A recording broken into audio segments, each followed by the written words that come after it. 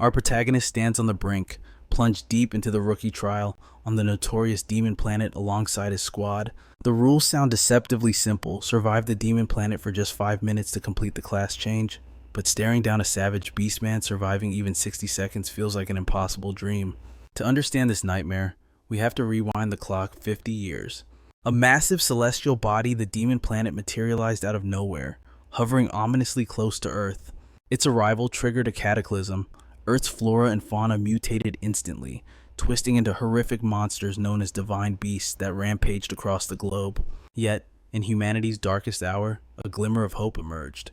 Survivors discovered mysterious teleportation circles scattered across the ruins of civilization.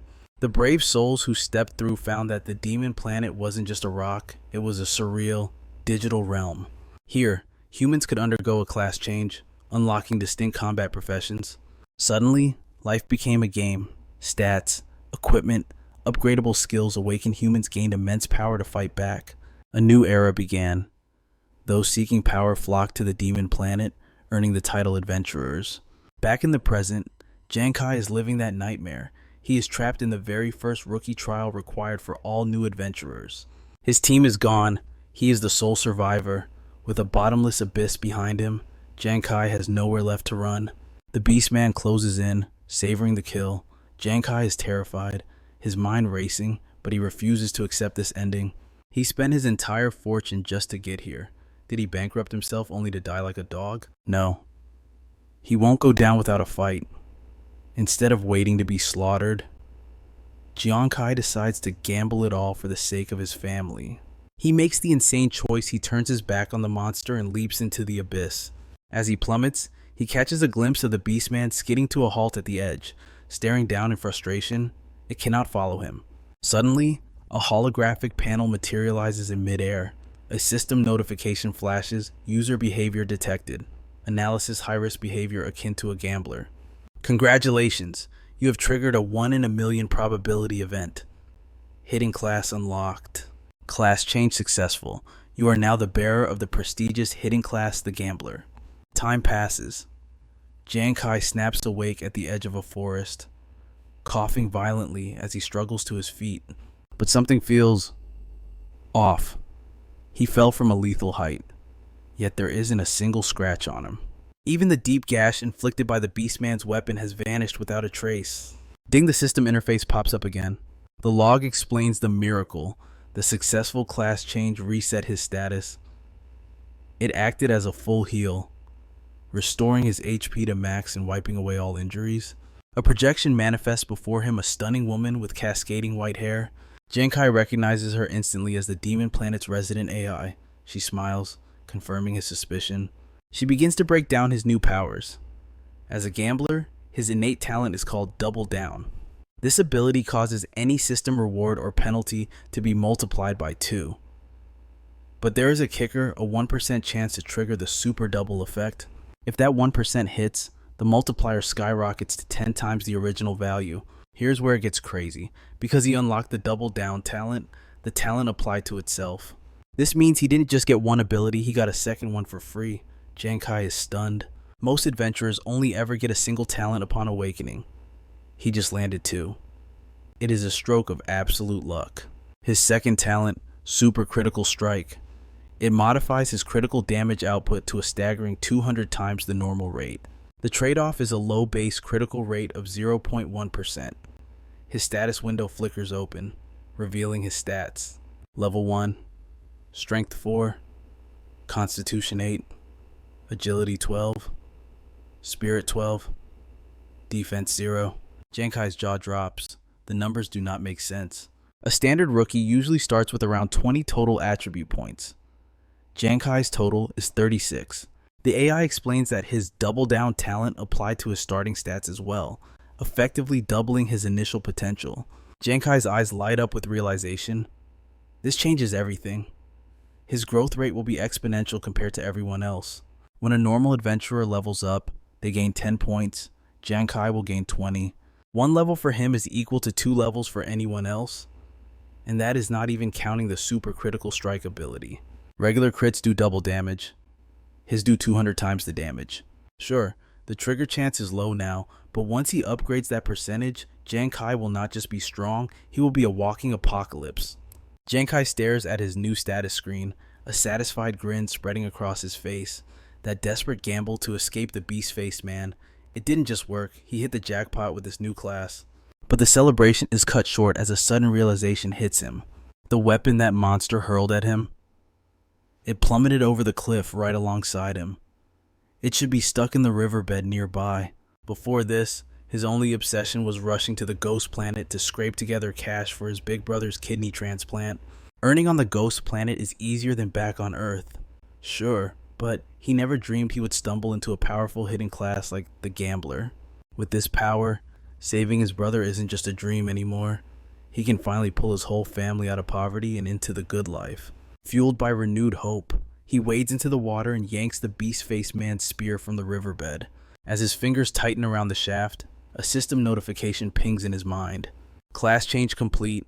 Now for the real test, the rookie mission. He has exactly 7 days to reach St. Glory City safely. Obtaining the class was just the prologue. Surviving this rookie trial, that is the true objective. He has 1 week to cross the finish line at St. Glory City, but the path ahead is paved with impossible obstacles. First, he has to navigate a trial zone crawling with monsters. One wrong move, one defeat, and it is game over. He gets teleported straight back to Earth. Sure, dying on the ghost planet doesn't kill you in real life. You don't even get hurt. But logging back in, the cost is astronomical, a penalty fee only the filthy rich can shrug off. In Giang Khai, he already liquidated nearly every asset he owned just to buy this one-way ticket.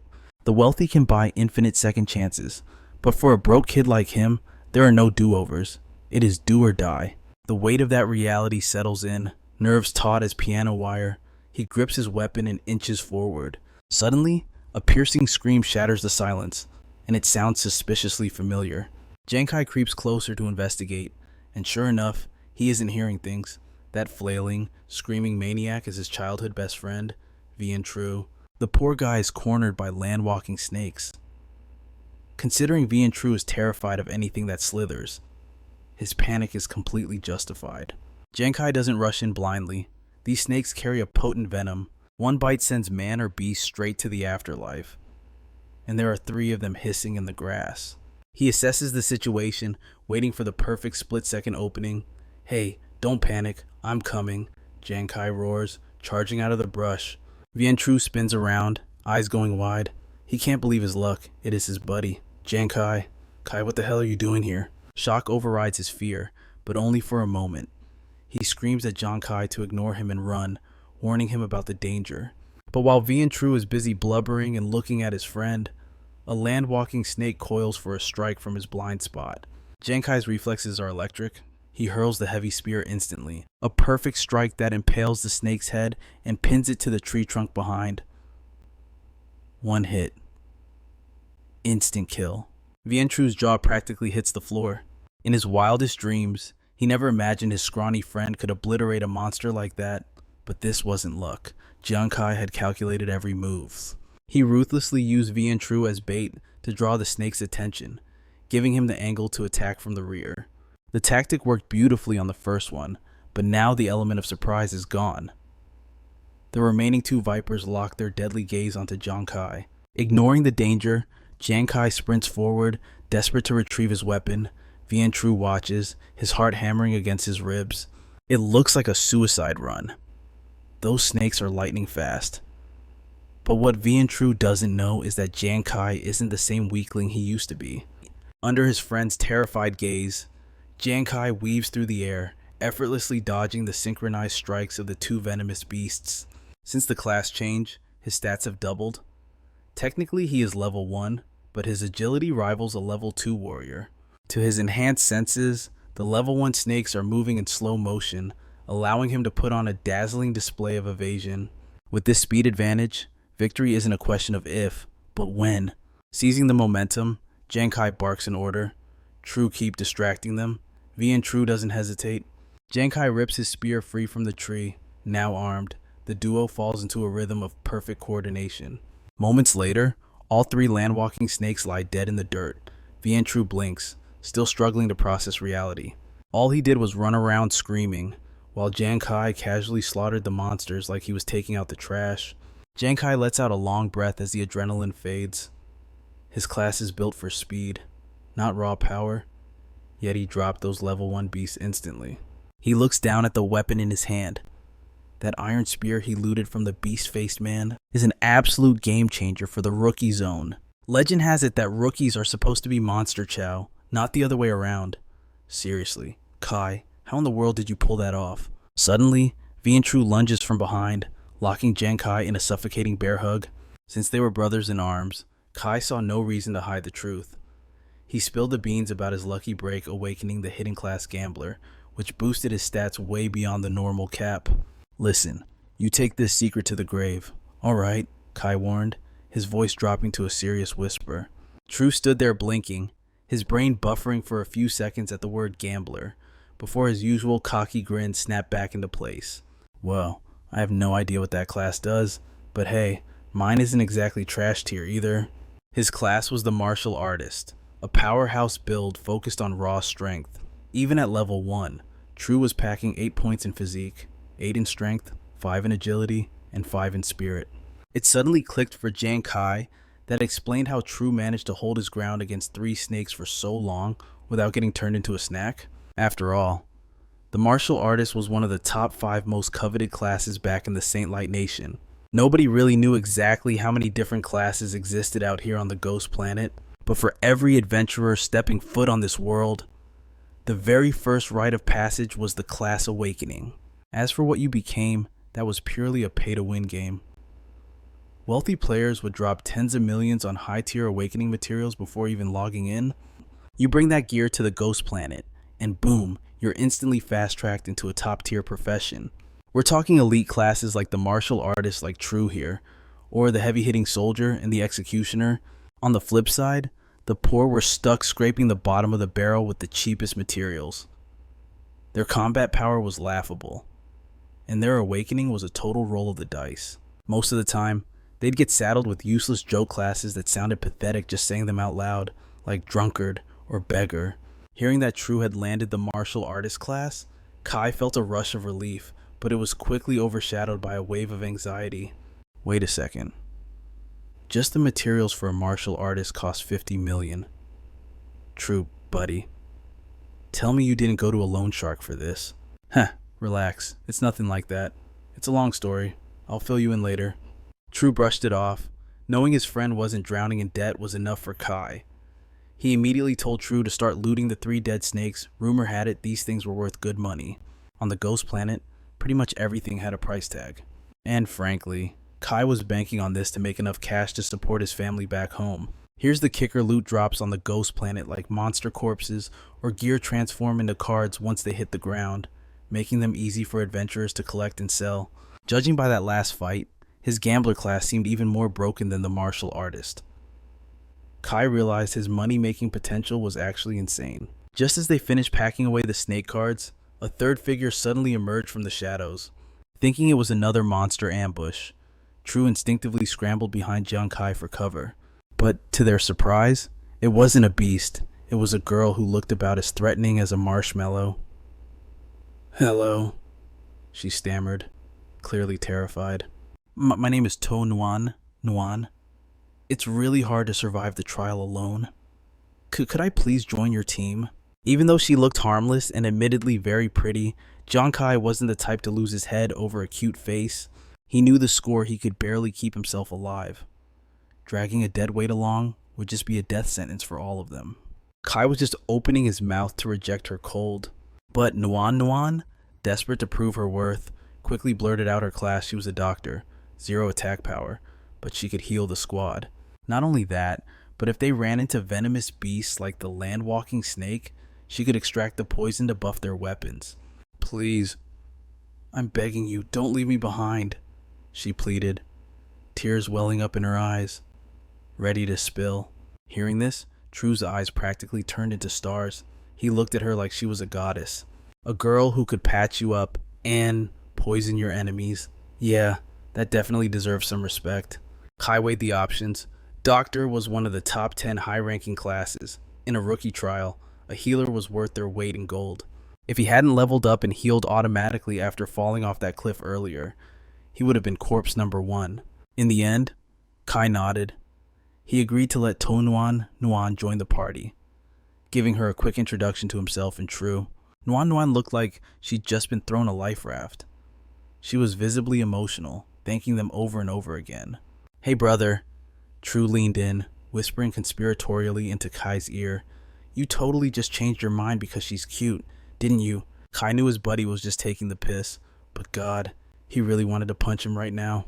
Meanwhile, back on Earth, in the Saint Light Nation, at Ghost Planet Login Base number 18 in Jiangtrong City, inside the Data Research Lab, Professor Lee was glued to his screen, excitedly tracking the precise coordinates of the explorers on the ghost planet via their wristwatches.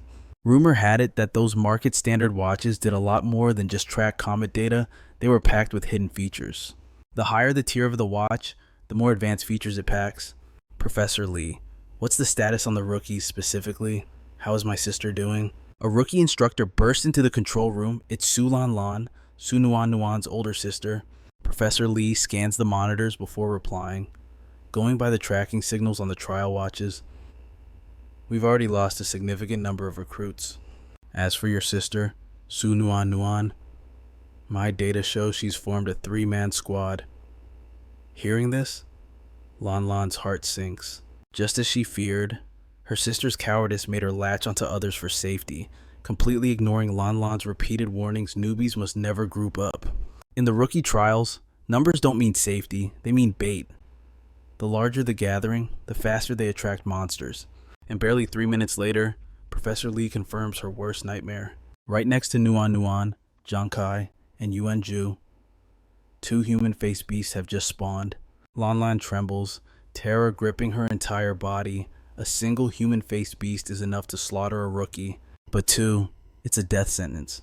There is no way her sister survives this. Now, death on the ghost planet isn't physical, it's like a game over that doesn't harm your real body back on Earth. But the sensation of dying, the pain, it is 100% authentic. The psychological shock is enough to shatter a person's mind. Many rookies return insane. Nuan is so fragile. Lan knows she won't survive the trauma. She's already mentally preparing to check her sister into immediate psychiatric care. However, just as Su Lan turns to leave the room, Professor Lee shouts an update. Her sister is alive. She is still standing on the ghost planet. But what shocks him even more is that the squad has eliminated both beasts. The news sends a tremor through the entire research lab, leaving everyone, not just Lan, completely stunned. Rewind 3 minutes. When those 2 monsters first launched their ambush, the team's initial reaction was pure instinct: run for your lives. Giang Khai is no exception, but he quickly does the math. Running is a dead end. Ju's agility stats are lower than his. The beast will run them down in seconds. So Giang Khai makes a split-second decision. He slams on the brakes, yelling for Ju and Nuan to keep running while he stays behind to block the path. Honestly, this is a massive gamble. Giang Khai has no idea if he can take on 2 human-faced beasts, but if he doesn't try, the whole team wipes. With that thought, he grips his long spear and charges bravely straight at the nightmares. Giang Khai lands a precise strike, but the monster's defense and HP are insane. He can't kill it in one shot, and the beast retaliates, grabbing him and hurling him into a nearby boulder. Before he can even wheeze for air, he's facing a dual assault from both beasts. Pain shoots through Giang Khai's body. He's paralyzed, unable to move, forced to watch as they close in for the kill. Damn it. Is this it? Is my rookie trial ending just like this? Not far away, Ju and Nuan witness the horror unfolding. Nuan, despite her fear, wants to go back and save him, but Ju, despite being the physically strongest of the group, is shaking like a leaf. Meanwhile, back on Earth, in the Jiangzhong residential district, Ju's mother is welcoming a mysterious guest, the very man who gave Ju the materials to become a martial apprentice. As she pours tea, she chatters nervously. "I really don't know why a VIP like you has such high hopes for my son. He looks big, but he's got the heart of a mouse. If he meets a monster on the ghost planet, he won't even dare to fight." The man takes the teacup, replying with a calm, measured tone. "It is true, ma'am. Your son fears danger more than the average person, but I have observed him. No matter how scared he gets, If he sees someone in need, he will ignore death itself to save them. And reality's about to prove the man right. Because when Yuanju sees his best friend cornered with no way out, he finally snaps, crushing his fear and charging back into the fray. His massive frame slides in front of Giang Khai like a human shield. He is still trembling, but he stands his ground. Kai, did you stay behind to protect me because you think I'm a coward? We are brothers. Brothers stick together. If you're going to die, then I am dying right here with you. With a roar, Yuanju channels every ounce of his strength into a desperate punch. It's as if all his panic and terror are converted into power, delivering a result that shocks even Giang Khai. The big guy actually knocks the human face beast flat with a single hit. The damage output is low, but the crowd control is god tier. This is the terrifying stopping power of the martial apprentice class. And in that moment, Giang Khai feels a shift. A soothing warmth flooded his veins, washing away the pain. He realized instantly Nuan was channeling her healing magic into him. Seeing her return, Giang Khai's muscles tensed up. Nuan, why the hell did you come back? You're not a combat class. It's suicide to be here. But his warnings fell on deaf ears. She didn't flinch. She was a doctor. Abandoning a wounded patient violated every oath she took, even if terror was gripping her heart. The memory of her father haunted her. He had died during the beast tide simply because there was no medical support to save him in time. She swore she would never let anyone else suffer that lonely fate. Giang Khai was her teammate, and he was down. There was no universe where she would turn her back and run. With Nuan's full force support, Giang Khai's wounds knitted together at miraculous speed. A helpless smile tugged at his lips. He was stuck with two teammates who clearly didn't know the meaning of fear. However, a harsh reality remained even with all three of them. They lacked the raw firepower to finish off the human-faced beast. Vientru was barely holding the line, while Giang Khai's mind raced, desperately calculating a way out of this nightmare. And then, it clicked. Giang Khai suddenly remembered something Nuan had mentioned when she first begged to join the squad. She wasn't just a healer, she could use toxins to buff weapons with lethal poison. Giang Khai snapped. Nuan, you said you could extract snake venom before, right? Yes. Her voice trembled. Can you handle healing the big guy and coating my blade with venom at the same time? He tossed the carcass of a green pit viper toward her.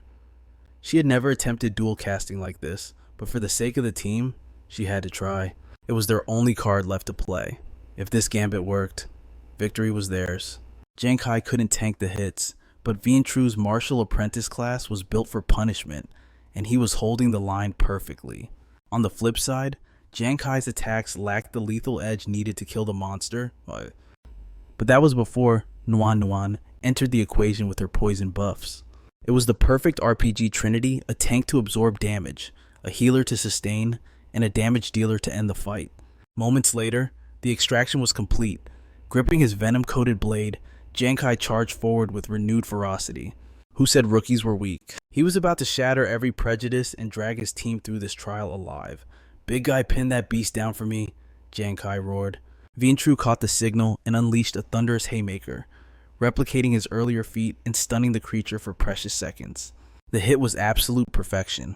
While the monstrosity reeled in confusion, Giang Khai lunged, driving his poisoned blade deep into its flesh. Flawless execution. With Vientru's muscle and Nuan's support, Giang Khai successfully dropped one of the human-faced beasts. Seeing its kin fall, the remaining beast glared at the trio and let out a bone-chilling shriek. Unmoved by the creature's rage, the three stood tall, their eyes locking onto their next target with cold determination. Their synergy was undeniable. One monster or two, it didn't matter anymore. They charged in unison, igniting the battlefield once again. Vientru tanked, Giang Khai struck, and Nuan healed. The rhythm of battle flowed seamlessly. In that moment, a shared thought echoed in their minds: we can win this flawlessly. Meanwhile, in the control room, Professor Lee and To Lam Lam watched the screens in utter disbelief. What on earth? The telemetry confirmed the impossible they had dispatched: 2 human-faced beasts. Usually, a single one was enough to massacre a rookie squad. How is this even possible? Cold sweat trickled down Professor Lee's brow. According to the stats, the healer has 0 offensive capability, and the tank's damage output is negligible, and that means the only one capable of landing the killing blow is that boy, Giang Khai. But here is the anomaly: we cannot identify his character class. The observation team stared at the main monitor, which displayed Giang Khai's profile in high definition. Name Giang Khai, gender male, age 18, origin slums of Jiang Trung City, class unknown. Tolam Lam gasped. Class unknown. That's unheard of. Her mind raced. He took down 2 elite monsters, yet the system couldn't even classify him. Just who or what is this kid? Back on the field, a system window popped up for Giang Khai. Loot acquired human face beast essence ×2. The battle over. The 3 exhausted teenagers collapsed onto the ground, grinning from ear to ear. We did it. We actually did it. Nuan Nuan cheered, while Vian Tru laughed heartily. I can't believe how cool you were under pressure, Brother Kai. That was absolutely wicked. Nuan. Nuan sits up, her eyes burning with newfound conviction. We actually have the power to crush those man-faced beasts now. We can definitely make it to the trial's finish line in one piece. Vian Tru nods, totally on board with the plan. Yeah, we could just breeze straight to the end and wrap this trial up right now. But as the two celebrate, Giang Khai sits up and drops a cold bucket of logic. Not so fast. We've got plenty of time before the deadline at St. Glory City. There's no rush to leave. His words hit the air like a lead balloon. Vian Tru and Noan freeze, staring at him in total confusion, wondering if he's lost his mind. Giang Khai's gaze is rock steady as he lays out the master plan. Relax.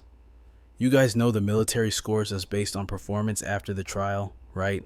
If we manage to crack the top 3 on the leaderboard, the military issues special equipment rewards. Visions of high-tier, shimmering gear with devastating power begin to dance through his mind. Giang Khai continues, rumor has it the military loot is top-tier stuff. It gives rookies a massive head start on the demon planet. He pulls up his system interface, scanning the data on the monsters he's harvested. We have the strength to kill mobs now. Killing monsters earns points. High points mean a shot at the leaderboard. He shoots a glance over at Vian Tru and Noan, cracking a sly grin. So, here's the kicker. Why don't we stay, farm monsters for points, and grab that sweet military loot? Vian Tru and Noan are floored. The sheer audacity of Giang Khai's ambition catches them completely off guard. Hours later, darkness swallows the forest. Instead of resting at the finish line, the trio is deep in the bush, hunting trouble. Vian Tru is losing his nerve. His voice wavers with doubt. Kai, are you sure this scheme actually earns points? I'm not scared. Okay, but you're making me aggro way too many of these green vipers. He stands in the middle of a writhing pit of snakes, eyes glowing crimson, tongues flicking, looking ready to tear him to shreds at any second. Tears well up in Vian Tru's eyes, his voice trembling. Am I seriously going to die first? Perched high on a tree branch, Giang Khai calls down, Tough it out, Pillar. You're a martial apprentice. Your whole job is to take a beating and keep standing. On the next branch over, Noan is already charging her healing magic. Giang Khai adds, Besides, you've got Noan ready to patch you up the second you take damage. Suddenly, the serpents behind Vian Tru lunge. Giang Khai's voice turns icy. You have a death wish. He dives into the fray, unleashing his power to smash the snakes, muttering that this grind isn't as easy as he made it sound. 3 vipers drop dead instantly. The system pings. 3 level 1 green vipers eliminated. Current experience 10. Standing amidst the carnage, grip tightening on his weapon, he calculates, the rules of the demon planet are strict. Only the one who lands the killing blow gets the experience. Since he is the only one capable of efficiently wiping them out, the team agrees to funnel all the experience to him first. The snakes hiss, jaws unhinged, fangs bared, lunging for his throat. Giang Khai charges headlong into the swarm. He unleashes everything he has, dropping them one by one. The plan is simple: power level himself first to secure the strength needed to protect the whole squad. A full day later, the forest floor is littered with carcasses. The Giang Khai squad has finally exterminated every last green viper. Giang Khai is spent. He collapses onto the dirt, panting, just as the system interface flashes open. Congratulations, Explorer Giang Khai. Experience reached 100, level up, level 2, passive activated double proficiency. Attribute points received are doubled. Explorer Giang Khai, class gambler, level 2. Giang Khai stares at his status screen. Nice. Hunted vipers for a whole damn day, but I finally hit level 2. Vien Tru and Noan see the aura change and light up with relief. Noan clasps her hands, eyes shining with admiration. Giang Khai, congrats on the level up, and Vien Tru is more curious. Spill it, how did the stats look? Giang Khai grins. Not bad. I got 20 attribute points. My total stats at level 2 are sitting at 56. Noan and Vien Tru freeze. Their eyes bulge out of their sockets like they just got struck by lightning. Vien Tru stammers, wait, how much? Jaw hanging open, Vien Tru frantically pulls up his own screen. Explorer Vien Tru, class martial apprentice, level 1. He screams, oh my god, leveling usually just bumps strength, agility, and spirit by a little. Normal people get 10 points. How did you get 20? Vien Tru's total attributes barely scrape 26 points. Noan checks her own panel. Explorer Su Noan, class doctor, level 1. She gasps, your total's 56. That's equivalent to a level 4 explorer that is terrifyingly strong. Her total is a meager 12 points. Hearing their disbelief, Giang Khai waves it off casually. It's nothing crazy. Just a class perk. My class has a passive ability, double the rewards on every level up.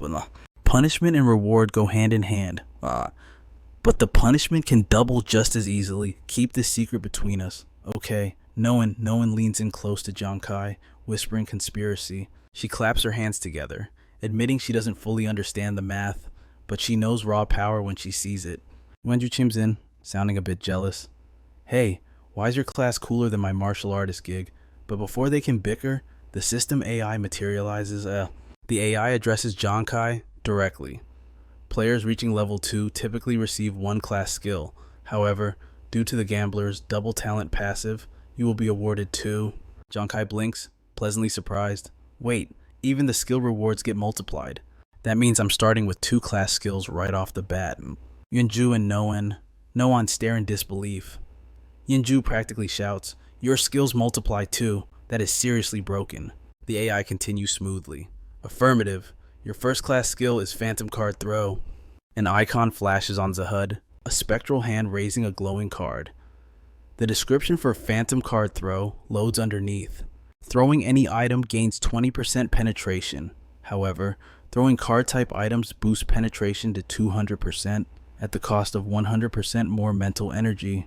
This skill is upgradable. Your second class skill is Demon Eye Focus. The icon depicts an eerie eye with dual red pupils. It boosts vision and tracking speed by 50%. Again, doubling the mental energy consumption. Also upgradable. Giang Khai scans the holographic display.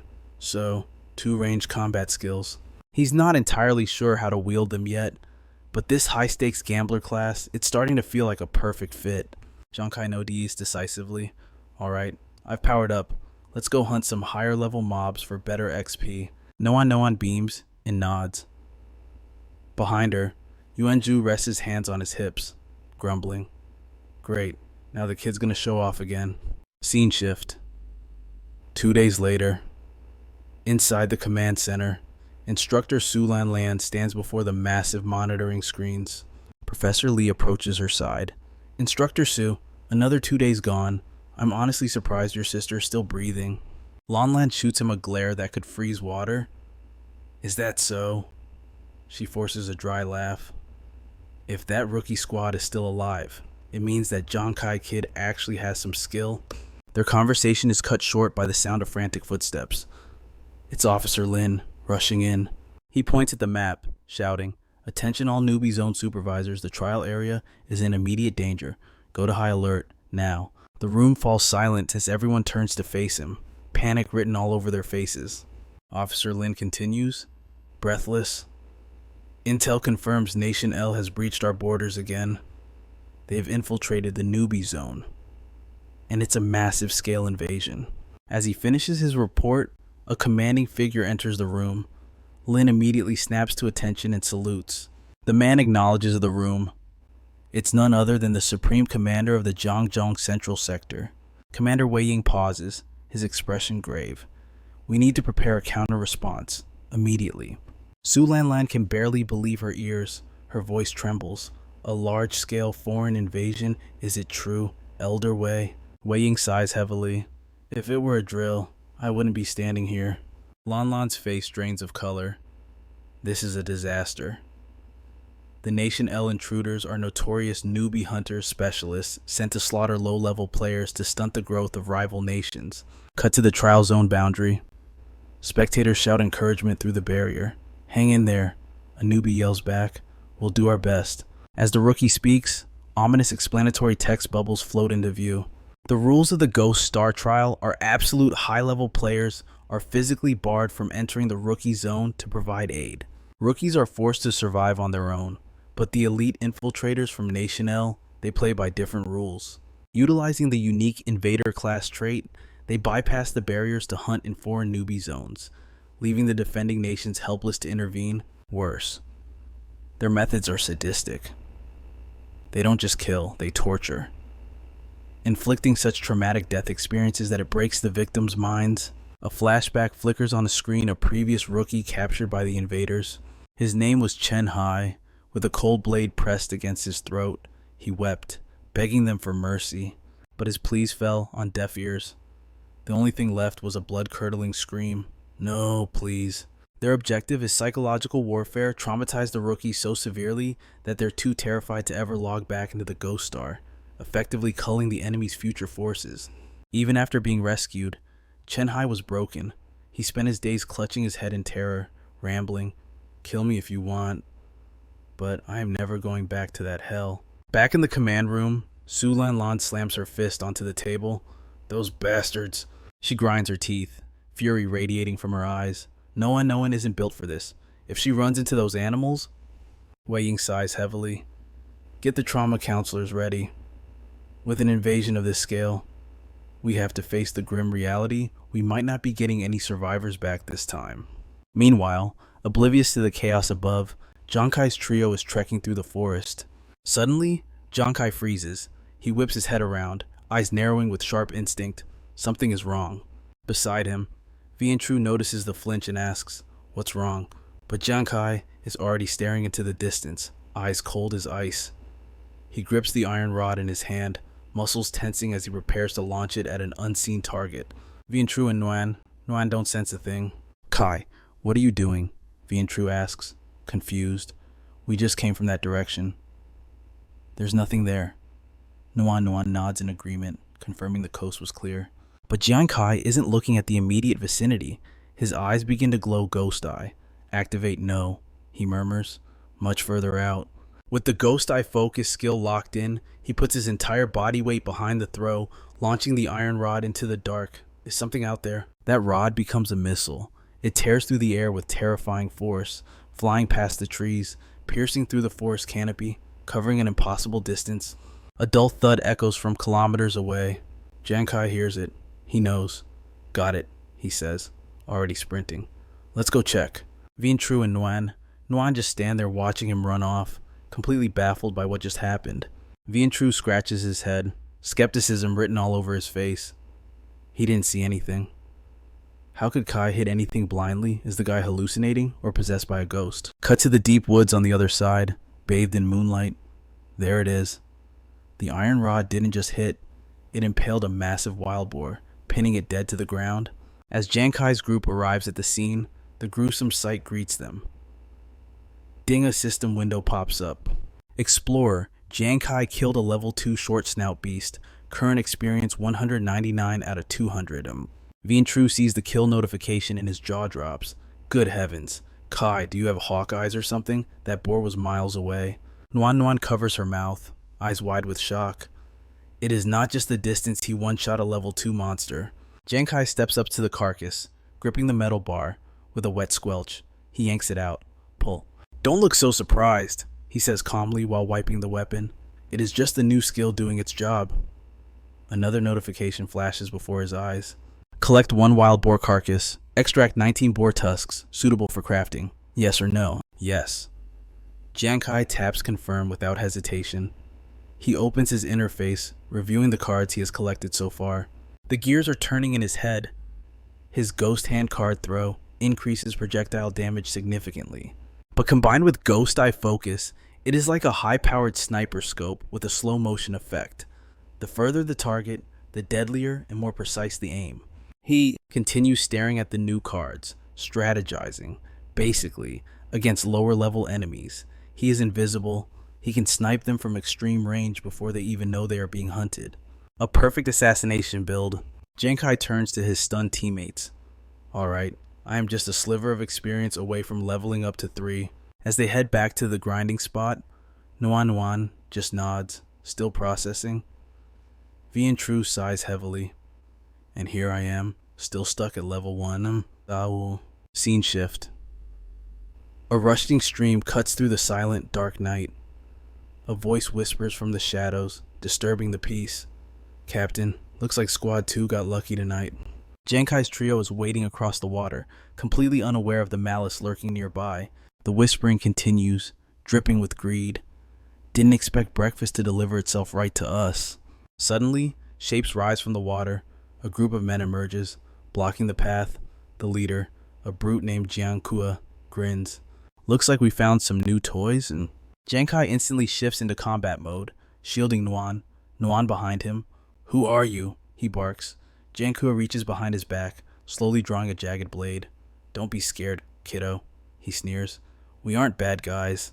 He and his thugs look at the teenagers with savage, hungry eyes. His voice is thick with madness. We just want to peel your chest open, hang you upside down to dry your blood. Or maybe use you as live bait for the beasts. You know, let you die slowly. The whole gang bursts into laughter, circling the prey.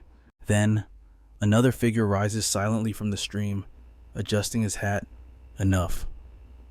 We have one goal. Giang Khai glances over, eyes widening in alarm. This one is wearing a plague doctor's mask with a long beak.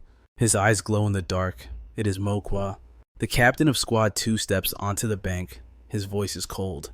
The mission is simple: ensure none of these Saint-Light rookies survive the trial. Nuan's face goes pale. She knows who they are. Khai, she stammers. I know them. They are the border crossers. They specialize in hunting newbies. Giang Khai and Vian Tru freeze, looking back at her in horror. What? Vian Tru shouts. Nuan frantically taps her watch. Pulling up their data, an image of the border crossers appears. I can see their rankings. They are all level 3 or higher, the leader. He is a level 5. Her mind goes blank. The power gap is insurmountable. Giang Khai grinds his teeth, eyes narrowing sharply. Too many enemies, he thinks. A level 5 explorer. My stats can handle a level 4, but a 5. Unless I... His calculation is cut short. Manhwa's eyes flash with murderous intent. Brothers, the masked man commands. Let the party begin. Giang Khai's mind raced, adrenaline flooding his system. Damn it! This is the only play I've got left. He spun around and bolted, barking orders to his team over his shoulder. True 2, no one stick together. We're splitting up now. The pair scrambled, shouting back in total confusion. Wait, what? Understood. Crowbeak and his squad watched the panic ensue, lips curling into cruel, predatory sneers. Crowbeak scoffed, his voice dripping with venom. So much for share the blessings, share the burden. Is this how the Saint Diao Academy trains its trash? His eyes glowed a menacing crimson as he snapped commands to his lackeys. You two run down the loner and gut him, the rest leave them for the main force. We'll take our time breaking them. His minions chorused a vicious acknowledgement, eager for the kill. Sawtooth and Red Eye, both level 3 elites, didn't hesitate. They launched themselves after Giang Khai like starving wolves. The hunt was on. Sawtooth and Red Eye trailed Giang Khai relentlessly, tearing from one patch of dense jungle to the next. Red Eye cackled maniacally as he sprinted. Look at the little rat run, Sawtooth sneered back. Fast, but not fast enough. He's dead meat. Suddenly, Giang Khai vanished. 1 second he was there, the next gone without a trace in the thick undergrowth. Sawtooth skid to a halt, eyes wide with surprise. The hunters froze, scanning the silent tree line, senses on high alert. They pressed their backs together, covering all angles. Sawtooth called out into the void. Hey kid, trying to play hide and seek with the big boys. Red Eye licked his lips, twitching with anticipation. I love a challenge. Once we find you, I'm snapping your legs like twigs. Whoosh!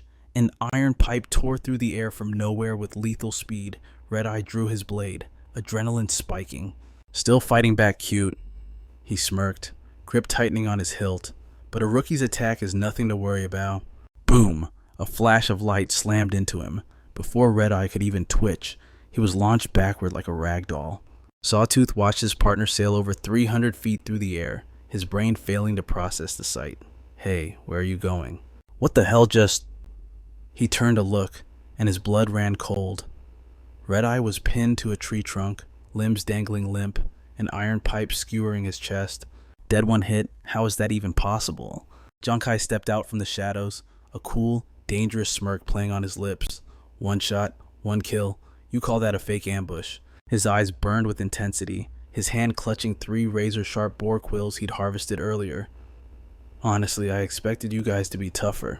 Sawtooth frantically tapped his wrist computer, voice trembling. You're just a rookie from St. Diao. How could a newbie trash a level 3 elite? The scanner pinged a warning. Critical rate, unknown. Fatal strike, unknown.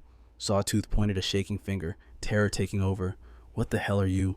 I'm level 3 and my stats are only 45. How does a rookie have 60 points? It doesn't make sense. Giang Khai shrugged. Why not? Fiercely cutting the chatter, he lunged before Sawtooth could blink. It was over in a heartbeat. Sawtooth collapsed at Giang Khai's feet, gurgling out unintelligible groans. With both threats neutralized, Giang Khai took a moment to calculate. It worked. My total stats rival a level 4. Crushing level 3s is just math at this point.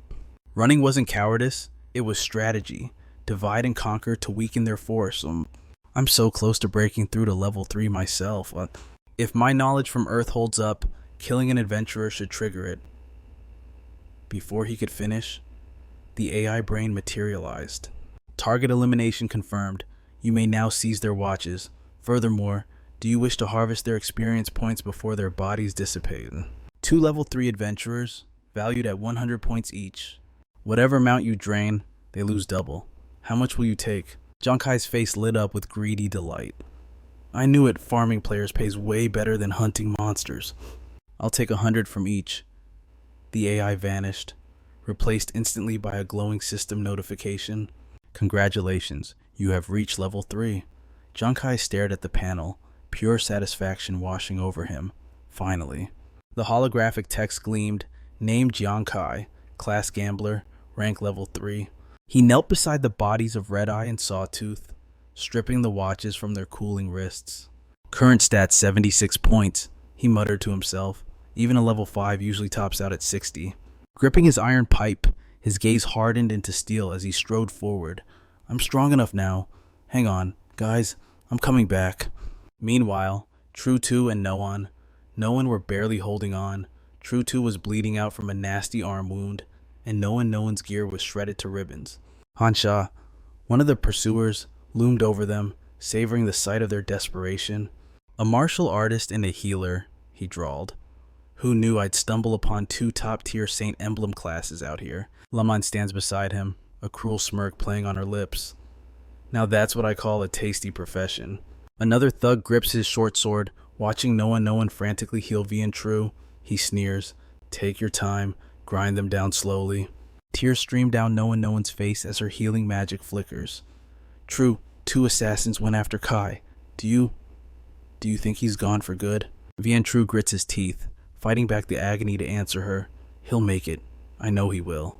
He might be a goofball usually, but when battle starts... Suddenly, a gaze from the deep woods locks onto the hunters. Vian True eyes the encroaching circle of enemies.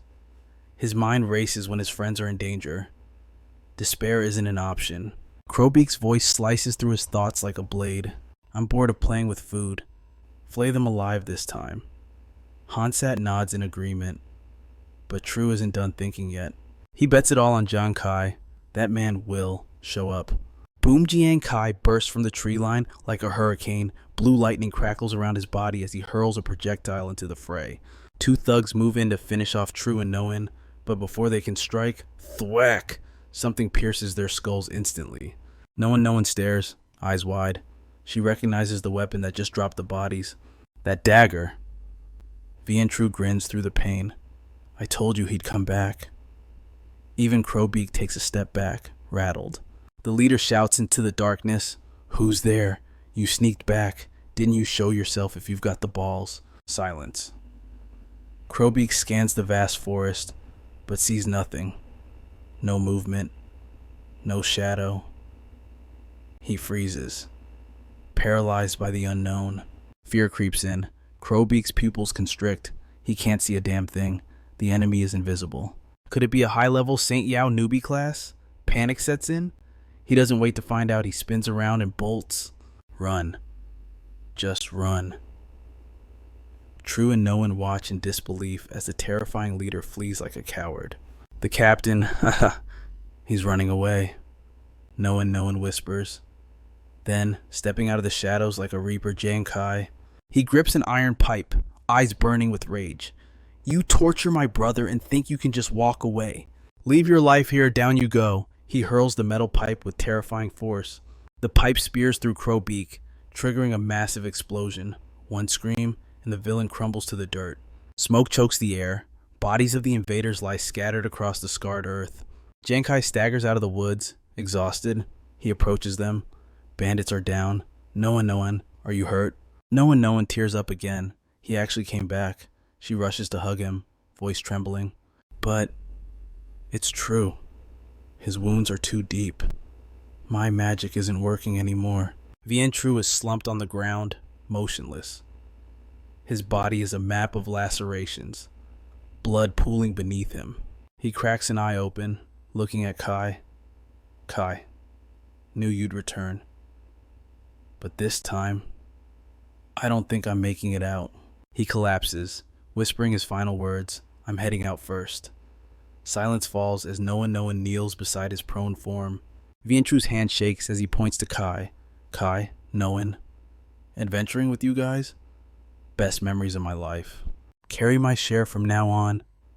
His eyes drift shut. You have to. Pass the trial.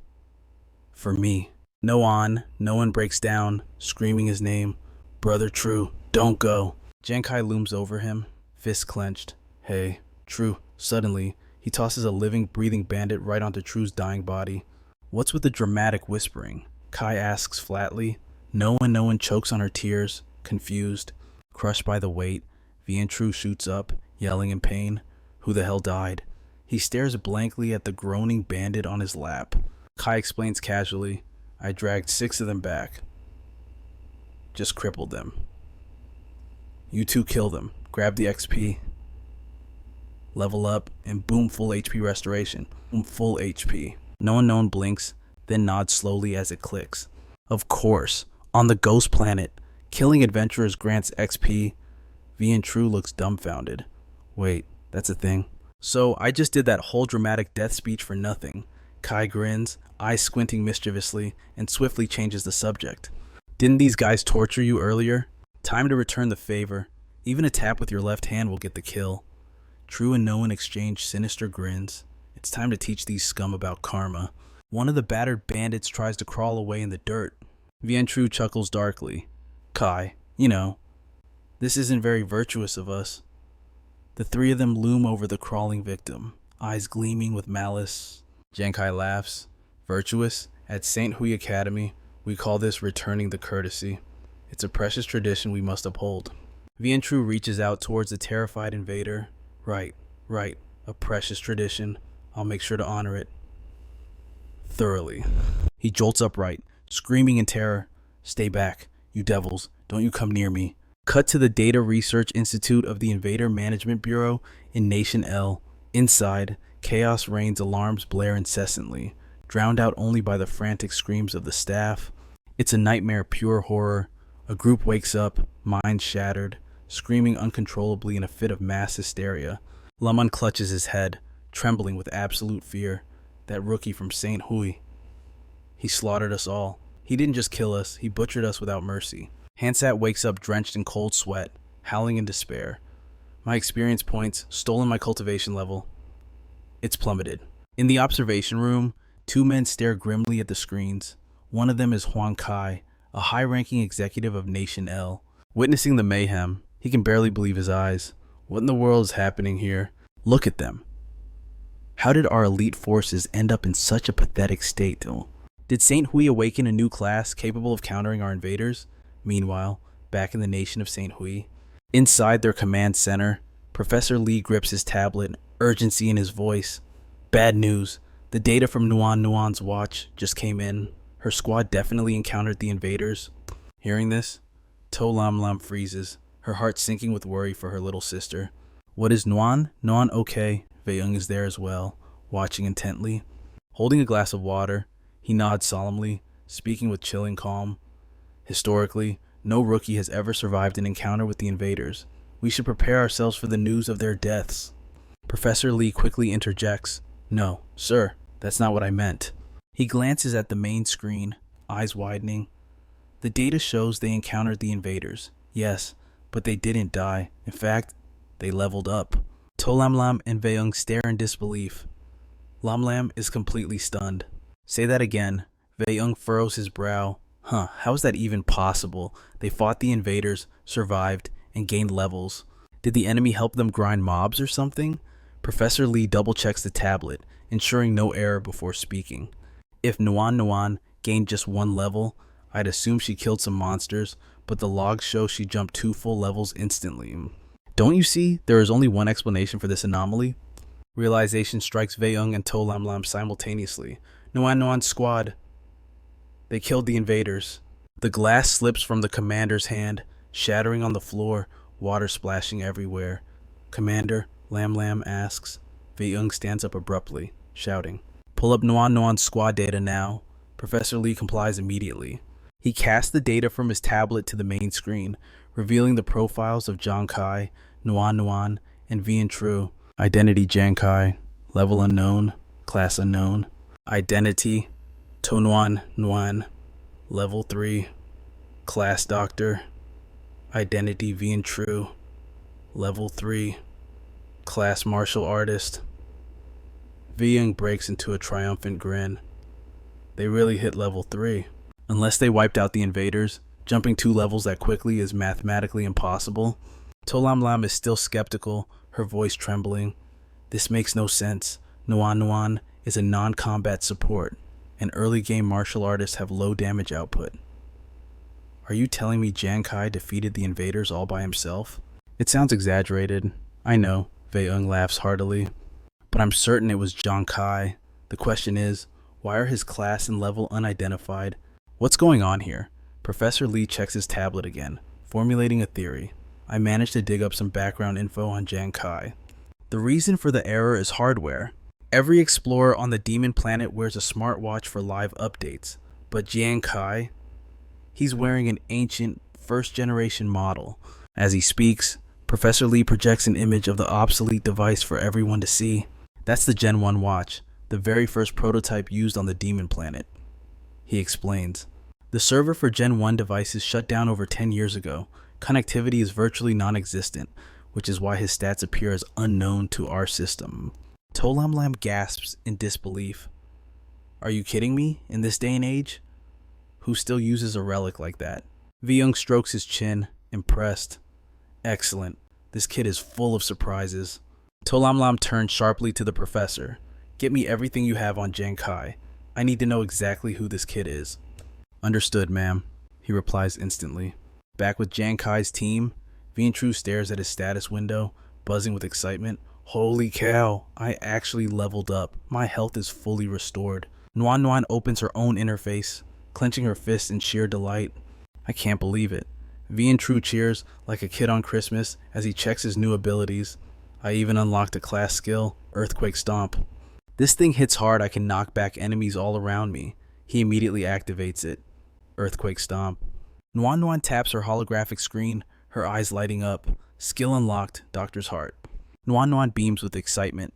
I just unlocked the Doctor's Heart profession skill. My healing output just got a massive boost.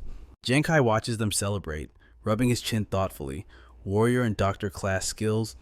Impressive, truly practical abilities. Vian Tru swaggers over to Giang Khai, his voice dripping with playful arrogance. Hey Giang Khai, look at that. I'm a full level above you now. Finally strong enough to take on a boundary breaker like you. In response, Giang Khai silently pulls up his status window. You think level 3 makes you a big shot? Check the board. Genius. I'm already sitting at level 4. Look at the stats. One look at the screen and Vientru's eyes nearly pop out of his skull. His jaw hits the floor. Huh. Vientru clutches his head, looking like his world just crumbled. When the hell did you hit level 4? Weren't you just level 2 a second ago? Nuan Nuan stares at him, her eyes sparkling with pure admiration. She gasps, and his total attributes are at 96. That's equivalent to a level 8 explorer. Giang Khai shrugs, completely unbothered. Killed a level 3 border crosser while escaping, then dropped 5 more on the way back. That pushed me to 4. Vientru lets out a frustrated groan, face twisted in envy. Why do you always have to show me up? I can't take this anymore. Nuan Nuan steps forward, serious now. Kai, what's our next move? He looks at her, eyes cold. Next. He pauses, weighing the options. That captain mentioned they were the second squad. So naturally, we go hunt down squad 1.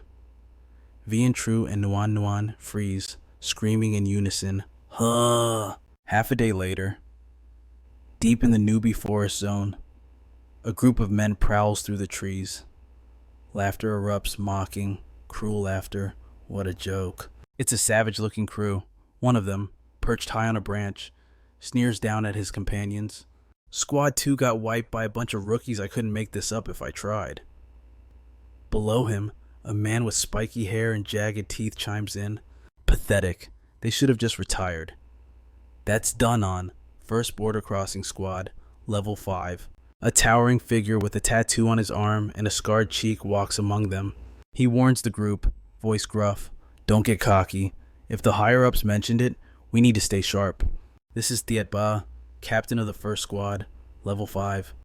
Another lackey scoffs, his voice thick with disdain. Sharp against what the newbie zone caps at level 5? Our whole squad is level 5. We're gods here.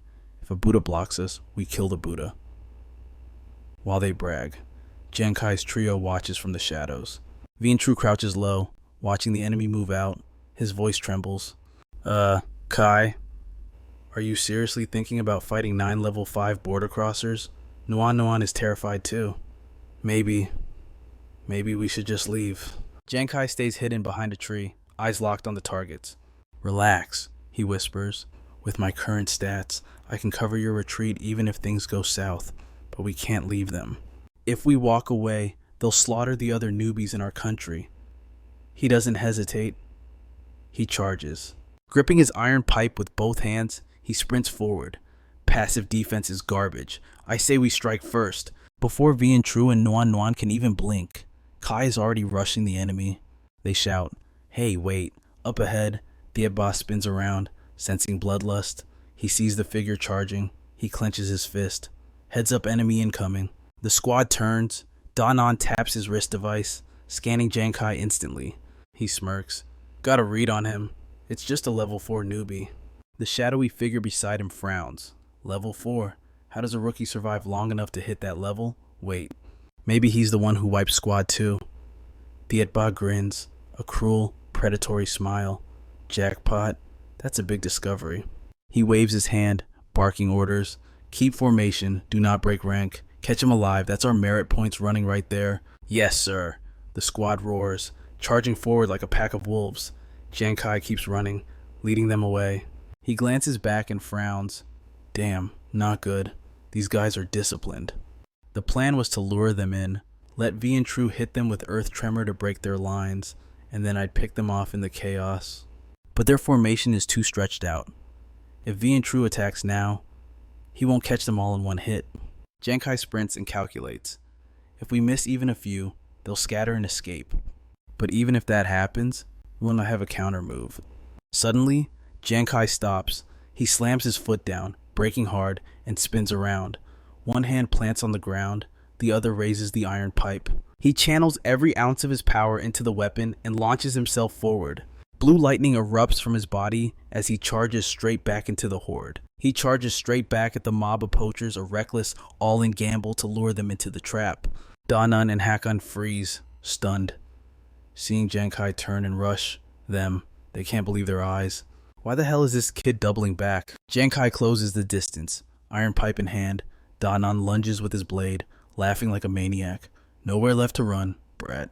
Legs finally give out. He swings wild, slashing Giang Khai's arm. Wake the hell up. The blade connects, Blood sprays instantly into the air. Giang Khai grits his teeth, swallowing the pain, but his mind is cold, calculating. No, not yet. Still not close enough. Suddenly, he spins around and bolts, screaming in mock terror to sell the act. The poachers instinctively cluster together. Perfect. Giang Khai thinks. They're bunching up. Hakan raises his dagger, eager to skin his prey. Giang Khai pivots and charges Hakan's group again. Closer. I need to be closer. He weaves through this chaos, dodging every strike with impossible grace. Thietba watches, confused. What is he doing? But it's too late. Giang Khai is already in his face, iron pipe raised. Cold sweat breaks out on Thietba's forehead. We're level 5. You're just a level 4 punk. How are you dodging everything? Hakan finally checks his tactical watch. His eyes go wide. Captain, something's wrong. He stares at the flashing red warnings on his screen. The fight was too fast to scan him before, but I just ran a high-level diagnostic. His total stats are masked, but I pulled his agility numbers. Giang Khai is already moving, his body enveloped in a surging blue aura. His eyes glow with raw power. Hakan's voice trembles. He's pushing 30 points. Thietba stammers, paralyzed. What 30 agility? Da Nan whips his head around, furious. Check again. Idiot, my agility isn't even 20-0. If he's that much faster than me, how did I land a hit on him? Thietba freezes, raising his guard as Giang Khai blurs past one man, then another. No, he thinks. The scanner doesn't lie. If his agility is actually that high, son, then he was never running away. He was hurting us. Realization hits Thietba like a truck. Trap. It's a trap scatter. Now. His subordinates just stand there, dumbfounded. Say what? Giang Khai lands in the center of their formation, eyes burning. He scoffs. Took you idiots long enough, but you're all exactly where I want you. Thinking of running, before he finishes, a streak of golden lightning crackles overhead. Too late. It's True, dropping from the sky like a meteor, body wreathed in blinding golden energy. He unleashes his ultimate skill, earth-shattering stomp. Boom! A massive explosion rips through the clearing, sending the poachers flying and screaming as the shockwave hits. Giang Khai watches the carnage, a smirk playing on his lips. Nice work, True. Blue arcs of electricity crackle around Giang Khai again. He draws the short daggers he used to slaughter the second squad. Capitalizing on the chaos, he dashes forward. I'll clean up the mess. In seconds, the remaining members of Squad 1 are lying motionless on the dirt. Giang Khai halts, the glowing aura fading from his skin. He exhales sharp and long, wipeout complete. True goes ballistic. Holy crap, that's 9 level 5s down. You're an absolute monster, Khai. Seriously, you are a total freak. A system window pings into existence. Adventurer Giang Khai eliminated 5 level 5 poachers, gained 2,000 experience points. Adventurer Giang Khai is now ranked number 1 in the novice zone. Level cap reached level 5. He checks his stats, satisfied. Finally, level 5. He does the math. Killing an adventurer 1 level higher gives double the experience. So a level 5 kill yields 400 points, not bad. Nuan Nuan stares at him, eyes wide with admiration. Wow, Khai, you hit level 5. That's the cap for the novice village. True Chimazin, you're literally the top player now. Giang Khai shrugs, cool as ice. It's nothing. Just farming experience from high-level PKs. He gestures to the 4 groaning survivors barely clinging to life. I left these guys with a sliver of health. You two finish them off and grab the XP. On it, Nuan Nuan chirps. True turns to him, serious now. So, Khai, what's our next move? Giang Khai gazes into the distance, laying out the new game plan. Listen up. Until now, I've been solo grinding monsters to stack up my upgrade points, but I've hit my quota. Now it's your turn. I'll power level you guys until we hit the finish line. We just need to get your scores up. Nuan Nuan and True light up instantly. Nuan Nuan beams, her eyes curving into happy crescents. Music to my ears. True flexes a massive bicep, confidence surging back into his veins. About time finally we get to crush some skulls ourselves. With the intruders dealt with, the trio Giang Khai, True, and Nuan Nuan pushes deeper into the forest, ready for the hunt. Taking point, Giang Khai throws a warning over his shoulder. Stay sharp, everyone. The closer we get to the end zone, the richer the point rewards, but the monsters get exponentially more dangerous. We might even run into a starter zone boss. Watch your six. Giang Khai leads. Vian guards the rear, every sense on high alert. Nuan Nuan nods silently behind Giang Khai, but her composure shatters in a split second. A horrifying sight freezes them in their tracks. It is a man-faced beast, sprawled across the dirt. Its body is mangled beyond recognition. Dead eyes bulging white in a mask of pure terror. Nuan Nuan trembles, her voice barely a whisper. That's a corpse. A man-faced beast. Even the hulking Vian looks uneasy. Look at those wounds. Something ripped it apart, bit it to death. Giang Khai stays ice cold. He activates his ocular ability to scan the scene. Talent-activated demon eye focus. Strange, arcane runes flash across Giang Khai's pupils as the world reveals its secrets. He analyzes the carnage. I saw a flash of gold earlier. Looks like some golden beast slaughtered these two man-faced horrors. A golden creature, Nuan Nuan asks, but they are not alone. Something is watching from the shadows, stalking them right now. Sudden golden energy surges. Vian is completely oblivious to the threat looming right behind his back. He keeps rambling. What kind of monster could take down these things? It's not hunting us. Is it? Too late. A ball of golden lightning rockets forward, launching a blitz attack on Nuan Nuan and Giang Khai. Nuan Nuan cries out, unable to dodge the strike. What is that? Vian throws his arms up in panic, peeking through one eye. The golden beast. It's coming for us. After tagging the others, the streak of light zeroes in on Giang Khai. Giang Khai stands motionless, eyes tracking the target. Behind him, Vian clutches his injured arm, wailing in pain. Khai, look out. That thing hits like a truck. It bites. Don't let it kill you. Giang Khai casually drops his iron pipe and snatches the golden streak out of midair. Silence falls. Nuan Nuan's worry freezes. Vian jaw hits the floor.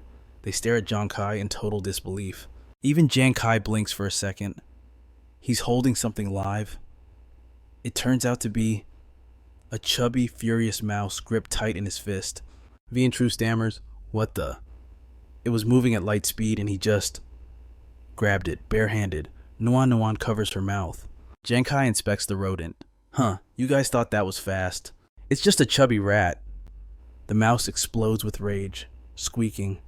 Hey, who are you calling fat and slow, you hairless ape? I only got caught because I slipped. Giang Khai watches the creature cursing him out and lets out a small chuckle. Feisty little thing, aren't you? He opens his hand. All right, I'll let you go. Let's see you try that again. The mouse's eyes flare with golden energy, its mouth opening wide. You dare mock me. Wrapped in golden lightning, it launches itself at Giang Khai's face. Vian screams in terror, covering his head. Giang Khai, are you crazy? That thing tore those monsters apart. Snatch. Giang Khai grabs it out of the air again. He releases it, calm as ever. No problem. It's way too slow for me. Catch, release, catch, release. Giang Khai toys with the creature like a yo-yo. Vian watches, his face stuck in a permanent grimace of confusion. Huh, Giang Khai is that fast. Nuan Nuan covers her mouth, eyes wide with admiration. Incredible.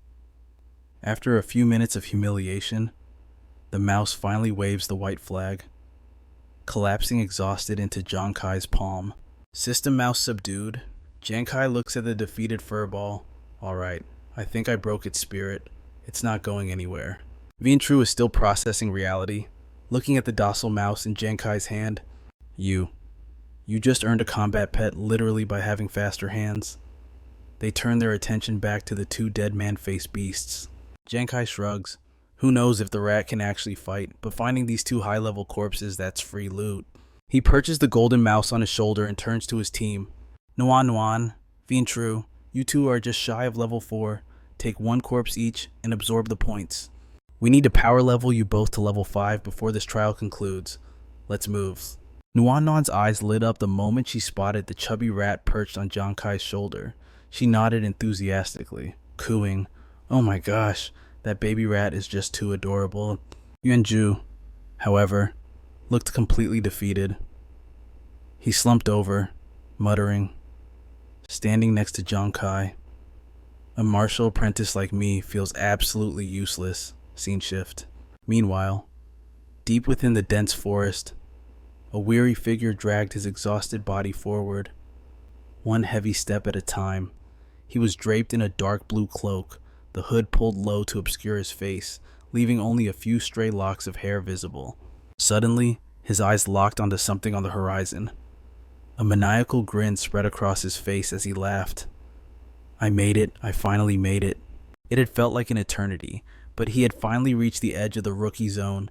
Looming before him was a colossal fortress, the magnificent Saint Light City. He began his ascent, dragging his tired feet up the massive stone steps leading toward the gates. The city gates creaked open, and a squad of armored guards wielding spears marched out to meet him. 3 figures descended the stairs to intercept the cloaked man. The leader stepped forward with a welcoming nod. Newbie, congratulations on surviving the trial. We are the induction guides. Welcome to the official ranks of the Ghost Star Explorers. This was Xiatao, the head guide for new recruits. Xiatao placed a comforting hand on the newcomer's shoulder. It's a shame, though someone else already snagged the first place spot. But hey, don't sweat the rankings. Just surviving the trial is an achievement in itself. Before Xiatao could finish his sentence, the man violently swatted the guide's hand away. He let out a cold, arrogant snort. Officer, you're right about one thing. I might not be the first person to physically stand here.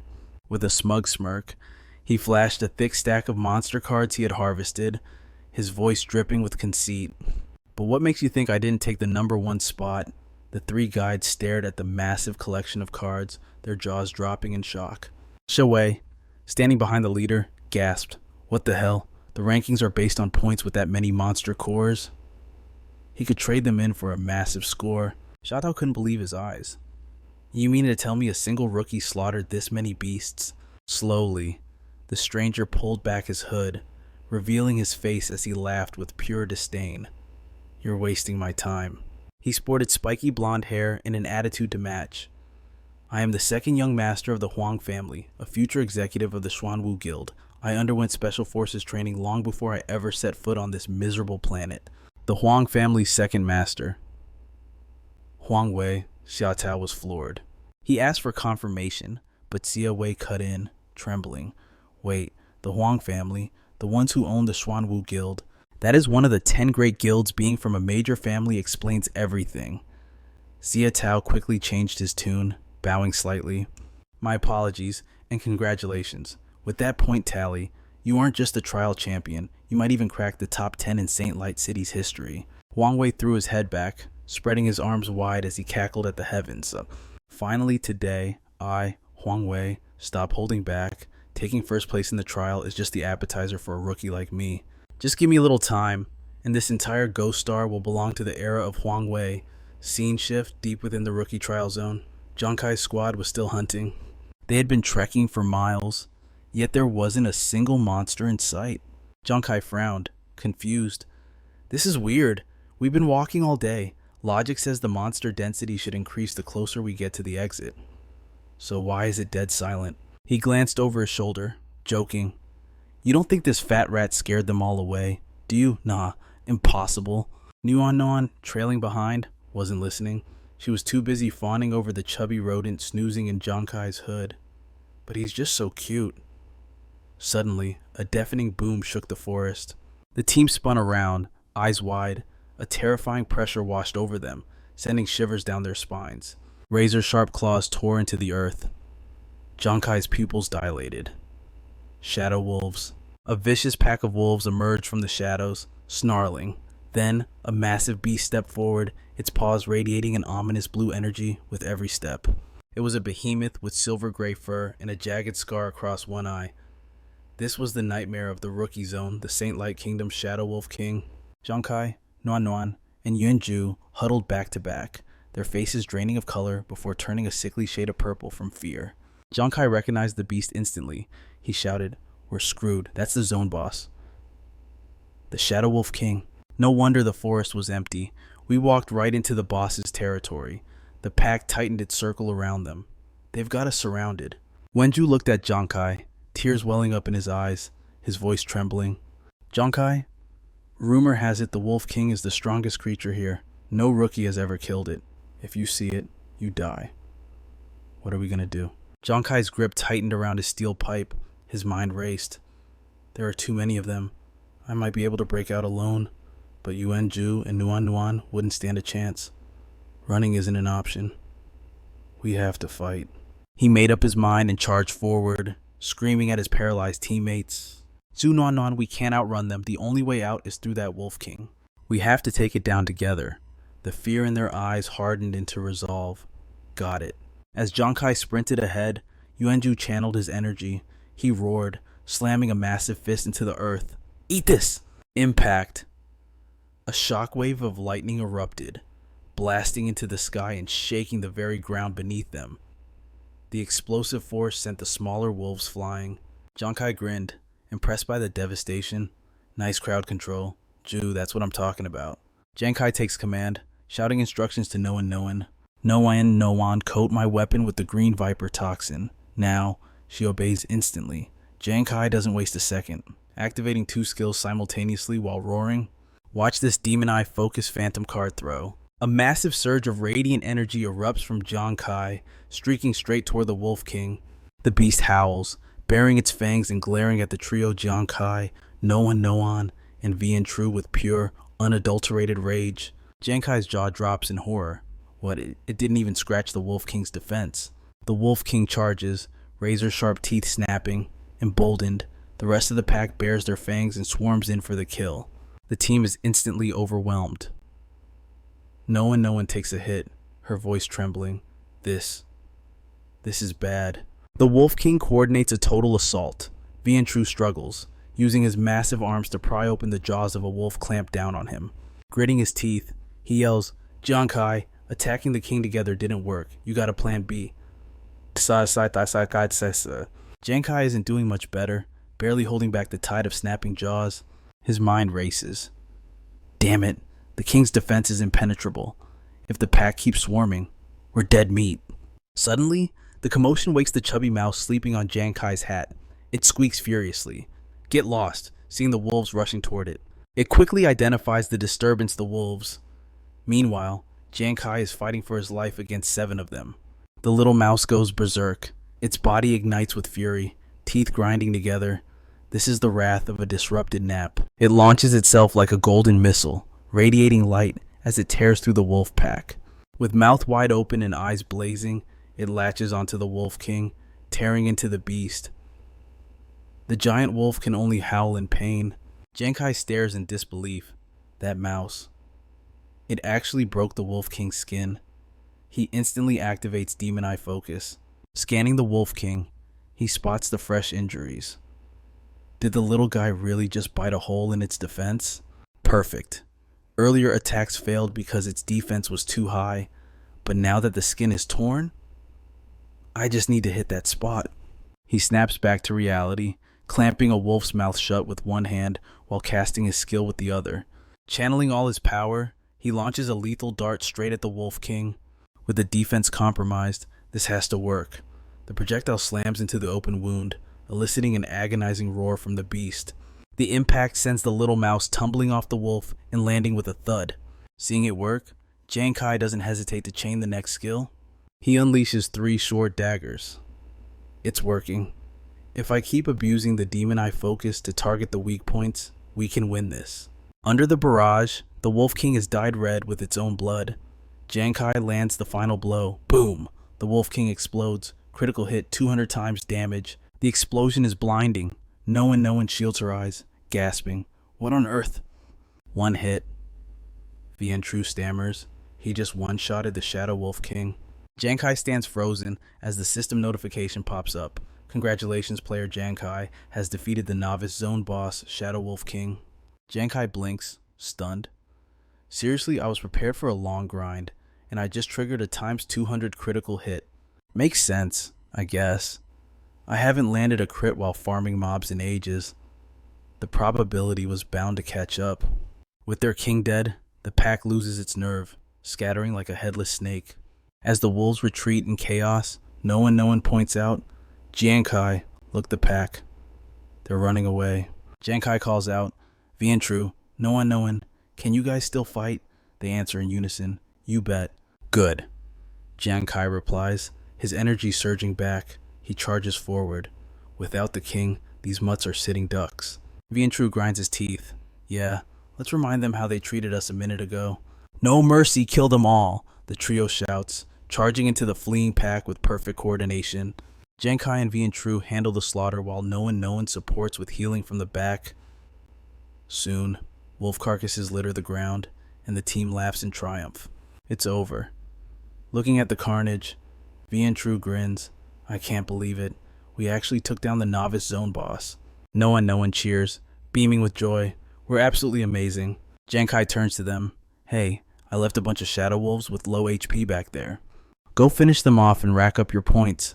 No one nods eagerly. Vientru asks, So, what's the plan now? Giang Khai replies, We've got plenty of points. Next stop, the extraction point, obviously. Hours later, as the sun begins to rise, the battered but victorious trio finally reaches their destination. The area is swarming with people, a chaotic symphony of noise and bustling energy.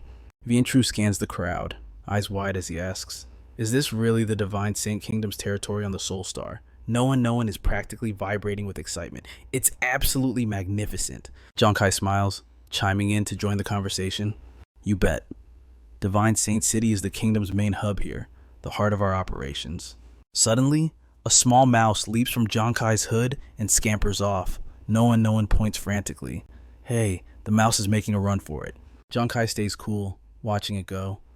Let him go. He's free now. If it's fate, our paths will cross again. They arrive at the final rookie reception hall. The place is a sea of heads, buzzing with the nervous energy of new arrivals. Hadao, their guide, turns to the trio with a beaming smile. Congratulations on surviving the trials. I'm Hadao, your rookie induction officer. Everyone who made the cut is gathered right here. Giang Khai looks him in the eye. Sir, can I see the rankings for those who passed the trials? Of course, Hadao replies, but across the room, Huang Vi spots them. A sinister grin spreads across his face. Well, isn't this a coincidence? He struts toward Giang Khai, tapping his wristwatch with a smug look. Who knew my lowly hired help actually had the guts to join the trials? Here, let me show you what a real ranking looks like. Giang Khai's expression darkens. He did not expect to see Huang Vi here this soon. Huang Vi projects the leaderboard, chest puffed out. Daddy here is sitting at number 1. You lot managed to snag the top spot too. Counting from the bottom up, that is, A group of lackeys surrounds them. Luang Van steps up, his voice dripping with sarcasm. Look at this trash. With a score that pathetic, you still have the nerve to ask about rankings. Haidao follows up, laughing loudly. They aren't even worth a fraction of us. Giang Khai's eyes turn ice cold as he locks onto Huang Vi. He remembers his sister. She came to the Soul Star to earn money for him, working as a servant in Huang Vi's household. This scumbag did not just harass her repeatedly. He constantly used Giang Khai's illness to humiliate him. Memories flood back beatings from Huang Vi and his goons, lying in the dirt, gritting his teeth through the pain because he could not fight back. After every thrashing, Huang Vi would just stand there, laughing maliciously at him. Your brother is a sick dog, and you're a spineless coward. Vientru snaps, ready to charge in and curse him out. Huang Vi, you better rinse that filthy mouth of yours. Giang Khai grabs Vientru's arm, holding him back. Let it go. True. It's fine. Seeing the crowd gathering, Giang Khai steps forward. Apologies. Everyone, I have an announcement. The leaderboard is about to be reshuffled. The top 3 spots, they belong to us. Huang Vi's crew erupts in laughter, treating it like the joke of the century. Huang Vi taps his temple. Have you lost your damn mind? You 3 taking the top spots with what your mouth? He chuckles, turning to the officer. Sir, I think these guys are delusional. Another lackey chimes in. Yeah, they need a mental hospital, not a ranking. Giang Khai ignores them and turns to his team. True, no one, drop the act. No one nods firmly. Vientru taps his watch, grinning. Been waiting for you to say that. Let's show him what we got. As Vientru activates his interface, thousands of monster cards flood the holographic display. Huang Vi's jaw hits the floor. He grinds his teeth in disbelief. What the hell? His eyes bulge, threatening to pop out of his skull. How could they have that many monster kills? Not just human-faced beasts. Look at all those shadowless wolves, impossible. As the crowd scans the cards, someone shouts, "There, I see the shadowless Wolf King." Huang Vi refuses to believe it. He screams, "Is this some kind of joke? You trash. How could you slaughter an army of monsters, even the Wolf King? It doesn't make sense. This can't be real." Giang Khai does not even look at him. He just smirks. Real or fake, I think the leaderboard speaks for itself. Everyone frantically pulls up the rankings. A wave of murmurs sweeps through the hall. Look, the board actually changed their points. They are legitimate. Huang Vi clenches his jaw, checking his own device. Impossible. They actually took the top 3 spots. Giang Khai casually slides his hands into his pockets, smiling. You think that's all there is? He steps closer to the instructor. Sir, one question. If we eliminated some illegal infiltrators. Giang Khai dumps a pile of foreign watches onto the table. Do we get bonus points for that? Hadao stares at the pile, stunned. These are infiltrator devices from country El Buel. Huang Vi and his crew freeze in horror. Say what? Smugglers. You're kidding, right? Huang Vi laughed like a maniac, dripping with mockery. You guys are totally busted. How could a bunch of rookies possibly kill a smuggler? Obviously, they're nothing but scammers. He threw his arms wide, making sure every soul in the vicinity heard his accusation. Besides, were there even any smugglers in this trial? Did anyone else here run into a single one? The crowd murmured in agreement, raising their hands. No one, not a single person had seen a thing. Pointing a finger straight at Giang Khai's group, he continued, Officer, look at all these witnesses. Aside from these liars, absolutely nobody encountered a smuggler. They're frauds, plain and simple. I demand you void their scores and launch a full investigation immediately. Hadao was stunned, unable to mediate the chaos. He could barely get a word out as the mob began to chant, pressuring him. Handle it, punish them severely, make an example of these liars right now. A voice suddenly boomed from the crowd, cutting through the noise. Rest assured, everyone, the sudden appearance of the smugglers was real. We just hadn't released the information yet. Huang Vi froze in his tracks. Step aside. It was Lo Tuan, vice commander of the Jiang Trung Citadel Military District. Dressed in a sharp white suit and adjusting his glasses, he stepped forward, flanked by 2 bodyguards. He spoke slowly, commanding the room. I was surprised when I heard the news myself, but the higher-ups ordered me to personally commend Giang Khai's trio, which proves that their claim is 100% true. Hearing this, Huang Vi and his lackeys broke out in a cold sweat. Hadao and another bystander gasped in unison. Say what? That's Lo Tuan, the vice commander of Jiang Trung Citadel. If the big shots are showing up in person, it proves these guys really did take down those smugglers. Huang Vi could barely stutter. Is that true? Lo Tuan ignored him, walking straight up to Giang Khai. Giang Khai, to encourage your bravery in neutralizing the smuggler threat, the military has decided to upgrade your equipment rewards. The bystanders could only drop their jaws in unison. Huh. Lo Tuan looked at Giang Khai with a faint smile. Originally, 2nd and 3rd place were B rank rewards. They are now A rank. And for Giang Khai's 1st place, you're bumped from A rank to S rank. Giang Khai, Vien Tru, and Nuan Nuan lit up with joy. Vien Tru grinned wide. Seriously? Nuan Nuan beamed. That's amazing.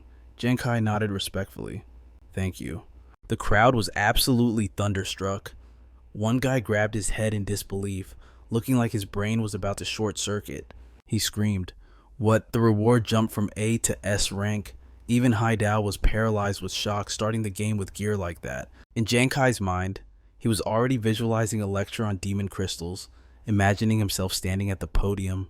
Basically, equipment from demon crystals is ranked from F up to S. F is bottom of the barrel trash, while S is god tier. Generally, B and C rank gear is already considered pretty solid. A and S ranks are incredibly rare, the stuff every adventurer dreams of. Watching this, Huang Vi clenched his fists until they shook, veins popping on his forehead. He thought to himself, even if Giang Khai gets an S rank reward, that's not the point. This bastard just pushed me down to 4th place. Furious, his face turning crimson, Huang Vi shouted, Unfair. There's definitely something wrong with these results. Who is this Giang Khai to surpass me? Giang Khai stared at him with ice-cold eyes, enunciating every word. Huang Vi, the military already confirmed it. Are you deaf? Also, I'm warning you, stay away from my family. An armored guard yelled to stop him, but it was too late. Huang Vi ignored everything, drawing his sword with a challenging sneer. So, what did I say something wrong? Your whole family is nothing but low-class trash. He stood right in front of Giang Khai, spewing insults. Your brother is just a sick dog, and your sister is nothing but a servant. And you're just a bastard I used to beat up in the alley. You think you can step on my head today? Giang Khai's face darkened completely. He stood in terrifying silence. Huang Vi charged wildly with his blade, screaming. You realize your slave sister still works for my family, right? You dare provoke me. Believe me, one day I'll drag her out and... But before he could finish his sentence, Giang Khai slashed horizontally. A massive gash tore open across Huang Vi's chest. Before he could even process the pain, fresh blood sprayed into the air. Lung Wan and Haidao watched in horror, gasping. What the hell? Nuan Nuan and Vien Tru cried out in shock. Giang Khai stared down at his target. Lo Tuan watched from the sidelines, a complicated smile playing on his lips. He actually attacked. Seeing Giang Khai critically wound Huang Vi, the spectators were stunned, especially Lung Wan. Huang Vi crumpled to the ground, his body convulsing in shock. A bystander trembled as he spoke. Huang Vi is from the Huang family, one of the top 10 guilds in the entire country.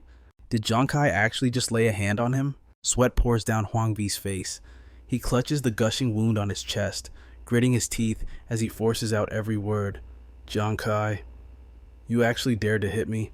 Do you have any idea what kind of hell is waiting for you? Giang Khai spins around, the iron pipe still gripped tight in his hand. His eyes are ice cold as he stares the man down.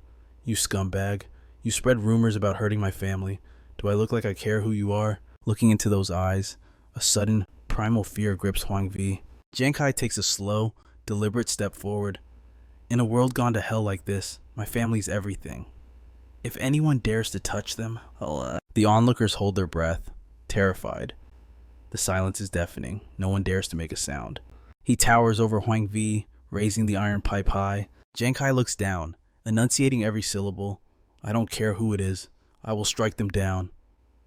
Seeing the blow coming, Huang Vi throws up a trembling hand to block, his voice shaking. Wait, Giang Khai shows no mercy. He drives the iron pipe straight toward Huang Vi, and I will kill them. The pipe pierces through flesh. Huang Vi screams in agony, but it's short-lived. Giang Khai yanks the weapon free, and the light fades from his enemy's eyes. A system notification flashes instantly. Explorer Giang Khai has successfully killed level 1 Explorer Huang Vi. You can plunder 6 experience points. Do you wish to plunder? Giang Khai narrows his eyes, muttering under his breath. Only 6 experience points. Is a great noble family really this destitute? Witnessing the cold-blooded execution, Lung Wan and the others watch in sheer terror. One of them screams out, what the hell? He actually killed the young master of the Huang family? Sure, dying on the Phantom Star doesn't mean real death, but the Huang family's Black Tortoise Guild is a massive power. Another voice chimes in, trembling. This guy, his guts must be made of steel. Lo Tuan stands back, hands in his pockets, observing the boy. He makes a silent assessment. Not bad. The kid is a bit reckless, but he has integrity. No wonder the higher-ups took an interest in him. Seeing the situation spiral, Lo Tuan clears his throat loudly. Alright, listen up. Huang Vi struck first. Giang Khai only fought back in self-defense. This matter ends here. He waves his hand, signaling Giang Khai's team to follow. Giang Khai, you 3 come with me. Time to collect your rewards. Giang Khai nods respectfully. Yes. Thank you, instructor. Vien Tru looks at Giang Khai, eyes shining with admiration. That was absolutely legendary. Even Nuan Nuan whispers, that was so cool. They arrive at a small outpost where a few figures are waiting. Lo Tuan leads Giang Khai, Nuan Nuan, and Vien Tru inside. 3 mysterious boxes sit on a table before them. Lo Tuan crosses his arms. Kept you waiting, didn't I? These are special military-grade equipment rewards. Go on, open them. Giang Khai responds instantly. Thank you. Nuan Nuan reaches for her box. As the lid lifts, a brilliant light spills out, revealing a glowing gemstone floating into the air. It hovers right in front of her. Her face lights up. It's a life jade. This is the dream equipment for any novice healer. Lo Tuan nods approvingly. The Life Jade, it boosts spirit by 15 points and amplifies both healing and potion crafting efficacy. Excellent find.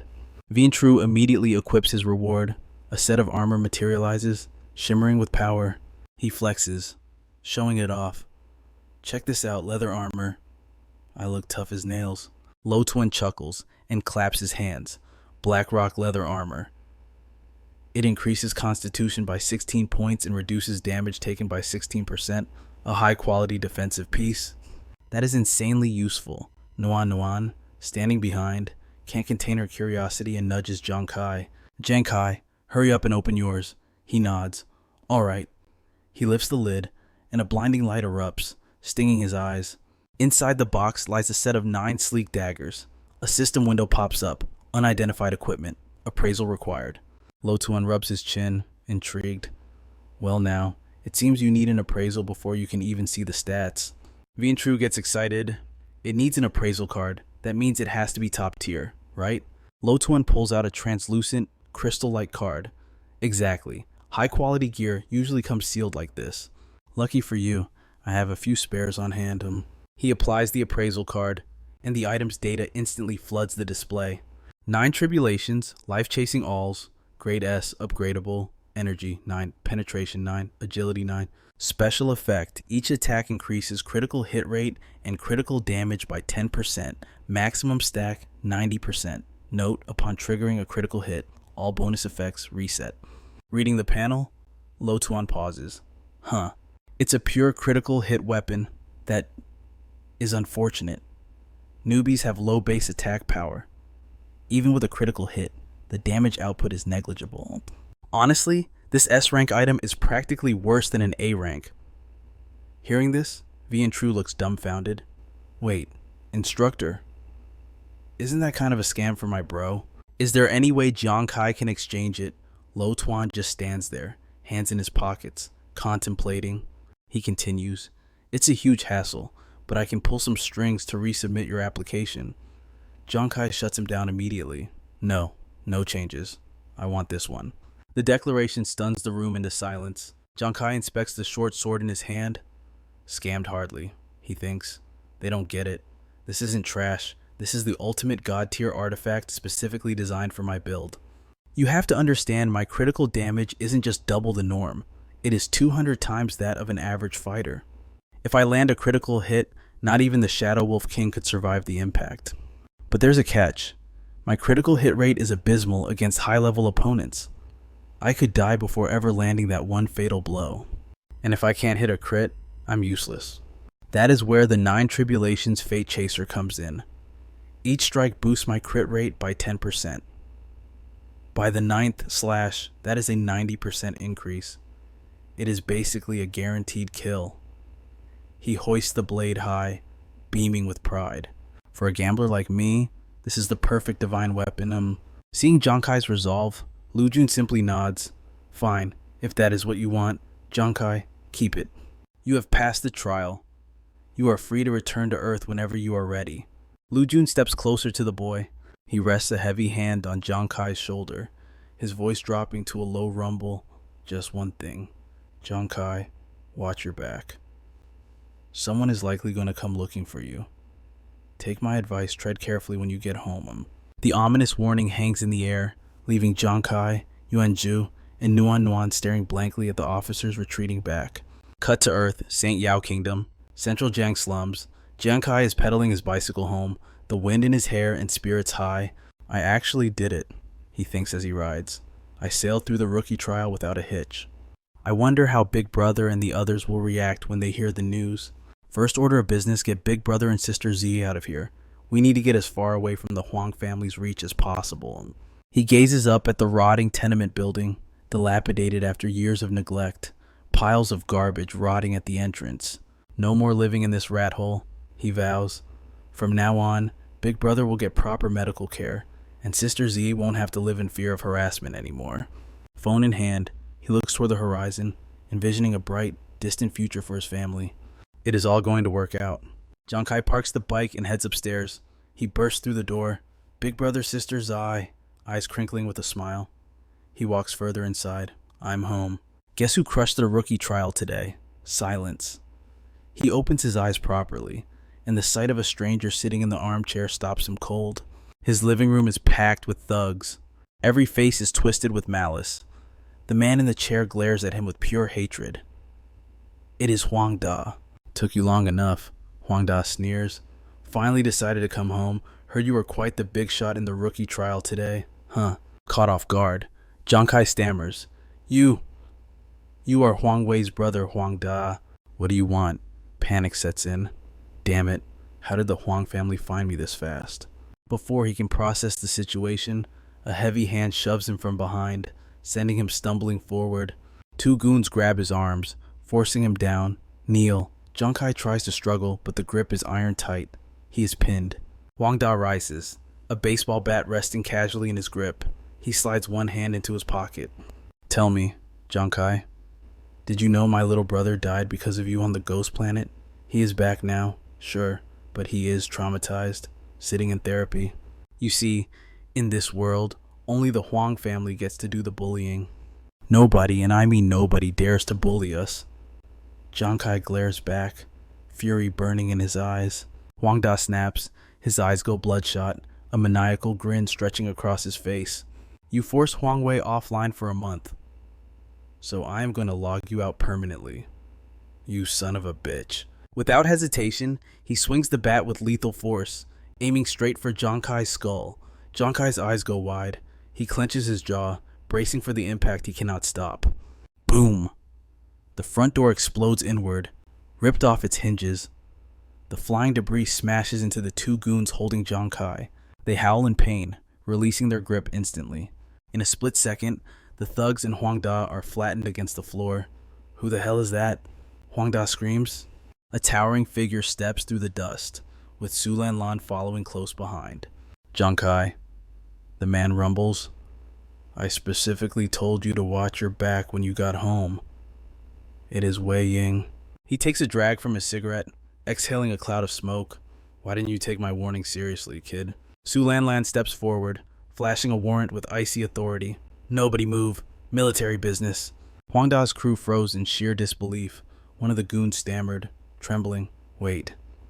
Isn't that Commander Wei Ying, the high-ranking officer from the Zhangjiang military zone?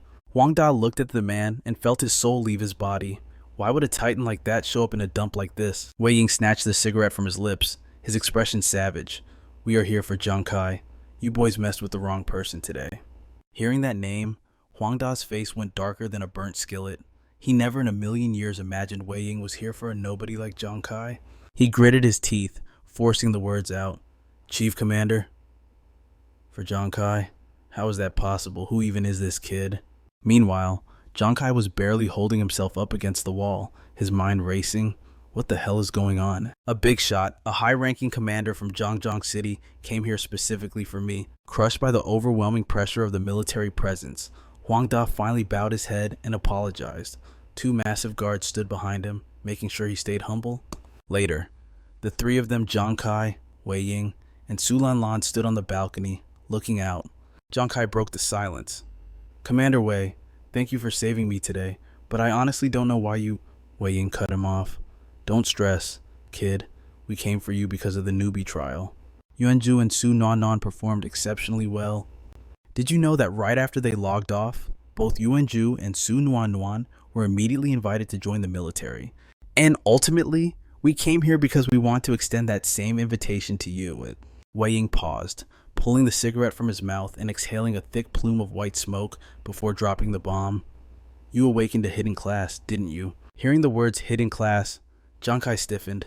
How could Wei Ying possibly know his secret? Su Lan turned around, locking eyes with him. Giang Khai, do you understand what the appearance of a new class actually means? Currently, there are countless classes for Demon Planet explorers. Every 20 levels, an explorer undergoes a class advancement. With every advancement, an explorer's stats and skills undergo a fundamental shift, and some become gods, but others become trash. There are plenty of classes that become completely useless once they hit the late game.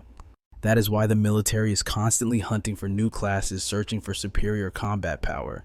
She took a step closer to Giang Khai, her voice serious. And the power you currently possess, it looks like a very potent new class. So, Giang Khai, Will you join the military under the status of a special class holder? Silence fell over the group after Su Lanlan's pitch. Wei Ying spoke up to break the heavy tension. Relax. We aren't here to force you. But I'll be honest, we ran a background check before we came. We know about your brother's illness. Su Lanlan jumped back in, sweetening the deal. If you agree to join us right now, the military won't just protect your family. We will take full responsibility for all of your brother's medical expenses. Hearing this, Giang Khai pressed his lips together, remaining silent. Wei Ying and Su Lanlan left him alone on the balcony to think. As they walked away, Wei Ying threw one last question over his shoulder. Well, didn't you enter the demon planet just to pay for your brother's treatment? If you agree, report to the base tomorrow. Su Lanlan added her own parting words. Just find me when you get there. Watching their retreating figures, Giang Khai seemed to reach a decision. He called out, I'm sorry, I refuse to join the military. Wei Ying and Su Lanlan stopped dead, stunned by his answer. Su Lanlan spun around. Why? Giang Khai continued, I know joining the military is a good thing, but that only applies to classes with guaranteed future growth. Like Yuanju's warrior class or Nuan Nan's healer class. He placed a hand over his heart, his eyes burning with resolve. But I'm different. I am a variable. Remember years ago when the Spirit Brewer class was discovered? Didn't the military treat that as a treasure too? Back then, the military poured endless resources into the Spirit Brewers. They were at the peak of their glory. But what happened when the military realized the Spirit Brewer was useless in the late game? Didn't they throw them away like garbage? Look at the state of them now. Choosing that class is basically a one-way ticket to begging on the streets. He thought of his small, happy family and continued. I was too excited this time. I let my guard down. I never expected the Huang family to be so shameless and attack me openly. We need to move out of the Huang family's territory immediately. I truly appreciate you stepping in to save me, but the three of us brothers have relied on each other for over 10 years. Giang Khai clenched his fist, his voice turning into steel. We are used to controlling our own fate, rather than completely relying on someone else's protection. Su Lanlan lost her cool, shouting in frustration, but we are living in the apocalypse. Your new class could bring about a massive change for all of humanity. Humanity needs you right now. How can you be so selfish? Giang Khai turned his face away, unable to meet her gaze. I'm sorry. I'm not some great hero. I just want to keep my family safe and survive. Talam Lam opened her mouth to argue, but Vaeung stepped in. He placed a heavy hand on her shoulder, cutting off whatever protest she was about to make. Let it go. I understand where the kid is coming from. Vaeung had already lit a fresh cigarette, the smoke curling between his fingers, a habit carved deep over decades. He turned his attention back to Giang Khai. But listen, kid, you need to realize your brother is running out of time. Ash crumbled from the burning tip, the cigarette already 2/3 gone. Besides, he continued, fighting alone in this apocalypse, that's a suicide mission. Tell you what, let's make a bet. A smirk tugged at the corner of the general's mouth. For the next month, the military will keep the royal family off your back. If you can earn your brother's surgery money and prove you can protect your family within 30 days, I'll let you walk away from the draft. But if you fail, the military will cover your brother's medical bills to keep him alive. In exchange, you belong to us. You'll enlist immediately for inspection. Do we have a deal? Talam Lam stood frozen, stunned by Vaeung's calculated foresight. Together, they waited for Giang Khai's answer. Giang Khai smiled, accepting the challenge. Deal. I agree. Later that night, alone in his apartment, he weighed his options. With the military's wager hanging over his head, he had to return to Ma Tin immediately. It was the only way to pay for the surgery. He scribbled a quick note for his brothers, then headed out into the dark. Big brother, 2, you guys still working? I passed the test. I'm heading back to Ma Tin early. He walked through the slums, stepping past the homeless and the drug-addled bodies littering the streets. His mind raced.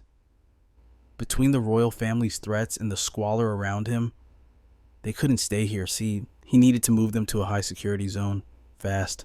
This return trip to Ma Tin was a heavy burden, but he swore he wouldn't come back until his pockets were heavy with gold. Giang Khai warped back to the hub of Thendu City. The place was bustling, alive with activity. Geared up in fresh equipment, he looked down at his armor. The tutorial was over. The real adventure on Ma Tin was just beginning. Freshly equipped from the trading post, he was finally ready to hunt monsters and stack some cash. He looked up, his eyes locking onto a wooden sign hanging overhead, Guild. In this world, if a rookie wanted to make real money on Ma Tin, joining a guild wasn't optional, it was a necessity. The monsters here were nightmares. Fight them alone, and you're dead. That's why every new adventurer joined a guild. You needed a squad, a team to watch your back. Once you're in, you shadow the veterans, fight in a pack, and actually live to spend your earnings. Alright, he thought. Let's see who's hiring. He pushed open the door with high hopes. Hi there, I'd like to join the guild. A purple-haired receptionist named Tu Huyen looked up from her desk. Wait, you're Giang Khai, aren't you? I'm sorry, but we can't accept you. Giang Khai blinked. Excuse me, why? She pointed to a photo of his face crossed out with a massive red X. You offended the royal family, sir. You've been blacklisted by practically every guild in the city. Giang Khai stood there, petrified. It sank in unless a miracle happened. He was doomed to fight on Ma Tin completely alone. Cut to the suburban safe zone. Giang Khai walked alone through the recruitment area. Feeling the weight of a dozen stairs on his back, he rubbed his temples, frustrated, unbelievable, piss off the royals, and suddenly I'm a leper to every guild in town. Is this it, game over before I even start? Suddenly, a voice called out from behind him. Hey, you look lost. Trying to figure out the best hunting grounds. Giang Khai turned to see a girl in patched up robes. Ho Nyan, class fortune teller. Level 29. She winked mischievously. I can predict the perfect spot for you. One reading, just 100 Ma Tin coins. Giang Khai stared at her, unimpressed, speechless. He spun around and waved her off. Sorry, I'm an atheist. Honan panicked, reaching out. Wait, don't go. She flailed her arms, desperate. Customer, please, we can negotiate 80-30, okay? Look first, reading is free, call it a startup promo. The word free hit him like a spell. He pulled a perfect 180, beaming with sudden enthusiasm. Free, you say? Well, don't mind if I do. I'm feeling very superstitious today. Hunyan stared in disbelief. The moment he heard the word free, he did a complete 180. What a cheapskate. She sighed. Digging into her kit, out came her divination board. Whatever. She might as well treat this as a skill proficiency grind. She lifted the artifact, and instantly, the ancient surface erupted in light. Mystical syllables rolled off her tongue. In a heartbeat, glowing runes materialized, floating in perfect formation before her eyes. Scanning the holographic text, she turned to Giang Khai. Listen, client, bad omens. You've got a target on your back. If you want to live, walk away now. Looming ahead of them lay the ominous shadow of the King's Valley. Giang Khai rubbed his chin, absorbing the warning. The gears in his head started turning. Danger, obviously. The Royal Guild wants his head. The only thing keeping him breathing is the safe zone's absolute ban on murder. He considered the ash plains, a chaotic mess of weird creatures and low-level grinding spots. The place is basically a giant oven. Volcanoes popping, magma flowing, the earth cracking open, a nightmare landscape. That's the nursery. Every rookie adventurer grinds levels 1 through 10 in the ash plains, which makes it a death trap. The royals will have assassins swarming the place. Too predictable. He needs a plan B. Peace Mountain Road, scenic, lush, rivers and peaks. But that's exclusively for level 15 and up. Going there now isn't bravery, it's suicide. He'd be dead in seconds. He snapped back to reality, eyes locking onto the King's Valley. A forbidden zone where the threat level starts at 10 and only goes up. It's risky. But with his current stats, he might just possess enough power to scrape by. The Royal Guild would never expect him to dive into a hellhole like this. That settles it. The perfect hiding spot. If the Royals want to block him from joining a guild, fine. He'll show them he can slaughter monsters all on his own. King's Valley is the target. Without missing a beat, he bolted, tossing a quick goodbye over his shoulder. Thanks for the tip. Hunan stood there, blinking, waving automatically before his words actually hit her brain. Then it clicked. Her jaw dropped, eyes widening in horror. Wait, is he going into the King's Valley alone? I meant he should leave or get a squad. Does he have any idea what that place is? A rookie walking in there solo, He's got a death wish. Shaking her head, she shoved her gear back into her bag, ready to bail. Whatever. Not my funeral. As long as he doesn't come back as a ghost to give me a 1-star review. Cut to King's Valley. Giang Khai steps into a deceptive paradise, green hills, flowing water, the soothing sound of nature. He scanned the perimeter. So this is the valley, looks peaceful. Wonder where the nightmares are hiding. A guttural roar shattered the silence from behind. Giang Khai spun around, adrenaline spiking. Contact.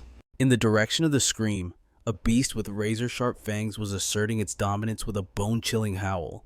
A mutated giant ape, tusks protruding like daggers from its jaw. It was thrashing a squad of adventurers. Most were down, battered and broken. Only a blonde kid was still standing, barely holding the line. He screamed, trying to keep morale from crumbling. Hold the line, don't give up. The system interface flashed the beast's stats. Monster Black Iron Ape, level 11, strength 172, constitution 68, agility 142, spirit 13, defense 3. One of the battered fighters shouted, "It's a level 11A Black Ape. We're level 10, we're close, push harder, and we take it down." The desperate cry worked. The team gritted their teeth, ready for one last clash. Roger that. Giang Khai watched from behind a massive oak. So that's an adventurer squad in action. Pretty intense stuff, huh? If the trash mobs here are that strong, what else is lurking? Suddenly, the hairs on his neck stood up. His eyes widened. He whipped around. 3 pairs of bloodthirsty eyes stared back. Giang Khai leaped backward, putting distance between him and the ambush. You've got to be kidding me. Speak of the devil, and he appears. He tapped his wrist computer. Red alerts blared. Danger critical. Giant black ape. Level 12. Threat level high. Target 2 level 13. Target 3 level 14. Threat level extreme. Meanwhile, the Heavenly Sword Squad landed the killing blow on their level 11 beast. System notification, target eliminated. Cheers erupted from the exhausted group. We did it. We actually won. We're unstoppable. A teammate flashed a thumbs up to the blonde leader. Good call. Wu Hang. He grins, glowing with pride. Captain, we're level 10, but we took down a level 11 black ape with 0 casualties. We can definitely brag about this one, right? The blonde captain, Tuan Dot, smirks. Of course, rookie. Look who's leading this squad. Before he can finish, a massive boom steals their attention. They spin around, eyes widening in horror. 3 black apes are tearing through the forest, chasing Giang Khai. He sprints for his life, dodging attacks left and right. Note to self, probably stumbled into the wrong neighborhood. Wu Hang spots the incoming stampede. Captain, some guy over there is taking on 3 black apes at once. Kan Trung chimes in, voice shaking. And they're all higher level than the one we just fought. Nyuk Hai steps forward, clearly worried. We have to go help him. Tuan Dat panics. You idiots. He aggroed 3 of them. We barely survived 1. If we go over there, we're dead meat. Best plan, we run, now. He turns to flee, but a deafening explosion freezes him in his tracks. A black ape goes flying through the air. System alert pops up, level 12. Black ape eliminated. Giang Khai used 9 Tribulations Fate Chaser. 1 down. Giang Khai smirks to himself. Sweet. Every Fate Chaser strike boosts the critical hit rate. The 5th hit. That guarantees a super critical. Tuan Dat's squad just stares, jaws on the floor. Tuan Dat blinks, brain buffering. Wait. What? We had to sweat blood just to take down a level 11 black ape. Kan Trung stammers from the back. But that kid? Tuan Dat cuts in. He soloed a level 12 in seconds. Seeing their buddy drop, the remaining 2 apes go berserk, charging Giang Khai with renewed fury. Giang Khai glances back, gripping a Fate Chaser card. Let's make it 2. He launches the card. It screams through the air, slamming into the next ape with massive force. Boom! The beast explodes instantly. System alert level 13, black ape eliminated. Giang Khai's eyes light up. He's got this. Awesome.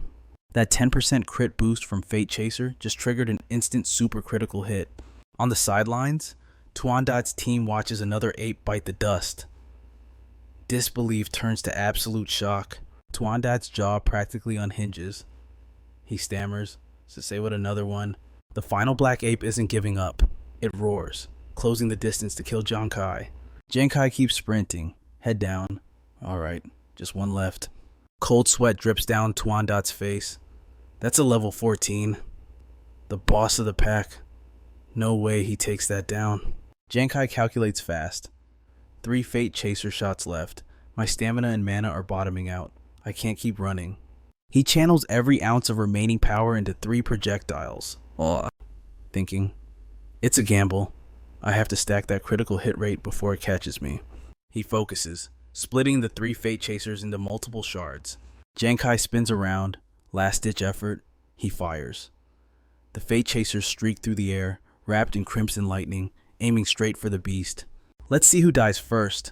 The Black Ape lunges. Impact. The beast explodes midair, barely managing a final scream. Giang Khai cheers. Yes, dumped the whole arsenal and landed the critical hit. The carcass crashes down right in front of Tuandat's group. Their mouths hang open. System alert level 14 Black Ape eliminated. The squad turns pale. They whisper in unison. He actually killed all 3. It would take a raid team of 12 people to handle this mob.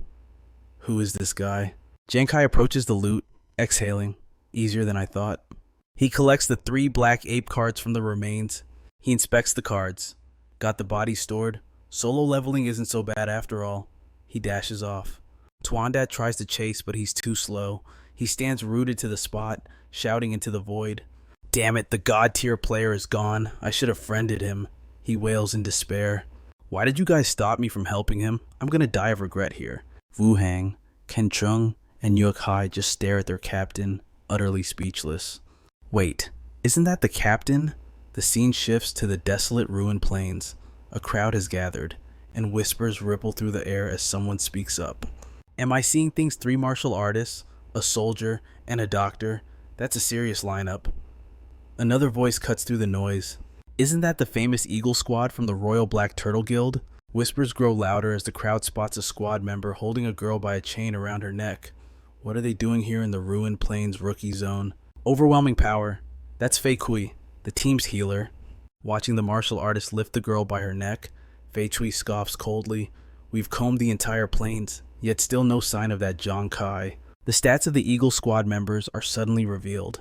Healer level 20, martial artist level 20, soldier level 20, Giang Khai, the man holding the chain, barks out an interrogation. Word is, you were the last one to see Giang Khai. Spit it out, where is he hiding? The girl in chains is none other than Ho Nan. She coughs violently, gasping for air. What do you people want with him? Another woman in the group chimes in. That's Ho Nan. Everyone knows who she is, right? Wen Rai, standing nearby, curls his lip in a sneer. That Giang Khai offended the royal family. We've been dispatched to exact revenge. Despite the chain around her neck, Ho Nan claws at her restraints, glaring at them with pure contempt. Is that so? Giang Khai went to King's Valley. If you want him, go look there. Hearing this, Giang Khai releases his grip, letting Ho Nan crash heavily to the ground. He stares down at her, his voice dripping with menace. Fine, but if you're lying to us, consider yourself dead when we get back. The onlookers buzz with gossip. One girl whispers nervously. The Eagle Squad? They're the top-ranked level 20 adventurers in the royal family. Another adds grimly. Going up against a squad that powerful, that Giang Khai guy is as good as dead. Ho Nan sits up, clutching a yin-yang divination charm. Coughing, she mutters to the crowd. Strong? Is that what you think? For those without morals, even the heavens won't protect them. Her gaze darkens. I just secretly cast a divination for them. When they find Giang Khai, the outcome will be... She pauses, staring at the Bagua formation where a terrifying skull manifests. Ho Nan utters a single word, death. One day later, deep in King's Valley, after a long grind, Giang Khai pulls up his system interface, beaming. Perfect. 16 black apes down. I finally hit level 6. The status screen glows before him. Name Giang Khai, class gambler, level 6, strength 24, defense 0, physique 28, critical rate 0.1%. Agility 42, critical damage 20,000%, spirit 42, experience points 85 out of 3,200. Giang Khai stands triumphantly atop the corpse of a black ape, examining the monster card in his hand. I heard these black ape carcasses sell for a fortune. Dragging it back is going to be a pain, though. Still, I have to take it. This money will cover a huge chunk of my brother's medical bills. As he contemplates his next move, a voice calls out from behind. Hey, kid, you looking to join a hunting party? Giang Khai freezes and spins around. Facing him is another squad of hunters. Their leader is shrouded in a cloak that conceals his entire body. His name is Hung Dat. One of the members steps forward. Our 3 teams are coordinating a raid on an elite black ape. Take it down, and we get the elite treasure chest. Hung Dat extends a hand in invitation. So, you in? Giang Khai blinks. A raid party? I don't have a team. I'm just running solo. Hung Dat eyes him with a calculative gaze. That doesn't matter. As it happens, we're short exactly 1 person. They lead him to a high vantage point overlooking 4 sleeping beasts. One hunter points down. See them? Those are elite giant black apes. Level 15. 4 elites guarding the entrance. Inside that cave lies the elite treasure chest. And another chimes in. Here's the problem. Those 4 are incredibly strong, and we only have 3 squads. We need you to bait them out. Hung Dat explains the strategy. Team 1, Team 2, Team 3, we're set. You just need to lure one of them away. We'll split up and take out the other 3. Survive that, come back, and you get your cut of the loot. Hearing the words treasure chest, Giang Khai falls into deep thought. An elite treasure chest. Rumor has it those chests are loaded with rare items way more valuable than monster carcasses. I need to get my hands on that. His eyes sharpen with cold determination. But against elite tier monsters, a solo player doesn't stand a chance. He needs his party. So, they're sending me out as solo bait. It's a death sentence, plain and simple. Those 3 clearly want to hog the treasure chest for themselves and cut our team out of the deal completely. But I'm already on this ride. If I refuse now, I probably won't make it out of here alive anyway. Giang Khai flashes a casual grin. Sure, he replies. I'm in. Hearing this, the group erupts in cheers, ready to execute their plan. Perfect. Let's get moving. Everyone, stay sharp. They slide down the cliff face, shouting Roger in unison. Leading the charge is none other than Giang Khai. Disturbed by the commotion, 4 massive black apes snap awake. Seeing the intruders, they let out deafening roars, signaling the attack. Watching from a safe distance, Hung Dat shouts, Hey kid, do your thing. Giang Khai doesn't hesitate. You got it. He launches an attack straight at one of the black apes, instantly drawing its aggro. The beast takes the hit and shrieks in fury, chasing Giang Khai like a mad dog. Hung Dat bursts into a smug laugh. Not bad. The kid actually pulled it off, he yells. That's 1 less share of the treasure we have to worry about. The other black apes charge at the sound of his voice. Now it's a fair fight, 1 beast per group. Everything is going exactly as planned. His cronies surge forward, clashing head-on with the remaining beasts. The black apes go berserk, their attacks creating ear-splitting explosions. Giang Khai sprints away, panting heavily. These guys, they really calculated this perfectly. Behind him, the black ape closes the gap, extending its massive claws to snatch him up. The stats on this elite black ape must be double, no, triple that of a normal mob. Any ordinary adventurer would be dead meat by now. But Giang Khai suddenly slams on the brakes. He stops running, spinning around to face the beast head-on. Moving faster than the eye can follow, Giang Khai unleashes a skill. Too bad for you. I'm anything but ordinary. The black ape roars in agony as energy blades slice through its hide, spraying blood everywhere. Giang Khai leaps back, and the monster freezes, paralyzed by the impact. A split second later, a blinding light erupts from within the beast, and it explodes into nothingness. Giang Khai lands on the fallen carcass. The system notification pops up. Eliminated level 15, elite giant strength, black ape ×1.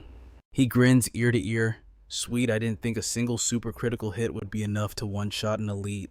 His expression shifts to a cunning smirk as he looks back. Now about that treasure. I guess it's my turn to play you guys. In the distance, the other teams are struggling healing wounds, flanking monsters, fighting for their lives. They're shouting encouragement. Push, just a little more. Once we're done, the loot is ours. Hung Dat grits his teeth. Frustrated by the difficult battle, he has no idea Giang Khai is already standing right behind him. Whack! A swift strike from the shadows. Hung Dat cries out and collapses before he knows what hit him. Giang Khai steps over the body and strolls casually into the cave.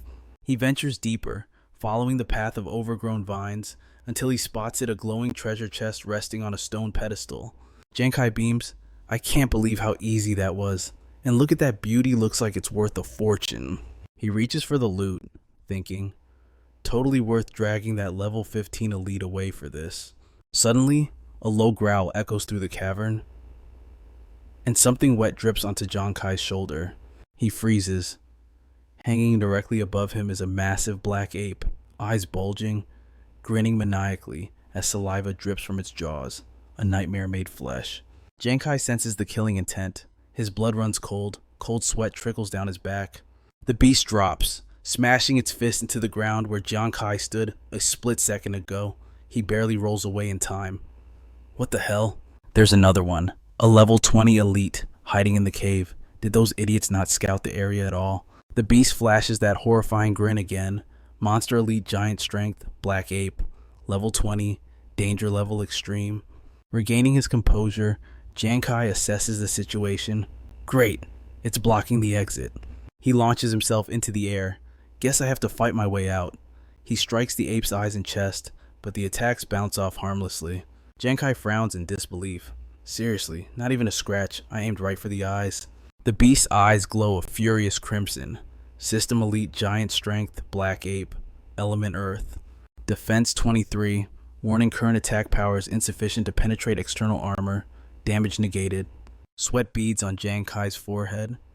My skill's penetration is only at 9 points.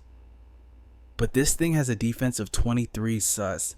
Is this just like the Wolf King boss? Do I have to shatter its armor before I can actually hurt it? Suddenly, the black ape leaps high into the air, raising its massive fists. Giang Khai doesn't have time to react. Bam!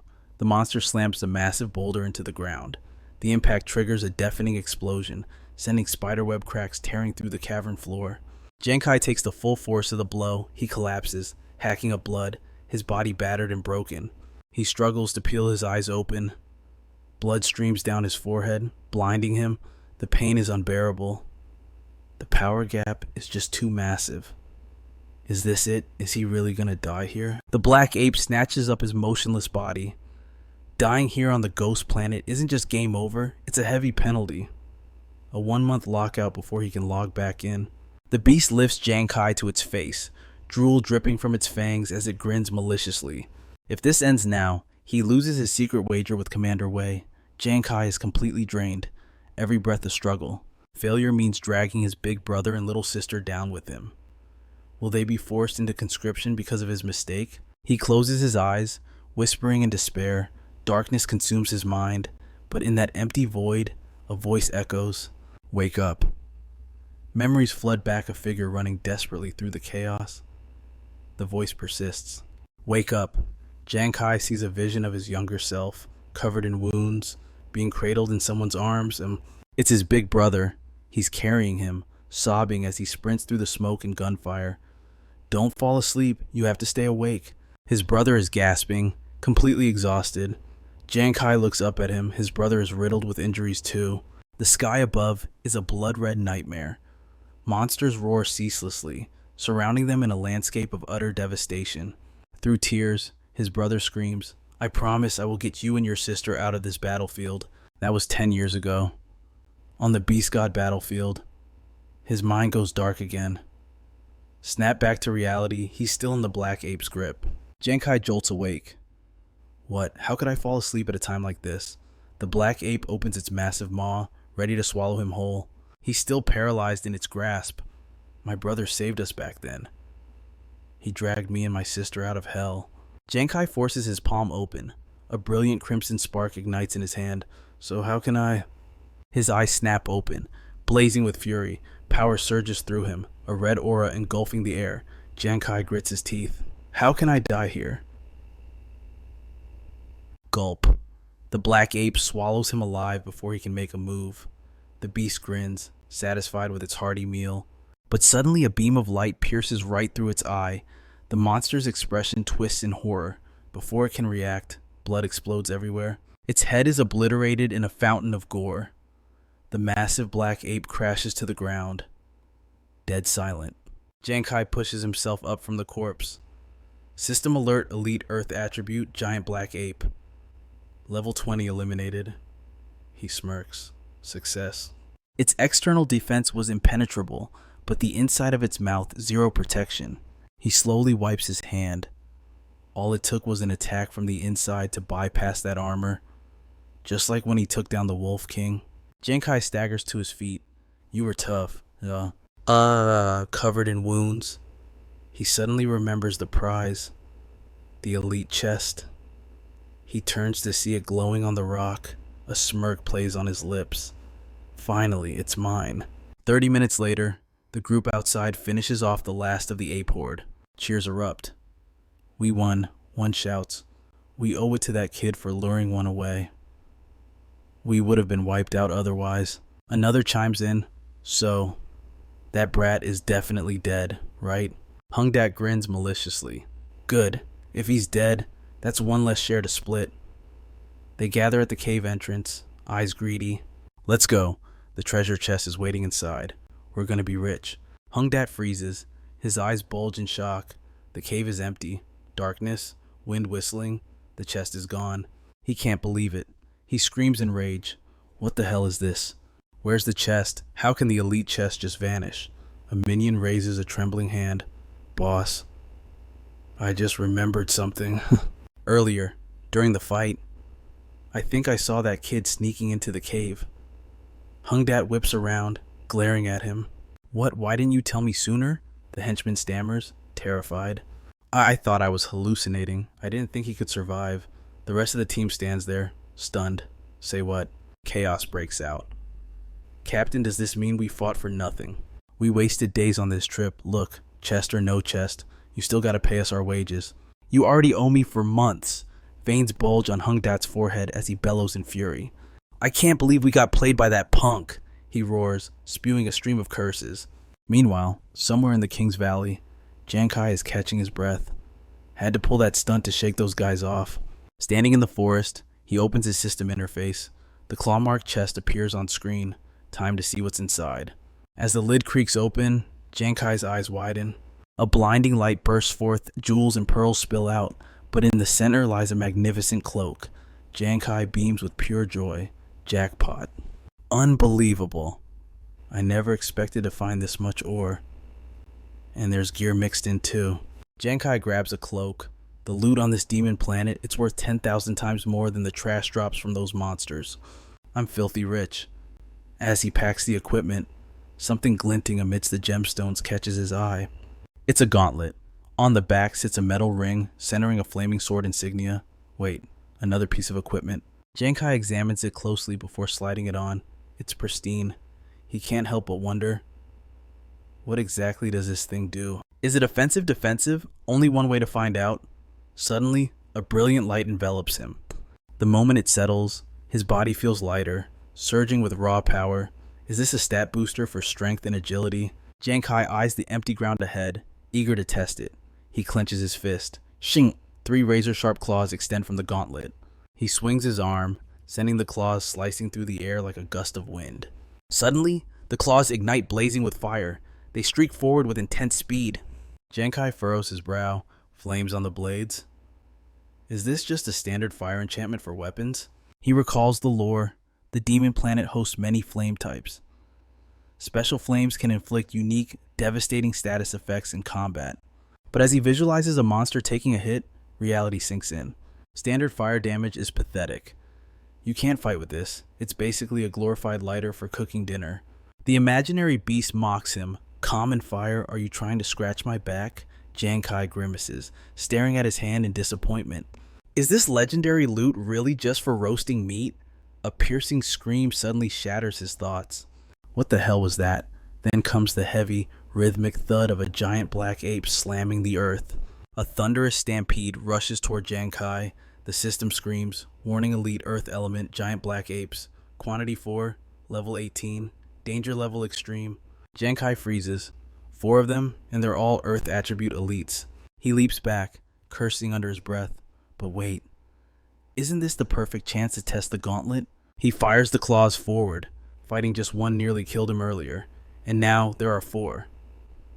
The projectiles streak through the air, blazing even fiercer than before. Giang Khai aims straight for the gaping maw of the leading beast. Its my only shot target the soft interior of the mouth, just like the one I slew before him. But the claws never make it inside. The black ape snaps its jaws, shattering the attack instantly. Defense unbroken, damage 0. Giang Khai's eyes widen. I'm screwed. The 4 black apes launch themselves at him with terrifying speed. He turns and sprints for his life. Since when do they know how to block with their teeth? The beasts roar in fury, chasing him down like mad dogs. Even if they opened up, my firepower isn't enough to drop 4 of them at once. Terror grips him. Is this it? Is this where I die? Suddenly, the residual flames from his shattered claws ignite, scorching a patch of the black ape's fur. The others catch it too, minus 10 health. Giang Khai glances back, confused. Why aren't the flames extinguishing? The fire spreads rapidly, feeding on their thick fur like dry tinder. The lead ape's eyes bulge in sudden horror. The fire roars to life, and in a split second, the beast is completely engulfed. System alert, minus 2,000 health. Screams of agony tear through the roaring inferno. Trapped in the sea of flames, the ape can only howl in despair. The blaze intensifies until the massive beast collapses while lifeless. The system spams notifications, minus 2,000 health, minus 2,000 health.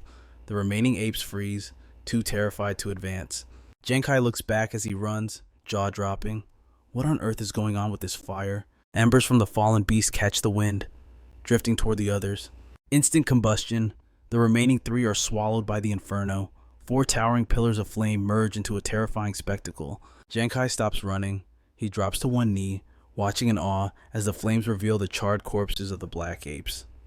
He's stunned. They're all dead. A holographic text floats up. Eliminated giant strength. The elite earth element black apes. Count 4. Giang Khai stands there, baffled. I definitely saw 10 damage. How did it jump to 2,000? Looting elite earth black apes. Complete. He collects the loot, but the question remains. 2,000. Isn't that exactly 200 times the base damage? Giang Khai stares at the gleaming gauntlet, lifting his hands in a mix of confusion and ecstasy. Does this gauntlet's standard fire effect trigger my critical hit multiplier? Is that how I'm getting 200 times the damage? And on top of that, the flames possess a chain spread ability. He analyzes the battle.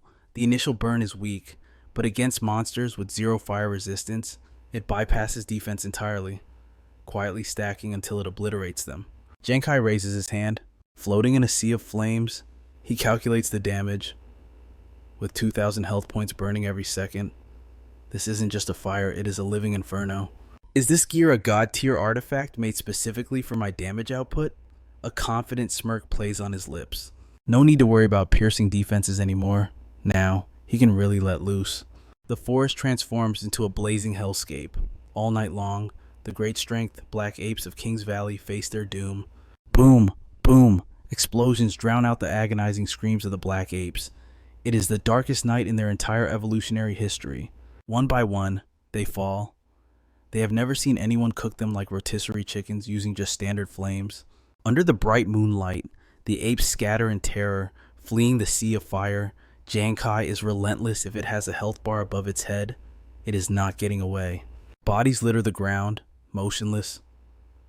The demonic barbecue master shows absolutely no mercy. Giang Khai strides through the inferno, arms wide open, flames pouring endlessly from his very being.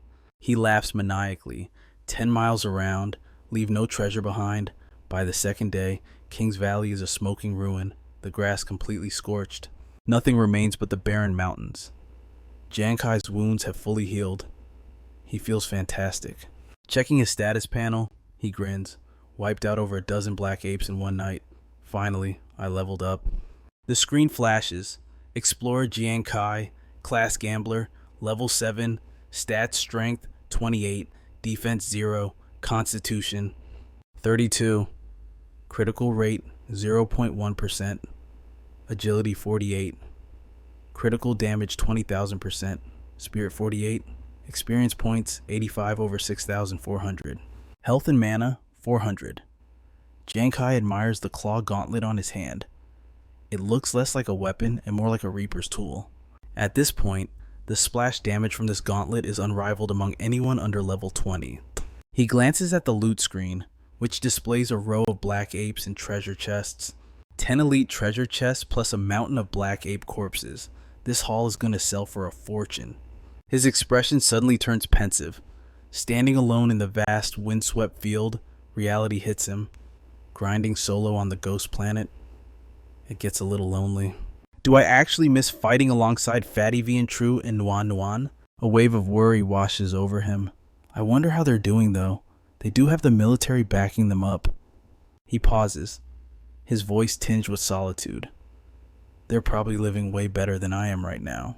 Meanwhile, elsewhere in Kings Valley, V and True looks ready to cry. He screams, "Why is this place empty? Who wiped out every single black ape in the valley?" He collapses face first onto the ground, sobbing. "We've been here for days and haven't seen a single monster. How are we supposed to level up like this?" Nuan Nuan sighs, looking nostalgic. "Remember when Giang Khai used to carry us? Those were the days." A stern voice booms from behind them. "Cadet V and True, To Nuan Nuan, stop that pathetic whining immediately." It is Li Bu, class cavalryman, level 38. He stands with hands on his hips, radiating authority. "The only reason you found monsters so easily before was because you were in the rookie trial zone. For newbies at your current level, this is a high danger zone." Li Bu frowns, his voice dropping an octave. "If that Giang Khai kid had brought you to Kings Valley, you would probably be dead by now. I cleared my schedule to bring you here for training, not to listen to your belly aching." He shouts, "Move out. We keep searching until we find those apes." Vien True and Nuan stiffen, saluting nervously with fists over their hearts. They look disciplined on the outside, but as Li Bu turns away, they weep internally. "I still miss Giang Khai though." "Yeah, me too." 3 days later, Trung Hai stands over the corpses of several black monkeys. "It's strange," he mutters. "We've been in Kings Valley for days, yet all we can find are these low-tier monkeys." He leans casually on his sword. A triumphant grin spreads across his face. "Taking out this trash is a piece of cake for us, huh?" Beside him, Von Tui gives a thumbs up, laughing. "Young Master Huang Vi sent us to kill Giang Khai talk about using a sledgehammer to crack a nut." Suddenly, a voice cuts in from behind. "One person taking down one monster that's barely worth bragging about." Trung Hai flinches, frowning as he glances over his shoulder. Tuanda chews on a snack, his tone cold and indifferent. "A few days ago, we watched a pro player wipe out 3 black apes in a single combo." "Yeah," his companion adds. "It was absolutely terrifying." Trung Hai doesn't look impressed. In fact, he sneers. "One guy killing 3 monkeys. You think that's high level? That impresses you." Tuandat sits perched on a rock, eyes closed, clicking his tongue dismissively. Trung Hai raises his hand, projecting a hologram of Giang Khai. "Whatever. Answer me this. Have you seen this guy around here?" Tuandat cracks one eye open, instantly recognizing the face in the hologram. Talk about perfect timing. "That right there. That is the god tier player. I told you about, the one who slaughtered 3 dark apes single-handedly." Cantrung's eyes practically sparkle the moment she spots Giang Khai total heartthrob material, but Luang Quang isn't buying it, barking out, "Are you people blind or just stupid? Take a closer look. That kid is just a level 5 rookie." Trung Hai lets out a mocking, jagged laugh. "Yeah, right. Don't make stuff up just because you're jealous of our find." Tuandat tosses his apple core to the dirt, turning his back on them. "Ooh. You don't believe me? Go see for yourself. We just saw him leaving the Kings Valley. In fact, I need to go pay my respects to the boss myself." Hearing that, a savage grin splits Trung Hai's face. "Wait, what did you just say?" "You mean Giang Khai is right here?" He rips his greatsword from the earth. The 5 of them march forward, bloodlust burning red in their eyes. Luang Quang barks the order, "Move out. I've been rotting in this dump for days." And it is high time we brought young Master Huang Vi the explanation he asked for. Trung Hai's twisted grin doesn't fade. He finally gets to slaughter that brat. Cantrung sighs, shaking her head. Looks like these idiots are hunting the expert to settle a score. Nuaki looks just as done with it. That high-level player had the vibe of a master who just wanted peace, not a brawl. It is the classic trope arrogant loudmouths like them are always the first to die. Cannon fodder. Tuandat nods in full agreement. Exactly. Meanwhile, back at the entrance to the King's Valley, a crowd is forming, and the mood is getting ugly. Just my rotten luck. How do we raid the entire valley and not see a single dark ape? A thug with a jagged scar across his lip grumbles. Word is, a massive wildfire wiped the whole place clean. We're stuck waiting for the respawn timer before we can go back in. The bald guy behind him chimes in. Yeah, true. We all have to wait. It's not like one person could exterminate the entire map by themselves, right? At that exact moment, the mass murderer himself strolls right past them.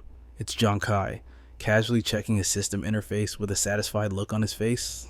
Took me 3 whole days to grind every last dark ape into dust, but I finally hit level 10, and I even scored 19 elite treasure chests.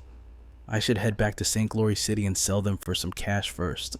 His status screen flashes open. Adventurer Giang Khai, class gambler, level 10, strength 40, defense 0, constitution 44, critical rate 1%, agility 66, critical damage 20,000%, spirit 66, experience 332 out of 12,800. Suddenly, a loud voice booms out, shouting his name. Giang Khai, stop right there. Giang Khai looks back, slightly surprised to see who it is. It's Trung Hai's group. They actually caught up. Trung Hai points a finger straight at Giang Khai's face, speaking with arrogance. You've been hiding for days. Do you have any idea how hard it was to find you? The crowd around them starts buzzing with whispers. Wait, isn't that the Royal Xuanwu Guild's Falcon Squad? What did that kid do to provoke an elite squad like that? Giang Khai's voice turns cold. Royal, which Xuanwu Guild did the royal family send you to find me? Trung Hai slowly draws his sword, a wicked grin on his face. Don't play dumb with me. Did you forget who you offended during the rookie trial? How dare a lowly trash like you mess with young Master Huang Vi? The other 3 also draw their weapons, ready for battle. We are here to take your head.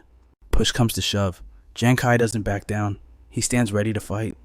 Giang Khai lowers his head, channeling his power. In that rookie trial, it was Huang Vi who attacked first.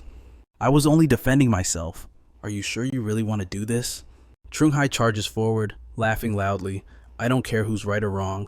Hong Yan also rushes in, wearing a vicious expression. Do you know how much young Master Huang Vi will pay us for your head? Giang Khai reveals his flaming claws, his voice low. Is that so? If you've abandoned right and wrong for profit. He hurls Fate Seeker straight at them. Then I don't need to hold back either, Giang Khai growls as the blazing Fate Seeker flies fast as lightning. Fate Seeker whizzes past, and Trung Hai's group dodges it neatly. They're only grazed by a few sparks. The system shows minus 10 health for each of them. Trung Hai sneers, arrogant as ever, hilarious, not even a scratch. Is this tiny spark supposed to be your skill? Hong Yan laughs out loud. I'm starting to wonder how the young master got killed by a loser like you.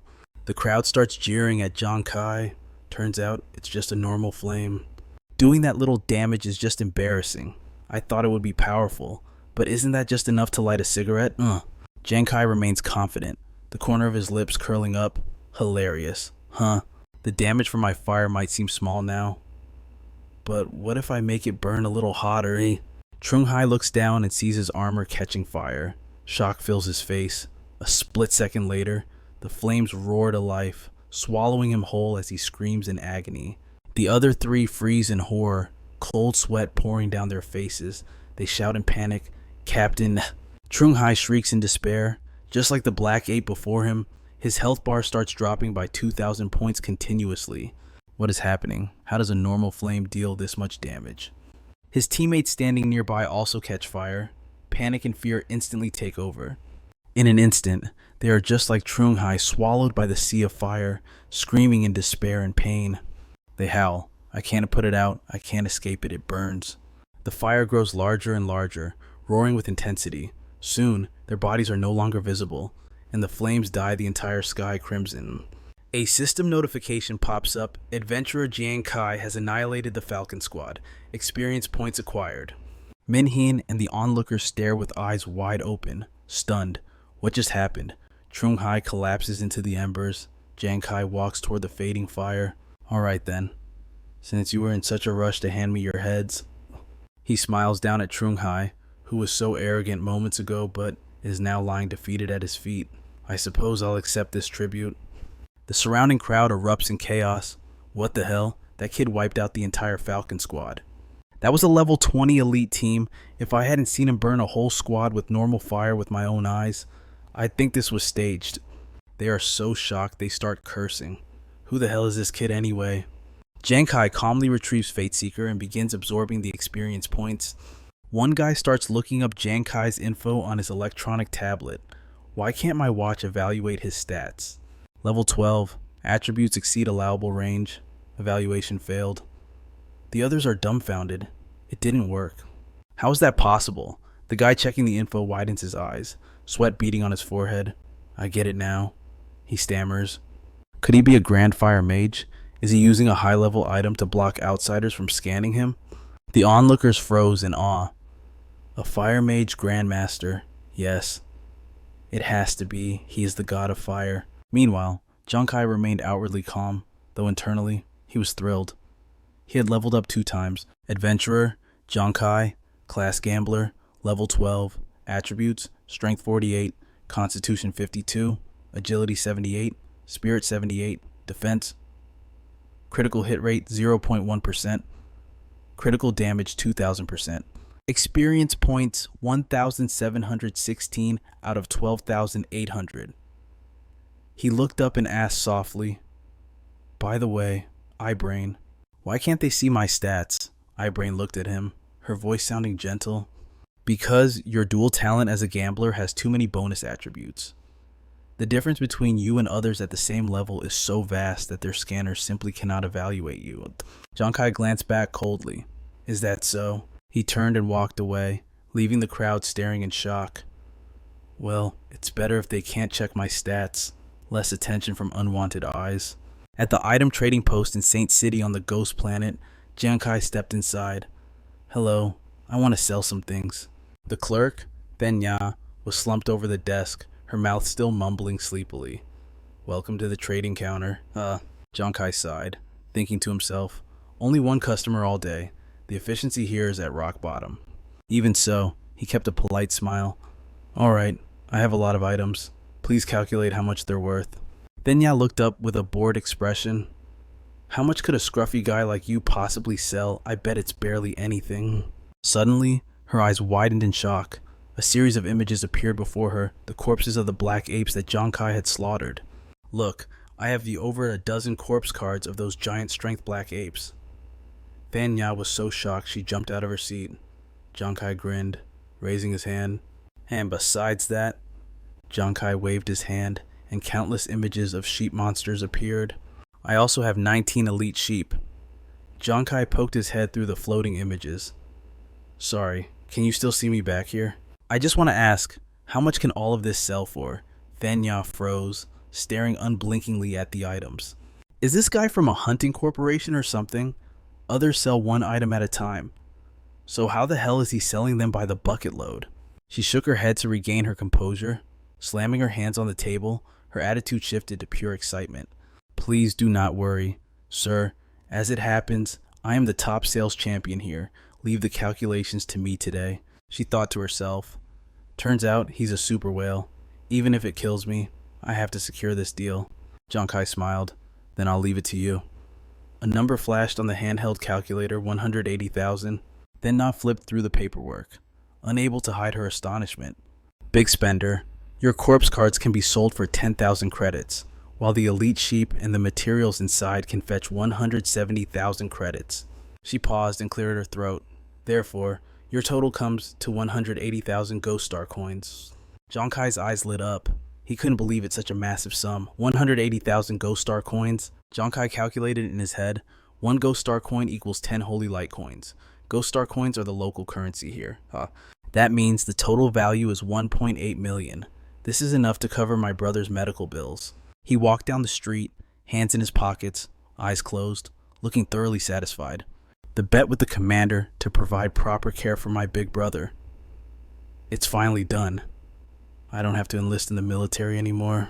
Now I can return to Earth and arrange for my brother's hospitalization. Suddenly, a voice called out to him. "Wait, it's me, Hu Yan, the fortune teller from before." Giang Khai turned around to see Hu Yan rushing towards him, panting heavily. "I advised you to go to the Valley of Kings last time, didn't I? You must have harvested a lot, and even killed a few rude people along the way, right? Giang Khai immediately recognized her and smiled. Going to the Valley of Kings really helped me out. Thank you very much. Hu Yan held up a finger in front of him. Then, can you agree to a small request of mine? Without a moment's hesitation, Giang Khai agreed immediately. Sure, you helped me so much. After all, go ahead. Hu Yan hesitated. Her face turned bright red, sweat beading on her forehead. Well, the thing is... She pointed at herself and grinned sheepishly. I, Hu Yan, want to join your team.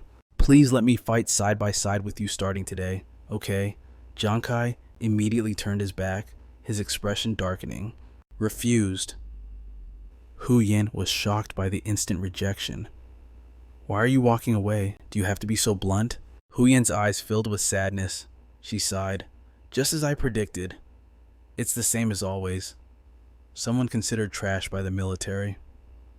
Who would ever want me? Hu Yan's voice sounded gloomy. Forget it. I know you're someone who likes free stuff, right? Do you want my equipment? I'll give it to you. It's the last time I'll be logging into the Ghost Star anyway. Giang Khai froze. He turned back to look at Hu Yan, puzzled. The last time in Ishipur too? You're logging off for good.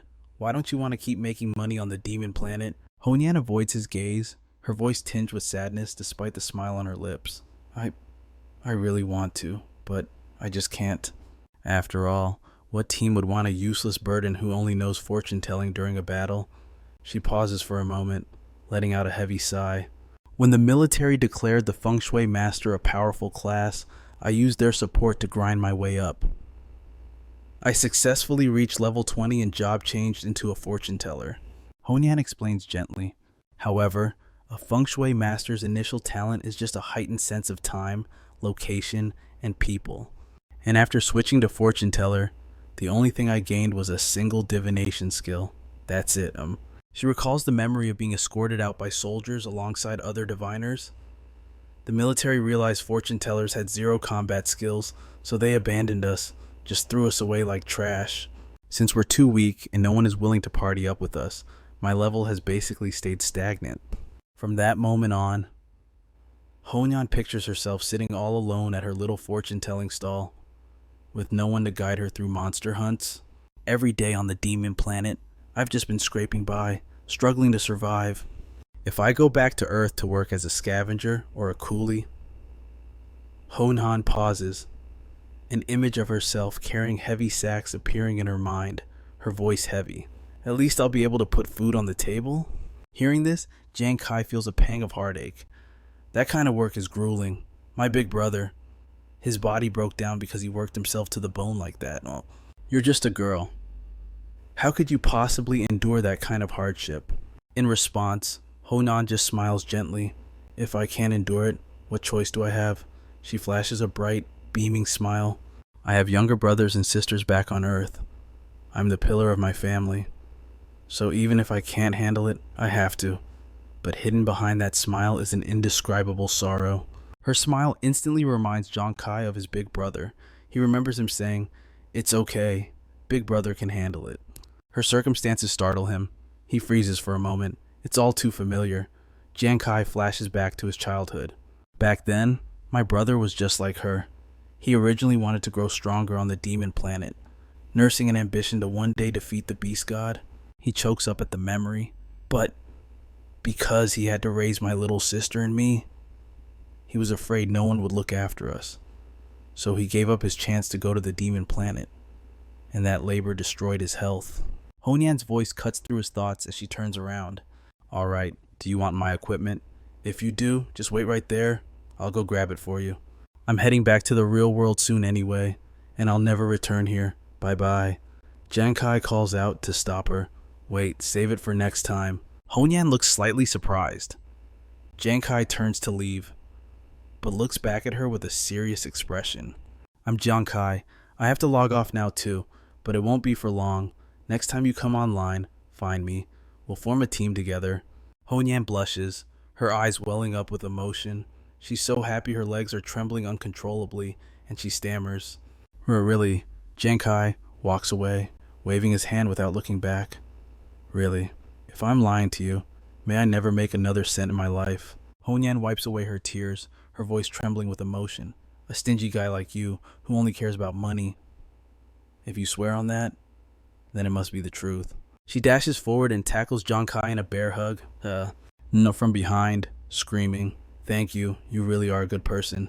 Taken by surprise, Giang Khai chokes on his own spit. Hey, how are you going to survive being this clingy? Honan ignores his attempts to push her away, just wanting to keep hugging him. Back on Earth, in the slum district where Giang Khai lives. As soon as he gets home, he shouts, "Big brother, little sis, from today on, neither of you has to work anymore. I made some money." The three of them sit around a small round table, Giang Khai crossing his arms with overflowing confidence. His big brother is surprised. Really, Antu rests her chin on her hand, pointing a finger suspiciously. "Where exactly did you get this money, brother?" "Is it even legal?" Giang Khai glares at the little girl. "What are you talking about? I earned this fair and square on the demon planet. Tomorrow, I'll arrange for Big Brother's surgery. And you're going back to school to study." Big Brother looks hesitant. "Little Kai, you've been working so hard lately." Giang Khai scratches his head, looking a bit embarrassed. "It's nothing, brother. Compared to how hard you work to take care of us, this is nothing." Giang Khai looks at a happy photo of the three of them, his voice lowering.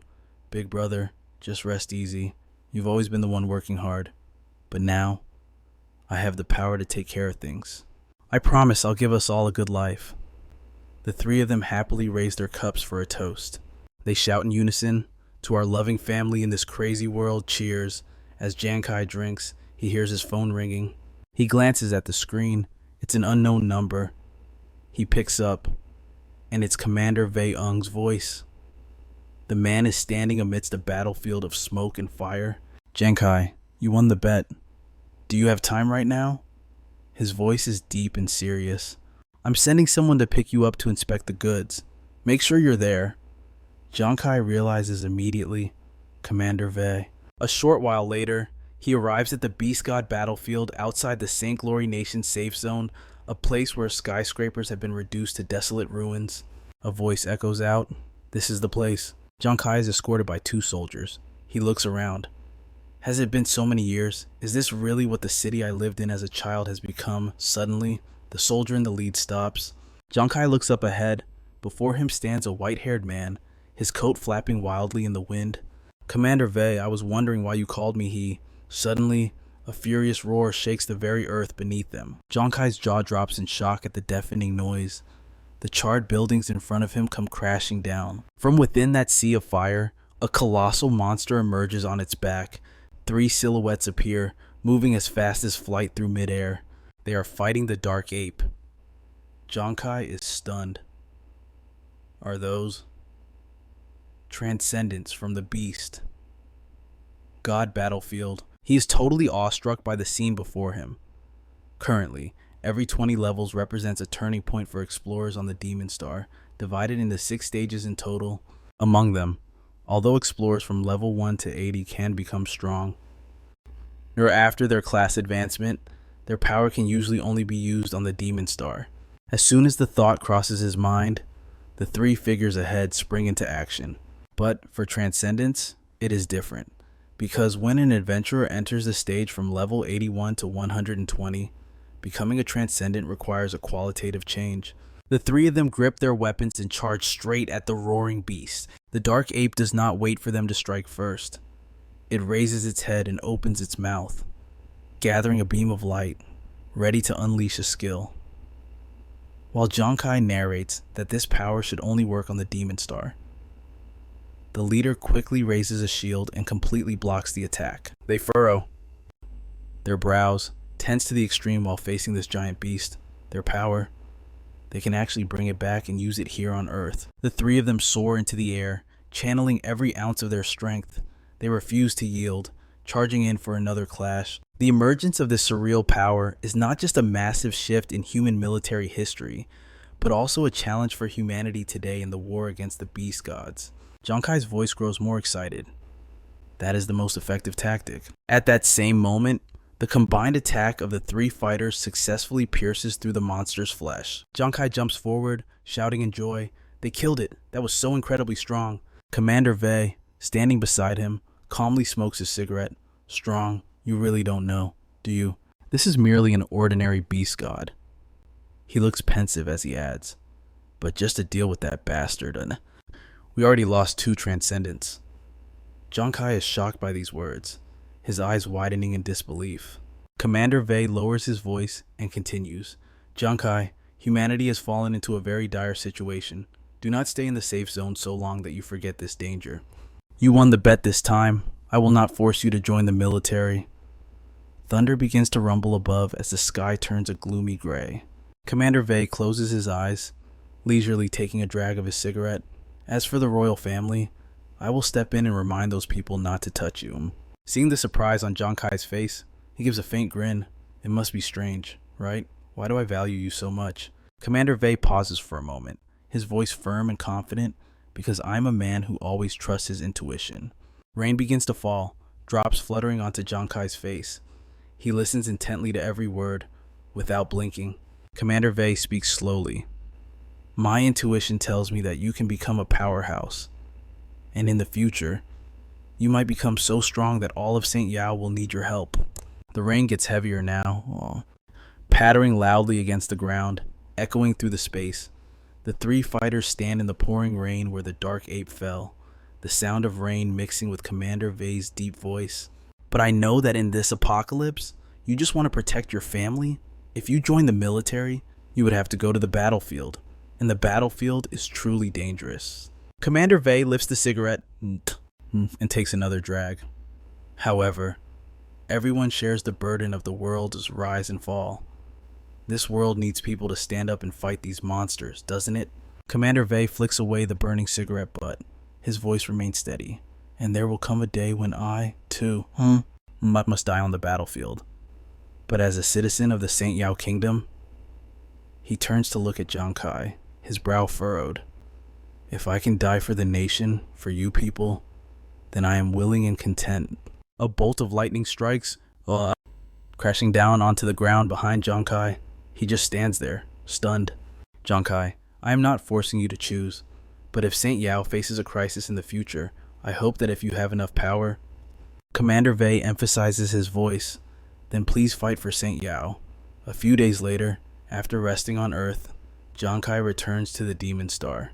At St. Yao City on the Demon Star, Giang Khai cannot stop thinking about Commander Vei's words. I never expected Commander Vei to rate me so highly. Could it be that, in the future, I really am someone St. Yao needs? Then, he raises his hand to check his watch. Forget it. First things first. I need to look out for myself. The black apes in King's Valley have likely respawned by now. The screen shows the elite ghost banshee, a monster with extreme damage capable of instantly killing any adventurer. Her attacks carry a soul-crushing effect, highly effective against ethereal bodies. Another text line appears, Soul Crush. The banshee's scream can paralyze adventurers within 10 meters, inflicting absolute terror. Only attacks launched from within 10 meters can deal damage to her. Giang Khai mutters, memorizing every detail on the screen. He stares at the banshee. What a formidable monster. Inside 10 meters, you get insta-killed by Soul Crush. Outside 10 meters, you can't deal damage. He closes the screen, shuts his eyes tight, and makes his decision, hands in his pockets. Giang Khai walks forward with determination. This monster looks way trickier than the black apes. I'm gonna need teammates. In the distance, Honyan is nodding off, standing right in the middle of the road. She's holding a sign, "Do not disturb," waiting for Captain. She's even talking in her sleep. Captain? Oh, Captain. Passers-by judge her as they walk. Is she crazy? Giang Khai appears behind her, his face twisted in helpless embarrassment. Honyan, don't tell me you've been standing here waiting for me ever since I went offline. Honan wakes up instantly. She turns to him, eyes teary, babbling nonstop. Captain Giang Khai, I knew you'd come back. I've been waiting here for days. Giang Khai smiles. I remember. Suddenly, Honyan squints suspiciously, covering her mouth to whisper, Captain, you want to take me monster hunting right now, don't you? I'll help you find an amazing teammate. I calculated that there's a guy who would be super helpful for grinding. Well, do you need him? Giang Khai lights up. Helpful for grinding, you say? That sounds great. Just as long as he's not a drunkard. Suddenly, a chubby guy stands right in front of them, scratching his head. Hello, I'm Nguyen Ngu. And I am a drunkard. Bottles of alcohol are hanging all over his belt. Giang Khai instantly sprints away, yelling back, I don't need him. Honyan laughs awkwardly. Captain, why so honest? Nguyen looks confused. Honan shouts after the angry captain. Captain Giang Khai, take Nguyen with you. He's used to hardship and he's super obedient. Nguyen looks down shyly, poking his fingers together. Honyan doesn't give up, chasing after Giang Khai. He can cook for you. He'll even massage your legs and shoulders. He even said if you take him along. Giang Khai's face is still black with rage. He won't ask for a single piece of loot. Hearing that, Giang Khai's eyes widen in shock. He rushes back to Nguyen and extends his hand. Giang Khai grabs Nguyen's hand, eyes sparkling. Greetings, Comrade Nguyen. I am Captain Giang Khai.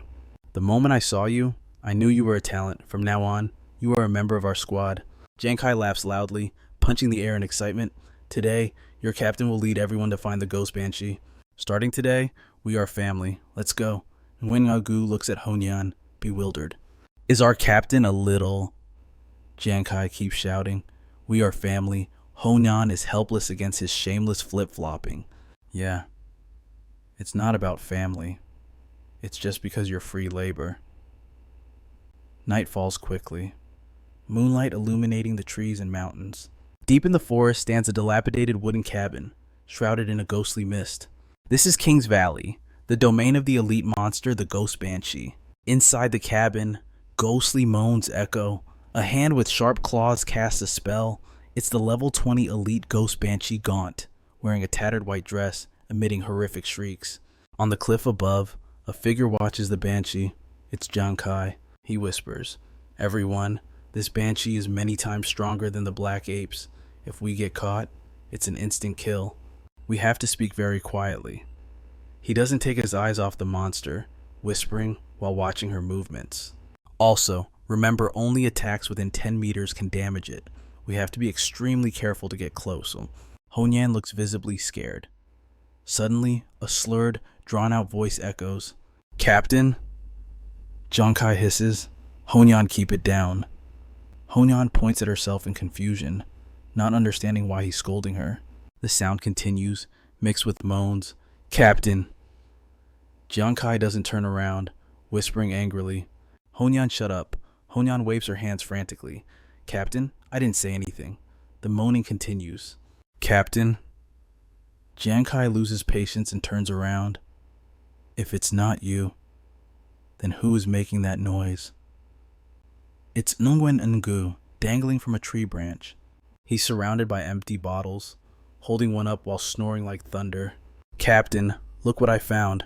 Nguyen is wasted. He suddenly screams at the top of his lungs. Thank you. I propose a toast to the captain. Giang Khai and Honyan gritted their teeth. The demoness heard the noise and whipped her head around instantly. She shot up into the air and spotted their hiding spot in a heartbeat. Giang Khai was startled by her terrifying speed. The demoness let out a piercing scream. A light gathered in her mouth, her eyes glowing red, revealing 4 sharp fangs.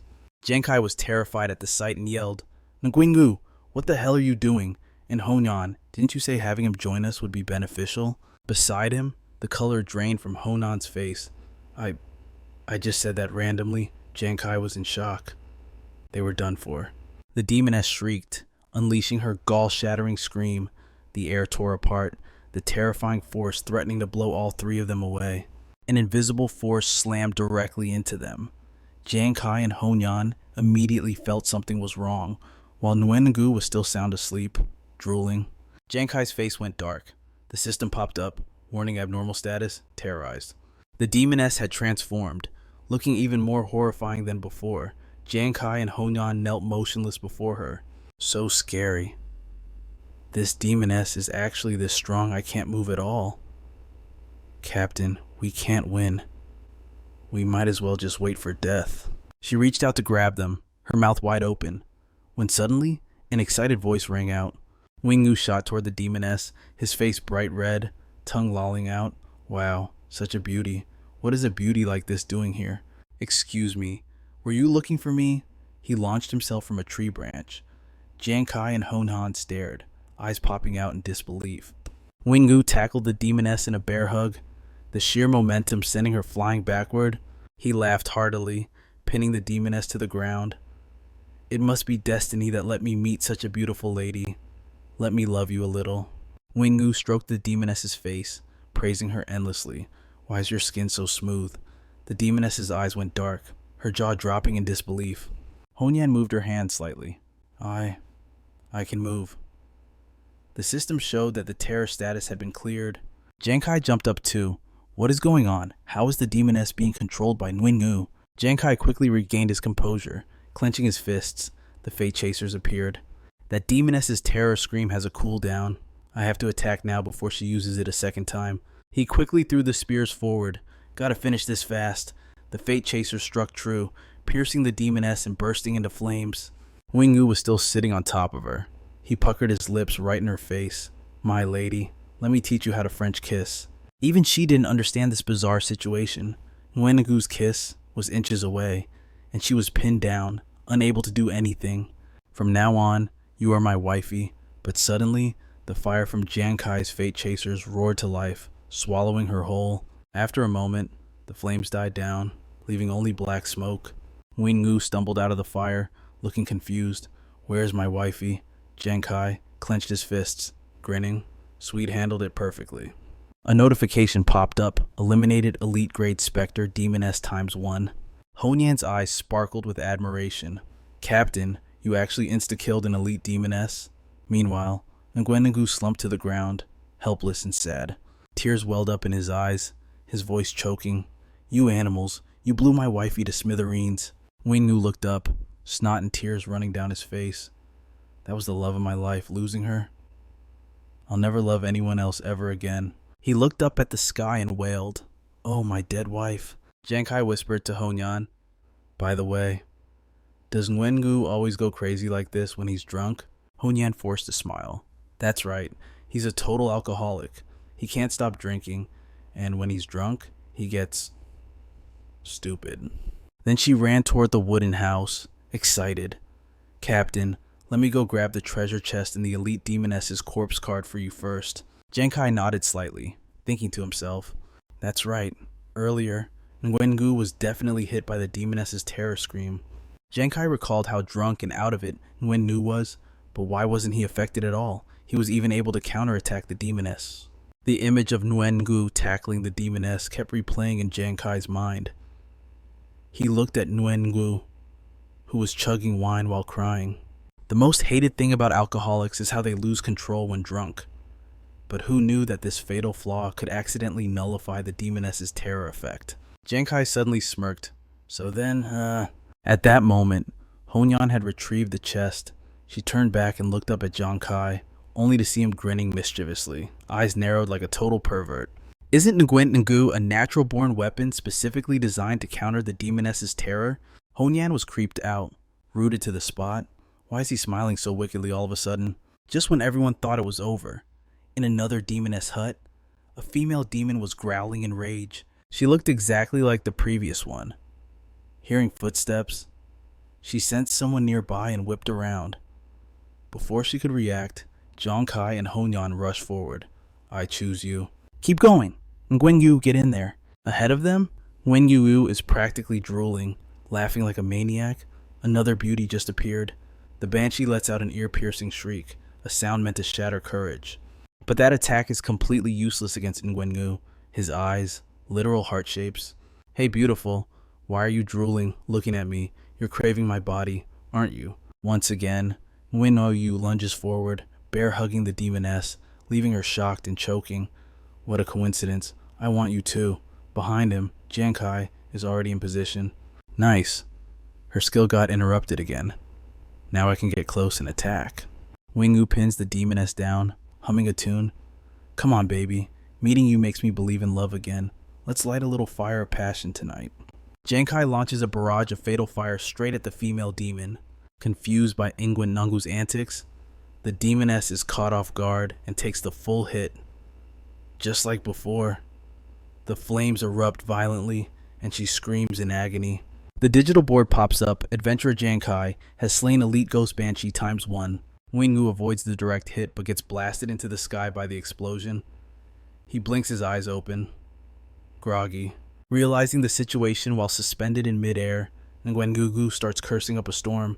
You animals, you blew up my wifey again. I curse you all, you bunch of beasts. He lands headfirst on the ground, snot and tears running down his face. Giang Khai looks at him with confidence. Beautiful. While Nguyengugu is still out of it, let's go find another demoness quickly. Honan agrees instantly. Yes. 3 hours later, Nguyengugu is blasted into the sky by an explosion yet again. Flying through the air, he screams, "Don't blow up my new wife, number 11. A while later, he sits sulking and crying in front of a door. My 23rd wife. Blown up by these two animals again. Inside the hut, Giang Khai and Honyan open a chest, eyes sparkling with greed. Nguyengugu sits there wailing miserably, reaching out to stop Giang Khai. Don't do it. Spare my 35th wife. Another chest is hauled out of the demoness's wooden hut. It's shiny and heavy. Giang Khai laughs loudly, hands on his hips. Fantastic. Who knew that relying on Nguyengugu would let us snag 35 elite treasure chests in a flash? We've practically wiped out the female demons of the King's Valley. Honyan clutches her face. I wouldn't dare dream of this kind of efficiency. Giang Khai glances at the electronic panel, speaking happily. Plus, after killing 35 elite banshees, I leveled up twice. I'm level 14 now. Giang Khai turns to Nguyengugu and winks, and the only price was a heartbroken Nguyengugu. He adds, Honyan, you were right. Nguyengugu is actually useful. Honyan beams. That's right. Besides, think of it as helping Nguyengugu train his mental resilience for handling breakups. Nguyengugu, eyes swollen from crying, mutters, mental resilience training. You two are absolute dogs. Honyan flashes a thumbs up in front of Nguyengugu. Nguyengugu, you're number 1. He replies bluntly. You're an animal. Giang Khai looks at them, but he's focused on something even better. He holds up 2 shining cards. I also managed to collect 2 skill cards from the demon huts. We can learn new skills. The first card depicts dark clouds and rain. The first skill is rain summoning. It's used by those with strong mental power to create a massive downpour over a wide area. Giang Khai imagines summoning rain to create a lake, drowning and washing away monsters. With the right terrain, high-level powerhouses can even create lakes and rivers out of thin air. This could be a game changer in actual combat. He holds the card out toward Honyan. Honyan, you're level 29. Your mental power is higher than mine. You learned this skill. She looks surprised. A real skill card. Honyan tears up, her voice trembling. Thank you, Captain Giang Khai. I finally have a skill other than fortune telling. I'm finally not just useless trash who only knows how to divine during battle. She drops to her knees, bowing her head repeatedly to Giang Khai. Captain Giang Khai, from now on, you are my eternal big brother. Please accept this bow from your humble subordinate. Giang Khai looks helpless. Don't do that. You earned it. Honyan keeps bowing until a giant bump forms on her forehead before she finally stops. She picks up the card, admiring it with pure joy. I'm not trash anymore. Giang Khai holds the remaining card, deep in thought. This one provides a one-time skill point for hidden classes. He looks at the card, and the information pops up. This skill point can activate a supplementary skill for a hidden class. However, the supplementary skill can only be used once. After use, it disappears. After reading it, he thinks to himself, is that so? Then let's activate it. The card in his hand instantly glows. Giang Khai stares at the brilliant light. Even if it's single use, if it's a skill only a hidden class can activate, he absolutely has to try it.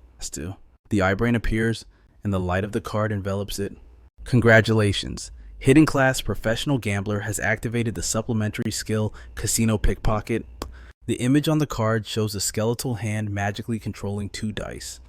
When Casino Pickpocket is enabled, any adventurer nearby paying attention to the gambler will have 1/1000th stolen of their total attributes stolen and added to the user's own stats. After 30 minutes, the bonus skills and attributes will be deleted. Giang Khai frowned in frustration. Is that really all this skill can do? A brain gave a slight nod. That is correct. Giang Khai clutched his head, seething.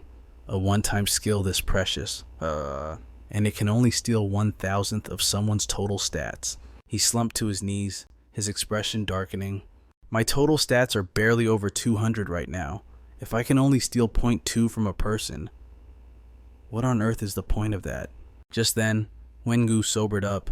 He sat up and asked, What happened to me? Did I fall asleep? He looked confused, placing a hand over his chest. Why does my heart hurt so much? Honan walked over and whispered, "Oh, Mr. Demon Star's most sentimental lover. Did you forget how heartbroken you were last night after losing your 35 wives?" The memory hit Nguyengu like a truck. He recalled himself sticking his tongue out, wearing a look of pure bliss as he lunged to hug someone. Nguyengu immediately puked his guts out. "I remember now. Last night, After he finished heaving, he burst into tears. "I'm so sorry. Captain Giang Khai, I held you back. I'm just a drunk. I couldn't control myself. If you're unhappy with me, I can leave the team." Giang Khai didn't say a word. He just picked up a piece of armor and held it out to Nguyengu. He looked at Nguyengu with a gentle smile. "What are you talking about last night? You were the MVP. This gear belongs to you." Nguyengu looked up at him. Giang Khai continued, "If it weren't for you, that banshee would have killed me a dozen times over. You were the core of this mission." Nguyengu's eyes welled up with emotion, his face flushing red with embarrassment. "No, Captain, I don't need it. I told you, just letting me join the team is enough." Giang Khai waved his hand dismissively. "Take it. I promised I wouldn't mistreat my teammates.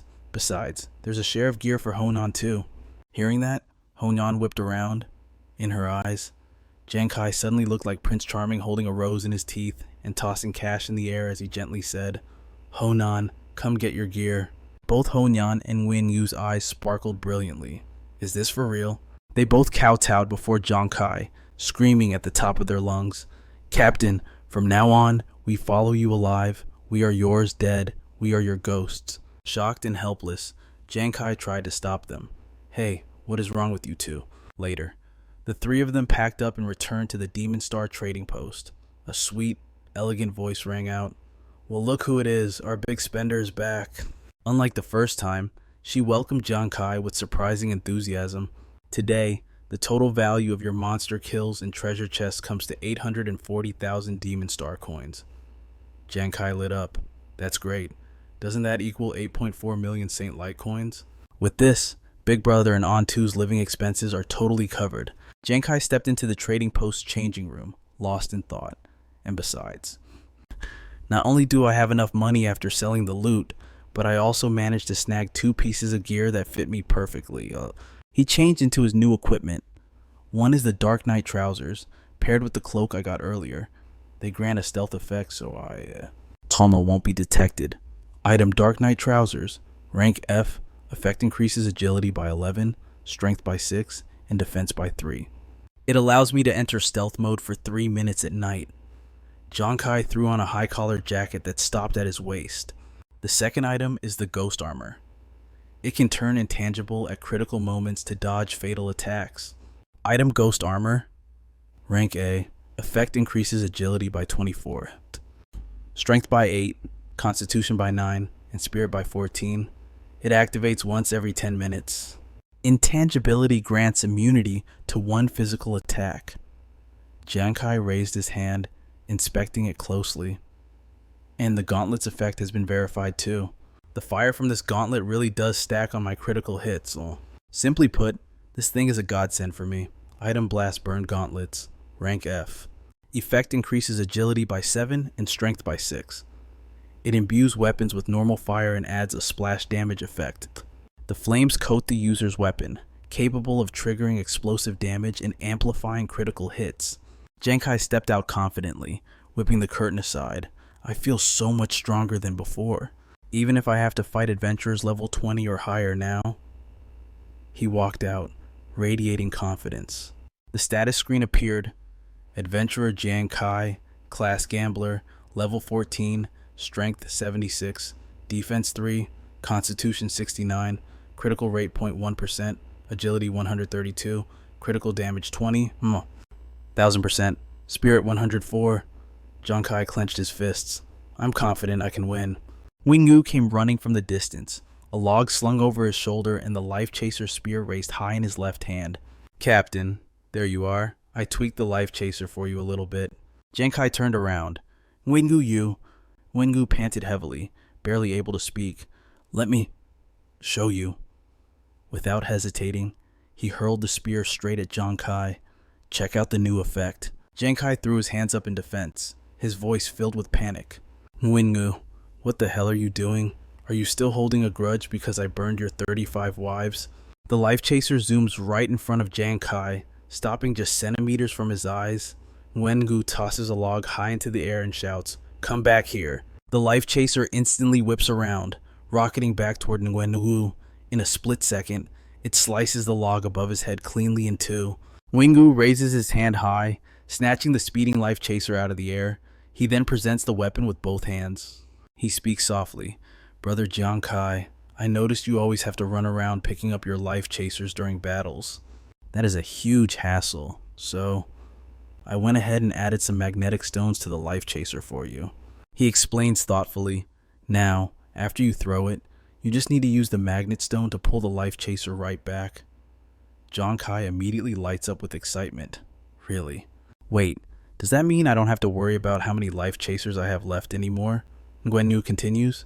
"Plus, while it's being pulled back, the life chaser can still deal damage to anything in its return path." Giang Khai pats Nguyen on the shoulder, full of praise. "I never guessed it. Nguyen, you're actually a genius master of equipment modification." Nguyen rubs his hands together, shyly. "Oh, I just taught myself, really. Am I actually that amazing?" Captain Giang Khai holds up 3 fingers to make a pledge. "I swear, I dare to swear before the heavens themselves." Suddenly, a bolt of lightning cracks down from a clear blue sky, right behind Giang Khai. The beautiful sunny day instantly turns into a pouring shower. The sky goes dark and gray, completely different from just a minute ago. Giang Khai breaks into a cold sweat, stammering, "What the?" Nguyen looks panicked too. "Captain, are you lying to me?" In the distance, Honyan skips happily through the rain. "Captain, it's me. I just learned a beginner rain summoning spell. Though it probably doesn't help much." "Huh." Nguyen breathes a sigh of relief. "Oh, it's just Honan." Giang Khai speaks up to reassure Honan. "How could your skills ever be useless? Look at them, all these people are running for cover because of you." He reaches out to catch the raindrops. "If you can make the rain even heavier, it will be enough to seriously slow down an enemy's movements." Giang Khai watches the crowd scrambling for shelter, some even tripping over, and says seriously to Honan, "In that moment, the enemy becomes a living target for me. And then, I can kill anyone I want." Hearing this, Honyan instantly feels more confident. She laughs out loud. "Really, turns out I can be useful like that. Then I definitely have to train this rain summoning spell as hard as I can." Giang Khai nods. "Do your best." He looks into the distance with a satisfied smile. Now Nguyen can charge into battle, and Honan has the power to summon rain. Not just me, but the whole team has become so much stronger. Just then, 3 men walk past them, and one curses loudly. "What the hell is with this pouring rain? All the gear we brought for the frozen island is soaking wet. What if the royal family blames us for being late?" Hearing the words royal family, Giang Khai snaps to attention. "Royal family?" He calls out to them. "Hold on a second. Brothers, you mentioned the royal family. May I ask which royal family you are talking about?" Wingu pulls out an umbrella and hands it to Honyan. Kandu looks at Giang Khai like he is an alien. "Don't you go online? Are you living under a rock?" The guy named Van Hao laughs and says, "The royal family's Black Tortoise Guild is taking 200,000 people to the frozen island to hunt a king-rank boss. Defeating that boss helps the nation expand its territory over on the Demon Star." Hao Vu adds, "That is why, aside from the royals, tons of other adventurers are going there to help clear out the monsters." They continue, "This is a responsibility tied to the rise and fall of the world. How could you not know such important news?" Giang Khai freezes upon hearing this. Having said their piece, the men quickly turn to leave. "Let's go. Don't just stand there staring. If we are late, we might get fined." Giang Khai stands there, lost in thought. The royal family is hunting a boss for the sake of the nation. Does that mean Huang Vi is involved in this too? Giang Khai lowers his head, his expression dark and pensive. "Right now, divine beasts are wreaking havoc on Earth. Every nation has to find resources on the Demon Star just to stand a chance against them." He thinks about the 5 key resources secret realms: equipment, ore veins, materials, and energy sources. But all resources on the Demon Star are occupied by bosses. Only by defeating the boss can a nation claim the land and harvest those resources. Ugh. His face hardens, his internal monologue turning grave. Furthermore, monsters on the Demon Star are ranked from low to high common, elite, warlord, commander, king rank boss, map boss, and realm guardian. A vision of thousands of people fighting fills his mind. Among them, a king rank boss requires the combined force of hundreds of thousands of people just to stand a chance against such a terrifying monster. Everyone is fighting desperately against one monster. Yet the royal family is leading the Black Tortoise Guild to contribute to the country. The silhouette of Hwang Vi appears in his mind, wielding a sword in battle. Giang Khai falls silent, suspicious. Could it be that Hwang Vi has actually turned over a new leaf? Has he become a commander who actually cares about the people of this world? He recalls Vaeung's words from before. The rise and fall of the world is the responsibility of every common man. Someone in this world has to stand up and fight those monsters. Giang Khai clenches his fist, looking down at his reflection in the water. If Hwang Vi can do this, should I also go to the Eternal Ice Island to contribute to the country? At the Demon Star Ice Island, the night sky sparkles with starlight, but below lies a raging blizzard and mountains covered in deep snow. Giang Khai's trio is trudging through the storm. Honyan is so cold his voice trembles. Captain, you said we're going to the ice island, so why didn't you buy any clothes or shoes? All three of them are hugging themselves, shivering violently. Giang Khai's face is turning purple, his nose running. I didn't expect it to be this cold either. Suddenly, a loud shout rings out. Giang Khai looks up to see three figures on the cliff. Don't those idiots from that team know that you shouldn't walk on the lake surface before the battle starts? Giang Khai is a bit confused, shivering as he speaks. Well, we are here for the first time.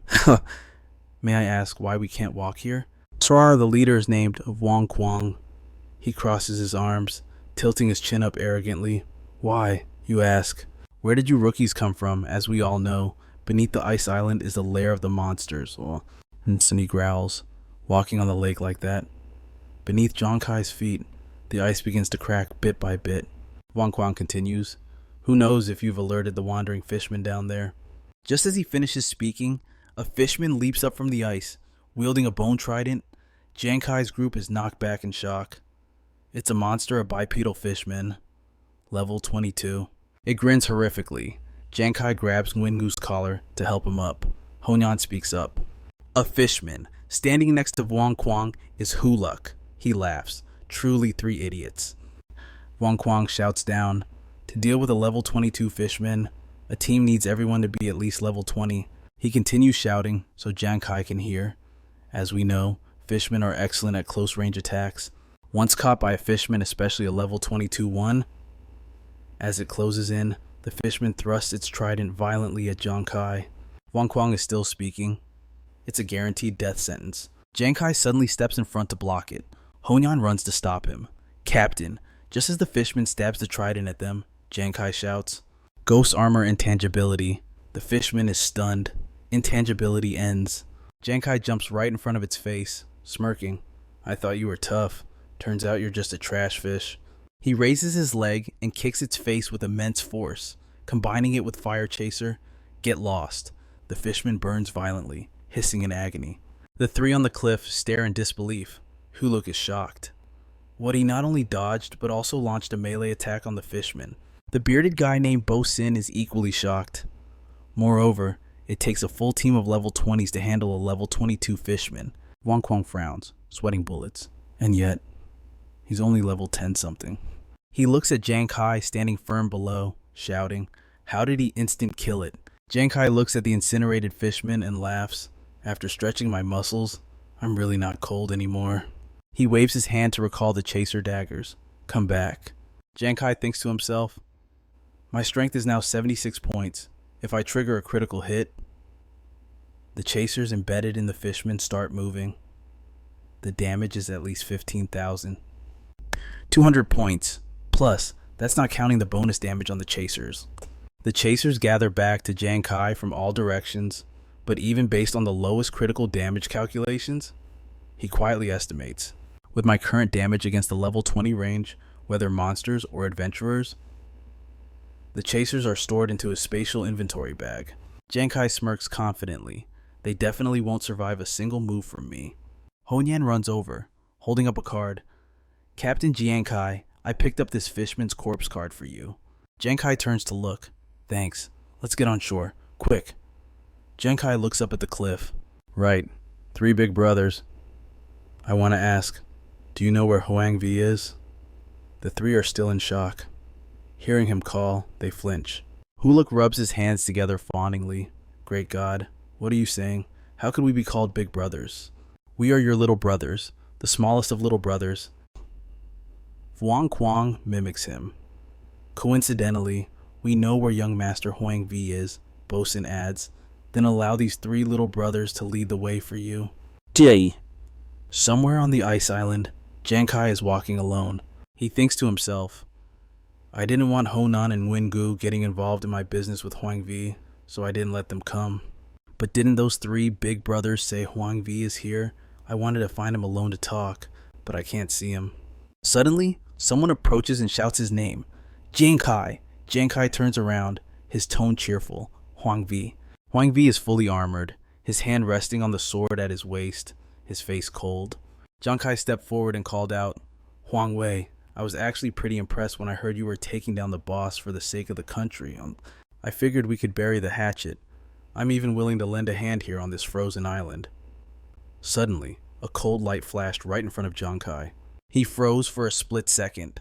Huang Wei drew his sword and slashed viciously at him. Giang Khai barely managed to jump to the side to dodge it. While dodging, Giang Khai shouted, Huang Wei, what the hell are you doing? I just wanted to clear up the misunderstanding between us. Huang Wei missed his strike, his face darkening. Clear up the misunderstanding. He looked up, a twisted smile forming on his lips as he growled. You killed me first. Do you have any idea how long my recovery took? And now you want to talk about making peace. Huang Wei raised his sword, his voice cold. Do you know how much I thought about this after you killed me last time? I spent every waking moment plotting my revenge, but the military issued an order forbidding my family from touching you. How could I accept that? He stared at Giang Khai and screamed. That's why I volunteered to fight the king tier boss. I plan to use the merit from this victory to demand the military stop protecting you. Giang Khai looked shocked. You're taking on a king tier boss? Just for that? Exactly, Huang Wei shouted as he charged at Giang Khai. But I never expected you to come looking for me yourself. Screw the battle ahead. I'm gonna kill you first. He swung his sword at Giang Khai, planning to claim the boss kill credit later. Giang Khai ducked low, narrowly avoiding the strike. He pushed himself backward to create distance and scoffed. Turns out I overthought things. I should have known you were still the same petty scumbags. Giang Khai raised his hand, letting flames engulf his palm. But if you want to kill me, I suggest you all come at once, since your entire Falcon squad is going to get wiped out by me anyway. Huang Xiao, standing behind Huang Wei, laughed loudly. Scary talk. You think you can wipe out the Falcon squad? You only survived this long because the military was backing you up. Huang Wu chimed in. Now that the young master is over level 10 and decked out in S-rank gear, you think he needs our help to kill you? Huang Sen nodded in agreement while tapping his watch. Exactly. This clueless rookie. As the holographic display popped up, Huang Shan suddenly froze. Wait a second. Staring back at him was Giang Khai's status panel. How the hell did this kid reach level 14? He's leveling as fast as the young master. On the other side, Huang Wei was already engulfed in flames, screaming in agony. Huang Wei looked down, seeing his entire body catching fire. He screamed, What is this? Where did this fire come from? He thrashed around, screaming frantically, Help me! Someone get over here and save me! Hearing his cries, his lackeys rushed over. What's going on? Isn't the fire on the young master just normal fire? Why is it dealing so much damage? From a distance, Giang Khai spoke coldly. Your young master is already dead. Unless you want to end up like him, stay out of my way. Huang Wei stubbornly reached out a charred hand and shrieked, No! I don't want to die! He struggled to crawl out of the flames. His armor scorched black. My equipment locks my health at 1%. It prevents me from dying instantly. But I'm finished. He yelled out, kill him for me, torture him to death. His 4 lackeys drew their weapons and stepped toward Giang Khai. Understood. Giang Khai clenched his fist, his voice icy, still eager to throw your lives away. He leaped forward, throwing the life chaser with full force. Perfect timing. I'll use you lot to test out its life-seeking magnet ability. The life chaser whizzed past them. They were startled, but managed to dodge it. Their eyes glinted with cunning. Huang Wu scoffed. You threw so many daggers and missed every single one. What kind of accuracy is that? The four of them were level 31, 28, 29, and 32. Huang Shan sneered contemptuously. Did you see our levels and get so scared your hand started shaking? With that, he charged at Giang Khai. I'll take him. Giang Khai raised his flaming hand. He smirked. Never heard of the phrase? He growled. The first to step up is the first to go down. As he spoke, the life chaser flew back from behind Huang Shan, stabbing him right in the back. Flames erupted from the blade, spreading rapidly in all directions. Giang Khai watched coldly as the fire consumed Huang Shan, who screamed in despair. The others stood frozen in shock. How did that dagger fly back? They stared at Giang Khai, who stood motionless. And how can a level 10 kid take down a level 32 captain? They looked over at Huang Shan, now lying charred on the ground, and shrieked in terror. Instant death. Giang Khai flashed behind them. I'm not done yet. He raised his hand to recall the life chaser. The dagger flew back towards him, but another lackey was standing in its path. It pierced him, and flames roared to life again. The man turned pale, watching helplessly as the fire spread, unable to escape his burning fate.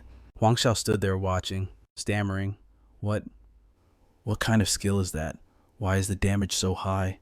Huang Wu was panicked too. Is this kid actually a pro playing the pig to eat the tiger? Huang Wei struggled to sit up and screamed. You idiots, can't you see he specializes in long-range attacks? He growls through gritted teeth. Attack together. Can't the two of you just close in on him? Following Huang Vi's order, the other two rushed forward simultaneously. Dong Ten replies, Yes, sir. Huang Vi grins arrogantly, baring his teeth. Giang Khai is definitely a ranged assassin high damage. Sure, but if you get close, he'll be utterly useless. Before the words even leave his mouth, the two men in front of him are engulfed in flames. They scream in agony. Don't! Huang Vi falls to his knees in helplessness, his face twisted in disbelief. Giang Khai walks slowly toward him and lets out a cold snort. One piece of trash leading a bunch of trash. His eyes are filled with contempt and rage.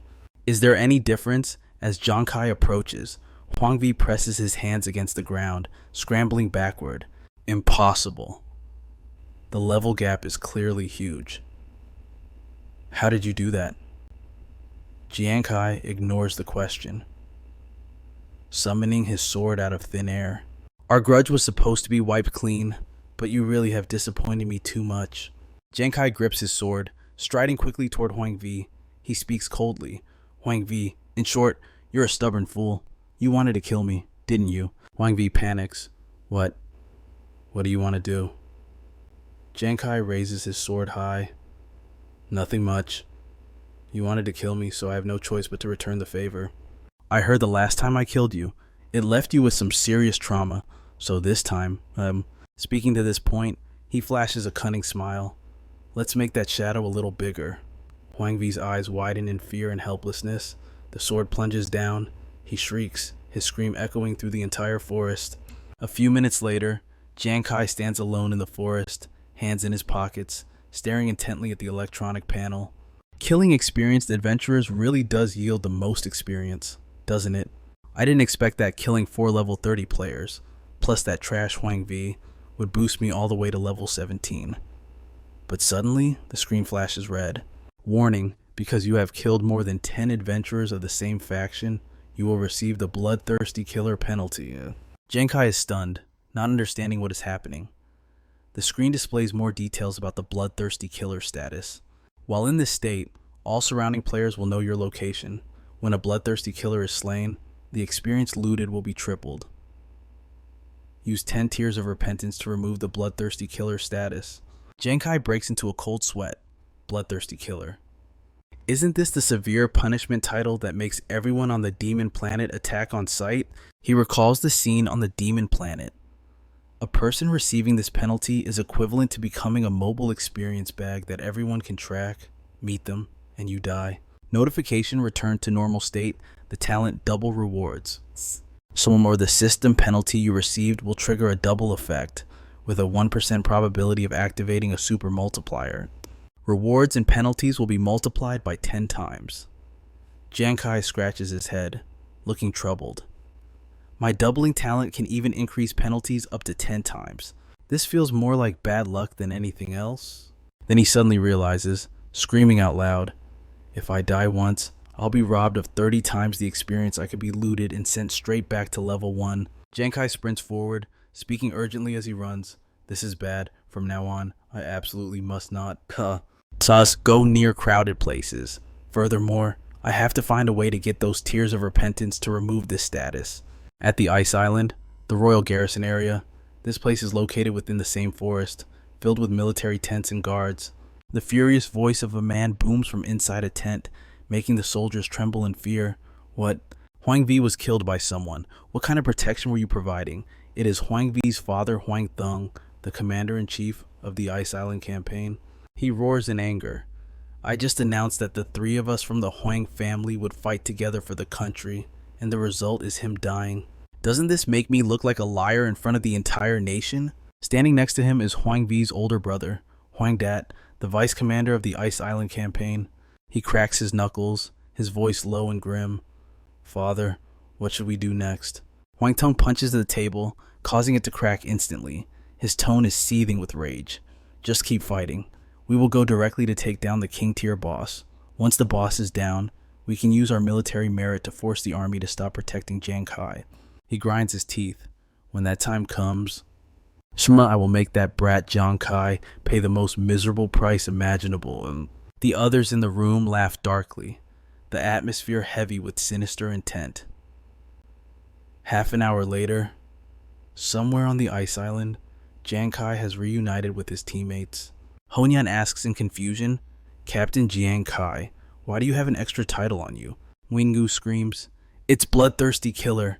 Giang Khai shouts in a hushed whisper, keep your voice down or we'll be exposed. He grabs Honyan's hand, dragging her along as he runs. I don't have time to explain what happened right now. Basically, I've completely become an enemy of the royal family. We have to get out of here quickly. Honyan is slightly surprised by the urgency, but didn't you come here to... As the 3 of them run and talk, a loud sound erupts, a long, piercing horn blast. Giang Khai freezes. What is that sound? The noise continues to echo across the snowy hills. Wingu turned to Giang Khai in a panic. Is that the war horn sounding the attack? Why now? Of all times, Giang Khai's mind raced. Did the royal family initiate the battle first?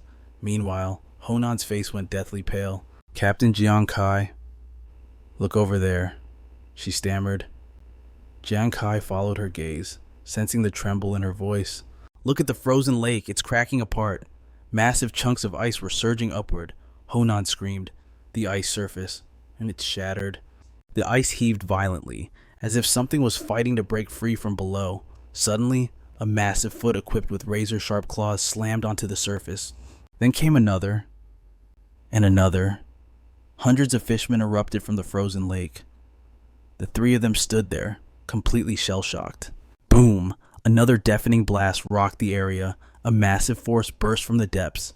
Towering over the swarm was a colossal merman, 100 times larger than the ones at the frozen peak. That gargantuan beast was a king-tier boss. The Icewind Merman, Lord level unknown, HP at 100%. Honan stammered. That's the boss? Giang Khai frowned deeply. The pressure is immense. Winnu's voice quivered. I'm scared.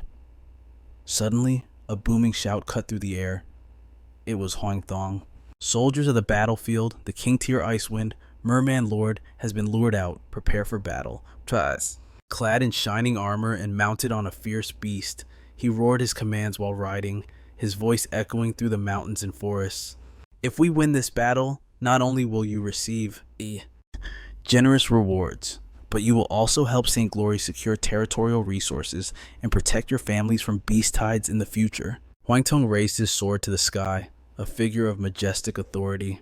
Therefore, whether for the present or the future, we must do whatever it takes to seize victory, even if we face death itself. Hearing his words, the soldiers instantly gripped their weapons. Warriors, once the arrow leaves the string, there is no turning back. So, for this king-tier boss raid, Huang Thong's voice reached a fever pitch. Let it officially begin. The moment he finished, the soldiers flooded onto the ice lake, chanting in unison, charge, kill, kill. Hiding behind a chunk of ice, Wengu turned to Giang Khai. Captain Giang Khai, why aren't we moving? Honyan agreed. It's a battlefield of 200,000 people. This is a king-tier boss fight. Giang Khai stood up abruptly and waved his hand. No, not yet. Giang Khai smirked. Now that the war has started, the royal family definitely won't have time to pay attention to me. Let's stay put and watch the show. It's not every day you get to see a king-tier boss raid. Meanwhile, the soldiers charged headlong toward the merman. Bakvan and Halthian led the charge, shouting, "Kill it, sus!" as they ran. Suddenly, crack. The ice beneath them shattered, sending countless men tumbling down. A gigantic fish-like monster with blood-red eyes and razor-sharp teeth surged from the water. It was a common rank bipedal merman, level 25. Halthian slammed on the brakes, his face pale, but he tried to stay calm. Don't be scared, everyone. It's just a stinking fish. We outnumber it. We can take it. Before he could finish, he was yanked by a tremendous force. The bipedal merman grabbed him, lifting him toward its gaping maw filled with jagged teeth. Halthian screamed and thrashed. Help me! The creature shoved him directly into its mouth. Crunch. Blood sprayed everywhere. Halthian shrieked, "It hurts! Someone help me!"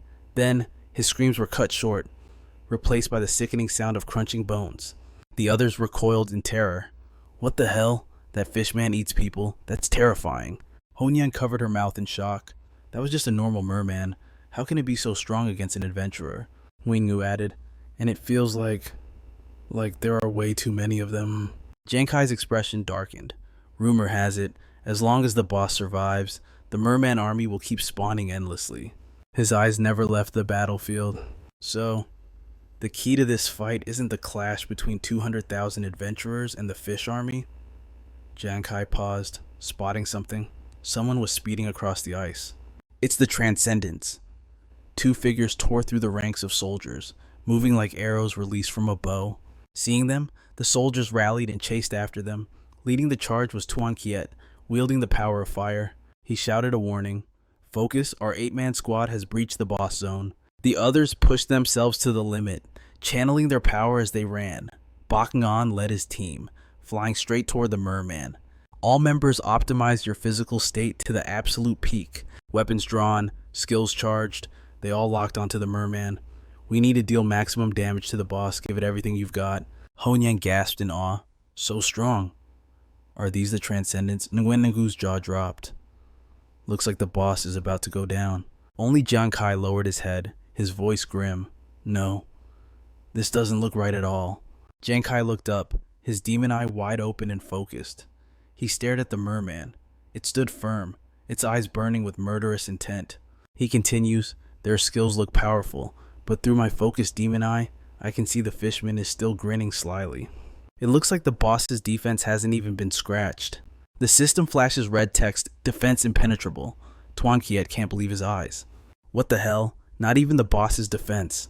Suddenly, something shoots into the sky. The fishman slams a brutal strike down on the awakeners below.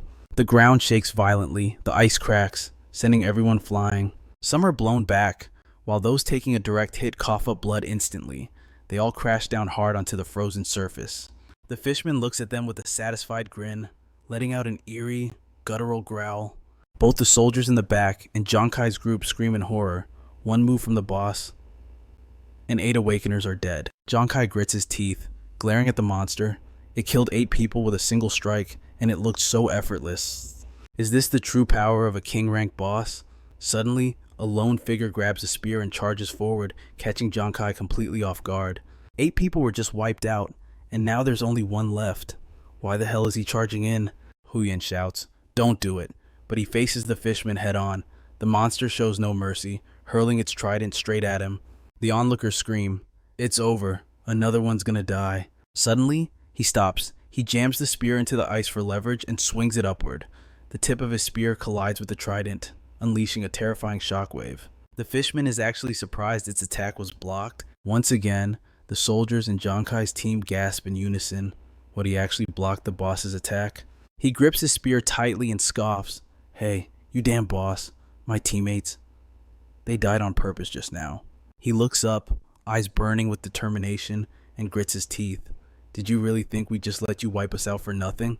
This is the Awakener Tuong Fong class spearman, titled the strongest of the Black Tortoise Guild. The fishman retracts its trident as Tuong Fong slowly walks toward it. Today, I stand for my fallen brothers. A system notification pops up above Tuong Fong. Talent activated, blessing of the deceased. For every fallen awakener nearby, his strength increases by 25%. Without wasting a second, Tuong Fong vaults over the fishman. Slipping behind it, he snarls, "Gotcha!" The fishman can't react to his speed. He drives his spear into the monster's back. Sparks fly, the boss's shield is shattered. Blood spurts from the wound. The monster glares back in irritation. Giang Khai is shocked, but thrilled. So strong, he actually broke through the boss's defense. Gok Long, one of the soldiers below, is overwhelmed with emotion. This great god gives us hope. Watching from afar, Huang Thong grins triumphantly. Did you really think our Black Tortoise Guild was weak? Those awakeners who died? It was all a calculated sacrifice to boost Tuong Fong's power. Tuong Fong is now overflowing with vitality, his entire body erupting with immense power. Huang Tong's voice remained steady. Tuong Fong was already strong enough to fight 10 men, but now, with the blessing of the deceased, his power has increased by 200%. Tuong Fong charges again, his eyes glowing. Right now, he alone rivals an army of 20 awakeners. He moves so fast the fishman can't keep up. Every pass he makes leaves a deep gash on the monster's body. Huang Tong watches closely. As long as the battle continues like this, without any surprises, we win. While Giang Khai's trio is glued to the fight, they don't notice a shadow creeping up behind them. Hu Yan cheers loudly. Come on, we're definitely going to win. But while they're distracted, a level 32 elite sea fishman appears right behind them. Huang Dat holds up a tablet flashing red and screams at Huang Thong, "Dad, we're in trouble. I'm detecting a massive swarm of fishmen approaching from the back of the ice island." Huang Tong is terrified. Sea fishmen. You mean an entire army from the ocean has been summoned here? Huang Dat replies frantically. Yes, there are hundreds of them, and they're all tier 3 elites. Huang Tong freezes, panic setting in. This can't be. Tuong Fong is still fighting for his life against the boss over there. This is a disaster. Tuong Fong is only fighting like that because he thinks we have the battlefield under control. Huang Tong's voice turns grim.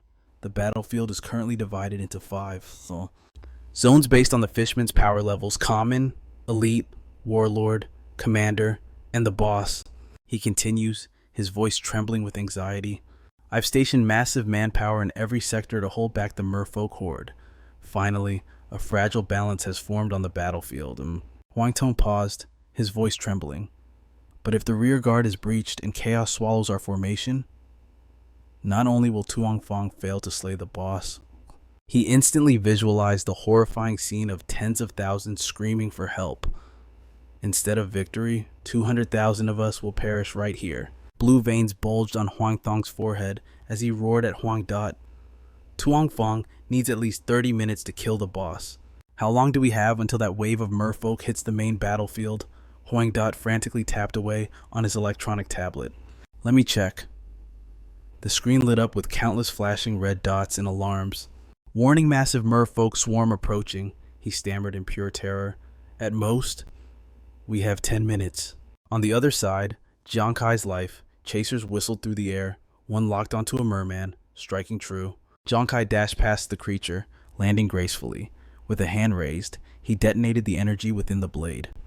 System Explorer Giang Khai has slain elite merfolk ×1. Hu Yin cowered behind a large boulder, trembling. Captain Giang Khai, why? Why are there suddenly so many merfolk? We need to get out of here, fast. Giang Khai turned his head, narrowing his eyes. Leave now. He stood atop the cliff, arms crossed, gazing down at the frozen lake. The battlefield was held in a precarious, razor-thin balance. If no one stops this wave of merfolk, the entire raid will end in failure. Giang Khai frowned, lost in deep thought. Then, his expression turned cold. The Hoang family is my enemy. Watching them fail would bring me great joy. The situation over there is critical. It's a mess. What should I do? Giang Khai murmured. But the future of Star Glory, and the 200,000 people called to fight, they are all innocent. He shut his eyes tight, hesitating. Suddenly, Wei Ying's words echoed in his mind once again. Everyone bears responsibility for the rise and fall of this world. Someone has to step up and fight the monsters. Giang Khai pondered for a moment, then raised his head high. His mind was made up. He called out to his two teammates. Hu Yan, Wengu, we're not leaving yet. Under their bewildered gaze, Giang Khai walked forward and commanded, I need you two to lure every single merman in the vicinity right to me. Giang Khai raised his life chaser, his eyes sharp as ice. I will deal with this entire horde of merfolk. Alone. Hu Yan and Wengu were stunned. He was insane. But just 10 minutes later, the common merfolk had already decimated nearly all the royal soldiers. Ken Han knelt on the ground, clutching his bleeding arm, his voice cracked with despair. Captain, stop fighting. The merfolk have already caught up to the explorers in the rear guard. Once they surround us here, it's all over. We have to run while we still can. Hearing this, the others froze in place. Every single one of them was covered in wounds. Panic spread through the ranks. He's right. If we die here, we're locked out of the network for a whole month. If I don't earn money for a month, my family will be on the streets. Let's go. If we stay, we die. A warrior in armor, a cape fluttering behind him, stepped forward with his sword. No. There is no need to run. The soldiers turned to look at him. Captain, he shouted, haven't you realized 10 minutes have passed since the merfolk wave was detected? They said the merfolk would reach the battlefield within 10 minutes. He continued, his eyes fixed on the distant mountains. But look, not a single one has appeared. What does that tell you? The others followed his gaze to the empty ice plains. One soldier muttered, why haven't any shown up? Another guessed, could a superclass awakened have stepped in at the rear? Impossible. The captain shook his head. The royal family clearly didn't station any troops back there. He frowned deeply. This means a powerful figure has taken action in the rear guard. But to hold back such a massive tide of merfolk, it must be an incredibly strong team of elite explorers, fighting for their lives right now. Meanwhile, back at the rear, Giang Khai was being relentlessly hunted by the elite merfolk. They roared in fury, lunging at him with jaws wide open. Giang Khai didn't even look back. The corner of his mouth twitched up into a smirk of absolute confidence. He landed softly on the ice. In a flash, he dropped to one knee and spun around, facing the merfolk horde head-on. Crimson light flared in his hand. He surged forward, explosive power slicing a merman in two in the blink of an eye. Even though the beast stood several meters tall, by the time Giang Khai's feet touched the ground, the merman was already incinerated into nothingness. Giang Khai spun around, keeping count. I've killed over 20 of them, but they're still only coming one by one. This is way too slow. System Explorer Giang Khai has slain elite merfolk times 2. Right at that moment, Hu Yan came sprinting in, screaming at the top of his lungs. Giang Khai, Captain, save me. I brought the whole merfolk army just like you asked. Ruan ran and screamed at the top of his lungs. Giang Khai, Captain, I'm over here. Meanwhile, Giang Khai clenched his fists, feeling the strength surge through his arms. Perfect. Leave the rest to me. You two, get out of here. Now, Hu Yan asked anxiously, Captain Giang Khai, there are so many elite monsters out there. Can you really kill them all? Ruan Yu shouted in agreement. Yeah, exactly. You look totally exhausted after killing just 2 of them earlier. Giang Khai glanced at the swarm of murlocs approaching and let out a cold snort. It's true. Killing them one by one earlier was a bit draining. He moved with lightning speed, weaving through the enemy as sparks of fire began to ignite. Giang Khai's voice dropped low, his eyes radiating killing intent. But here's the thing. Compared to single target combat, I prefer wiping them out in herds. As the words left his mouth, a deafening explosion tore through the sky, kicking up a massive cloud of dust and debris. The system panel lit up brightly. Adventurer Giang Khai has slain elite murloc times 257. Overwhelmed with excitement, Hu Yan and Ruan Yu hugged each other tight. What the hell? Is this Captain Giang Khai's true power, Mother of God? He's only level 10 something. Does he have to be this insane? At that moment, Huang Tong's team was approaching. Suddenly, they saw a massive pillar of fire erupt in the distance, leaving everyone stunned. The rear? Why is there an explosion coming from the rear? Wang Wu pointed frantically at the radar. Dad, the murlocs in the rear. They have completely vanished from the scanner. Is it the military reinforcements you called? Huang Tong frowned. The military? That's impossible. He calculated in his head. I only just contacted them. How could they possibly arrive this quickly? Wang Tong narrowed his eyes at the explosion, then made a decision. Forget about it. If the military has actually arrived, then announce it to everyone on the battlefield. That way, Zhang Fang can focus entirely on taking down the boss.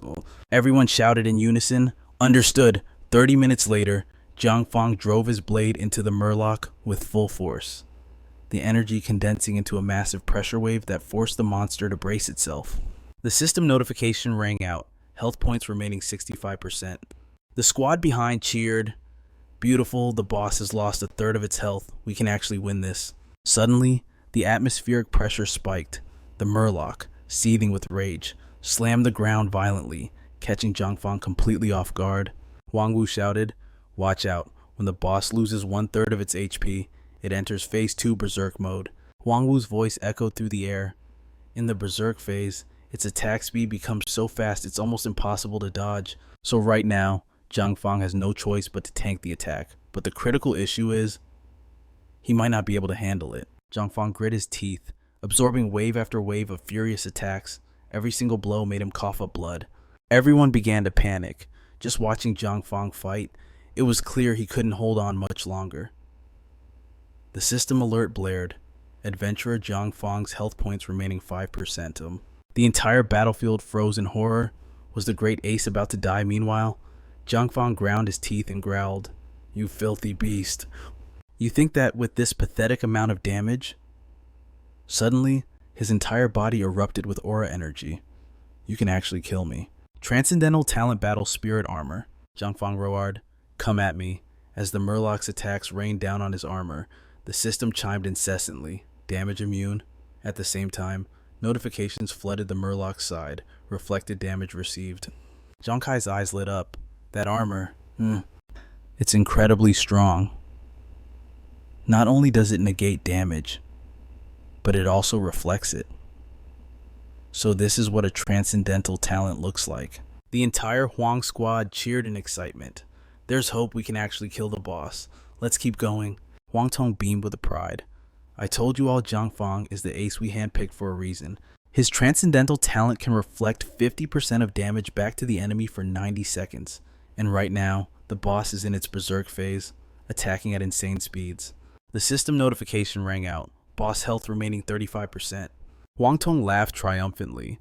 In other words, the faster the boss attacks, the faster it drains its own life. He chuckled with pure satisfaction. The boss lost 30% of its health in mere moments. If we just keep this up a little longer, that monster will belong to the Huang family. But then, the Murloc suddenly unleashed a surprise palm strike. Because he was too focused on tanking the hits, Zhang Fang couldn't put up his defenses in time. The palm blast pierced right through his battle armor and slammed directly into his chest. The force was so massive it sent Zhang Fang flying hundreds of meters away. His body smashed into the earth, creating a deep crater. A gaping hole had been torn open in the center of his chest, his breathing faint and shallow. Everyone stood frozen in dead silence. What the ace? Lost. The Murloc had used a boss skill, Tentacle Armor Break, to counter Zhang Fang's reflection. Wang Tong fell into despair. I was too careless. This boss, does it possess an armor-breaking skill? Wang Da rushed to support him. Dad, no one dared to believe their eyes. Had that skill gone undetected, the entire Xuanwu Guild was now in a state of total panic. It's over. It's all over. Our entire strategy relied on Zhang Fang. If even Zhang Fang has been taken down, then this battle is a guaranteed loss. At that same moment, Giang Khai's expression darkened. A shadow of despair engulfed the battlefield. Members of the Xuanwu Guild screamed in terror. Help us! The ace has fallen. We can't beat it. What are we going to do? Run. Get out of here. Somewhere nearby, the screech of steel clashing against shields rings out, piercing the air. Li Bu struggles to hold his ground, consumed by guilt. True too, Nuan Nuan. I was wrong. I never should have brought you two here. The overwhelming force hammers against him, shoving him back step after step. Regret floods Li Bu's voice. I just wanted to prove I was stronger than that Giang Khai you guys always talk about. That's the only reason I dragged you into this mess. But Jiang Khai wouldn't have led you to your deaths. Yet here I am, marching you straight into a grave. I really am a complete failure of a captain. Before he can finish, the sea merman crushes him down. Nuan Nuan screams in terror. Captain Li Bu! Her voice cracks with despair. Is anyone there? Someone, please save our captain. She has never felt this helpless before. I don't have any mana left to heal him.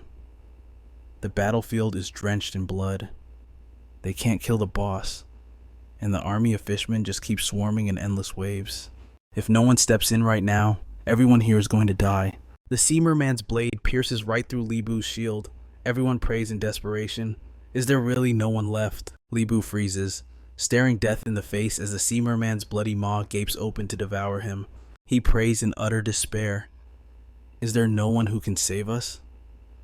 Suddenly, a streak of light flashes past like lightning. Razor-sharp flames tear through the sky, shooting upward like a meteor.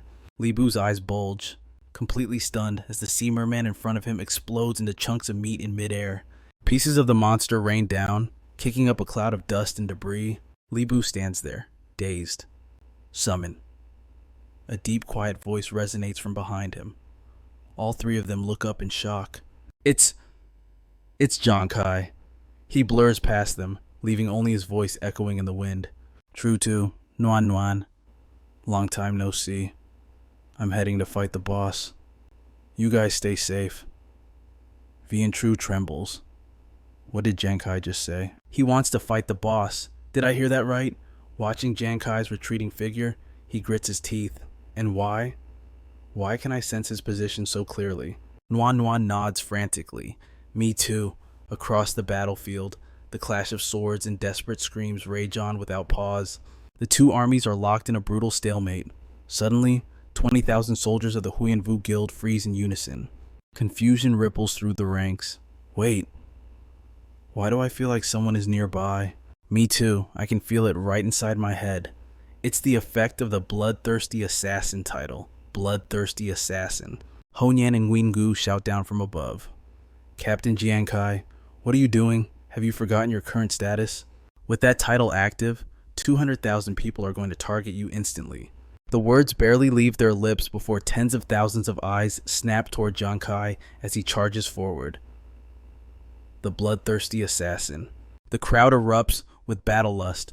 Damn it, I thought we were dead meat, but I never expected to see the Bloodthirsty Assassin here. If we kill him, we'll get a massive amount of XP. Then before the fishmen get us, let's take him out first. A roaring wave of players launches an assault, chasing after Giang Khai, but just as they close in, Giang Khai suddenly stops. His eyes widen. Boom! A massive explosion thunders across the sky. In the distance, Vian True goes pale. What happened? Did that mob kill Giang Khai? Nuan Nuan sobs. Giang Khai. A gust of wind whips past. Giang Khai smirks. That was just one of my moves. And you couldn't even handle that. Surrounded by a raging aura, he continues his charge. Behind him, players are sent flying, clutching their chests, dying in heaps. How? How is his damage that high? Isn't he just a rookie? He's barely level 10 or so. What the hell is going on? Seeing Giang Khai safe and sound, Nuan Nuan and Vian True scream in excitement. Giang Khai is okay. Did he just wipe them all out? He's so strong. Li Bu stumbles, barely able to stand, staring blankly at the scene before him. Is this really Giang Khai surrounded by players over level 20? And he's completely fine. That's impossible. Nearby, Huang Dat jumps in shock. Dad. I suddenly sense Giang Khai, the guy who killed TUV, on the battlefield. It looks like he's running straight for the boss. Huang Tong can't believe it. Giang Khai, why is he doing this? Does he actually think he can kill the boss? We should be focusing on minimizing our losses in this battle, not him. Huang Dat reluctantly obeys, but inside, he is burning with anxiety. But why do I have this bad feeling? Why do I vaguely feel like Giang Khai might actually pull it off? While he's lost in thought, Giang Khai has already cut deep into the heart of the battlefield. Giang Khai mocks himself. I can't believe I couldn't hold back. I ended up joining the fight anyway. Helping the Huang family take down a boss? That's something I've never done before. The words of Wei Ung from years ago suddenly echo in his mind. If Thunjiu ever faces danger in the future, I only hope you can fight for Thunjiu if you have the strength. Giang Khai lets out a faint laugh. But who would ever agree to let me command the Imperial Guard? Right now, the nation's in crisis and needs more territory for resources. Besides, I just happen to have a little spare energy. But his pace didn't slow down. He accelerated, his silhouette turning into a streak of lightning tearing through the wind. He whispered, "Smart brain AI, I want to activate that one-time skill I obtained earlier. AI Brain Online. Activating Casino PB. You will now steal 0.1% of the total stats from every adventurer nearby who focuses on you. After 30 minutes, all stolen skills and stats will be permanently removed." Giang Khai pondered. At first, I was skeptical about this disposable skill. It only steals a tiny fraction from people watching me. I wondered what the use was. I never expected it to be so perfect for a moment like this. He reminded himself, I have to remember, right now I'm flagged with the bloodthirsty killer status. Almost everyone on the battlefield is staring at me. Whispers erupted all around. Why is a bloodthirsty killer here? I can feel it too. Me too. The system chimed in, initiating theft, draining 0.1% of total stats from all observers. Giang Khai thought to himself, even though I'm only taking 1,000th of their power, it seems small, but... He looked down at the crowd pointing at him. Look, the bloodthirsty killer is right there. I can feel his presence. He smirked. But there are over 200,000 people here. A blast of fire tore through the sky, fueling his racing thoughts. Even if I only take 0.1% from each person, with 200,000 people, that adds up to a monstrous amount of power. System announcement, Adventurer Giang Khai, Class Gambler, Level 20, Strength 30,000, Vitality 20,000, Agility 60,000, Spirit 40,000, Defense 3,000, Critical Rate 0.1%, Critical Damage 20,000%. Huang Dad stared at the tracker and screamed, "Damn it, Dad Giang Khai is rushing straight for the boss. Is he seriously trying to steal the kill?" Huang Tong's face darkened. How is that even possible? He pointed at the screen. Dad, look, my scanner shows Giang Khai's stats spiking like crazy. His total power. It's off the charts. It defies logic. What? Huang Tong gasped in horror. Giang Khai's location, Warlord rank, Fishman Zone. A jagged set of teeth snapped at him. The system flashed. Shark-toothed Fishman, rank Warlord, level 51. It chased after Giang Khai, unhinging its massive jaw, ready to tear him to shreds. Huang Dat was stunned. Giang Khai. He isn't even trying to dodge. He's facing a Warlord rank monster head on. Huang Tong frowned. I don't know if those stats are real or a glitch, but that shark-toothed Fishman's bite is dangerous. Even level 60 adventurers have to be careful around it. The monster opened its mouth wide, ready to chomp down. Huang Tong said coldly, looks like this is where his journey ends. But Giang Khai clenched his fist and roared, get out of my way. He slammed a punch straight into the shark-toothed Fishman's chest. Everyone froze. What the hell? No weapon did. Did he just kill a Warlord rank monster with his bare hands? Are those stats for real? The shark-toothed Fishman collapsed, sending a wave of panic through the other sea monsters on the battlefield. Can he actually kill the boss? The tracking system updated Giang Khai's location commander rank Fishman Zone. A commander rank Fishman, level 74, locked eyes on Giang Khai. It swept the members of the Black Turtle Guild aside, opened its mouth, and blasted a sonic wave straight at Giang Khai. Suddenly, a piercing ring filled his ears, his head throbbing like it was about to explode. Seeing this, Huang Dot scoffed. He doesn't know his place. When a commander rank Fishman roars, you need special skills or gear to resist it. Raw stats alone are useless against that. Huang Tong smirked. The kid is clueless. All he cares about is stealing the boss. The Fishman commander leaped down, its giant hand poised to crush Giang Khai. Huang Tong judged coldly. He's delusional. From a distance, no one in V and True screamed in terror. Giang Khai. Meanwhile, Nguyen Ngu was still tipsy from a massive mug of beer, but seeing Giang Khai in trouble, his gut churned with fire. Smoke practically shot out of his nose as he roared and charged in. I am Nguyen Ngu, and, in this life, I will never be weaker than anyone, Nguyen Ngu bellowed, throwing a punch. Hey, beautiful, I'm not any worse than my captain, right? Don't just save all your seduction for him. Two powerful forces collided. Both Nguyen and the Fishman commander were blasted backward. He bounced back, roaring, "Don't tell me a high-quality man like me can't attract you. Let me give you a cross-species kiss." Nguyen grabbed onto the Fishman commander. "This time, nobody's gonna blow up my wife." He puckered his lips, face bright red, and planted a big wet kiss right on the monster's toothy mouth. The Fishman commander froze, its fingers twitching in shock. Immediately, the Fishman commander went berserk, swinging its arm and smashing Nguyen into the ground. He crawled up, smiling stupidly, playing hard to get, feisty. "I like that about you." System notification: Nguyen Yu has activated the drunken dream state. Physical damage received is significantly reduced, but the user will enter a state of severe intoxication. Huang Tong and Huang Dat watched in horror. That is the fighting stance of Ache. The crowd was equally stunned. How can he just ignore the roar of a commander-ranked merfolk? And on top of that, he actually tanked the attack. Is it even possible for a human to make the merfolk leader hate them this much? Giang Khai was shocked to see Nguyen appear. Why did Nguyen follow me here? Didn't I specifically tell both of them to stop tailing me? Right then, a clear shout rang in his ears. "Hey, Captain, did you think we'd embarrass you or something?" Honyan also dashed in, hands raised to gather energy. "Watch this, the invincible rain dance." She shoved Giang Khai back. "Captain, get out of there. Nguyen can't hold on for long. The power gap between him and that merfolk commander is way too massive."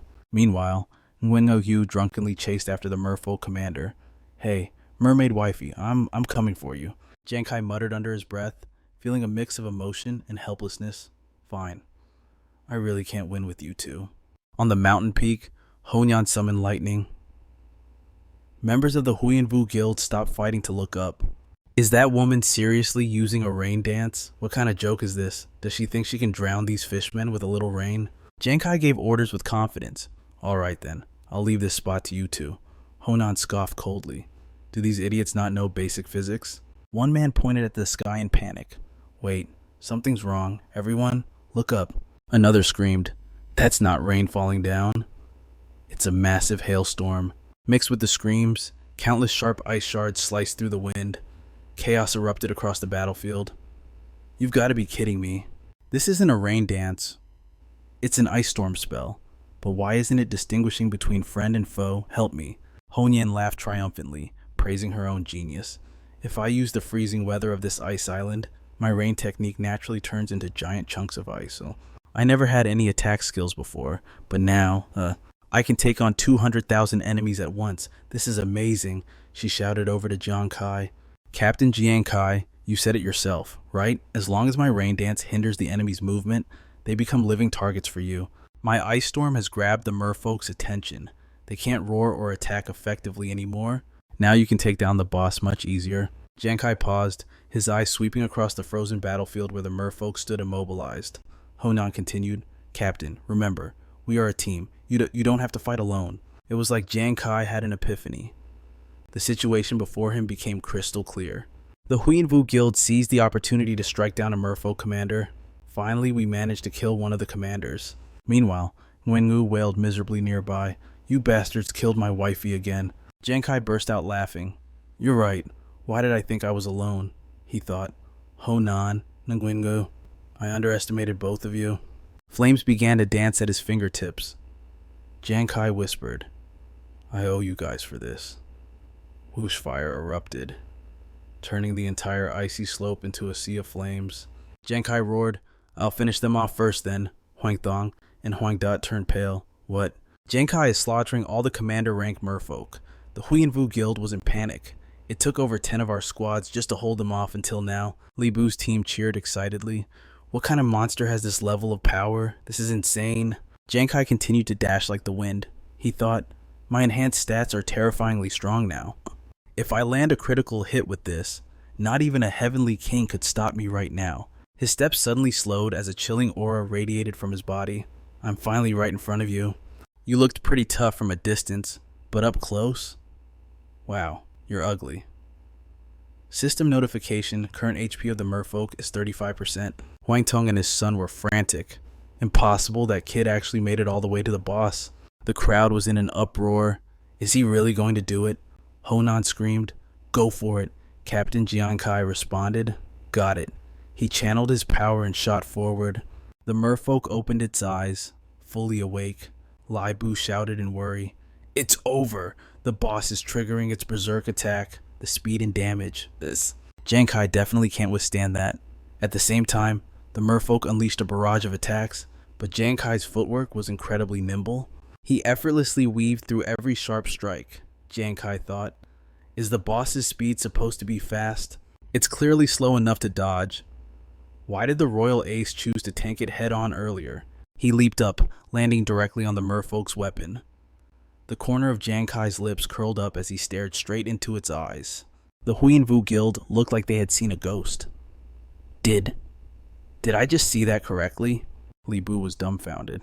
Not a single hit landed. This kid actually dodged every single attack from the boss. Honan's side cheered in excitement. That's our captain, while Huang Thong and his son stood there, completely frozen.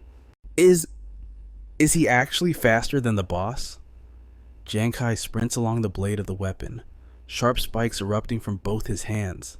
Suddenly, a light flashes. The merman thrusts its tail from behind, aiming straight for him. Giang Khai leaps into the air and shouts, too slow. He spins his body, diving down with double the speed. Get lost. Giang Khai smashes into its tail, triggering a massive explosion in midair. As Giang Khai lands, the system chimes, current HP remaining 25%. The Huyen guild members watch, jaws on the floor. It went from 35% straight to 25%. That bloodthirsty assassin really shaved off 10% of the boss's health with just a single strike. Huang Tong and Huang Dat are stunned into silence. Even Tuang Fong would need 10 minutes to do that. Even Lai Bu turns pale. What kind of damage is that? With a deafening boom, the merman slams its weapon into the ground to prop itself up. Giang Khai stands tall, staring the merman down man versus monster. Huang Thong's team looks terrified. What's the matter? Even Tuang Fong wouldn't dare to face the boss head on like that. Lai Bu mutters anxiously. This kid. Honyan and Tuang Fong were impressed. But is he seriously not even using his full strength yet? Meanwhile, Giang Khai mocks the merman. Finally figured out how to use those two legs of yours. The merman takes a deep breath and lets out a roar. It unleashes wave after wave of sonic attacks toward him, shaking the entire icy mountain range. Giang Khai sidesteps, scoffing. I'm not falling for that cheap trick again. The beast thrusts its weapon at him once more. The merman's weapon crashes into the earth, sending rocks and debris flying. The Huyen guild members struggle to keep their footing, panic setting in. That attack was huge. The bloodthirsty assassin. Tamma. He's dead for sure. Giang Khai bursts out laughing. Dead. You guys must be dreaming. The merman spins around in shock. When was its weapon snapped in half? Giang Khai roars. You're aiming at the wrong target. The merman huffs in fury. Giang Khai steps out from the dust, mocking coldly. Judging by that look on your face, do you not know how to fight without a weapon? The entire battlefield erupts in chaos.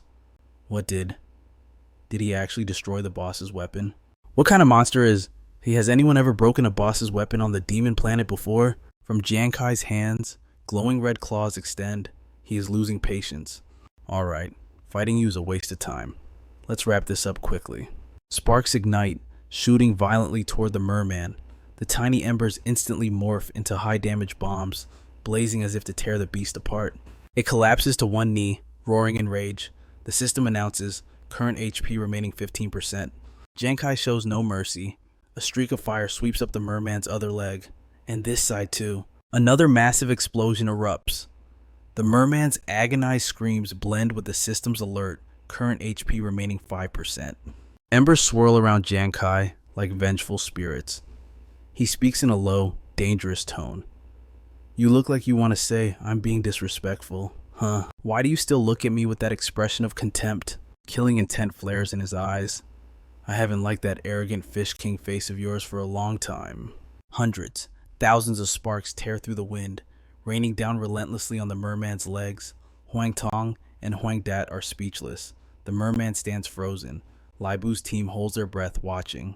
The merman staggers, acrid smoke rising from its body. Honan smirks. It's down. A sky-shaking explosion rings out, and the merman crashes onto the freezing snow. Giang Khai stands tall, watching intently. The merman's body is a wreck, limbs severed, twitching on the ground. As it gasps for air, the system screeches, current HP remaining 0.1%. Hwang Tong is shook. The silent battlefield suddenly explodes into an uproar.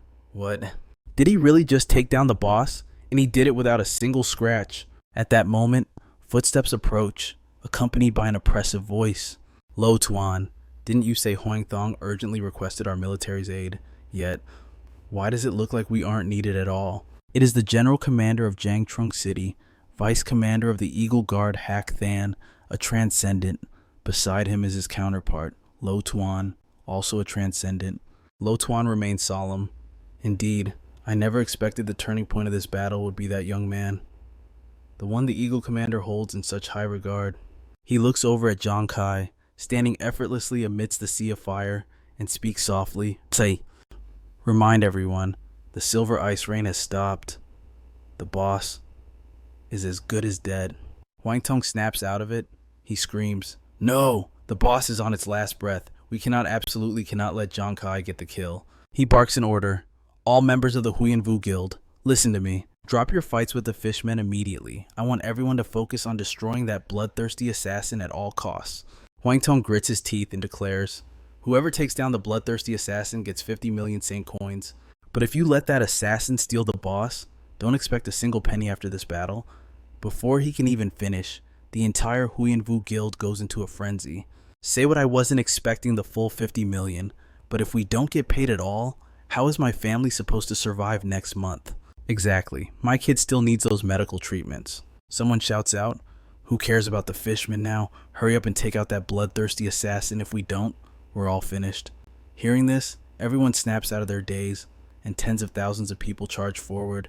Yeah, get him. Kill the bloodthirsty assassin. The sound of rushing footsteps is intense, shaking the very ground. Tens of thousands of people ignore the merfolk entirely, frantically rushing ahead to kill him. Looking down from the mountain peak, Giang Khai sees countless people turning back like a swarm of black ants, kicking up white dust that clouds the sky. He frowns. The royal family couldn't take down the boss themselves, but now that they see I have the ability to do it, they use that to blackmail everyone into killing me. That is truly disgusting. He looks over at Tong Fong. You're still conscious. Giang Khai helps him up, asking softly, hey, Mr. Ace of the royal family, you're not dead yet, are you? Tung Fong looks confused. Bloodthirsty assassin. Why are you looking for me? You already damaged the boss. Why not just finish it off? Giang Khai replies nonchalantly, I'm great at draining a monster's HP, but who said I have to fight you guys for the boss kill? If I steal the boss, the royal family won't suffer much damage. But if they use the reward money to threaten everyone, then 200,000 families are going to suffer. Giang Khai supports Tung Fong, walking him toward the dying fishman. He speaks decisively. So, you represent the royal family, right? He shoves Tung Fong forward. Then go ahead, please. Deliver the finishing blow. Tung Fong is stunned. Say what you... Standing high and mighty on the peak, Giang Khai gently urges him, hurry it up. If you don't act now, those guys are going to chop me to pieces. Just consider it a favor to me. Tung Fong takes heavy steps toward the fishman. All right, I got it. He shouts loudly. Then, thank you. At the same time, he gathers all his strength and unleashes a powerful palm strike against the fishman. It doesn't even open its eyes before letting out a roar of extreme agony. System panels pop open as its health drops to 0. The fishman's scream pierces the sky, shaking the entire iceberg.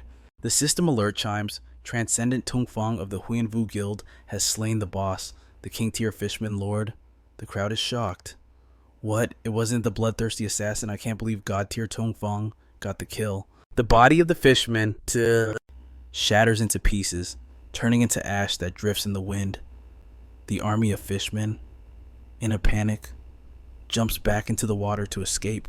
Members of the Huyen Vu Guild shout, the fishman army has retreated. Everyone chatters in joy. I can't believe our great god killed the boss. Why didn't the bloodthirsty assassin steal it? If that's the case, then we get our payout. Hwang Thung finally snaps back to reality. What happened? Did we win? Tong Fong killed the boss. Hwang Dat realizes with a start. Wait, could it be that the brat Giang Khai intentionally gave up the kill?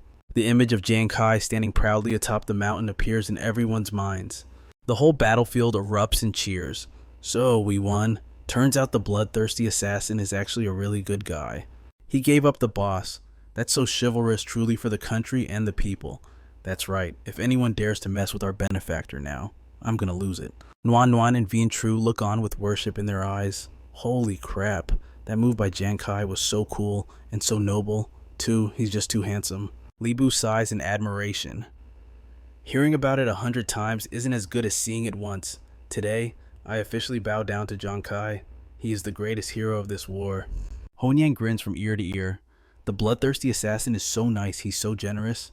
Now, do you know how amazing my captain is? You didn't even check to see who picked him as captain. Suddenly, the Huyen Vu Guild changes their tune.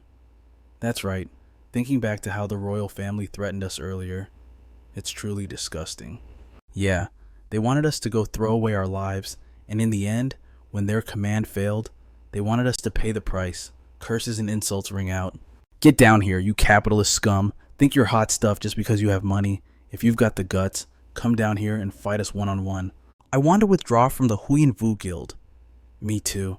I'm quitting. Huang Dat's face turns pale as he looks at his father.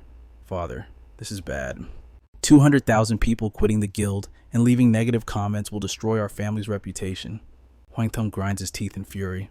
Damn it, I will remember the name Giang Khai today. He turns around and gives orders. Let's leave first. Next time, I will definitely make Giang Khai pay a cruel price. Huang Dat replies, Yes, sir. After the victory, Tong Feng extends his hand. Greetings, my name is Tong Feng. I owe you a favor. He looks curious. But I want to know, why are your stats? Giang Khai shakes his hand in a friendly manner. I'm Giang Khai. Those stats of mine came from a one-time use skill. His words surprised Tong Feng. Is that so? I didn't expect a consumable skill to be that powerful. Giang Khai is straightforward. Actually, it's not that strong. Once it's used, it's gone. Tong Feng asks, So you are. As the two are busy talking, they don't notice the ice surface cracking beneath them. Giang Khai continues explaining, I was just exploiting the bloodthirsty assassin's penalty mechanism by suddenly, tentacles wrap tightly around him, pulling him violently away. Tong Feng screams, Giang Khai, but he is locked in place, unable to move, only able to watch wide-eyed as Giang Khai's body is dragged into the cold darkness, leaving behind Tong Feng's desperate shout. Giang Khai, Huyen rushed over instantly. Captain Giang Khai, what's happened to our captain? Shang Feng collapsed to his knees, his voice filled with guilt. I was careless. Wait, is Giang Khai your captain? Huyen nodded. That's right. Shang Feng trembled in self-reproach. I'm so sorry. I have to tell you some terrible news. Looking at this, there's a high chance Giang Khai has triggered the boss's death vengeance. Huyen's face went pale. Death vengeance. He explained in a hushed tone, Death vengeance is a terrifying skill that some bosses activate right after they die. Once the boss dies and successfully locks onto an adventurer for revenge, he shuddered slightly. The adventurer will face a punishment beyond imagination. Being tortured to death is just the beginning. The most terrifying part is that even if they die here on the demon planet and return to Earth, the trauma of that torture is so severe that they often choose to, Shangfeng closed his eyes, a blinding crimson red flashing through his mind. In that moment, nothing needed to be said. Everyone understood. It was a cruel ending. Huyan trembled as she looked down into the abyss. Captain Giang Khai, will our captain end up like that too? She sobbed. No, please don't. A desperate scream echoed down from the mountain peak. Captain Giang Khai. Meanwhile, Giang Khai groaned in agony. It hurts. It's excruciating. Why does it feel like my entire body is being crushed? He slowly opened his eyes. Where am I? To his shock, he was hanging upside down in midair. Below him, the fishman's mouth was gaping wide, waiting for him to drop. It stared right back at him, its tentacles writhing and piercing through his body, even burrowing into his ears. He felt a sharp, piercing pain. What is that? Digging into my body? It hurts like hell. System update warning. Your one-time skill, Casino Domination, and the attributes gained from it are about to expire. Time remaining 20 seconds. Please prepare for the removal of skills and attributes. The countdown began to echo. 20, 19, 18. He snapped to his senses. I get it now. I'm being tortured by this monster. The only reason I haven't been killed yet is because of the extra attributes protecting my body. The countdown continued. 17, 16, 15. He realized that if his attributes disappeared, he would die instantly. The phantom image of the fishman emitted a gloomy, hateful cry. Kill you. I'll kill you. The system panel flashed. It's the boss's lingering hatred. Giang Khai gritted his teeth. Void form. The countdown ticked on. 14. 13. In that instant, a streak of light slashed across, severing all the tentacles gripping Giang Khai. His body plummeted as the countdown continued steadily. 12. 11. 10. 9. Giang Khai looked at his body in amazement. Because I used void form to detach from those things, did my body recover to its original state? The counting voice grew louder. 7. 6. The fishman roared, Die, I want you to die. The countdown was nearing its end. 5. 4. 3. Giang Khai clenched his teeth. No good. My body is too weak to escape. I have to go all out. I'll have to use the stolen attributes. He summoned his weapons. Steel spikes, come out short daggers, out. He tensed his body, gathering his last breath, and unleashed the final waves of firepower. Giang Khai screamed. Risking it all on this, sparks gathered into a swirling vortex of fire, blazing forth with intensity. The fireball expanded and detonated. The shockwave swept everything away, just as the countdown hit 2, 1. The phantom of the fishman slowly dissolved into smoke and mist. Giang Khai exhaled in relief. Is it finally over? Suddenly, the AI brain appeared. Congratulations. You have escaped the Fishman Lord's death vengeance and discovered a secret treasure zone visited by no one before. The electronic board lit up. Welcome to the underground kingdom of the merfolk. Giang Khai blinked, and the scenery shifted. He was now standing before the gates of an underwater palace. Gloomy water covered everything like a cold veil. A voice resonated. This is a secret treasure room of the Frost Fishman Lord. Giang Khai frowned. This is the boss's lair. The AI brain chimed in. The 10-minute countdown until the destruction of the hall starts now. Collect as many treasures as possible within 10 minutes and escape. He panicked. What, another countdown? And what happens if I don't escape in time? The AI's voice replied.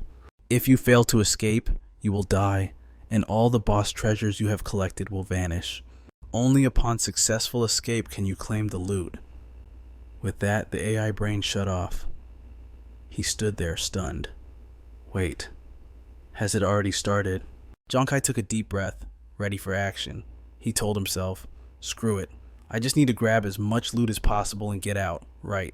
A look of determination shone deep in his eyes. I have no choice but to risk it all. Giang Khai gently pushed the door in front of him. A beam of light spilled through the crack, illuminating his face. The door swung open, revealing a massive treasury, gold coins, gems, and artifacts piled high into mountains. System notification. Congratulations, you have discovered Merfolk Secret Elixir ×3. Consuming them can increase your attributes by a total of 60 points. Giang Khai took a gamble and downed them all in one breath. No time left. Bottoms up. The system displayed an electronic panel. Do you wish to distribute attribute points now? Giang Khai selected yes immediately. Dump it all into agility. Right after, he spotted a treasure chest. The electronic panel flashed.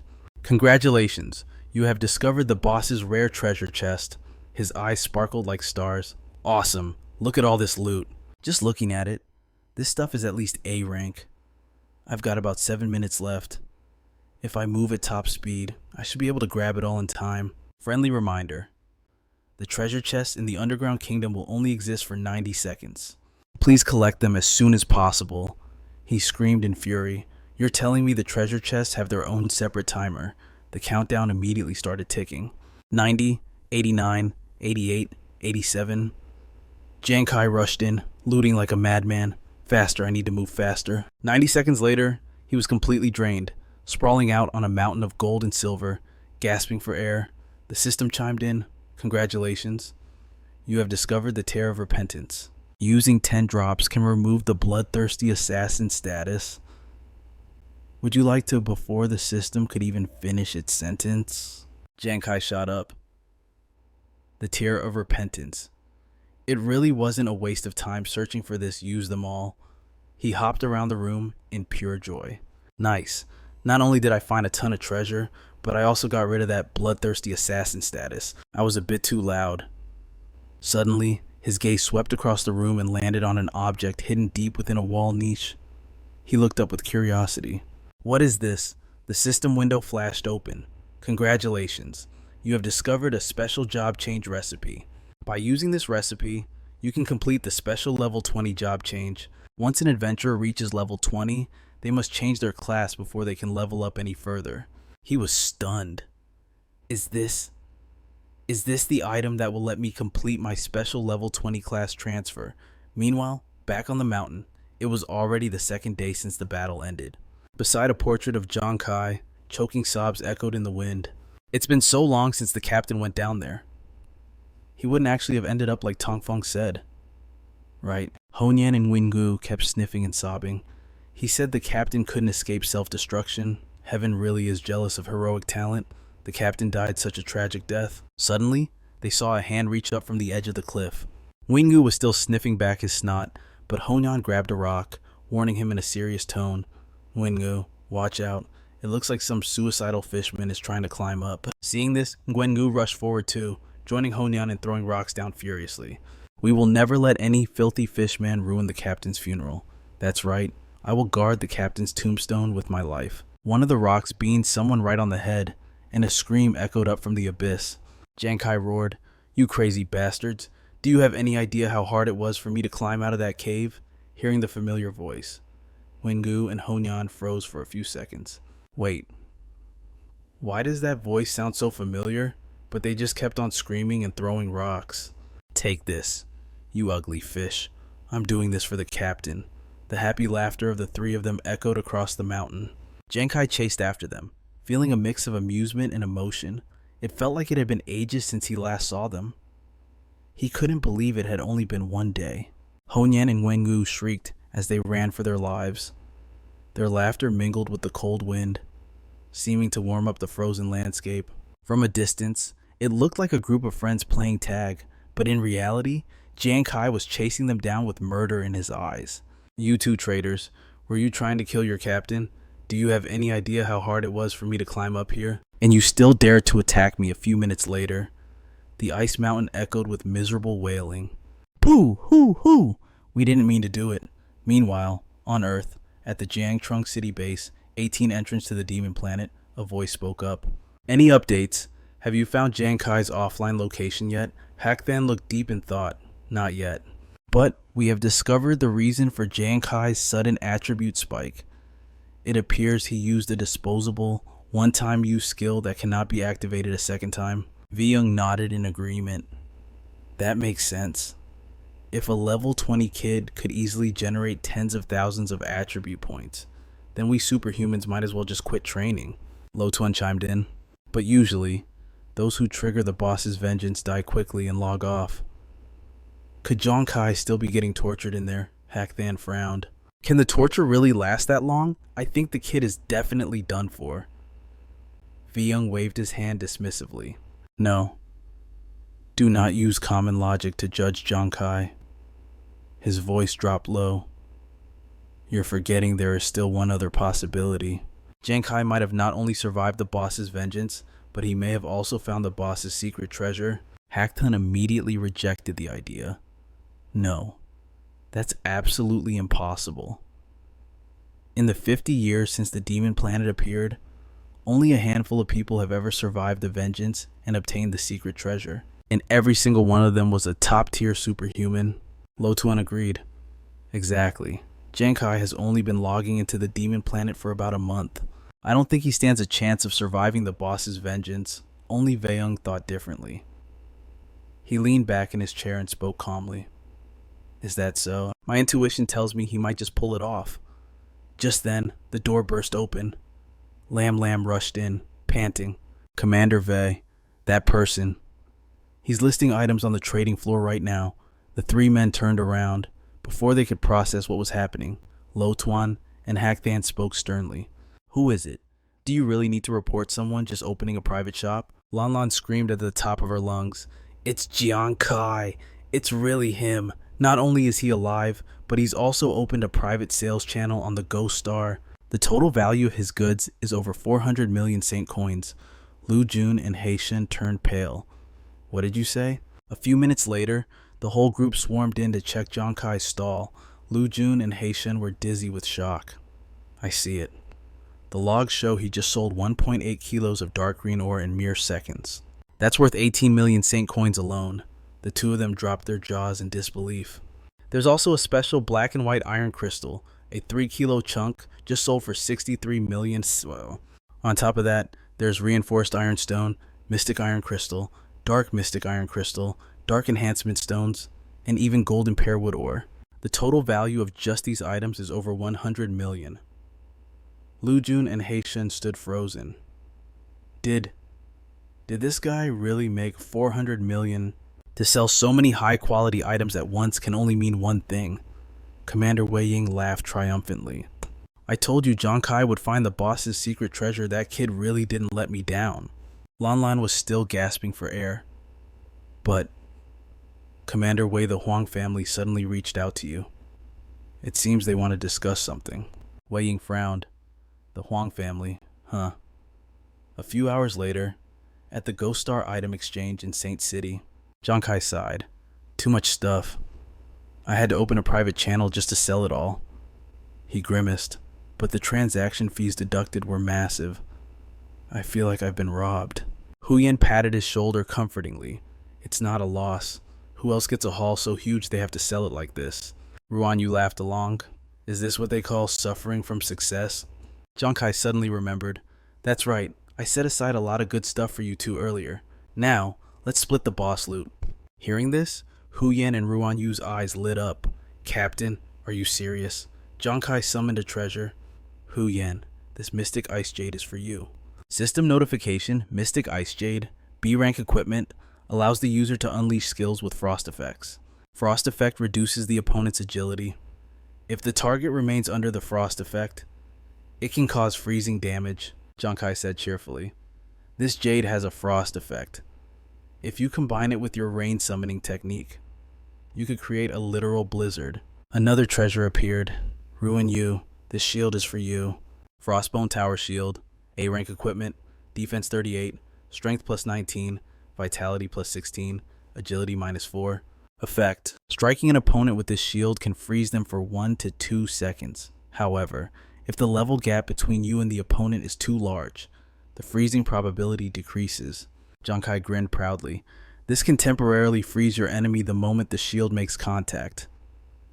It's a shield with crowd control capabilities. Then, he pulled out an ancient book and handed it to them with excitement. Besides equipment, I also have some pages of eternity that can be used to upgrade skills. There are 2 ways to improve the proficiency of your class skills. One is finding a specific skill book for that exact ability. Usually, you can only get those from monster treasure chests or special quests. The other way is using a universal upgrade item, which I got from the Merman Lord's treasure chest. This item can improve any skill level. It's called the Page of Eternity. Giang Khai emphasized, the Page of Eternity is an essential treasure. It has a high price, but you can rarely find it on the market or the exchange. Once listed, they sell out instantly. The price for a single page can reach 500,000 Saint coins. Depending on the power of the skill, the number of pages required varies. For example, high-tier combat skills require even more pages of eternity to upgrade. Here, you two take this batch of pages first. He handed them over generously to Huyan and Ruan Yu. Finally, Giang Khai waved his hand radiantly. Go on, take them and enjoy. My dear friends, at this moment, in the eyes of Huyan and Ruan Yu, Giang Khai shone as bright as a god. Both of them suddenly rushed forward, nuzzling him emotionally. Captain Giang Khai, Huyan burst into tears. You really are our savior. Such great kindness. We will pray for your blessings every single day. Ruin Yu chimed in, choking back sobs. That's right, even if you die, your soul will definitely go to heaven. Giang Khai shouted in embarrassment. Let go of me. We're in public. It's humiliating. Suddenly, a sneer cut through the air. Giang Khai, you actually know what shame is. Huang Da approached with an arrogant swagger. A bunch of low-class trash making a scene in the street. No wonder you're all just pathetic nobodies. Giang Khai looked up. Huang Da? Even Hu Yan was startled. Huang Da lifted his chin and continued aggressively. Giang Khai, I'm warning you. Don't get too cocky. Do not think that just because the military protects you, you can defy the Huang family time and time again. I came here to tell you one thing. He looked down at Giang Khai with sheer arrogance. Next time, I will brutally slaughter you in the guild challenge. I will show the military that you are nothing but trash, unworthy of their protection. With that, he brushed past the three of them, his footsteps echoing coldly on the ground. Once the military cuts you loose, just prepare to die by my hands. Giang Khai frowned, watching him leave. Guild challenge? What is that? What is this Huang Dot guy talking about? Honyan whispered an explanation. Captain Giang Khai, you don't know, the guild challenge is a competition organized by the military to filter out powerful guild forces. The guild challenge sets level 21 as the minimum entry standard, and it's divided into brackets every 20 levels, up to the highest level, which is level 100, making 4 brackets in total. Each guild will send at least one team of 5 to compete. They'll face off in pairs against other teams in the same bracket until the top 3 teams are determined. Because the military offers generous rewards for the top 3 spots in each bracket, many guilds participate every time, and powerful experts show up in droves. Giang Khai asked back in confusion, but I'm not participating in the challenge, so why did Huang Dot, He waved his hand. Forget it. We made a huge profit this time, so I have to go offline for a while to see my family. Honan and Wengu agreed in unison. Back on Earth, in Zhangjiang City of the Holy Divine Kingdom, an affectionate voice rang out. Giang Khai, why did you buy so many supplements? This must have cost a fortune. Giang Khai happily soothed him. Brother, didn't you just have surgery? I was afraid you wouldn't be able to keep up with the nutrition needed. His older brother hesitated. But what you bought is just too much. He looked at the pile of goods being delivered, his face turning pale. Giang Khai bit his lip. Is it a lot? His big brother gave a silly smile. It's like a whole warehouse. He sighed. Giang Khai, you already put me in the most expensive hospital. How can you keep spending money like this?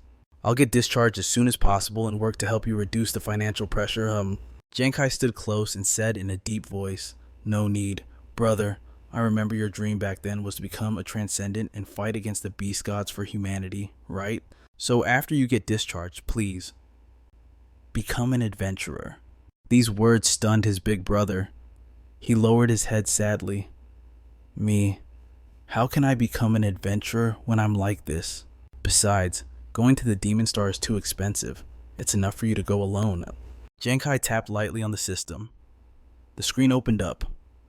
Current balance 419,623,471. Giang Khai smiled triumphantly. Brother, I told you that you don't need to worry about money anymore, and you won't ever have to work again. His big brother panicked. Giang Khai, where did you get so much money? This is hundreds of millions. Giang Khai spread his arms. Brother, this is all money legitimately earned on the Demon Star. You've worked hard for me and Onto all these years. Now that I have the ability, you can live the life you've always wanted. Memories flooded back. I still remember that with just your mortal body. You managed to save me and Onto on the Beast God battlefield. Imagine what will happen if you become a transcendent now. He looked straight into his brother's eyes and said firmly, I think we could definitely save even more people. His big brother was silent for a long time before whispering, Can someone like me really become a transcendent? Just relying on my current body. Giang Khai broke an apple in half and handed him a piece.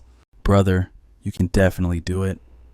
Leaving the hospital, Giang Khai sighed with relief. Finally, my big brother can reclaim his own dream. I have to celebrate after picking up Onto from school, and a screeching brake noise rang out. Giang Khai started, turning to see Lo Tuan shouting, Giang Khai, get over here. Come with us quickly. He walked to the car door, peeked in, and said, Big brother Lo Tuan, You came here looking for me. I'm not free. I have to go pick up my little sister from school right now. Lo Tuan and Haktan announced in a grave tone. Giang Khai, I came to find you because of your sister. Your sister Antu was in a car accident. The accident scene before his eyes was tragic. Smoke and dust swirling in the middle of the road. Giang Khai shouted in panic, Antu! He hurriedly dashed straight across the road, calling out his sister Antu's name as he ran. Suddenly, a clear voice rang out. Giang Khai froze. Antu was standing on the roadside, waving happily. Brother, I'm over here. He emotionally hugged the little girl tight, asking loudly, Antu, are you okay? What happened? The little girl reassured him. I'm fine. My shuttle bus just had an issue. Giang Khai frowned. An issue? Antu pointed to a person standing behind her. But luckily, this guy saved me. He even said he knows you. Tuang Fong raised his hand in greeting. Giang Khai. Giang Khai stood frozen. You're Tuang Fong. The royal family's transcendent. Why are you here? Lo Tuan stepped forward, his expression heavy. Giang Khai, let me explain. The important thing I need to tell you is that your sister's accident, it wasn't a random incident. Haktan continued. It was secretly orchestrated by the royal family. They both looked at him sternly. Giang Khai, you've humiliated the royal family multiple times now, so their hatred for you is growing bigger by the day. They have leveraged their victory against the boss on Vindong Island, using it as a bargaining chip to force the military's hand and strip you of protection. The two men explained the grim reality. The credit for that boss kill was just too massive. Commander Wei had to buckle under pressure from the top brass, but he managed to secure a sliver of a chance for you. During the negotiations, Commander Wei brought up the upcoming guild tournament. He proposed a deal if the royals can defeat you in the tournament and prove your new class is weak. The military will grant their request. Commander Wei hopes you will cooperate this time. Giang Khai. Otherwise, he will have no justification to protect you personally anymore. Both sides have reluctantly agreed. Listen, this is the absolute limit of what we can do for you right now. And what happened today, that was the royals forcing your hand. If you dare refuse to compete, your family will pay the price. Every word drained the blood from Giang Khai's face. Lo Tuan gritted his teeth. I'm sorry, Giang Khai, the royals are too powerful, and their victory on the island has swayed some of the higher-ups. So, as long as they don't physically attack you like they threatened today, the military, we have to turn a blind eye. Haktan added coldly. So, you have two paths. One, accept the royal family's wager.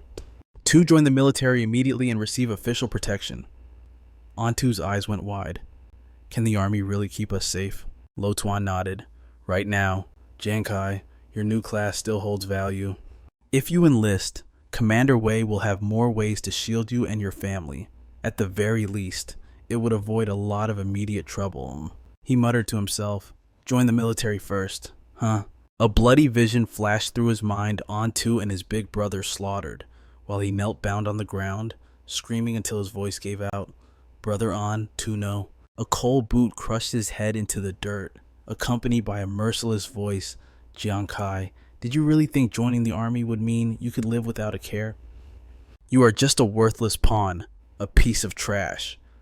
Giang Khai clenched his fists, thoughts raging through his mind like a storm. No, if I join now and rely solely on their protection, I could end up like the drunkard or the feng shui master discarded by the army the moment my class development stalls. Then my family would be crushed even harder by the royals. He calculated for a long moment. Sure, the royal family has immense assets. In terms of resources, wealth, and power, I can't compare to them right now, but I have a talent, double. The system described it clearly. All rewards received from the system trigger a double effect. There is also a 1% chance to trigger super double, increasing rewards by 10 times. The talent of a gambler is doubling. This means my actual attribute points are nearly twice that of anyone else at the same level. So, against opponents of the same rank, my total stats and critical damage give me a massive advantage. Even against higher ranked enemies, if I execute my strategy correctly, I can turn the tables and kill them. And precisely because Gambler is a new class, the Royals have absolutely no idea what I am truly capable of. Aren't these my unique advantages? Fine. Instead of passively hiding and waiting to die, I will take the gamble. Giang Khai snapped back to reality, a plan forming. He would use this opportunity to make the military act as witnesses. He would accept the wager with the royals publicly and spread the news, ensuring everyone in St. Yao knows about the bet. As long as I defeat the royals, the military will definitely pay more attention to my new class and keep protecting me. At the same time, with the public watching, if the royals try to touch me, they will have to deal with pressure from both the public and the army. Thinking he had succeeded, Lo Tuan patted his shoulder. All right, if you don't have any objections, I'll prepare your enlistment papers. Suddenly, Giang Khai spoke up softly. Brother Lo Tuan? He looked up. To enter the challenge match, I need a team of 5, but I only have 3. Can I borrow True 2 and Nuan Nuan from the military? Lo Tuan froze. Giang Khai, well, what are you talking about? Giang Khai's voice was firm. I have decided I am joining the tournament. Lo Tuan panicked. Giang Khai, don't be impulsive. You have to understand, once you accept, you are facing the entire royal family. But Giang Khai just smiled. Brother Lo Tuan, don't worry. I am completely sane. I appreciate everything you've arranged. But everyone has their own path to walk. He opened his hand, and the path I choose is to hold my destiny in my own hands. He clenched his fist, determination burning deep in his eyes. I will defeat the royal family in the guild challenge. Lo Tuan tried to talk him out of it. Giang Khai, you're being too emotional. I really think you should. Well, suddenly, a clap thundered through the air, cutting him off. Excellent. You've got guts. Kid, I support you. I'm starting to like you already. Lu Jun turned around, looking confused. Black God stepped forward calmly. My name is Black God. If you can pull this off, I won't even fear the royal family.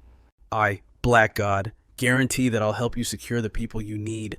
Zhang Fang, bursting with energy, pointed at himself. Giang Khai, I totally admire your guts. Plus, I still owe you a huge favor. From now on, I'll keep protecting you against the royals. If those royals try to attack your family again, just let me know. Yingzi, standing nearby, shouted excitedly, Brother, I support you too. Lu Jun held his head helplessly.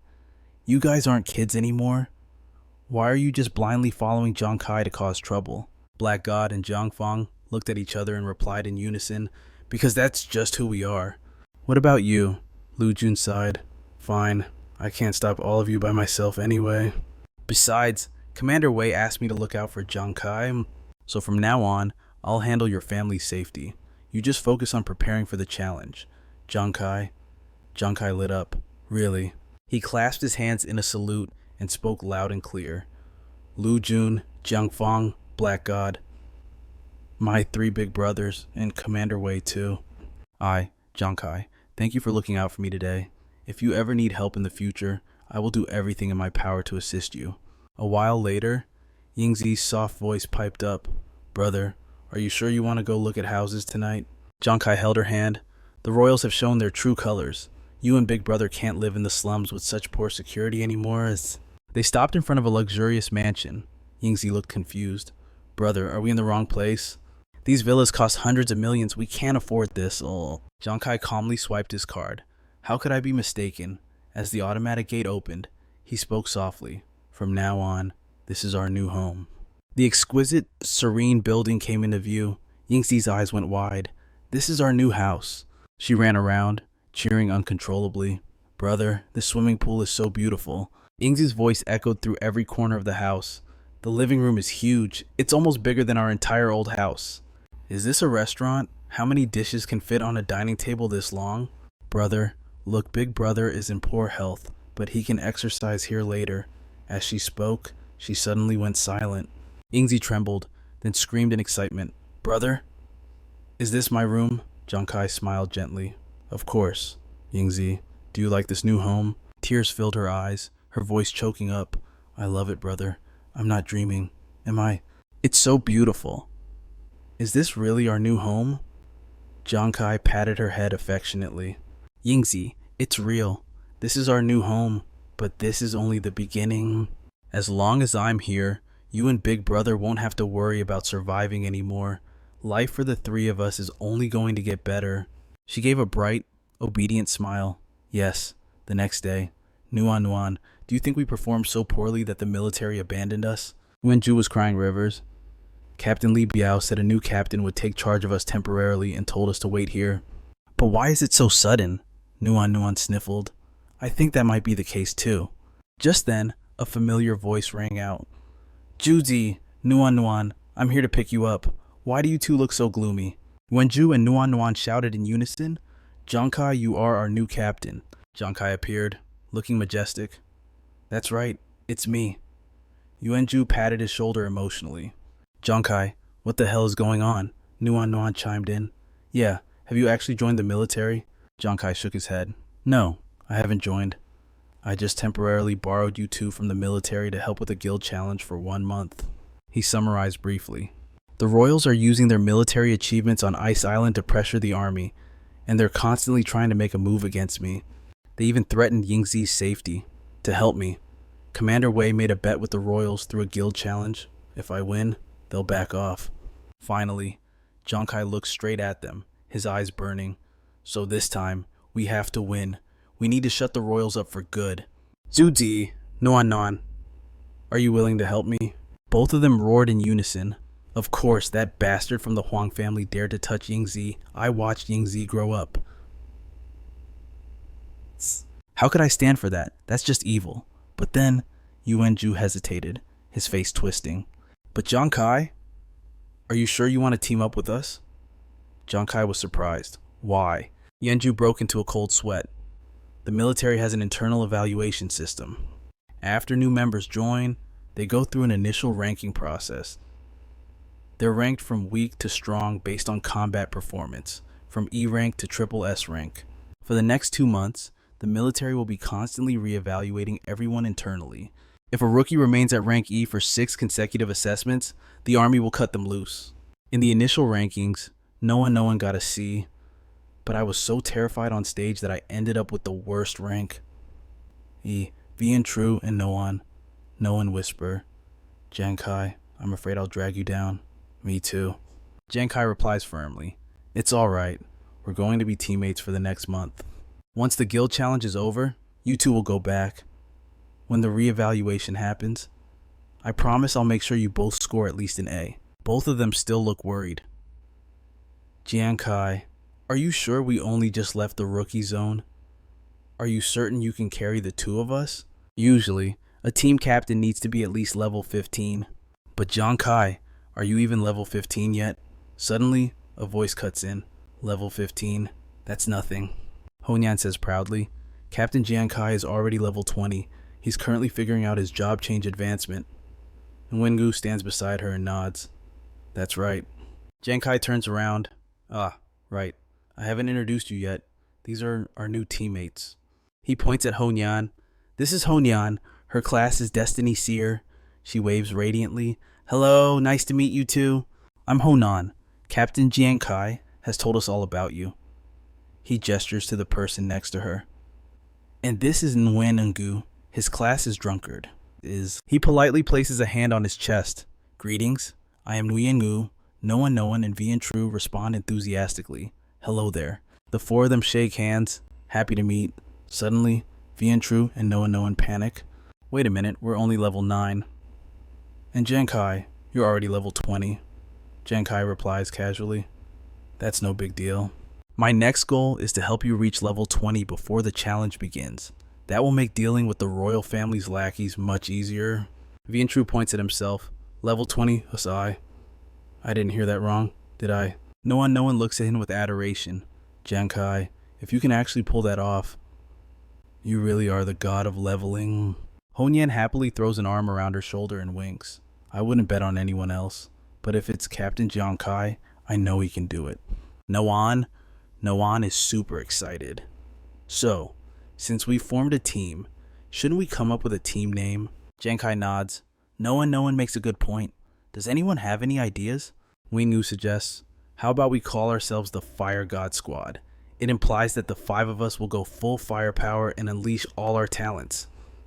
Everyone agrees in unison. Approved. Giang Khai encourages them. Let's recharge for today and tomorrow. The day after tomorrow, early in the morning, our Fire God Squad will march straight into monster territory. Under the green canopy, the morale of all 5 skyrocketed. They shout loud and clear. Roger that. As the long day ends, everyone waves goodbye. See you later, Giang Khai. We're heading out first. Giang Khai watches them leave, a firm belief rising in his heart that they will definitely succeed. The next day, the Fire God squad enters the trial zone. Heading deep into the novice area, Giang Khai pats Vian Tru on the shoulder with concern. In a few more hours, we'll reach our final destination, Holy Light City. Once we land on the demon planet again, we'll have to face the real experience. Nervous, Vian Tru falls silent. Actually, I'm not nervous anymore. I'm just thinking, maybe I'll never be able to activate my class talent, the Warrior's Heart. Giang Khai is confused. Why? For the past 2 days, you've been performing very well. In battle, you've always protected me and no one known. Vian Tru clenches his fists. Even though I'm trying my hardest to fight and protect everyone, deep down, I'm still terrified. I only suppressed my fear temporarily because I was worried you guys would get hurt. He opens his hand, but to truly activate the Warrior's Heart, I have to be completely fearless from the bottom of my heart. I need to believe that I am an invincible warrior. He clenches his fist again, but I can't do it. Giang Khai falls into deep thought. From what I know, Tru's class talent Warrior's Heart provides a bonus to all attributes when leveling up or changing jobs. Vian Tru, class Martial Apprentice, rank Tier 1, Strength 8, Constitution 8. Furthermore, the Warrior's Heart also grants additional combat effects like knockback, armor penetration, shock, and blade wave. It truly is a top-tier talent, he deduces. But the additional attack effects scale based on the strength of his courage and confidence. Since Tru's current confidence and courage are low, he can only trigger a knockback effect when he's pinned to the ground. The most important goal of this next leveling training session is to help Tru continue to awaken his courage and finally activate his class talent. He tells himself, before that, I also need to seize this opportunity to increase my own strength. I previously gave Honan and Guan Wu a total of 55 eternal pages. I can use the remaining 50 to upgrade my Phantom Card Throw and Demon Eye Focus. He whispers, System AI, upgrade Phantom Card Throw and Demon Eye Focus. She acknowledges, affirmative. The AI brain chimed in with an announcement. The Demon Hand card, Arts has reached max level throwing items, now grants 30% armor penetration. When using card-type weapons excluding utility cards, penetration skyrockets by 250%. However, stamina and mental consumption also increase by 110%. Giang Khai grinned. This was perfect. With the Demon Hand upgraded, armor penetration on thrown items has increased by 10% compared to before. And when using actual cards, armor penetration jumps by 50%. The consumption cost rose by 10%, but that is a price well worth paying. The AI brain added a footnote. A true gambler is often consumed by their addiction. After endless tempering, his hands have become preternaturally dexterous. Congratulations. You have unlocked the Demon Hand's supplementary state. Gambler's time. Giang Khai frowned. Gambler's time. He pulled up the holographic description. Upon entering Gambler's time, attack speed increases by 100%. The duration is 10 seconds. External duration extending effects do not apply. In this state, stamina and mental consumption increase by 220%. Cooldown is 60 minutes. Giang Khai laughed in pure delight. Increased attack speed by 100%. That was basically doubling his damage output. The AI brain wasn't done. Demon Eye Focus level 2 has reached max level. Visual range and eye tracking ability increased by 60%. Active consumption of mental power increased by 120%. Giang Khai scanned the data again. So, the Demon Eye Focus leveled up too, as expected. His range and tracking had improved significantly, but the mental cost went up. He quietly asked the AI, Hey, does the Demon Eye also have a supplementary state unlock? She replied instantly, In gambling, one needs more than just nimble hands. One needs the ability to confuse the opponent, ensuring they can never read your hand through your eyes. The electronic panel flickered. State unlocked. Deception. This effect disrupts the opponent's judgment through eye contact.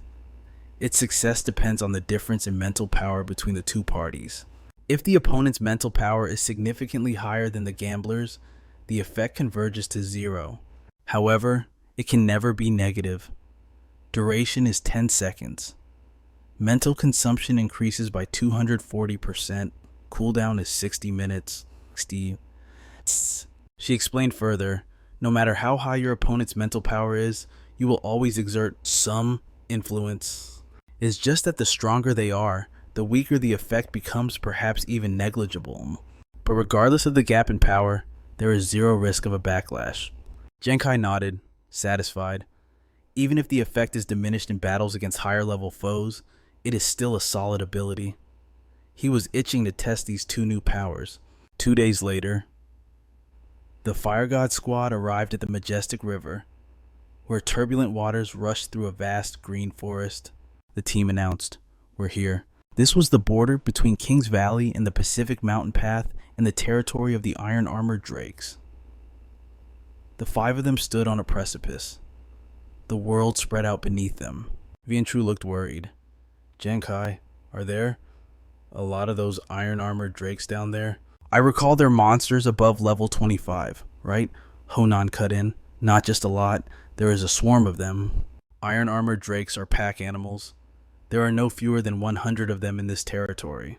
She narrowed her eyes and glanced at Vientru. "And if I remember correctly, I heard there is a warlord rank drake here, level 50 plus. His jaw dropped. "Warlord rank?" Vientru panicked. "Warlord rank monsters are rare, usually. Out of 20 monsters, you might get an elite. You need 100 to even have a chance of seeing a warlord. Most of our squad is under level 20, and you want us to face a warlord rank monster directly." Hearing this, no unknown shrank back timidly. "Giang Khai, back on Eternal Winter Island, you defeated the Merman Lord single-handedly. I believe in your strength, but this time you are leading us, and under the command of that warlord, there are at least level 25 normal drakes and level 35 elites. Isn't that too dangerous? The gap between us and you is just too big." Giang Khai remained calm. "Listen, apart from grinding XP, the most important thing is training our teamwork. Killing weaklings offers no challenge. For this team, that is not an upgrade. Only danger can trigger our true potential." He looked serious. "Real combat is the only way to improve quickly. Besides, class change materials often drop in monster territories with warlord ranks. The warlord rank iron armored drake drops a white chest, or a purple chest, which has a chance to contain the level 20 doctor class material Holy Binding Water or the necromancer material, the Void Dream Brain Core. And if it drops a black chest, you might get the level 20 martial artist material Warlord's Blood." They all screamed in unison. "Level 20 class change materials." Honyan smirked sharply. "Captain Giang Khai, seeing how confident you are, you must have a secret card up your sleeve." "Huh." He turned away mysteriously. "That is a secret." "Not strong yet. How can you say that? The Fire God squad is buzzing with excitement, voices raised high." "Well, what are we waiting for? Let's move out immediately." The entire team quickly advances deep into the forest. Giang Khai lowers his voice, issuing a warning. "These look like armored Dilophosaur tracks. Everyone, stay sharp." The team responds in unison. "Roger that." Wenju leans over to Nguyen, whispering, "Brother Nguyen, rumor has it you aren't even afraid of elite tier ghost banshees. But with how terrifying they look, how do you conquer the fear in your heart?" He widens his eyes, surprised. Conquer fear? There was no need. At that moment, I felt absolutely no fear at all. Wenju's eyes go wide. "No fear, Brother Nguyen. How did you do that? Can you teach me?" Wingyu tosses over 2 small bottles. "Perfect timing. You know the wine we drunkards brew has special effects, right? Especially this one. It's a tier 2 wine I brewed after upgrading my profession skills with Zhuangyong Heng. It's potent. Might be useful for you." He adds a generous warning. "But remember, you're a martial apprentice, the tank of our squad. It's best not to drink while we're in the middle of a fight." Wenju nods frantically. "Got it. I'll remember. Thanks, Brother Nguyen." Suddenly, Giang Khai senses an anomaly. He shouts, "Something's under that rock ahead, spread out." His voice makes everyone jump in surprise. A massive roar erupts, shaking the leaves violently. From beneath the boulder, a black shadow lunges out, jaws wide open, ready to tear flesh, the system announces. Monster Armored Dilophosaur, rank normal, level 25. Giang Khai lands softly on the ground. Just then, he snaps his head up. The Dilophosaur is charging ferociously straight at him. The team screams, "Giang Khai, Captain! Giang Khai, watch out!" Giang Khai stands his ground, sharp claws extending from his hands. A plan suddenly forms in his mind. Wait, True has been too cowardly to face enemies head-on, which is why he hasn't unlocked his class talent yet. Isn't this the perfect opportunity to force his hand? He glances over at Yuanju. This is just a normal armored Dilophosaur. Currently, Sanchu is a level 9 martial apprentice. He might not win, but he definitely won't get killed. As for me, if things go south, I can enter ethereal form to dodge the attack. He steals his resolve and stands perfectly still, letting the Dilophosaur lunge for the bite. Alright, let's make a bet. I have to help True realize that he isn't weak at all. Panic erupts. Captain Giang Khai, do something. Quick, Giang Khai. Captain, it's dangerous. Suddenly, a figure tears through the wind. Yuanju raises both hands and slams them down. Giang Khai, I'm coming. A sky-shaking smash ground stomp. The Dilophosaur is smashed into the ground, leaving the team stunned. Giang Khai speaks with pride. Well done, True. Yuanju stares at the monster he just battered. But suddenly, the beast springs back up. True trembles and screams, "What, it's back up already? Help me." A whip of fire lashes violently against the Dilophosaur, making it roar in pain. Giang Khai rubs his hands together. True, I've pierced its belly, its weakest point of defense, but I haven't hit a vital spot yet. Hurry up and finish it off. The Dilophosaur growls, staring straight into Yuanju's eyes. He is shaking like a leaf, but his hands unconsciously summon his sword. True closes his eyes and thrusts down with all his might. The urgent calls of his teammates pull him back to reality. True, open your eyes and look. It's over. The system chimes, killed level 25, armored Dilophosaur. Count 1. True looks down at the Dilophosaur, dazed. It's dead. Then he curses in anger. Damn thing popping out of nowhere and scaring the soul out of me. Then he smugly nudges Giang Khai standing next to him. Giang Khai, why did you freeze up earlier? If I'd been a second slower, you would have been lunch. Giang Khai plays along. I don't know. My mind just went blank all of a sudden. Besides, you said you'd protect me, remember? Would you really just stand there and watch it eat me? Wenju pauses. Hey, Giang Khai, I'm a coward. Don't you know that what if? Nuan and the others approach from behind. True, you were so brave this time. Back in Captain Li Biao's fierce tiger squad, you rarely dared to engage the enemy first. Huyan praises him too. True, I never expected your ground stomp to be that powerful. The praise makes Yuanju blush. Oh, it was nothing special. Maybe just third best in the world. Nguyen doesn't hold back his praise either. That's right, worthy of a true martial apprentice. Giang Khai urges them on. Alright, let's keep moving toward the warlord rank armored Spinosaur. True, stow the body, quick. He replies enthusiastically, okay. The group pushes deeper into the jagged mountain range, where steep cliffs rise close together, and monsters lurk everywhere. The system alerts ring out rapidly. Monster Elite Armored Dilophosaur, level 35. The Fire God squad looks down from the mountain peak. Look over there. That stone forest has 3 elite armored Dilophosaurs. Giang Khai warns, it's highly likely they're guarding that warlord rank armored Spinosaur. This stone forest has too many blind spots. With 3 elite Dilophosaurs here, there might be others lying in ambush nearby. We absolutely must be careful. He mutters to himself, it was only thanks to that one-time use skill, the Iron Devotion Totem, that allowed me to handle multiple elite beasts on Eternal Winter Island. But this time, I have to be cautious. Giang Khai barked out orders. Huyan, I need you to summon rain. We have to mask our scent. To keep those iron-armored drakes from sniffing us out, we need it to last 10 minutes. Can you handle that? She nodded firmly. Done. My rain summon skill has leveled up. Plus, after my training on East Eternal Island, 10 minutes is a piece of cake. Giang Khai began laying out the plan. Good. Huyan, get ready to cast. Nuan, prep your poisons just in case we need them. Ruin you're on protection duty for Huyan and Nuan. He glanced at Yuanju. Once the rain hits, Ju, you follow me. We charge into the stone forest. Remember, don't focus on attacking. Just use earth-shaking stomp to control the crowd and stall them for me. Leave the rest to me. Yuan Ju answered instantly. Got it. A lightning bolt tore through the sky, dark clouds swirled, unleashing a torrential downpour that battered the leaves. Dozens of drakes lifted their heads, confused and disoriented. Giang Khai shouted, Ju, charge now. Through the thick curtain of rain, hundreds of glowing red eyes suddenly snapped open. With a deafening roar, they all lunged straight at the two men. Giang Khai yelled, just as I thought, there are still swarms of iron-armored drakes hiding here. Zu, cover me. Yuan Ju spun around, yelling in disgust. These things are gross. He slammed his weapon into the ground, the shockwave blasting the drakes away. Giang Khai had already cleared a wave on his side, calculating silently. Within 10 minutes, my attack speed increases by 100%. Then let's see how effective this really is in combat.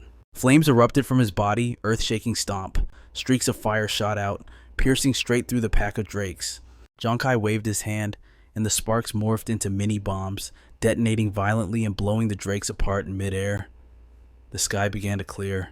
System notifications rang out rapidly. Slain elite iron-armored drake, level 37, ×1.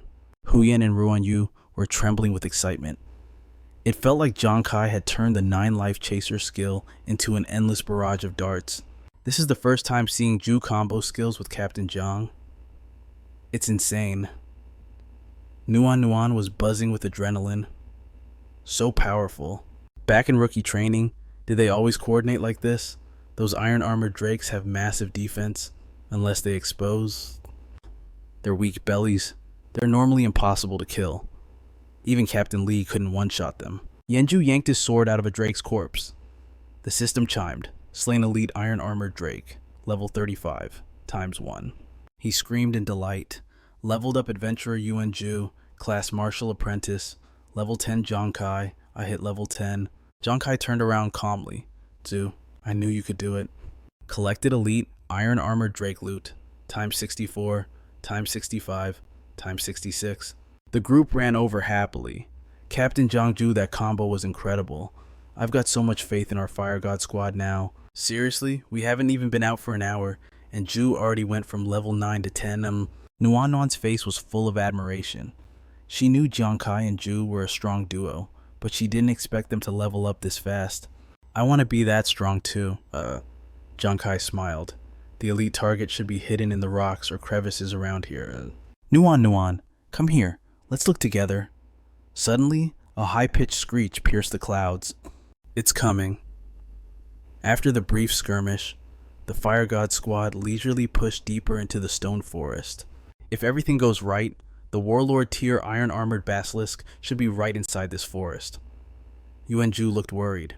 Giang Khai, do you need a break? That last fight must have drained a lot of your energy. He shook his head. It drained me, but I can still move. Besides, this stone forest might have more than one entrance, and we made a lot of noise back there. The team kept a steady pace, Giang Khai warned.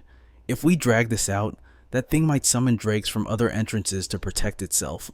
Hunting a Warlord tier beast. We have to strike while the iron is hot. Let's go. 10 minutes later, someone whispered, It's so quiet. Giang Khai, is there really a Warlord tier basilisk in here?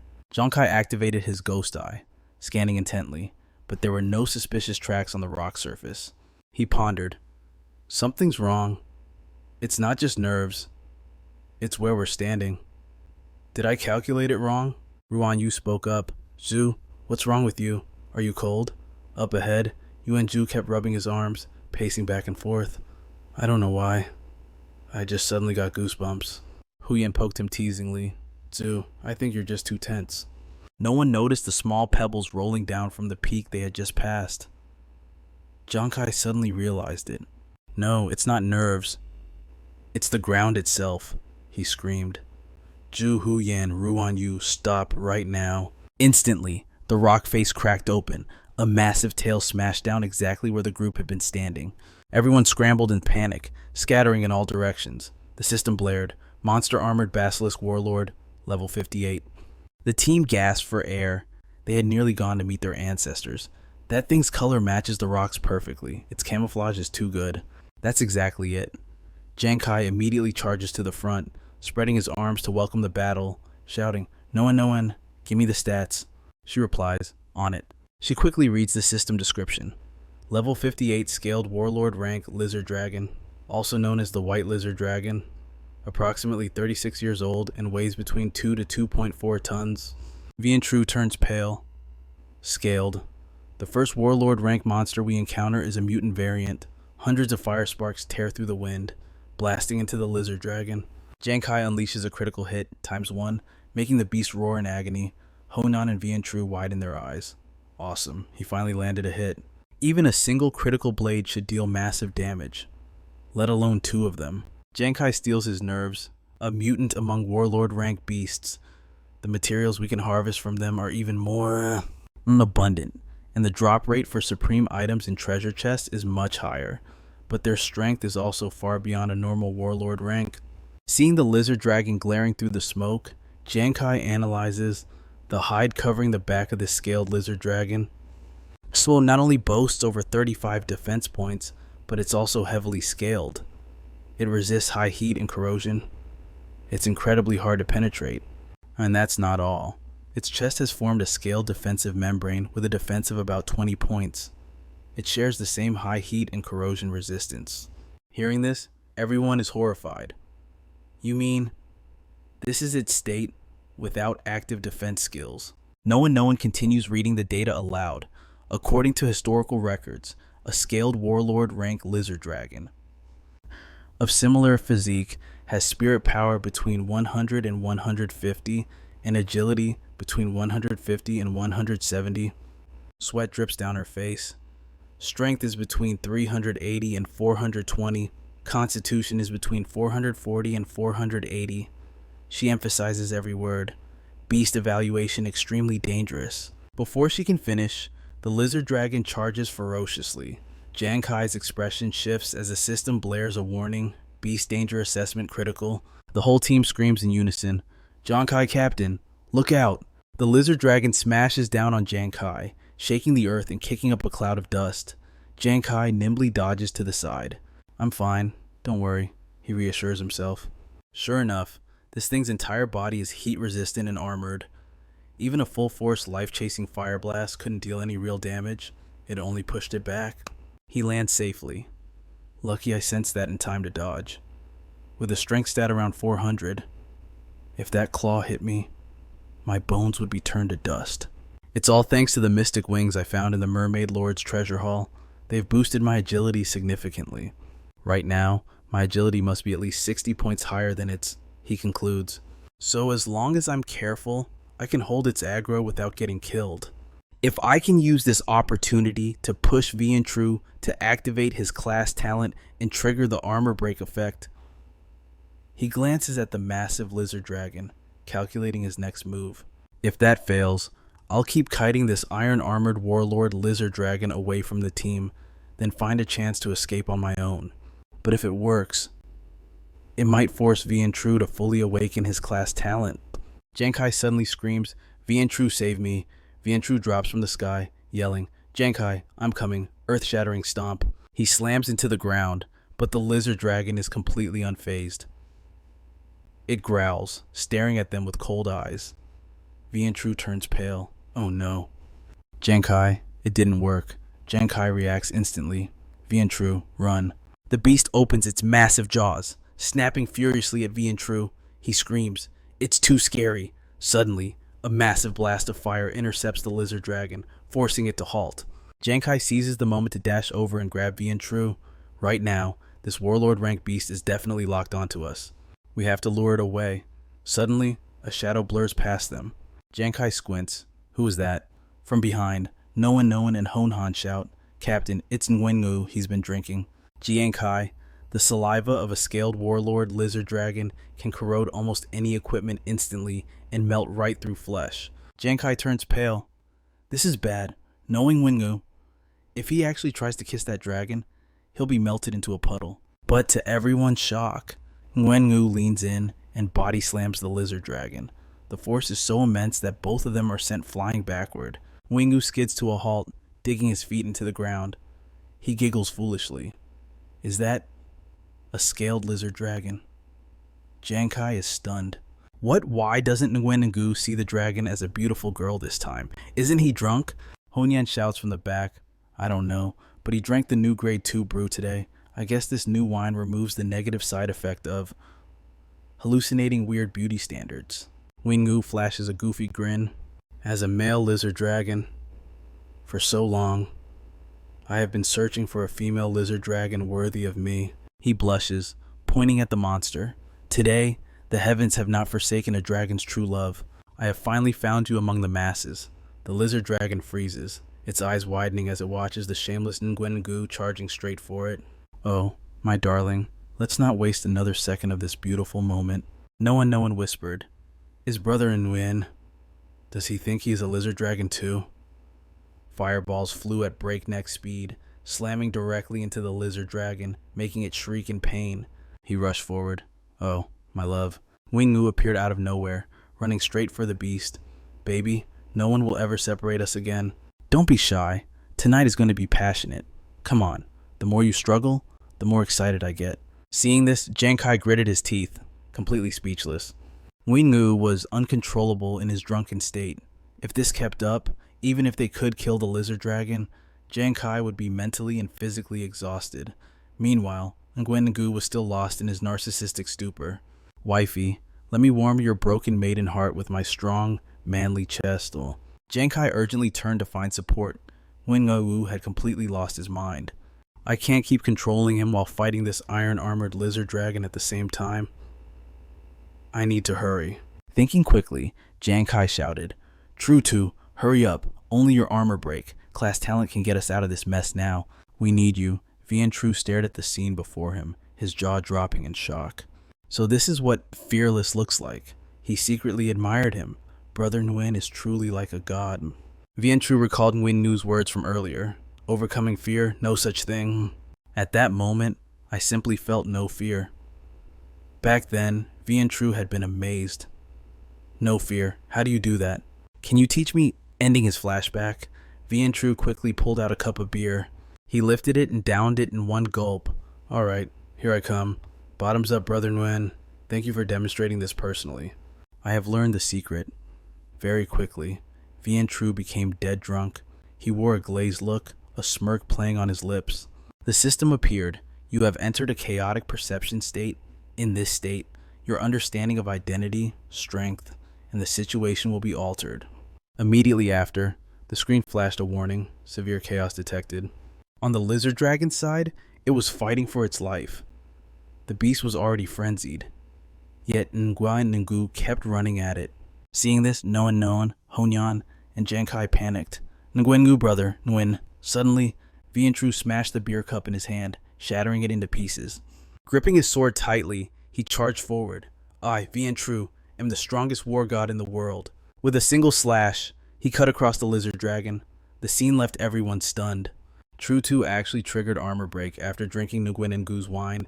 It seems getting drunk has completely scrambled his rationality. This pushed his self-confidence to an unprecedented peak, and this blind confidence actually amplified his class talent, causing his attacks to carry an armor break effect. Just like with the Wolf King and the elite giant Black Ape before, armor break doesn't deal direct physical damage to their bodies, but it causes massive damage to their armor. The more he fought, the more ferocious he became. I am Vian Tru, the world's #1 war god who dares to, before he could finish, the lizard dragon's tail swept toward him. It whipped its tail violently against Vian Tru. Unable to react in time, he took a heavy hit. The moment Vian Tru hit the ground, the lizard dragon swung its tail again. Giang Khai immediately launched a fireball to intercept it. Seizing the moment of distraction, he grabbed Vian Tru and pulled him to safety. Giang Khai smirked and whispered, Tru Tu, thank you. Now for the next part. Suddenly, he leaped high into the air. Giang Khai excitedly unleashed a barrage of fireballs. Let me get revenge for you. The attacks caused the lizard dragon's health bar to plummet, dealing continuous damage minus 2000 HP. Seeing this, he shouted in excitement, Perfect! Now that the lizard dragon's armor is broken, it can't withstand these critical hits.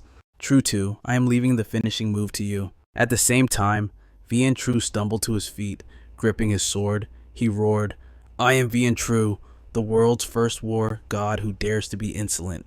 Vientru grasped his sword firmly, charging in and swinging wildly. Gritting his teeth, he unleashed his ultimate strike with all his might. The sight made no one worry. "Giang Khai, will True 2 be okay?" Giang Khai quickly reassured her, "Don't worry, True 2 is just drunk. Besides, the iron-armored lizard dragon's defense is broken and I have heavily injured it. It is safe." Moments later, Vientru's sword was drenched in blood. The lizard dragon finally collapsed, unable to hold on any longer. The system notification appeared. "Congratulations, you have slain the level 58 mutated warlord, rank lizard dragon. Rewards 1 piece of awe. Warlord rank lizard dragon corpse. Received warlord rank lizard dragon treasure. Adventurer Vientru, class martial apprentice, level 15. His face grew even more smug. Vientru laughed uncontrollably. "I told you so. I, Vientru, am the world's #1 war god." But his coolness ended there, as he immediately passed out on the spot. She laughed helplessly.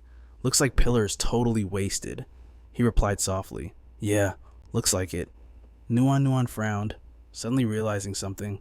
"Giang Khai, Huyen, I feel like I've forgotten something important, but I just can't put my finger on it." Giang Khai rested his chin on his hand, musing. "Now that you mention it, I have that feeling too." Her eyes went wide as realization hit. "Wait, me too." Silence fell over the three of them. Suddenly, their faces turned pale, and they screamed in unison, "Oh no, ruin you." At that very moment, he was wailing, hugging the portrait of the lizard dragon. "No, my only true love, my darling wife." Ruan Yu gritted his teeth, his face twisted in rage. "You guys!" He charged at Giang Khai's group to confront them. "I treated you like family, yet you murdered my wife." But after just a few steps, Ruin Yu had to stop. "What is that smell? Ugh, disgusting." Finally, he collapsed flat on the ground, completely overcome by the alcohol. Huyen and Giang Khai immediately turned to look at her with judging eyes. Nuan," she explained awkwardly. "Why are you looking at me like that?" "Brother Ruin thinks he's a lizard dragon. He might have attacked us. I just conveniently used a sleeping potion I brewed earlier to make him nap for a bit." But the other two looked at Nuan with affectionate eyes. "No, what we mean is, good job," she cheerfully suggested. Nuan, give me some of that potion that can knock out a drunk Ruan Yu. That stuff is way too useful." Giang Khai quickly added, "I want some too." She agreed without hesitation. "Sure, no problem." By nightfall, the group had started a fire and set up camp right there. The two drunks were still sleeping like logs. They were hugging each other in deep sleep, with a blanket tossed over them. Huyen also lay down to rest after the exhausting day. Nuan took out a water flask and asked Giang Khai, "Water?" He turned his head blankly. Giang Khai reached out to take the flask. "Thanks." "Not sleeping yet," she replied. "Today was just too intense. I still can't believe we made it. It's a good thing Pillar managed to break that mutated warlord rank iron-armored lizard dragon's defense at the critical moment." Holding the flask, he couldn't hide his excitement. "I never expected the tier 2 wine Ruin Yu brewed would accidentally trigger Pillar's class talent like that." Chen Wanwan shyly asked, "Giang Khai, do you think Pillar will unlock even more effects of his class talent in the coming days?" Hearing this, Giang Khai silently curled his lips into a smile. He admitted honestly, that kid has never been weak. What he lacks most is actually confidence. His confidence today came from being drunk. His senses were messed up, so he finally let loose and triggered the armor-breaking effect. Over on the side, Ruin Yu wouldn't stop sleep-talking. "Wifey. Kiss, kiss."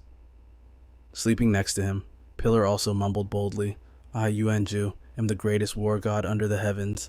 Giang Khai finally concluded, "He probably needs more training. Anyway, I just hope he can build up some real confidence soon." She immediately replied cheerfully, "I believe he definitely will." The next morning, a startling scream rang out. "What?" Yuanju's eyes shone with intensity as he listened to everyone. "I didn't realize I was that heroic yesterday." Meanwhile, the other guy was having a breakdown while being teased. Ruan Yu couldn't help but speak up. Apparently, after his senses got scrambled, he had actually tried to flirt with that scale-armored lizard dragon. Truly.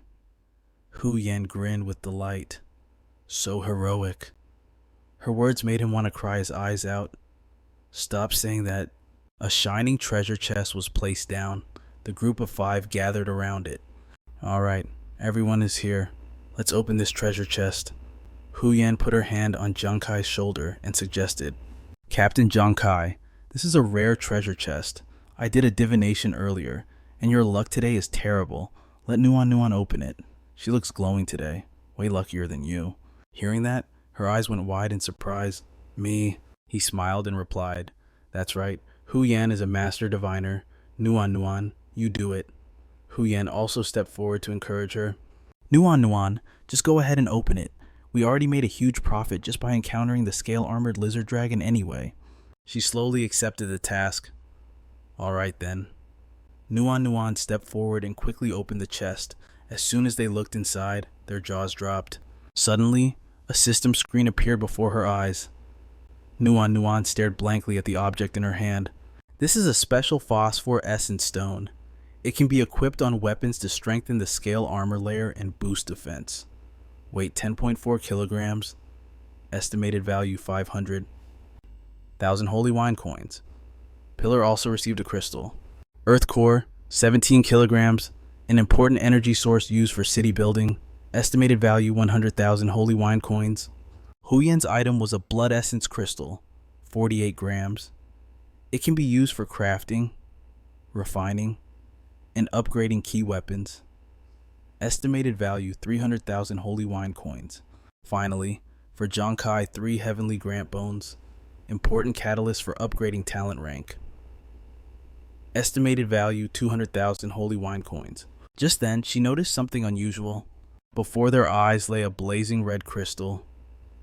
Mutated blood essence crystal. 0.6 grams. It is one of the ingredients for crafting attribute elixirs. With an estimated price of 6 million Saint wine coins, his jaw instantly hit the floor. 1 gram of this stuff costs a whole million, and that's just one of the ingredients. Nuan excitedly chirped back. That's right. Hearing this, Giang Khai's face instantly turned green. Wait a minute. Then that mermaid clan elixir I drank earlier. Didn't I just down several 100 million Saint wine coins in one go? Another item was brought out.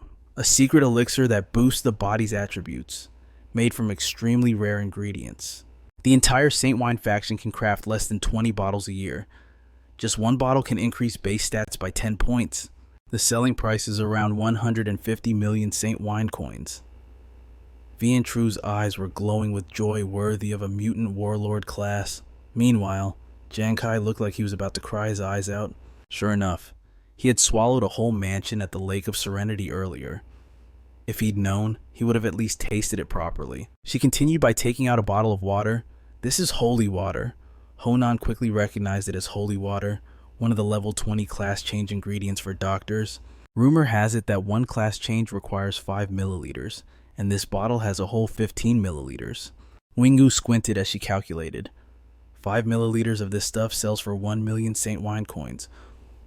So this bottle could fetch about 3 million, right? Vian couldn't stop praising excitedly. There really are doctor class change ingredients here.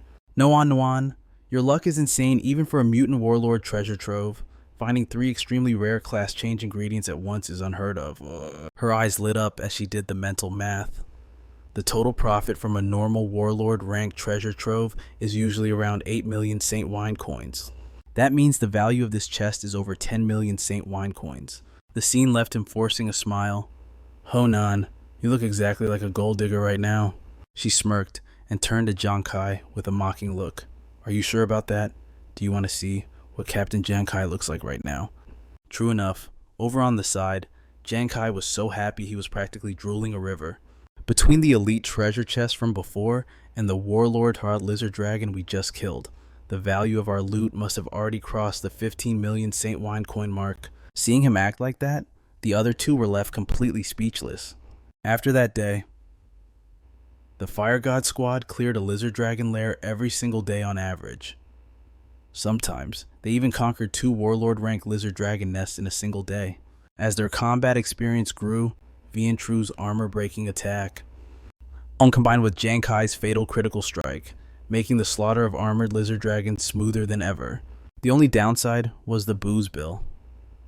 Once he got a little alcohol in his system, He'd get all fired up, shouting, "No way, I am the #1 warlord under the heavens." 10 days later, the Fire God squad had virtually wiped out every warlord rank nest they could find. The system continuously displayed notifications: Adventurer Vian True, level 20, Adventurer Nguyen Gu, level 20, Adventurer Nguyen Nguyen, level 12. Vian True and Nguyen Gu both ascended to level 20, while Nguyen Nguyen went from level 9 to level 12. After a long period of hard work, they decided to light a fire and rest. The group of 5 split up the chores, each handling their own task. Honyan turned and asked, "Captain Giang Khai, where are we heading next? We've been through all of this area. It's unlikely a warlord rank monster will appear again anytime soon." Just then, she heard a notification sound from her wristband. Suddenly, Nguyen Nguyen dropped the food she was holding. The noise immediately caught her and Giang Khai's attention. "Nguyen Nguyen, is something wrong?" "Yeah, Nguyen Nguyen, why do you look so pale?" She nervously reported, "I just got news that over at Blazing Peak, a capable small-scale guild ran into a mutant commander rank Fallen Corpse King during their training. They were caught off guard and the whole team was wiped out." The other 4 dropped their jaws as in shock upon hearing this. The Fallen Corpse King, just like its name suggests, is a hell attribute monster. It appears and vanishes like a ghost, extremely terrifying. A normal commander rank Fallen Corpse King is usually above level 60, way higher than a mutant warlord rank armored lizard dragon. I can't even imagine the power of a mutant commander rank Fallen Corpse King. Nguyen Nguyen slowly continued, but that mutant Fallen Corpse King was injured too. It went into hiding to heal. That guild managed to wound a mutant commander rank boss. They must have been really strong. Honyan realized with a start, if they had managed to defeat the mutant Fallen Corpse King, they would have struck gold. What a pity. Now their whole team is wiped out. The price they paid was too high. Vientru squinted and sighed. "Yeah, what a shame." Wingu nodded seriously, but they did their best. Suddenly, Giang Khai spoke up. "Nguyen Nguyen, did that news just come in? Do many people know about it yet?" She raised an eyebrow and answered honestly. "The news just arrived, so it hasn't spread widely yet, but some big guilds probably know by now. The righteous factions will definitely head there." Stopping there, Nguyen Nguyen suddenly paused. "Giang Khai, don't tell me you want to." He raised his eyebrows, admitting it with a serious look. "I remember that while the sanctuary doesn't allow stealing bosses, that applies to king rank bosses and above. It doesn't include commander rank. There's no doubt about it. Right now, who knows how many people are dying to take a crack at this critically injured, mutated commander rank Fallen Corpse King." Giang Khai smirked and suggested, "So, why don't we give it a try too?" She kept it brief and agreed immediately. "Anyway, we've trained reasonably well with the ironclad lizard dragon here. Even if we can't snatch the Fallen Corpse King, just treat it as a new challenge." Wingu also chimed in enthusiastically. "If it wasn't for Captain Giang Khai, I wouldn't dare think we could beat the scale-armored ironclad lizard dragon. I'm in." She also responded eagerly, "Giang Khai, I'm coming too, on the side." He puffed himself up for a moment but still wanted to tag along. "How could our Fire God squad lack the world's greatest warrior? Yuan Ju, of course, I want to go too." Seeing everyone so united, he felt satisfied. Good. Giang Khai spread his arms out. "Then the Fire God squad's next target is the mutated Fallen Corpse King. Move out." They kept walking like that until the next day. Due to the harsh weather, Wengu was panting like a dog from the heat. Suddenly, Yuanju stopped, realizing this tree looked quite special. No one quickly looked at the info panel. This is a heavenly fire tree. It's about 20 years old. Trees living over 30 years can become heavenly fire spirits. After killing them, there's a chance a fire tree heart will drop a material that boosts special fire effects. Hearing that, he also turned his head to stare at the tree trunk. He seemed to notice something else strange. Yuanju pointed forward, signaling, "Look, that's the Azure Dragon Guild's team. I've met them before." The closer they got to the destination, the more squads they encountered. A group was gradually approaching them. Nguyen Ngu also noticed more people. "There's another team over there," he panted, suggesting, "Sure." "Enough. Everyone who got the news is here. We have to speed up." She furrowed her brows and said, Even though we got here faster than those coming from the main city, no matter how fast we are, we can't beat the teams that were already training in this area. Giang Khai also had to ponder for a moment. Honyan is right. Right now, who knows how many teams are marching nonstop toward the fallen corpse king's lair. The squads originally in the vicinity are definitely waiting for reinforcements too. He turned his head and saw no one lagging behind. Her steps were no longer steady, and her head was spinning. So tired. My stamina really isn't up to par with everyone else's. The competition for the boss is so fierce, and everyone is persevering. I absolutely cannot be a burden. No one's vision began to blur, when suddenly a foot appeared right before her eyes. Giang Khai stepped forward and held out a water bottle. No one, take a sip and rest for a bit. He thought to himself, Yuanju is one of the main combatants, so we have to prioritize raising his level. Yuanju's starting level wasn't low, so getting him to level 20 will be faster. Honyan's level has been 29 for a long time now, so only No one is just level 12, yet she hasn't complained once and is still striving not to fall behind. She frowned, lowering her eyes in thought for a long moment. After a while, No one forced a shake of her head and smiled to brush it off. I'm not tired. Giang Khai marveled, with the lowest level and being a doctor with no combat ability, persisting until now. No one wasn't as fragile as she looked. He curled his lips into a gentle smile. You might not be tired, but I'm exhausted. Everyone, just consider it taking a break with me, okay? The others quickly chimed in to support him. That's right, I see a lot of high-level squads around here. Why don't we rest and save our strength before fighting? Hearing that, she hesitated a bit, but the 5 of them decided to stop for a temporary break. Giang Khai discussed seriously the blazing peak, where the fallen corpse, king resides, has a perimeter of up to 5 or 6 kilometers. Furthermore, most monsters in this area don't have a clear sense of territory, so they frequently roam around. Plus, with so many teams searching right now, considering speed and stamina, it's very hard for us to gain an advantage. And Honyan heard this and asked directly, Captain Giang Khai, what are your thoughts? He also spoke frankly. I'm thinking, shouldn't we stop to rest before searching for the fallen corpse king? Compared to other squads, do we have any special advantage? Wingwu rubbed his chin, considering. Captain Giang Khai. It makes a lot of sense. The search teams are full of experts. What can our Fire God squad rely on to be the first to find the fallen corpse king? Yuanju and Honan turned to look at each other, then nodded in understanding. No An clenched her hands tight, asking hesitantly, I can't think of anything right now. Does this mean we can only rely on luck? Her words made Giang Khai light up with an idea. Luck, he suggested happily. How about it, Honan? Why don't you cast a divination spell to see if we can find the fallen corpse king? She bristled hearing that. How on earth am I supposed to predict something like that? Suddenly, he shouted out and ran over to her. Luck, that's it. It's luck, Honan. Our team's advantage is exactly that. We have you. Hearing that, she was shocked, her eyes widening. Captain Giang Khai, do you really want me to read a fortune? Or maybe pray for rain, Giang Khai excitedly suggested. Honyan, have you forgotten? Before you switch classes to fortune teller, you were a feng shui master. The fallen corpse king is heavily injured and currently hiding to recover. So, where would a hell attribute monster like that choose to rest? She seemed to understand immediately. A place with the heaviest yin energy. He seriously clarified. Not necessarily the heaviest. It's injured, so it might not have the strength to find the perfect location. Let's check the areas with heavy yin energy near Lu Diem Ridge, and we can filter them out from there. Honyan finally processed all the information, so that's it. She turned around and gave a playful wink. Feng Shui techniques are my main trade, after all. You guys just rest. I'll calculate the possible hiding spots of the fallen corpse king. Giang Khai cheerfully encouraged her. Great. Time slowly ticked by.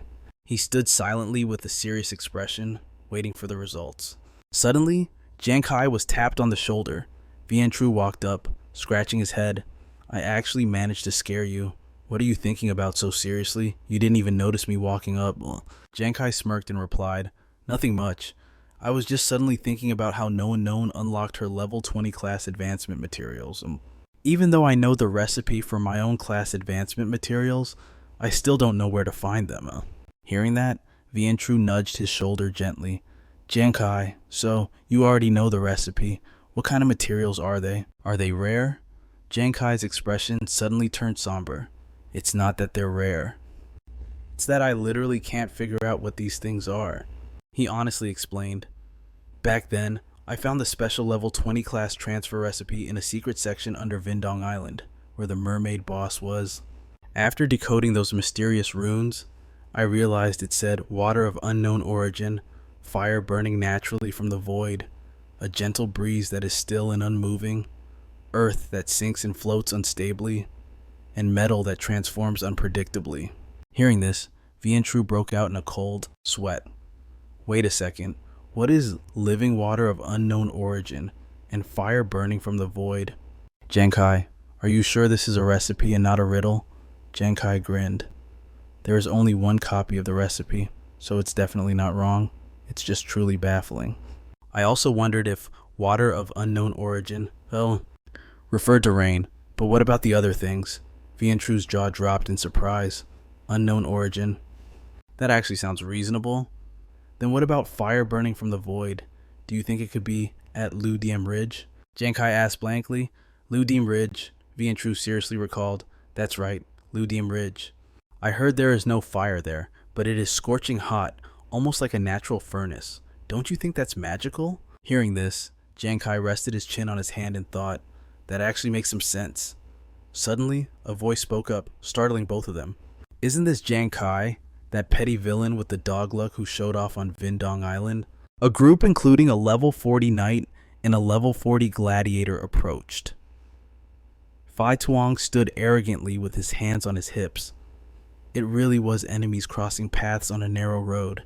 Their appearance confused Vientru. Why did he say enemies crossing paths? Giang Khai, do you have a grudge against these tough-looking guys? Giang Khai glanced at them with an unfriendly look.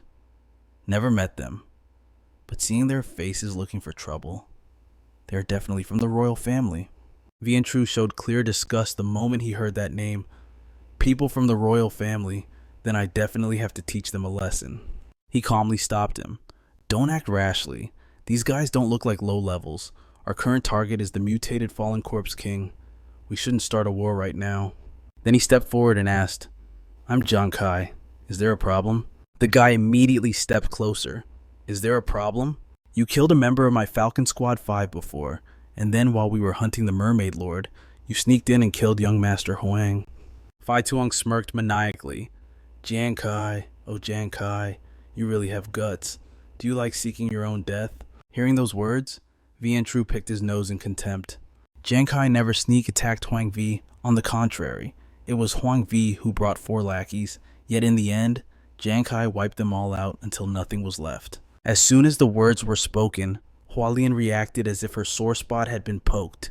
She swung her whip, charging forward and screaming. The captain speaks to Giang Khai with a sneer. You're just a dog, yet you dare to bark so wildly. Giang Khai immediately reacts to the provocation. He quickly swipes the object away with his bare hand. This action only makes Phai Tuong even more furious. Giang Khai frowns, clearly displeased. He doesn't speak his mind directly, only muttering about pests. Just endless harassment from flies and mosquitoes. How annoying. Phai Tuong doesn't waste words. He draws the sword from his shoulder. You dare call our Black Tortoise Guild a bunch of flies. I originally planned to let you two die comfortably. He and his cronies look at the duo as if they want to devour them alive. But now, I'll make sure you can neither live nor die. Giang Khai clenches his fist and equips his claw weapon. These guys are clearly determined to strike today. It looks like a battle is unavoidable. Shi and Wengu receive the news and rush over.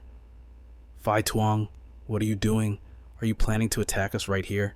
Giang Khai pauses, stunned. Do they know Noan? The thug's eyes widen in surprise. Noan? Aren't you supposed to be in the military? Why are you with Giang Khai? She steps forward to explain. I am currently a member of the Fire God Squad, and Giang Khai is my captain. If you plan to lay a hand on him, I absolutely will not stand by and watch.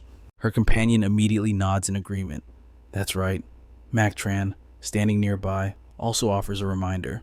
Captain, remember that this woman's sister works under the Eagle Guard. Right now, Finding the fallen corpse king is the priority.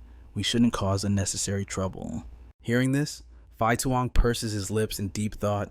Finally, he decides to slide his sword back into its sheath. Consider yourselves lucky today. I won't touch you. I didn't expect this. Giang Khai, you like clinging to women, using them as a protective amulet? Huh. Giang Khai glares at Phai Tuong, visibly annoyed. Before leaving, he doesn't forget to sneer sarcastically. Oh right, you like using throwing knives, don't you? Makes sense. Someone like you only deserves to use such underhanded weapons. But remember this the next time we meet. Before I kill you, I won't just destroy your knives. Phai Tuong smirks triumphantly. I will chop off both your arms. His words make Giang Khai's face darken instantly. They walk away laughing loudly at his reaction, their arrogant departure fully justifying his anger. I don't understand how the number 5 Hawk hunting squad could lose to trash like this. Vian Tru is furious and wants to rush in for a bloodbath. It's just too much. But Giang Khai rationally stops him. Now isn't the time to fight. Let them go. He quickly calms down and asks for information. Noan, do you know anything about that guy Phai Tuong? She recounts without hesitation. I know a little. He used to live in the military district too. Rumor has it he advanced from martial apprentice to gladiator over half a year ago. His current combat ability might very well be on the level of an inheritor. That piece of information makes both him and Nguyengu drop their jaws in shock. An inheritor. No one explains further. The martial path is highly valued by the military. There are 4 professional tiers before reaching the transcendent level. These titles have a long history. Martial apprentice, gladiator, inheritor, and ancient martial artist. Levels 1 through 20 are martial apprentices. Levels 21 through 40 are gladiators. Levels 41 to 60 are inheritors, and levels 61 to 80 are known as ancient martial artists. Giang Khai narrows his eyes and sighs. I didn't expect Phai Tuong's strength to rival an inheritor already. She nods, warning the team. He also has very good relations with the royal brothers. That's right. I've heard his agility and speed are extremely high. We must be careful. The thug's face keeps flashing in Giang Khai's mind. For some reason, he has a strong premonition that he will meet this man again during the Guild Challenge tournament. Suddenly, Honyan runs over, waving to the team. Jiang, Captain Kai, I finished the calculations. There are a total of 3 locations that fit the criteria. She opens the map and explains. The first location is the Twilight Graveyard, northwest of the Blazing Ridge. The distance to the Fallen Corpse King's territory is quite short. The second location is Mount Yin Lake, located directly south of the Blazing Ridge. This lake has yin attributes and is also the closest point to the main city area. Then there is one more location. It's a low-lying depression located directly west of the Blazing Ridge. It has no reputation, not even a name. We would need to cross a small hill to reach it. Hearing this, Giang Khai rests his chin in his hand, falling into deep thought. Vian Tru raises an eyebrow and suggests, the Fallen Corpse King is heavily injured. It will definitely rush back to its nest. Why don't we try the Twilight Graveyard to test our luck? But immediately after, Giang Khai rejects the idea. No, we are going to the Nameless Valley. The other 4 freeze in shock upon hearing this. Giang Khai persuades them. Although the Twilight Graveyard is close to its territory, many other teams will likely think the same way we did. By the time we arrive, the place will have surely been scoured by others. Even if it really is there, we'd likely just return empty-handed. As for Mount Yin Lake, its yin energy isn't as concentrated as the Twilight Graveyard, and it's not as quiet as that valley. Furthermore, since it's close to the main city, there will undoubtedly be plenty of people setting out from there. The valley is blocked by mountains, which makes it seem like a terrible hiding spot for the injured Fallen Corpse King. But reverse psychology suggests that's exactly why most explorers would ignore it. So, all things considered, let's take a gamble and head to the valley first. It'll take the others 2 hours just to get there. Is this the unnamed valley? He's shaking like a leaf. You don't need a feng shui master to tell this place is cursed. I can feel the death energy radiating everywhere. Wingu hesitates, but this place is huge. If the Fallen Corpse King is wounded and hiding, finding it is going to be like finding a needle in a haystack. We don't just have to find it. We have to take it down before anyone else discovers this spot. Talk about playing on hard mode. He keeps walking, explaining calmly. Since the Corpse King is terrified of being found while it heals, it's definitely gonna pick the darkest, tightest spot it can find, like a cave or an old tomb. Nuan Nuan pulls out some vials to calm everyone's nerves. I brewed these back when I was serving with the military. They help neutralize toxins from hell-type monsters. The effects last for half a day. Better safe than sorry, right? Giang Khai nods, taking charge. Alright, everyone drink Nuan Nuan's potion first. Then we split up and scan the area for caves, abandoned graves, anything suspicious. The team nods in agreement, night falls fast, and Giang Khai's squad is still trekking through the dense forest. Vian whines, Giang Khai, I can't take another step. Can't we rest for a bit before going deeper? But Giang Khai just warns him. True, don't fall behind. Keep moving. Nuan Nuan chimes in too. Yeah, true. What if the fallen Corpse King jumps out of nowhere? Get over here. Hearing that, his face drains of color, jumps out of nowhere. No way. Isn't it hurt and hiding? Honyan teases him mercilessly. I said what if? Who knows? Maybe the mutant king got hungry while healing. And then it caught the scent of fresh meat. An image of a monster appears behind him, giving Vian goosebumps. Terrified, he sprints forward.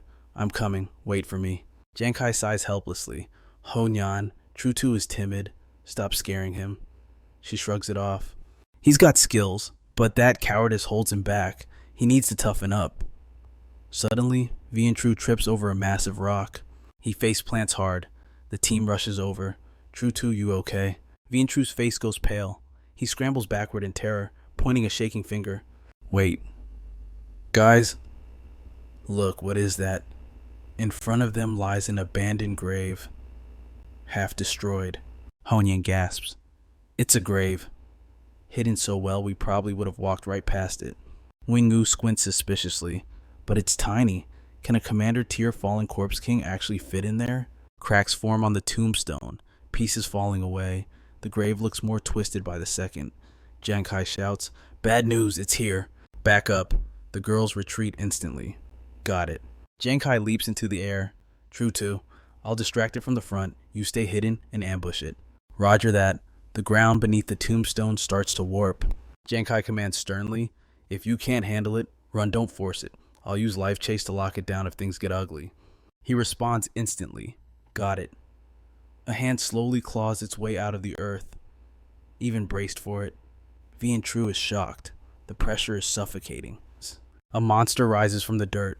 Mutant Commander, tier fallen Corpse King. Level 65. The king slowly drags itself out and lets out a long, ear-splitting roar. The team stares in horror. It's here. The king's gaze locks onto Vian. His face goes white. Don't come over here, he wants to cry. This thing is hideous. The monster blasts a sonic wave, sending Vian flying. Son of a... The king keeps emitting ghastly noises. Shivers run down his spine. Not good. I can't hold on, as usual. Vian chugs a beer for courage. He smashes the empty mug on the ground and grips his sword with both hands. I don't care if you're a demon or a ghost. He charges in, ready to go all out. I am the god of war. Conquering his fear, Vian delivers a powerful slash. He thinks he's about to take its head off, but the blade gets stuck. Dead silence fills the air. Vian freezes, terrified. The king, now pissed off, roars and glares at him, hiding behind a tree. Nguyen panics. We're doomed. True's sword is stuck. Giang Khai rushed in like the wind. The situation was critical. True, run. Now, pa! The Corpse King let out a deafening roar that shook the very air around them. Vian lost his footing and tumbled backward. The monster raised both arms, ready to bring a crushing blow down upon him. But he wasn't about to let that happen. He flashed forward in an instant. What's the rush? You've still got me to deal with? Giang Khai unleashed a barrage of attacks. The terrifying power triggered a massive explosion, blasting through the earth and sky. Nguyen and Honyan supported Vian as they retreated. Hurry, hide. Once they reached safety, she called out to Noan, I'm back. What a huge windfall this is. This fallen Corpse King was already heavily injured now, with Captain Giang Khai stepping in. Won't it just be ground into dust? Hearing this, he retorted, but I saw that earlier strike from True Two's sword couldn't even cut it. It definitely won't be that simple.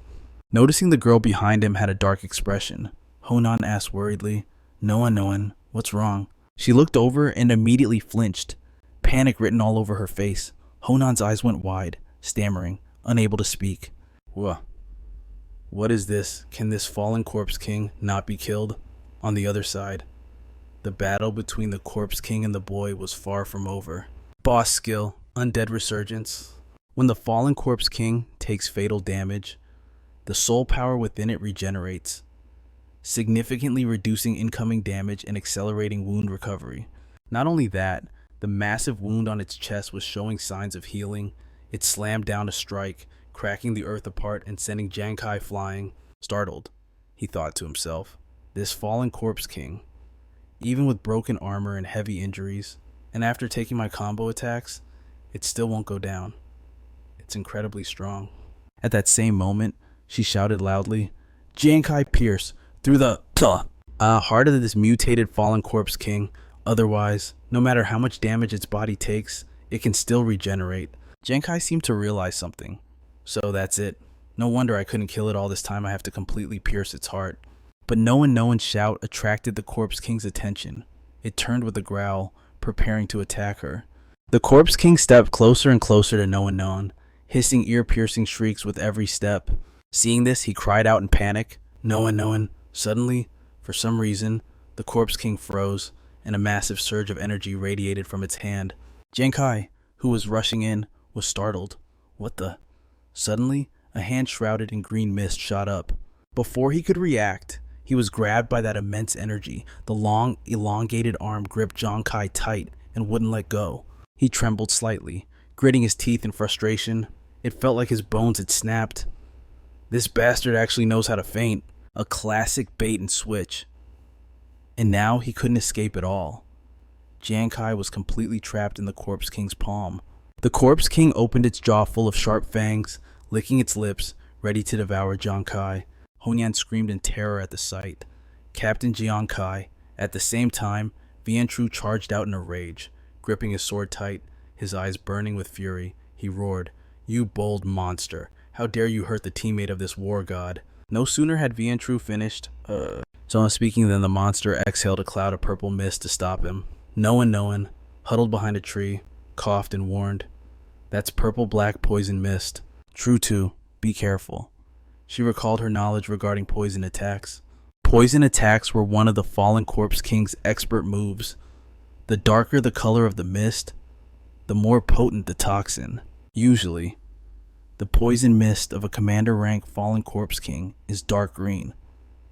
It's highly toxic, capable of completely corroding an adventurer's skin within 1 minute. But the poison mist of a boss rank fallen corpse king, is pitch black. Normal adventurers who encounter it die almost instantly upon contact. This mutated commander rank corpse king, even while injured, can still use purple-black mist, a mix between the two. Even if it doesn't cause instant death on contact, the toxicity is definitely horrific. The antidotes I prepared for everyone are practically useless, like a drop in the ocean. No one stood frozen, watching helplessly. No wonder it could wipe out an entire powerful guild even while heavily injured. She looked at Vian Tru, who was battling the corpse, and couldn't help but worry. It looked like True Two was engaging the monster, but the gap in strength was too vast. He wouldn't last long. Before she could finish her thought, a voice suddenly rang out, making no one jump. Dare to touch Captain Giang Khai? I'll be the first to disagree. She turned in astonishment. Wait, that voice. It's Nguyen. He raised his shield, preparing to charge in and support Vian Tru. I am Nguyen, and I will never let myself be weaker than anyone in this life. No one called out worriedly, Brother Nguyen, but he didn't even bother to look back. Just then, Honyan grabbed her hand from behind. No one, don't be rash. Stay here. That purple mist is definitely dangerous. You're the doctor, you might be our last hope. No one stammered in worry. But before she could finish, Honan gave a confident smile. So, whatever happens next, you must protect yourself well, okay? Saying that, Huyan turned around, leaving Nuan completely bewildered with the words, Protect yourself well. Nuan called out. Huyan, wait, What are you planning to do? Nuan Nuan shouted after her again, but the only response she got was that final warning. Don't come any closer. It's too dangerous. The poison gas covers a huge area. I have to get in close to summon the wind and rain to wash it all away. Nuan Nuan stood there like a statue, soul-stricken, watching her teammate charge forward. Everyone was fighting for their lives. Her body trembled violently, her limbs stiff with fear. She bit her lip hard, choking back a sob. But why? She asked herself. I'm a healer. So why am I so useless? Growing up, my big sister shielded me from almost every danger the world threw at us. I got used to relying on her, growing up safe within her protective embrace.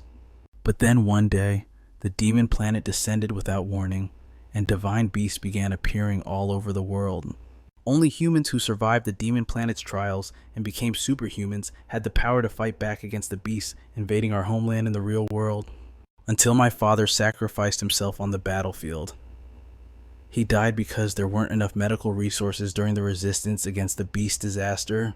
I felt like I grew up overnight. From that moment, I vowed to join the military and become the most reliable support for my teammates on the battlefield. In those early days entering the demon planet, when I felt completely alone, I met Juzi and Giang Khai. Our teamwork was incredible right from the start. Under Giang Khai's leadership, Juzi and I were selected by the military thanks to our outstanding performance as recruits. Finally, just like my sister, I achieved my dream of joining the military. I thought I had finally taken a firm first step towards my destiny. But after joining up, I realized the massive gap between me and everyone else. Despite all my efforts, my ranking was stuck at C. I tried to comfort Juzi, whose results weren't ideal either, telling him not to be sad, but the truth was, I was even more disappointed than he was. Can I truly become an outstanding healer? As Nuan Nuan recalled the past, she questioned if she was even worthy of protecting anyone. Suddenly, the voices of Yuanju and Guenengu rang out from the battlefield. This corrupted zombie king has such a striking appearance. How could I, Nguyengu, possibly miss this? Come on, let's get moving. Don't let anyone ruin this beautiful plan. I, Yuanju, am the #1 god of war under the heavens monsters. Get lost. Hearing their bold voices only deepened the insecurity festering in her heart. Just like right now, watching my best friends fight with their very lives, while I remain exactly as I was in the past. Hiding behind my sister, hiding behind them, Nuan Nuan slumped to the ground, helpless. She even began to doubt if she should have chosen to become a healer at all. Meanwhile, the zombie king continued to roar, spewing out toxic mist. Giang Khai and Wengu were struggling desperately to hold it back. Giang Khai was reaching his limit. His face turned pale as he struggled for every breath. Hearing the voices of Juzi and Wengu, she suddenly snapped out of it, trembling. Nuan Nuan stepped toward everyone. It's Giang Khai's voice. As she arrived, she saw her teammates being mercilessly crushed by the zombie king. Witnessing the brutal battle, Nuan Nuan was shocked and rushed forward. Zhu Di, big brother Nguyen. She knelt down to assess the situation. They've been in the poison mist for less than a minute, but the corrosion is already this severe. Calm down, Nuan Nuan. Save them. Saving lives is the only thing that matters right now. She cast healing spells on the wounded while trying desperately to reassure herself. Yuanju and Nguyen gradually regained their strength, their wounds healing. The poison mist suddenly began to dissipate as rain started to fall. Nuan Nuan looked up at the sky, unable to hide her joy. It's Huyan. Under Huyan's fierce storm, the toxic mist was washing away. The zombie king stood motionless in the rain, confused. Meanwhile, Huyan huddled behind a tree, using every ounce of her strength to keep the storm stable. The monster still gripped Giang Khai tightly in its hand, letting out a ferocious roar. Giang Khai was on the verge of collapse. His body screamed in pain, and he could barely draw a breath. Did I really overestimate myself? His face grew paler by the second. Back on Eternal Winter Island, if I hadn't had the support of the Iron Tyrant field skill, I wouldn't have been able to scratch that mermaid boss. Giang Khai reflected on his journey. This commander-level corrupted zombie king wasn't part of the plan. I led everyone here, but now, I can't even protect them. He blamed himself. Huyan was also completely drained. She let out a helpless cough, cried out, "It's over," and collapsed. Worried, Nuan Nuan rushed to her side. No, Huyan. Giang Khai continued to blame himself. Was I really so arrogant? Was I wrong about everything? The Huang family. Can I really make them pay for what they did? His expression darkened, and he seemed ready to give up. But just then, Juzi and Nguyen Ngu charged forward. I, Yuan Ju, am the strongest god of war in the world who dares to be insolent, and I, the beauty, have arrived. Taken by surprise, the zombie king instinctively raised a hand to block Nguyen Ngu's attack. Thanks to that distraction, Giang Khai managed to break free. He grit his teeth, forcing himself to keep going. No way. I can't admit defeat like this. Boss and two are still waiting for me. We have a bright future ahead. Seeing his teammates risk their lives to save him touches him deeply. Everyone. They're clearly still fighting for our Fire God squad. Fighting until the very last moment. Giang Khai crashes to the ground, coughing violently as he struggles to get back up. He grits his teeth, arms trembling as he props himself up. His whole body screams in pain. He can't even stand. She rushes over to him, panic in her eyes. Giang Khai, what do we do? True to. Hu Yen, brother Hu Yen. No one, calm down. Hu Yen is down. This rainstorm won't last much longer. He gently comforts her. I feel like every bone in my body is broken. But we have to take that thing down, fast. Is there any way for me to recover right now, the fastest way possible? Giang Khai looks at Noan, his eyes weak but pleading. Hearing this, tears well up in her eyes. Giang Khai refuses to let his teammates down. Noan squeezes his hand tightly. Okay. I understand. In a moment of distraction, the Corpse King shoots out its tongue, snatching up True Tu and Brother Nguyen. It tries to stuff them straight into its maw, but before it can swallow, Giang Khai smashes it right in the face. You bastards, spit my friends out right now. He leaps high into the air, winding up for a devastating blow. A direct kick to the mouth. The impact forces the monster to cough up the prey it just stole. Seeing the two of them lying on the ground, she cries out in worry. True to Brother Nguyen. Giang Khai glances back, a smirk tugging at the corner of his lips. Noan, I'm leaving them to you. The Corpse King charges, slamming a massive fist exactly where he was just standing. She pulls an orange potion bottle from her robe, her expression turning serious. Giang Khai, my current healing magic isn't enough to fix you instantly. Well, this is a vial of lesser phoenix tears. I found it by accident during a military training exercise. Drinking this allows any adventurer under level 20 to ignore all injuries and return to peak condition for exactly 1 minute. But the side effect? After that minute is up, no matter the situation, the drinker will fall into an immediate coma. Giang Khai, are you sure you want to do this? Without hesitating, he grabs the potion, his brow furrows slightly, but that confident smile returns. 1 minute is all I need. Giang Khai blasts energy at the beast, forcing the Corpse King to block. He dashes away, turning back to taunt it. Come on, you idiot, chase me if you've got the guts. It roars in fury and immediately chases after him. He sprints forward, gritting his teeth to buy more time. Good, the storm is almost over. Giang Khai lures the Corpse King deeper into the forest, creating a safe distance. He stops and waits patiently. Suddenly, the ground ripples as something massive approaches from beneath. The Corpse King's fist erupts from the earth, smashing into Giang Khai's afterimage. He dodges, smirking as he grips his weapon. You think I'd fall for the same trick twice? Enraged, the monster roars, spewing out a thick cloud of poisonous gas. Suddenly, 3 arrows shoot out from the smoke, aiming straight for it. Its eyes widen in shock as the arrows fly towards it. Regaining its senses, the Corpse King leaps up and counters. A massive explosion shakes the forest. Inside the thick smoke, the beast looks left and right, frantically searching. From a distance, the arrows flare with blinding light. The king twists to dodge, screaming as it tries to track Giang Khai's scent. The Corpse King spots a pit right in front of it, but Giang Khai suddenly appears from behind. Hey, he unleashes 3 powerful arrows with overwhelming pressure. I'm right here. Your reactions are too slow. The Corpse King bellows, launching an attack straight at him. The 3 arrows slam into its arm with terrifying speed. The arrows pierce deep, making the king shriek, but suddenly, its giant hand clamps tight around Giang Khai's body. The Corpse King pulls him close, its tongue lolling out savagely. On the other side, Noan trembles, tears streaming down her face as she screams in horror. Giang Khai, its mouth gapes open, filled with razor-sharp fangs, ready to swallow him whole. But then, the Corpse King's pupils suddenly contract. Giang Khai channels his power, speaking with difficulty through the squeeze. "You rotting corpse. Did you really think you could catch me a second time?" Something impales the monster straight through the heart. "I only pretended to get caught, to make you take the bait." Golden energy shimmers on Giang Khai's hand. The Corpse King roars in agony and drops him. As Giang Khai falls, his gaze remains locked on the beast.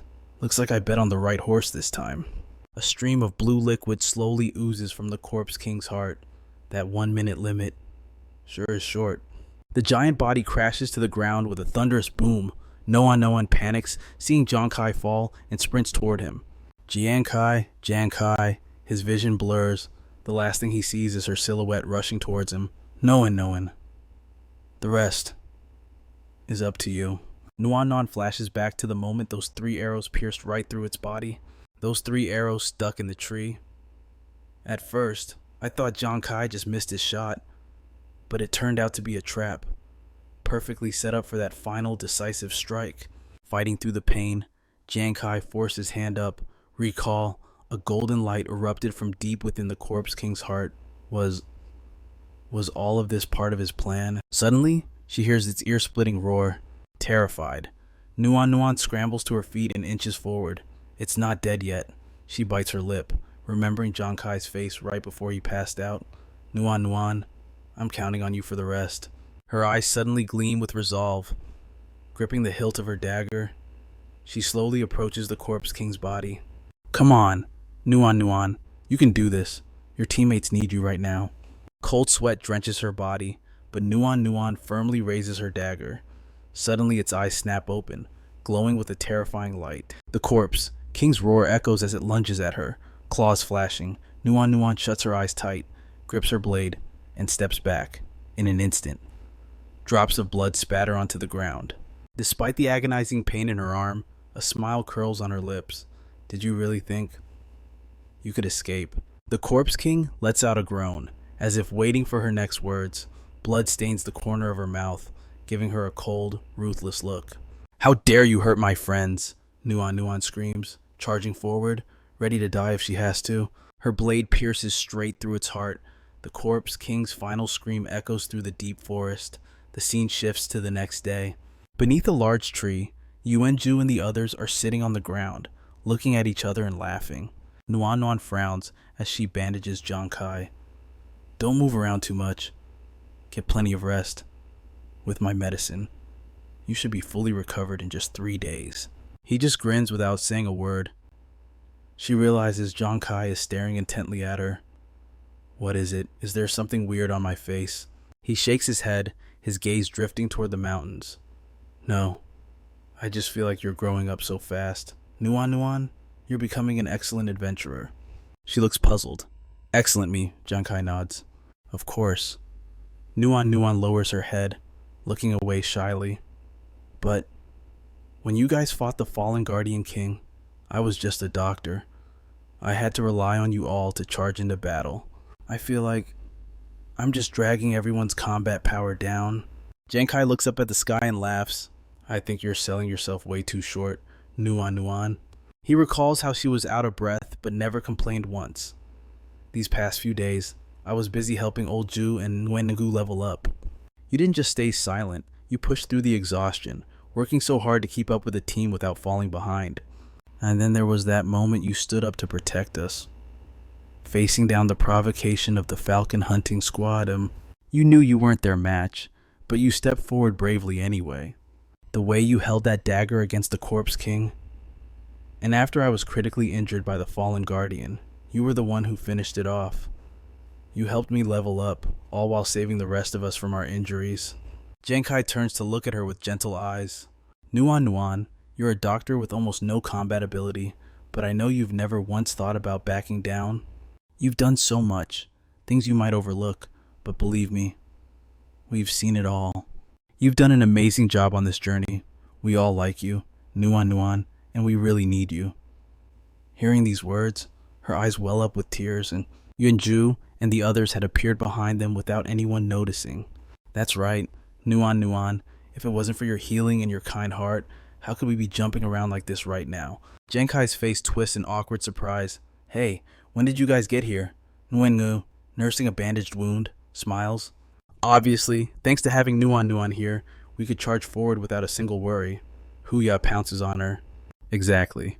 Nuan, if it weren't for you, I'm pretty sure I would have kicked the bucket a long time ago. Hearing everyone's encouragement, her tears start falling uncontrollably, letting them roll down her cheeks. Nuan feels a wave of pure happiness. I really like you guys too. I need you all just as much. After their heart-to-heart, 2 hours pass. Giang Khai stands still, his expression serious. He's ready. Everyone's faces are full of excitement. All 4 of them tap their devices, readying themselves. A chest appears in the center. He steps forward, spreading his hands slightly. All right, I'm starting now. As the chest creaks open, a beam of light shoots out. Rumor has it that the Fallen Corpse King's loot is mostly gear, and it has a high chance of dropping top-tier items. This one was a mutant variant too. It's really getting my hopes up. A pile of dazzling treasures is revealed, shocking everyone. Nuan steps closer to check the item Giang Khai is holding. Blade of Frenzied Flame. A level 80 executioner weapon in all of St. Glory. There are only 2 of these. This is the 3rd one. Estimated value is 350,000 ghost crystal coins. Yuanju's jaw drops when he hears the value. 350,000 ghost crystal coins. That's 3 million St. Glory coins. Huya shrugs. What's so strange about that? It's a top tier level 80 weapon. After all, he continues speaking. It's just a shame our team lacks an executioner. His eyes lit up. That's right. Luckily, we can still exchange it for money. Giang Khai picked up a set of armor. Nuan, what is this? She opened the system panel to check, but suddenly looked puzzled. This is so strange.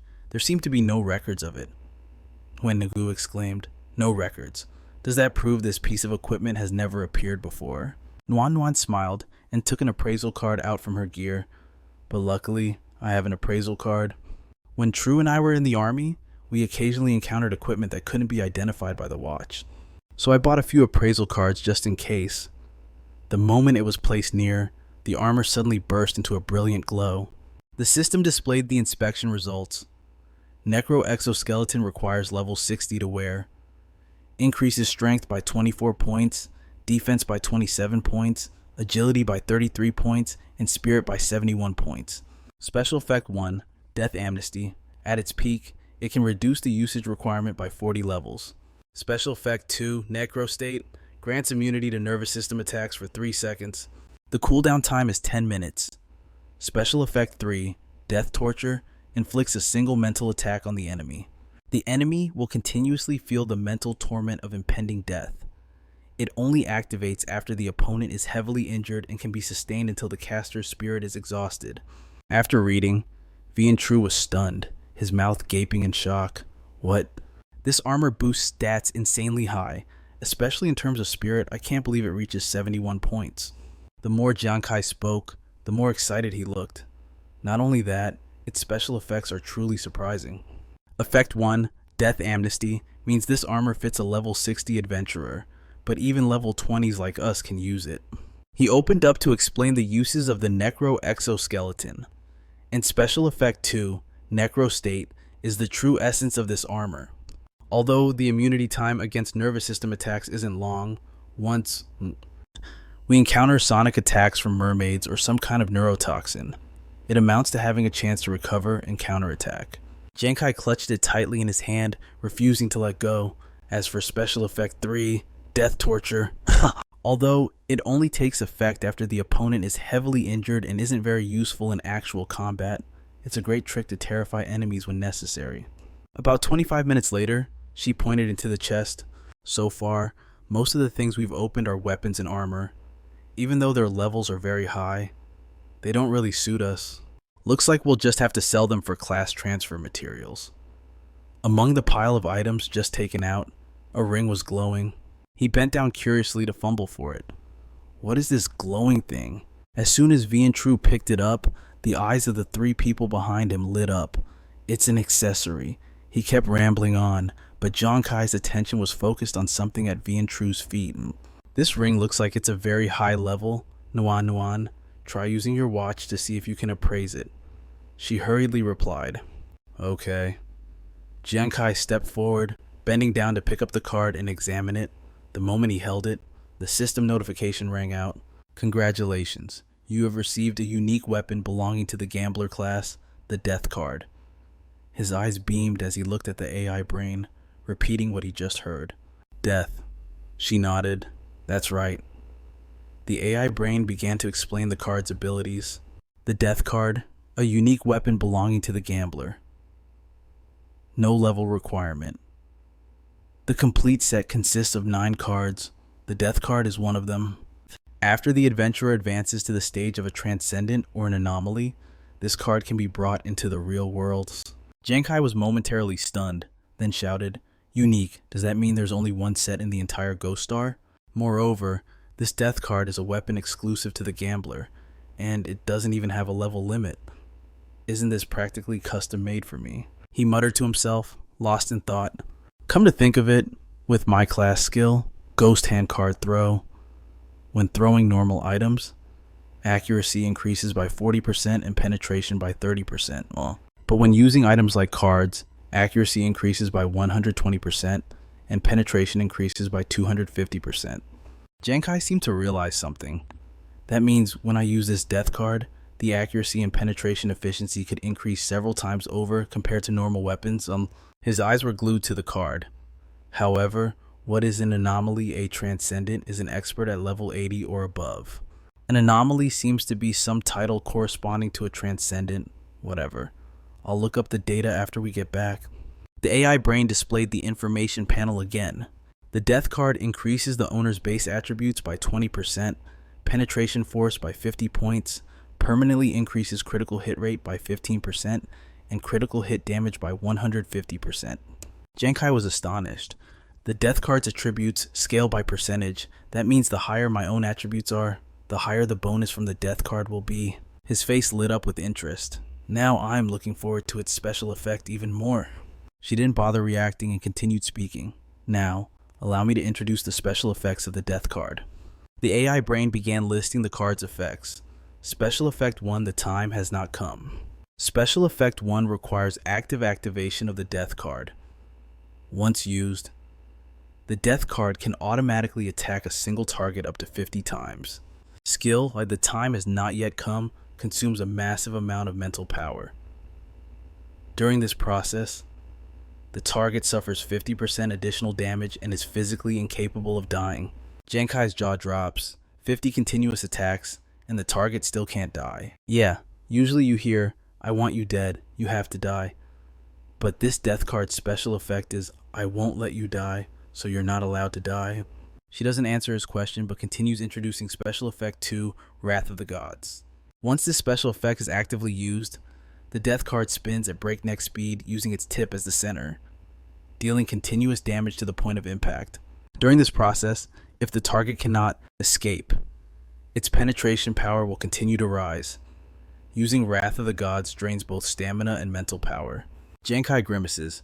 If they can't break free, the damage they take keeps skyrocketing, plus the effect of the time has not yet come. So, this card is named the Death card. The AI brain continues revealing the final effect, Special Effect 3, Divine Weapon Recognition. The Death card is indestructible. Once claimed, it can be controlled, summoned, thrown, and retrieved via thought alone. Reading that last part, he finally cracks a smile.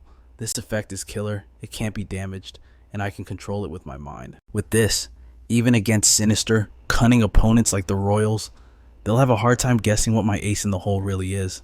Giang Khai happily raises the card into the air to celebrate. Who would have thought, even though I didn't find the level 20 job change material for the gambler class I was hoping for, I found a weapon that belongs to a gambler? Sudden realization hits him, and he looks at the card in confusion. Wait, a Lord God card? What exactly is a Lord God card? Why does it say my Death card is one of them? And apparently, there are 8 others. Suddenly, a loud noise erupts behind him. Giang Khai spins around alertly, eyes widening as he activates Demon Eye Focus. His gaze sweeps straight through the forest. Giang Khai spots a group approaching. This is bad. A squad of high-level bandits is closing in, and everyone's condition right now is terrible. If they find out that we killed that mutated fallen zombie, King, and got the treasure chest, they will definitely try to snatch our loot. He quickly alerts everyone. Someone's coming. We can't delay. We need to leave this place. Now. They shout, okay, in unison. The scene shifts to a building in central Jiang, the base of Wei-ung. He stands before a window, gazing out. A knock suddenly sounds on the door behind him. Wei-ung turns around with a stern expression. Lam Lam enters with a worried look. Commander, another nation has discovered a connected teleportation array. He listens in silence, his gaze thoughtful as he looks into the distance. Another nation found one. Wei-ung frowns slightly, his lips moving as if to speak, but he remains silent. He falls into a state of deep contemplation, thoughts drifting endlessly. Because the exploration rate of the demon planet isn't high, the excavation zones of different nations aren't connected. Except for individual classes that can enter other nations' novice trial zones via special methods, the territories of nations do not intersect. The scene shifts to when Wei-ung met him up until 1 year ago. He suddenly recalls that moment of distraction. Wei-ung remembers clearly that back then, all countries were under attack.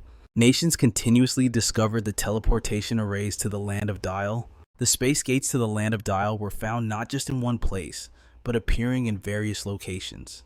These teleportation arrays are distributed across different parts of the demon planet, but they all link to a public zone named the Land of Dial. This Land of Dial is quite bizarre. Beneath a gray sky, a teleportation gate hovers in the air. First, the area of the Land of Dial is immense, and its location shifts every half year. A gate has even appeared deep within the forest. Second, inside the Land of Dial are many mysterious, unidentified areas called Lost Ruins, hiding rare treasures and powerful job change materials for new classes. The scene when the teleportation gate opens reveals rows of corpses stretching out.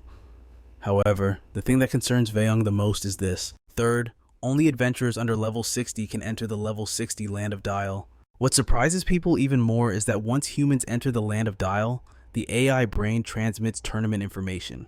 From above, the AI brain projects a welcome message. Welcome to the venue for the primary Land of Dial tournament.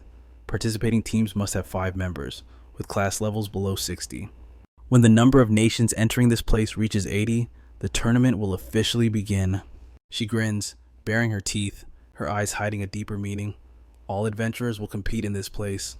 In the end, the teams that win first, second, and third place will respectively receive 3, 2, and 1 secret key to the Land of Dial, granting the right to enter the Lost Ruins to search for rare treasures. Each person can only participate in the tournament of the same tier exactly once. Back to reality. She speaks up in a rush.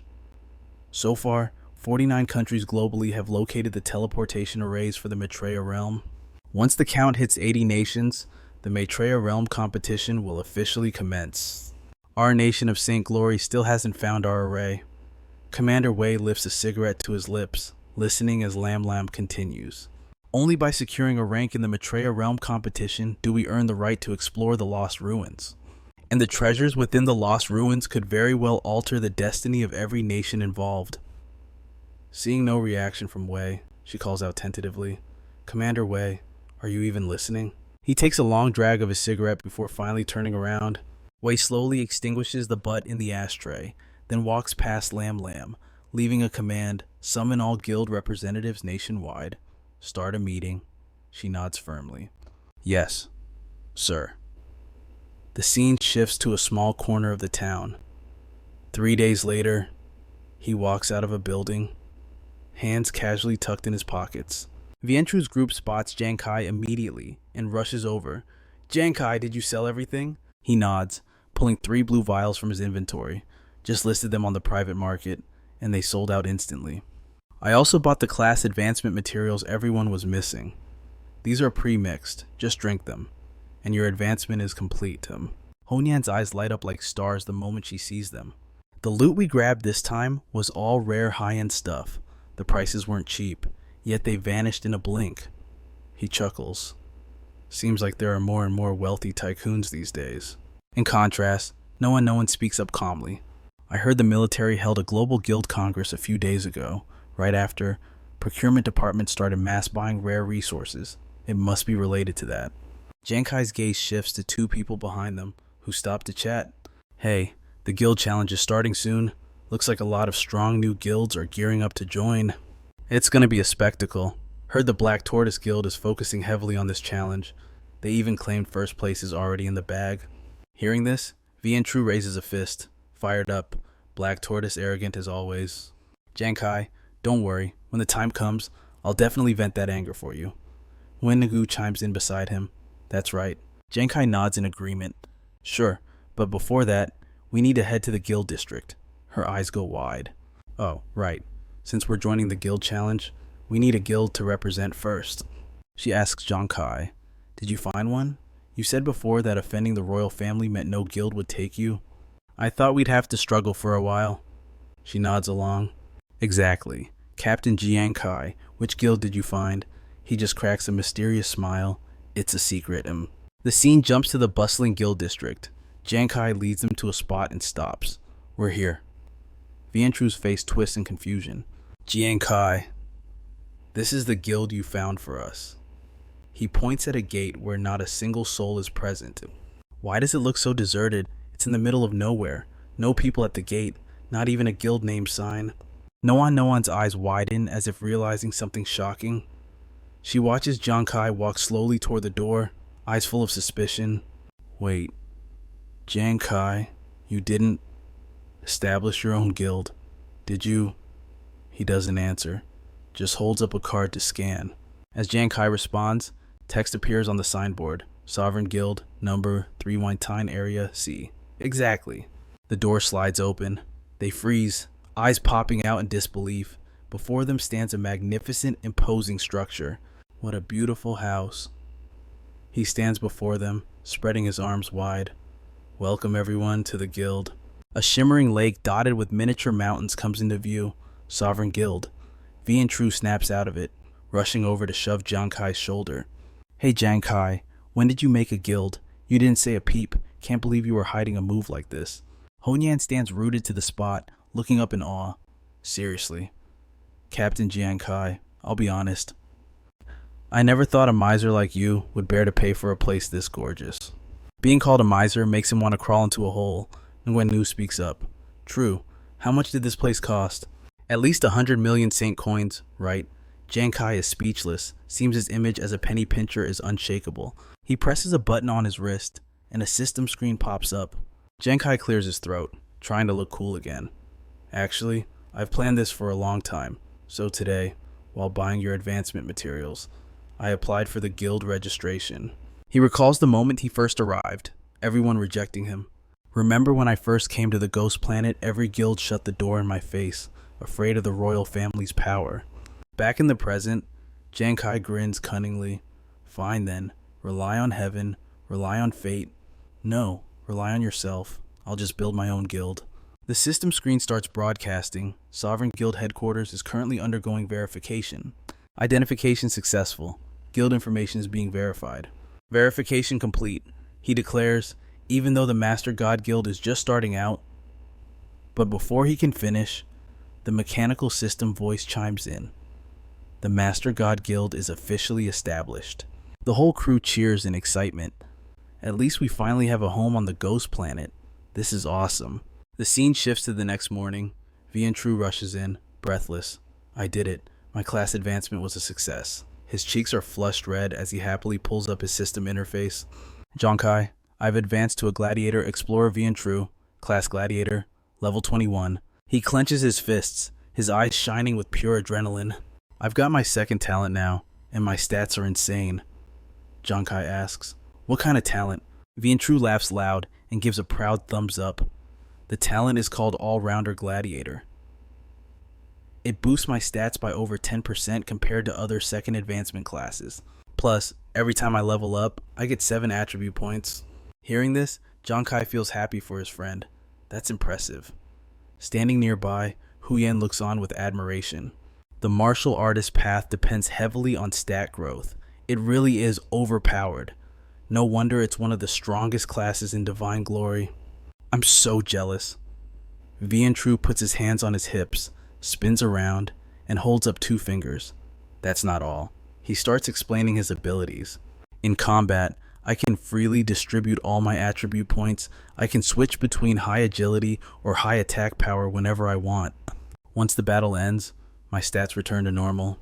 On top of that, when I learn combat skills, this talent gives me a chance to comprehend brand new moves. A surprised smile spreads across Giang Khai's face. Beside him, Huyen can't hide her curiosity. You can freely distribute your base stats. If you use that ability well, you'll absolutely crush any opponent at the same level. And that ability to learn new moves, that's basically getting free skills. Giang Khai steps forward and pats True on the shoulder. You're definitely going to become the ultimate all-rounder martial artist. Vian True scratches his head, embarrassed. Giang Khai, I told you. From now on, I've got your back. Huyen pretends to wipe away tears, looking at them with admiration. I'm tired of being jealous. Just then, the door creaks open. Wing Yu walks in, looking like he just attended his own funeral. The 3 of them turn around in unison. Hey, Nguyen, why the long face? Did the class advancement fail? Giang Khai asks. What's wrong? Tears stream down his face as he explains. It succeeded. But I became a drunkard. My talent is literally called drinking for pleasure. Exploring Wing Yu, class drunkard, level 21. My strength and agility both went up by 2 points, but my constitution growth dropped from 3 points down to 2. Seeing his depression, Giang Khai explains. For normal classes after level 20, they usually only gain 2 stat points per level up, except for special classes like martial artists. Soldiers might get a bit more, but very few people get extra attribute points. So your class gets 3 extra stat points. That's actually really rare. Nguyen-No's face brightens up. Really? A giant question mark practically appears over Huyen's head. I agree it's rare, but Nguyen, I'm actually more curious about this drinking for pleasure talent. What kind of pleasure are we talking about? He scratches his head, thinks for a moment, and then speaks. The drinking for pleasure state activates my subconscious. It shifts me from being drunk into a state of micro-inebriation somewhere between intoxicated and sober. Basically, I feel like it's going to be pretty. Nguyen-Ngu's hesitation makes the other 3 lean in with curiosity. Pretty what? He scratches his head, smiling like a blooming flower. Pretty liberating. Hearing this, the 3 of them look like they just swallowed a fly, completely speechless. Half an hour passes, but the door remains shut with no sign of movement. Vian Tru's eyes are glued to the door, not blinking for a second. It's been 30 minutes. Why hasn't Nuan come out yet? Do you think something went wrong? Huyen closes her eyes and crosses her arms. Just wait a bit longer. Class advancement is a difficult process, but I believe Nuan will definitely make it. As soon as the words leave her mouth, the door creaks open and a pair of feet step out. Nuan steps out, her whole body trembling slightly. Without thinking, he blurts out, Nuan, did the advancement not go well? It's okay, worst case scenario. We just try again next time. Huyen nods in agreement. Exactly. Actually, my first class advancement didn't go very smoothly either. Wing Yu comforts her. Nuan, don't lose heart. We're all here for you. Despite the tense atmosphere, Giang Khai remains calm. Everyone, don't panic. I think Nuan has something to say. She hesitates, her lips moving silently. Tears of excitement well up in Nuan's eyes as the system suddenly announces. Explorer Nuan, class healer, level 21. I can't believe it. I really can't believe it. After becoming a healer, I received a top-tier talent called Toxin Analysis. The probability of this is less than 1 in 1,000. As she finishes speaking, everyone freezes in shock, then erupts in joy. Wait, what? With a look of pure delight, she explains, with this poison analysis talent, I can boost potion activation speed by 10%, ramp up poison effectiveness by 50%, and increase my ability to detect toxicity in materials by 30%. He's so thrilled his eyes practically light up. That's awesome. Nuan, so are you planning to go down the poison user route? She shakes her head with a soft, uncertain smile. They say all medicine is partially poison. When I'm brewing potions, I can use this talent to filter out the toxins, which ultimately maximizes the medicine's healing effects. Vian True and the others stare in wide-eyed shock, finally understanding her plan. He switches back to a serious demeanor, saying, "Excellent. Everyone's class change results are solid. However, among our opponents, there are plenty of powerhouse teams.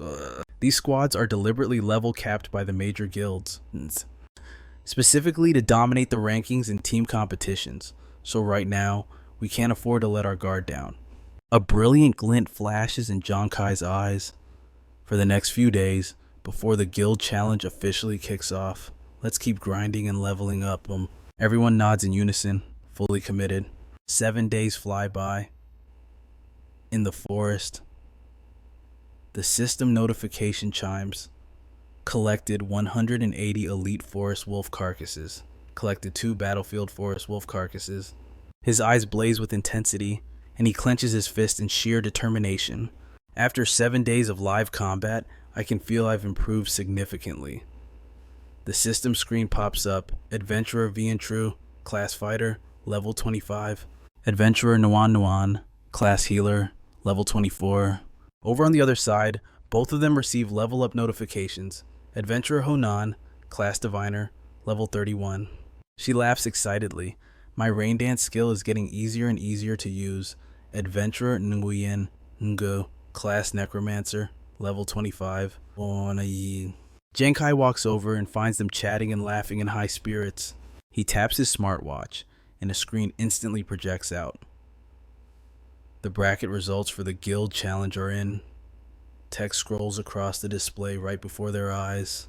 Main God Guild Fire God Squad. Tournament rules, levels 21 to 40. 32 participating teams, 1 match per day per team. Your first opponent is the Instant Kill Squad from the Black Turtle Guild. Team Captain Huang Dat of the Black Turtle Guild. Time 8. 8 a.m. tomorrow. Please arrive punctually at the West Arena of Holy Light City to prepare for the match. Warning: victory in this match is determined solely by the total annihilation of the opposing team. Nuan Nuan's eyes widen in sheer surprise. Huang Dat, how is this even possible? Our very first opponent is the Black Turtle Guild, and it's Huang Dat, the guy with a massive grudge against Giang Khai. Honyan frowns slightly, leaning in closer. Furthermore, previous guild challenges were always point-based sparring, but this time, the winning condition is literally killing the opponent. The way I see it, the Huang family pulled some strings to set this up for revenge. Hearing this, Vientru flies into a rage, ready to storm off and fight. I'm going to ask the military, did the Huang family rig this or not? Wen Yu hurriedly grabs his arm. True, you big oaf. Calm down. Giang Khai remains calm, his voice steady as he reassures them. No need. Whether it's fate or a setup, it doesn't matter. It actually works out perfectly. I've been wanting to face Huang Dat in a match anyway. She and Honan exchange glances, their eyes filled with worry as they look at Giang Khai. Captain Giang Khai. The image of that man's smug, triumphant face flashes in his mind. Huang Dat? Fine then. Everything the Huang family owes me, I'm going to collect from you right here with interest. The scene shifts to the next morning at the arena. The crowd in the stands is roaring, building up the hype. The announcer's voice booms across the stadium. The match for the level 21 to 40 bracket will begin in 15 minutes. Please remain in your seats. Today's contenders are the Instant Kill Squad from the Black Turtle Guild and the Fire God Squad from the Main God Guild. If the teams are present, please make your way to the arena. The crowd turns their gaze to the big screen, chanting in unison, Instant Kill takes the field, unstoppable, unbeatable. Amidst the deafening cheers, Huang Dat's team marches onto the arena. Instant Kill will make history today. Black Turtle Guild is invincible. But Ngon speaks with a slightly sarcastic tone. You ladies sure are lucky. You arrived just in time for the annual guild challenge. Since you're already here, I figured I'd show you around. Even though your group ranked pretty well in this month's rookie trial, don't get too arrogant. Watch and learn how these veteran squads actually fight. She scoffs, her face icy cold. What's so interesting about these low-level qualifiers? The finals later on are the only thing worth watching. He smirks, offering a gentle reminder. Hong Soong, don't be so haughty. Even though you took first place in the rookie trial, among the fighters down there is the guy who shattered the 30-year record of the Holy Light trial. Her eyes sparkle like stars as the crowd behind them gasps in shock. You mean... Giang Khai. Huang Dat curls his lip into an arrogant sneer. Where's Giang Khai? Not here yet. Don't tell me he's too scared to show his face because he knows he's up against me. Hung Hai burst into laughter. This is just business as usual. After all, who doesn't know about his reputation? That guy Giang Khai dared to mess with his little brother, so does he think he can mess with him too? He laughed loudly, tilting his head back with an arrogant glare. Giang Khai, you still don't accept it. Don't be such a coward now. The crowd behind him chimed in. That's right. What Fire God Squad? More like the Coward Squad. Suddenly, a voice called out from behind, making him whip his head around. Hey, Big Yellow. Giang Khai's team finally appeared at the entrance. As they walked out, V and True spoke up from the back, asking, What kind of nonsense are you yelling about? Honyan put her hands on her hips, her eyes sweeping over them with disdain. Who's the coward here we'll see once we fight? She lifted her chin. That's right. The big screen in the control room displayed the image of Giang Khai's team. He sat comfortably with his legs crossed, hands working the computer. The test run is complete. During the match, we can proceed with evaluating Nuan, Nuant, and V and True's performance at any time. Lo Tuan, sitting nearby, raised his hand and spoke up. Good, but Professor Lee, I might have to trouble you to add one more person. He raised an eyebrow in confusion. Wait, didn't we just need to evaluate V and True and Nuan Nuan's performance? Lam Lam turned to him with a smile and replied, Commander Vei wants to see the evaluation results for one other person as well. Hearing that, Professor Lee's eyes lit up. Ah, is that so? Adding one more is no problem at all. Who is it? He didn't say anything, his eyes glued to the screen as he muttered, the captain of the Fire God Squad. The scene shifted to the arena, where Huangdat frowned, staring intently at him. He gritted his teeth, snarling out Giang Khai's name, word by word. Back in the control room, they fixed their eyes on the screen displaying his team's information. It's hard to believe. Truly unbelievable. Explorer V and True, Fighter Class, Level 25. Explorer Nuan Nuan, Healer Class, Level 24. Professor Lee was stunned, sweat beading on his forehead. In such a short time, they not only reached level 20 and completed their class transfer, but they also jumped several levels. She was in disbelief. What? Lam Lam stood up abruptly, holding her computer and looking back. More than 20 days ago, when they left the military. They clearly hadn't even reached that level yet. Why does anyone who follows Giang Khai improve at such a godlike speed? Lo Tuan gave a mysterious smile, looking at them from the corner of his eye. Actually, it's not that strange. Giang Khai has always been a very interesting person. The scene shifted to the arena, where Vuvi raised her hand and shouted to the crowd. Contestants on the stage, pay attention. As she finished speaking, two magic formations appeared simultaneously. Once the match begins, neither team is allowed to leave the arena. Admitting defeat, surrendering, or killing every member of the opposing team are the only criteria for victory. Is that clear? His group and the opponent shouted in unison, their expressions deadly serious. Clear. She couldn't hide her excitement. Then, let the match officially begin. Huangdat, high on adrenaline, barked orders to his team. Everyone, listen up. Kill them for me. As soon as the words left his mouth, they all charged forward at once. Giang Khai widened his stance, ready for battle as he issued commands. True Tu and I take the vanguard in Gwengu. You protect Honyan and Nuan Nuan. A cold light flashed in his eyes. Nuan Nuan, keep an eye on the battle at all times. When necessary, heal us immediately. Under Giang Khai's command, everyone moved in unison. Roger. Hong Hai curled his lip, his eyes full of arrogance as he spoke. I can't wait to chop you all into pieces. V and True hesitated for a moment, then took a step back. Giang Khai, they're here. He stayed back to reassure him. True Tu, don't be afraid. Just listen to my commands. Giang Khai's supporters in the stands shouted in unison. True Tu, don't be a coward. Your ability isn't inferior to anyone's. True Tu, if you still don't improve this time, even the captain won't be able to keep you on the team. You have to toughen up. Li Bu sat in the center, narrowing his eyes in deep thought. True Tu's biggest weakness is his cowardice. Can he overcome it this time? Suddenly, he looked stunned, as if he saw something. True Tu. What is he doing? Everyone watched as V and True pulled out a jar of wine and popped the lid. He poured the wine directly into his mouth, downing it in one go. With a flush spreading across his face, V and True let out a loud burp.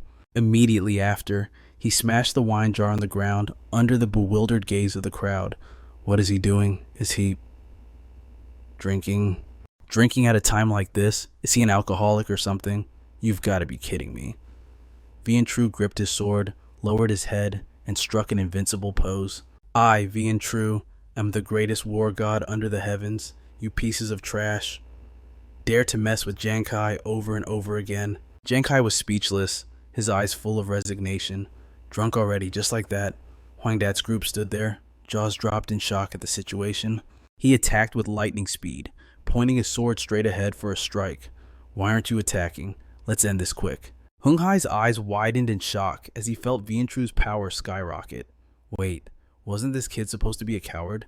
Wasn't his rank in the army only E-class? What the hell is going on now? Van Vu shook his head. I don't know. He's clearly a crazy drunkard. With shining eyes and overflowing energy, Vian True charged into the fray. Come and get some, Vian Mo is right here. Who dares to challenge me? Giang Khai watches from the back, letting out a quiet sigh. It seems there's no stopping Pillar now. Before Nguyen-Ngu can even finish his sentence, a shadow flashes right past him. Noan, and Honan scream in terror. Brother Nguyen-Ngu, he's completely wasted, clutching a wine jar and charging straight ahead. I am Nguyen-Ngu, and I ain't weaker than anybody in this world. You want to flex on our Fire God squad? Well, yours truly is the first one who won't stand for it. Watching Nguyen-Ngu charge in, his expression instantly hardens. Damn it! Another drunkard, I'll deal with him first. A strange light flashes in his eyes, followed by a gasp. Nguyen-Ngu's eyes literally turn into hearts as he lunges forward. Oh my god. Such breathtaking beauty. Come to Papa, baby, let me give you some love. The bald guy breaks into a cold sweat and screams, what the actual hell is wrong with you? A massive explosion rocks the area. He pounces on the bald guy, pinning him down for a kiss, while the victim struggles in sheer panic. He delivers a vicious kick, sending Nguyen-Ngu flying. Get the hell off me. Nguyen-Ngu crashes onto the ground, right in front of Giang Khai. Nguyen-Ngu pushes himself up from the ground, his eyes still burning with lust as he charges again. Ooh, I love it when they play hard to get. The three members of the Huang Dat team stand nearby, sweating bullets. Is this entire Fire God squad just a bunch of lunatics? Hong Shong frowns, unable to process the scene. Boss, these guys are absolute perverts. Even Honan and Noan turn pale with secondhand embarrassment. After this, the whole audience is going to think our Fire God squad is just a club for degenerates, aren't they?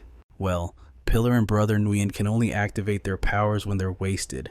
They're doing this to protect us, after all. He opens the system to scan. Demon Eye. Activate. Pillar and Nguyen-Ngu are completely out of it right now. I need to focus and give this everything I've got. Vian True leaps into the air, crashing down for an attack, earth-shattering stomp. As the sword slashes down, a deafening explosion echoes. Hung Hai manages to dodge just in time, letting out a breath of relief. That was close. Good thing I'm quick on my feet. Regaining his composure, he charges forward again. Die, you crazy bastard! Giang Khai instantly launches a flying dagger straight at the target. Pillar, look out. Hung Hai leaps up, conjuring a protective shield. He raises the shield, deflecting the dagger with a clang. A moment of silent intensity passes between them as their eyes lock. Hung Hai smirks, laughing internally. I prepared this shield specifically for you. As long as you can't break this defense, even a critical hit won't kill me. Seizing the moment, Van Vu rushes toward the girls and Honan to attack. A healer and a fortune teller. These two have zero combat ability. I'll take them out first. She steps forward confidently, shielding Noan behind her. Let me handle this clown. Supreme Hailstorm Art. A star-shaped ice formation manifests, unleashing a sudden barrage of hail. Look out, hailstorm incoming. The ice chunks whistle through the air, aiming straight for him. Damn it, I didn't think a fortune teller could summon hail. A cold smirk plays on Honan's lips. I've been practicing for days with the black ice jade Captain Giang Khai gave me. I can create hail and use it to disrupt enemy attacks. System notification, black ice jade. Class B equipment, adds a frost effect to all activated skills. Frost reduces the opponent's agility. It works perfectly. Nguyen Than's sword slashes through the air, shattering one of her ice projectiles. His attacks rain down relentlessly on Honan. She stumbles backward, but no one catches her just in time. Winton snorts dismissively. I can't believe I almost got caught off guard by a lowly fortune teller. Don't you dare tell anyone you're on my team when we get out of here. Van Vu screams in rage as he charges forward. Shut your mouth, that fortune teller is mine. I'm gonna slice that annoying woman into pieces myself. Suddenly, Vientru leaps in, delivering a crushing overhead strike. Where do you think you're going? Your opponent is me, the world's #1 war god. His sword strike shakes the very earth-shattering stomp. The enemies scramble to dodge. Damn it, this lunatic is like a fly that won't go away. Behind him, Hung Hai lands in a crouch. Perfect timing. Let's mince this Vian guy first. He grunts in agreement, nodding. Facing them stands Vientru, burning with the lust for battle. Meanwhile, Nguyen Yu is pouting his lips, frantically confessing his love. Wifey, let me leave the taste of my love on your soft, cherry lips. The bald guy looks like he's about to cough up blood from pure rage. His eyes bulge as he screams, "Do you have a death wish? Who the hell is your wife?" Open your eyes and look at who you're talking to. As he speaks, he focuses on the massive shield Nguyen is clutching tightly. The bald guy grips a sharp dagger, gritting his teeth as he calculates his next move. That pervert shield has insane defense. I have to hit him where the shield can't protect him. With that thought, he lunges at Nguyen, but Nguyen dashes away, shouting gleefully, "Wifey, don't be shy." The bald guy misses his attack and snaps. He charges in, hurling his weapon at Nguyen and roaring, "Die, you eyesore." But suddenly, a projectile strikes from out of nowhere, deflecting the 3 sharp blades with a frantic warning, "Nguyen, look out!" The bald guy jumps in fright, whipping his head around to see. It's Giang Khai. In the distance, Giang Khai's hand is still flickering with the residual energy of the throw. He grits his teeth, commanding them to return. Suddenly, the bald guy screams out a report to Hoang Dat. "Captain, he's already used 8 throwing knives." Hearing this, the man laughs in satisfaction, his hand slowly gathering a sinister purple energy. "Excellent." Hoang Dat bares his teeth in a sneer, quickly conjuring a bizarre purple stone, the supermagnetic crystal. He hoists the supermagnetic crystal high into the air, the stone emitting a terrifying, flickering glow. Over here, Honya stares at the compass in his hand, trembling in shock. What is this thing? Why won't my compass obey my commands? Behind him, Nuan grimaces, adding, "My dagger. It feels like it's being sucked away too." In the distance, Vientru's eyes widen in panic as he watches the sword in his hand being dragged away by an invisible force. On the other side, Giang Khai stares at his trembling hand, restrained by the pressure. Worriedly, he realizes, "Can I not summon Life Chaser?" Far away, Hoang Dat keeps the supermagnetic crystal raised high, taking slow, leisurely steps toward him. He stops a short distance away, curling his lips in a scornful smile. "Giang Khai, don't tell me you thought we came unprepared." Hoang Dat glances at the supermagnetic crystal again, his voice steady as he explains, "This crystal was cut from the core of a high-grade supermagnetic stone. It is designed specifically to neutralize your throwing knives." As he speaks, his eyes flash with a cold, sharp light. He asks with a malicious grin, "Now that you only have 1 knife left, do you really think you still have a chance of winning?" Giang Khai stays silent, merely curving his lips into a gentle smile. He doesn't look the least bit worried. He pulls out another throwing knife, assuming a combat stance. Raising an eyebrow, he shakes his head and declares, "Hoang Dat, I'm afraid you're celebrating a little too soon." Hoang Dat is taken aback, muttering in confusion, "That throwing knife, it's not affected by the supermagnetic crystal." But he quickly brushes the thought aside, sneering inwardly as he raises his hand to conjure a massive shield. Hoang Dat tightens his grip on the shield, his eyes fixed on Giang Khai with certainty. It doesn't matter. Either way, this guy is dead meat. The next second, a glint of madness flashes across the shield's surface. He snarls, "Giang Khai, do you see the shield? Today, I'm going to teach you the true meaning of despair." At the same time, Lo Tuan, watching everything from the monitoring room, murmurs in shock, "Giang Khai is about to lose. That shield, it's the Titan Great Shield. Even though it's been de-leveled to fit the competition rules, its defense still hits a terrifying 72 points. He purses his lips, his expression darkening as he whispers softly to himself. On the demon planet, high-tier weapons usually require a high-level user. However, if you de-level a high-tier weapon, even a low-level adventurer can meet the requirements to wield it.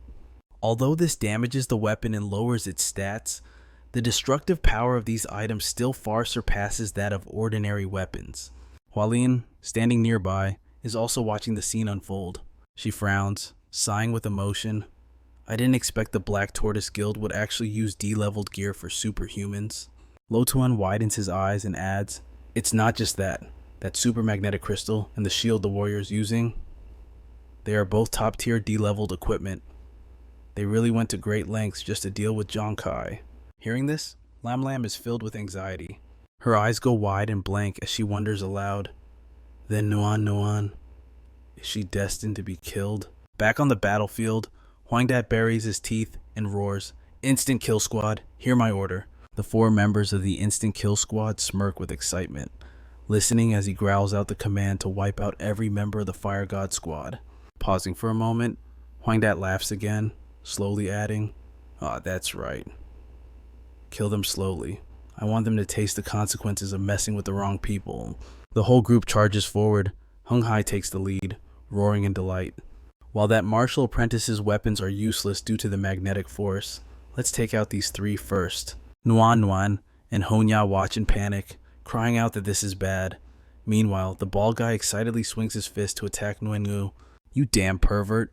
Go to hell. Observing it all, Li Bu shakes his head in resignation and sighs. The gap in equipment is just too massive. It looks like there's really no hope left. The blonde woman, Sister Hoa, sighs beside him. Even though True Two found a way to overcome his cowardice, I guess he won't get a chance to prove himself. Hadao crosses her arms, asking in disbelief, Giang Khai, is he really going to lose this time? Hong Soon turns away, scoffing. What was that? Turns out Giang Khai isn't that strong after all.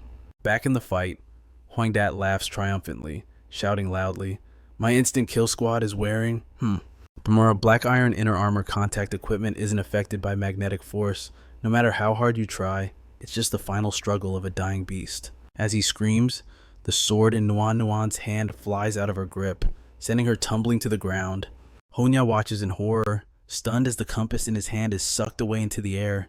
Huangdat raises the crystal, pulling every weapon toward him, and swears in a cold voice, Giang Khai, I want you dead. For everything you've done to the royal family, I'll make you pay back 100-fold.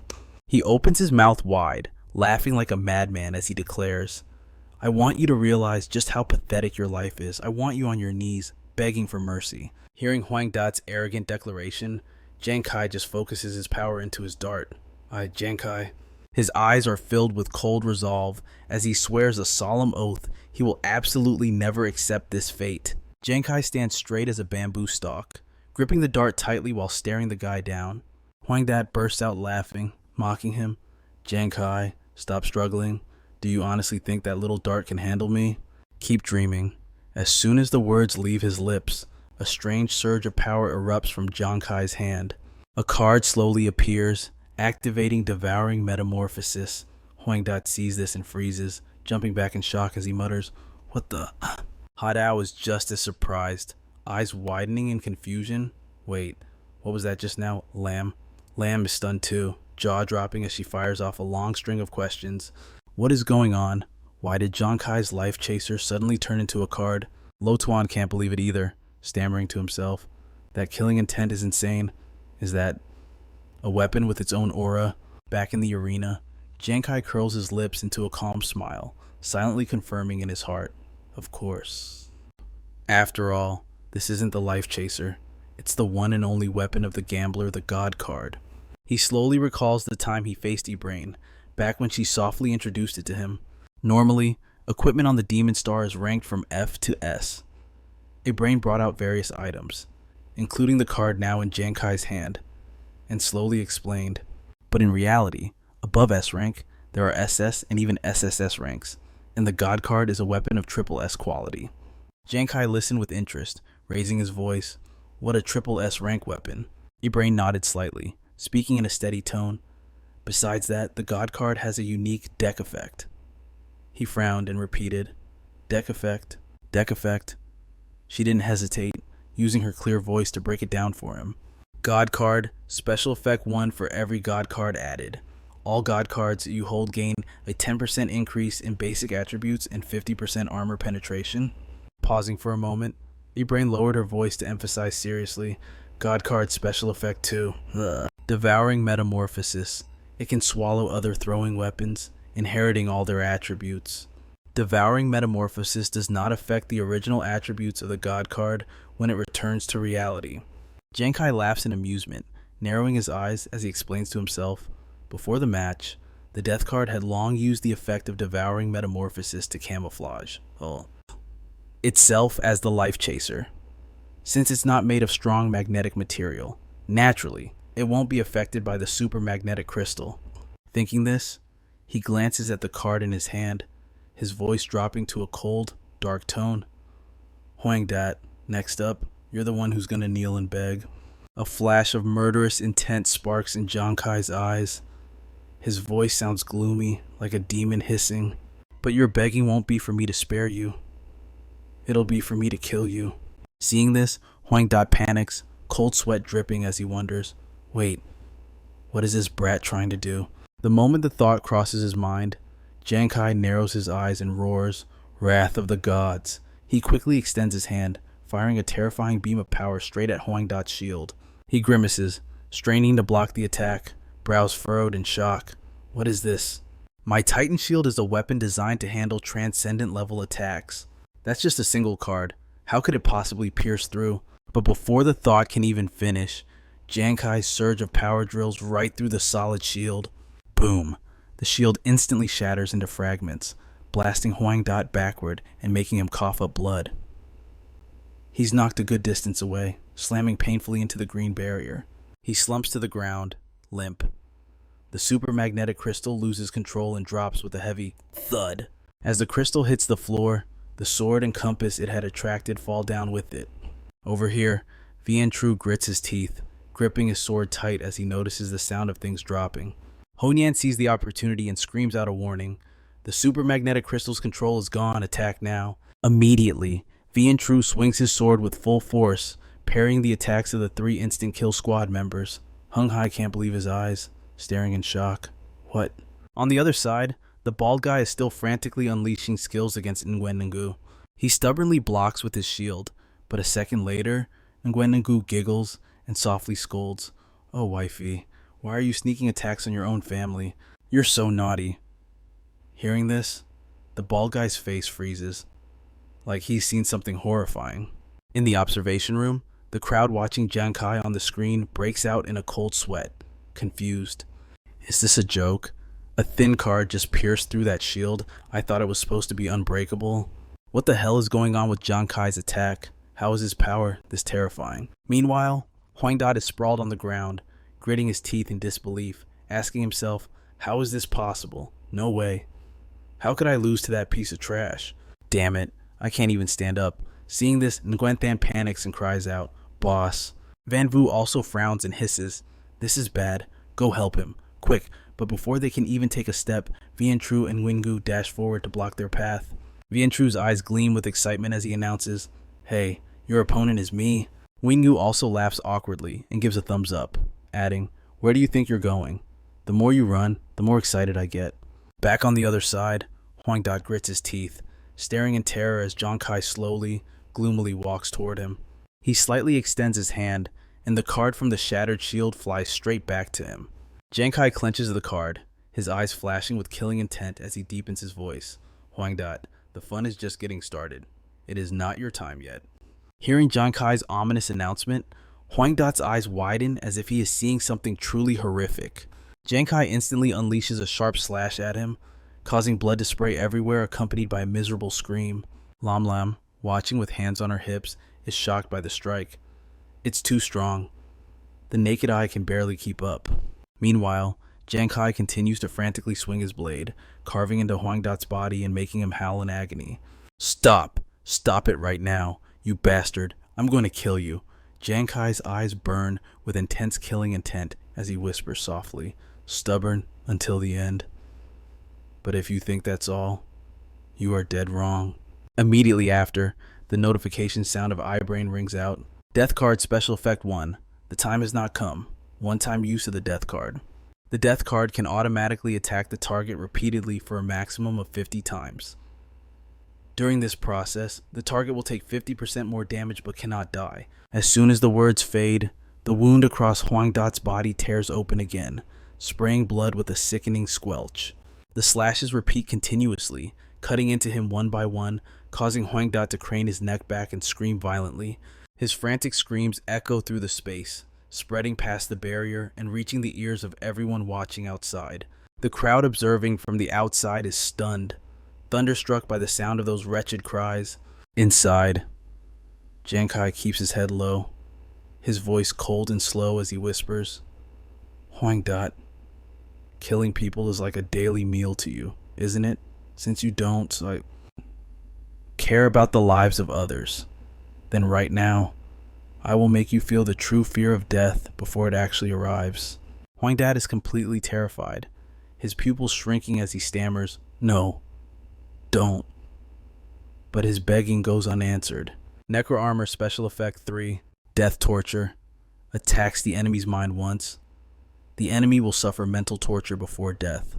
This effect only activates after the opponent is heavily injured and can be maintained until the caster runs out of spiritual power. Giang Khai's eyes overflow with cold killing intent as he growls gloomily, "Death." Huangda's pupils contract violently, his eyes bulging as he trembles. Giang Khai keeps his face ice cold, lowering his voice to emphasize every word. "Torture." The moment he finishes, Giang Khai's gaze turns completely frigid as he stares down Huangda. Immediately, a sharp, powerful slash pierces straight through Huangda's abdomen. His face stiffens as he moans, "It hurts. It hurts so much. Who is slashing me?" Huangda looks up in agony, eyes wide, feeling as if his insides are being licked clean, as if something is eating his internal organs. Blood spurts violently from his body. Huangda bleeds from every orifice, begging, "Save me. My body is being ground into minced meat. It hurts so much." His body feels like it is being pierced by countless swords. He hangs his head in suffering and screams, "The pain." Huangda's bloodshot eyes bulge in agony as he asks himself, "Why? Why am I not dead yet?" Finally unable to withstand the thousands of continuous slashes, he trembles and begs, "I can't take it anymore." But Giang Khai's face remains filled with coldness. He lowers his voice, mocking him, "You can't even handle this much. The pain you are suffering now isn't even 1/10,000th of the pain felt by the innocent people you killed." Huangda goes completely insane, clutching his head and screaming wildly, "Kill me, just kill me." Seeing this, Giang Khai chuckles inwardly, thinking, as expected, the not yet time effect of the death card combined with the death torture of the necro armor. He calmly analyzes, combining the physical agony with mental destruction. The effect is absolutely perfect. On the other side, Huangda continues to scream incoherently, "Save me, hurry up and kill me." In the room, Lam Lam watches everything, asking in confusion, "Why isn't Huangda dead yet? Damage at this level should have been fatal long ago." Lo Tuan's expression is also serious as he shakes his head. "I don't know, but I am afraid Huangda is about to be completely crippled." He silently rests his chin on his hand, eyes glinting in deep thought. Just what is Giang Khai's secret weapon? Even I can't see through it. Out here, Huangda struggles to crawl back up. He grabs Giang Khai's leg, trembling as he begs, "Giang Khai, I swear, I will never touch your family ever again. I was wrong. I beg you. Please, I beg you." His body is drenched in fresh blood, looking up with eyes full of misery. "Just kill me already." Giang Khai stares down coldly at Huangda, letting out a silent, icy chuckle. He thinks, with an opportunity this perfect, how could I possibly let him die that easily? With a scoff, he turns his head, gazing toward a specific spot. That guy must be about to lose his cool, right? Giang Khai slowly looks up to the high stand where Huang Thung is watching everything. The older man can no longer sit still. He grinds his teeth, shaking with rage. He never imagined that despite all his preparations, he still couldn't kill Giang Khai. "He's keeping little dad alive just to force me out." Realizing this, Huang Thung stands up, steps forward, and shouts down to the arena, "Giang Khai." Having gotten what he wanted, Giang Khai lifts his chin, wearing a mocking, cold smile. "Oh, if it isn't Guildmaster Huang of the Huyanhua Guild, do you need something?" The man glares furiously, offering a trade without hesitation. "Giang Khai, I know what you want. Just kill Huangda now, and I promise he will never touch your family again." Still standing calmly with his arms crossed, Giang Khai slowly asks, "And why should I trust you?" Even if he doesn't touch my family, what about the rest of your people? Huang Tong snaps back angrily. Don't push your luck. Giang Khai shrugs, his voice light as a feather. Suit yourself then.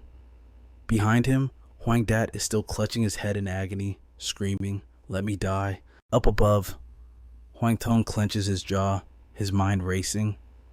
No Little Vi is already undergoing psychological treatment again. At this rate, Little Dat will be crippled too. Finally, under the gaze of everyone present, he takes a deep breath and declares, Giang Khai, right now, right here, in front of everyone, I stake the honor of the Huyanhua Guild to guarantee your family's safety. If you still don't trust me, after the match ends, we will finalize the agreement in front of the military. Hearing this, Giang Khai nods slightly in satisfaction. Deal. He raises 2 fingers, channeling his energy. His voice is steady but commanding. You said it yourself.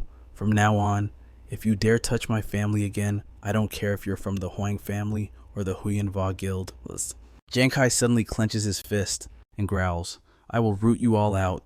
As the words leave his lips, Huang Dat's head is cleanly severed, blood spraying everywhere. Giang Khai recalls his card, glances at the body on the ground, and calls out to Huang Tong.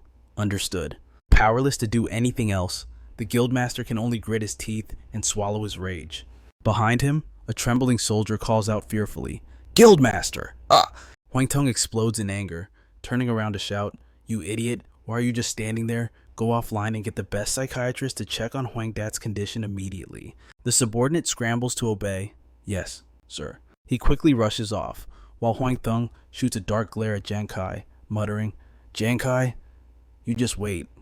Down in the arena, Giang Khai maintains his confident pose, staring defiantly, but suddenly, sharp pain shoots through his body, making him pale and shaky. He hunches over, hands on his knees, exhaling a breath of relief. That was close. I almost collapsed, using Devour Transformation and Wrath of the Gods continuously. Plus time has not come, and death's torment. My mental energy is nearly drained. Giang Khai's eyes sharpen as he mentally rallies himself. Even though Huang Dat is dead, the enemy still has 4 level 40 fighters. I definitely can't collapse now. A terrifying aura bursts from his body as he calculates, as long as I'm standing, they'll be too afraid to make a move. While the enemies are distracted, Vientru, buffed by the power boost, excitedly charges forward with his sword. You bunch of cowards shrinking back in fear, do you dare fight around with me, Vientru? Without a word, Vientru delivers a powerful slash at Hung Hai. The man grits his teeth, raising his shield to defend. Vientru's face is blazing with intensity as he strikes with full force. Hung Hai can't withstand the blow. He slides back across the ground, groaning in pain. Gasping for air, he widens his eyes in disbelief, muttering, What the hell? How did his strength suddenly multiply like that? Watching the attack, Honan and Nuan Nuan cheer excitedly. It's Pillar's talent, the all-rounder fighter. He must have shifted all his stats into strength during that attack to pressure a level 40 fighter. Immediately, Van Vu and Nguyen Tun charge in to confront Vientru. The group anxiously shouts a warning. Pillar, watch out on both sides. Van Vu and Nguyen Tun slash furiously, but Vientru quickly twists his body, dodging just in time. Both attackers stare in shock. Nguyen Tun panics. He's too fast. Vientru swings his sword like a madman, laughing in pure contempt. I told you already, you're all just trash. Witnessing this, Lai Bu jumps to his feet in disbelief, asking, Is that really Vientru? Sister Hua also stands up to praise him, shocked that he's not only this strong, but surprisingly agile too. Beside them, Luang Van nods in agreement. That's right, he's a true gatekeeper. No one's getting past him. In another corner, Nguyen Gu is still playfully chasing the bald guy, cooing, Oh wifey, come closer to hubby. Luang Van forces a smile and shakes his head. Watching a total drunkard chase a level 40 fighter around the arena, I've really seen it all now. Suddenly, the bald guy spins around and snaps, Pervert, goddammit, get away from me. He thinks furiously to himself, Damn it, this pervert's shield has insanely high defense. It's almost impossible to deal any damage. The bald fighter glances over at Giang Khai, who is standing frozen in the distance, and clicks his tongue, calculating his next move. If Giang Khai attacks someone else, I could focus on this fight, but he just stands there, doing nothing.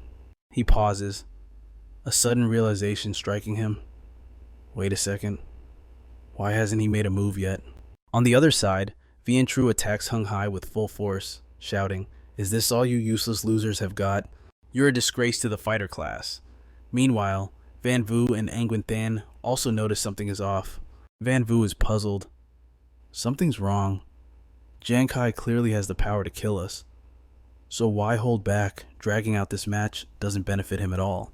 Nguyen Than suddenly realizes something, his eyes going wide as he analyzes the situation. Wait, we missed something crucial. Giang Khai's level isn't high, and he just unleashed a ton of powerful skills. Could it be? As the thought hits them, a sinister grin spreads across both their faces. Nguyen Than growls, he's completely tapped out. Up in the observation room, a monitor tracking Vian Tru nods in approval as the data spikes. This Vian Tru kid is absolutely terrifying. Lam Lam stares in disbelief, wide-eyed. What kind of magic does the Fire God squad possess? First, a level 20 Giang Khai crushes level 40 Huang Dot, and now, even the usually cowardly Vian Tru is fighting like a hero. She pats her chest, sighing in relief. Whatever happens, if the Fire God squad wins, no one will be safe. That's all that matters to me. But before she can finish, Lo Tuan interrupts with a stern voice. Don't be so sure. Resting his chin on his hand, he analyzes the situation with a sharp, calculating gaze. Huang Dat is dead, and while the instant kill squad's morale has taken a hit, this is still a fight to the death. They won't just roll over. They're only hesitating because they're terrified of Giang Khai. But look at Giang Khai. Down in the arena, no one is also staring at him with worry. Lo Tuan speaks the hard truth slowly. Ever since he killed Huang Dat, he hasn't moved an inch. Lam Lam's face darkens, mirroring the anxiety no one feels on the field. Lo Tuan doesn't sugarcoat it. He might be trying to intimidate them, sure, but isn't it more likely that he's simply too exhausted to fight? His eyes flash with the sharp realization. The worst case scenario is happening. The 4 members of the instant kill squad have figured it out, and they're launching a counterattack. In the arena, Nguyen Than grips his sword and charges straight at Vian Tru. If Giang Khai just stands there watching his best friend fight alone, then we're right. Van Vu tightens his grip and thrusts his sword forward, shouting, Exactly. We're not going down without a fight. Let's bet everything on this one strike. In the other corner, the bald fighter launches an attack at Nguyen Ngu, laughing maniacally. Alright then, let's gamble. 2 minutes later, a sword slams into the ground with enough force to send dust flying. Vian Tru's whole body trembles, his eyes blazing as he roars in frustration. Damn it! On the flank, Hung Hai observes coldly. Have you noticed that this Vian guy's power fluctuates? It's inconsistent. Van Vu nods, his expression grim. You're right. Whenever he boosts the power of his strikes, his speed takes a nosedive. Hung Hai raises his sword, eyes gleaming with certainty. I've got it. He must have an attribute transfer talent. It looks powerful, but if he slips up, it's a fatal weakness. Nguyen Than drops into his battle stance, and smirks arrogantly. So we just have to time it right. Catch him before he can shift his stats, and he's dead meat. His tone drips with mockery, and since Giang Khai is still just standing there, he must really be out of spiritual power. Hearing this, the others get a massive morale boost. Van Vu and Hung Hai charge forward, shouting in excitement. What are we waiting for then? Let's get him, Van Vu adds. Didn't you say you wanted to go 300 rounds with us? Come on then, keep it coming. Vian Tru's rage boils over. He swings his weapon back, screaming in fury. You defeated losers, talking so big. Just die already. Nguyen Than rushes in for an ambush, his voice dripping with provocation. Perfect. Once I'm done with you, Giang Khai is next on the chopping block. Now, die. Outside the arena, Li Bu and Sister Hua were on pins and needles. She cried out in panic. This looks bad. They've changed their strategy. I'm afraid True 2 is done for. Suddenly, a thunderous voice boomed from out of nowhere. That's some big talk you've got there. Giang Khai swooped down like a hawk. With a furious roar, he unleashed a barrage of razor-sharp weapons, raining them down upon the enemy below. You think mere words are enough to defeat our Fire God squad? The enemies below gasped in shock. What the hell? Before they could utter another syllable, the sharp projectiles Giang Khai hurled detonated, triggering a massive explosion that swept the battlefield clean. As the smoke cleared, Giang Khai was already charging forward with terrifying speed. Hung Hai, now flattened against the ground, stammered in disbelief. Giang Khai, Van Vu was equally shocked. You. How is this possible? Giang Khai looked down at them with a scornful sneer. Curious, aren't you? Flashback to the night before the guild challenge. Giang Khai was standing by the fountain when Nuan approached, her voice full of concern. You seemed distracted during dinner earlier. Is something on your mind? Giang Khai stared into the distance, his voice laced with anxiety. Tomorrow is the big guild challenge. Oh, Huang Dad hates my guts. He'll definitely pull every dirty trick in the book to take us down. I don't know his exact plan yet, but he knows I rely heavily on Fate Chaser. There's a high probability he'll target my weapon. Hearing this, Nuan gasped in panic. Giang Khai, do you have a counterplan? He looked at her, his voice steady. Remember that mysterious card we got from the Fallen King's treasure chest? The one I told everyone about? With that card, I'm 90% sure I can take out Huang Dat solo. Giang Khai closed his eyes, though a shadow of doubt still lingered in his heart. The problem is, we're not just facing Huang Dat. Plus, using that card comes with nasty side effects. Without a proper strategy, the probability of wiping out the entire Flash kill squad drops to less than 60%. Nuan rummaged through her inventory and delivered the bad news. We're completely out of Phoenix Tears. Actually, I've been researching a substitute for this tournament. It wasn't exactly a success, but she pulled out a pill and explained its effects. This, the one and only Demon God capsule. Given your current stats, 1 minute after swallowing this, you'll recover 50% of your peak condition. She paused, her expression serious as she explained the backlash. But the price is steep. During that 1 minute digestion period, you will be completely paralyzed. And that's not all. The activation condition is brutal. You must completely deplete your spiritual energy beforehand. Otherwise, it won't work at all. Giang Khai was stunned. Nuan rubbed her chin, shaking her head in frustration. Being paralyzed for a full minute is already a death sentence. And voluntarily draining your energy in a life or death match, that's suicide. I need to find another way. But Giang Khai grabbed her shoulders, unable to hide his excitement. Nuan, you are a genius, she squeaked in surprise. What? He tried to suppress his grin. With this, I'm 100% sure I can wipe out the entire Flash kill squad. Just wait and see. Cutting back to 1 minute ago in the arena. Hung Hai roared like a madman. Ambush the world's first war god, prepare to die. Nearby, Wingu hugged his shield, chasing after the bald guy. Wifey, give me a kiss. The bald guy waved his hands in terror. Get away from me. Giang Khai watched from the sidelines, fists clenched, his expression darkening. Realizing the timing was perfect, he popped the pill into his mouth. Excellent. Huang Dat is dealt with, and my spiritual energy is completely drained. Now is the time. He swallowed the pill in one gulp without a second thought. Veins bulged on Giang Khai's face as his eyes began to glow. Recovery countdown 1 minute. Suddenly, small, razor-sharp weapons materialized in his hands. They were shrouded in a crimson aura of bloodlust, looking absolutely lethal. He sneered. Too bad you won't live long enough to figure it out. Meanwhile, Nguyen Ngu was still, chasing the bald guy. He whined playfully. Wifey, are we playing hide and seek? The bald guy, terrified, hurled his weapon in desperation. Regaining a shred of composure, he reached out towards Nguyen Ngu, but then screamed in horror. Oh God, I messed up.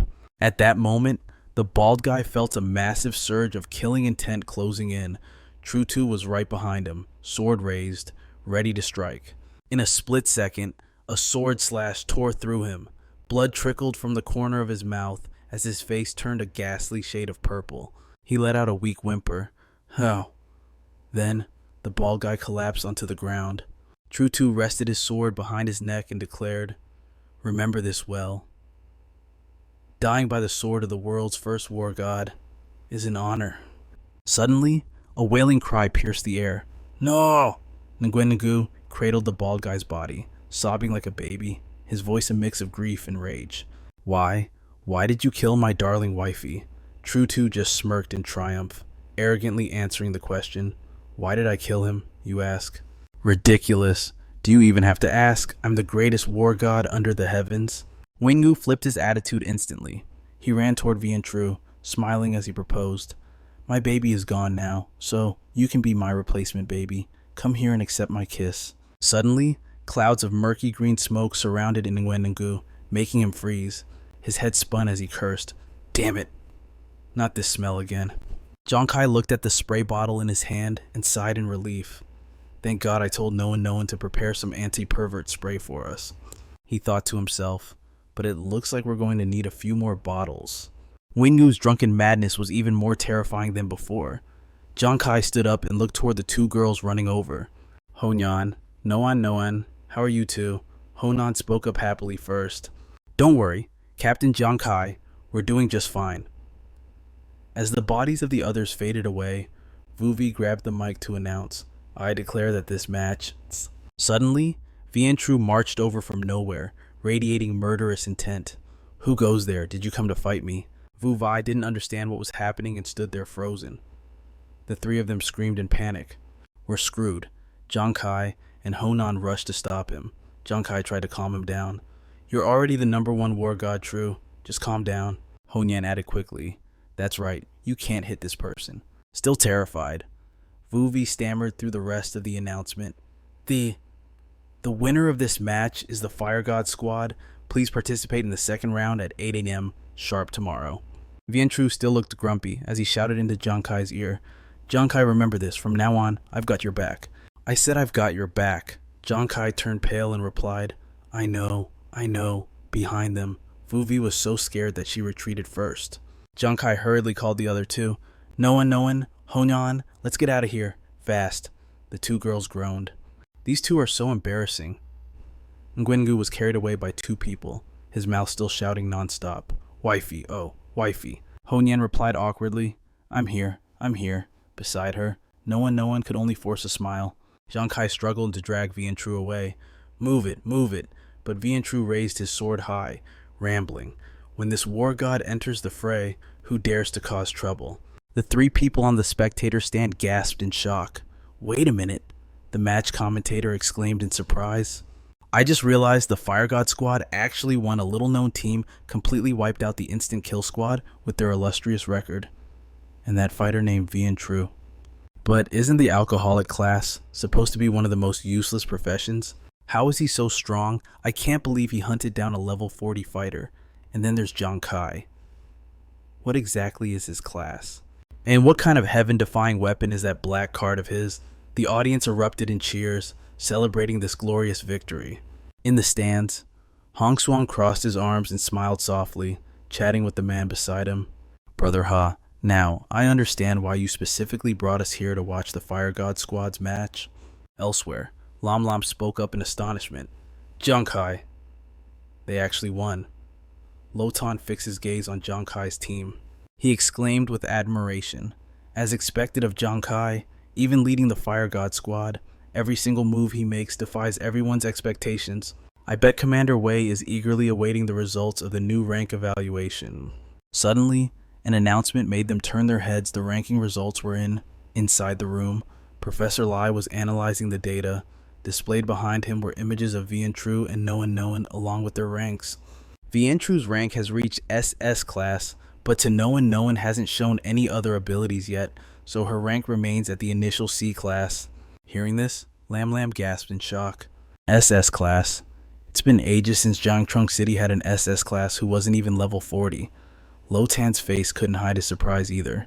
If he can reach SS class now, it's safe to assume that once he surpasses level 60, he can go straight into the reserve team of the Divine War God Temple. He continued, delving deeper into the topic. To cope with the rampant spread of divine beasts, nations have established national and local war god temples. They have also organized reserve teams to select and train talents with the potential to become war gods. Lotan broke down his analysis. There are two ways to get into the reserve team. First, rely on outstanding combat ability, showcasing your talent during local exams and selections. This is the path most people attempt. He introduced the second path. The second way is being handpicked by the military after meeting the required class rank standards. If the military evaluates and recommends you, you get recruited directly, but there are very few people who can take this path. Lam Lam spoke up immediately. her voice full of amazement. Direct recruitment into the Divine War God Temple's reserve team. In the entire Divine Kingdom, not a single person achieves that in a year. I never expected V and True to have such potential.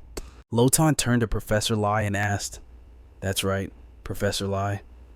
What about Giang Khai's rank evaluation?" Professor Lai frowned, his voice serious, unable to verify. Lotan and Lam Lam shouted in agitation. "What?" Professor Lai calmly explained. "Because Giang Khai's data show some serious inconsistencies from start to finish. First off, his stats for a level 20 are frankly absurd. However, since his class is still unidentified, we will overlook that for the moment. Secondly, while there is still a gap between his stats and a top-tier level 40 master, his offensive output demonstrates unbelievable destructive power. A simulation of the human body appears on screen as he continues. In one specific test, his attack coefficient even hit 24,000. It is truly mind-boggling." Professor Lee turns his attention to Giang Khai's weapon card. As for his weapon card, not only could we find 0 matches in the database to evaluate it, but it actually caused a glitch in our calculation algorithms. He proceeds with the analysis. The only certainty from this combat performance is that while Giang Khai pulled off a surprise victory, he exhausted his stamina far too early. As a team captain, he left his teammates to their own devices far too much. Professor Lee rubs his chin, musing aloud. If we absolutely must assign a rank, his decision catches the other two completely off guard. "Let's put him down as rank D for now." They gasp, "Rank D," but after a few seconds, Lu Jin replies, "Understood, Professor Lee. I will report the final result to Commander Wei. Thank you for your hard work." After leaving Professor Lee's lab, Lan Lan chases after Lu Jin, fuming with indignation. Giang Khai's evaluation can't just be a rank D. He takes a seat, replying calmly, "Of course he isn't actually a rank D." Lan Lan snaps back angrily, "Then why didn't you object back there?" Lu Jin glances at her, offering an explanation to soothe her brewing rage. Professor Lee's evaluation isn't the problem. The problem lies with the entire model. Even though this evaluation system uses massive amounts of data collected from countless predecessors to generate results. Oh. But Lan Lan, have you ever considered? He thinks of Giang Khai and continues. What happens if there is someone, someone walking a path that no one has ever walked before? Using the system to measure a person like that is bound to have issues. His expression turns intense.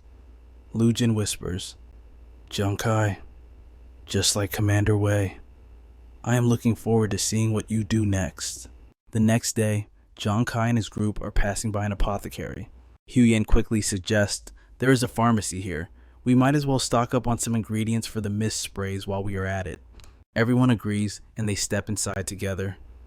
The shopkeeper immediately welcomes them warmly. "Welcome, what sort of medicinal ingredients are you looking for?" Huyen doesn't beat around the bush and asks loudly for what she needs. "Boss, do you have glazed tubers, illusion mushrooms, and dark acid fruit?" A blonde clerk named Yun Fei steps forward quickly to reply, Yes, we have everything you need. Please, follow me." Meanwhile, Giang Khai looks around, and upon failing to see a familiar silhouette, he starts to feel a bit concerned. Where is Nuan Nuan? He hurriedly scans the room for her, quickly spotting her standing in front of a shelf, observing something. Giang Khai slowly walks over to join her, squinting at the shelf. "I didn't realize they sold ancient recipes like these here." He frowned slightly, staring at 3 tattered scrolls in the corner labeled Eternal Winter Frost Poison, Kiss of Blood, and Green Water Ghost. Nuan Nuan hurriedly takes one of the scrolls down, her eyes wide as she whispers an explanation. "These are formulas for concocting poisons. But it is strange. I don't think I've ever seen the Green Water Ghost at the trading post before." At that moment, Boss Lu, the owner, walks over, crossing his arms and explaining in a serious tone, "The Green Water Ghost is extremely rare. It was found in the treasure chest of a mutated warlord rank water ghost recently, over at the Water Ghost Lake on Taiping Mountain Path." Hearing this, Giang Khai frowns, looking skeptical. "The Water Ghost Lake. People are actually willing to go there." Boss Liu recalls the lake and lets out a hearty chuckle. "Of course they are. Take the ascetics, for example. That class has always been mysterious, preferring desolate places filled with constant danger. That time, It was pure luck. He happened to come across a prey that was already on its last legs. He shakes his head and clicks his tongue, offering Nuan Nuan some sincere advice. But listen, little lady, the toxicity of the green water ghost is too potent, and the activation conditions are extremely harsh. Not only is it easy to poison yourself during the mixing process, but even if you manage to concoct it, it is incredibly inconvenient to use. That is why it hasn't sold yet, despite its rarity. I suggest you consider buying something else. But her eyes just widen, her expression serious as she presses him. Boss, what exactly does the green water ghost poison do? Boss Liu decides not to hide anything. He furrows his brows and explains slowly in an even tone. Green water ghost is a lethal toxin. When scattered towards an enemy, it penetrates their armor and clings to their skin. However, for the poison to actually activate, the enemy must be completely submerged in water at that exact moment. Hearing this, both Giang Khai and Nuan Nuan's eyes light up instantly. They shout in unison, "Water." Boss Liu nods seriously, his gaze pensive as he prepares to explain the details further. Exactly. You're risking everything to brew the green water ghost and manage to sprinkle it on your enemy, but that's not enough. You still have to knock them into the water. And that's assuming there's even a pond or lake where you're fighting. Even if there is, before he can finish, Giang Khai and Nuan Nuan exchange a cunning glance, instantly sharing the same thought. Cutting shopkeeper Liu off, they shout with burning enthusiasm, "Perfect, we'll take it." Shopkeeper Liu is left dumbfounded, staring blankly as they rush off. Moments later, a thunderous noise erupts from the pharmacy, shaking the very earth. Not long after, in Jiangzhou City, late at night, the moon climbs high, casting its cold light over the towering Xuanwu private hospital. In a dimly lit ward, a shadowy figure sits motionless, slumped in a chair. Wang Tong purses his lips tightly, silently watching through the small observation window, scrutinizing every movement of the person inside. He slowly recalls the moment his assistant, clutching a stack of documents, respectfully reported Huang Da's condition. Guildmaster, the eldest young master's condition is worse than the second young master's. His spirit has suffered a devastating blow. Early signs of spiritual collapse are appearing. We must treat him immediately. The council suggests that for the near future, the eldest young master should stay away from the ghost star. We will need at least 3 months of psychological decompression for him. Now, after his battle with Giang Khai, Huang Da looks like a soulless shell, staring blankly into space, drooling uncontrollably. Seeing his son in such a state, Huang Tong can't suppress his rage, punching the wall with a dull thud. He grinds his teeth, his eyes burning with hatred as he hisses, "Xiao Wei isn't cured yet, and now even Xiao Da has ended up like this." He was the most outstanding successor of the Huang family, and it's all because of that wretch, Giang Khai. Wang Tong remembers the moment Huang Da's head was severed by Giang Khai, and the flames of his fury roar to life with a vow.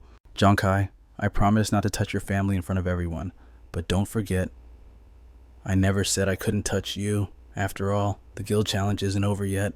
Just then, a tall figure steps out of the backlight, approaching him. "Guildmaster, I heard you were looking for me. You're here, Shu Feixiang." He narrows his eyes in anticipation, his voice dripping with madness. Is this about the guild challenge? Over the next few days, the guild challenge rages on. The massive stadium is packed to the brim, with every set of eyes glued to the matches. Some teams, having witnessed Giang Khai's brutal finishing of Huang Da, decide to forfeit before the match even begins. Others fight fiercely, but in the end, they all fall to the Fire God squad. Finally, Giang Khai leads the Fire God squad into the top 16. On the screen, only Giang Khai's face remains uncrossed. Night falls, and the moon rises high. In their cozy headquarters, Huyan excitedly announces, "Captain Giang Khai, we have the info for tomorrow's match." The whole group rushes over to look at the blue system screen displaying the notification Main God Guild. Important notice for Fire God Squad. Congratulations on reaching the top 16. Your next opponent is the Hunting Eagle 4th Squad from the Xuanwu Guild. Their captain is Shu Feixiang. Please arrive at the West St. Yao City Arena by 8 a.m. sharp to prepare for the match. Wenju's eyes go wide as he finishes reading. The Xuanwu Guild again. Shu Feixiang? I feel like I've heard that name somewhere before. Beside him, Ruin Yu nods in agreement. Yeah, me too. Giang Khai quickly recalls the name, his expression darkening as he explains, Zhu Feixiang, the Hunting Eagle 4th Squad. We met them on the way to find the fallen zombie king. As expected, the Huang family couldn't hold back anymore. Hearing Giang Khai, Yu and Zhu's eyes bulge as he yells, I remember now, it's those arrogant jerks. Hu Yan frowns, his tone serious.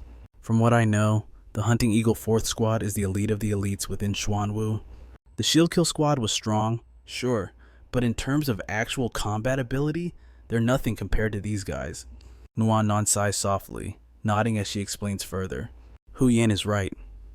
The Shield Kill Squad was mostly made up of the children of Xuanwu's upper management. They had abundant resources and top-tier gear, but that's it. And she frowns, her face grim as she shares her knowledge. But Zhu Feixiang's team is made of veterans who have survived countless real battles. Their combat skills and adaptability are on a whole different level. Speaking of this, Nuan can't hide her worry. She glances at Giang Khai and warns, especially Zhu Feixiang. I've said before that his speed is insane. Giang Khai, you have to be careful with him. Giang Kai's expression is equally heavy as he nods seriously. The next day, the match begins. The crowd in the stands cheers wildly, eager for the show. Xuanwu's Hunting Eagle versus the Main God's Fire God squad. This is going to be interesting. Down in the arena, Fai Tung's squad and Giang Khai stand face to face. The stands are buzzing with chatter. Everyone knows about the bad blood between Giang Khai and the Huyan Vu Guild. This match is going to be intense. I heard Hua Tung was even talking smack earlier, claiming he's Giang Kai's kryptonite. Seeing Giang Khai on the field, Fai Tung gets hyped up. He flashes a thumb gesture, repeating his old oath. Giang Khai, we finally meet again. Remember what I told you? I'm going to chop off your arm with my own hands. Giang Khai keeps his head down, staying silent. He quickly raises a hand to stop Vian Tru, who's standing beside him, boiling with rage and ready to curse them out. Hey Hua, don't celebrate too early. Look at Huang Dai, he used to be arrogant too, and now the grass on his grave is meters high. Once Vian Tru finishes, Giang Khai slowly looks up at Fai Tung, letting out a soft chuckle. Fai Tung, save your breath. Let's let our skills do the talking. Just then, Vuvi raises her mic high, beaming as she makes the announcement. Attention, contestants. The 36th Guild War, round of 16, fighting for the top 8, is now entering the countdown. She raises her voice for the count. 10, 9. The crowd goes wild watching Giang Khai and Fai Tung on the big screen. Look, the match is about to start. Meanwhile, Vuvi continues her slow count. 8. Inside the waiting room, Lam Lam nervously whispers her sister's name. Nuan. Beside her, Lo Tuan watches with anticipation.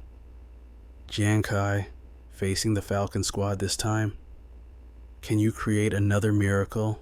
Chi Hua sits in the stands, practically vibrating with excitement. She cups her hands around her mouth, cheering for Vian Tru.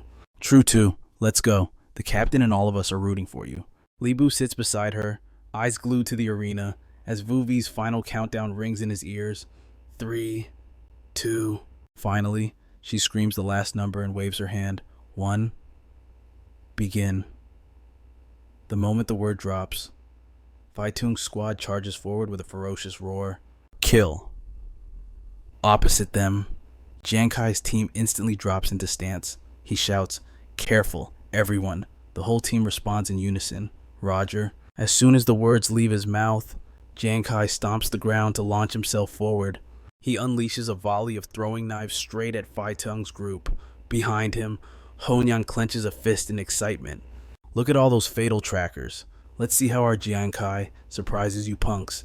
On the other side, Fai Tung rushes in like an arrow, charging head-on against Giang Khai's missile-like projectiles. But a second later, a sinister grin spreads across his face. He mutters, I knew it. Fai Tung stops dead in his tracks, letting his squad rush past him. Mactrin raises a card and shouts, Leave this to us. He channels his energy, and the card in his hand bursts with light. Fai Tung laughs arrogantly, his eyes gleaming with malice. Giang Khai. Now I'll show you what real teamwork looks like. Mactrin's group conjures sturdy shields, forcefully blocking every single one of Giang Khai's storm-like attacks. Giang Khai's team watches in shock, eyes popping out. What the hell? Up in the stands, Chi Hua gasps, her jaw dropping. Those reaction speeds are insane. Lung Van, sitting nearby, chimes in, completely stunned. Exactly. The whole squad was charging in for the kill, but they instantly formed a defensive line and completely blocked Giang Khai's 6-dart volley. Giang Khai's darts drill into the shields, sparks flying, but they can't pierce through. Lungvan observes Mactrin's calm stance while tanking the hit, analyzing it in awe. And look, even though the critical hit effect triggered, he didn't panic, he just calmly rode the momentum backward. After blocking that fierce attack, Hualien excitedly dashes out from the back line. Let me test him out. Mactran nods in agreement. Go ahead. Up in the stands, Lungvan's eyes widen again, barely able to believe what he's seeing. Not only that, when the front line gets pushed back by a heavy hit, the members behind them instantly take over without losing any speed. Down on the field, Hualien charges in, swinging a sword and roaring a challenge. Fire God Squad, taste the power of my scorching flame whip. Lungvan realizes something terrifying.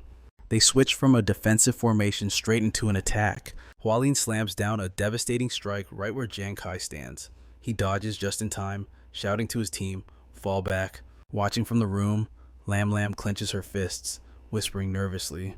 I've heard rumors about the Falcon Squad before, but this is the first time I've seen them fight up close. No wonder they're famous for their teamwork. Lotuan's face is grim. He keeps his eyes locked on the screen, nodding in agreement. You're right. Individually, the members of Falcon Team B aren't the strongest in the Huyen Vu Guild, but in a massive guild full of talented people. Their squad stands out because they function as a single unit. On the side, outside, Giang Khai stomps forward, his gaze intense as he extends a hand to recall his shuriken. As it returns, he silently evaluates Phai Tuang's team in his mind. As expected, that level of synergy is only forged through countless battles, constantly walking the razor's edge between life and death. Giang Khai scans every member of the opposing team, his heart pounding as he admits a hard truth. Just one strike proves they are far more terrifying than the instant kill squad. But over there, Phai Tuang isn't letting this go easily. He whips out a glowing violet gem, the ultraviolet crystal. He curls his lip into a sneer and growls, trying to take back life, Hunter. Are you? Up in the stands, a man with long blonde hair covering his face points to the sky and shouts, Look, it's the ultraviolet crystal. Giang Khai's weapon is going to be totally neutralized this time. The crowd roars in excitement. It seems right at the opening, Giang Khai is forced to play his trump card. The audience wears expressions of pure shock. Suddenly, a voice cuts through the noise. Wait a minute. Look at that. Giang Khai's lineup is full of monsters, and their weapons are flawless. A sharp-eyed spectator cries out, The ultraviolet crystal isn't working. What the hell is going on?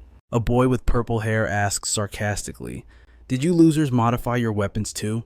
Giang Khai shoots him a glare sharp enough to cut glass. Surprised, after taking a loss in the duel, did you really think we wouldn't come prepared? A voice from before the match echoes in his mind, relieved and proud. Captain Giang Khai, thank God you kept some of that ore from the mermaid maze. The speaker continues to brag about his contribution. I discovered a special slang ore in that batch that naturally repels the ultraviolet crystal. So I went ahead and modified everyone's gear. True to his word, the table is laid out with an arsenal. With this, the ultraviolet crystal is nothing to fear. Giang Khai pats Nguyen on the shoulder. Nguyen, excellent work. The boy grins from ear to ear, his eyes lighting up. Giang Khai leaps into the air, his voice brimming with defiance. Tufi Tuong now, let me teach you a lesson. Against absolute speed, even the most perfect teamwork has cracks. He immerses himself in the game space. Giant dice materialize around him as flaming projectiles rain down from his position. The sparks shatter a wine bottle, sending shards flying. A sarcastic voice rings out. Every little bottom feeder thinks they can act tough these days. Suddenly, a figure rockets upward so fast they're a blur. It's Vian Tru. Surrounded by crackling red lightning, Vian Tru cocks his weapon back. Time for you to taste the power of the #1 war, God under the heavens. A voice from the crowd screams, Earth-shattering stomp. Seen from below, Vian Tru crashes down wrapped in a storm of golden lightning. The crowd scrambles back in panic as the strike lands, shaking the very heavens and earth. But unfortunately, the enemy is already scattered. Vian Tru hits the ground. He looks around blankly, scratching his head. Where the hell did everyone go? Before he can process it, an enemy attack comes flying out of the blind spot.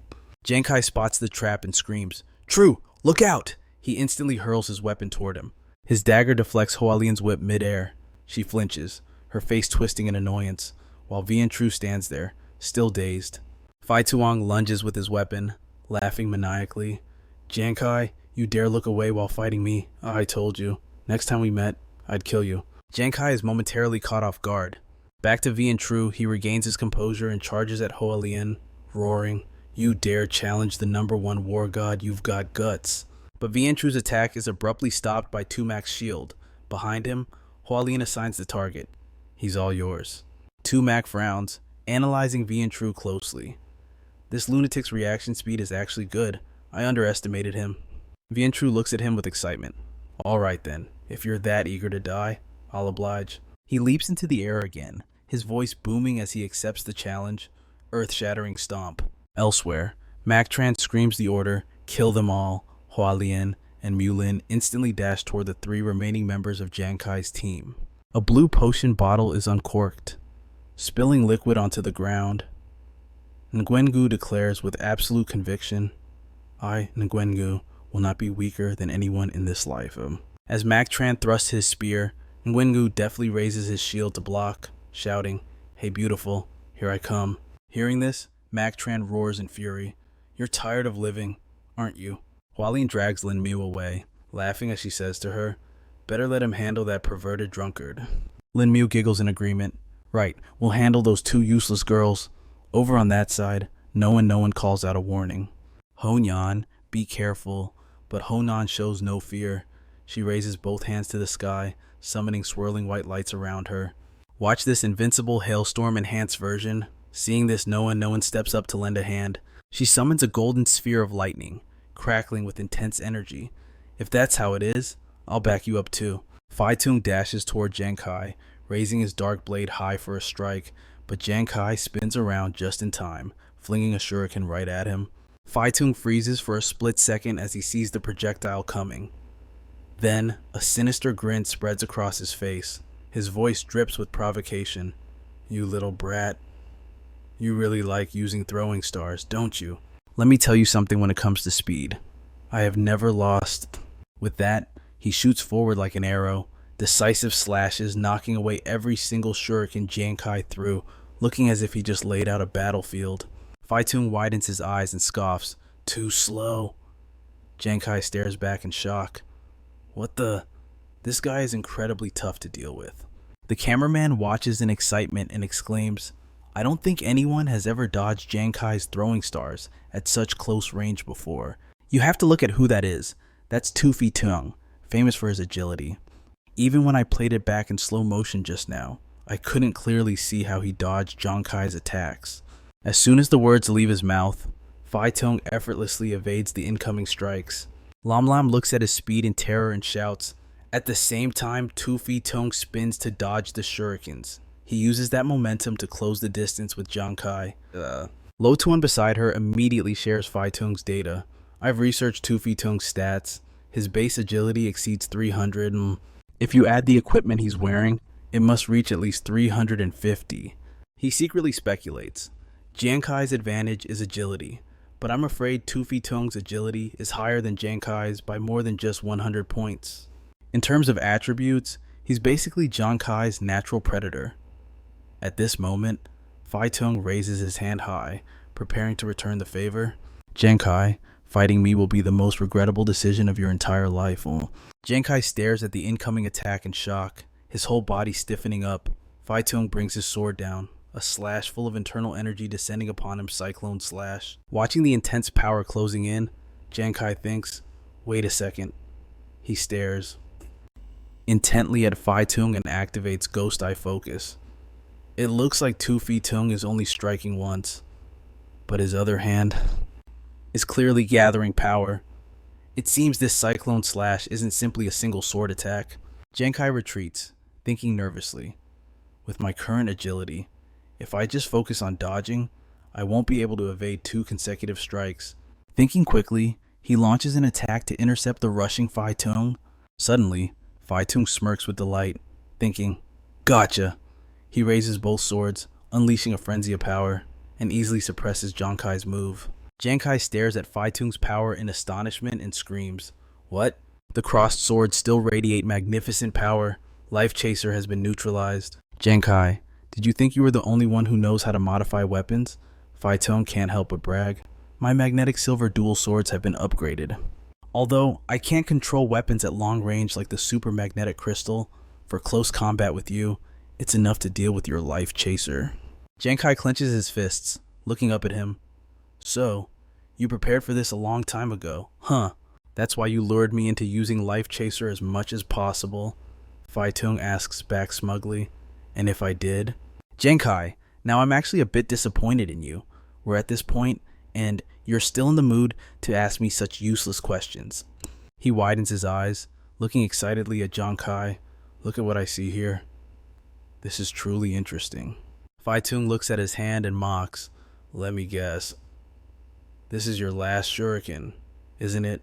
Or maybe it's that trump card you disguised as a shuriken earlier. He looks down as if he has Giang Khai in the palm of his hand, just as I thought. Giang Khai eyes Phi Tung warily and asks, what do you mean? He glares at Giang Khai with raging killing intent.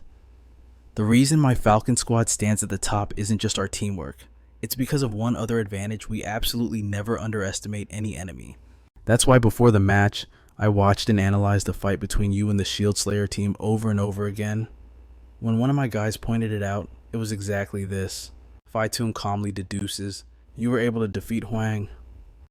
That so unexpectedly by relying on that trump card disguised as a shuriken. But after you beat him, you didn't go support your teammates immediately. Instead, you stood motionless on the spot. Why is that? Could it be that you trusted your 4 teammates so much, believing they could win against their opponents? Phi Tung rests his chin on his hand, frowning as he tells his team, rewind it, play it again. He observes Giang Khai's expression, but judging by your face, that doesn't seem to be the case. Phi Tung curls his lips and speculates. Because of that, I have a bold, hypothesis. Your trump card might kill in one hit, but using it drains a massive amount of stamina or mental energy, making you unable to strike a second time for a short period. After multiple calculations, so I'd say that interval is probably 1 minute. As soon as that number is spoken, Giang Khai jolts in shock. Phi Tung lowered his head, continuing his analysis. That means if you use your trump card against me right here, I'll surely end up dead, just like Huang Dat. But at the same time, in the single minute after I'm disqualified, my team will have more than enough time to wipe out the rest of the Fire God squad. Meanwhile, Nuan Nuan and Hon Yan were fighting with everything they had. Nuan Nuan, stay close behind me. Got it, I'll boost the healing for you. He lowered his voice, dripping with murderous intent. And then, they'll join forces to kill you. Over by Vian Tru, the boy completely exploded with rage, eyes glowing as he swung his sword and roared. The world's #1 war god is here. Kneel down and beg for mercy. Vian Tru unleashed a powerful, sharp slash, but Tumac quickly leaped away to dodge it. Vian Tru's eyes blazed with fury as he growled, running away. Tumac dodged and immediately lunged forward with a stab, scoffing. You call yourself the world's #1 war god? Useless trash. Die. Vian Tru gritted his teeth, putting all his strength into blocking the incoming thrust. The 2 swords clashed violently, sending sparks flying everywhere. Vian Tru shifted his blade and slashed, forcing Tumac to jump back. He roared again in anger. The audacity! How dare you doubt the power of the war god? Taste my blade. Up in the stands, Sister Hua, Li Bu, and Lung Ven watched in stunned silence, quickly realizing something was wrong. That Falcon squad member is avoiding a head-on clash with Tru Tu at all costs. When the enemy advances, he retreats. When the enemy retreats, he advances. It's like he's toying with Tru Tu. Li Bu frowned, watching intently as he analyzed in a low voice. He knows full well Tru Tu has the attribute shift talent. If they clash head-on, victory isn't guaranteed. That's why he keeps testing Tru Tu's patience while draining his stamina. He's looking for a weakness. Beside him, Sister Hua looked worried and snapped angrily. Isn't the Falcon squad supposed to be strong? Using cheap tricks like this, it really damages their reputation. But Li Bu shook his head, his expression serious. This is a combat tactic. The members of Falcon squad aren't high-ranking officials' kids who care about vanity. They know that in a life-or-death battle, doing whatever it takes to win is the only thing that matters. He kept his eyes glued on Vientru's frenzied fighting figure, silently praying, "True to, you have to hold on." In another corner, Nguyen, face flushed red, pouted playfully. "Hey, gorgeous. That waist, that chest, those long legs. I love them so much." Opposite him, Mac Tran boiled with rage, his gaze sharp as he cursed. "Shut your mouth. A drunkard will always be just a drunkard. It's the most useless class of all." He sprinted past Nguyen, spinning around gracefully to face his back. A split second later, Mac Tran thrust his blade through Nguyen's stomach, his voice cold and scornful. "You and your class are exactly the same, eternally useless and good for nothing." With a sickening squelch, he yanked the weapon out. Nguyen collapsed to the ground, his body drenched in the metallic scent of fresh blood. Vientru, Nguyen, Ho Nhan, and Giang Khai all froze in shock, shouting his name in panic. Nguyen rushed toward Nguyen, shouting urgently, "Ho Nhan, try to hold him off. I need to heal Nguyen." But Ho Alin wasn't about to let her leave. She lunged forward to block the path, trying to save someone right in front of me, in your dreams. Ho Nhan stood her ground against the woman, shouting to Nguyen, I'll cover you, go. Now tamam. Tmas. Suddenly, a slender gloved hand reached out, gathering a sinister energy. Miulin darted forward like a bolt of lightning, launching a direct attack at Ho Nhan. "Let's see if you have the skill to stop me." Ho Nhan couldn't dodge in time. Her face went pale as she took the full force of the brutal attack. Nguyen froze, her face darkening with dread as she screamed, "Ho Nhan!" Hualin cracked her whip, her voice dripping with disdain. "A scammer and a healer with zero combat ability. Do two useless wretches like you really think you're worthy of fighting the Falcon Squad?" Miulin maintained her offensive stance, laughing as she taunted them. "Don't dream that your captain will come to save you. Right now, he can barely save himself." As soon as the words left her mouth, Vientru suddenly charged in, blocking their path. "How dare you? The war god is here. Who dares to be so insolent?" Nguyen caught Ho Nhan, looking at the massive back shielding them. "True to." At that moment, Mac also rushed toward Vientru, eyes wide with rage as he barked a warning. "You run fast, you little brat. Don't forget, I am your opponent." Vientru swung his sword in fury, but Mac dodged again. Frustrated, he cursed, "Bastard, do you have the guts to fight me head on?" Mac just smirked sinisterly, his eyes flashing with malice as he lunged in. "Idiot. Since you have the attribute shift talent, why would I pit my weakness against your strength on the battlefield? The winner lives, and the loser dies." Internally, he laughed to himself. As expected, he's starting to lose his patience. Opposite him, Vientru stared wide-eyed, power surging around his body. He gripped his sword tight and declared, "Just die already." He charged forward to strike, but Mac once again nimbly leaped out of harm's way. A split second later, Zemo's eyes snapped open, his gaze sharpened as he thought, "Now." With a sharp swish, he moved like lightning, ruthlessly swinging his blade for a vicious cut. Yenju couldn't dodge in time. His face went pale instantly as he cried out in pain. Up in the stands, Sister Hua, Li Biao, and Liang Wen watched in shock, eyes wide with worry as they screamed for little Ju. Down in the arena, Zemo casually gripped his sword, now stained with Yuanju's blood, and whispered, "Well, how about it? Didn't manage to switch your attributes in time, did you?" Yuanju couldn't utter a word. His body went limp as he dropped to his knees, head hanging low. Zemo's face lit up with excitement, his eyes flashing with scorn as he jeered, "World's #1 useless trash." In another corner, Fei Xiang stood facing Giang Khai, shrugging with effortless arrogance. With a triumphant smirk, he teased, "Oh, Giang Khai, your teammates are already crawling on the ground. Looks like the winner is already decided. And the first unlucky soul to die in this match has already appeared. If you don't have the heart to watch them die right in front of you, well, you still have one choice left." Giang Khai narrowed his eyes gloomily at him, while the man continued to grin like a snake. "And that is to use the trump card in your hand to save exactly one person." Fei Xiang glanced over at the slumped figure of Ruin Yu, then added, "But you only have one trump card." He glanced over at Hu Yun and Nuan, his voice dropping to a menacing growl.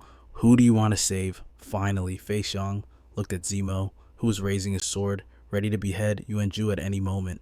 His eyes flashed with a murderous, manic delight as he lowered his voice for a friendly reminder. Of course, no matter who you use your trump card on, the ending for your Fire God squad is already written. You lose. Giang Khai stood motionless, his face darkened in shadow as he listened to the man's gleeful laughter. Suddenly, the gray, darkened sky opened up. Rain began to pour, pit-a-pat, splashing onto the arena floor. Giang Khai stood calmly facing Fei Xiang. After a moment, he slowly asked, "Is that so?" His ghost eye focused, gleaming with a sharp light. He gave a sinister chuckle. "I don't think so." Huolian scoffed, raising her hand to attack with a sneer. "You pull out a trash skill like rain summoning and expect us to be impressed. You really don't know your place." Miaoling tightened her grip on her fan, laughing loudly as she declared, "Now, I'll send you all to hell." But the moment the words left her mouth, Nuan hurled 2 flasks of green liquid forward, shouting back, "Who says rain can't take your lives?" The 2 glass flasks smashed against the ground, shattering instantly. The strange liquid inside splashed out, spraying all over Huolian and Miaoling. Miaoling furrowed her brows, looking at the liquid with disgust. "Damn it, what is this stuff?" Huolian frowned, glancing at her hand before snorting coldly. "Who cares what it is? Kill these 2 first, then we'll talk." As soon as she finished speaking, the 2 of them launched a direct attack at Nuan and Hu Yan. "Die!" In the stands, a black-haired spectator watched in confusion. "Rain, what is that fortune teller doing?" The long-haired blonde next to him widened his eyes. "And what was that healer doing, throwing some kind of D-grade toy weapon?" Those 2 looked like lambs waiting to be slaughtered by gladiators. Inside the observation room, Lan covered her mouth in worry, her heart pounding as she silently called out to Nuan. But a second later, Lu Jun suddenly stared wide-eyed and shouted at her, Lan, look quick." Out in the arena, a sword suddenly slipped from someone's hand and fell to the ground with a thud. Miaoling looked panic-stricken as she stared at her arm, now stained a strange green. What is this?" Nearby, Huolian screamed in agony. She looked down at her poison-soaked body, her eyes turning bloodshot and terrifyingly wide as she shouted in disbelief. "You used poison." Nuan and Hu Yan shot them sharp glances, staying silent a tacit confirmation. Huolian went berserk, glaring furiously. She lunged forward, screaming, "I'll kill you!" But Hu Yan didn't stand still. He quickly extended his compass, channeling his power. "You still want to kill us now? Keep dreaming." Hailstorm. As soon as the words left his mouth, a barrage of hail rained down, piercing right through Huolian and Miaoling's bodies. Powerless to defend themselves, they took the full brunt of the storm, their faces turning pale as their eyes rolled back. Finally, Huolian and Miaoling collapsed to the ground, limp beneath the relentless rain. In the room, Lan watched in disbelief and shouted out her confusion. "What kind of poison is that? It's terrifying. How could it completely strip a fighter of their combat power?" Lu Jun, who had realized it earlier, watched with an amused look and slowly explained, "It's the rare green water ghost poison. It requires the target's entire body to be wet to activate. The conditions are so strict that almost no one ever uses it. I never expected they'd combine it with rain summoning." Back in the arena, Fei Xiang was stunned to see his 2 teammates defeated. How is this possible? Giang Khai stood nearby, a calm smirk playing on his lips as he explained in a steady, leisurely tone. "In battle, a useless-looking class, a seemingly pointless skill, and a harmless-looking poison. If you combine them correctly, the results can be absolutely terrifying." His eyes are brimming with triumph as he looks at Fai Tuong. He shrugs arrogantly, firing back. "However, if you think our Fire God squad is limited to just this, then you are dead wrong." Up in the stands, the spectators suddenly cry out in shock, their eyes fixed on something happening below. "Hey, look over there, that drunkard." He's standing up again. Down in the arena, a figure slowly rises, planting his feet firmly enough to kick up a cloud of dust. It is Nguyen, clutching the wound on his stomach. He trembles as he braces himself to stand. Standing opposite him, Mac Tran witnesses this and merely sneers in contempt, asking, still trying to struggle, "So, you're nothing but a drunkard. Do you seriously think you can defeat a gladiator?" Finally, he delivers the chilling declaration, "I will wipe out the entire Fire God squad, and I'll start by slaughtering you first." Wingu grinds his teeth and proclaims, "I, Nguyen have never feared anyone in my life. No matter who you are, I am not afraid. Mac Tran sees this sudden shift in him and instantly raises his guard. Wait a minute. His eyes? They've suddenly changed. He looks completely different from that lecherous state earlier. Does he have some sort of scheme? Just like that doctor from before? Suddenly, Wengugu shouts in a fit of rage. I'm telling you right here and now, you must submit to me. You have no other choice. Hearing this nonsense, Mac Tran charges forward in anger.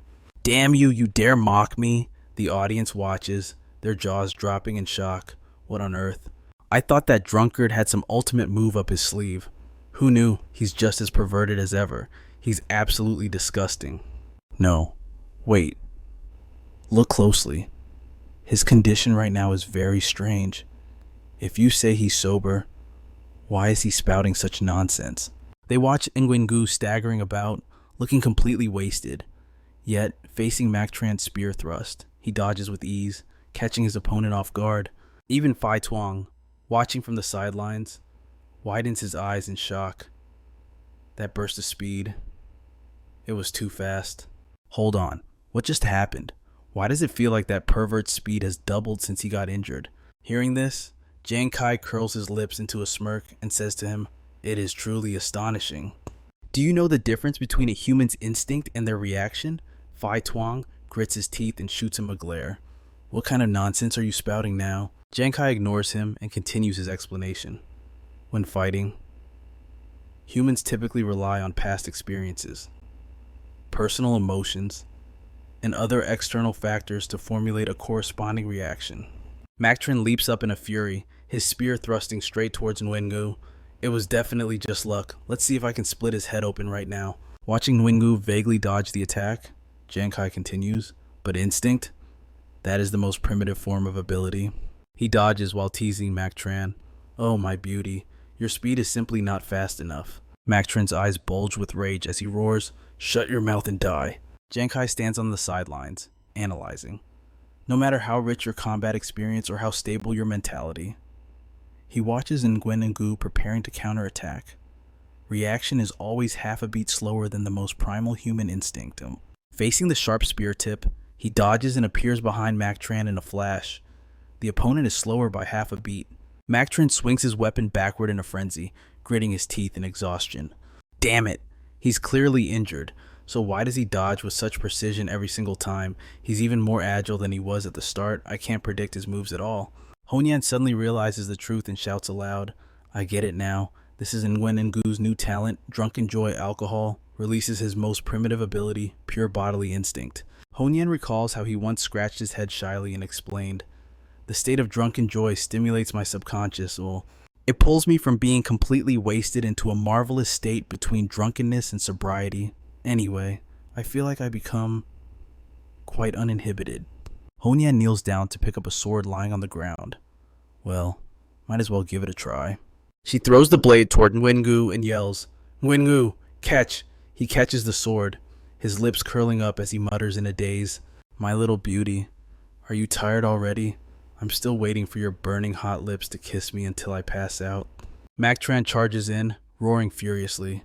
You have a death wish. I won't be satisfied until I hack you into 8 pieces today. His speed increases drastically, closing in on Nguyengu from all sides. The guys in the stands drop their jaws. Look at that. Even though that drunkard is stumbling around, he manages to dodge the attack every single time. Mac Tran is drenched in cold sweat.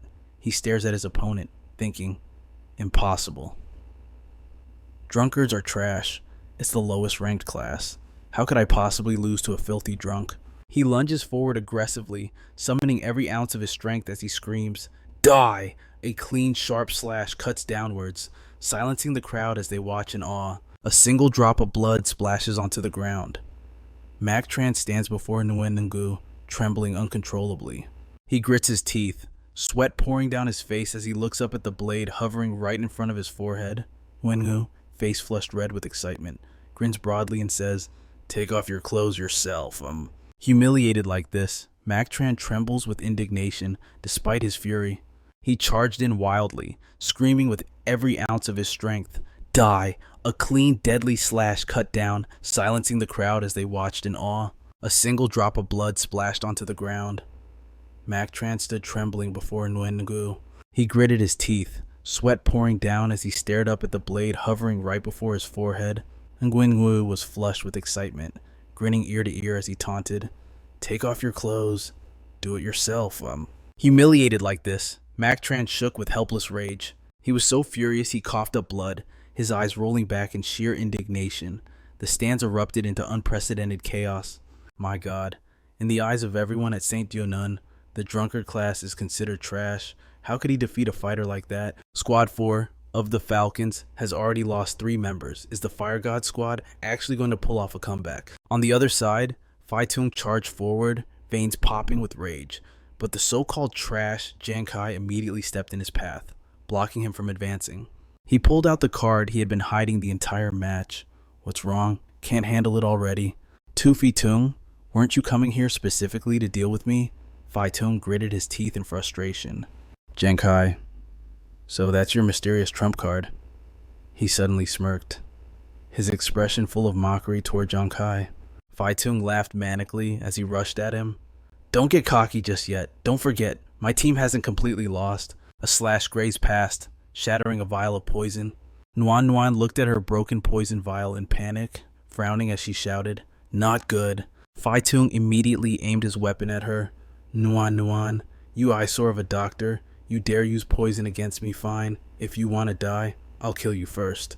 Then that cowardly fighter. She stared wide-eyed at the incoming blade, sweating cold bullets. Phai Tung moved like lightning, his terrifying speed freezing Nguyen in place. But when she didn't feel any pain, she opened her eyes to see a figure rushing in to take the blow for her, leaving her terrified. Vien Tru suddenly threw himself in the way to block the stab for Nguyen. Tumac's eyes bulged in disbelief as he watched his sword pierce right through the boy. But right then, Vien Tru suddenly grabbed the wrist holding the sword.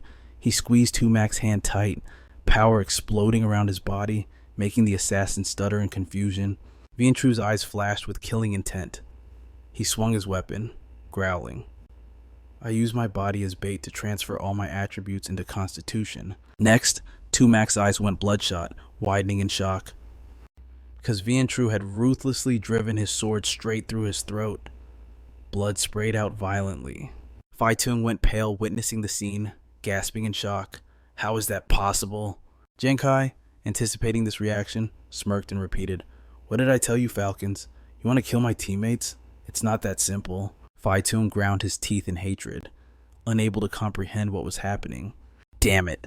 How did these useless fire god trash suddenly become so strong? According to the analysis, they clearly had 0 chance of winning. Without waiting for him to react, Giang Khai quickly pulled out a card and announced, So now, it's a showdown between us. Tu Phi Tung, I will make you accept your defeat with total convictions.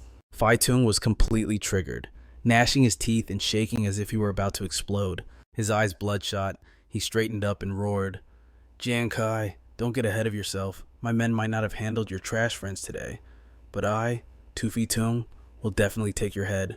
Giang Khai didn't reply, simply gritting his teeth in silent calculation. In battle, the surest way to seize victory is to strike with full force a preemptive attack.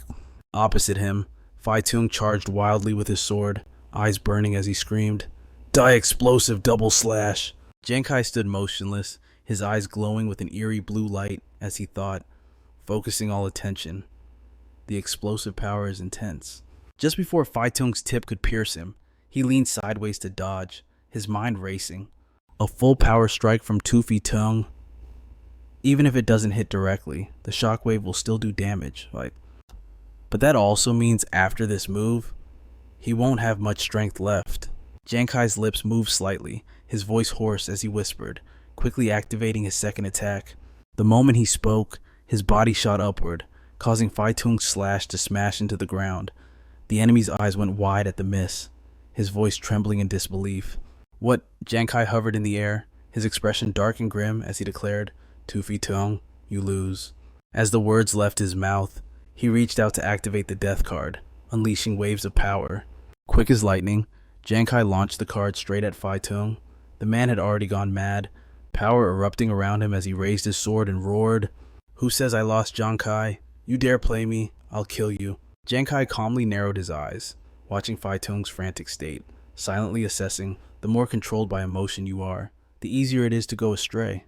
He stands nonchalantly in place, watching his card fly out and stab straight into the guy's chest. Inside, he calmly assesses the situation. The heart-seeking life chaser from before was suppressed, so it couldn't trigger a critical hit. But after the death card swallowed his 9th life chaser, it inherited a 90% critical hit chance. Phi Tuong stares wide-eyed as the card pierces right through his chest. On the other side, Giang Khai is still immersed in his own thoughts, calculating the attribute boost from the death card. This strike increases the death card's penetration by 50 points, permanently boosts the critical rate by 15%, and surges critical damage by 150%. Phi Tuong's face twists with bulging veins, mouth gaping as he mutters, "How is this possible?" Giang Khai lets out a cold inner laugh. Phi Tuong is definitely dead. Bang! A sudden explosion erupts around Phi Tuong, followed by his agonizing scream. The sky darkens as rain begins to patter down. On the ground, a blood-soaked hand falls limp. Under the drizzle, Giang Khai calmly reaches out to retrieve his soul power. He glances at the person lying on the ground. "I told you. You lost." Witnessing this, the Nihang group drops their jaws in shock, pupils constricting. Heavens. Then everyone in the stands leaps up, cheering in celebration. Oh my god. The Fire God Squad won again. They've defeated the Black Turtle Elite Squad twice in a row. It's truly a miracle. Giang Khai smiles with satisfaction. Honyan's group raises their hands in joy, while the Tu Hang side breathes a heavy sigh of relief. Lam Lam shoots up from her chair, her eyes wide as if she can't believe the reality before her. Is it over? Lo Tuan stuffs his hands in his pockets, walking away leisurely. It's finished. What a spectacular match. Giang Khai's performance is as exceptional as ever, and Vian Tru didn't disappoint me either. Besides, Noan's display was very eye-catching. He curls his lips into a smile, recalling the battle just now. Poison healers usually don't fight, but that little girl managed to set up a complex green-water ghost formation, and this can be applied in battle. It shows a very high level of poison mastery. Lam Lam closed her eyes and nodded, as if she understood. She added, "It's a pity Professor Lai's council has already finished the evaluation. Otherwise, I'm sure Noan's performance would have reached grade A." Tu Hong sat slumped on the ground, hugging Mac Tran and wailing miserably, "Oh my beauty, my precious treasure, why?" The very next second, the boy got blasted in the face with a spray bottle. Tu Hong fainted and collapsed to the floor. Honan shook the spray bottle in her hand, looking smug. "At critical moments, you still have to rely on me." Vuvi was terrified by the act and stumbled back a few steps. What are you doing now?" Vian Tru angrily raised his sword, ready to charge, but his teammates held him back. "Come here, you dare challenge this war. God, you'd better be ready for a crushing defeat." Giang Khai and the others held him tight, trying to talk sense into him. "True. Calm down, man." Giang Khai helplessly held his forehead. This team is getting harder and harder to lead. Just then, Vuvi raised her hand to interrupt. "I now declare." She spoke with a bright smile. The screen behind her displayed the results. The winner of this battle is the Fire God Squad. The stands erupted, chanting, "Fire God, Fire God, Fire God." Giang Khai puffed out his chest, bursting with pride. This feeling isn't bad at all. Amidst the cheers, Giang Khai and his teammates walked toward the backstage area. "Long live Fire God, long live Fire God." High up in the distant stands, a man chuckled softly. He nodded, his lips curling into a smile. The Fire God Squad. Interesting. Night fell and the moon rose high. A few days later at the main God Guild, urgent footsteps echoed down the corridor. "Captain Giang Khai, Captain Giang Khai." Giang Khai's group stopped and turned around in surprise. "What is it? Why are you two so excited?" Honyan panted heavily, dragging Tu Hang along as she shouted, "Just now, Nguyen Wu and I went out and heard that class advancement materials for drunkards and feng shui masters haven't just increased in price, they're completely sold out." The boy tried to catch his breath before adding on, "Ever since the drunkard and feng shui master classes were discarded by the military, those materials have been sitting on shelves for ages." Her eyes lit up, her face filled with anticipation. "Exactly. Don't you think this proves that our job classes aren't useless trash after all?" Giang Khai crossed his arms and nodded approvingly. "That must be it. In the battle against the Falcon Squad, Your performance was excellent, especially yours, Nguyen. The moment you took down that cavalryman, the whole stadium was in shock. But I think, even with the same job class, everyone's talent and destiny are different. The success you two have achieved won't be easily copied. Hearing the praise, Tu Hang and Honyan lifted their faces to the sky, beaming with pride. Vientru patted him on the shoulder, then pointed at himself with a grin. Well, obviously, after all, our Fire God squad isn't made up of average people. A warning alarm chimed. Honyan opened the interface, and her brows instantly furrowed. Latest news, the Cheetah squad fought the Crouching Dragon squad, and was wiped out, leaving only one person standing. But in a final twist, the Crouching Dragon captain counterattacked and slaughtered every single member of the Cheetah squad. Everyone turned to look at her in shock upon hearing the news, shouting in unison, "What?" Giang Khai pursed his lips, deep in thought. I remember the Cheetah squad is managed by the Black Tortoise Guild. Their strength is no joke. The captain of Crouching Dragon wiped out the entire Cheetah squad all by himself. Just what kind of monster is he? Giang Khai's expression turned serious as he carefully instructed Noan, we can't underestimate the Crouching Dragon captain. If you have time, investigate him. That way, if we do meet, we won't be caught unprepared. She immediately nodded. Got it. He then glanced at his 4 teammates, his tone calm but authoritative as he made an announcement. Speaking of which, I have some news as well. The fighting is getting more intense by the day. Many squads are suffering from member loss. Our next opponent, due to a lack of personnel, decided they had no chance of winning against us and voluntarily forfeited. So that means we... Giang Khai dragged out the words, his eyes shining as he shouted the good news, are going straight to the finals. Honan jumped up in excitement. Wait, doesn't that mean we enter the finals with our full roster intact? Vientru also pumped his fist in the air, cheering. We're the only squad with 0 casualties among all the teams. No one laughed, looking at Giang Khai. It's all thanks to Giang Khai leading the team so well. Wengu nodded in agreement. Luckily, we have Captain Kai. Giang Khai shook his head slightly, the corners of his lips turning up as he replied humbly. This competition still relies on everyone's teamwork. That's the only reason I could push forward without worrying about what's behind me. Otherwise, no matter how good I am, I couldn't have turned the tide and got us straight to the finals. This glory belongs to all of you. He laughed heartily, his voice filled with relief and generosity as he made the declaration. Alright, everyone's been working incredibly hard lately. We've got some time before the finals, so take a day off, relax, reset, and get your heads back in the game. Hearing this, the whole gang erupted in cheers, absolutely pumped for a break. Giang Khai began plotting his own schedule. He made a quiet decision since he had some free time. He should visit home. No sooner said than done. He immediately headed back to Zhangjiang City, returning to his spacious villa. Inside, Antu anxiously supported Big Brother by the arm, nagging him with concern. Big Brother, let me help you back. You just got out of the hospital. Don't overdo it. He shook his head helplessly, smiling as he explained.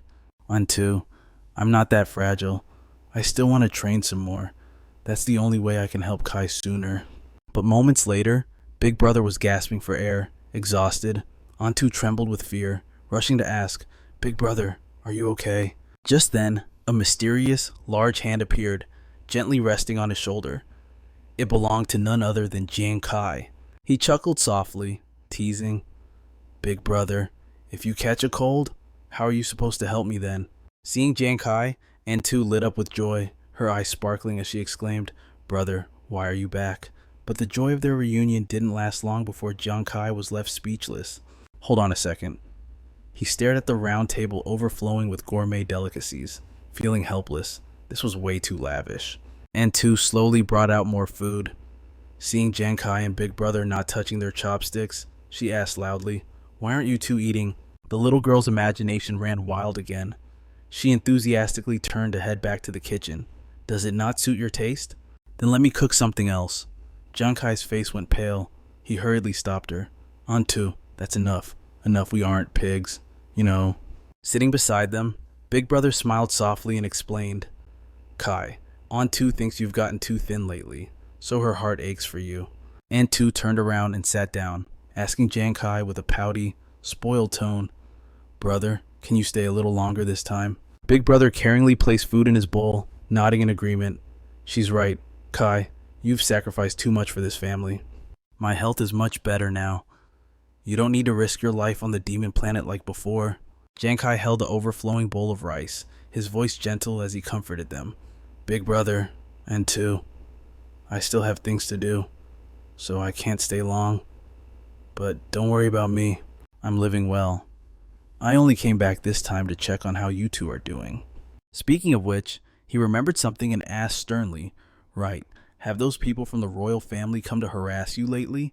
And two flinched, then quickly forced a laugh and replied loudly, No way, the security in this villa area is great. Brother Lou sends people to look after us all the time.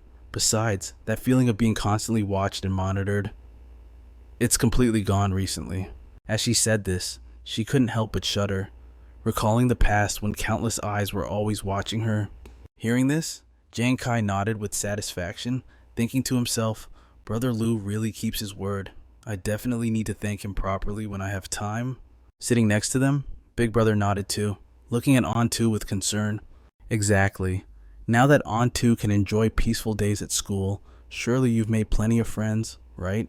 The little girl immediately nodded. Of course. Seeing this, he laughed happily, his eyes filled with doting praise. After all, our Antu is smart and kind. Everyone who meets her loves her. Giang Khai smiled softly. That's great then. Antu didn't say anything else. She just silently lifted food to her mouth, a flicker of turmoil crossing her eyes. But a second later, she scrunched her eyes shut in delight, savoring the delicious food. Giang Khai froze, worry rising in his heart. Did I see that wrong? It looks like Antu is hiding something. The next day, Giang Khai hurriedly returned to the demon planet. The fire god squad gathered, preparing for the final battle. A few days later, in a vast forest, a ferocious wild boar was running like mad. Elite monster tusked boar, level 23, swing, a sharp, clean sword flash sliced through the air. Vientru struck with a solemn expression, neatly finishing off the boar with a single slash. Having dealt with the boar, he smugly threw his sword over his shoulder and grinned. Dealing with an elite monster like the tusked boar, piece of cake for this war god. Sitting nearby, Huyen pouted and reminded him, Hey Pillar, you're not the only one who's improved. You know. Ruan Yu nodded, puffing out his chest. Yeah, exactly, I killed at least 3 of them myself. Giang Khai observed everyone silently, a bright look on his face as he made a mental note. The team coordination has gotten much better. Looks like the intensive training before the match was a good idea. Suddenly, the devices on their wrists flashed. Nuan cheered happily. We got the info for the finals. A mechanical blue screen appeared, displaying a system notification for the Fire God squad. Participation details. Congratulations on reaching the finals. Your next opponent is the Crouching Dragon squad from the Blue Dragon Guild. Please arrive at the West District Arena of Holy Tune City at 8 a.m. sharp tomorrow to compete. Vientru read the notice intently, frowning in disbelief. The Crouching Dragon squad. I can't believe their captain fought solo all the way to the finals. Honyan also rubbed her chin warily, mumbling, That guy is seriously scary. Meanwhile, no one reported seriously to Giang Khai. Kai, the news on the go-along captain you asked me to look into is here. She pursed her lips, her tone steady and slow as she introduced the captain of the go-along squad. His name is Deech Tang. He is a level 40 fighter wielding a silver longsword. He just joined the Than Long Guild this year. The moment he joined, Deech Tang immediately established the go-along squad. Under his leadership, the squad grew rapidly. In less than half a year, they became a formidable force within the guild. No one tapped the screen, her gaze terrifyingly serious as she continued. Because Deech Tang is a rookie, the go-along squad isn't as flashy as Li Beng, so there isn't much info on him. Luckily, I managed to find a few videos of his previous battles. She paused for a moment, recalling Deech Tang's attack patterns, then offered her analysis. I noticed the phantom shadow slash he uses is incredibly fast. He can basically end an opponent with a single strike. Hearing this, Honyan rubbed her chin, frowning slightly as she assessed. Phantom shadow slash. Sounds similar to Tu Fi Tuong from before. Another guy buffed for speed. Giang Khai nodded silently in agreement, his expression heavy as he analyzed the situation. Honyan is right, but someone who can reveal such talent in a major guild within just 6 months? And fight his way solo straight to the finals. His strength is definitely far above 2 feet tuongs. Suddenly, a strange noise rustled from the bushes behind him, followed by a mysterious gust of wind. A barrage of razor-sharp leaves shot out, spinning in a vortex straight toward Giang Khai's back. He quickly leaned aside to dodge, simultaneously grabbing the figure behind him. It was Deech Tang. The masked man muttered thoughtfully, "Your reaction speed is faster than I predicted." Giang Khai stared at him in silence, not saying a word, only observing. Suddenly, the man leaped back from cover and dashed toward him. Retracting his sword, he exclaimed, as expected of the man who led his team straight to the finals, Captain of Huatan Giang Khai. In stark contrast to the quiet tension, Vien Tru, Nguyengu and Honyan started making a scene. Where did this masked coward come from? Yeah, if you've got guts, fight us fair and square. No one seemed to realize something. Wait a second. That height and that build. Seeing Giang Khai step in to stop him, Vien Tru grumbled, "Kai, why are you blocking me? That guy just tried to kill you." Giang Khai chuckled, calmly explaining, "No, he was just testing me. He didn't intend to kill. Besides, the penalty for killing an opponent before the finals is severe." Then he added, "Isn't that right, Mr. Deech Tang?" Hearing his name, Deech Tang removed his mask, smiling. "Wow, I've been found out already." Vien Tru couldn't help but exclaim, "It really is him." Deech Tang stepped closer to Giang Khai, his tone teasing, "Looking at you this close, you're really just a kid, aren't you?" Vien Tru pressed his blade close to the man, shouting, "Hey, you're the captain of the Ngo Along squad, right? Don't think just because you made the finals that I'm scared of you. Keep talking trash, and I'll teach you a lesson right now." Seeing the situation escalate, Deech Tang raised his hands in surrender. "Don't misunderstand, I have no hostile intent." He turned to Giang Khai. "Actually, I came here to negotiate with you." Hearing the word negotiate, Giang Khai asked skeptically, "Negotiate?" Deech Tang glanced at the whole team and shared, "That's right, I've watched all your matches. You performed wonderfully, especially you. Giang Khai, that trump card of yours left a deep impression on me." Keeping the smile on his lips, he confessed, "To be honest, if I have to fight your squad, I'm not actually sure I can win." But Giang Khai didn't like beating around the bush.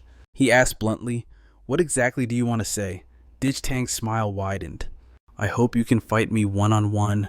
Let the outcome of our duel decide the final result of the competition. However, during our duel, you are not allowed to use your trump card." Giang Khai furrowed his brows, silently on guard.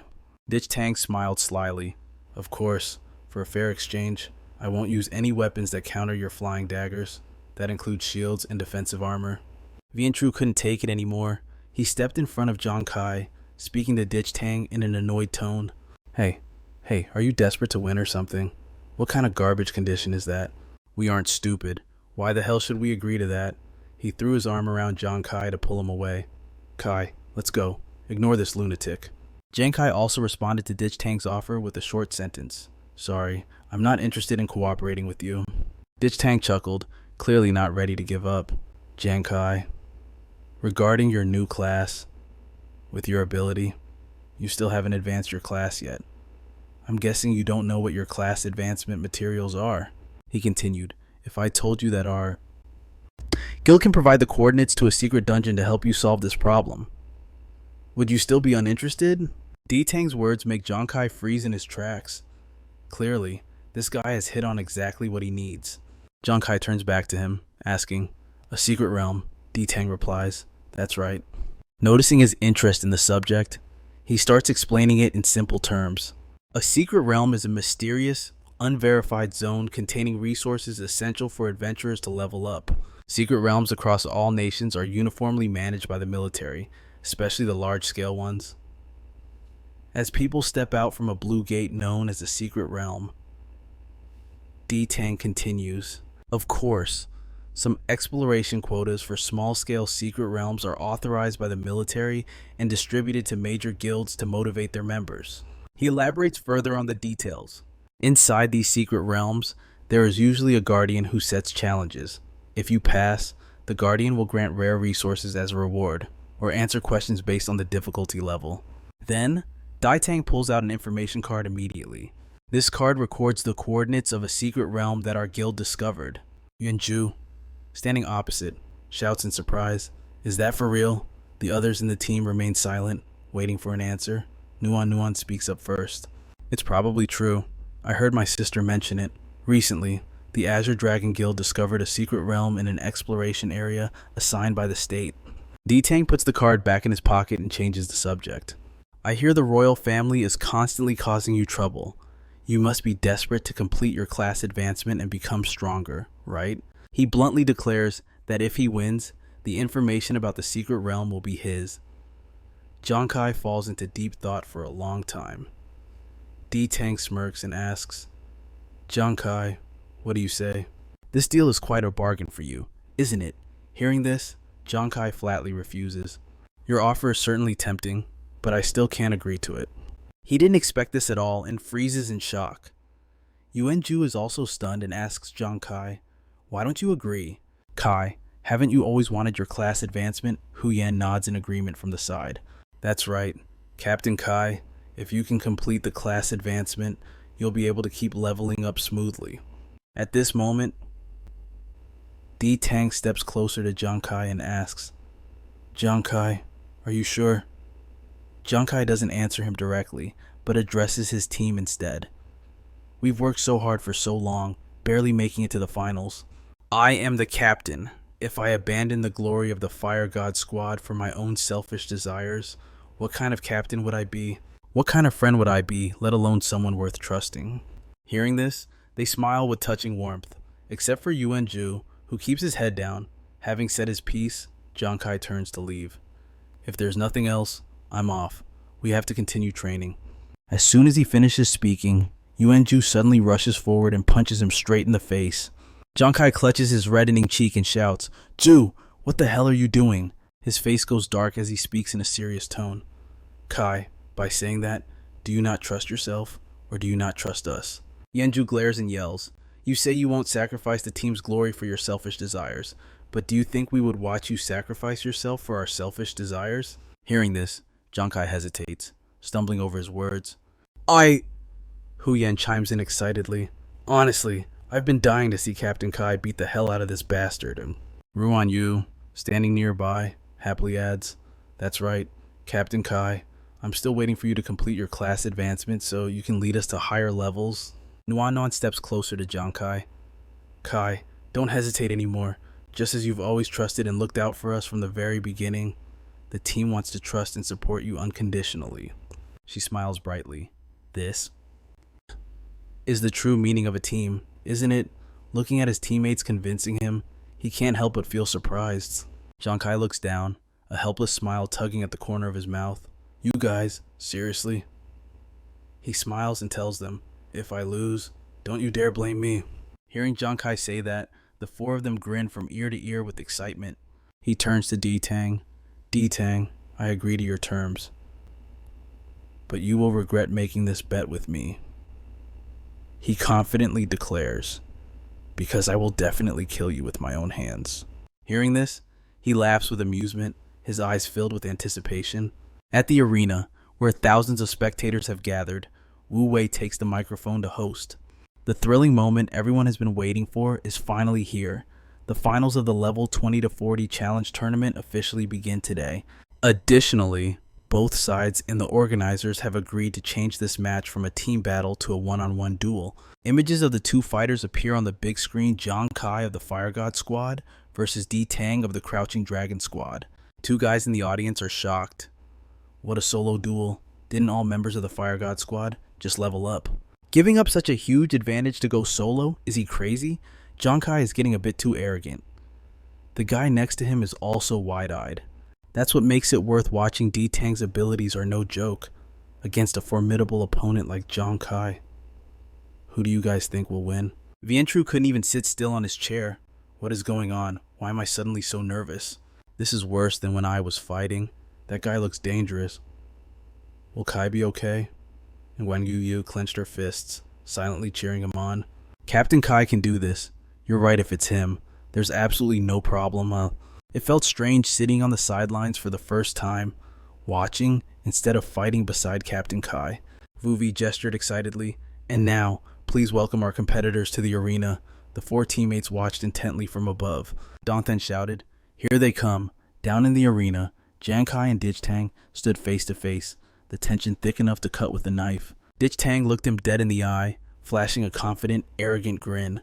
Giang Khai met his gaze without a hint of arrogance, his mind racing with calculations. Vuvi announced, "I'll go over the rules one more time. The only rule for this match is simple: kill your opponent to win." She asked, "Are both captains clear on this?" Giang Khai and Tang answered in unison, "Understood." Vuvi shouted with excitement, "Good, I now declare the match." Officially started. At the signal, Tang instantly charged forward. "Giang Khai, let's see if your daggers are sharper, or if my dual blades reign supreme, one fight to settle it all." Giang Khai readied his daggers, calculating silently. "He's fast, but my agility is just as good. Combined with the speed attribute of Fate Chaser, I won't lose." He looked up, activating Demon Eye Focus. "I just need to seize the right moment. Hitting him won't be an issue." Watching Tang rush in, Giang Khai counted down the distance. 8 meters, 6 meters, 4 meters. As soon as he got close enough, Khai took his stance. Now, Tang's swords tore through the wind as he unleashed his ultimate move, Traceless Ghost Slash. The clash shattered the arena floor, kicking up a massive cloud of dust. Giang Khai leaped out of the chaos, completely unharmed. Vian Tru, sweating bullets, shouted, "Thank God Khai reacted." Fast enough, that guy managed to dodge my Fate Chaser at point-blank range, and his explosive power just skyrocketed. Noan, heart pounding, analyzed the situation. Exactly, since Traceless Ghost Slash combines offense and defense in a split second. That's why Tang considers it his signature move. While Tang was still obscured by the dust, Giang Khai had already circled behind him. Seizing the opening, he launched him Fate Chaser for a surprise attack, but Tang, predicting the move, spun around instantly with a smug grin. He dashed past Giang Khai, his sharp blade slicing through the air to intercept the attack. Giang Khai was caught off guard by the sheer speed. He could only watch as the blade came rushing in, the tip stopping just inches from his face, freezing him in shock. Too fast. Even faster than before. Tang grinned widely at Giang Khai. "Giang Khai, looks like the winner is decided." Giang Khai didn't reply. Instead, he roared, "Void phase," and vanished into thin air, making his teammates scream. Yes, that's our captain. Before Tang realized it, Giang Khai had already materialized behind him, leaving the swordsman looking around in confusion. Khai smirked, thinking, "I haven't been idle. I've studied every single one of Tang's combat videos." Compared to the terrifying speed he just showed, he was clearly holding back in his previous matches. Tang's face darkened. He glanced back, his voice low. "Was that phantom armor?" "To think you dodged me again, Eyes. Even though I need to win for my guild, meeting an opponent as interesting as you, it's all..." Tang laughed aloud, his eyes burning with battle lust.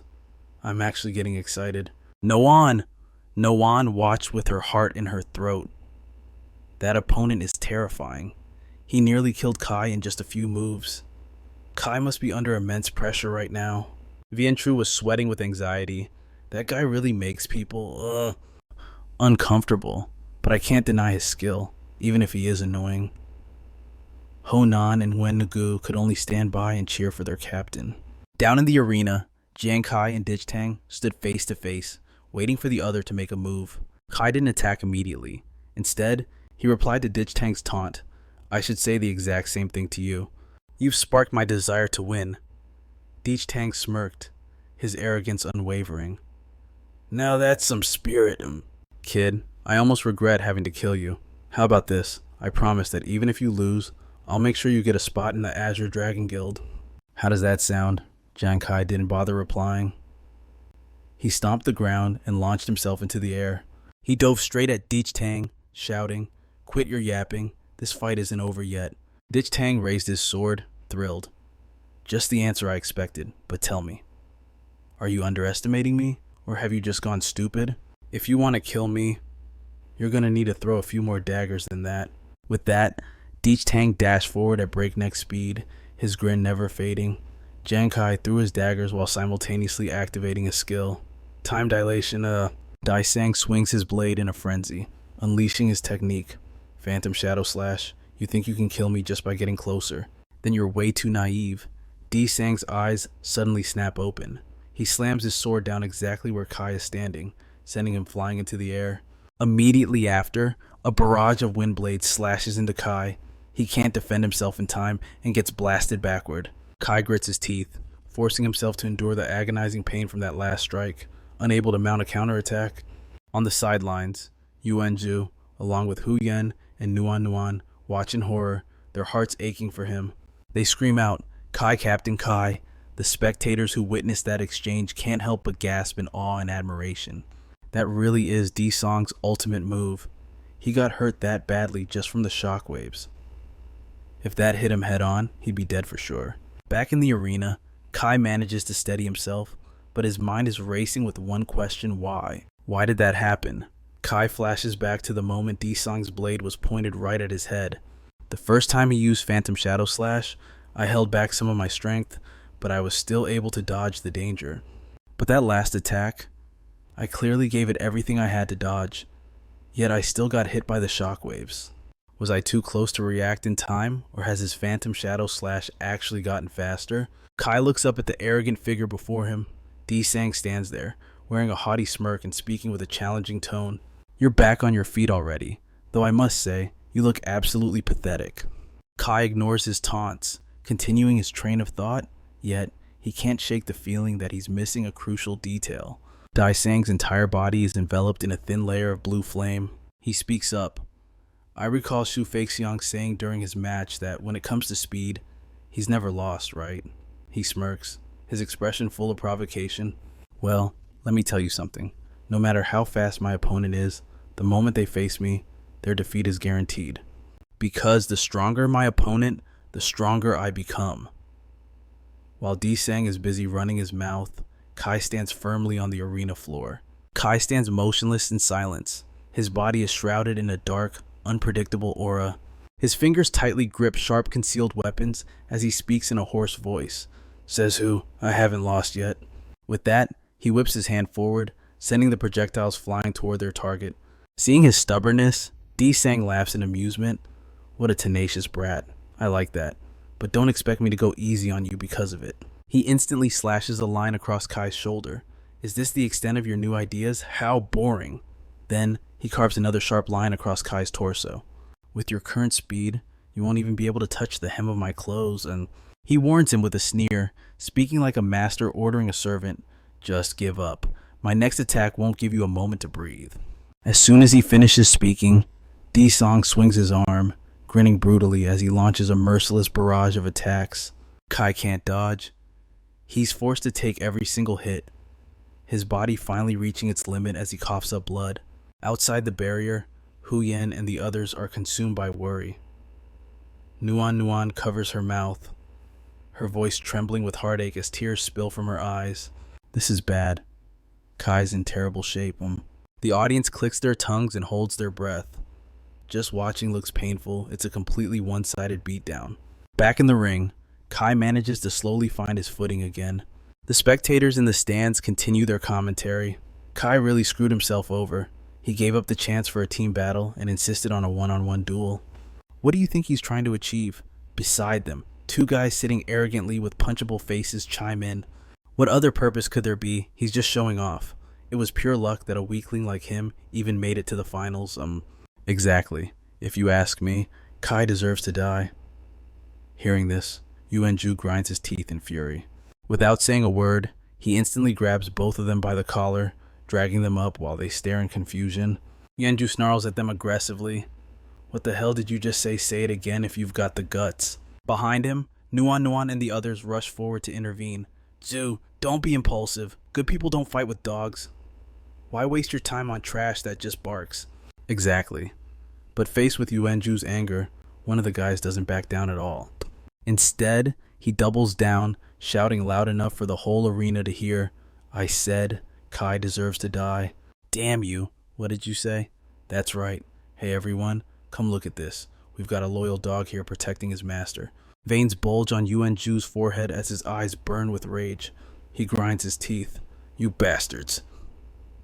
Suddenly, a voice cuts through the chaos, demanding, What is all this noise? It's Lan Lan.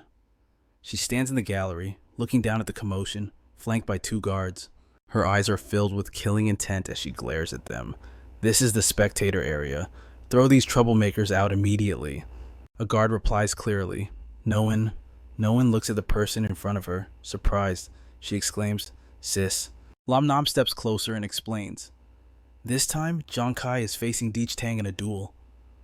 I was afraid you'd get too anxious and worked up watching him, so I came to see for myself. Well, just then, the two troublemakers are handcuffed and dragged out by the guards.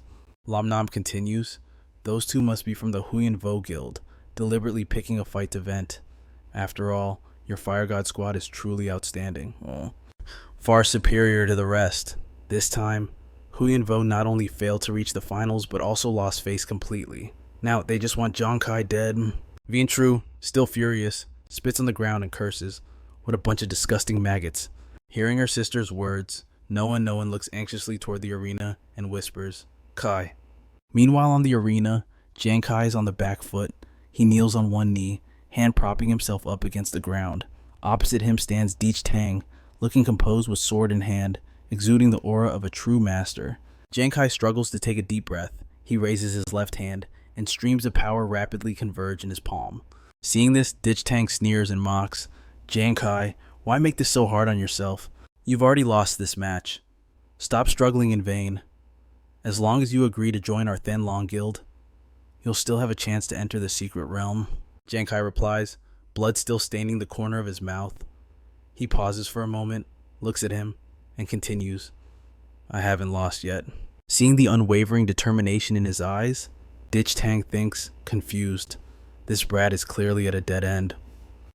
Yet his eyes show no fear or panic, only calmness and a resolve that borders on stubbornness.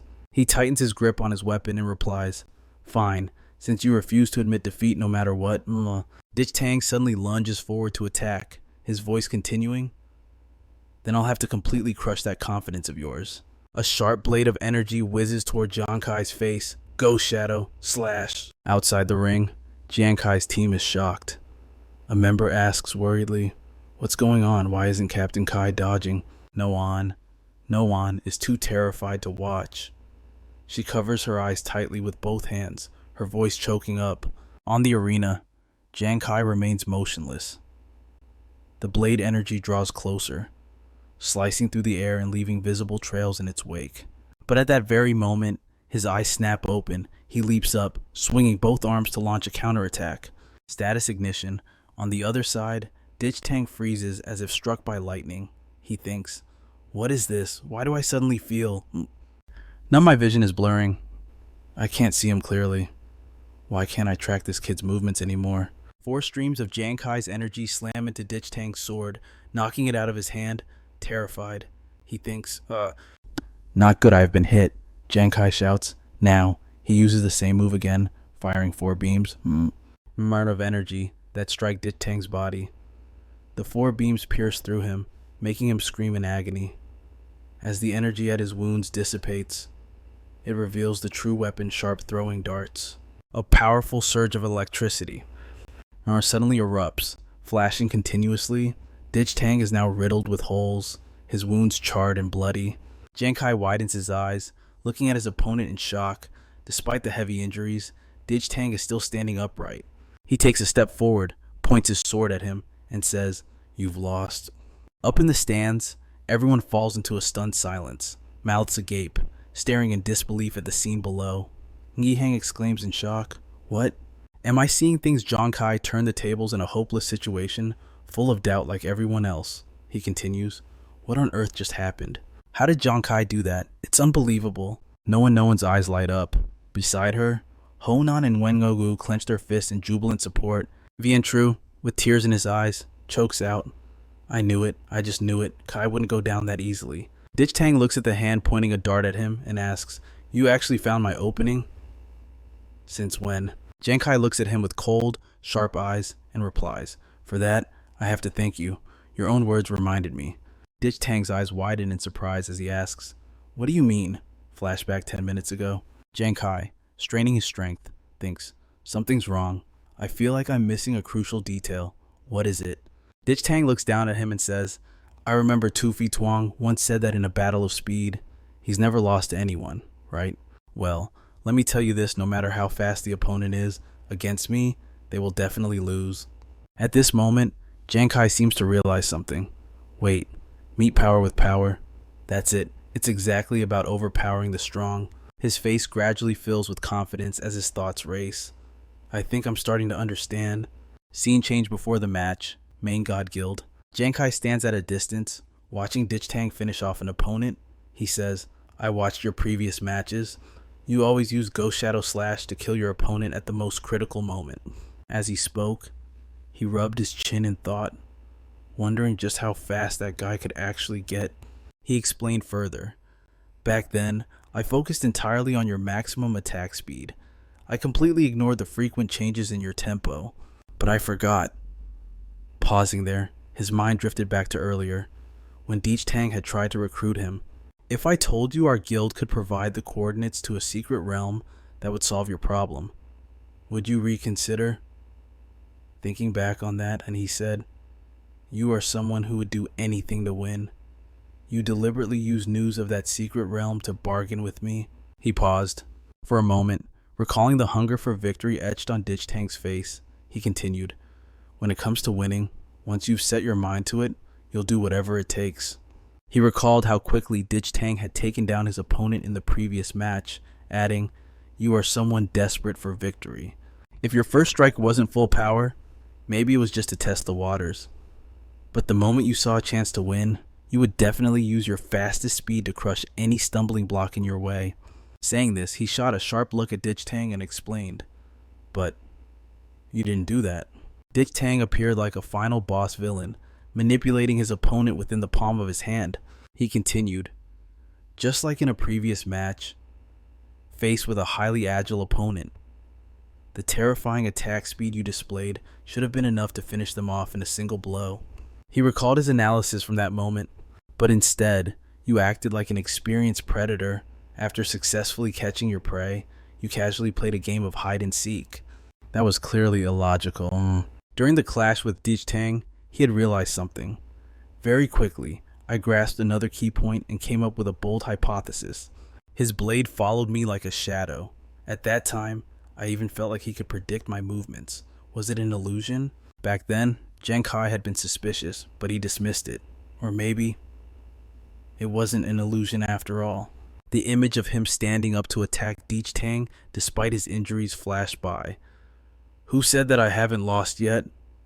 Remembering that moment, he thought to himself rather than sitting still and waiting for death, it was better to seize the initiative and verify it personally.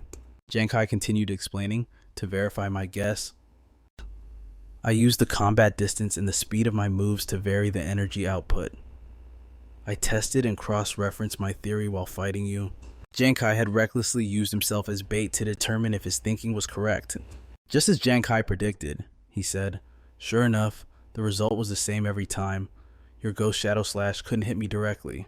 But at the same time, from start to finish, I couldn't avoid being hit by the aftershocks and getting injured. He recalled that moment, a streak of blue-white light rushing towards him, piercing right through his chest. Giang Khai then said, you wanted to win so badly, so naturally, you wouldn't have any interest in playing hide and seek with me. So I guessed. Pausing for a beat, he added, you possess a mental type skill that can predict your opponent's moves. And that is your true killer move. At this moment, blood vessels bulged in Dich Tang's eyes. He stared wide-eyed at Giang Khai, who continued his analysis. He went on, furthermore, I suspect this mental skill of yours can scan a normal body to instantly detect muscle contractions or airflow across the skin surface, using that data to predict the enemy's attack trajectory and immediately launch a counteroffensive. Hearing this, Dich Tang flashed back to his fight with Giang Khai. His eyes suddenly glazed over, as if seeing an illusion. Giang Khai's voice echoed in his ears. Once I saw through your secret, I just had to use a skill to numb your thinking and disrupt your judgment. Even a split second was enough to create an opening. Trembling with rage, Dich Tang asked, is that so? But back then, it was still just a guess, wasn't it? Weren't you afraid of being wrong? Or that even knowing that you still couldn't beat me, He paused, then asked, "Aren't you a little too overconfident?" Giang Khai retorted steely. "The one who was too overconfident was you." Ditch Tang flinched. The boy explained, "You used the name Ghost Shadow Slash to hide the true nature of your mental skill, intending to mislead your opponents." Staring directly at Ditch Tang, he exposed the strategy to increase your kill rate later on. You invested most of your attribute points into stats other than spirit. That is exactly why your mental strength isn't high. And that gave me the chance to break the stalemate. Terrified, Ditch Tang stammered, You were gambling." Giang Khai calmly replied, "That's right, but the facts prove I won the bet." "You lost. You lost to the very killer move you were most proud of, or to be more precise." He paused, then articulated every word clearly. "You lost because of your arrogance, that belief that you were invincible." Hearing this, Ditch Tang stood there, completely stunned. His eyes went wide and soulless, his mouth agape, unable to utter a word. After a long while, his hoarse voice finally resonated. "So, that's how it is." Back on the arena stage, Giang Khai watched Ditch Tang with a cold, intense gaze. He had lost the battle, collapsing onto the ground. Giang Khai, his face calm despite his injuries, spoke softly. "It's over," Vuvi's voice rang out. "Oh my god. Ladies and gentlemen, did you see that?" Despite having absolutely no advantage, Giang Khai found an opening in his opponent's defense and delivered a fatal blow. Talk about a textbook counterkill, a classic among classics. The massive 3D holographic screen hovered in the air, displaying the stoic, handsome face of Giang Khai. The stands erupted, screaming, "Giang Khai is the GOAT. That fight was absolute fire. Back off. He's mine. Giang Khai is the only god I worship now." Meanwhile, the group of four rushed toward Giang Khai. Vian Chu shouted, "Top tier. Kai, your performance was so cool I was practically stunned."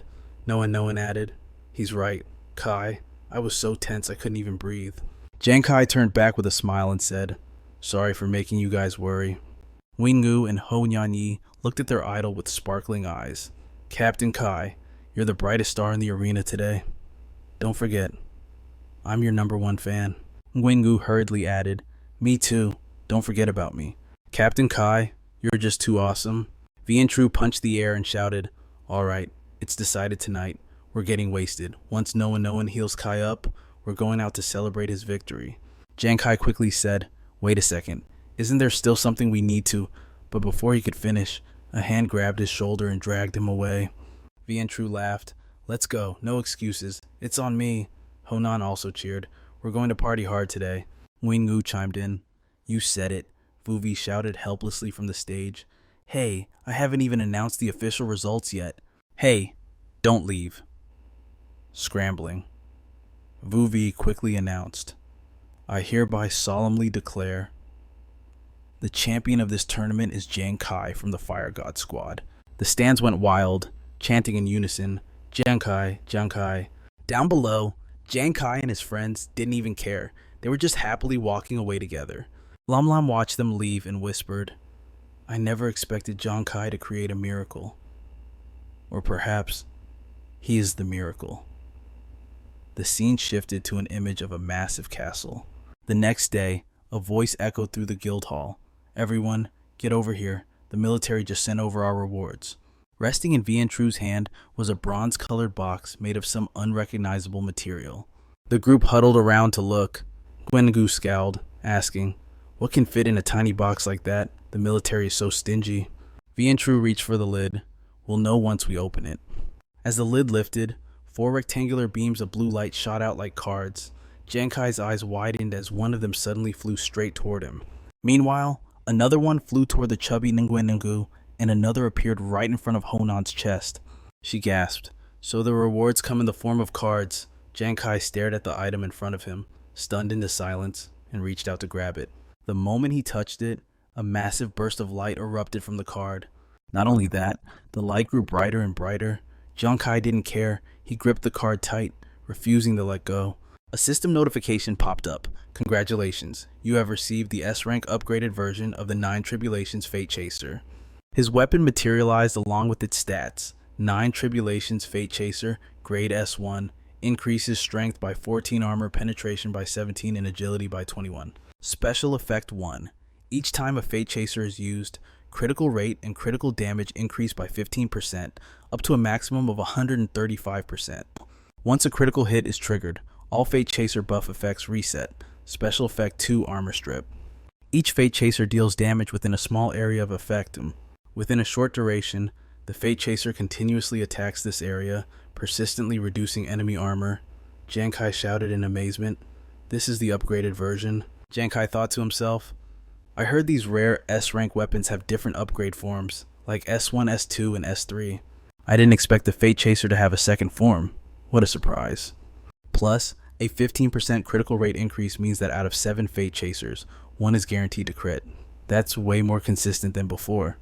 Combined with the continuous armor strip effect, my chances of winning against high defense monsters just shot up. Just then, another card flew toward him. He asked in surprise, What is it now? And Yu quickly answered, Captain Khai, I know what that is. That's the good stuff. It's called the Mother Child Stone, made up of a Child Stone and a Mother Stone. There's an absolute magnetic attraction between them. Yu imagined something funny and grinned. If you attach one to your glove and the other to your Fate Chaser, you'll never lose your weapon again. Over on the other side, Honan gasped, This is amazing. Her card depicted a masked woman holding 2 purple orbs, with dash symbols floating behind her. Honyan's eyes lit up as she shouted, I can't believe it, it's a job class change. It's the job change material for the Spirit Medium, levels 41 to 60. Meanwhile, Nguyen had a goofy, blissful look on his face as he stared at a card depicting a gourd. He chuckled. This is the Drunken Immortal Gourd. It's used to store wine, increases wine effects by 30%, and reduces cooldown time by 50%. As for Giang Khai, holding the 2 cards in his hand, he remarks, These rewards feel like they were custom made just for us. Suddenly realizing something, he asks, Wait a second. Ju, Nuan, where are your rewards? Wenju explains, Don't worry, Kai, since Nuan and I are military personnel, our rewards were already sent directly to Captain Li Biao. Saying this, Ju steps closer, drapes an arm around Kai's shoulder, and whispers, Furthermore, You guessed right earlier. The rewards this time were customized based on our individual fighting styles and needs. The organization really went all out, Nuan adds. That's right. Actually, the person who delivered the rewards was one of Brother Lu's men. Brother Lu even asked him to pass on a message Commander Wei personally requested these gifts for us. Giang Khai asks in surprise. Commander Wei asked for them personally. Hearing this, Hu Yan looks at his idol with sparkling eyes and says, It must be because of Captain Khai. Captain Khai, your reputation is just too big now. And Guan agrees enthusiastically. Exactly who is our Captain Khai? After all, Commander Wei clearly has a sharp eye for talent. Giang Khai smiles softly, thinking to himself that Commander Wei and Brother Lu have helped him so much. He needs to thank them in person next time they meet.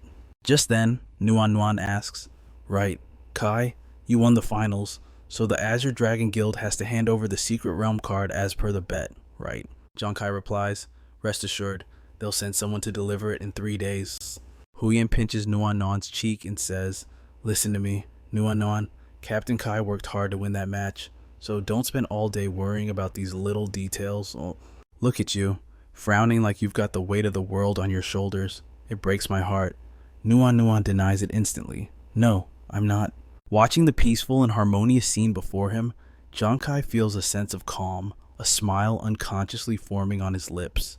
In a vast area of Jiangzhou City, surrounded by towering skyscrapers, there lies a spacious campus, though currently sparse with people. A pair of feet walks quietly along the wide path. It is Giang Khai, hands in his pockets, gazing intently into the distance. He seems to be recalling something. He suddenly stops, thinking back to Zhang Ying's expression. He still doesn't feel at ease. She seemed to be hiding something heavy in her heart. Remembering the image of the pretty girl with blue eyes, his thoughts drift. He decides to give Zhang Ying a surprise today by picking her up and checking in on her. 2 students are chatting on the playground.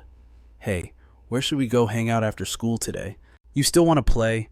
Didn't you hear the witch say we have a test tomorrow? You're way too relaxed, aren't you? The 2 students chat happily as they walk, a common sight on the campus. In the hallway, a classroom number plate comes into view, The door opens, and Giang Khai steps in, asking, "Excuse me, is Zhang Ying here?" "Zhang Ying isn't here," a young girl replies. She approaches him and asks, "She was called away by someone. You look familiar. I think I've seen you before." "Are you her older brother?" Giang Khai nods and replies, "That's right, but what do you mean she was called away?" "Do you mean Zhang Ying was called to the office by a teacher?" Shiki rests her chin on her hand, looking gloomy. "No, actually. Lately, a group of upperclassmen has been targeting Zhang Ying." Giang Kai's expression tightens. He grips Shuqi's shoulders and asks urgently, "Targeted. What does that mean?" The girl recalls a group of people and explains, "The leader of the group is named Zhao Lei. He's a delinquent who transferred here recently. I heard his father works under the Huang Wei family, relying on that influence. He acts like a tyrant in the school, recruiting a bunch of lackeys. Even the teachers can't control him." Zhang Ying was called away by two girls who hang out with Zhao Lei. Just then, a boy rushes past the two of them, panting in panic. "Hurry, or it'll be too late." Suddenly, a figure appears in front of the running boy. Ziheng. The figure lifts a leg and kicks him. Ziheng, caught off guard, cries out in pain and falls backward. Standing before him is Zhao Lei, flanked by two lackeys. He sneers at the boy. "You've got some nerve. I told you to crawl over here to see me. Within 3 minutes of the bell ringing, and you dare treat my words like wind passing your ears." Giang Khai and Shichi hear the commotion and rush out to look. The girl recognizes him immediately and gasps, "It's Zhao Lei." Ziheng, being grabbed by the collar by Zhao Lei, explains in fear, No, brother Zhao, please listen to me." Zhao Lei's two lackeys don't say a word, but everyone knows that the moment Zhao Lei gives the order, they are ready to beat the boy to a pulp. Zhao Lei raises his fist and shouts, "I think you're looking for a death wish." But in that instant, Zhao Lei's face freezes. He is startled, his attack halting midair, his expression filled with shock. The two lackeys behind him are also panicked. Staring in disbelief at the person who just intercepted Zhao Lei's hand, Giang Khai asks calmly, "You are Zhao Lei. You know Huang Wei." Zhao Lei angrily releases Ziheng and glares at Giang Khai. He spits out a curse. "Who the hell is this blind bastard?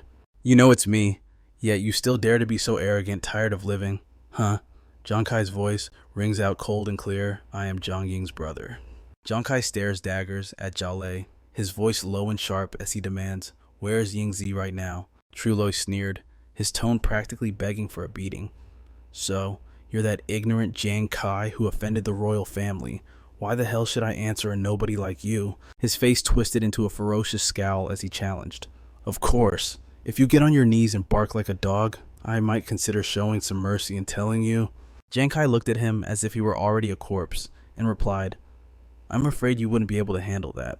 Seeing Giang Kai's calm demeanor and hateful gaze, Truloi ground his teeth in fury. Clenching his fists, he charged forward. "Still acting tough today. I'll teach you the meaning of regret." One of his lackeys stepped up. "Boss Trio, let us handle this punk for you."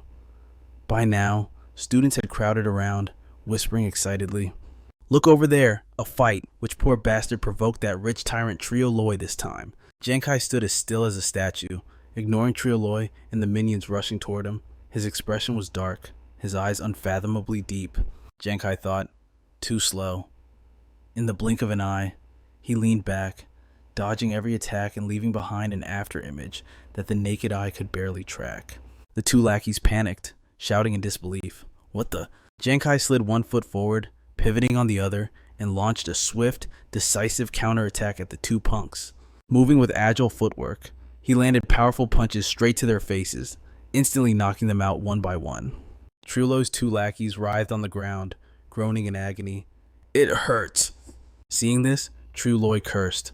"Damn it, if you bastards don't know your place, I'll show you who makes the rules around here." The scene shifts to a secluded area outside, surrounded by chain-link fences, likely the basketball courts. The sickening sound of slaps and blows echoed. A girl was enduring the beating in silence, her body covered in cuts and bruises. Etin held a bat, twisting the truth with a smirk. "Hey, Junior, we just asked you to pick up the ball. Why did you use your face to catch it instead?" The brown-haired girl, Nyuk-lan, chimed in. "Exactly. You're so clumsy. If people think we're bullying you, it'll cause us a lot of trouble, you know? Those two vicious witches, they looked down with sly grins at Antu, who was trembling in pain on the ground. And two tried to stay calm, clutching her head in pain while propping herself up with one hand. I'm sorry. One of the cruel girls sneered. Good. At least you know you're wrong. She then snatched the girl's backpack and dumped everything out. Ugh, why is your bag so filthy? Are the books in here rotten or something? Suddenly, a photograph of 3 people fell out. Spotting the picture, Aitin asked, "What is this?" Antu gasped, scrambled to her feet, and lunged forward to grab it back. "Give that back to me." Her mind raced, desperate memories flooding back. That photo was a precious keepsake from her birthday last year. It was the first time they had made a cake for her. Eiteen held the photo out of reach, amused. "Why are you screaming so loud? So aggressive, look how tense you are. Seems like we found something special." Nyuklan held Antu back as the girl struggled and screamed. "Give it back." Eitin smiled maliciously, dangling the photo. "Keep whining, and my hand might just slip and rip this right in half." But right at that moment, her phone started ringing in her pocket. Eitin answered, annoyed. "Hello, I'm busy. What is it?" Listening to the voice on the other end, her eyes widened. Someone named Giang Khai came to the classroom looking for Jong-an and got into a fight with Triu Loi.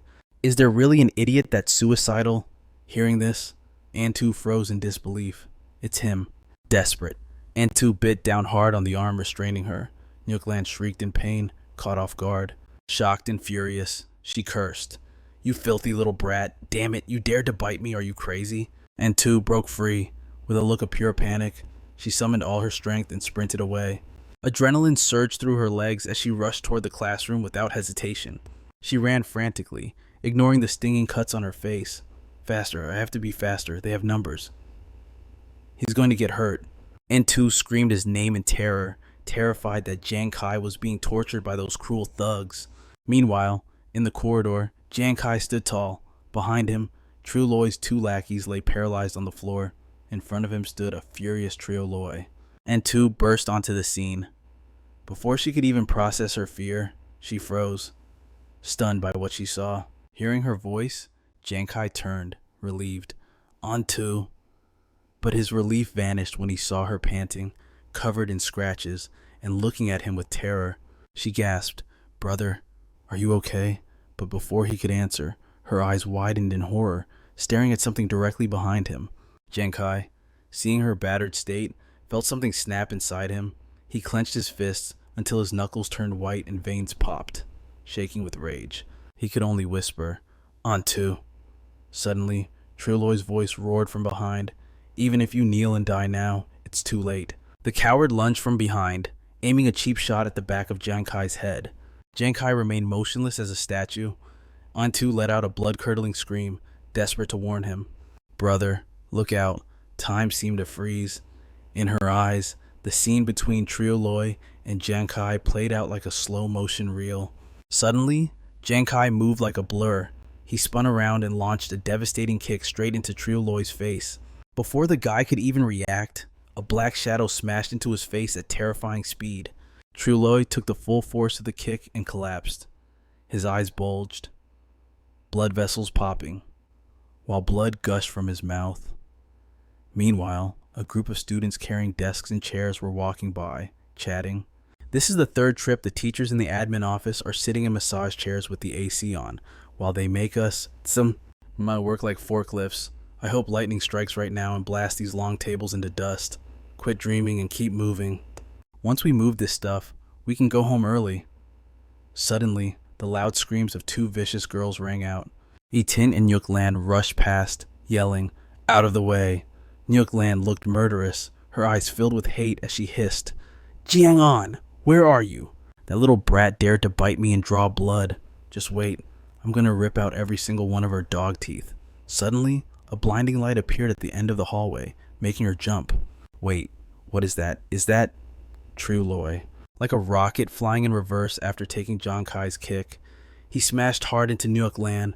His lackeys screamed in panic, "Boss Triu, big sis." The students carrying the furniture watched as Triu Loi crashed through their tables, breaking them. They stared blankly and said, "It really turned into scrap wood. Guess we don't need to move it anymore. Should I go buy a lottery ticket?" Meanwhile, Antu stared blankly at Giang Khai's back, still unable to snap out of her shock. His strong, steady figure stood like a shield in front of Antu. His fists were still clenched tight, his posture radiating a fierce determination to protect his little sister. Looking at her brother, Antu stammered, "Big brother." Over on the other side, True Loy was writhing in pain. He struggled to get up, thinking, "Damn it, that hurts. I've been training on the demon planet recently, and my physical stats have improved. How could I fail to block a single hit from that kid? He's nothing like the weak chicken that young Master Huang described." The image of a foot stepping in front of True Loy, who was kneeling on the ground, came into view. It was Giang Khai. Without anyone noticing, he had closed the distance. He looked down from above, his gaze like he was looking at a dead man. Waves of killing intent rolled off him, his eyes like those of a demon. He spoke slowly, emphasizing every single word. "You people should not have bullied her." True Loy looked up, his face pale and dripping with sweat. He thought, this guy's aura is too strong. It's terrifying. Just then, a student nearby gasped, "Jiang, you have such an awesome brother. Look at True Loy. He's frozen with fear." Another male student asked, "Why does her brother look so familiar?" The friend beside him replied, "I remember now. That's Giang Khai, the demon planet explorer. He's been viral lately. He's my idol." Back in the fight, Giang Khai gripped True Loy's face, radiating killing intent. "Didn't you just say that you were the rules of this school?" Terrified, the bully stammered, "Well, what do you want to do?" Giang Khai smashed a fist into his face and continued, "If you like to treat tyranny and violence as the rules, well..." True Loy started questioning his entire existence. "Who am I?" Giang Khai's voice echoed in his ears. "Then today, I'll make sure your body remembers those rules perfectly." Another punch landed hard on his right cheek. He continued, "Only those who can stand tall have the right to talk about rules." True Loy's eyes rolled back in his head. "Where am I?" Bam! An uppercut struck his chin. In agony, True Loy prayed, "Oh God, please save me." Another punch was about to come down. Giang Khai growled, "You dare bully someone from the Jiang family." Just then, a small hand grabbed him. Antu's voice rang out, "Brother, stop hitting him." The petite girl, scratches marring her cheeks, held his arm tightly with worried eyes. He instinctively froze. Antu continued, "Please don't fight anymore, okay?" Giang Khai went silent. He stopped beating True Loy and turned his back to Antu without a word. He turned around, his green eyes looking at Antu. His expression had softened significantly, no longer dangerous like before. He answered gently, "Okay." True Loy slumped on the ground, his face swollen like a balloon. Behind him, Nyuklan wasn't doing any better, huddled on the floor, leaving them behind. Giang Khai and Antu happily walked away. He looked at his little sister with eyes full of affection. Giang Khai said, "Antu, go wait for me by the stairs. I'll be there in a second." Antu obediently replied, "Yes, brother." Without turning his head, he spoke up, addressing the two who had just heard everything. Nyuklan and Waitin jumped in fright. With a voice full of killing intent, he continued, "Come here. I have something to discuss with you two." Nyuklan and Waitin broke out in a cold sweat, answering quickly, "Mr. Jiang, no, big brother, Jiang, whatever it is. Let's talk calmly." Night fell, and a bright, round moon shone in the sky. A light flickered from a room inside the school, where Giang Khai was sitting. He was carefully disinfecting the wounds on Antu's legs. The girl sat obediently in silence. Her soft legs were covered in scratches, big and small. She let out a small whimper of pain every time Giang Khai wiped a wound. He looked up, asking worriedly, "Antu, am I hurting you?" She stubbornly denied it. "No way, it doesn't hurt a bit." "Really? It doesn't?" Then she asked, "Oh right, aren't you busy on the demon planet? Why did you come to school to pick me up?" Giang Khai asked, "If I hadn't come looking for you today, when exactly were you planning to tell me about the bullying?" He paused, looking at Antu with pure affection, and continued, "You've been just like Big Brother since you were little. Whenever something happens, you just bottle it up and endure it alone." Antu turned away in embarrassment and retorted, "What about you? You face so many dangers on the demon planet, but you never tell us anything either." Giang Khai stammered, trying to explain, "That's because..." But Antu cut him off. She said, Brother, even though you always come home with a big, bright smile, even a commander facing off against the royal family's forces can't just act recklessly. With the amount of money you bring home, I'm afraid you had to risk your life on the demon planet to earn it, didn't you? Her voice filled with heartache as she continued, I just hate that I'm powerless. I can't go to the demon planet, and I can't help you with anything. So, the only thing I can do is try my hardest not to make you and Big Brother worry. Giang Khai silently listened as she went on. Besides, they weren't that bad at first. They just spread some rumors. It's only recently that they've gotten more brazen. Plus, I knew you were busy with that important tournament, so I definitely couldn't distract you. Suddenly, noticing Giang Khai's silence, she hurriedly asked, Brother, why aren't you saying anything? Are you mad? I'm sorry. He didn't answer. Instead, he reached out to put a bandage on her wound and praised her. This little girl has grown up before I knew it. He stood up and continued, Antu, you don't need to apologize. You're not the one at fault here. Those bullies are. He patted her head, reassuring her, Don't worry. Those bastards on the demon planet can't kill me. From now on, I'll video call you every day after work to let you know I'm safe, so you won't have to worry anymore, okay? But if you dare to endure bullying in silence again, Big Brother and I will raze this school to the ground. His face lit up with a brilliant smile as he added matter-of-factly, After all, it's only natural for older brothers to protect their little sister. Antu's eyes grew misty, looking at her brother with deep emotion. Giang Khai handed the family photo of the three of them back to her and said, Keep this safe. In the photo, a happy Antu was holding a birthday cake, while Giang Khai and Big Brother looked at her with adoring eyes. Antu held the photo happily, tears welling up as she said, Yes, I understand. Thank you, brother. Giang Khai spoke up, All right, let's go home. Big Brother will definitely be happy to see us come back together. Antu replied cheerfully, Okay. Several days later, on the demon planet, a wooden cabin appeared, surrounded by massive trees with gentle sunlight filtering through. Wingu's voice rang out, Captain Kai, is this really the secret realm location Deech Tang talked about? You don't think the Azure Dragon Guild played us for fools, do you? Yes. This is just an ordinary wooden cabin, Hona quickly added. That's right, there aren't even any mechanisms here. Giang Khai looked around and concluded, It doesn't look fake. Let me break it down for you guys. Look at this. Even though the outside of the cabin is old and worn, the inside is neat, tidy, and spotless. It's obvious it has been thoroughly searched. Also, I noticed this ground in the yard is uneven and bumpy, like it was dug up and filled back in. Those must be the traces they left while looking for the entrance to the secret realm. He recalled Deech Tang's demeanor and explained, Besides, someone as arrogant and conceited as Deech Tang wouldn't bother playing dirty tricks even if he lost. Honya replied, In that case, if a massive organization like the Azure Dragon Guild has practically turned this place upside down and still hasn't found the entrance, how are the three of us supposed to find it? Wingu agreed. Exactly. Wingu scratched his head and wished aloud, If only no one were here. Her intel gathering skills are top-notch. She would definitely figure something out. Honya recalled Vientru and No Unknown waving goodbye and replied with regret. Can't help it.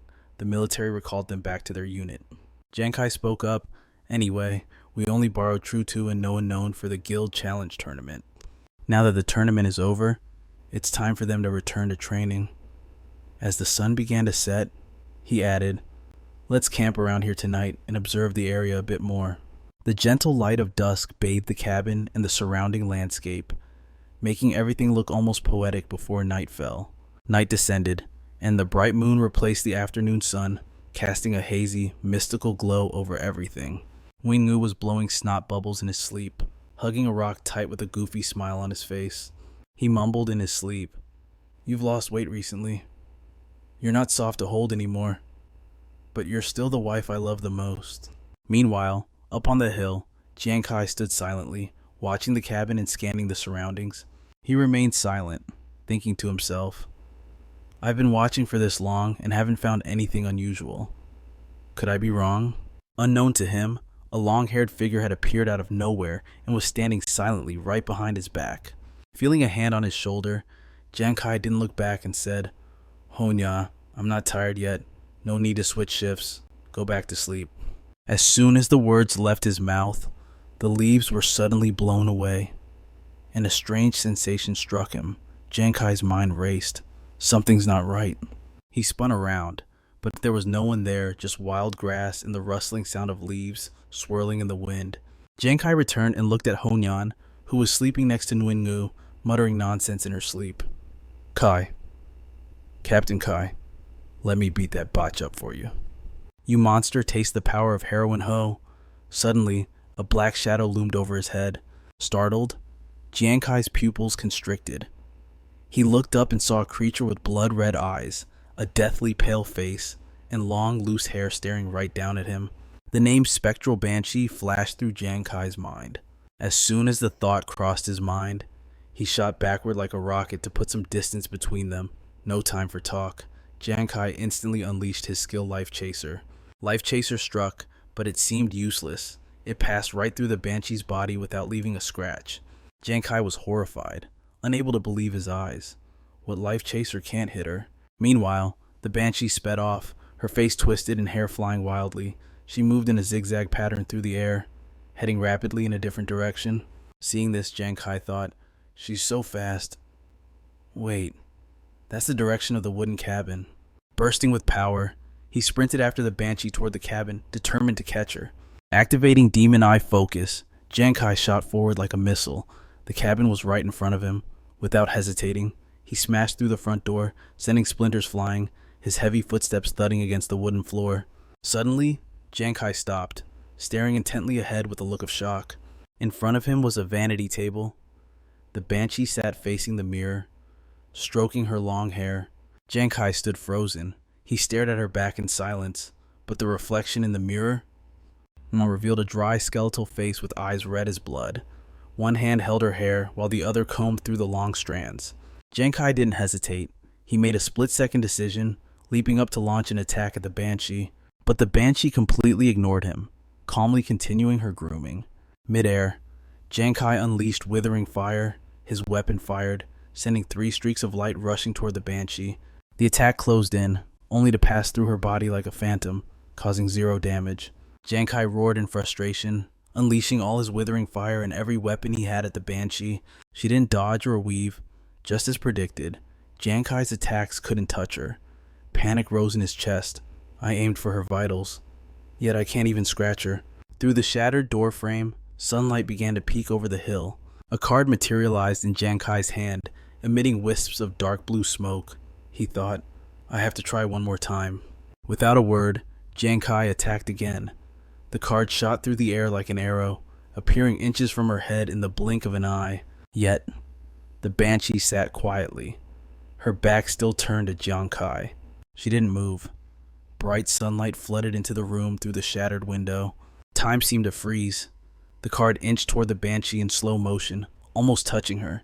Suddenly, Giang Khai's eyes went wide, staring forward in shock. The Banshee had vanished into thin air, leaving no trace. His mind went blank, leaving only one thought: she's gone. By now, the sun was fully up.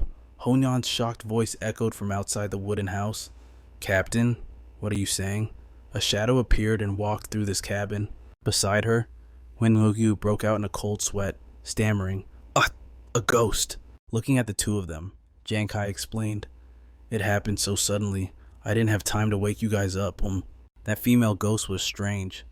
She didn't try to hurt me. Instead, she ran straight to the wooden house just to sit in front of the mirror and comb her hair. Honyan rubbed her chin, pondering. Could it be related to the secret of the cabin? Giang Khai recalled the scene. I think so too. I chased her to the cabin, but no matter how I attacked, I couldn't kill her. When dawn broke, she just vanished. The memory played back in his mind like a movie, her sitting quietly at the vanity, then disappearing without a trace. Honyan muttered, That's weird.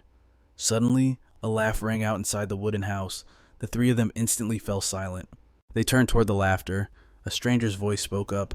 I didn't expect you to figure it out so quickly. Giang Khai frowned, staring at the newcomer. Who are you?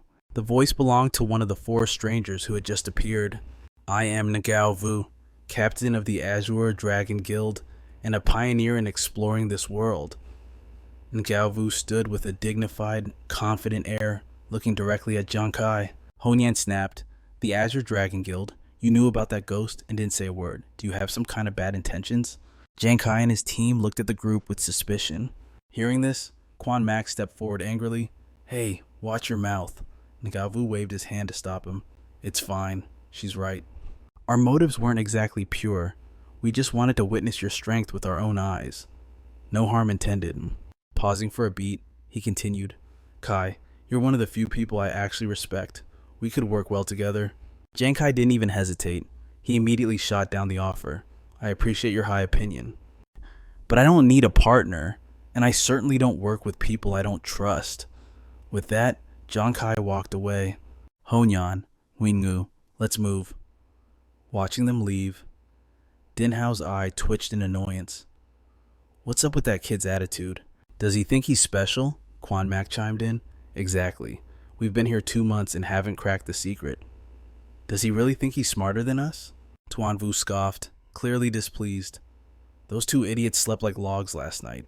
They didn't even notice someone was there." Gao Vu just smirked. "I actually admire Kai's recklessness. Let's just sit back and watch the show." Night fell. A crescent moon cast a pale, eerie glow over the landscape. Suddenly, a voice rang out. "It's here."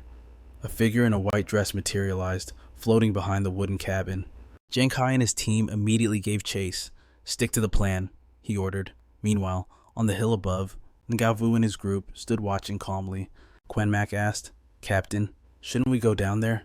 Ngao Vu replied nonchalantly, "No rush. If Giang Khai wants to play hero, let him have his moment." Long time no see. Down below, Nguyen Gugu gripped his weapon, grinning with excitement. "I missed this." He launched himself at the cabin like a rocket, smashing right through the wall where the spirit was sitting. Honyan was speechless. She quickly called out, "Hey, are you okay?" The female spirit was simply combing her hair. She turned her head, a faint, chilling smile curling on her lips. Giang Khai observed, "Even Wen Yuo's impact did nothing. Just as I thought, physical attacks are useless against this ghost." Honyan sighed in frustration, dragging the unconscious Nguyen Ngu by the leg. The big guy already had a massive bump on his head. Giang Khai couldn't find an opening. "This is tricky," he muttered. In his mind, he raced through the possibilities. What is the core issue here? He stared intensely at the spirit's reflection in the mirror. She seemed to be staring right back at him.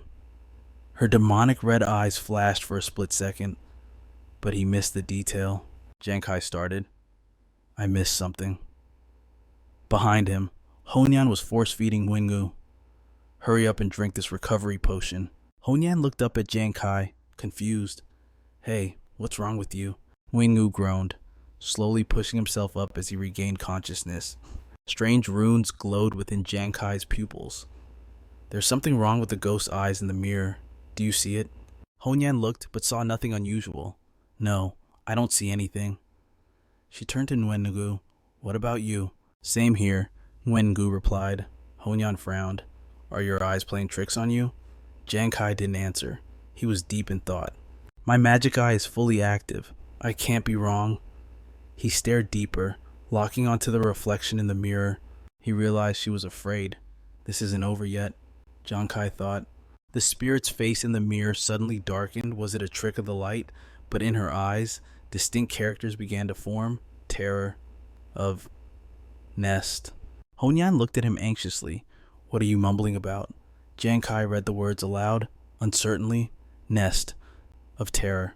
The moment he spoke, the spirit's head spun a full 360 degrees. Her blood-red eyes bulged, locking directly onto him. She opened her mouth, revealing rows of white teeth. "You." Her voice was heavy and bone-chilling. "You have met the conditions for the nest of terror." The nest of horror. As the words left her lips, Giang Khai's eyes widened. He felt a sudden, ominous force surrounding him. Boom! Giang Khai vanished instantly, leaving Honan and Wengu staring in horror. "Captain!" they screamed. Honan turned her fury toward the spirit. "Damn you! Bring Khai back right now!" She charged forward to attack, but the spirit just sat there calmly in front of the mirror, combing her hair as if nothing had happened. The spirit vanished like a mirage, dodging the strike. Honan lost her balance and crashed hard into the table. The commotion inside alerted Galvu. Looks like something's gone wrong, he noted. Galvu's team entered the wooden cabin. Quan Mak shouted, "Hey, what the hell are you guys doing?" They found Honan and Wengu punching and kicking the air in a frenzy. "You stupid mirror, where did you take Giang Khai?" Galvu ordered. "Stop them." Din Hao immediately responded, "On it." Din Hao and Tuanvu grabbed them, restraining them from causing more damage. "Let me go," Honan struggled. "Calm down," Din Hao barked. "This mirror might be the key to clearing this dungeon. We can't let you just smash it to pieces." Galvu stepped closer, his voice demanding, "Tell me exactly what just happened here." "Where's your captain?" "Inside." He was puzzled. "Strange. The sun isn't up yet. Why did the spirit vanish?" Honyan pointed at the mirror, her voice trembling. "The mirror. It sucked Giang Khai right inside." Galvu starts, thinking to himself, did he just get sucked in? Suddenly, the crowd jumps, whipping around to stare at the mirror behind them. Terror is written on every face. Twisted, blurry green text flickers into existence, illegible to everyone. Terrifying beams of dark blue light erupt from the mirror, and the text above begins to sharpen. The personal hidden dungeon, Lair of Terror, has been activated. Regardless of whether the explorer clears it or fails, this dungeon will vanish forever afterward. And Galvu reads the text, gasping in shock. What the?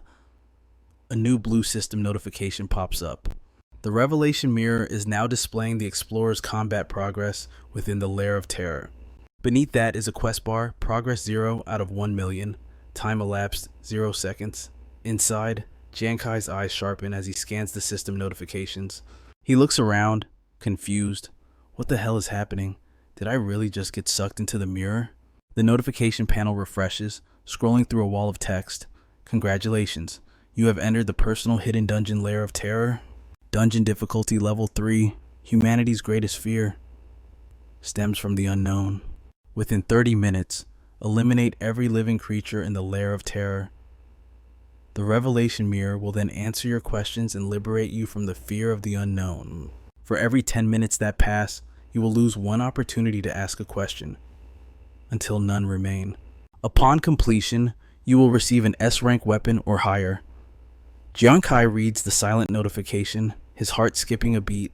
The final line is a cheerful sign-off. Enjoy your challenge. Giang Khai frowns in disbelief. This is the dungeon's trial. What is the revelation mirror, and what terror creatures? Where are they? He suddenly senses something beneath his feet. Has the trial already begun? Without hesitation, he summons his weapon and unleashes a fire blast. Giang Khai scans the sky and his surroundings, on high alert. Why is it still pitch black in here? A notification pops up. Friendly reminder, inside this dungeon, the damage of your flame weapons remains unchanged, but their ability to emit light has been nullified. He stares at the text. So I have to complete the mission blind fighting monsters I can't even see. Suddenly, in the inky blackness above, countless glowing red eyes snap open, staring straight down at him. Giang Khai freezes, his eyes locking onto the nightmare before him. His pupils constrict, reflecting the horror and endless swarm of hideous spiders. Their backs are covered in pulsating blood blisters, and they lunge at him with razor-sharp fangs. A single thought flashes through his mind. Here they come, and without hesitation, he charges forward, kill first, ask questions later. Giang Khai swings his arm, sending waves of sharp blades tearing through the swarm, carving trails of fire in the air. Kill notifications flood his vision as the monsters are slaughtered in droves. Congratulations, you have slain a dungeon creature, received 1 experience point. Giang Khai ignores the messages, pouring every ounce of his focus and strength into annihilating the horde. His attacks flash like golden lightning, piercing through the disgusting spider swarm. They are obliterated before they can even get close to him. Notifications continue to scroll endlessly, his experience points racking up. Giang Khai skids to a halt, kicking up clouds of dust. He looks ahead. The spiders are gone. Is that it? Did I clear the trial? Just a few dozen monsters, that wasn't so hard. But the moment the thought crosses his mind, the glowing red eyes return, and this time, there are even more of them. Giang Khai's jaw drops, his eyes widening. Wait, something's wrong. Ahead of him, thousands of eyes stare back, arranged like a massive, malicious face grinning in the dark. Giang Khai stands his ground, glaring up at the sky. He grips his weapon tight, bracing himself for the next wave. Weapon in hand, he stands alone against thousands of beasts, their feral eyes locking onto him, hungry for his flesh. Moving like a ghost, Giang Khai dashes backward to create distance. He hurls his weapon forward and unleashes another fire blast. 3 dagger-like blades tear through the air, leaving long, glowing trails of light in their wake. Boom! Fire and shockwaves erupt, blasting outward in every direction. Countless monsters are blown to smithereens, but as the smoke clears, the swarm emerges again, charging at him as if nothing happened. Giang Khai grits his teeth, cold sweat dripping down his face. Just how many of them are there? Faster. I have to be faster. Outside. The mirror updates kill 77 out of 1 million. Time elapsed 44 seconds. Gao Wu watches, puzzled. Do those numbers mean Giang Khai killed 77 monsters in just 44 seconds? Quan Max speaks up, grim. The monsters inside can't be weak, yet. 77 kills in 44 seconds. The guy is in cunt. Din Hao frowns, pointing at the display. Wait, doesn't the second number mean there are 1 million monsters in there? Tuan Vu breaks out in a cold sweat. The lair of terror. No wonder they call it that. That is no place for a human being. Meanwhile, Honyan's face goes pale, her jaw dropping in sheer terror as she thinks, 1 million. 1 million monsters. Her mind drifts back, recalling a different battle from the past. Back when we fought the Fishman Lord on Vindong Island, we had hundreds of thousands of players uniting to fight. But now, Captain Kai is all alone. How can he possibly kill that many monsters? Desperate thoughts flood her mind as she struggles, trying to break free from Quan Mac's grip to rush in and save Giang Khai. No, let me go. I need to get in there. I have to save Captain Kai. Gao Wu's voice suddenly cuts through. You can't enter. She looks at him, confused, and asks, What do you mean? Gao Wu answers seriously, because this is a personal dungeon. He continues to explain. A personal dungeon is different from a regular one. It only allows a single adventurer to enter. The rewards in this dungeon are always far richer, but at the same time, the adventurer, though, must not only face unknown challenges alone, but the difficulty of those trials is significantly higher. He closes his eyes in regret and continues. Although it pains me to say this, I don't think Giang Khai can hold out much longer. Honyan startles at his words, tears filling her eyes as she looks at Niao Vu. It feels like one more word from him would completely shatter her. Meanwhile, inside the personal dungeon, Giang Khai is still facing off against the hideous horde of monsters. He leaps high into the air, escaping their encirclement, but it's only temporary. The monsters instantly swarm, sealing off his escape. Giang Khai has nowhere left to dodge. They lunge at him, tearing and biting. Pain shoots through him as he thinks. It hurts. My body. Spiders swarm all over him, covering his entire body, exhausted and desperate. Giang Khai asks himself, there are too many. Am I really going to lose this time? He clenches his fists tight, thinking, but to be defeated by these trash tier creatures? Lowest of the low. He grits his teeth so hard blood trickles from the corner of his lips down his chin, sweat dripping from his face. Filled with hatred, he growls, I will not accept this. Suddenly, in this critical moment, a notification panel pops up. Detected adventurer is on the verge of death. A dark blue card materializes out of nowhere, hovering right before his eyes. Blue runes radiate from the card, and in the center lies the image of a death god holding a scythe, smiling. The card's information flashes up, exclusive weapon of the gambler, the death card. Hidden special effect Wheel of Fate activated. A question pops into Giang Khai's mind. What was that sound just now? His consciousness seems to drift to a place bathed in light, while his physical body begins to dissolve into blue smoke. Staring ahead at the blurry card, he mentally questions the light. Strange patterns emerge in his eyes, demon eye focus. Suddenly, his thoughts seem to freeze. Reflected in his eyes is the silhouette of a girl with flowing white hair, a card floating in her hand. A notification appears. Congratulations, you have activated the hidden special effect Wheel of Fate of the death card while in a near-death state. Spin the Wheel of Fate. The wheel will select a random outcome for you. Looking at the card, he thinks, the Wheel of Fate. The death card had a hidden effect. The girl raises both hands high as the robotic system voice continues. Each outcome carries the double-sided effect, reward and punishment. Once the user spins the wheel of fate, they agree to accept both effects. The wheel's effects are influenced by the gambler talent, multiplying the impact. This effect can only be triggered once a month. Refusing to spin the wheel is also considered using it. Staring intently at the card, Giang Khai thinks, double-sided effect, multiplied reward and punishment, a chance to survive, or eternal doom. As he ponders, a prompt appears. Will you spin the wheel of fate now? Blood still dripping from his lips, he cracks a smirk and says, do I even have to think about it? After a brief pause, he shouts, spin it for me. The card instantly bursts with waves of blue energy, forming strange glowing runes all around.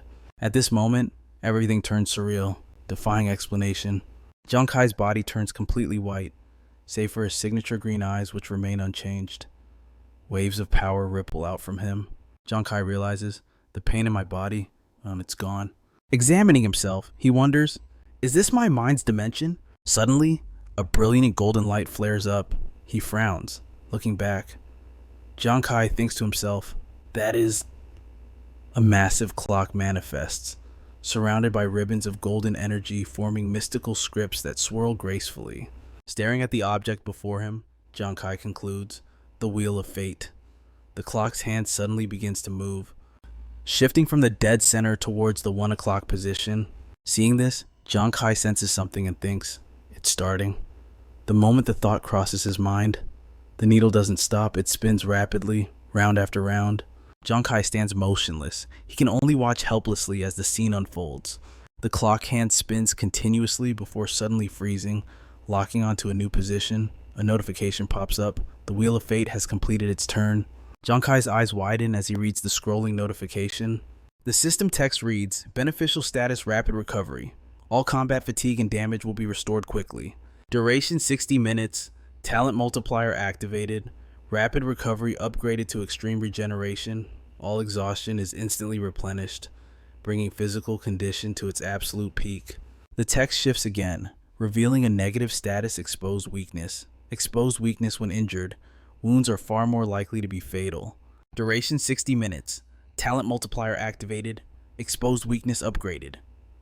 To frail constitution, any injury will cause catastrophic damage, accompanied by double the pain sensation.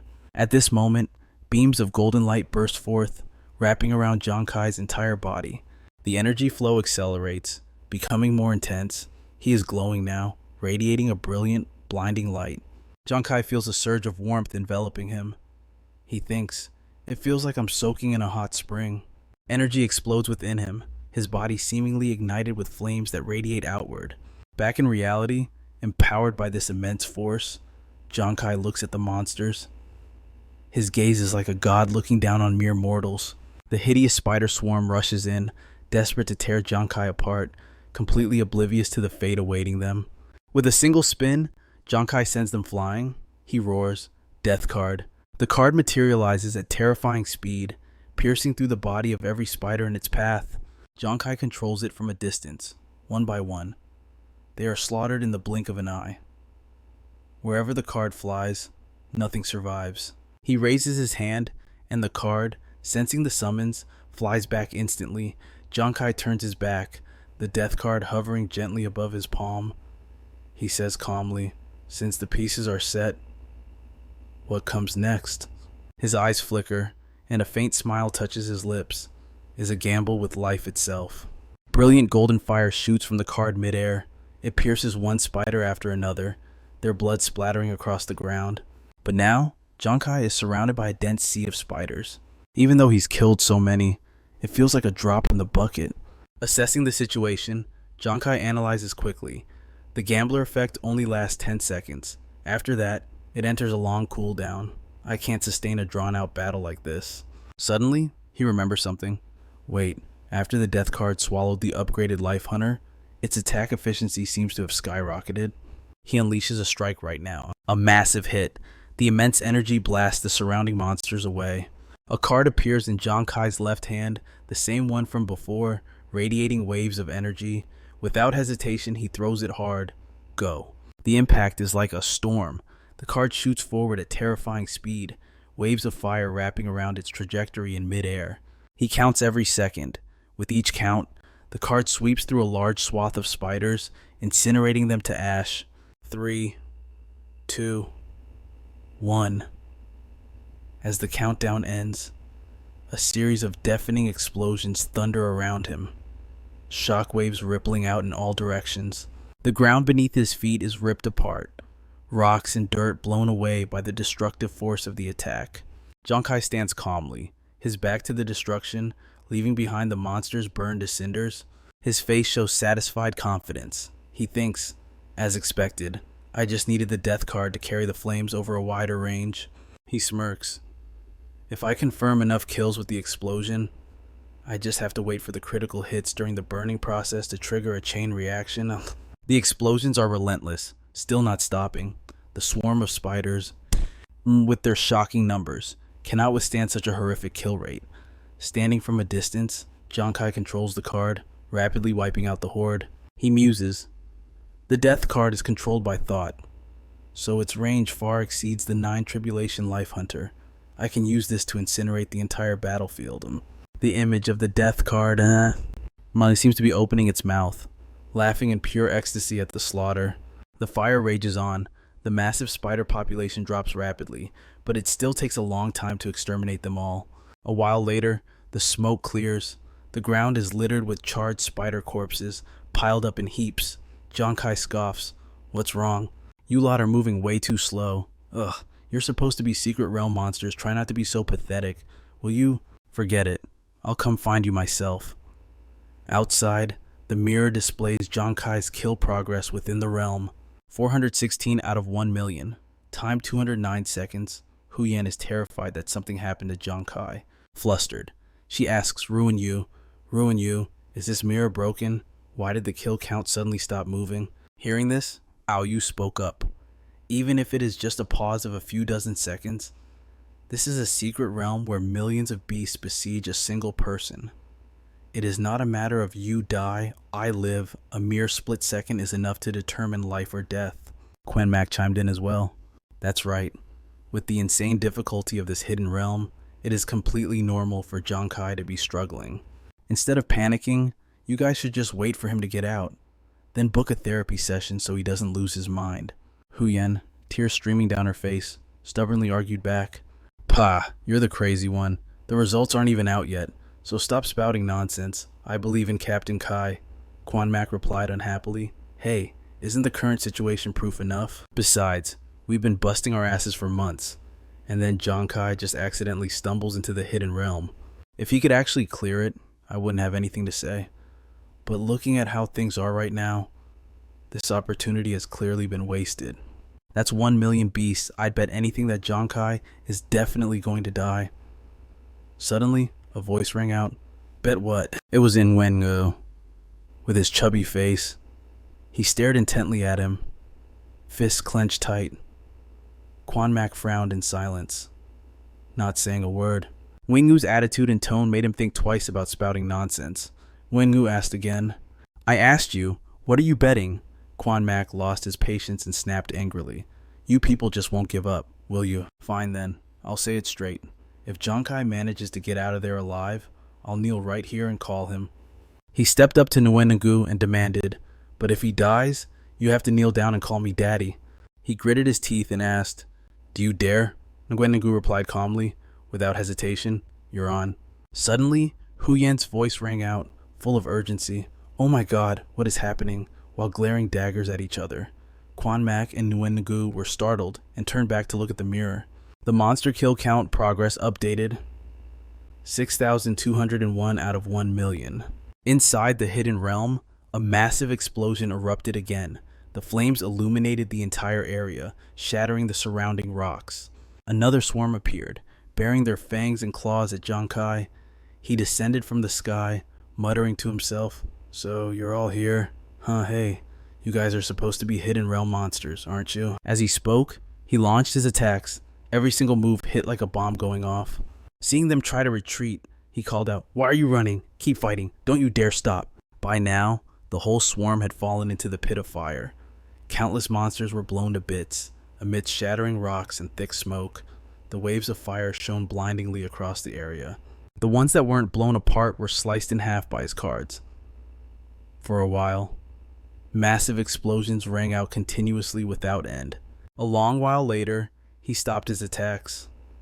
The waves of fire gradually died down, leaving behind billowing columns of black smoke and ash drifting everywhere. Holding the death card in his hand, he retracted his power, and the flame on his fingertips slowly faded away. A notification appeared. Elimination of all Hidden Realm creatures complete. Time elapsed 1,447 seconds. Giang Khai smiled with an arrogant look on his face. The card in his hand seemed to sync with him, making him look even more wicked. He asked himself aloud, "Is it over already? I still have my ultra-rapid recovery buff for another 30-something minutes. What a waste." Just as he finished speaking, a dazzling circle appeared behind him, radiating brilliant golden light. Startled, he turned around to look. At that moment, a brilliant golden mirror appeared, accompanied by a voice. "Congratulations, brave challenger. You have completed the trial of the Nest of Terror." It was the voice of a girl, Greece, the guardian of the Hidden Realm. She continued, "Now, I will tally up your rewards." Giang Khai was surprised and thought to himself, "Is this the Hidden Realm guardian that Dai Tang mentioned before?" Her voice continued, "Now, you may ask the Mirror of Hints 5 questions, provided they do not exceed my authority." Giang Khai happily stroked his chin and thought, "With such a good opportunity, wouldn't it be a waste to only ask for the Gambler class advancement material recipe? Maybe I can use this chance to find out the truth about, the Demon Star. That would make it easier to deal with future dangers. I just don't know what the specific scope of her authority is." While he was thinking, a countdown suddenly appeared on the mirror, time remaining 4 minutes and 32 seconds. Gree reminded him, "Please ask your questions quickly. The power of the Mirror of Hints will be depleted in 5 minutes.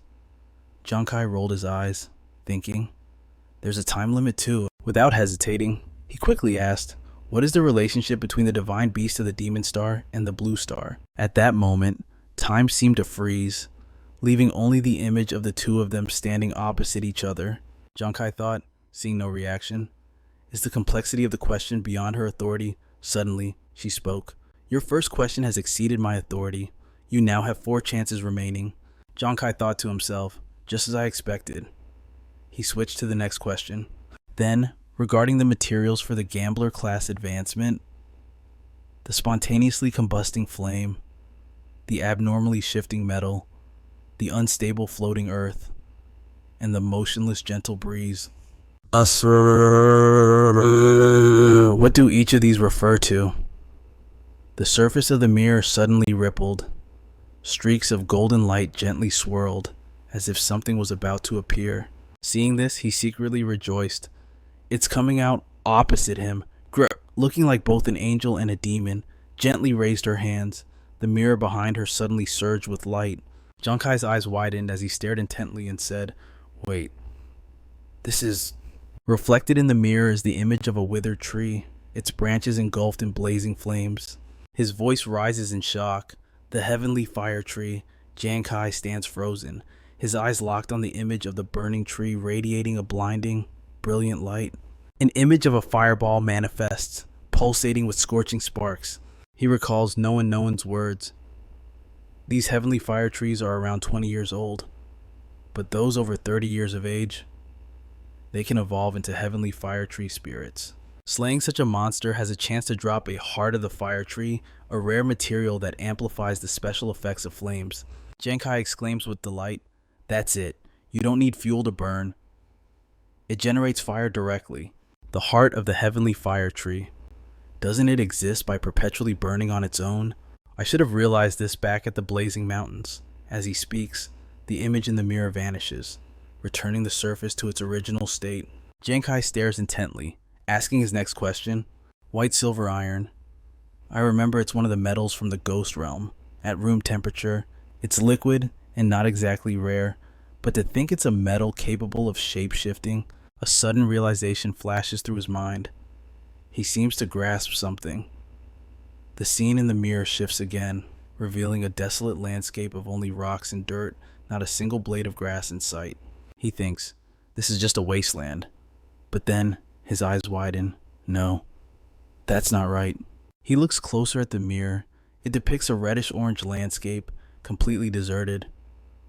Just an empty stretch of land. Suddenly, tiny specks of white light appear, flickering and floating in midair. Thinking fast, he reaches a conclusion: dust. He analyzes aloud. When dust falls, it becomes soil. So when it flies, isn't it essentially floating earth? As soon as he finishes speaking, the image in the mirror shifts, revealing a clear blue sky with white clouds drifting gently by. Giang Khai strokes his chin, wondering. This time, it's the sky. But there doesn't seem to be anything in it. Does this have anything to do with the still wind, peering closer at the image?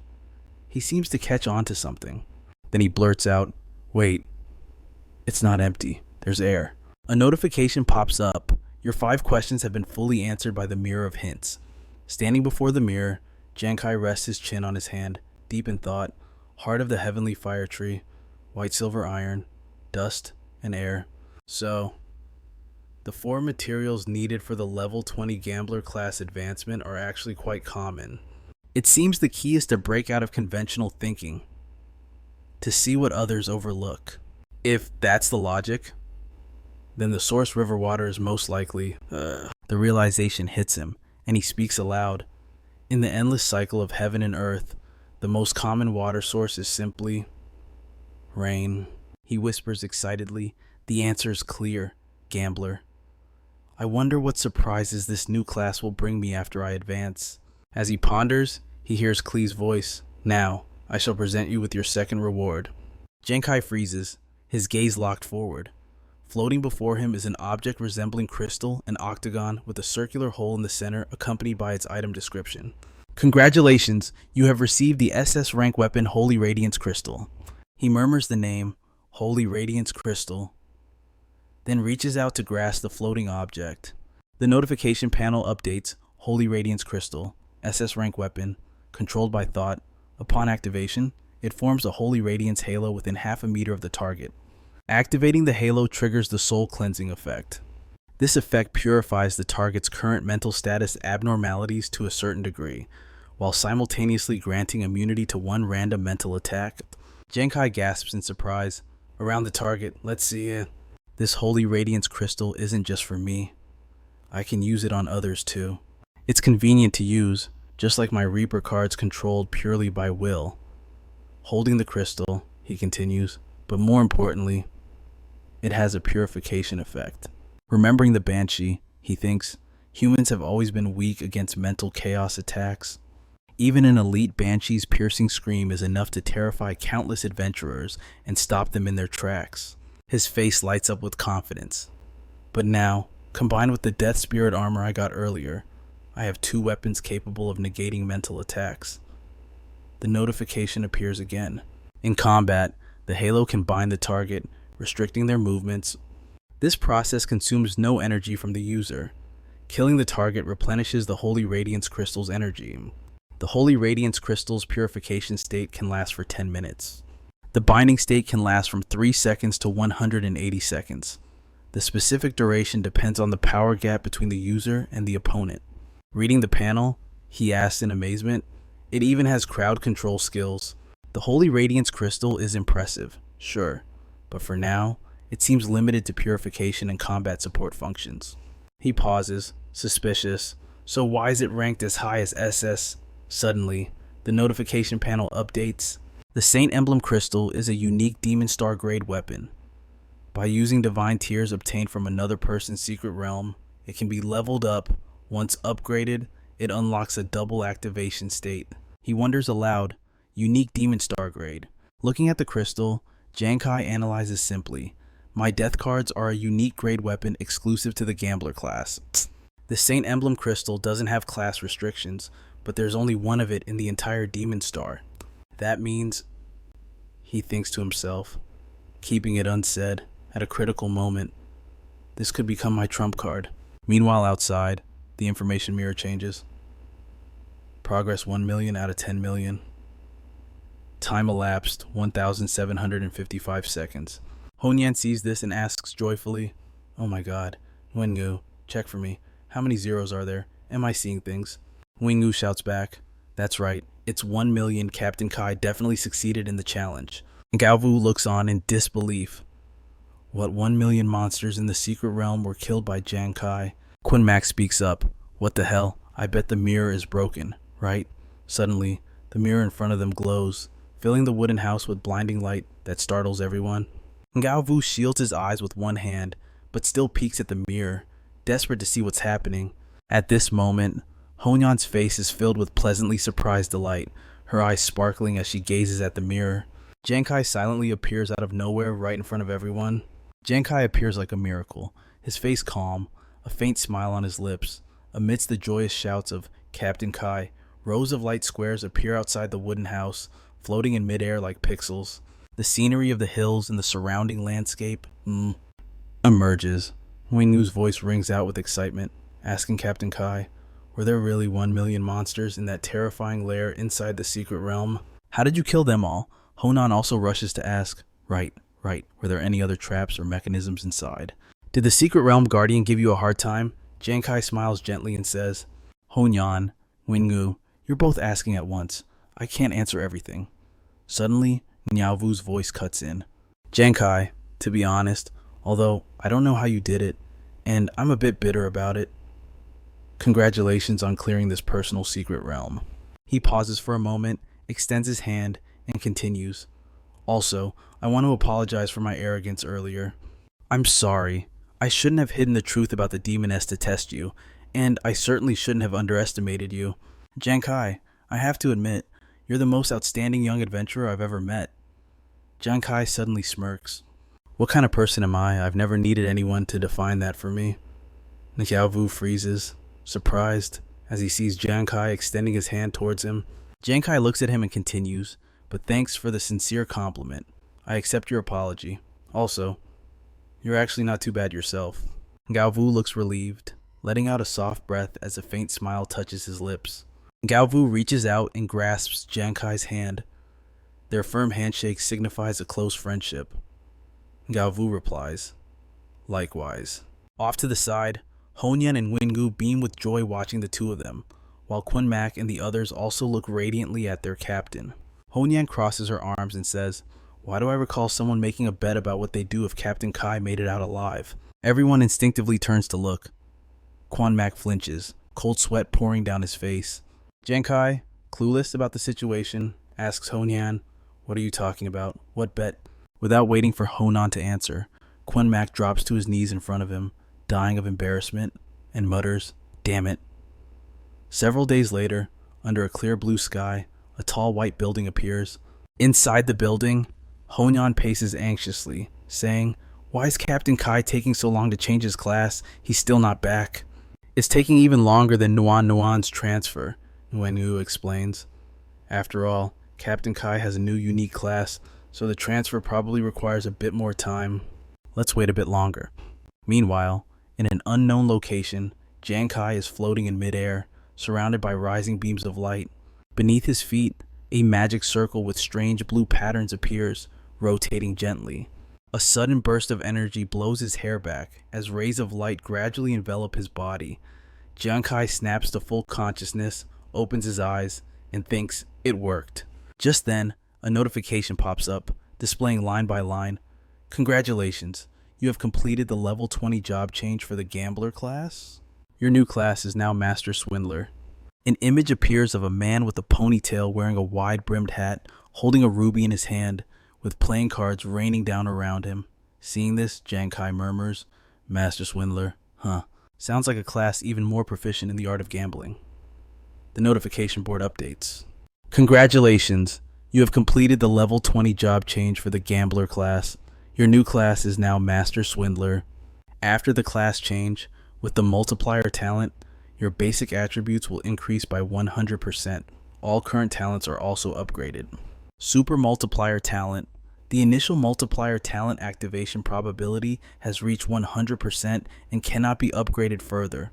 The probability of super multiplier has increased from 1% to 3%. The super critical talent now has a 0.1% chance to trigger 200 times damage. It has been upgraded to a 0.2% chance to activate a critical hit of 200 times the damage. Reading this, Giang Khai's face lights up with joy. He thinks to himself, Both the super multiplier and super critical rates have gone up. Even though it is just a tiny increase, in a desperate situation, this little boost could be the hope needed to turn defeat into victory. Giang Khai looks up at iBrain and asks, "System, does my new class, Master Trickster, come with any new talents?" iBrain replies, "Correct. You will receive the Master Trickster's talent, Deceive the Heavens. As a Master Trickster with Deceive the Heavens, your innate ability to deceive is powerful. You will become even more adept at using words to bewitch your opponents, and manipulate their judgment." Giang Khai thinks, "This must be an upgraded version of the deception state. If I use it right, I might be in for a pleasant surprise." The text on the notification panel changes. Additionally, under the effect of the talent multiplier, you've received a second random talent agility enhancement. Multiplier talent activated. Agility enhancement. Your agility stats will permanently increase by 40%. Giang Khai is astonished. A 40% increase that counts as even higher than wall walk and enemy tracking combined. Full of confidence now, he speaks slowly. "Master Trickster, huh? Well then, I look forward to seeing what you can do." Data research room. Giang Khai's image appears on a large screen, surrounded by streams of data. In front of the screen, a man's voice rings out. His initial test clearly showed he was rank D. Who would have thought that in the end, Giang Khai would become the champion of the guild challenge? Lanlan walks in from outside and says, "At first, when I saw this kid refuse to join the military, saying he had to defeat the royals on his own, I laughed at him for not knowing his place. But after watching these matches, looking at him now, I think I was the one being a frog at the bottom of the well." He actually did it. Now, the royal family doesn't dare put pressure on the military anymore. Perhaps it is time we improved our evaluation system. Professor Lee agrees. Perhaps so. Lanlan hands a tablet to Professor Lee and says, "Right. This is the latest data we have discovered regarding the teleportation array to the lands of Maitreya. Please analyze it to see if there are any common characteristics." He adjusts his glasses and asks, 55 countries have discovered it already. It has been so long, and yet we still haven't found anything." "Time is running out," Lanlan replies, "but I don't know why. I have a feeling we are going to find it very soon." The sun is set, the moon hangs high, casting soft beams of light down into the forest. Giang Khai's trio is leisurely strolling. Hu Yan leans against a tree, complaining, "I'm dying of exhaustion. Seriously. We have been circling around here for so long, so why haven't we seen a single howling moon wolf?" Yuan Yu speaks up. "Captain Kai, do you think someone came here to power level before us and already wiped out all the wolves?" Giang Khai pictures the wolf in his mind and says, "Impossible. The howling moon wolves are different from ordinary wolf demons. They can walk upright. That means they don't just have sharp claws and explosive speed. Their combat tactics are also highly flexible. They are extremely hard to deal with." He turns to look at Yuan Yu and continues, "Small guilds wouldn't dare provoke these monsters. As for the big guilds, if they had been here, news would have leaked out by now." Suddenly, a voice full of suspicion rings out. "Blood moon? Hu Yan holds her Bagua compass, cold sweat dripping down. "We can't be this unlucky. Can we?" Giang Khai notices something is wrong and quickly asks, "Hu Yan, what's happening?" Hu Yan replies quickly, "Captain Kai, I was bored, so I cast a divination, only to discover tonight is a blood moon. The blood moon awakens the ancient bloodline of the wolf tribe, allowing them to take human form. When that happens, not only will their combat power explode, but their intelligence will skyrocket too." When you, looking a bit scared, stammers, "I heard that before the blood moon." Disappears. "The wolf demons will go into hiding and wait. No wonder we haven't seen a single one today." Giang Khai speaks up. "The Howling Moon Wolf tribe gathers in packs of no less than 100. Once they transform into human form, I'm afraid even a common soldier's power won't be weaker than that warlord rank armored drake we fought before. Which means..." He pauses for a moment, then continues, "There are at least 100 monsters here with power equal to a warlord rank armored drake." When you, sweat pouring down his cheeks, asks fearfully, Then, "Captain Kai, should we retreat for now?" Giang Khai's gaze doesn't waver. He answers coldly, "Too late." All three of them look up at the dark red moon in the sky. Giang Khai adds, "The blood moon is already here." At that moment, high in the sky, the moon turns a bewitching deep red, its crimson glow making everything look terrifyingly grim. Down below, leaves rustle violently as the wind tears through the grass and trees. Hu Yan instinctively covers her eyes, and the gust blows the Bagua compass right out of her hand. The compass drops and rolls away. She chases after it in a panic. "Oh no, my compass." From the shadows of the trees, a pair of eyes emerges. They glow blood red, staring fixatedly at the intruders in the forest. Honyan is still frantically searching for her belonging, completely oblivious to the terror looming right before her eyes. A dark shadow with glowing red eyes suddenly bursts forth, shooting toward Honan like an arrow. She freezes, eyes wide with shock, unable to react as the creature closes in. The ghostly shadow zigs and zags through the air, closing the distance in a heartbeat. Giang Khai instantly charges his power and screams, "Honan, move, get out of the way." Instinctively, Honyan throws her hands up and catches it. Her shimmering purple eyes widen in utter disbelief at what she is holding. Lifting the tiny cat, she cries out in panic, "It's over, my compass!" Giang Khai rushes to save her, but stops dead in his tracks, speechless at the sight of her holding a cat. What on earth is that? It's an adorable spirit fox with soft pink fur, wiggling around and acting cute. Honan's face is a mask of confusion, her brain short-circuiting. She looks at the creature and whispers, "Let's make a deal. Can you please spit out what's in your mouth and give it back to me?" The spirit fox suddenly looks like it's choking. Its whole body shudders violently, as if it's about to hack something up. But the strained look instantly vanishes. It gives Honan a human-like, cheeky grin. Honyan freezes, completely speechless. Her expression twists into something between a smile and a grimace. Finally, she bursts into angry tears and wails, "You idiot! Give it back to me right now." Giang Khai and Wingu rush over to hold her back, telling her to calm down. Even in this eerie forest bathed in the light of a blood moon, the team is still fooling around. Suddenly, Giang Khai whips his head around, sensing a disturbance. Wait. This feeling. Unnoticed. Countless eyes have appeared behind him, staring intently. In the center stands a massive silhouette with glowing red eyes. One by one, the monsters step out of the darkness. They look like wolves but walk on two legs, their bodies covered in fur and their jaws lined with razor-sharp teeth. A system notification pops up. Strength type, mutant class monster, howling moonwolf. Giang Khai shouts, "It's a mutant wolf pack. We're surrounded. Prepare for battle. Nguyen-Ngu, protect Honyan." Wingu smashes the wine bottle in his hand. He grabs his shield and charges at the monsters, grinning. So many beauties all at once. "I am the Wolf King. Line up. Ladies, this king will give each of you some love." Giang Khai yells in alarm. Not good. Wingu charged in without entering his drunken stupor state. His frostbone tower shield alone can't handle a swarm of mutant wolves like that. He rushes after him, commanding, "Honan, stick with Nguyen-Ngu, let's go." Honyan responds quickly. "Roger that." On the flank, 5 mutant wolves lunge forward, pouncing straight at Nguyen-Ngu. From the back line, Giang Khai unleashes a fiery blast. He analyzes swiftly. These things have high attack but low defense. I need to keep my distance and kite them. The attack is powerful and swift. The wolves don't have time to react. The blast pierces right through them, killing them instantly. Massive energy swells within their bodies and detonates. A notification pops up. Eliminated 5 level 45. Mutant howling moon wolves. Wingu, looking completely unhinged. Iman cries out in frustration. "My beauties, damn it, who dares interrupt this king's good time?" Giang Khai stands behind him, his expression grim. He finds it strange. There's a massive pack of them. Why aren't they swarming us all at once?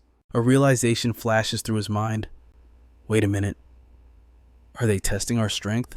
Just then, seeing their comrades fallen, more monsters step forward. Giang Khai's suspicion is confirmed. Standing before the horde, he knows he's right. Without hesitation, he swings his arm. Flames erupt as his weapon shoots forward, blasting into the monsters. Immense energy detonates, sending waves of fire rippling outward. At the center of the blast, the monsters are incinerated. As the explosion fades, thick columns of black smoke rise into the air. But from behind the smoke, more ferocious mutant wolves emerge, unafraid of death, continuing their assault. Honyan screams in terror. "Captain Khai, That attack crit 4 times and hit 17 mutant wolves, but only killed 4 of them. Giang Khai stays silent, frantically analyzing the situation. These beasts are smart. They're spread out too wide. I can't hit them with area of effect damage. Suddenly, Honyan jolts as if struck by lightning. She spins around in panic and screams, "Look out behind you!" A mutant wolf has flanked Giang Khai unnoticed. It leaps from above, claws raised to strike. Time seems to slow to a crawl.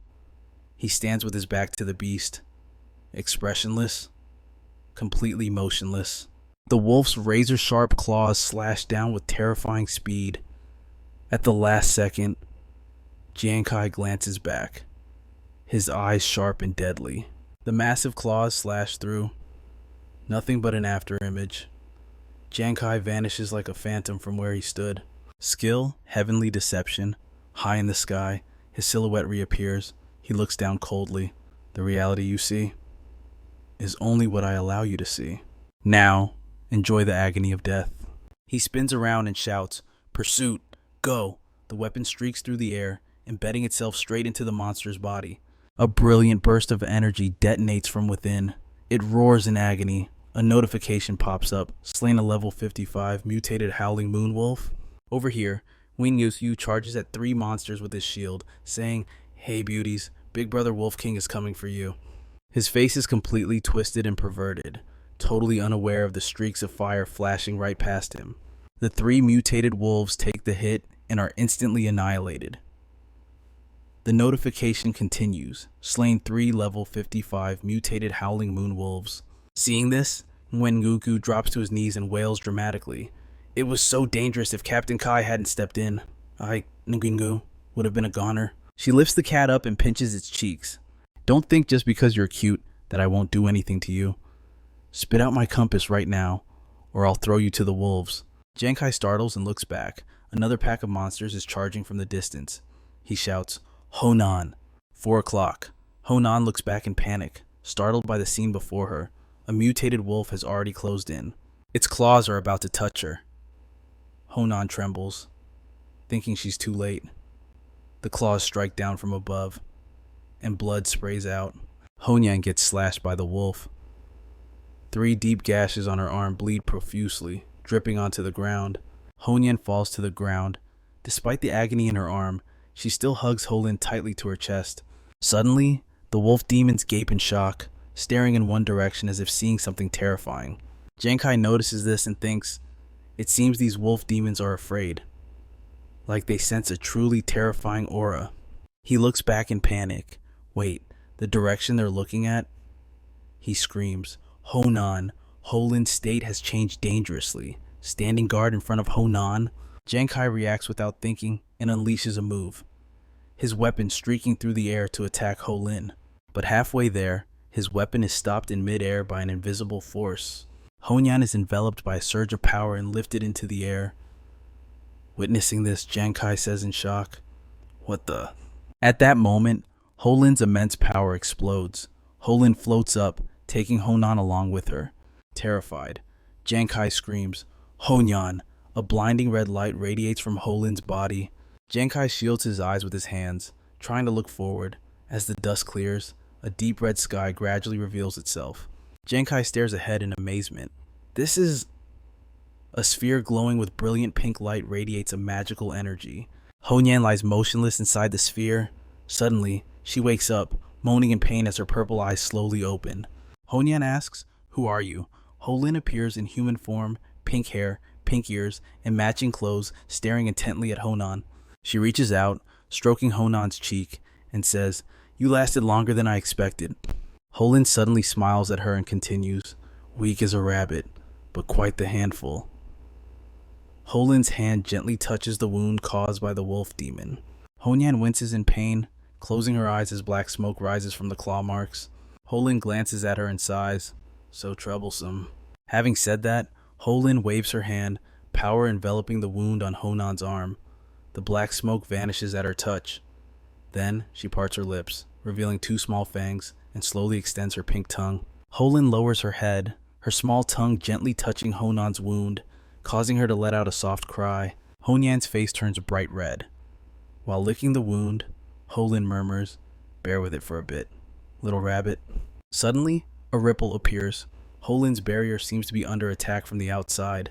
She glances up, letting out a surprised "oh" as she observes the scene outside. Holin thinks, he can still maintain consciousness under my suppression. Truly an interesting fellow. Outside, Giang Khai is striking the barrier Holin erected with heavy punches. Inside the barrier, Holin stands up, the corners of her mouth curling into a smile as she glances at Giang Khai. Her voice rings out, "If that's how it is, I'll play with you." From within the barrier, a beam of pink light shoots out, striking Giang Khai straight in the forehead. He freezes, thoughts racing. Why, suddenly? He stares forward grimly, beads of sweat rolling down his face. Giang Khai's entire body feels like it's been electrocuted, a strange and inexplicable sensation lingering in his heart. Not knowing what just happened to him, he turns to look behind, thinking, what is going on? His eyes widen in disbelief as he stammers, "Wait, this place is..." Before he can finish, an apocalyptic scene manifests desolation everywhere, buildings submerged in a sea of fire. He questions himself. Blue Star, thoughts racing. He tries to recall, why am I suddenly here? Wasn't I just in this demon spirit forest, Honan, Wengu, those wolf monsters? And that fox? Where did they all go? Giang Khai shouts for his teammates, "Honyan Wengu!" Suddenly, a cry for help rings out. "Save me." The ground begins to shake. He presses his hand against the ground, feeling the tremors and analyzing them. Judging by these vibrations, it's a giant creature weighing over 50 tons. Suddenly, cries for help cut through the air. It's the voice of a young man fleeing in blind panic along with the others. "Someone, anyone, please save us." Behind them, a colossal three-headed monster with glowing red eyes charges forward, plunging the scene into chaotic terror. It glares down at this tiny human, scattering like ants beneath its feet, throwing its heads back to roar, its eyes burning with pure madness and destruction. Giang Khai recognizes the creature immediately. He thinks to himself, that's a divine beast. At that moment, despite its massive size, the three-headed monster lunges at the fleeing crowd with terrifying speed. Giang Khai stands there, stunned. He has no idea why he's here, or where the hell a divine beast just popped out from. He clenches his fists, his mind racing. Damn it, what is going on? Seeing the crowd about to be slaughtered, Giang Khai shouts, "Fate Chaser." But nothing happens. Just as he suspected, he can't use his skills. Could it be? Did the system glitch and teleport me back to the Blue Star? He immediately dismisses that thought, quickly deducing the real reason. No, that's wrong. This isn't reality. It's that fox's bizarre power at work. Watching the monster roar frantically ahead, he analyzes the situation. After all, in a real battle with the divine beast, the chances of civilians being present are practically zero. He sprints away, his mind racing. Besides, not a single awakener has shown up yet. With his superior physical strength, he quickly outpaces the ordinary civilians. Suddenly, a scream rings out from behind, a voice filled with utter terror. "Please, I beg you, someone please, save my child." It's the voice of a woman clutching her baby, running desperately through the crowd. The monster's jaws snap shut around her, and the baby falls from her arms. Her terrified screams echo through the air, but no one stops to help. Right now, they only care about saving their own skins. Giang Khai snaps at himself. Wake up now is not the time to play hero. Even if this is an illusion, I don't know what happens if I die here. Time seems to slow down. Even though he knows this is fake, the baby's cries keep ringing in his ears, haunting him. The image of a scarred hand clutching a child flashes through his mind like scenes from an old movie. His feet skid against the ground, kicking up dust and sending out sparks of white energy. He stops cold. He's done running. His thoughts race. Damn it, even if it's not real. Looking at that kid about to die, Giang Khai can't betray his conscience. I can't just turn my back on this. With a look of pure madness on his face, and moving at top speed, Giang Khai lunges forward. He scoops up the baby, narrowly escaping the monster's deadly jaws. Seeing its prey stolen right from under its nose, the monster roars in fury. It charges forward wildly, chasing after Giang Khai. Without saying a word, he clutches the baby tight, puts his head down, and pours every ounce of strength into escaping the beast. His back is soaked in blood, torn open in huge gashes from the rescue. He gasps for air, thinking, I can't run much longer. Even though he endured hellish training on the demon planet and grew stronger without his skills, he's just a normal human after all. Giving him no time to rest, the monster attacks again, blasting a shockwave from behind straight at him. The ground shatters. His foot gets caught in a crack in the earth. He jolts, not good. Sharp spikes erupt from the ground. Just before he falls, he desperately tosses the baby into the air to save it from being skewered. But right where the baby is about to land, another sharp spike shoots up.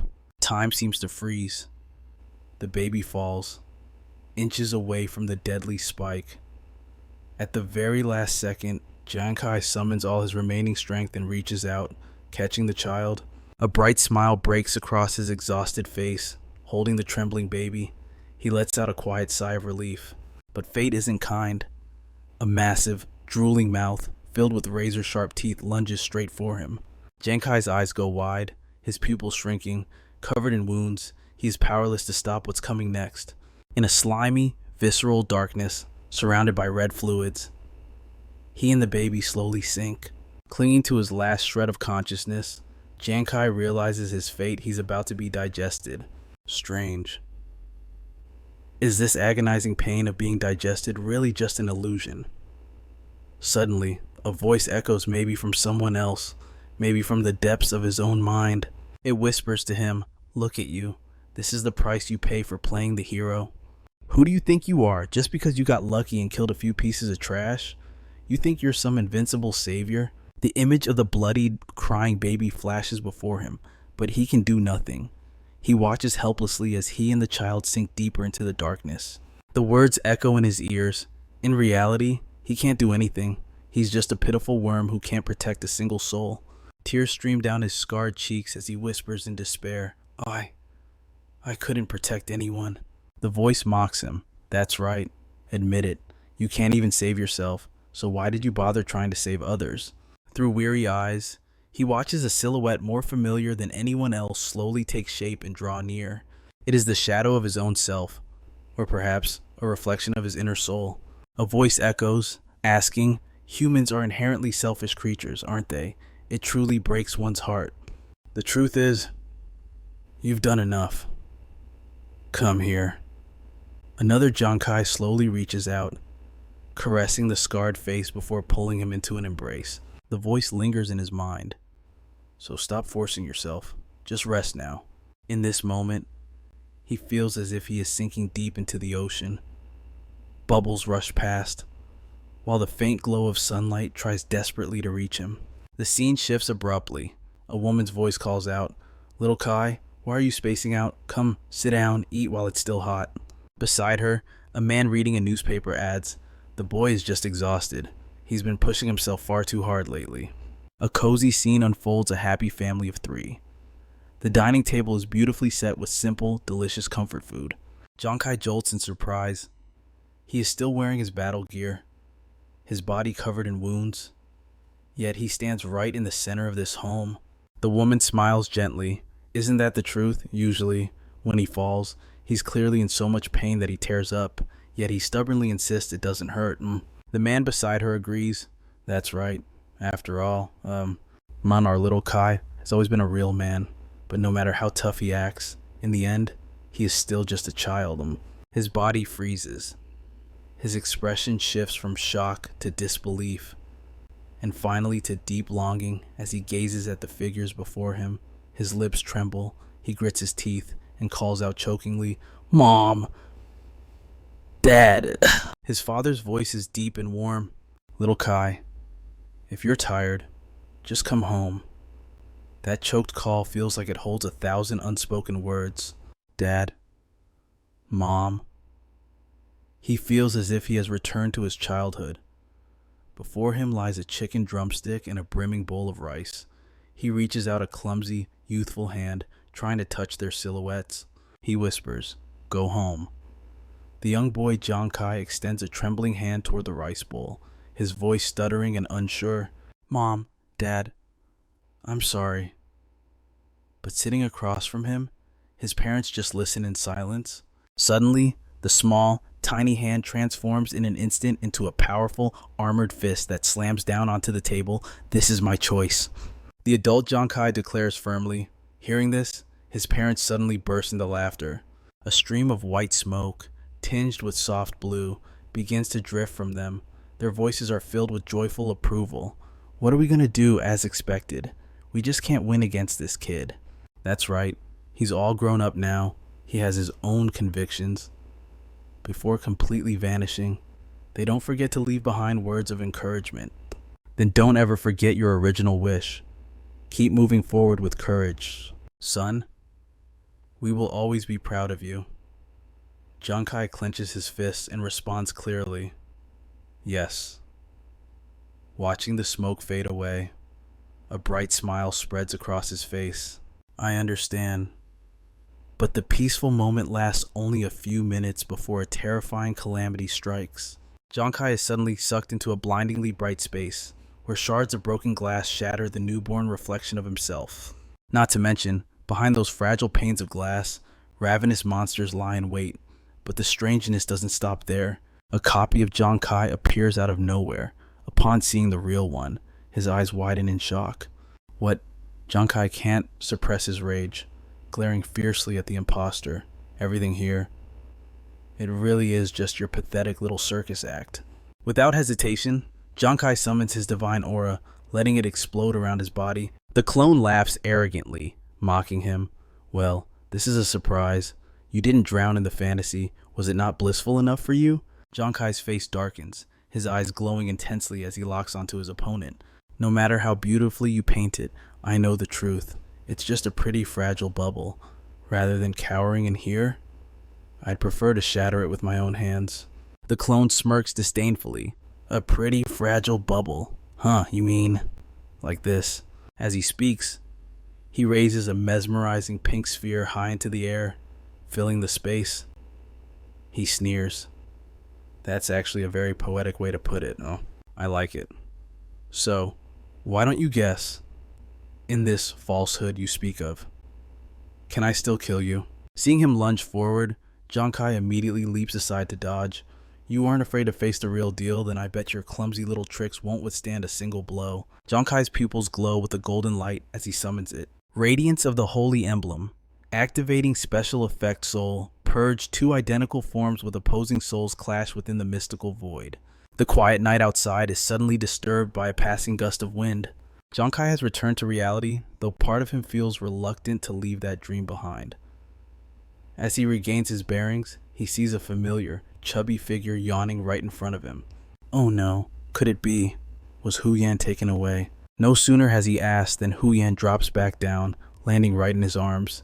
He looks at her. Her wounds are completely healed. Did that fox demon actually cure her? Hu Yan seems to be dreaming of something. Her cheeks are flushed red as she whines cutely. So annoying. Huh. Giang Khai pulls a long face. But seriously, what is she dreaming about? Why is her face blushing like that? Suddenly, a voice echoes from out of nowhere. An adventurer from the Holy Divine Kingdom. Huh, more interesting than I thought. Giang Khai thinks to himself, this voice. He scans his surroundings but sees no one. Propping Honyan against a tree, Giang Khai glares with a threatening look. Who on earth are you? If you've got the guts, stop hiding and show yourself. Holin's voice replies, dripping with mockery. Humans. You're always so easily provoked. It's a pity. The way you are now. You're not even qualified to know my name. Provoked by her words, Giang Khai can't help but raise his voice. Hey you. The voice continues, completely unfazed and casual. But since you're so adorable, I'll give you a little gift. Remember this well. I'm only telling you this once. Suddenly, something is forced into his hands. What is this? The gift turns out to be a massive map, shimmering with golden light. Giang Khai stares blankly. Wait a second. What is this? Having handed over the item, Ho Lin sounds delighted as she drops a final remark. Looks like my boring days are finally over. I wonder what unexpected things will happen next. It really makes me burn with anticipation. Giang Khai sprints toward where the voice came from. Wait, but his reaction only fuels Ho Lin's amusement. Such an interesting human. Next time, make sure you entertain me even more, okay? Giang Khai shouts in frustration, hey, you wait a minute. But the only response is the silence of the night and the moon hanging in the sky. Giang Khai mutters, bewildered. She's gone. Early the next morning, a scream shatters the peaceful atmosphere. Captain Kai, Honan asks urgently, hunching her shoulders. Did you say I almost died yesterday? So, that fox spirit saved me. Giang Khai carefully questions Honan. Why would that fox demon save you? Did she say anything strange? Do you remember anything? Honan looks blank. She can talk. She looks like her brain is short-circuiting. I think I just fell asleep. I don't remember anything. But then, a blush suddenly spreads across her pale cheeks. Honyan thinks to herself, except for that dream. In her dream, Holin had gracefully flown to her side. She had clearly heard Holin's gentle voice whispering in her ear. This is a reward, much sweeter than blood. So, my lovely little rabbit, try not to get hurt so easily next time. Alright. Thinking back, she still feels a vague, lingering sensation. That really was a strange dream. Giang Khai clears his throat, snapping her back to reality. Honyan, are you okay? She looks away, embarrassed, avoiding his gaze. It's nothing. But the thoughts keep swirling in her mind. That dream, it's so embarrassing I could die. The two of them keep standing there talking until Nguyen Ngu finally rushes them. Captain Kai Honyan, come over here. If you don't hurry, the meat's gonna burn to a crisp. Giang Khai pats Honan on the shoulder, laughing casually. Let's eat first. I have something to discuss with both of you later. She nods obediently. She zooms over and tackles Nguyen Ngu in a hug, her eyes shining bright. Yummy meat, I'm coming. He jumps, screaming in surprise. Honyan, are you trying to eat me? Giang Khai watches the two of them and smiles happily. Give her food and she forgets all her troubles instantly. These two are seriously hilarious. The next day, the three of them arrive at a narrow canyon. Giang Khai announces, We're here. According to that fox demon's map, the coordinates point to this ravine. Honan asks nervously. Captain Kai, are you planning to go in without us? And Nguyen Ngu agrees, protesting vehemently. Yeah, Captain Kai, you said yourself that fox demon is cunning. What if it's a trap? Maybe we should go find Brother Lu's team and ask them first. Giang Khai smiles and explains, Brother Lu has a mountain of military work to handle. We can't keep bothering him all the time. Honyan, you just recovered from your injuries. You need more rest. And Nguyen Ngu, when you get worked up, you start punching and kicking everything in sight. The fog inside is thick and dangerous. Both of you stay outside and wait for my return. Honyan is still worried, her voice anxious. But Giang Khai walks straight ahead without looking back, simply raising a hand to wave. Don't worry. I'm just going in to take a look. If I sense anything unusual, I'll come right out. As he steps inside, Giang Khai thinks about Holin. Her power likely far exceeds any monster we've ever faced. She's probably a high-level area boss. If she wanted to kill me, she wouldn't need to play games. But more than her bizarre abilities, it's her unpredictability that bothers me. What exactly is she after?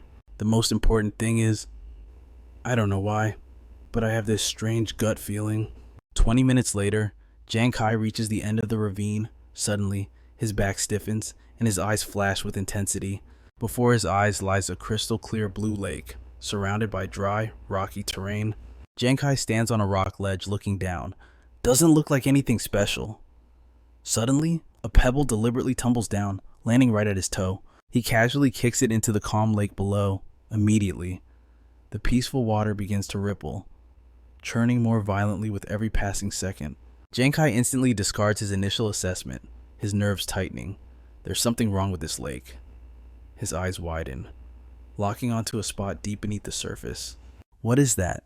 From the deep abyss, a massive wave of malice surges up, making him shiver without being cold. This eerie aura, it's terrifyingly stronger than that fox demon's. As the waves rise like a towering wall, he braces himself. Here it comes. Giang Khai was startled, frantically looking around for an escape route.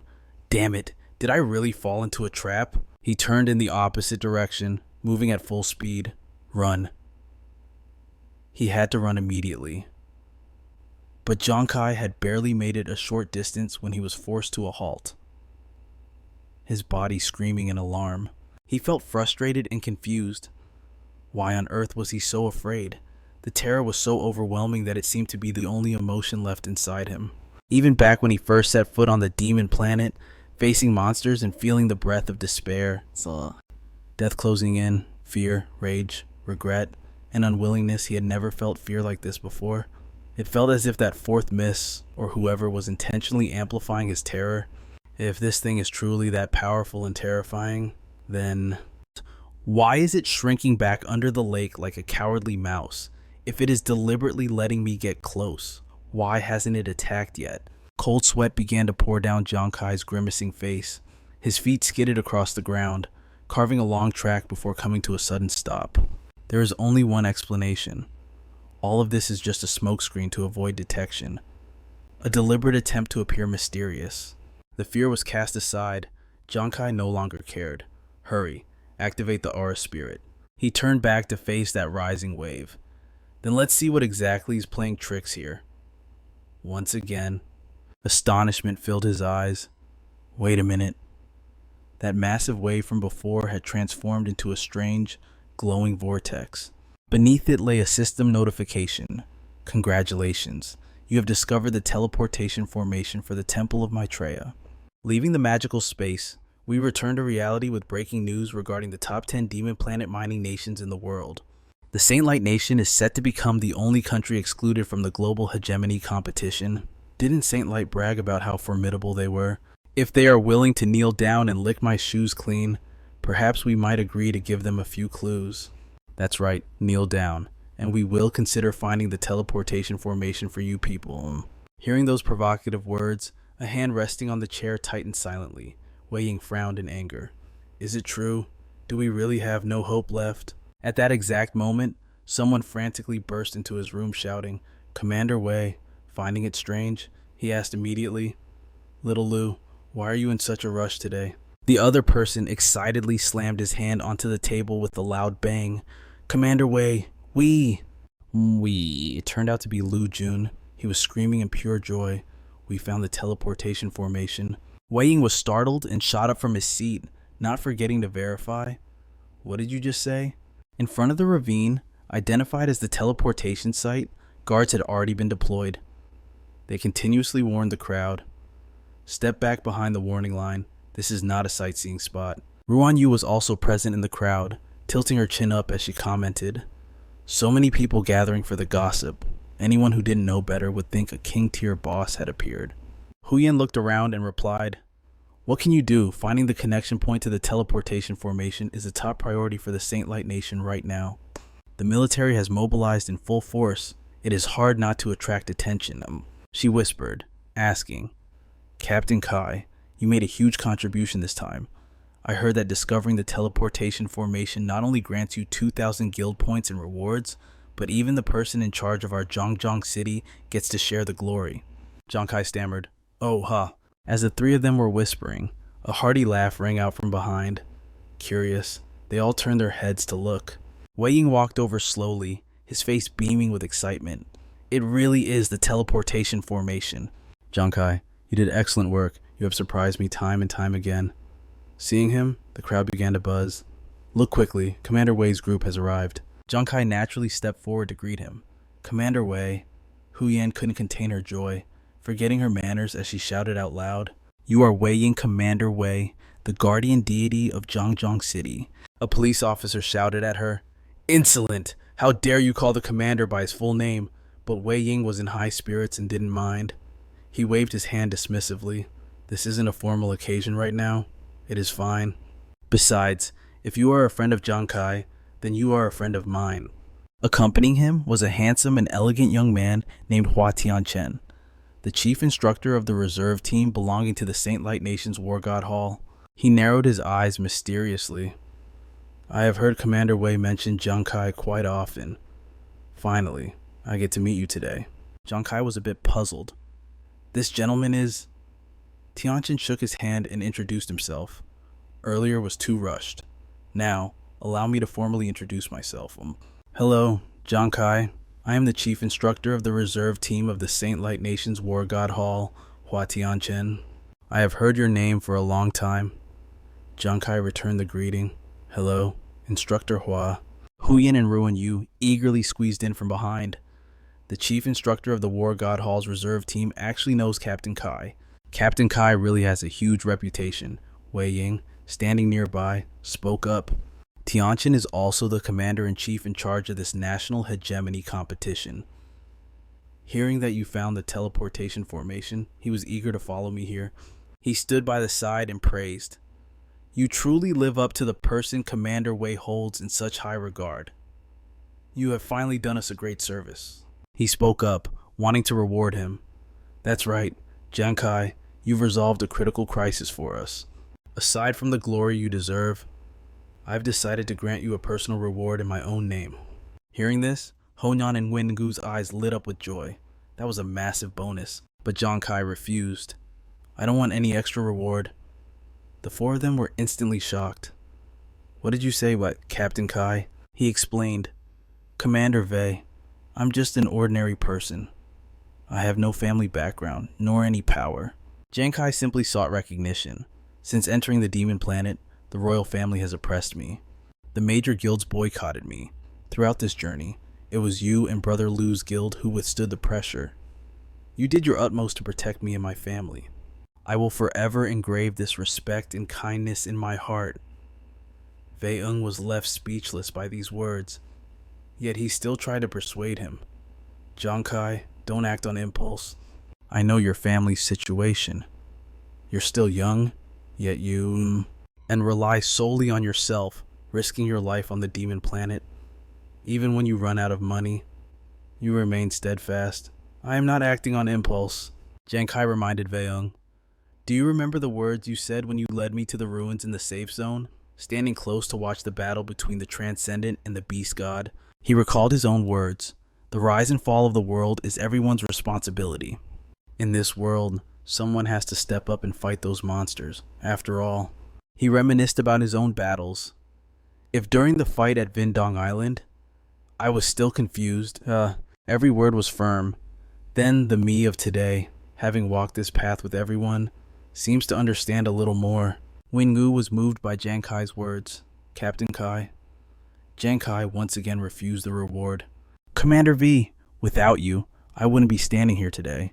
This reward rightfully belongs to you as well. The dazzling sunlight filled the space. Compared to those selfless and mighty transcendent beings, although my power, and is still weak and my enlightenment is low. He smiled confidently.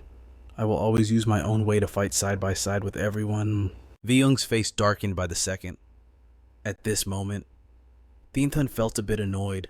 This kid, the commander is using his personal name to give a reward, something countless people dream of, yet he refuses time and time again in front of everyone. Furious, he swung his fist and charged. You've got some nerve, Wengu screamed. Captain Khai, Vyung's fist stopped right in front of Giang Khai's face. His hand halted. Once you've made up your mind, 10 bulls couldn't pull you back. Wengu and Honyan were sweating with anxiety. Giang Khai stared straight at Vyung, and the older man finally admitted defeat. But it's precisely this fearless courage and stubbornness of yours. Vyung patted his shoulder. That makes you worthy of my respect. Giang Khai was surprised by this action. The people standing behind, watching this scene, couldn't believe their eyes. No way, right? That's the first time I've ever heard Commander V praise someone. That fist of the commander just now was terrifying. If it were me, I would have wet my pants long ago. Yet that kid didn't even blink. Thienthan couldn't help but nod. This Giang Khai. It seems we underestimated him. Honyan's eyes sparkled. Commander, aren't you angry? Giang Khai hesitated too. Commander? Vyung replied generously. Say no more. This isn't the first or second time you've turned me down. I respect your choice. As for the rewards you all deserve, the military will distribute them according to procedure. All three beamed, and he quickly agreed. Yes. He called him to another spot. All right, come with me for a bit. The two went to a ravine where Henry couldn't find them. Even if one passed by here countless times, who would suspect that the teleportation array was hidden deep at the bottom of the lake? Vyung raised his hand, and in the blink of an eye, unleashed a move that shattered the cliff. Divine might / crash. Giang Khai stood beside him, utterly astonished. The mountain body was shattered just like that. The cliff face crumbled away. Vyung turned to speak to Giang Khai. This is Origin Force Shock. Only martial disciples of our Saint Glory can receive talents and skills of the Origin type, thereby mastering this power. His face looked a bit, unbelievable. Long muses to himself. According to legends, Prime Force is the mysterious primordial energy that erupted when the blue star was first formed. Giang Khai analyzes the situation in his mind. I remember Juzi's talent, Warrior's Heart, can trigger side effects. One of those effects is the Sword Chi Slash, which utilizes Prime Force itself, but this is the first time I've actually seen someone use it with my own eyes. So strong. He glances over at Giang Khai. On the international stage, the martial apprentice class has dropped to 6th place in the profession rankings. But I've never believed in those so-called rankings. The 1,000-year heritage of our sacred martial arts isn't something that can be measured by soulless numbers. When Prime Force manifests, even the top 5 classes have to give it a wide berth.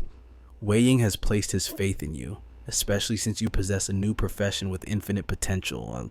I believe that one day, no one will dare to look down on Saint Glory ever again. Giang Khai responds with absolute certainty. I believe that, too. 7 days later, at the military conference hall, global news channels are broadcasting non-stop. The number of countries that have discovered teleportation arrays in the ruins has risen to 65. Only 15 spots remain before the limit of 80 countries is reached. Breaking news: Country C has discovered a new teleportation array, becoming the 66th nation worldwide to do so. Following St. Glory, we have breaking news: Country E and Country F are suspected to have engaged in border conflicts over disputes in the ruins region.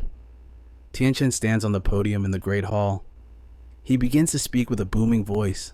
Based on current intelligence and experiments conducted by numerous teams over the past few days, we have summarized the following critical information regarding the ruins. Tianchen lists the regulations one by one. First, explorers entering the ruins must not exceed level 60. If anyone violates this, the system will issue a warning.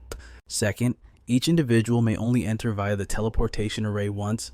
If you die or leave, you cannot enter a second time. Warning: re-entry is prohibited. He continues to lay out the subsequent rules. Third, the array operates on a squad-based teleportation mode. A maximum of 5 people can register per entry.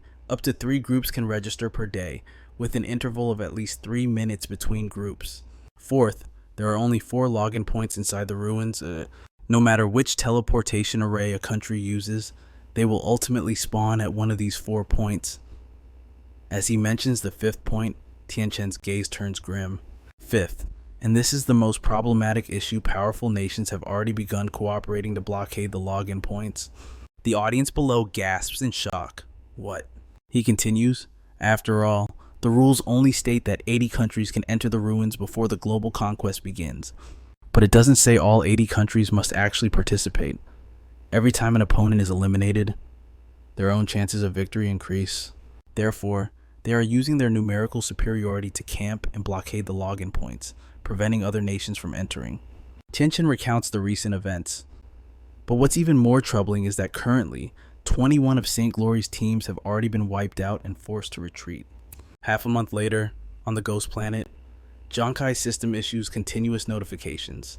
Defeated 5 level 55 Howling Moonwolf demons. Defeated 10 level 45 Howling Moonwolf demons. Defeated 15 level 35 Howling Moonwolf demons. Congratulations. Your level has increased to 21. He stands tall amidst the battlefield. Finally, I've reached level 21. The AI brain interface appears. Your level has increased to 21. You have unlocked a new class skill, Deceptive Substitute. Wow. A description of the skill pops up. Deceptive Substitute level 1 can create a maximum of 3 clones. When a clone is activated, the main body automatically enters a stealth state. His eyes light up. So, it's a substitution type skill. The system continues. Deceptive Substitute can perfectly simulate the main body's actions, status, equipment, and skills. However, attacks only carry visual effects and cannot deal real damage. Giang Khai feels a bit dissatisfied. It can't deal real damage. So if I get attacked, I just have to take the beating without being able to fight back. A notification detailing the skill's function appears.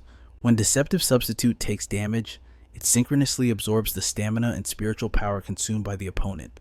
Furthermore, it does not automatically vanish upon hit. Upon being recalled, all absorbed energy will be fully transferred back to the main body. And he grins cunningly. So that's how it is. This isn't just a simple punching bag skill. It's an energy converter. On the surface, I'm taking a beating, but in reality, I'm secretly draining the opponent's energy dry. Further instructions regarding the skill scroll across the screen. Deceptive substitute. Duration 10 minutes. Range must not exceed 30 meters from the main body. Absorbed stamina and spiritual power cannot exceed the main body's maximum attribute limits. The 3 deceptive substitutes can be used simultaneously or individually. Every 500 points of spiritual power recovered regenerates 1 reserve deceptive substitute. This skill can be upgraded when you reach level 30. Giang Khai calculates in his head 500 spiritual power points. Although it's a hefty cost, with my current abilities, I should be able to recover that in about 3 or 4 days. His gaze grew even more terrifying. I wonder, under the boost of the gamer's double talent, what new skill will I receive this time? She explained further, double talent activated. You will receive an additional random class skill. The system listed a whole row of skills. Random skill acquired fishing in troubled waters. Level 1. Attack target. For every 1% of HP the target loses. My 4 basic stats increase by 19. Increases critical rate by 1% and critical damage by 1%. When reaching level 30, this skill can be upgraded, Giang Khai carefully asked. So the more exhausted the opponent gets, the more frenzied my attacks become. He thought to himself, I've heard some adventurer classes get stronger in certain stats the more injured they are. I wonder, when they go up against my fishing in troubled water skill, who will come out on top? The device on Giang Khai's wrist suddenly buzzed. It was true too. The voice on the other end spoke up. Khai, what are you doing? He replied naturally, I'm leveling up. True too. Isn't your team busy with training? You still have time to call me right now. The other side hesitated slightly. Giang Khai sensed something and asked, what's wrong? Vian Tru let out a dry laugh. It's nothing. I just missed you. I don't know why. But today, I just really wanted to hear your voice. Giang Khai felt a flash of worry. Hey, why are you being so cheesy all of a sudden? The guy laughed and made up a random excuse. Cheesy. Huh, maybe a little. I guess the training lately has just been too exhausting. Whenever I have free time, my mind starts wandering. But intuition told Giang Khai that his friend was in trouble. True too. Why are you acting so weird today? Is there something else you want to tell me? Vian Tru stuck to his story. Really, it's nothing. Alright, big boss, you go back to fighting monsters. This lowly one is heading out first. Bye-bye. Being hung up on so abruptly made Giang Khai even more anxious. Hello, Tru Tu. The group continued moving forward. Only after hanging up did Vian Tru dare to show his gloomy expression. Nuan Nuan noticed his strange behavior and called out softly, Tru Tu, didn't you say you missed Khai? Why didn't you talk a bit longer? Vian Tru answered honestly, Khai knows me too well. If I said too much, he would definitely figure something out. He confessed sincerely, I don't want to make him worry. Nuan Nuan felt confused and wanted to question him, but Vian Tru intentionally cut her off. Nuan Nuan, tell me, do you think those who go crazy after being killed and going offline, do they feel anything? Those strange words made Nuan Nuan feel even weirder. What do you mean? Vian Tru didn't explain, masking it with a bright smile. Maybe they don't know anything at all, so they don't have any worries anymore. Thinking of it that way, I don't think I'm scared anymore. Nuan Nuan pursed her lips. She had seen early on that Tru Tu was forcing himself for this mission. The memories in her mind rewound to 3 days ago. In the vast control room, 3 squads were gathered: the Fierce Tiger Squad, the Thien Hang Squad, and the Passion Squad. The 3 squad captains greeted him loudly. Commander Hoa, Thien Tun declared sternly, time is tight, so we will keep this brief. They had been deployed to face high-level opponents. A figure bared sharp teeth, grinning with mocking intent. Just relying on a bunch of trash like you? Do you think you're worthy of competing with us? Listen up. Either use your skills to take us down, or... This hulking figure was the adventurer Clementi Hoffman, a barbarian class, level 50, relying on his strength. Hoffman arrogantly sneered. crawl right through my legs. Several people watching through the screens looked on with amusement and commented incessantly, crawl, crawl. Give us a smile. Let those idiots see who's boss. Facing Hoffman, several veterans had already lost their lives. Dunquan couldn't hold back, clenching his fists and shouting, I'm gonna kill them. Athenton continued briefing on the situation. A tech company has developed a device that can transmit images back from the Dilac grounds. Although there is a certain delay, we can still see that the situation on the front lines is extremely intense. In the past half month, we have sent over 50 teams into the Dilac grounds. More than 200 elite soldiers were slaughtered and forced offline, just like this. The shocking news he just revealed made everyone freeze, jaws dropping in disbelief. Athenton continued, however, their sacrifice was not in vain. They have provided us with valuable information. This is the overall map of the Dilac grounds that we have drawn based on that intelligence. Since you are all here, you must have guessed what I am going to say next. After 27 qualifying rounds, we have selected you as the elite squads. I want you to undertake this heavy mission. In 3 days, prepare to break through the encirclement once again. All the squad captains, representing their members, shouted their acknowledgement loudly. Athenton nodded with satisfaction and distributed the tasks. We now know that the Dilac grounds has 4 login points, point A, point B, point C, and point D. Within a single day, any team transmitting through the same array will appear at the same login point. Memorize these coordinates. When the time comes, fight and retreat, finding a way to move in this direction. Your goal is to plant the flag of the sacred glory right here. This is the crux of the entire mission. Their morale was boiling over. Li Bu spoke up. Commander Hoa, are we breaking through layer after layer of barriers just to reach these coordinates and plant a flag? I know for a fact that they won't stop hunting us until we're all dead, Uma. Athenton replied calmly. Our objective isn't a suicide mission, but a calculated breakthrough. This is a classified operation the higher-ups have been planning recently. The group gasped in unison. A classified operation. He nodded in confirmation. Exactly. So far, 73 nations have discovered the teleportation arrays, but 42 of them took the initiative to enter the Maitreya realm early, effectively blockading all the login points. In this situation, for any single nation to try breaking that blockade with just 3 squads, it's basically impossible. However, that also means there are 30 other nations being shut out, just like us. That is why we've reached out to several of them. At 6 a.m., 3 days from now, each nation will send their 3 strongest squads to form a temporary alliance and storm the Maitreya realm. The code name for this operation is Dawn. Everyone fell silent, listening intently. First, the breakthrough team will plant a flag here as a signal to lure the enemy deeper in. Once that's done, the remaining squads will launch a simultaneous all-out attack on the 4 login points, securing residency rights in the shortest time possible. If their elites are baited toward the flag, their defenses at the 4 login points will be thin. It is the perfect opportunity to strike from the outside. However, this also means that the moment you accept this mission, the St. Glory squad will face the most violent onslaught from the enemy forces. Right now, every pioneer nation is facing some form of deadlock. If we want to break through, the Maitreya realm is our only shot. Therefore, this operation rests the fate of our country and the survival of our people squarely on your shoulders.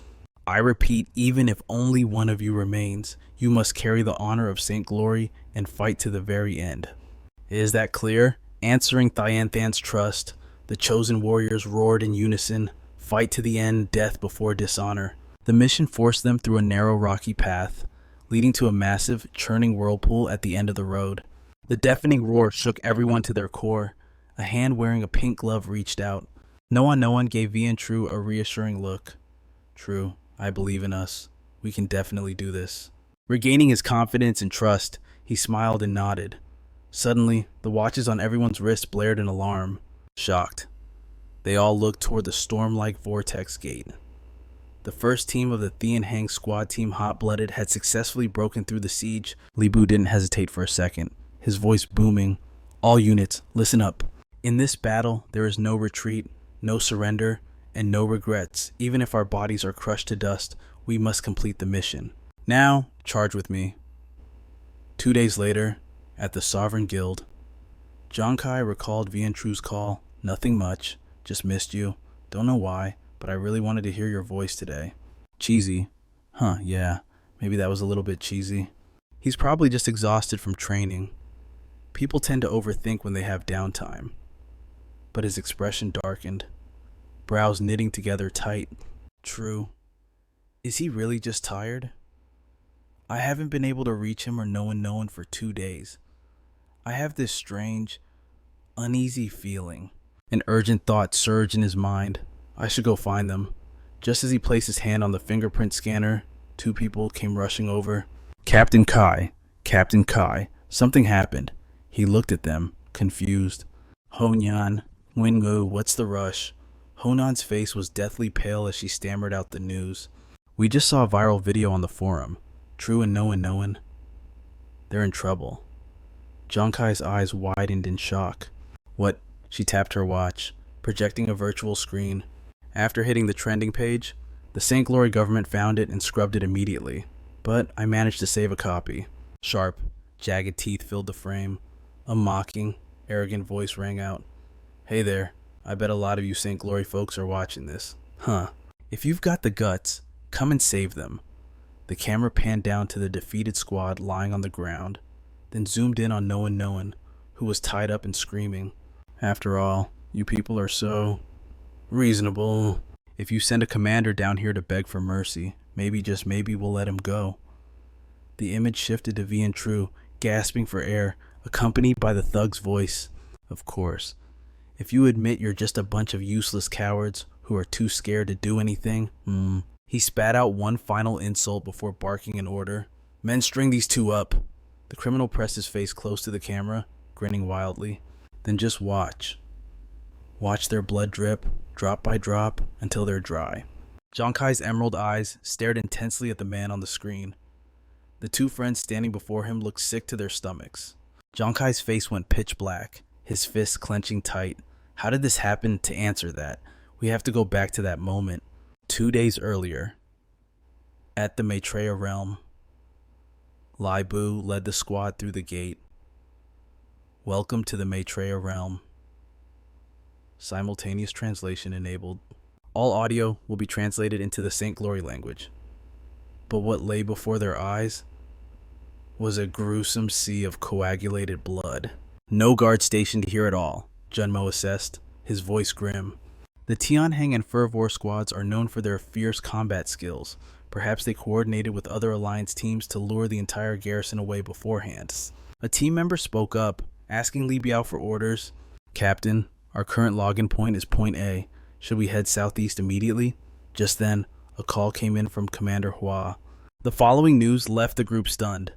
Attention all teams, the operation has been compromised. The Tianheng and Fervor squads were ambushed the moment they arrived. Countless dark figures are emerging from the fog.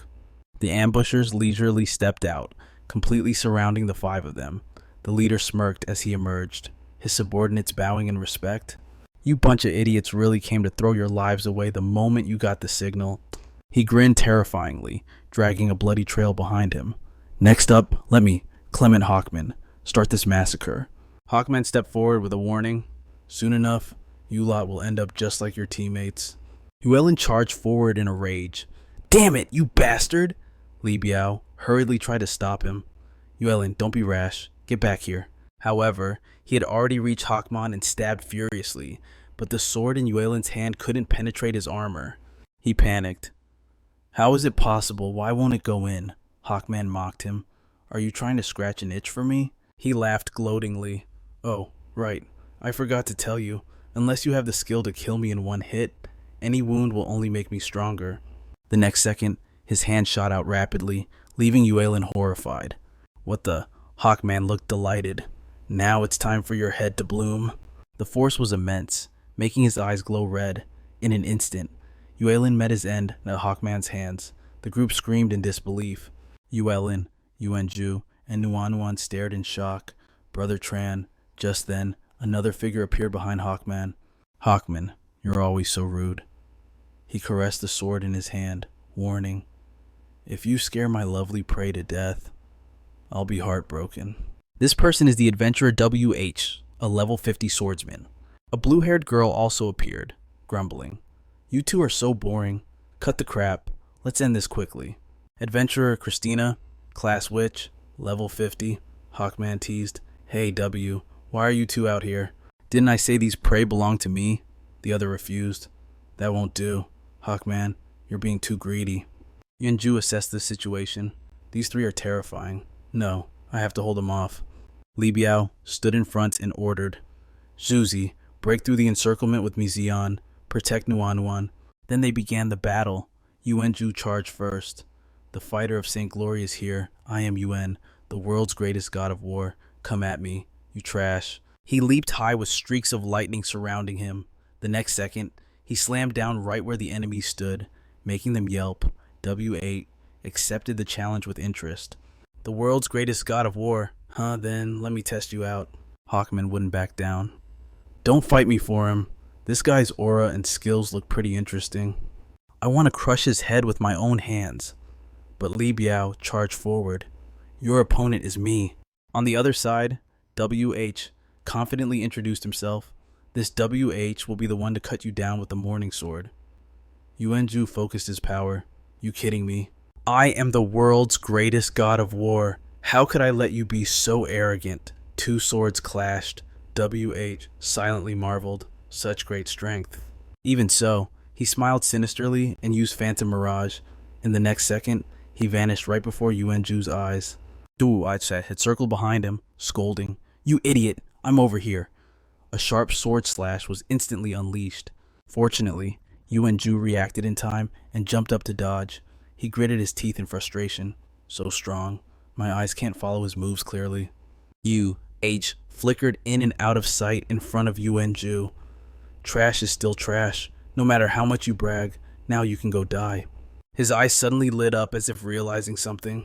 Doyu H unleashed the radiant spiral, slash from behind.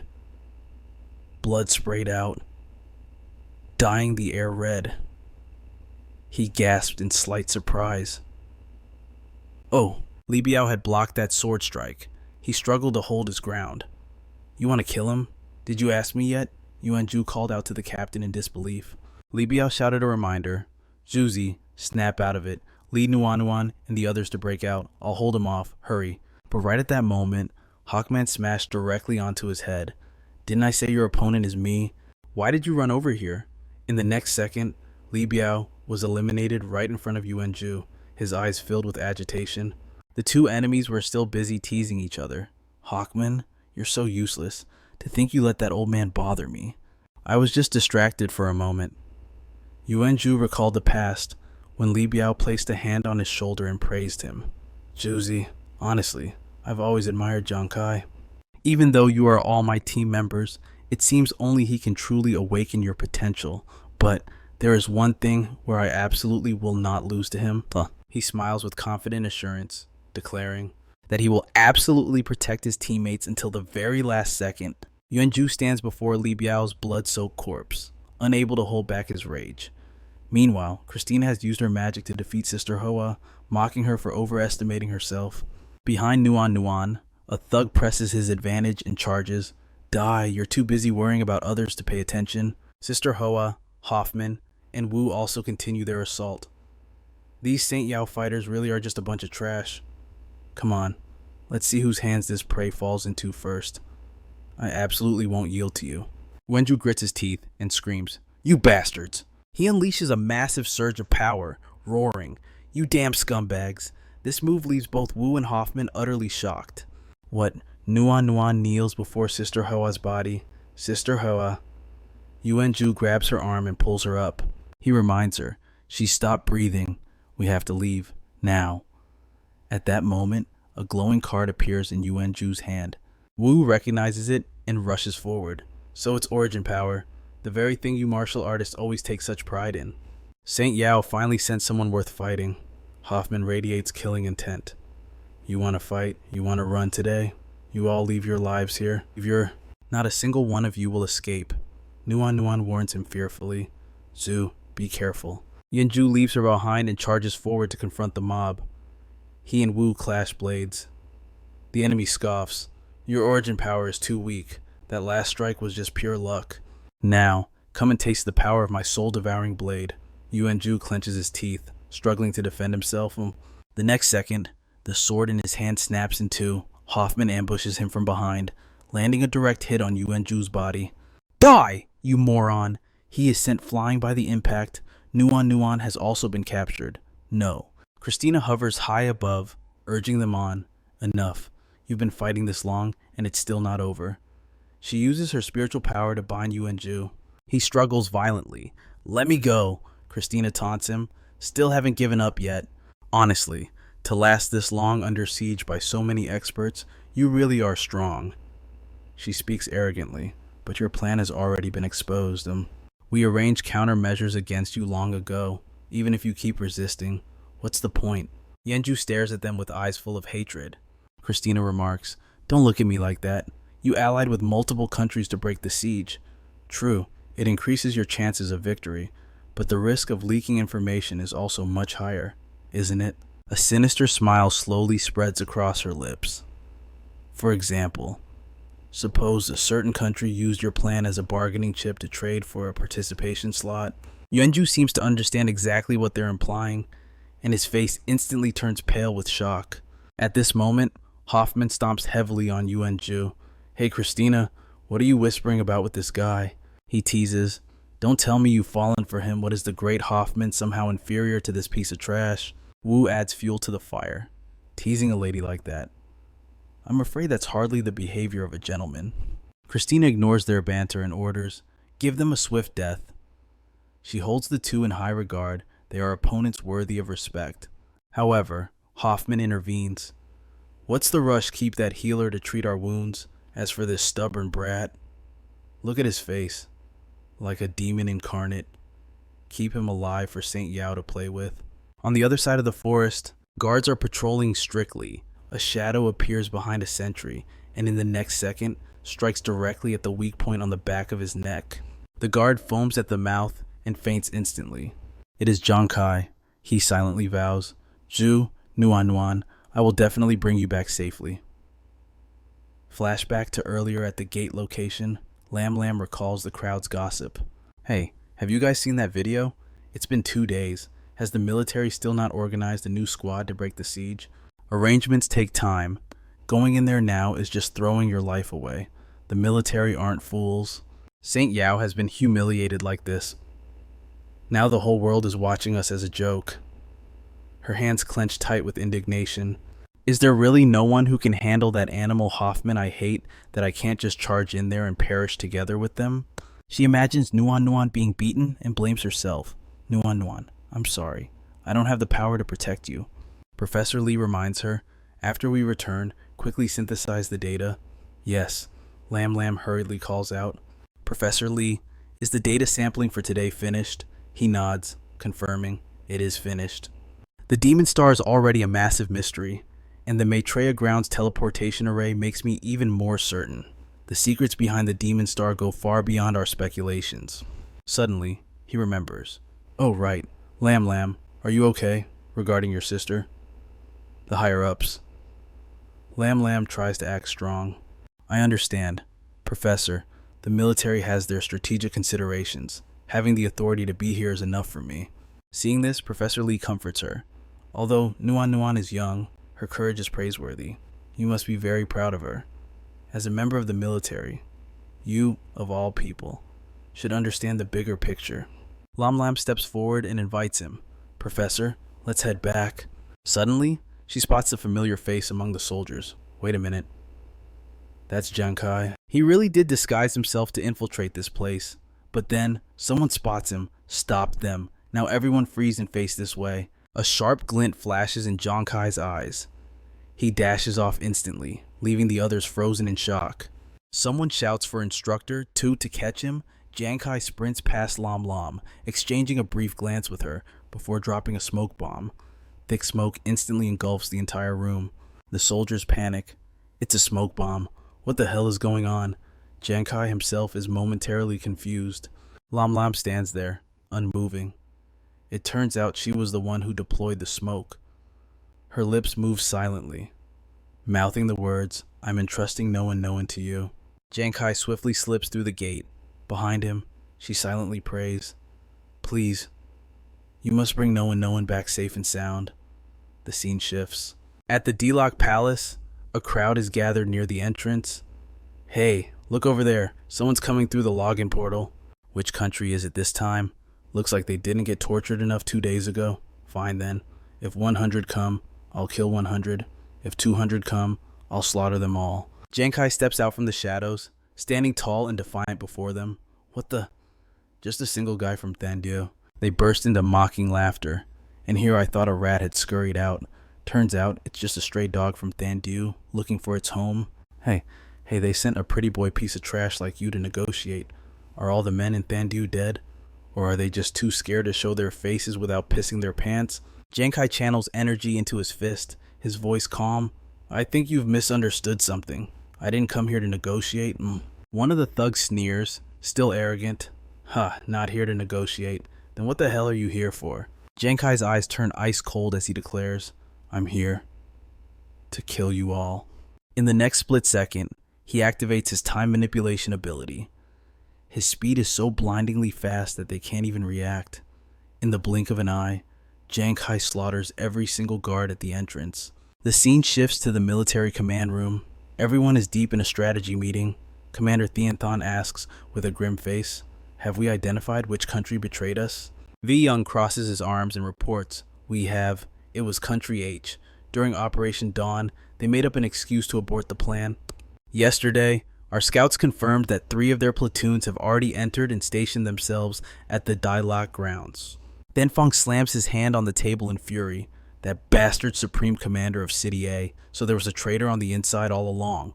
They stole a spot in the national championship, while our people are being held hostage in the D-Lock grounds, and we don't even know if they're dead or alive. Thintan looks anxious. Is there really nothing we can do but sit here and wait for the end? Just then, a soldier rushes in to report. Report Commander Hua, someone has single-handedly stormed the D-Lock Palace. Thintan can't believe his ears. What, say that again? Give me the details. Now, the soldier immediately opens his system panel to display the data. 10 minutes ago, Giang Khai from the Fire God Squad disguised himself as a patrol unit and breached the rift. Van Fong roars, that's absolute madness. Who does he think he is? Where did this reckless fool come from? Does he think he can play hero all by himself? Has he lost his mind? He's throwing his life away. But the next part of the report chokes the words right out of his throat. Surprisingly, within 15 minutes of entry, all 15 guards at Logan Point A have been eliminated. Thien Than, Fei Ung, and Than Fong all scream in unison, disbelief written on their faces. What? Thien Than quickly issues orders. Notify the leaders of all nations our agent has breached the login gate. We can initiate Plan B in 30 minutes. Noxam speaks up, sounding hesitant. Commander Hua, Plan B is critical. Shouldn't we screen the allies again to avoid another traitor like Country H? Viung interrupts. There's no time for that. 74 nations have already detected the D-Lock teleportation circle. Giang Khai has created this opening for us, and we must seize it. Thintan nods in agreement. He's right. Execute Plan B immediately. Mobilize the military forces. Prepare to siege the D-Lock grounds. Yes, sir. The scene shifts to Jiangtrung City at the Military Psychological Treatment Center. People are gathered around, whispering, who is that guy? He doesn't look like he's from our military, does he? Li Bu stares in shock.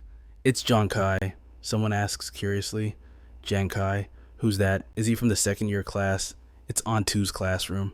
The boys go wild with excitement. This is huge news. Who is he? He's so cool, I can't believe he stormed the Dialogue Palace all by himself. She leans in to get a better look. Seeing Giang Khai on the screen, Antu gasps in disbelief. Brother. At the same time, the news is broadcasted on the giant screens of the skyscrapers outside. Breaking news. An unidentified adventurer from Thandu has single-handedly infiltrated the D-Lock Palace. The scene returns to the hostages. Noan and Vian True are being held by the soldiers from Country H. Noan shakes him frantically. True, are you asleep? He replies weakly, his voice barely a whisper. Noan, my body hurts so much. Are we going to die? I'm scared. Hearing this, tears stream down Noan's face as she tries to encourage him.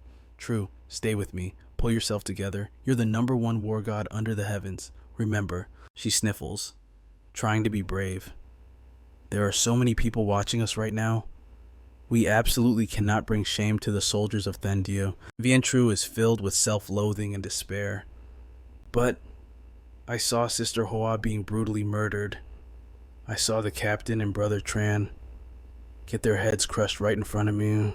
Those people, especially that big guy, he's a monster. He just won't die. His eyelids were heavy. Nuan, I'm so scared. I don't think I can hold on much longer. She tried her best to keep his spirits up. Ju, stay with me. Ju. Just then, a thug walked up and splashed water right in his face. Don't you dare fall asleep, wake the hell up. It won't be any fun if you just die on us. Another guy chimed in with a sneer. You Saint Radiant mongrels, why haven't your cowardly teammates shown up to save you yet? They mocked them in unison. Saint Radiant is pathetic. We've had them tied up for 2 days, and they haven't dared to make a single peep. Bo Yao charged forward in excitement. Hey wimp, wake up and start crying already. Let everyone see just how tough the backbone of a Saint Radiant student really is. Nuan called out to Ju in a panic. Suddenly, a blinding golden light flashed out of nowhere. It slammed straight into Bo Yao, leaving him stunned. Nuan snapped her head around, and Vian Ju cracked his eyes open to see who had arrived. Bo Yao was blasted flying into the distance. Giang Khai had arrived. The backbone of a Saint Radiant student is at least harder than your bones. Kai. Sorry, Ju, Nuan, I'm late. The gang immediately started shouting to alert the Hoffman Guild. Someone's here to rescue the hostages, kill him. Giang Khai clenched his fist tight. I'm sorry. Nuan, I might have to leave you two hanging there for just a little bit longer. Then, he unleashed his power to fight. Huo Wu eagerly cast her spell. Hypnosis. Giang Khai immediately activated his spirit cleansing skill, his entire body wrapped in a radiant light. Huo Wu was shocked to see Giang Khai still resisting. But I can't hypnotize him. The power began to slowly singe her. Yet, Huo Wu acted like nothing was wrong and continued to taunt him. Not that strong, are you? You can't even break my armor. Suddenly, panic filled her eyes. Christina's entire body exploded in midair. How was this possible? Hao Ran quickly charged in. Go to hell. Phantom quad kill. On the other side, Yi Chen leaped up too. You Saint Radiant grunt, taste my earth-shattering slash. Yuan Hong cast his wither curse. Your soul will be nailed tight to the deepest level of hell. Giang Khai held his own against all three of them. He dashed past them in a blur, leaving a trail of blazing fire behind. Instantly, all three were vaporized. Damn it! How does he have so many feints? He's moving too fast. Shit, why are my curses useless against him? Ignoring the explosions behind him, Giang Khai moved on to deal with the rest. Hidden in the bushes, someone was watching him closely. Jingzha drew his bow with a grin. Once my poison arrow hits you, you're as good as dead. Luckily, Nuan spotted him and shouted a warning. Kai, watch your back. He quickly spun around at her words. Giang Khai leaped backward, narrowly dodging the arrow. It grazed his leg. Giang Khai hit the ground from the momentum, but still managed to throw his shuriken. You're asking for death. That guy was instantly wiped out. Nuan was terrified. Kai, run. There are too many of them. Just leave us and save yourself. Vianju just mumbled. Kai. Giang Khai was lying on the ground, one leg trembling uncontrollably. Seeing their chance, the rest of the mob swarmed in. He's been poisoned. Get him, don't kill him right away. Let him enjoy the terror of dying slowly. Keep dancing, keep acting arrogant. You're about to be chopped into mincemeat. This is what you get for playing the hero. Then, a barrage of blades hacked into his body. Witnessing this, Nuan screamed in absolute horror. Even Vianju burst into tears watching the scene. Yingzi dropped her phone and fainted to the floor. Her classmates panicked. Zhang Ying quick, pinch her philtrum. The people watching from the hospital couldn't believe their eyes. These maniacs deserve to be hacked to pieces. Back at headquarters, Wei Ying punched the table so hard it cracked. His face was twisted with pure rage. Tianchen was furious, but had to keep command. Plan B. How much time left? The subordinate turned and replied, 10 minutes and 23 seconds.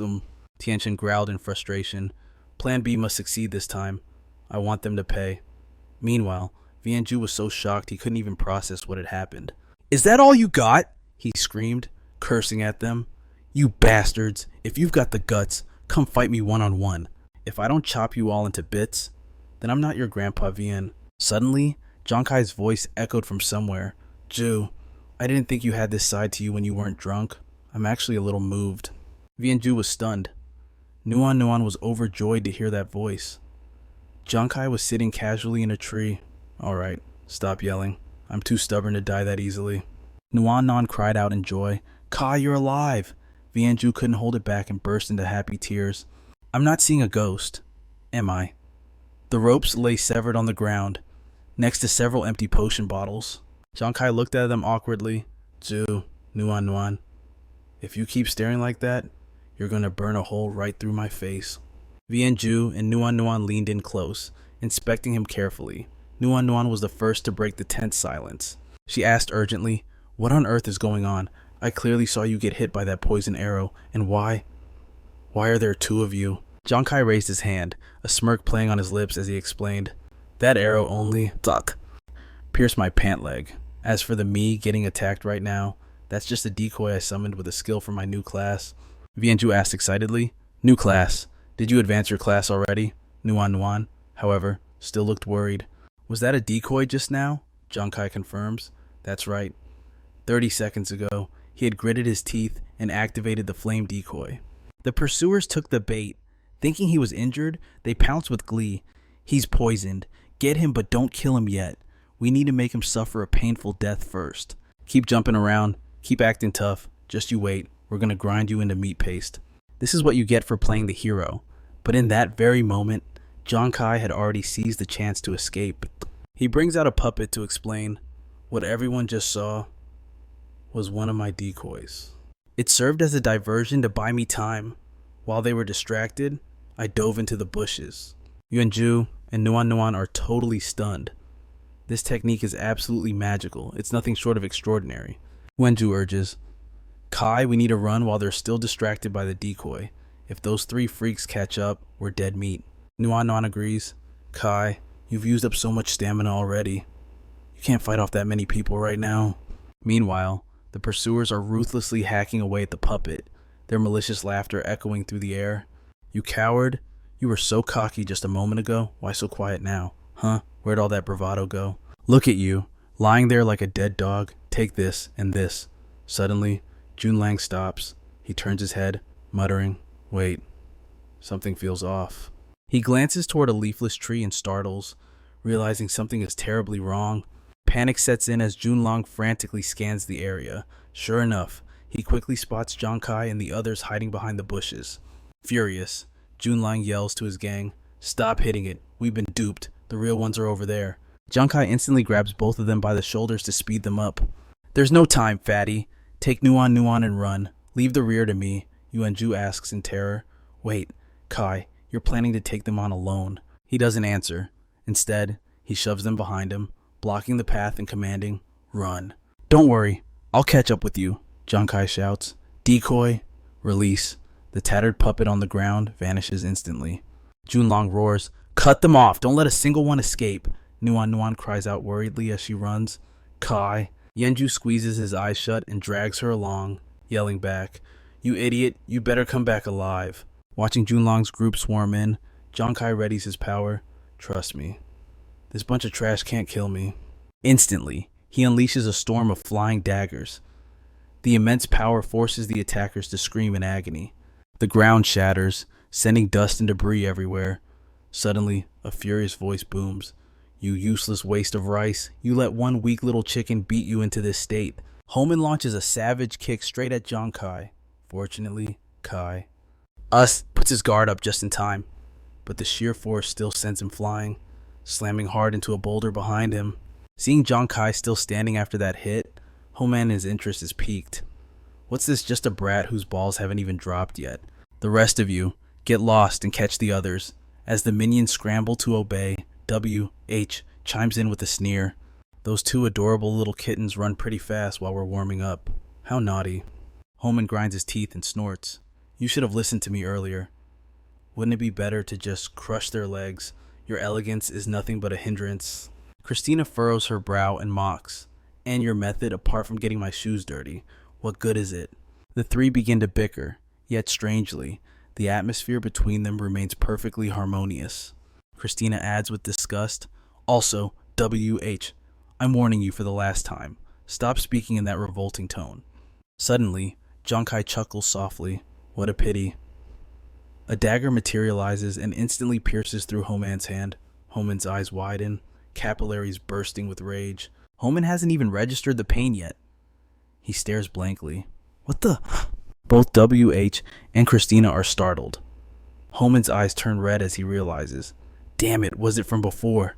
The memory flashes back to when Homan charged in, kicking Giang Khai while cursing. You useless waste. You let one weak chicken beat you like this. Khai had blocked the attack, but his hand was glowing, secretly activating his ability. While Homan was distracted by the thrill of the hit, Giang Khai had embedded a long blade into his hand. Back in the present, Khai sighs with regret. If I'd pushed it a bit further, I could have blown that hand to smithereens. Homan is so enraged he starts laughing. He heals his hand while cursing. You unweaned little brat. You've got some nerve. Homan raises his fist, trembling with excitement. He charges, taunting. Fine then, I'm going to crush your skull and see what the hell is inside. Also draws his sword and rushes in to assist. Homan, acting so feral, really kills the mood. Why don't I teach him to appreciate the beautiful sound of snapping bones? Homan punches the spot where Giang Khai is standing. Luckily, Khai leaps back just in time, creating distance. The punch slams into the earth, shattering the ground beneath. Giang Khai skidded backwards, struggling to maintain what he thought was a safe distance. But before he could even react, he had to tense up again to handle the next wave. Wei's sword thrust came flying in, but Giang Khai managed to sidestep and dodge it. He even seized the chance to counterattack, launching throwing knives at him. Wei effortlessly dodged every single one, laughing teasingly. Speed's not bad, huh? He attacked again with excitement. It's so amusing to watch prey struggle to the death. But waiting for death obediently, now that's even more entertaining. Wei unleashed his void-piercing thrust. Hoffman also charged in, raising a massive fist and roaring, You brat daddy's gonna pound you into a pancake. Christina scolded them while casting her battle disruption sorcery. You two idiots. Stop playing with your food. Why aren't you finishing this with a blitz already? 3 attacks came crashing down one after another, from Hoffman's powerful smash to Wei's razor-sharp sword path, and finally, Christina's thorny vines. Giang Khai dodged them all, his toes stomping the ground to build momentum. Then, like a bolt of lightning, Giang Khai flashed past Wei and Hoffman before they could react. Both were startled, their faces blank with shock. Giang Khai continued using his superior speed to evade the thorns and closed in on Christina. Suddenly, one of her vines tightly bound his ankle. Christina gloated. Did you think my sorcery was weaker than their attacks? You really underestimated me. Giang Khai didn't waste words. He straight up launched a barrage of throwing knives. Christina arrogantly mocked. Thinking you can escape by cutting these vines, how naive. However, Giang Khai's knives slammed into the ground instead. Christina suddenly realized, wait, his target is the ground. She stared in disbelief as the knives pierced the roots of her vines. Instantly, flames erupted, incinerating every single vine. Christina screamed in terror. How is this possible? The entire battle was being broadcast on a large screen in the meeting room for everyone to see. Angel exclaimed in visible surprise. Giang Khai actually chose a frontal assault to break the warlock's sorcery. So from the start, he didn't want to dodge the vines, he wanted to lure Hoffman and Wei away to isolate Christina. Shinfeng nodded in agreement, feigning retreat to deliver a real attack. This kid knows how to trick people, doesn't he? Wei Ying boasted proudly. That is his specialty. When everyone thinks he's crazy, that's exactly when they fall into his trap.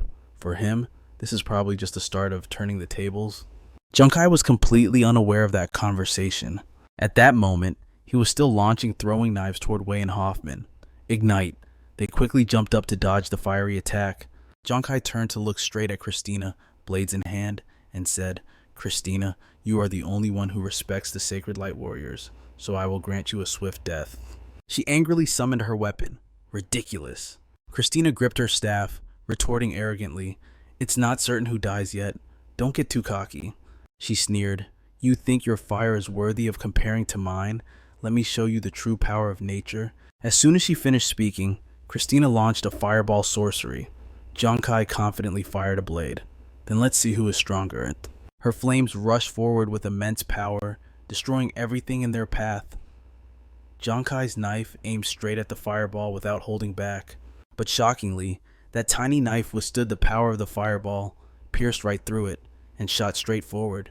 Christina shouted in horror, "Impossible! Just how strong is his attack exactly?" Seeing the knife speeding straight toward her, Christina hurriedly raised her staff to chant, "In the name of the Dark Knight, Wall of Dark Sorcery."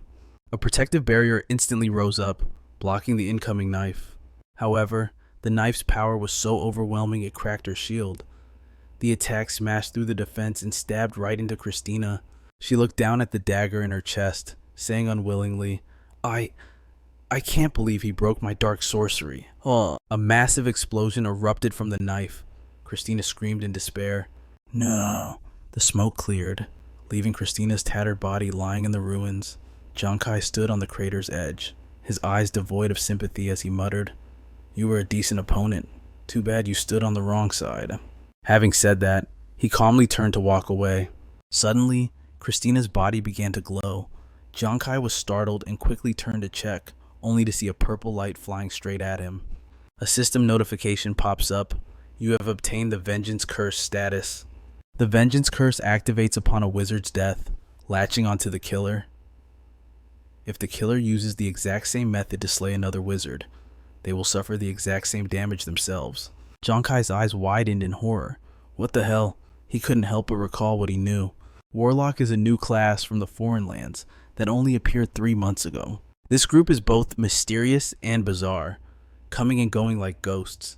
Even international records have few entries on them. I didn't expect them to have a death revenge skill similar to the mermaid boss. Giang Khai wondered, what exactly did the curse mean by similar means? Just now, when I killed Christina, I used the upgraded Fatal Pursuit. If I had used the old version, would the curse have triggered? Hoffman smirked, provoking him. I assume you've received the little gift Christina left for you, haven't you? Do you regret killing her now? Such a pity. Realizing it now is far too late. Do you? Clutching his sword nearby, chimed in as well. What a shame. It seems the goddess of fate is feeling stingy today. How long can a beast without its claws struggle in a hunter's trap? Suddenly, he turned and made a proposal. Hoffman, let's make a deal. Let me handle this trash. I'll leave the next one for you. Hoffman laughed, thrilled by the idea. Fine by me, but keep his head intact. I want the pleasure of blowing it up like fireworks myself. Bu raised his sword in excitement. No problem. Then, he charged straight at Giang Khai, roaring. My blade is out. It's time to taste blood. W unleashed his skill. Phantom Afterimage. Giang Khai's eyes widened, and he instantly activated ethereal form. The moment W's blade slashed down, Giang Khai's figure vanished without a trace. He frowned, confused, disappeared. In that split second, Giang Khai appeared right behind W, one hand gripping his shoulder, the other clutching a weapon. You sneered. You think that's enough to subdue me? He activated his ability, Phantom Escape. W's body instantly shifted behind Giang Khai, throwing him off balance and nearly making him collapse. Bu glanced at Giang Khai, mocking him. Your ultimate card is useless now, and your escape skill is on cooldown. You can't use it twice in a row, can you? His grip on the sword hilt tightened. Who would have thought you could force me to use the soul-devouring blade against a level 60 expert? I'll give you credit for that. He turned his head, sneering, but I'm afraid it's time for you to die. Bu roared. Piercing slash. The soul-devouring blade's ultimate move was unleashed, the tip of the sword thrusting straight for Giang Khai. The blade surged toward Giang Khai, who stood his ground. He didn't dodge, letting the sword's path slash right through him. Giang Khai growled, the only one dying here is you. Instantly, he lunged forward, flinging a card at W. Du gritted his teeth, snapping his head back to dodge, watching his beautiful face get sliced open. W snarled as he spotted the projectile. But it wasn't over. Giang Khai commanded the card to boomerang back. W realized the trick immediately and raised his sword with arrogance. And in front of my soul-devouring blade, that toy of yours is worthless. He slashed down violently at the card. Let me sever your last strand of hope. But reality was cruel. The card was so incredibly durable that it shattered W's sword on impact. His eyes rolled back in pure horror. What? Before W could even react, The card pierced right through his chest, blood sprayed out like a fountain, and W's legs gave way. Giang Khai stood behind him, catching his card, and whispered coldly, "I heard your soul-devouring blade was a unique grade weapon." He scoffed, "But it seems... it's nothing special." W used the last of his strength to gasp. "What? What kind of weapon is that?" Before he could finish, Giang Khai drove the card straight through his skull. Was officially eliminated. His heavy corpse crashed to the ground. Giang Khai retrieved his card, his voice utterly calm. "You only need to know. It's stronger than yours." Hoffman, who had watched the entire battle, stood to the side clapping. He walked over slowly, his tone laced with a manic excitement.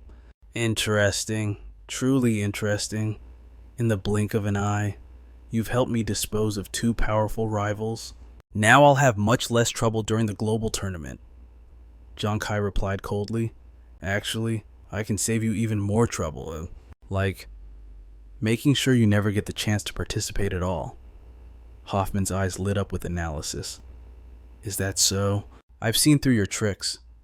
That clone skill of yours. It seems to reset your status, doesn't it?" He listed the facts calmly. "Also, your specialty is obviously long-range hidden weapons." Hoffman crossed his arms, staring down at the corpse with a cold smirk. To be honest, that pathetic worm W didn't understand a thing, even as he died.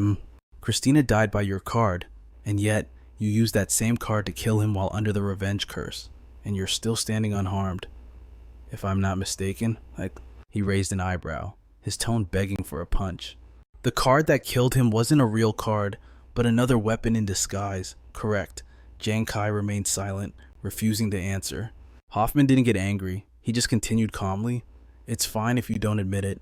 I've also deduced that your attacks rely entirely on gambling for critical hits." He began to analyze. "Among your talents, there must be one that multiplies critical damage.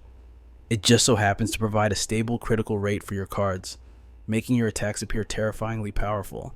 But the reality is, you're no expert in combat, especially when it gets up close and personal." Giang Khai flinched, shocked that he'd figured it all out. Hawkman glanced down at the wound W.H. had left on him earlier and sneered. "You're wounded, and your stamina is draining away," he arrogantly declared. "And now that I've seen through your little tricks, you won't get another chance to hit me with those black darts." Hawkman pulled out a card to show off his power, gloating. "And I am the ultimate counter to a speculator like you." A gem materialized, endlessly sucking in swirls of dark crimson energy. Giang Khai started, realizing the scene of Hawkman holding the gem was also being broadcast on the screen. Everyone in the conference room shot up from their seats, screaming in terror. "Berserker's blood. What the hell? It looks like Hawkman's body is surging with adrenaline." As far as anyone knew, Berserker's blood was the exclusive artifact of the barbarians. For a barbarian like Hawkman, the heavier the injury, the stronger the combat power. Berserker's blood allows him to enter a frenzied wounded state instantly, tripling his combat capabilities in the blink of an eye. Hearing this, the entire conference room couldn't help but gasp aloud. "What?" Thien Than muttered anxiously. "Giang Khai, can he really hold out until Plan B succeeds?" V Young was on pins and needles. "Kid." Meanwhile, Hawkman flaunted his power, taunting smugly. "Do you know what this is, Berserker's blood? It's far stronger than any unique grade weapon like that soul-devouring blade." He grew even more manic in his threats. "Now, I'm going to crush your bones. Bit by bit. I'll let the whole world see just how strong the people of St. Yao really are, no matter who they face." With that, Hawkman charged in for the kill, his gloating voice echoing through the air. "In front of me, you're still just trash." Even though Hawkman had closed the distance, Giang Khai didn't dodge. He stood perfectly still. He grabbed Giang Khai's shoulder, laughing loudly, convinced victory was in his grasp. "Realized you can't run, so you've accepted your fate as a stray dog, ready to be a good boy and die." Hawkman's other hand clenched into a fist as he roared arrogantly. "Then enjoy this right now." The punch slammed into Giang Khai's right cheek. Next came a vicious uppercut, followed immediately by a punch to the left cheek to even things out. Hawkman grabbed him by the hair and yanked him up, mockery plastered all over his face. "This last one crushes your skull." Suddenly, Giang Khai laughed. Hawkman instantly felt something was wrong. Wait, could it be? He spotted another Jiang Kai behind him, sprinting away to escape. Back in the hospital room, everyone was watching the battle unfold. Haman shouted in excitement, "I knew it. The one who got caught is Jiang Kai's substitute. It has to be." Duan Quang agreed, chiming in, "That's right. If his real body got grabbed, he'd be dead meat. He's only that calm because it's a decoy." Li Bu rubbed his chin, analyzing. True, but Jiang Kai still lacks experience. Against a seasoned veteran, that trick would have been seen through easily. His acting was a bit stiff, but at least he managed to escape Hawkman's grasp, and watching the fleeing figure, he critiqued. Next time we see Jiang Kai, we need to give him some advice. A decoy needs to look a little panicked for the enemy to buy it, otherwise, it's too obvious. Hawkman finally snapped back to reality, roaring in fury. Trying to run, he tossed the decoy aside and stormed after him. "You're too green to toy with me," but Jiang Kai continued to activate his deception state. Hawkman suddenly skid to a halt, turning to look. His body froze up, eyes bulging as he stared at Jiang Kai. Hawkman tried to move, but it was useless. He cursed inwardly. Damn it, my senses. They're paralyzed. Jiang Kai's figure became blurry in Hawkman's eyes. Shit, I can't track his movements at all. At the same time, Jiang Kai tossed aside an empty recovery potion bottle, his voice calm. So, barbarians are unkillable, is that right? Jiang Kai pushed off his toes, summoning his weapons, 2 short swords, and dashed forward. Fine, let's see how long you can last. Jiang Kai activated the Time Gambler ability, slashing 2 quick strikes into Hawkman's body. The system flashed. Time Gambler attack speed increased by 100%. Jiang Kai thought confidently. Barbarians have always focused on physical conditioning. Their mental strength is weak. Under the control of my deception state, if I keep attacking with these dual blades, I can break his armor. He recalled the gruesome scene of bodies scattered across the entrance of Point A. As Jiang Kai tightened his grip on the hilts, the system chimed. Attack speed plus 20%, critical damage plus 15%, combo effect continuous attacks activated, shield breaking effect triggered. Back in the present, he used those very swords to rain attacks down on Hawkman, but seeing the man still smiling, Jiang Kai furrowed his brow. What's still no critical hit, Hawkman saw through his intent and gloated. You think those 2 rusty butter knives can break my armor? Dream on. Jiang Kai curled his lip. Is that so? Well, they're more than enough to crack that turtle shell of yours. With that, he brought his sword down with a vicious slash. Jiang Kai roars, kick them while they're down. The system activates the attack. For every 1% of health the target loses. Jiang Kai's 4 basic stats increase by 1%. Critical hit rate increases by 1%. Critical hit count increases by 1%. A massive slash descends, threatening to cleave Hawkman's body in 2. His face is still a mask of confusion, unable to process what is happening. But Hawkman manages to flex his enhanced muscles just in time to tank the hit. Jiang Kai mocks him. Is that it? Is this all the vaunted blood of a berserker amounts to? He slashes at Hawkman relentlessly, his mouth firing off insults just as fast. You savage. You're nothing but a rabid beast. You look down on Saint Light, hurt my friends, and dare to call yourself my nemesis. The final slash shatters Hawkman's defenses completely. He lets out a wretched scream of agony. Hawkman is sent flying. He tumbles backward, skidding across the ground. His massive frame slams into the rough earth and lies motionless. Just to be safe, Jiang Kai shows no mercy, putting his full weight into another downward stab. Then today, yours truly specializes in killing so-called nemeses. The strike is so powerful it cracks the earth, the blade plunging deep into Hawkman's tough flesh.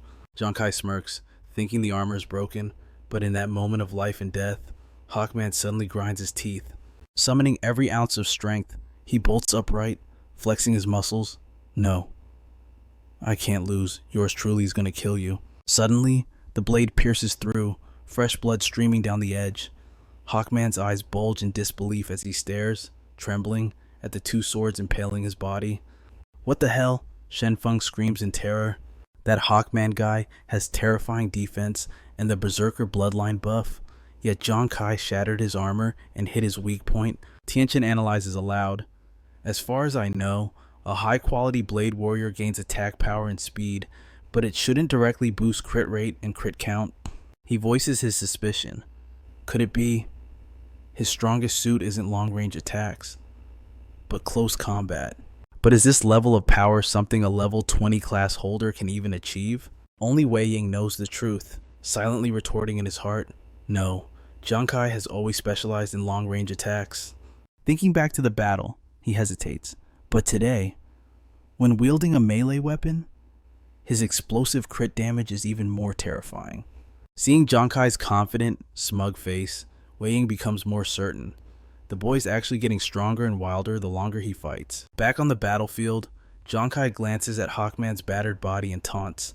Hey big guy, didn't you say you love crushing people's skulls? Giang Khai draws a card, a mocking sneer playing on his lips. Actually, I have a hobby too. It's the perfect chance to share it with you.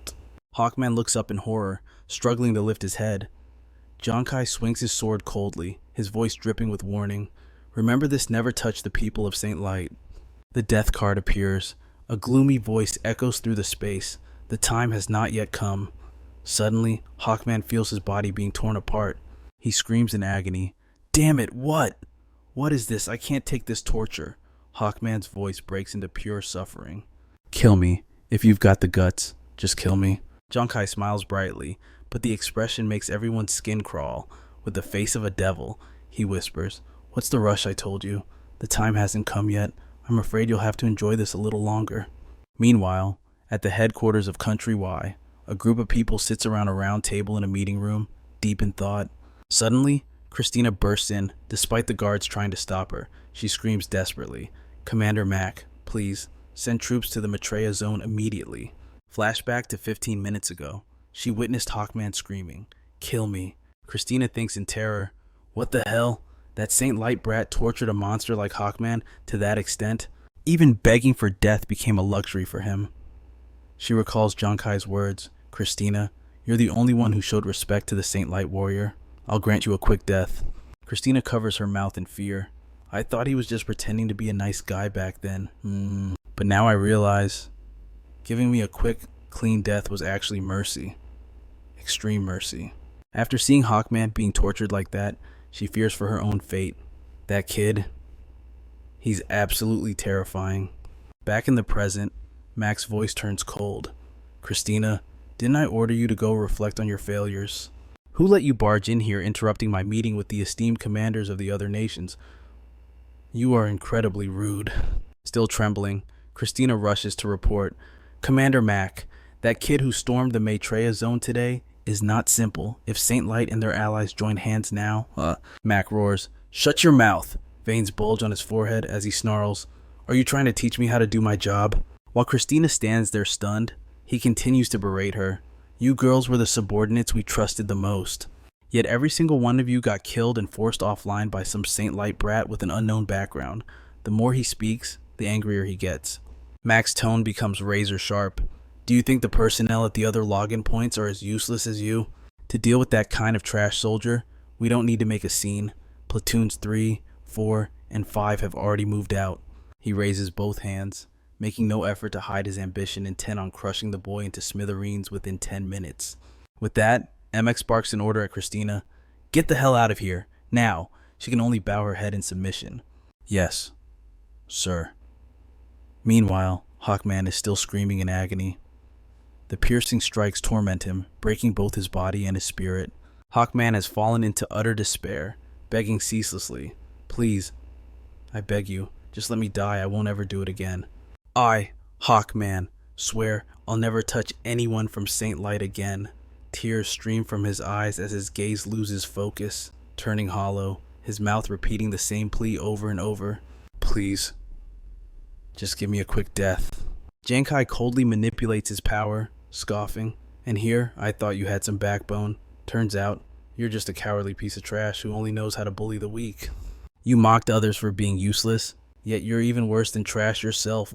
He refuses to stop, delivering an emotionless warning. If you ever see anyone from Saint Light again, you'd better kneel down and crawl the other way. Finally, Giang Khai delivers the finishing blow, sending Hawkman to the afterlife. His body instantly dissolves into nothingness upon the ground. Giang Khai casually dusts off his hands, retrieving his death card, but suddenly, his eyes widen in shock as injuries flare up intensely. and he coughs up a mouthful of blood. Giang Khai's body trembles in violent spasms. He thinks to himself, now that he's dead, the effect of the opportunist strike has worn off, and the pain is hitting me 10 times harder. Just then, a loud shout startles him. Ket shouts, he's the one he killed the Hawkman Guild. Giang Khai quickly looks up, scanning his surroundings. An army fully equipped with armor and weapons charges out of the forest, heading straight for him. Giang Khai quickly realizes, is this the defense force deployed from another login point? Their strength doesn't look average. He silently observes them, focusing on the leader. Ket marches at the front of the formation, jeering provocatively. Listen up, brat. Did you really think you could defeat the elites of multiple nations all by yourself? Now that you're here, don't expect to leave alive. Giang Khai sneers, putting on a mocking expression. Is that so? But inside, he tells himself, I absolutely cannot show weakness right now. Giang Khai stands tall, summoning his flying daggers as he retorts with confidence. You showed up at the perfect time. Today, I, Giang Khai, will entertain you until the very end. Ket smirks, scoffing in contempt. You're about to die, yet you still talk big. He bellows the order, kill him. The army behind him instantly obeys, charging forward with a roar, kill. Giang Khai grits his teeth, preparing to use his retreat fire. Suddenly, a familiar voice rings out, making him freeze. Captain Kai, going into combat without us? That's not very brotherly of you.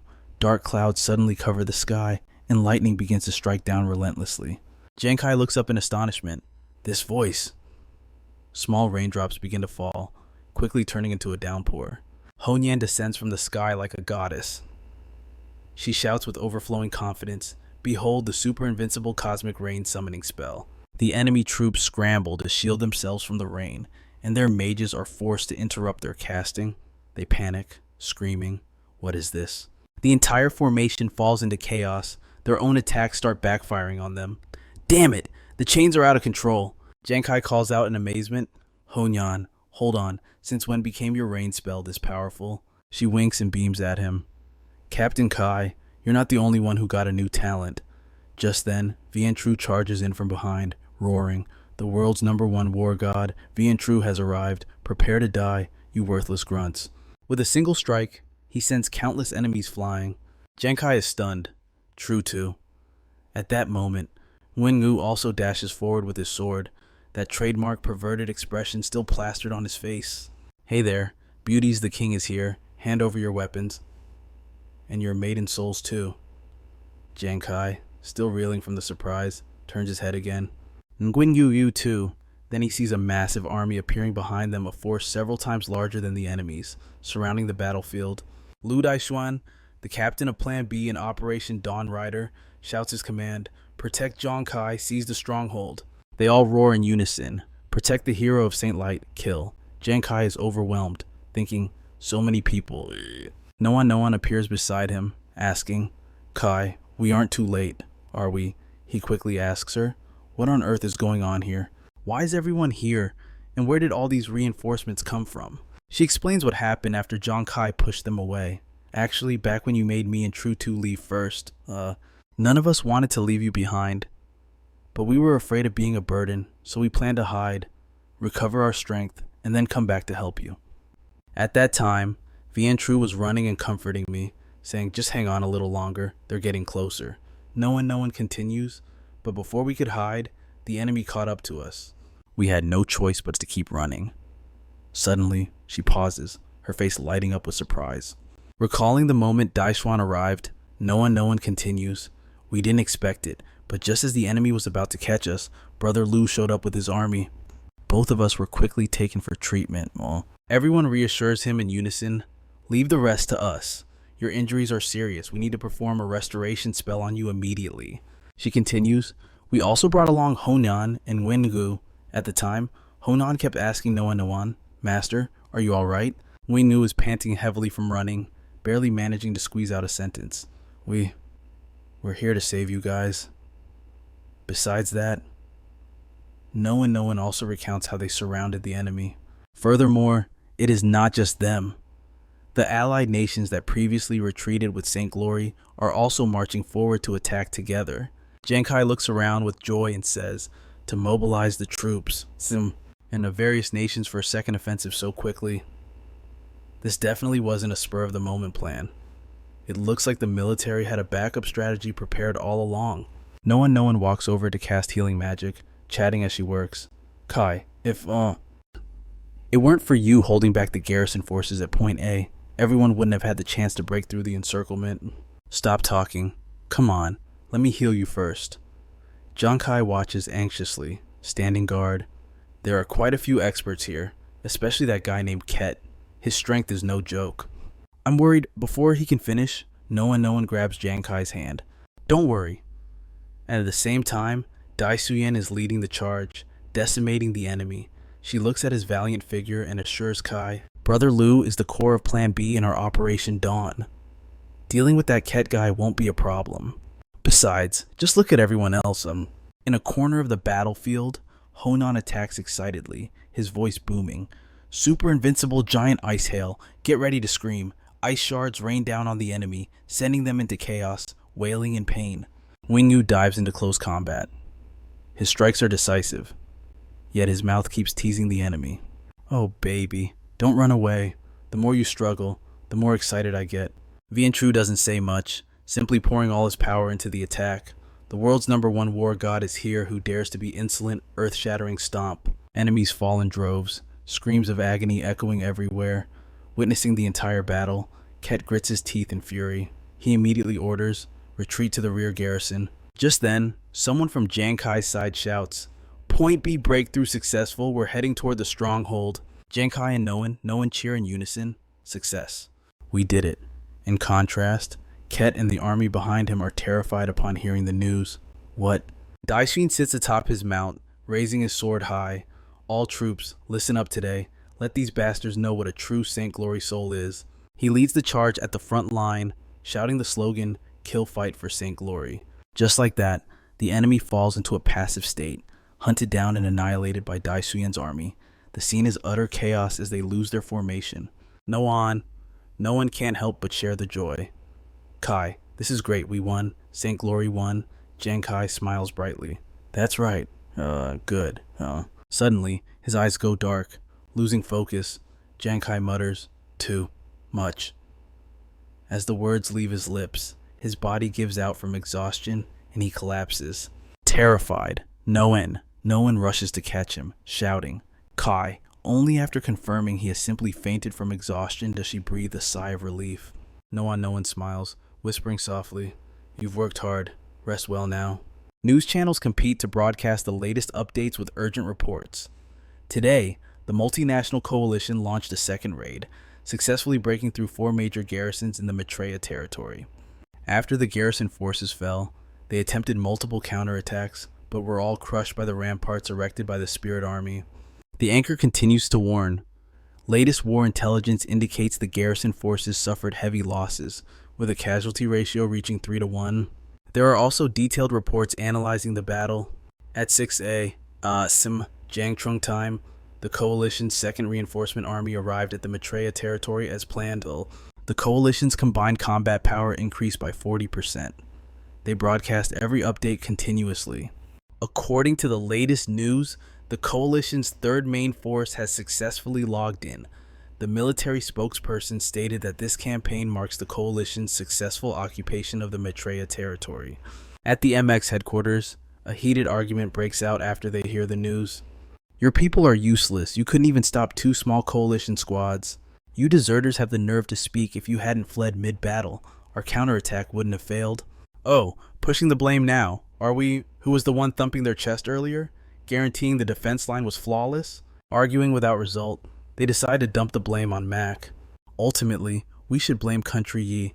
They should have sent more people from the start. The whole group agrees to pin it all on him. Exactly. It's all because of him that things ended up like this. Mac of Country Yi should bear the biggest burden. Mac glares in anger, unable to form a sentence, stammering, You people. At the same time, an announcement rings out across the battlefield. The multinational Spirit Army, led by Saint Glory, declares that starting today, entry into the Maitreya territory is open.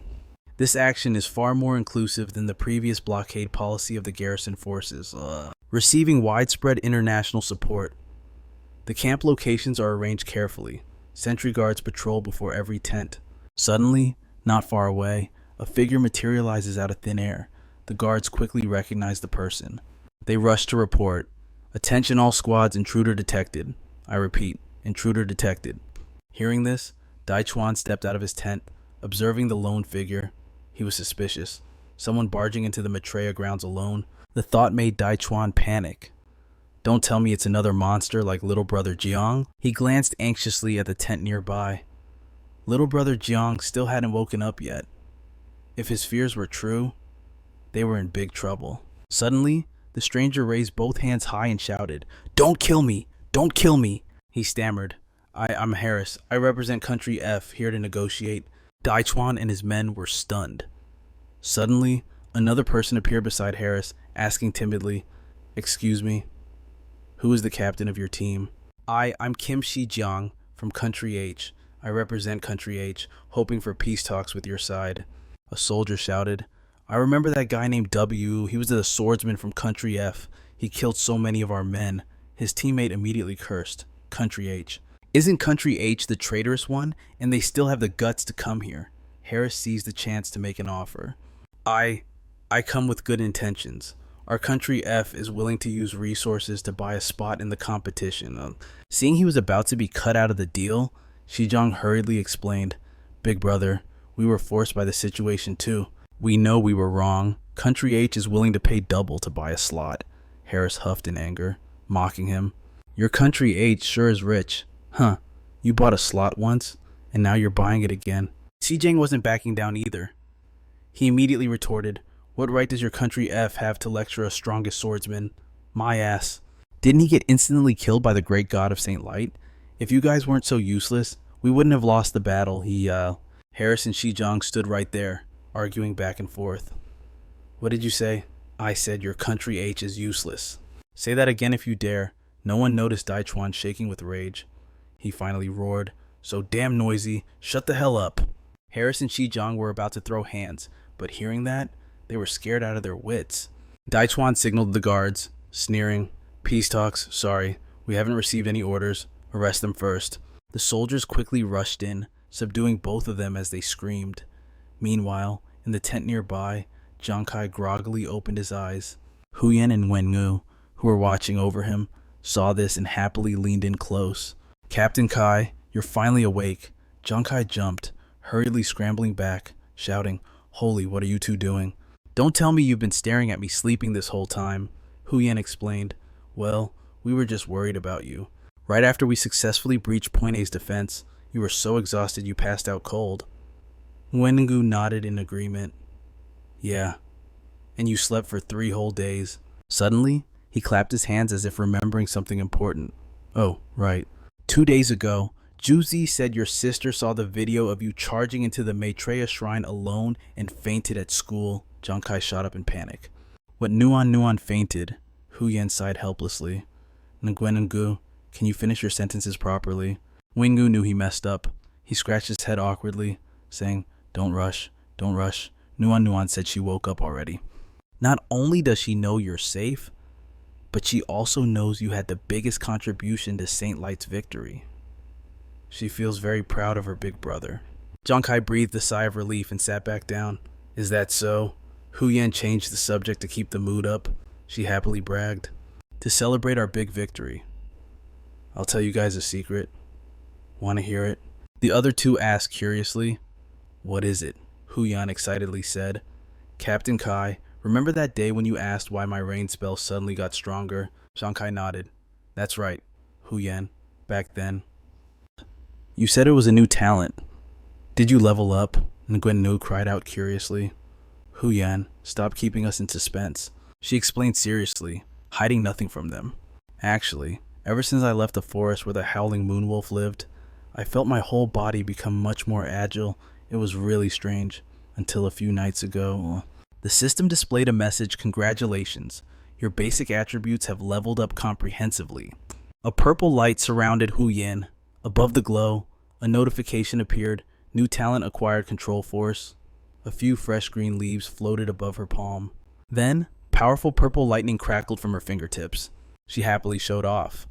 "Look, my talent allows me to control natural elements like wind, lightning, and water." To prove it, Hu Yan conjured a water ball.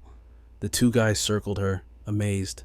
For real, Hu Yan, you can actually control the direction of the water flow now. As soon as he spoke, Hu Yan accidentally blasted a jet of water right into Nguyen Ngu's face. She looked awkward and stammered. Oops, sorry. Actually, I can only do basic control right now. For a storm attack like that day, I still need the compass to pull it off. Nguyen Ngu wasn't angry at all. He calmly wiped the water off his face and sincerely praised her. This is unbelievable. She didn't even level up, yet her stats increased. And she even unlocked a new talent. Honyan instantly regained her confidence, laughing loudly. I never expected this just from following you guys. Do you think the system bugged out and let me leech some XP? Only Giang Khai realized the true reason, he thought to himself. No, this definitely wasn't just some lucky glitch. My gut tells me it has something to do with that fox demon. It seemed to treat Honan with special care. Suddenly, Giang Khai's stomach growled loudly in protest. He coughed a few times, trying to mask the awkwardness. Honyan finally realized, oh right, we've been so busy talking. Captain Kai hasn't eaten in 3 days. Of course he's starving. She quickly dashed out of the tent. Wait right there. Captain, I'll go find some food immediately. Wing Ngu hurriedly ran after her. I know what Captain Kai likes best, seeing how much they cared for him. Giang Kai's heart felt warm, and his expression naturally softened. Suddenly, Dai Xuan walked in to visit. Little brother Jiang, I heard you're finally awake. He greeted him happily. Brother Lu? Dai Xuan nodded, speaking with enthusiasm. Little brother Jiang, I've been wanting to properly introduce myself for a while now, but with organizing the defense and you needing your rest, I didn't want to disturb you until now. Giang Khai shook his hand and said sincerely, Brother Lu, thank you for arriving in time. You saved Noah and me. Dai Xuan laughed. Without you, our Operation Dawn wouldn't have succeeded at all. You're the top contributor here. You absolutely deserve the credit. Then, his tone shifted slightly. Besides that, little brother Jiang, there are actually 2 matters I need to discuss with you. He began listing them seriously.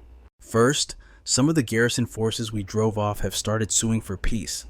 They're even offering to buy slots to participate in the tournament. At first, the higher-ups wanted to reject them all, but what they're offering is just too much. You might not know this, but our resources on the Beast God battlefield are incredibly tight right now. Giang Khai asked, confused. But isn't that something the military should decide? Your opinion matters a lot here. Dai Xuan smiled cheerfully, patting him on the shoulder. Like I said before, Operation Dawn wouldn't have succeeded without you. You were the one who handled the toughest obstacles. If we just agreed to negotiate without asking, wouldn't that disappoint a hero like you? Giang Khai calmly deferred the decision back to them. You guys should make the decision. This involves national interests. I trust the military to balance the pros and cons effectively. Dai Xuan happily agreed. Done. Giang Khai then asked, Right, so, what was the second matter? Dai Xuan explained immediately. The second matter is actually Commander Wei's idea. Even though you've just recovered. Well, the Global Dominance Tournament is starting soon. He passed on a message from Wei Ying. He hopes you can lead Vian True, along with 2 Noen, and your entire Fire God squad as one of the competing teams. You would be representing Then Dio? Giang Khai asked blankly. Me. That's right. Dai Xuan nodded enthusiastically. Vian True and Noan showed incredible bravery during the operation. They were already candidates, but you led them in combat with such experience and clear strength. The team leader can only be you. Then, his expression turned serious. Besides, Commander Hua also agrees.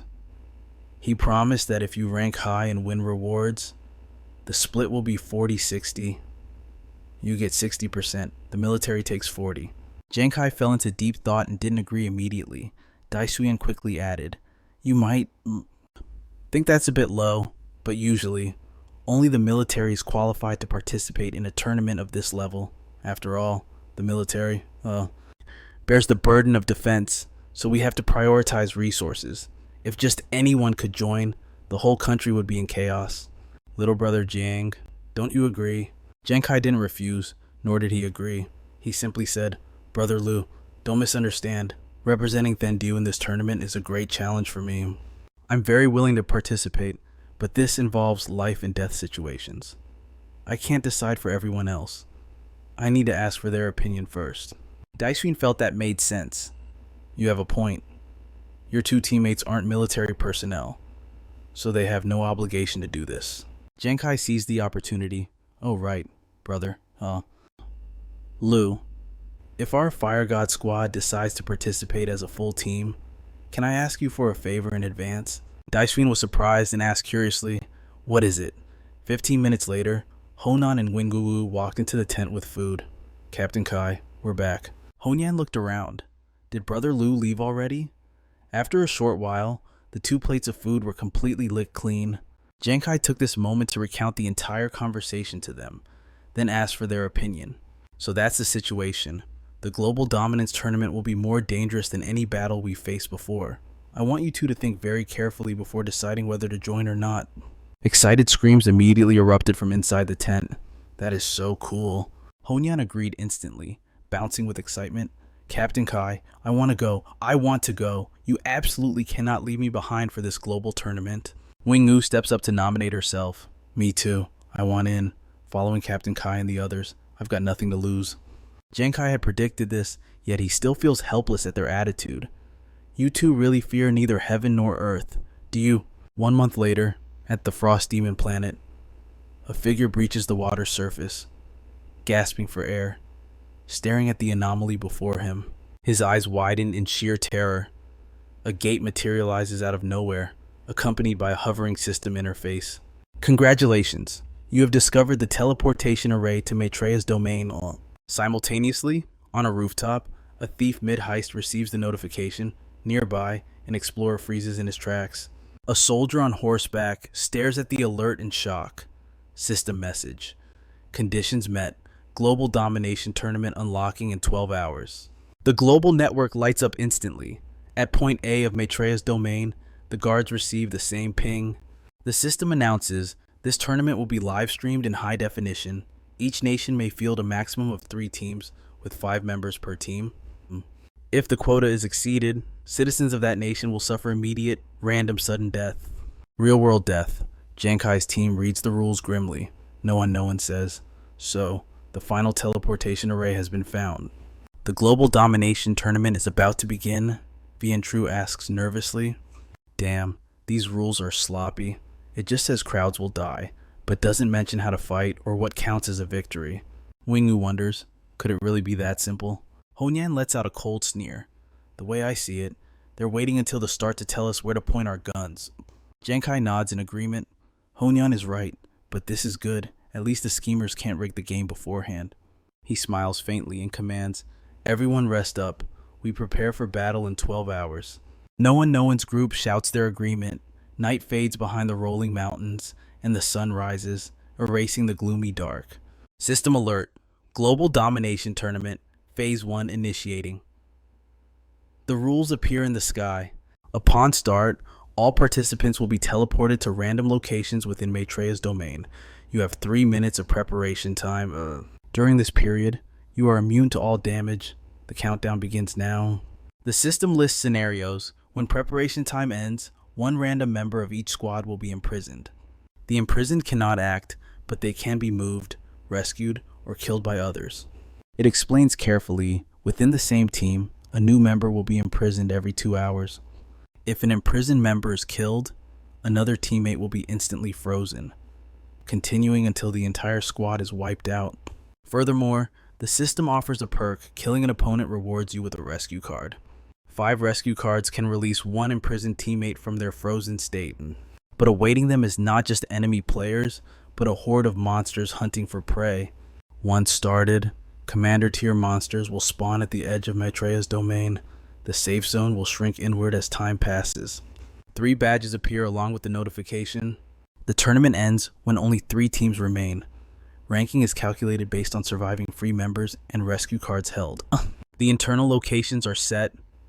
The system announces the final countdown. The timer hits 3, 2, 1. The final shout echoes, and player avatars drop into their respective coordinates. Giang Khai lands and stabilizes himself. The system voice booms. Tournament start. Aside from Giang Khai, countless white silhouettes flash into existence nearby. Other players are spawning. Glancing at people who aren't on his team, Giang Khai thinks, just as I expected. He squints, confirming Vian True and the others are missing. Without a word, the crowd scatters in 4 directions. He thinks, separating us individually, and then randomly imprisoning one of us. Giang Khai sprints while analyzing the system's intent. If the imprisoned person spawns surrounded by enemies, it's a death sentence. This rule looks like a test of individual survival skills, he concludes firmly, but in reality, it's testing the team's overall power and unity. Giang Khai speeds up, deep in thought. If any member is left behind to be torn apart, it's a fatal blow to the whole squad. At this moment, the system updates preparation time remaining 30 seconds. Giang Khai runs from the spawn zone, calculating. 30 seconds left. Will I be the one frozen? I need to use this invincibility window to find a hiding spot first, then figure out how to regroup. He focuses on the objective. I must race against time to solve the imprisonment crisis before it destroys us. Meanwhile, inside the military command room in Jiangtrong City, a wall of dense screens broadcasts every angle of the competition. Then Feng asks in shock, what is going on? Why did they all suddenly go into hiding? Are they playing hide and seek? Thienthan explains. Their behavior must be related to the rules of the championship tournament. After all, only the participants inside the betrayal lands know the specific rules. He turns to ask, Commander Vei, what's your take on this? Ving frowns, speculating. It looks like the calm before the storm. A prelude to the hunter mode activation. He speaks with confidence, but the 3 squads sent by Tundio are all elites, forged in the fires of war. The Red Squad boasts powerful and valiant members. The Sunha Squad is filled with confident warriors. Vyung concludes, no matter what happens, the only thing we can do now is trust our soldiers 100%. And finally, the Fire God Squad, led by the renowned Giang Khai. The scene shifts to the Maitreya lands, where Honan and Nuan Nuan are traveling together. Both remain on high alert, scanning their surroundings. Suddenly, an attack crashes down on them from above. Honyan and Nuan scramble backward to dodge. Honyan screams in anger. Where the hell did this bandit come from? You dare ambush Lady Vientru, having just landed from the sky, calls out happily. Nuan Honyan, I finally found you two. The 2 girls shout in surprise. True to Vientru scratches his head with a sheepish grin. I didn't scare you guys, did I? Honyan asks, bewildered. True to, when did you get here? Vientru looks confused and says, Me, I've been here the whole time. He happily explains. I actually got really lucky. As soon as I opened my eyes, I realized my random spawn point was in the forest right near our base camp. Then, Vientru checked the watch on his wrist. I tried to contact everyone to group up, but I realized the competition had already started. The signal was cut off, so he decided to stay put and observe from a hidden spot. I figured there was a high chance everyone would head back to the base, so I hid in a tree to wait. And sure enough, here you are. After chatting for a bit, Vientru remembers to ask, by the way, how did you 2 end up together? Nuan explains, Honyan and I bumped into each other on the way. We also guessed everyone would regroup at the base, so we came here together. Honyan rubs her chin, agreeing. Exactly. If we figured this out, I'm sure Captain Kai and Wingogo did too. As long as they can move freely, they'll definitely head here. Nuan says worriedly, I wonder who will show up next. A minute later, a rustling sound comes from the bushes. Vientru spots it immediately and alerts the others. Someone's coming. A familiar pair of legs steps out of the brush. The group stares in surprise. It's Nguenengu. Wingu is panting, barely able to speak. Honyan, I knew you guys would come back here too. Right then, the system countdown hits 0. The preparation phase ends. The group realizes with horror. So, the imprisoned one is... Vientru shouts in panic. Kai. At that exact moment, up in a tree, Giang Khai freezes. He realizes with a start, no. I can't move. I can't be that unlucky. Can I? Giang Khai grits his teeth, thinking, this is bad. I think there's someone else here. Following his gaze, he spots someone hiding under the tree opposite him. Giang Khai eyes the stranger and sees a weapon in his hand. He thinks anxiously. That guy is staring right at me. When did he get so close?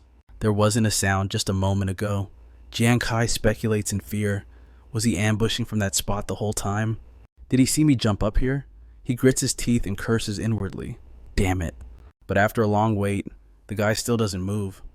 Giang Khai suddenly realizes, don't tell me. Is he in prison too? After watching for a while and seeing no movement, he finally sighs in relief. I knew it. Suddenly, Giang Khai notices something to his side. Wait a second. Is there anyone else here? Quickly, he spots another guy lying paralyzed in the grass. Giang Khai thinks in despair. I can't believe 3 people were hiding in this tiny area and were all unluckily imprisoned. He starts calculating anxiously.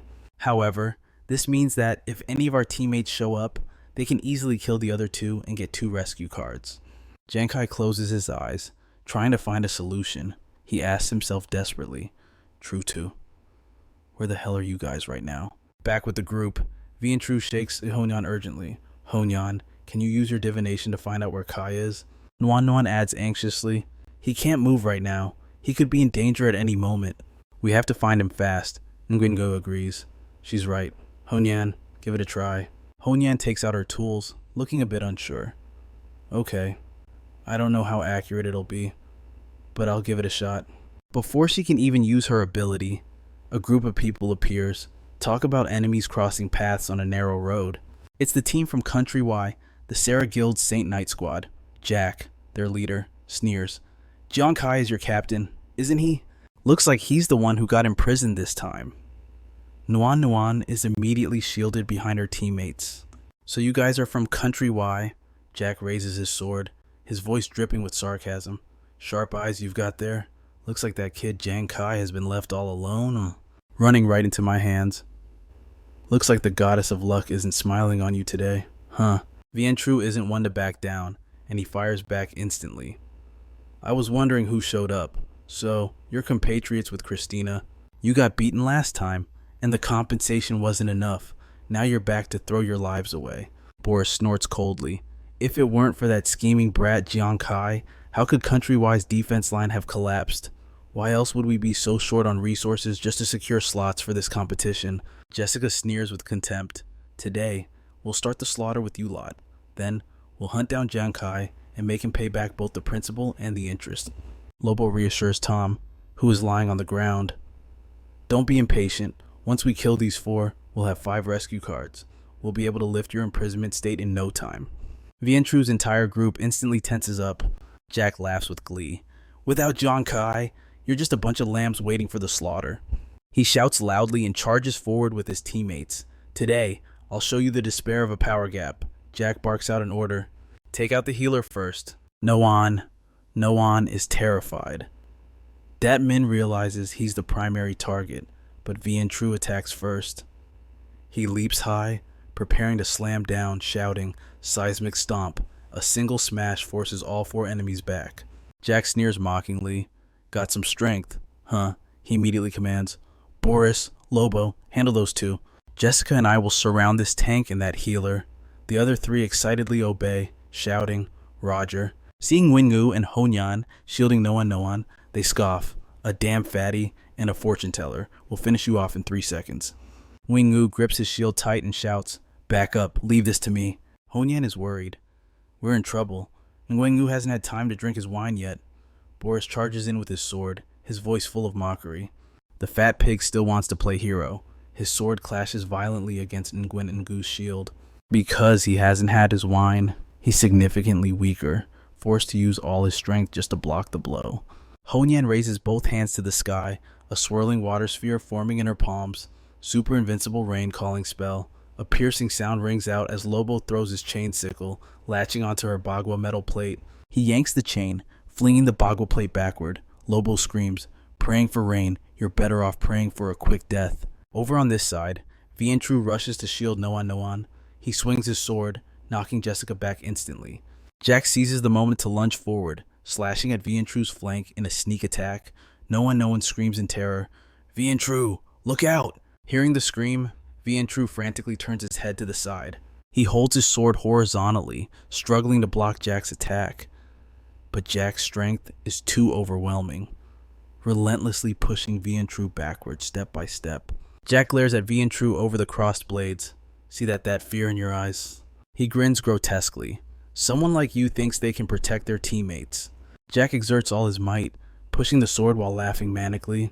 Go crawl back to the women and cry. V and True is shocked by the immense power. He can't hold on much longer. At that moment, no one points her fingers at Jack. Abyssal sink. From within Jack's biceps, countless sharp needles pierce out through his skin. He's completely shocked. What the? Elsewhere, Giang Khai is hiding in a tree. Half an hour has passed. I wonder how V and True and the others are doing. Suddenly, he senses movement and whips his head around, startled. It's someone else. A burly man with a ferocious face uses his blade to slice through a bush, revealing Harris hiding underneath.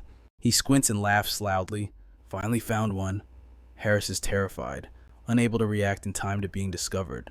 In an instant, the burly man delivers a decisive slash, sending blood spraying everywhere. Harris doesn't even have time to scream before he takes the hit to his stomach and goes flying. He crashes right into Dao Din's hiding spot. Seeing Dao Din, the burly man chuckles, resting his blade on his shoulder as he approaches. There's another one. Dao Din is pinned under a fallen tree, lying motionless on the ground. Cold sweat pours down his face. He grits his teeth, nerves screaming, but he can't do a thing. The burly man, mid-stride, suddenly stops and looks up. He stares straight at where Giang Khai is perched. The burly man lowers his blade. Giang Khai tenses up immediately. I've been spotted. The burly man laughs in excitement. Perfect, hit the jackpot this time. Found 3 rats at once. Then he swings his blade, slashing Dao Din's arm. The boy collapses instantly. The burly man licks the blood off his blade, smiling with grotesque satisfaction. Thanks, brother, but I don't plan on letting you go. Dao Din fades away, leaving behind a golden card. The burly man drags his blade along the ground, humming a tune, grabbing the 2 cards. He drags the tip of his blade toward the tree where Giang Khai is standing.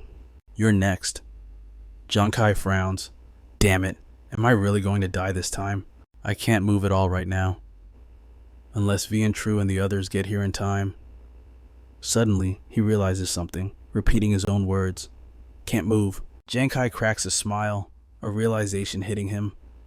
The burly man launches himself up the tree, gripping his blade with both hands and swinging wildly as he screams, Die! Giang Khai remained motionless, unflinching before his attack. He smirked, his face radiating absolute confidence in his decision. The voice in his mind was firm. What cannot move is the body, not the death card. Instantly, the card shot up from behind his back. The burly guy couldn't react in time. Just as he was about to swing his blade, the card sliced across him, making him cough up blood. The card returned, this time piercing straight through him, finishing the big guy off.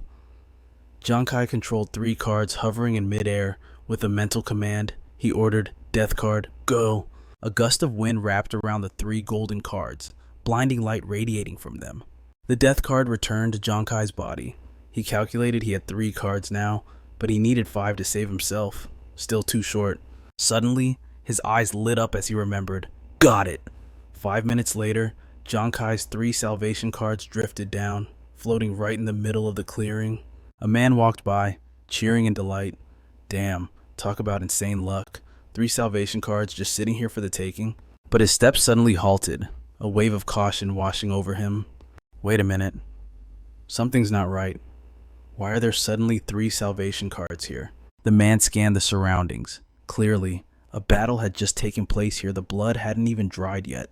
Could both sides have been wounded and died together? However, the value of the salvation cards was too high, leaving the man feeling a bit torn. Or maybe there was a survivor who heard my footsteps, was too cowardly to grab the cards, and ran away with their injuries. Clinging to that sliver of hope, he continued to search the area, but the more he looked, the more wrong it felt. No, this isn't right. He stepped forward cautiously, his anxiety growing with every second. Something felt incredibly off. Could it be? Right at that moment, Giang Khai's death card appeared behind the man, slamming hard into his body. The man's eyes widened in regret. It's a trap. With just one move, the man was eliminated from the game, leaving behind a salvation card. Giang Khai thought to himself with satisfaction. Now I have 4 salvation cards, just one last card missing, and I'll have my freedom. He felt a bit worried, wondering how Tru's group was doing. On the other side, True was launching an overwhelming attack on a guy named Jack. The guy retreated in terror to keep his distance. Jack's teammates rushed in to support their captain. Nuan panicked and warned, "True, watch out behind you." True gritted his teeth and hurriedly changed direction, but he still couldn't dodge the enemy's surprise attack in time. True clutched his wound and jumped aside, cursing, "Damn it, 4 against 1, have you no shame?" Just then, Wenwu hurled something over. "True, try my new wine." True caught the untouched cup of wine from Wenwu. The enemy sneered in contempt, trying to use alcohol to numb yourself and lessen the pain.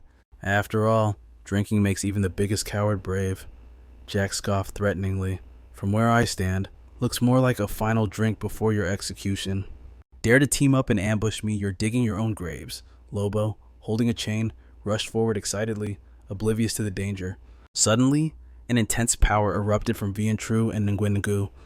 True looked like he'd been pumped full of adrenaline, declaring arrogantly, "This Vian is the #1 war god under the heavens. Gods block. I kill gods, demons block. I kill demons." Nguyen-Ngu also entered a frenzied state, shouting, "In this entire life, I, Nguyen-Ngu, lose to no one. Where are the beauties?" Jack's team was terrified, seeing the disparity in power. "What the hell?" True shot forward like lightning. With just one path of his sword, he sent the whole group flying. Jack gritted his teeth, his eyes filled with unwillingness. True didn't give him a chance to recover. He had already leaped up, ready to strike. "The #1 war god is here, all of you." He gripped his sword and slashed down, roaring, "Get on your knees and die." Jack's eyes widened in shock, his hand holding his sword trembling. He froze for a beat, stammering, "This is..." True didn't hesitate. He swung his sword straight down. Jack's sword was sliced in two, and he took a heavy hit, blood spraying everywhere. The force of True's strike was so massive it sent Jack flying miles away. Wherever he flew, trees snapped and collapsed. Boris was terrified by the scene, his voice shaking. "I've met countless swordsmen, but how can the swordsmanship of a drunkard like you be even more eerie and refined than a master swordsman?" In front of him, Wenwu was slowly advancing. He pointed his sword tip at Boris, his face flushed red. "Cut the crap. Take off your clothes." Boris broke out in a cold sweat, his eyes wide with confusion. Why is it turning out like this? He watched as Nguyen-Ngu, holding a shield and sword, stumbled towards him. This guy turns into a completely different person after drinking. Boris stood rooted to the spot, watching Nguyen-Ngu get closer. His sword technique was erratic, sometimes fast, sometimes slow, yet seamless like flowing clouds in water, leaving no trace, almost merging as one with his body movement. Nguyen-Ngu was right in front of Boris, his eyes sharp and glowing red, grinning broadly as he swung his sword. A few days ago, in the team's makeshift tent, Captain Giang Khai held out a thick book. "Nguyen-Ngu, although you aren't a swordsman, your talent for joy and wine is incredibly compatible with swordsman skills. The global tournament is coming up soon. I asked Brother Lu for this skill book specifically for you." Then, he turns to look at Dai Suyen. Dai Suyen has access to vast military resources. I asked him to help Nguyen-Ngu find a swordsman skill book to boost his power. The man looks at Giang Khai with total confidence. "It's nothing. For national glory. Don't just talk about finding a skill book, ask me to risk my life, and I'd do it too." Wenwu holds the book in his hands. This is the legendary skill book that every swordsman adventurer dreams of. He wonders aloud. The Blade of Unconsciousness. The system immediately displays the skill information for the Blade of Unconsciousness. When the adventurer enters a state of absolute focus, moves are no longer bound by form. The blade becomes an extension of the body. Moves flow naturally according to the battle's tide, smooth as drifting clouds and flowing water, impossible to predict. Back in reality, Wenwu's slash has already torn Boris's shirt open. "So hairy? Huh, I like it." Boris's face flushes red as he covers his chest. "You. What are you trying to do? This is the Global Supremacy Tournament, and you're acting like this." Wenwu doesn't care. He rushes in, laughing. "Aren't you missing a piece of clothing underneath? Oh, I get it. You did it on purpose, didn't you? My little darling." Boris hears this and screams. "Missing a piece, I'm wearing outer armor." inner armor, and lining what could be missing. His face is so red it looks ready to explode. Nguyen relentlessly slashes at Boris's body. By now, his upper body hasn't got a single shred of cloth left, but the laughter isn't stopping. He grins mischievously. Smile more. Boris hugs his body, snot and tears running down his face. He screams out a single, sharp word, no. Suddenly, lightning strikes and the clear sky is instantly covered in dark, ominous clouds. Lobo sprints forward like the wind, chains in hand. We assassins excel at fighting in all adverse conditions. You think a cheap trick like this can stop us? Keep dreaming. Jessica is right in front of him. Kill them. Hit fast and win fast. No one holds nothing back. She throws her orbs while shouting loud, Honan. Honyan grips her bagua mirror, swirling water around her arms. I don't care what kind of assassin you are in the rain. I am a god. No one's orbs fly straight at Lobo and Jessica's faces. The two of them startle in surprise. The orbs hit the ground and explode into pink liquid, splashing all over them. What the hell is this? My face. Seizing the chance while they are blinded, Honan raises her hand to the sky. Take this super ultimate invincible cosmic hailstorm. Immediately, a hailstorm descends. The ice stones pierce through Lobo and Jessica before smashing into the ground, cracking the earth beneath them. 10 minutes later, back in the forest where they fought so hard, Vian Tru and Nguyen are leaning against a tree resting. They have finally woken up. No Wan squats in front of them, whispering, Vian Tru, brother Nguyen, you guys are awake. Next to her are 2 empty bottles of hangover cure. Vian Tru snaps awake and asks loudly, where's that aggressive team from earlier? Who won? Where are the redemption cards? Did we get them? Nguyen is just as confused. Yeah, exactly. No one holds up 5 shining cards. Beaming. Relax. 5 redemption cards. Not one missing. Honyan is calculating Brother Kai's position. Once we have the result, we can go save him immediately. Just then, Honyan cheers happily. I've got it. I know where Captain Kai is. The other 3 instantly perk up. Everyone is eager to reunite with Giang Khai. Meanwhile, Giang Khai is sitting in a tree, staring intently at the 4 cards on the ground below. Giang Khai frowns in thought. Half an hour has passed. No new adventurers have shown up, and Vian Tru's group still hasn't found me. A massive boom resonates, shaking the earth violently. Giang Khai grips the tree trunk tight, a look of unease on his face. This isn't good. The zone is starting to shrink. The thumping sound gets louder and louder. It is the sound of footsteps made of stone. It's an army of giants. Stone titans are marching, carrying tree trunks, their eyes filled with ferocity. They're here. Below, a horde of gigantic monsters is moving in a pack. Each one carries a massive tree trunk on its shoulder. The system introduces the monsters rock spirit giants, commander rank, level 65, especially the one leading the pack, a rock spirit giant king, level 88. Giang Khai is frozen in place, unable to move. He can only suck in a breath of cold air and watch them from the tree. Even with the Reaper card, facing 4 commander rank monsters at level 65 would be a life or death struggle, let alone now, with a king rank monster in the mix. This is dangerous. The rock spirit giants swing their tree trunks, destroying everything around them. Suddenly, Giang Khai has a theory. Wait a minute. He carefully observes every detail. These guys look like they're made entirely of rock and vines, apart from eyes that look like rubies. They don't seem to have mouths, ears, or noses. Giang Khai tells himself, monsters with earth and wood attributes like this might not have a sense of smell or hearing. As long as I hide well, they might not spot me. However, just as it arrives beneath the canopy where Giang Khai is hiding, the rock spirit giant stops. It turns around and grips the tree trunk tightly. Giang Khai thinks in panic, did I guess wrong? The rock spirit giant's fingers pierce through the rough bark. It yanks the tree violently, ripping the roots right out of the ground. The giant effortlessly hoists the massive tree onto its shoulder to weigh it. Giang Khai grits his teeth, clinging for dear life to the tree. The stone spirit giant hasn't noticed him at all. It calmly hoists the tree trunk onto its shoulder and marches off with the rest of the herd. Giang Khai's eyes widen in realization. Wait, am I being used as a new weapon right now? Just as I thought.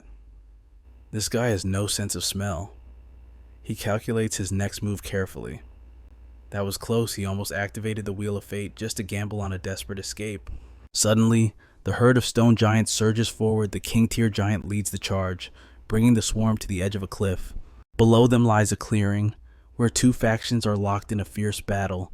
They are completely oblivious to the stone giants watching them from above, too focused on tearing each other apart. Giang Khai watches with concern. It looks like two teams skirmishing.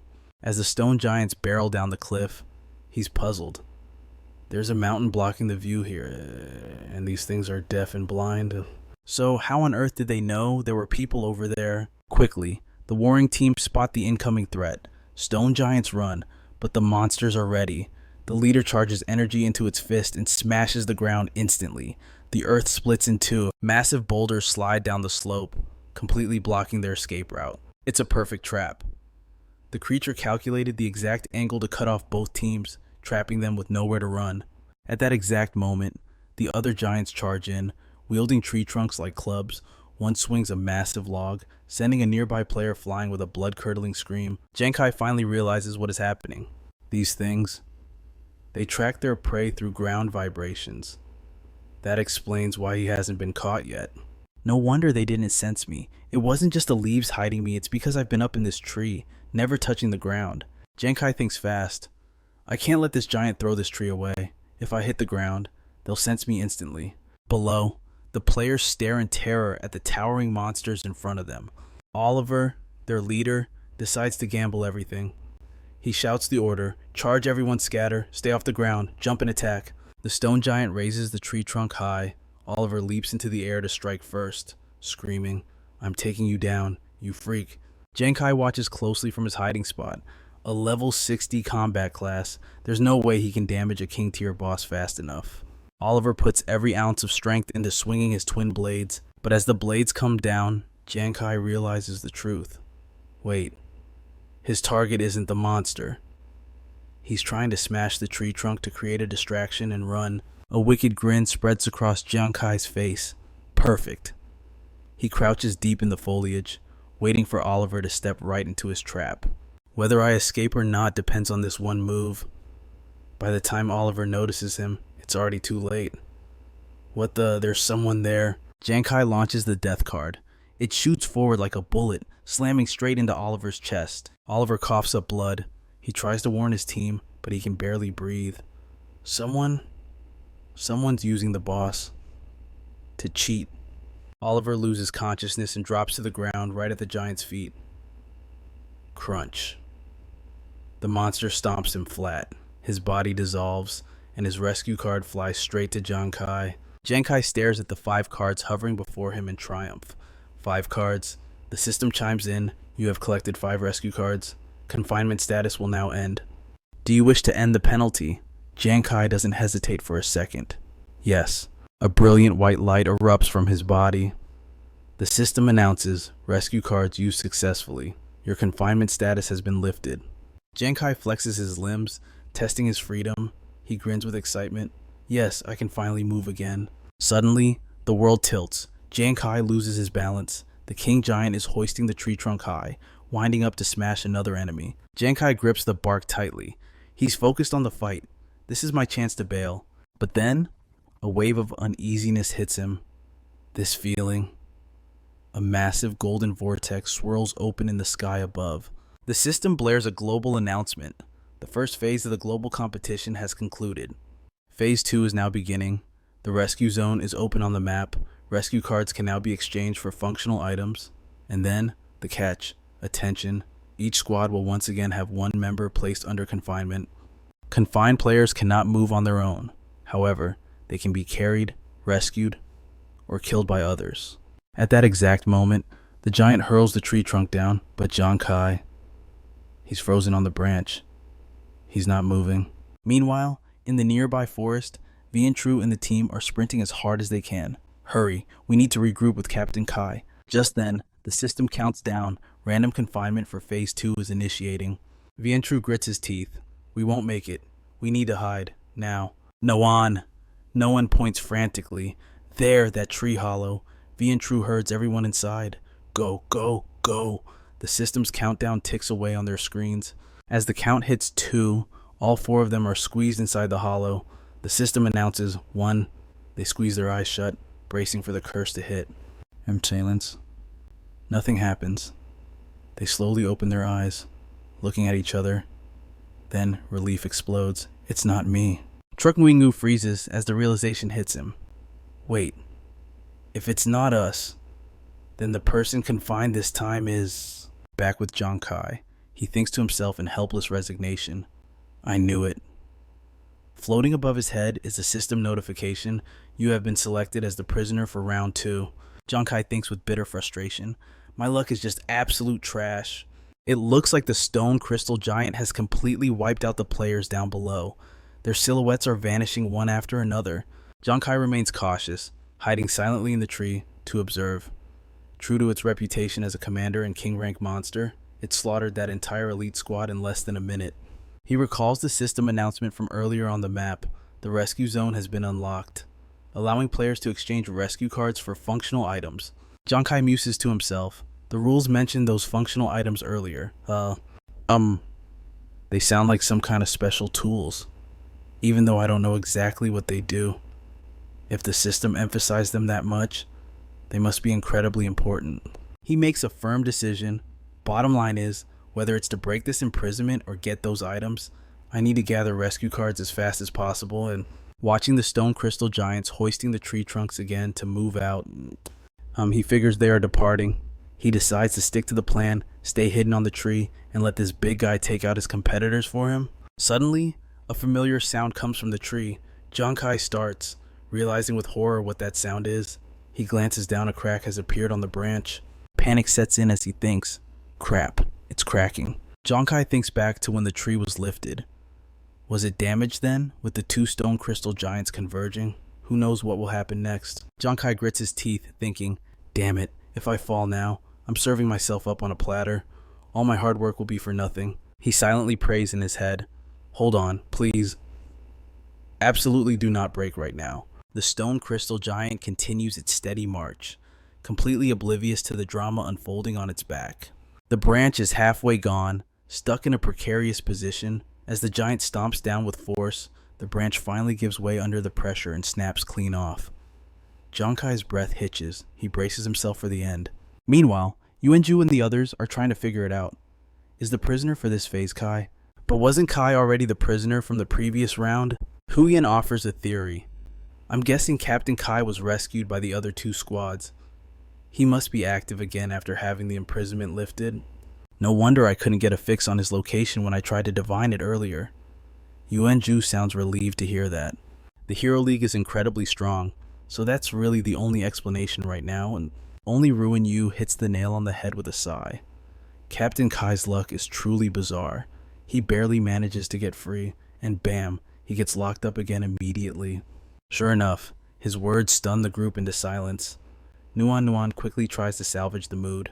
Come on everyone, pull yourselves together. It's a bit unlucky, sure, but it means there's a high chance Khai is still safe. Our priority right now is to figure out the situation, then regroup with Kai's team. Huyen agrees. Nuan is right. The first phase of the competition is over. But we don't even know which countries have been eliminated or which ones have advanced. Plus, the new rules mention those functional items. Suddenly, Nuan spots something. She quickly points toward a hazy purple mist and calls out, Hey, look over there. What is that? Yanju shouts in surprise. That fog. I remember clearly that wasn't there a moment ago. Ruan-Yu asks anxiously. I didn't see it earlier either. You don't think some monster released it, do you? Nuan shakes her head immediately. It doesn't feel like it. If it were a monster, it wouldn't be this quiet around here. I just get the feeling there's something important over there. Huyen encourages them. Well, what are we waiting for? Let's go check it out and see. The group ventures deep into the purple mist. When they arrive, the scene before them leaves them dumbfounded. It is an earthen pillar with a statue on top, radiating a blinding light. A system notification immediately pops up.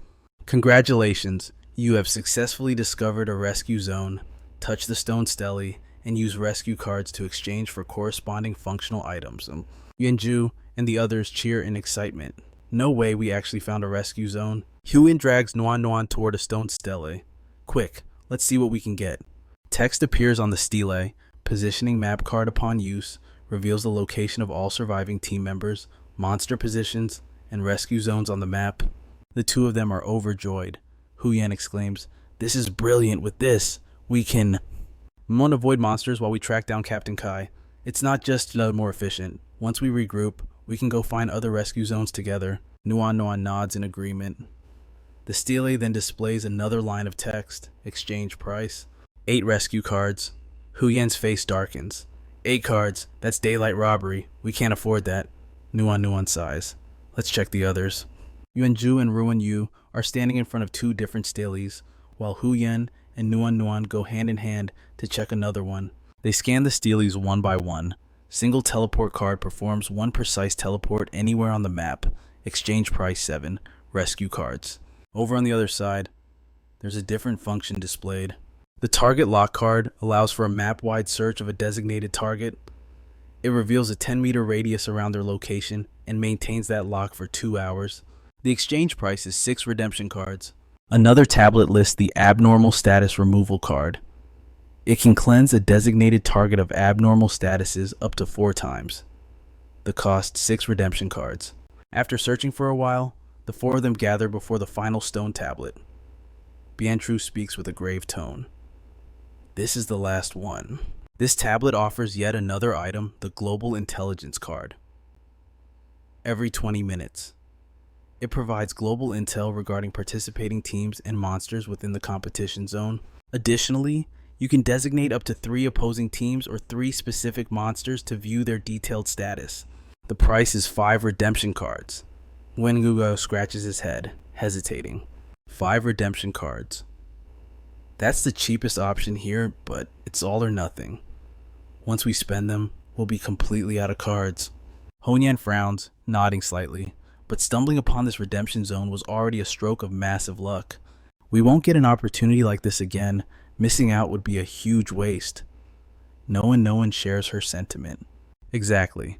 Instead of blindly searching for Kai and the others, it's better to secure key intelligence first. In a life or death confrontation like this, an information gap is often the deciding factor between victory and defeat. True. What do you think? Biantru's expression hardens as he lowers his voice. I agree. Plus, with the Global Intelligence card, we can track Brother Lu and Brother Tran's teams. That way, we can find Kai and regroup with the main force quickly. No one steps forward, while the other 3 gather around to support her. Go ahead. No one. She holds out 5 golden cards, whispering. Alright, let's give this a try. She reaches out, gently touching the stone tablet and guiding the cards toward it. The 5 cards instantly fly forward, absorbed into the stone as if by a magnet. No one raises her hands, channeling her power, and the tablet immediately flashes with a brilliant green light. System text appears. Exchange successful. Item Global Intelligence card. Remaining redemption cards 0. Noan is overjoyed. It worked. Before the 4 of them, a sphere of static electricity begins to expand, growing larger by the second. As the static dissipates, it leaves behind a holographic notification board. Current survivors in the championship. Survivors 906, teams 200, monster invasion progress 327, commander class 43, king class. Active range at competition edge 17 kilometers. Biantru frowns, panic rising in his voice. Nearly 300 people have already been eliminated. The early phase was just small-scale skirmishes, but with the appearance of the redemption zone and the expanding monster invasion, the real slaughter is only just beginning. Standing beside him, Wengu wears a look of deep concern. Captain Kai is so famous now.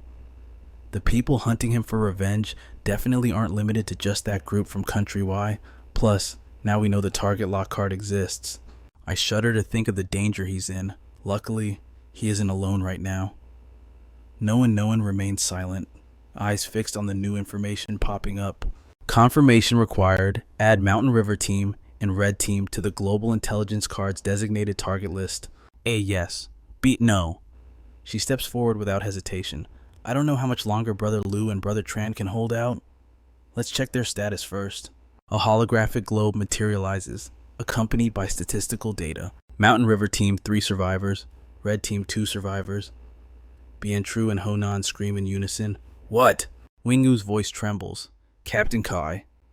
No one's eyes go wide, unable to believe the implication Kai isn't with Brother Lu's group. Elsewhere. Tian stands watching the events unfold on a screen. Excellent. It seems the Fire God team has discovered a very important item. Although the Mountain River team and Red team have managed to locate their imprisoned teammates, the casualty report is less than optimistic. Then Fong is also present. He looks up at the screen, muttering, "Just where on earth is Giang Khai hiding?" The cameras haven't caught a glimpse of him even once, Wei-Ung remarks in a low voice. Judging by the status of the others, Giang Khai must have been imprisoned twice, which proves he broke out of the first imprisonment on his own, considering we haven't seen anyone assist him. Tien gives a smirk. Indeed, I still can't wrap my head around how that brat does it, but he certainly never fails to deliver a surprise. Suddenly, Wei-Ung spots something on the display. Wait, is that... He turns sharply to the technician. Row A, column 3, isolate it and zoom in. Yes, sir. The screen instantly expands, revealing an image of a group of people. It is the 5 members of the Hunter team. The leader wearing the hat is level 60. His followers are all level 50. Tien frowns, ordering an immediate background check on the Hunter team and all obtainable combat data since the competition began. Typing furiously, the technician reads aloud. Currently, national teams are suffering heavy casualties, but the Hunter team from Country F is an anomaly. He gestures toward the hat-wearing leader. So far, they are maintaining a perfect record of 0 casualties. Their captain, Visas, is one of the top swordsmen of Country F. The technician's voice remains steady, yet it underscores just how critical Visas really is. Intelligence suggests that after breaking through level 60 a year ago, Visas voluntarily de-leveled back down to 40. Then, at a terrifying speed, he ground his way back up to 60. From this, we speculate his talent is likely akin to...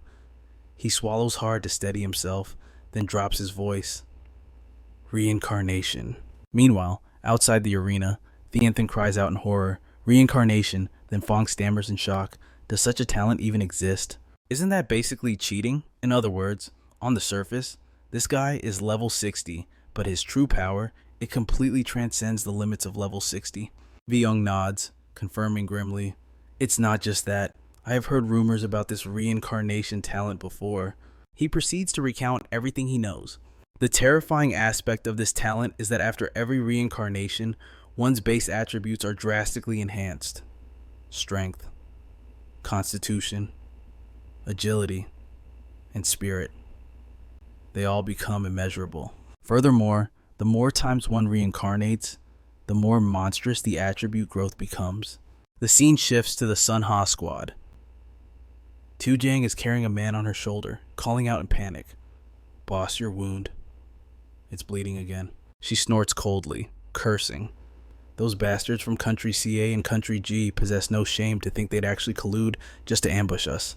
If it weren't for them, Huang Vai wouldn't have been held captive this long. And you, boss, you wouldn't be injured like this. Tu Jiang bites her lip, grief washing over her as she remembers. And Triu Min and Tronqian, they wouldn't have sacrificed themselves for nothing.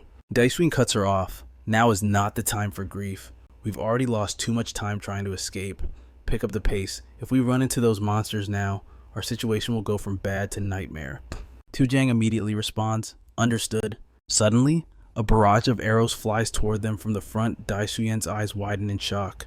He slashes wildly, deflecting the volley, and screams, "Who goes there?" It's the Hunter squad from the Eclipse Guild. The leader steps forward, provoking them. Who would have thought, on my way to kill Giang Khai, I get to slaughter a few rats from St. Glory on the side? That man is the adventurer Visas, a level 60 swordsman. He sneers, introducing himself with a mocking laugh. My name is Visas. Etch that name into your memories, because it is about to become the nightmare that haunts you for the rest of your lives. So, Daishin stiffens, thinking warily. This guy, the pressure coming off him is suffocating.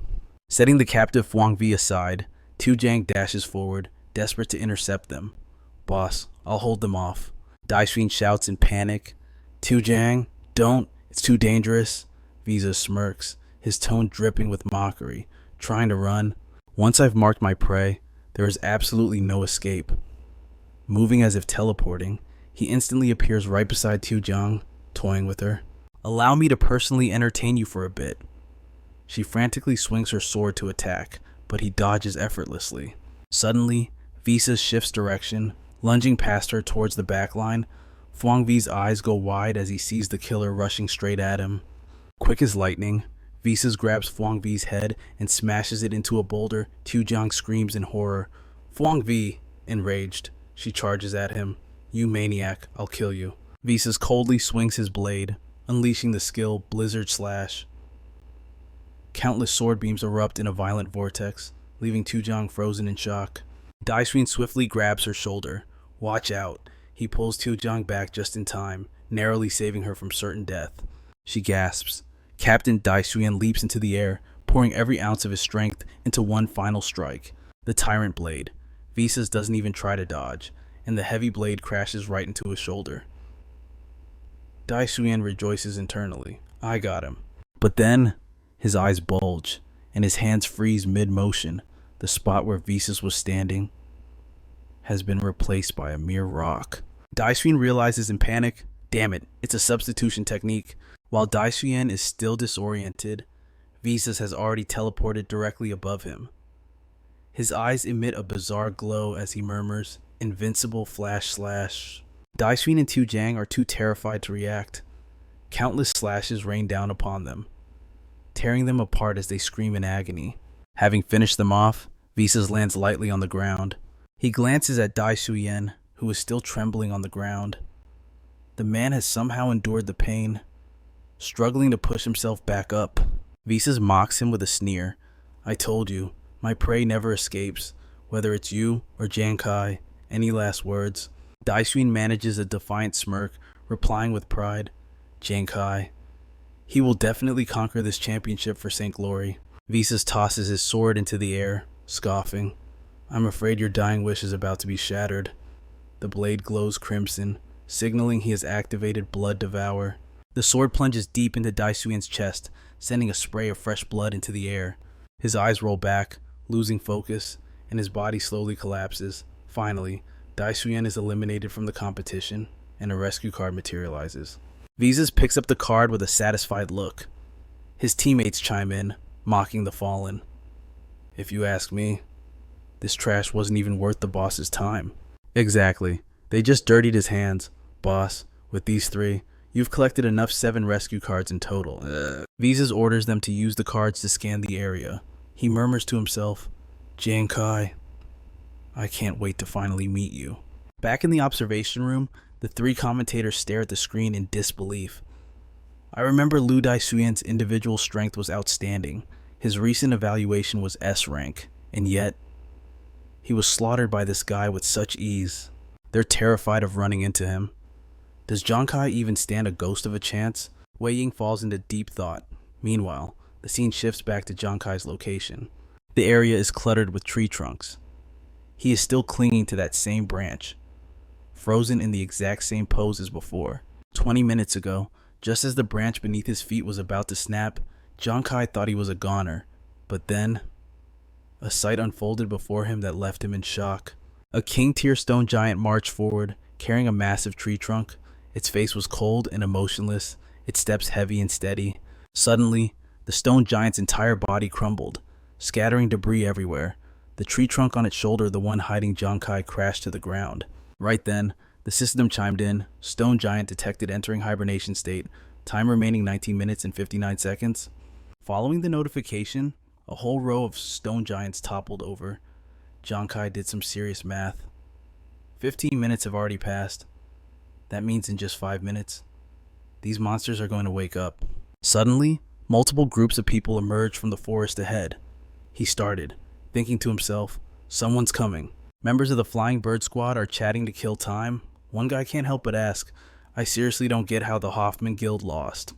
They had so many people, yet they couldn't kill a single guy like Giang Khai. Another sneers contemptuously.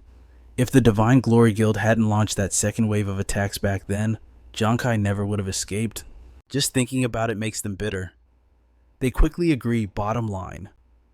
We take out the Divine Glory members to vent our anger first. After that, we'll rely on our own strength to fight for the top 3. Suddenly, someone speaks up. Giang Khai is nearby.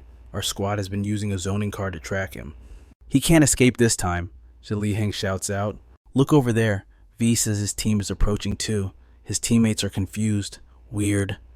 The target should be right around here. The crowd starts whispering. Isn't that the Iron Hunter squad? The ones who refused to ally with us because they wanted to take down Giang Khai all by themselves. Every other national squad has taken heavy losses, but those guys have been fighting alone this whole time without a single scratch. Tung Vu kicks a rock in frustration. Just pure luck. Today, I am definitely taking Giang Khai's head. They split up to search. Found Giang Khai yet? We've looked everywhere around here. The zoning card says he's in this spot, but Tung Vu, out of habit, angrily kicks a nearby tree and curses. Damn it! Did that brat sense something was wrong and run away? Suddenly, he looks up and spots Giang Khai's silhouette. Tung Vu is stunned. There's someone inside the tree. After squinting for a second, his eyes go wide. Tung Vu screams in shock. Giang Khai! Giang Khai isn't scared at all. He calmly thinks, what a pity. The prey you're risking your lives to chase is actually the hunter. The crowd swarms the fallen tree, shouting, Where's Giang Khai? Where is he? Someone yells, We found him, catching Visa's attention immediately. Tung Vu points up at the tree, yelling, Look, Giang Khai is hiding right there. Everyone looks up to see Giang Khai standing completely still. Why isn't he moving? Is he under a binding spell? Someone steps up next to Visa's. Binding spell? That doesn't make sense. His position was clearly moving on the map earlier. Tung Vu shouts loud enough for Giang Khai to hear. Last time you played the decoy, and now you're pretending to be immobilized. Does Giang Khai have any real skills besides these cheap tricks? The tracking card clearly shows you can move freely. Stop faking it. The crowd starts jeering. Yeah, that's exactly how he tricked and killed Hoffman before. Look at his expression. Something is definitely wrong. Giang Khai looks down, deliberately showing a tense expression. About 60 or 70 people. The odds are against me. I absolutely cannot show any weakness. I have to stall them until that happens. He scans the crowd and stops at one person. It's Visas. He's smiling, radiating a dark, murderous aura. Giang Khai thinks his killing intent is strong. Visas drags his sword closer to the tree where Giang Khai stands. There was a guy named Lu Dechuan. He was one of your divine glory people, right? I wiped out his entire team. His voice is cold, and the sound of his sword scraping the ground is chilling. Pitiful. A bunch of trash that couldn't even fight back. I used this very blade. One chop took his head off. As for the other two, I hacked them to pieces. Visas looks up at Giang Khai and smirks. The name is Visas. Tell me, Giang Khai, don't you want to avenge your comrades? Giang Khai jolts, a shock of electricity running down his spine. This guy, he killed Big Brother Lu. Visas doesn't hesitate. He swings his sword. Die. In an instant, he leaps violently forward. Visas flies toward Giang Khai, swinging his blade and roaring. Let's see if your little tricks can kill me now. Giang Khai grits his teeth in tension. Now, as Visas charges relentlessly, Giang Khai remains frozen. Suddenly, the ground shakes violently, sending the crowd below into a panic. What the hell is this? Massive rocks rain down from the sky, targeting Visas. The timer begins its final countdown. Just as the system notification pops up, time remaining 0 minutes, hibernation state ended. Giang Khai smirks, his timing absolute perfection. Visas is caught completely off guard by the falling rocks, and as he lands, the giants begin to emerge, hurling a massive barrage of boulders down at the group. Panic erupts as they scream out, Look up there, the rocks. Then, even more giants charge in, running and roaring with terrifying, bone-chilling sounds. Seeing this, the crowd runs for their lives. This is bad. It's the Crystal Stone Giant Legion, damn it all. No wonder the global map showed monsters nearby, yet not a single one was moving. If they don't run now, they're all dead meat. Standing high atop a tree, Giang Khai speaks with a chilling voice. Trying to run? This hunter hasn't given you permission yet. Death card. Go. Instantly. The card shoots forward. Wherever it flies, rocks rain down relentlessly. Boulder after boulder crashes down on the fleeing crowd. The card then zips toward the giants who are wielding massive tree trunks, ready to attack. Ready to. A giant slams its tree into the ground, launching people into the air, where they are immediately pierced through by the flying card. Some are snatched up and crushed to death in giant palms. Others can't run fast enough and get trampled into paste. The giants unleash a relentless barrage of stones, blasting people off the ground. Screams echo everywhere. Visas, so arrogant just moments ago, is now consumed by sheer terror. Giang Khai is working with these monsters. Damn it, how the hell did he tame them? He tries to retreat, but a massive boulder crashes right in front of him, forcing him to a dead stop. A giant charges in, swinging a tree trunk that smashes into Visas, sending him flying, but in that split second, Visas screams out, "Wood clone substitution." He suddenly vanishes in midair, replaced by a log that snaps in two. Dozens of cards gather together, riding the flow of power back toward Giang Khai.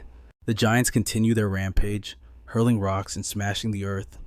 The ground splits open, creating deep, bottomless ravines that swallow the helpless crowd before they can even react.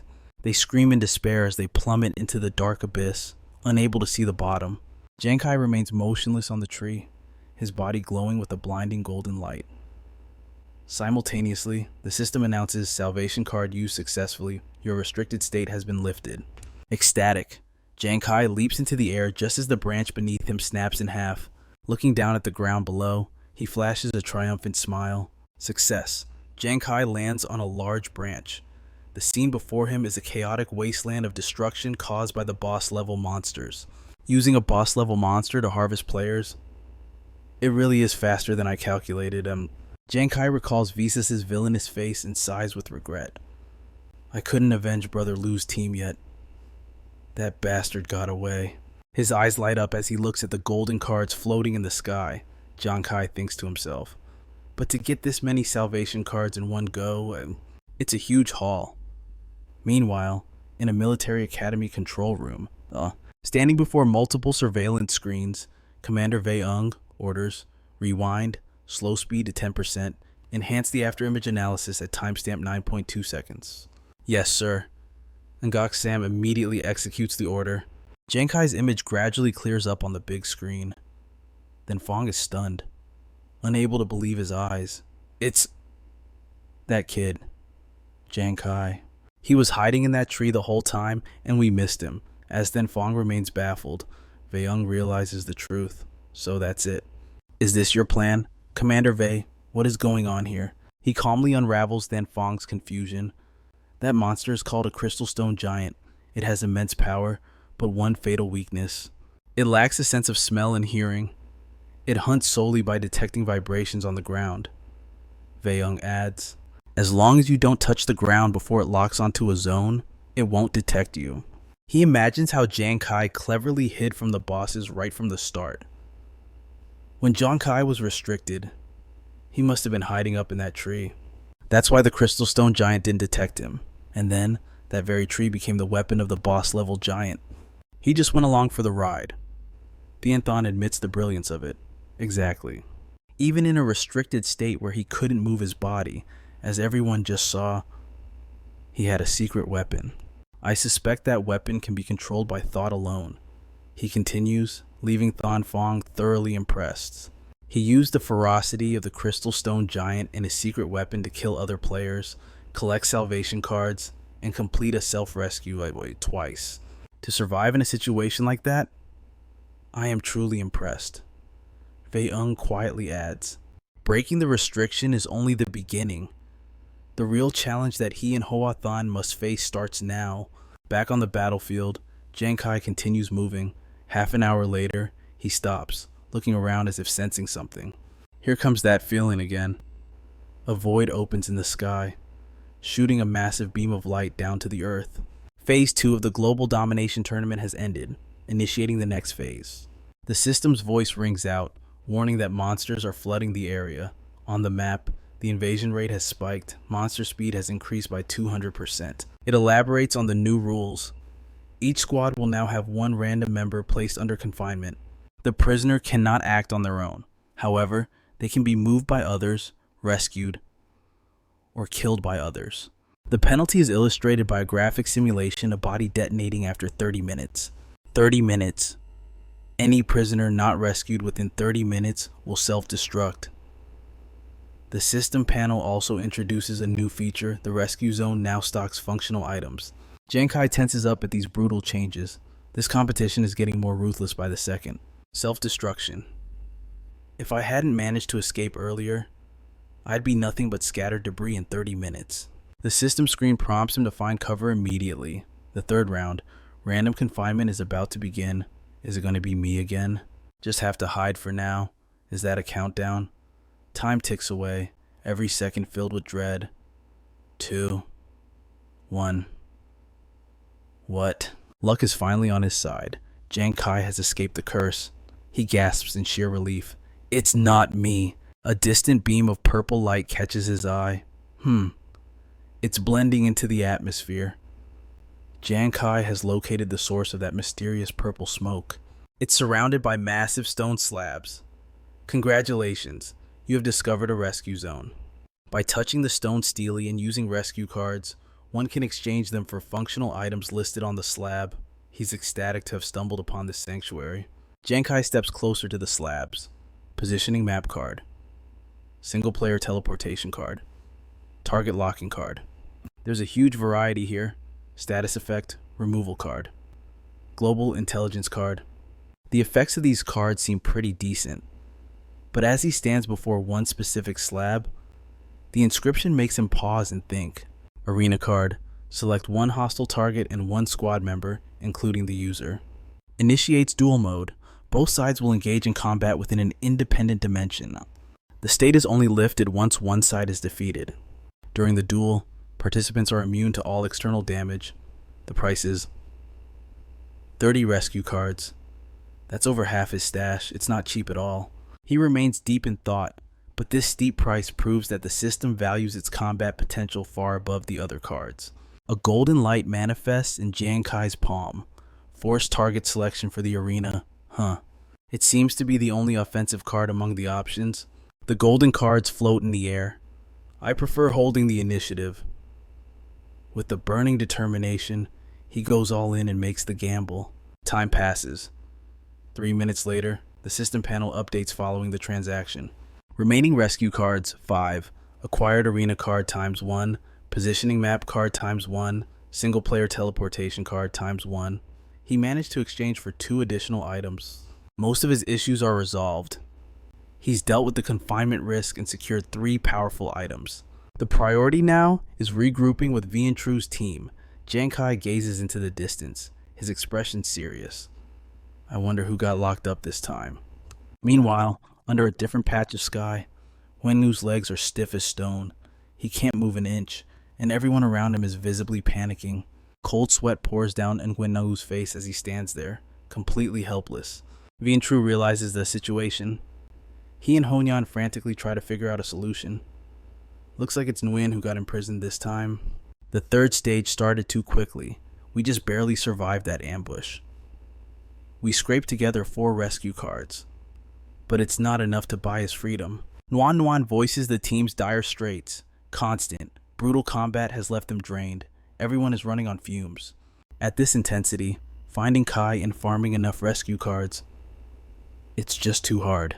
The system board flashes again, sending latest global intelligence. The current state of the competition is displayed for all to see. Survivors, 305. Remaining squads, 75. Monster invasion, progress 542 commander tier monsters, 61 king tier monsters. Activity range, 38 kilometers from the competition boundary. Faced with these staggering numbers, Honan gasps in horror. The second stage alone eliminated over 600 people. With the beast invading faster, the final showdown isn't far off. Suddenly, a rustling in the bushes puts the group on high alert. Well, 2 shady figures, Thua Vu and Baek Vien, step out from the shadows. We've been watching you for a while. Your 4-man squad is beat up. One's frozen. One's just a healer.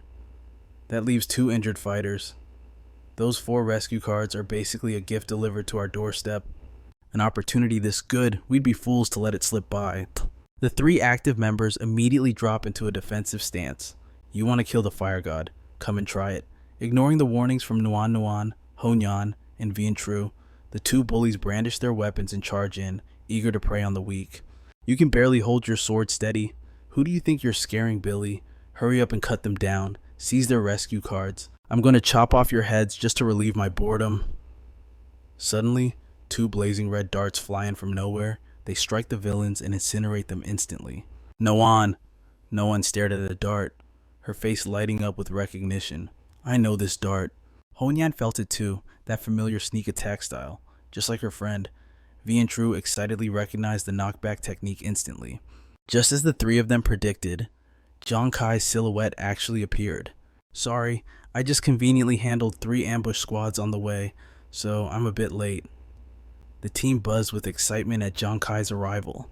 Vian looked skeptical and pinched his own cheek hard. Wait, ouch, I'm not dreaming. But Kai, weren't you sealed away?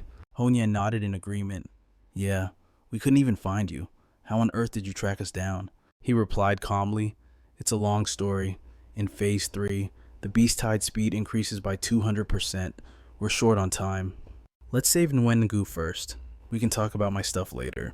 Vian looked at Giang Khai awkwardly. That's great, but our rescue card is still missing one piece. Ignoring the shock of his friends, Giang Khai reached out to save Nguyen, the card touching his body. Instantly, Nguyen returned to his normal state and gasped in gratitude. I'm free again. System rescue card used successfully. Sealed status removed. The team looked at him with a mix of surprise and excitement, empty cans rolling on the ground. What do you mean? You've been moving with the stone crystal giant this whole time? Hearing Giang Khai's story, everyone beamed with pride at his sheer guts.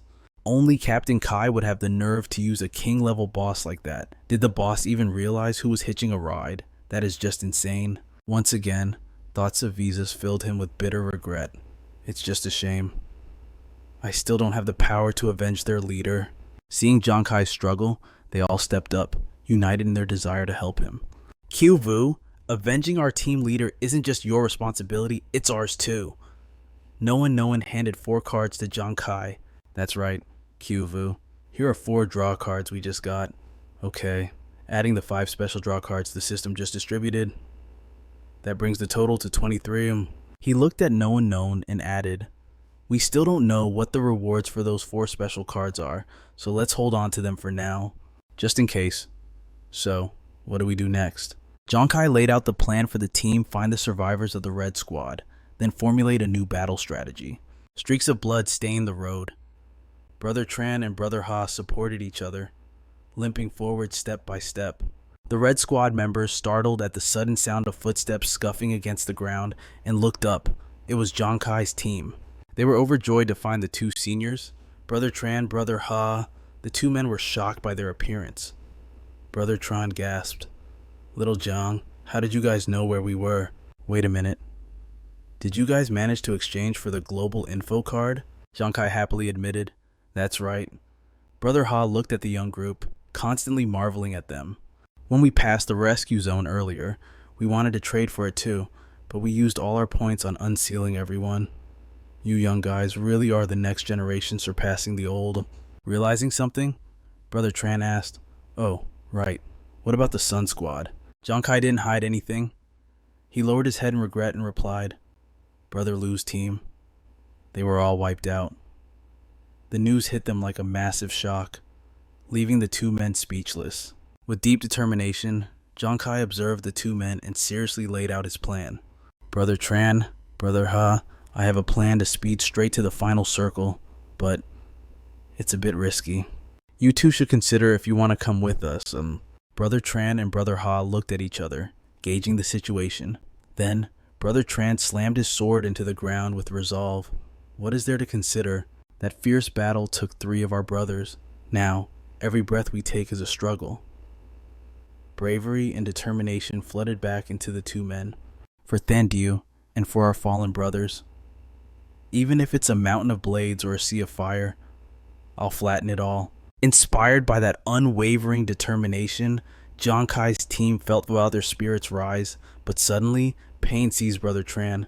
He coughed up blood and collapsed to his knees in agony. Panic and worry instantly gripped everyone. They rushed towards him. Letting you kids see me like this? What a joke. His body trembled numbly. Gritting his teeth, he forced the words out. This broken body. I'm afraid I'll only be a burden to you all. Fortunately, no one was there.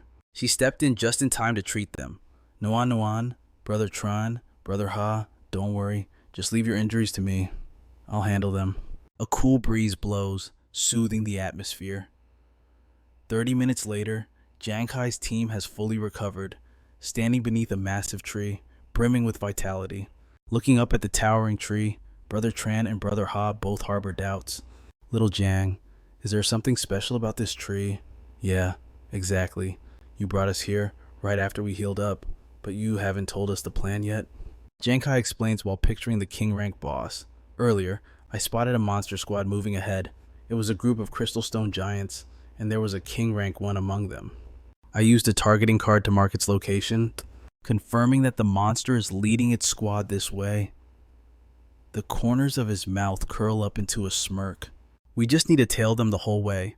That way, we can avoid fighting and survive until the end. Brother Tran can hardly believe his ears. Panicked and shocked. What follow a king rank monster? Are you sure we're following it? Or are we just throwing our lives away for nothing? His pupils dilate in tension, but then he instantly regains his initial excitement, as if he suddenly sees a path forward. However, given our current state, if we want every member to survive until the end, it looks like a high-risk strategy is our only option. Exactly. Things have come to this. We have to gamble on it. Little Jiang, we trust you. The support successfully instills a sense of safety with her persuasive words. You two big brothers, rest assured, following others might be suicide, but following our Kai is definitely not a problem. A massive foot stomps onto the ground, creating a deafening boom. Giang Khai signals, shouting, they're here. Everyone watches with intense focus. The monsters move violently, destroying everything in their surroundings. Giang Khai signals to everyone to jump and hug the tree trunk tight. As long as we don't touch the ground, they won't detect us. Receiving the order, everyone acts in unison before the monster's onslaught begins. Meanwhile, the figure of a man covered in injuries appears. It's Visa's. He sits slumped by the river, seething with rage as he thinks about Giang Khai's attack. That was too dangerous. I almost didn't dodge it. But how the hell can that brat Giang Khai control a king rank crystal stone giant? A slight noise puts him on high alert. He quickly shifts into a combat stance before anyone even appears. Come out. Get the hell out here. His move carries immense authority. He swings powerfully, shattering a large boulder. Footsteps approach softly. This person possesses two god-tier talents, perfect reincarnation, and the great swordsman's ghostly bloodlust. Willis slowly reveals himself, flanked by his subordinate. Standing before him is Visus of Country J's Angler Squad, a man whose true strength has always been underestimated. Visus stares them down. He thinks to himself that information about his reincarnation talent was likely already grasped by a few nations. But my ghostly bloodlust phantom, I haven't used it publicly more than 3 times. He looks at the blonde man in front of him, who is smiling arrogantly. This guy, somehow he knows about that too. Thinking this, Visus asks bluntly, who exactly are you? The blonde man introduces himself while reaching behind his back. My name is Willis. Don't be so tense. I have no interest in fighting right now. The brown-haired subordinate tosses him a syringe. Willis catches it firmly. This is a type 3 rapid recovery serum. It can replace all the blood in your body within 3 minutes. An alchemist friend gave it to me. I won't use it anyway, so I'm gifting it to you. Facing a highly guarded Visus, Willis just smirks. You're wondering why I'm helping you, aren't you? Or maybe you think there's poison inside. Oh my, that really breaks my heart. Visus keeps his sword ready, frowning warily at the man before him. Willis steps closer, winking at him. Relax. I disdain attacking a wounded man. You surely know there's a participant named Giang Khai in this competition, right? Mentioning Giang Khai, Willis speaks calmly. I heard he hasn't even reached level 40 yet, and yet, in the preliminaries, he turned the tables in a single battle. It's just a pity I had an urgent mission and had to leave, so I didn't get the chance to cross hands with him.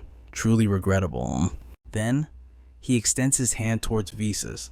Such an interesting fellow. I imagine you're also quite interested in him, so aren't you? Visus grits his teeth, not dropping his guard for a second. So what? Willis doesn't answer, but stares at Visus. Your wounds. They look like they were inflicted by a king-rank monster. This type of toxin will penetrate your heart in another 3 minutes. He continues, if you run into other squads looking to ambush you now, you're dead for sure. Are you really willing to accept that? Visas can do nothing but stand frozen. Seeing this, Willis moves even closer to him. In this tournament, the only ones worthy of being considered my rivals are you and Giang Khai. I'm truly curious. Which of you two is actually stronger? He stands right in front of Visas, grinning provocatively. After all, only the stronger one has the right to be my opponent. Willis dashes past Visas so fast he can't even see him. Willis holds out the syringe and speaks to his brown-haired subordinate. Rim, I don't think our intelligent Mr. Visas will let us down. Visas hesitates slightly, then slowly reaches out to take the syringe from Willis. Leaning against a tree, Visas uses his left hand to inject it into his right bicep. Green watches every move, his voice trembling with unease. Giving supplies to the enemy. Is that really a smart move? What if it affects our ranking? Willis casually stretched his arms, cutting him off, ranking. Who cares about that boring trash if it weren't for the promise of a decent opponent here, and those nagging geezers in the military annoying me to death? I wouldn't have even bothered showing up. He stared intently ahead, a sly grin spreading across his face. After all, it's been ages since I faced a worthy opponent back in D-Nation. At the end of the day, I only promised those old fools I'd secure a spot in the top 3. As for exactly which rank, that's for me to decide. Green froze at those words, unable to say another thing. He watched Willis walk away, jacket slung over his shoulder, his face twisted with clear dissatisfaction. Willis glanced back over his shoulder, a smirk playing on his lips. Drop it. I know you're pissed off, but, Shirai, you can't beat me. If you dare question my authority as captain again, I'll make sure you're eliminated right here and now. Green stood silent, watching Willis disappear into the distance. Arrogant maniac, he thought to himself. Before turning back to Giang Khai's location, the giants continued their march, carrying trees as they stomped forward, shaking the entire forest. Brother Zia stood perched on a branch, unable to hide his amazement. This is just too magical. Aside from being a bit bumpy, our path has been completely unobstructed the whole way. Huyen hugged the tree trunk, her eyes gleaming with pride. Captain Kai's parasitic beast tactic is truly top tier. Plus, did you guys see that when the solar team from Country L realized we were hiding in the trees right before they died? Their jaws dropped so hard you could fit an egg in there, it was hilarious. Ruan Yu chimed in enthusiastically. I saw it. Wenju added. They were actually planning to ambush our Divine Glory team. Who knew we'd wipe out their entire nest instead? Talk about satisfying. Brother Chen looked deep in thought, his tone laced with regret. If I had thought of this strategy from the start, maybe the red team wouldn't have lost anyone. Suddenly, the giants slowed down, dragging their feet heavily instead of stomping powerfully like before. Nuanon was surprised. Their speed seems to be dropping. Are they tired? Giang Khai frowned and activated his demon eye, his gaze intensifying.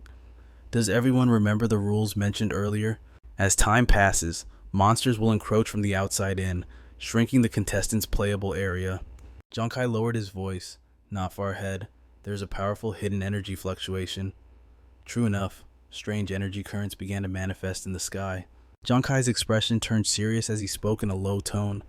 At first, I was wondering what kind of force could control the monster's attack rhythm. Now I understand. It's a barrier. Suddenly, the entire forest shook violently, even harder than when the giants were moving. Ruin Yu screamed in alarm. Earthquake! Giang Khai instantly went on alert, whipping his head around. He could sense something rushing towards them at high speed. Giang Khai shouted a warning. Other monsters are catching up, unseen by the group. Murderous beasts with venomous fangs were frantically charging toward their location. Giang Khai realized immediately. These stone giants haven't noticed us, but those things chasing us definitely have. Meanwhile, the giants moved with increasing heaviness as they stepped into those strange energy currents. Giang Khai sprinted nimbly along the tree trunk, then launched himself into the air. Now's our chance. Our bodies can easily pass through this transparent barrier. The others immediately followed Giang Khai's lead.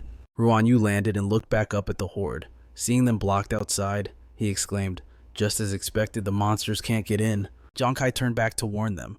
Once the barrier vanishes, the monsters will swarm in instantly. Leading the group, he commanded, while this phase is still active, we need to push forward fast and keep our distance from that pack. Everyone shouted, Roger, and sped after Giang Khai. 10 minutes later, they still hadn't cleared the forest. High up in the branches, A group of strangers stood watching Giang Khai run. They were lurking behind the massive tree trunks, but Giang Khai sensed eyes on him immediately. Instinctively, everyone looked up at the same time. Giang Khai was the fastest to react, instantly conjuring several daggers wrapped in blazing fire. With a flick of his wrist, the daggers shot forward. "Hu Yan," he shouted. She immediately raised both hands, weaving water and ice into a Bagua compass formation, yelling out, "Bring it on! Absolute Zero is invincible, tremble before it, you morons!" Two sharp blades sliced through the air, cutting the branches and sending the ambushers tumbling down. A massive mace smashed heavily into the ground. It was the tribe team from the Nation of Birds. Henry from the Cheetah Squad, the owner of the mace, joked, "Well, we've been spotted." On the other side, members of the Season Squad and Spirit Squad from Country M chimed in with mocking praise. "These Divine Glory guys have pretty good awareness." Huh, Alice looked at Giang Khai with amused interest. Fast reaction speed. And he's kinda cute, too. Giang Khai's eyes hardened, a faint smile touching his lips. "Did you really think we walked in here without any preparations?" Giang Khai flashed back to 3 minutes ago, when Nuan Nuan had opened the system panel while running. A notification had popped up, sending you the latest global update. Current survivors in the championship 25 people, remaining teams 11. Monster invasion progress 1,400 units, 100 commander rank monsters, and king rank monsters detected. Active zone radius is 298 kilometers from the edge. V and True couldn't help but cry out. Only 11 teams left already. Nuan Nuan replied calmly, "It makes sense. With the pressure from the monsters, all squads are being forced toward the central zone. The probability of encounters is rising, and the slaughter is getting intense. Looks like this championship will be over soon." Giang Khai grit his teeth and spoke seriously. "Aside from the 2 remaining St. Glory squads, the other 9 teams likely have groups like us from the same nation. They know each other's skills and can coordinate attacks instantly." Everyone stayed silent, listening to him. "And we can't rule out the possibility that the remaining teams will form an alliance again to ambush our St. Glory faction."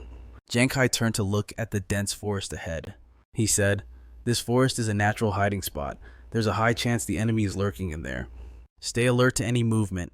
The moment you sense something, enter combat mode immediately."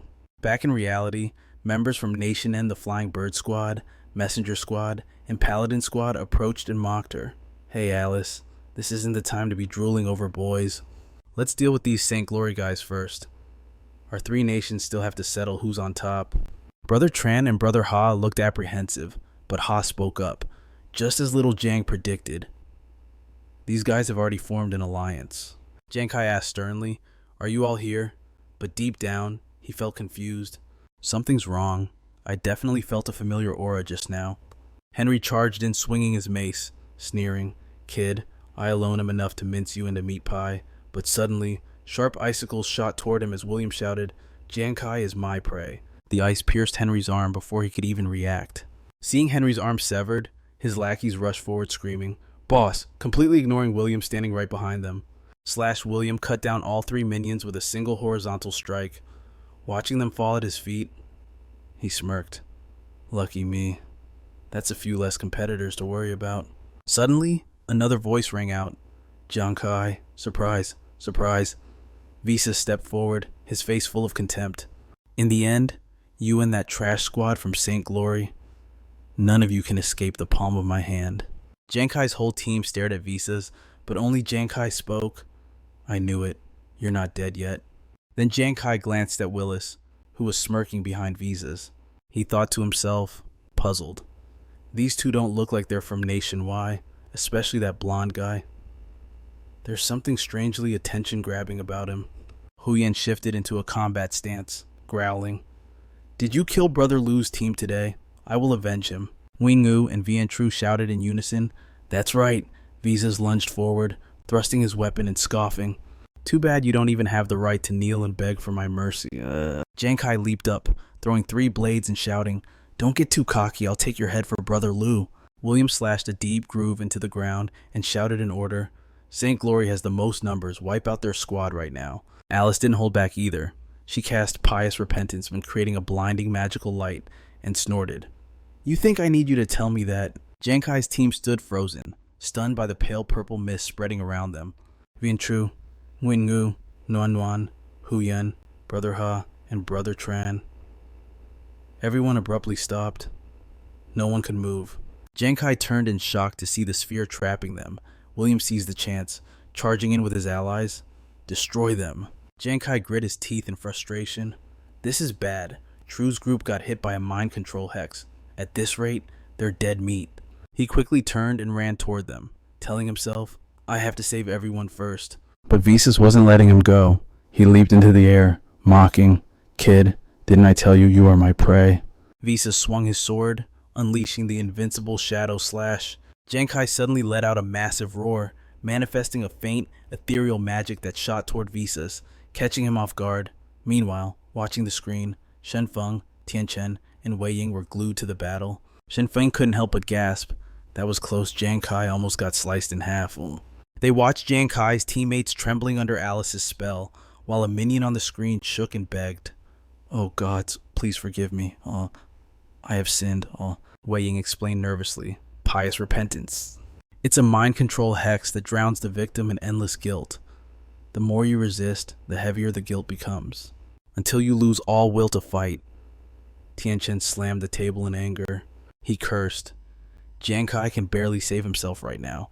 Damn it, is Saint Glory really going to be wiped out? Wing Gu suddenly smashed the wine bottle and roared, Repent for what?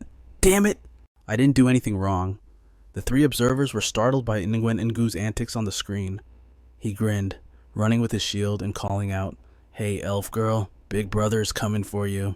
Wing Gu rushed up to Alice, swinging his sword and making her shriek in surprise. What the hell? Alice hurriedly blocked the strike with her staff, panic in her voice as she shooed him away. Get lost, fatty! The binding spell suddenly broke. Confused, Brother Ha turned to Brother Tran. Did we get hit by a spell earlier? Why did it suddenly... Honyan quickly explained. That guy Nguyen Gu gets natural resistance to mental attacks when he drinks, just like with the Banshee's scream. Another wine bottle was smashed. Nguyen Gu leaped 10 meters into the air, sparks flying from his body. He declared firmly, Number 1 war god, I'll slash demons, kill 10,000 enemies, kill. He slashed his sword into the ground, creating a massive explosion that sent the enemies flying. He rested his sword on his shoulder, taunting confidently. You want to touch my people? You gotta ask my sword first. William cried out in alarm. That's origin power. Noah, and Honan cheered in unison. Nguyen Tubby Way to go. Brother Tran stood dumbfounded watching from the side. He turns into a completely different person when he drinks. Willis watched the standoff between Visas and Giang Khai for a moment, then spoke up. Rim, who do you think is stronger? He answered slowly. I don't know. They don't seem to be going all out yet. Willis spun a coin on his finger, chuckling. Bingo, even you noticed. As he spoke, he clenched the coin, intense killing intent radiating from him. His voice dropped low. Time to give these two lazy cats a wake-up call. A blinding beam of light shot up from the forest, creating a massive shockwave. The system screen appeared, global competition phase 4 start, monster barrier removed. The barrier instantly crumbled. Willis smirked, mocking. Looks like I won't have to get my hands dirty after all. Furious roars echoed from the distance. Giang Khai glanced over, his eyes filled with worry. Damn it, the monsters! We can't handle that many high-level bosses. He leaped up, throwing out a hand of cards and shouting, Death card, go! Giang Khai thought to himself, I have to kill him quickly and end this fight. But the death card struck a wooden log. Giang Khai realized instantly. Not good a substitution. Visas had already closed in behind Honan. He asked casually, Giang Khai, do you know how to make my blade sharper? He screamed, Honan, look out! But before the words landed, Visas had pierced Honan's abdomen, sneering, when it thirsts for prey's blood. Giang Khai sprinted forward, yelling, Honan! Suddenly, the ground bulged and cracked open. Level 70 Commander tier Poison Fang centipedes burst out from the fissures. Giang Khai looked back, clicking his tongue in frustration. Those beasts are already here. On the other side, Visas' eyes widened. Despite the stab wound, Honan managed to turn around to face him. She grabbed his arm, gritting her teeth. Trying to run, she encased his arm in ice, trembling as she spoke. It's time for the hunter and prey to switch places. Visas went pale, muttering, I didn't expect this girl. Honyan didn't hesitate, screaming with all her might. Noah. Now, hearing the command, Noah charged in, throwing poison vials at Visas. I've been waiting for this. He immediately used Blood Shadow Molt, sprouting blood-red wings to escape, scoffing in contempt. Not combat classes after all. You're still too weak. The poison vials smashed harmlessly against the ground. Visas easily shattered Honan's ice, leaving her stunned. He ripped his blade out, making Honan scream in agony. Visa said coldly, "Consider yourselves lucky. If I wasn't short on time, I wouldn't let you two die so easily." Seeing her fall, no one rushed over, crying out for Honan. Visas appeared behind no one in an instant, teasing, "Little sister, you should worry about yourself first." Invincible Shadow Slash. The sharp blade neared no one's neck, but Giang Khai shouted from afar, "Arena card," and threw a gold card through the monsters.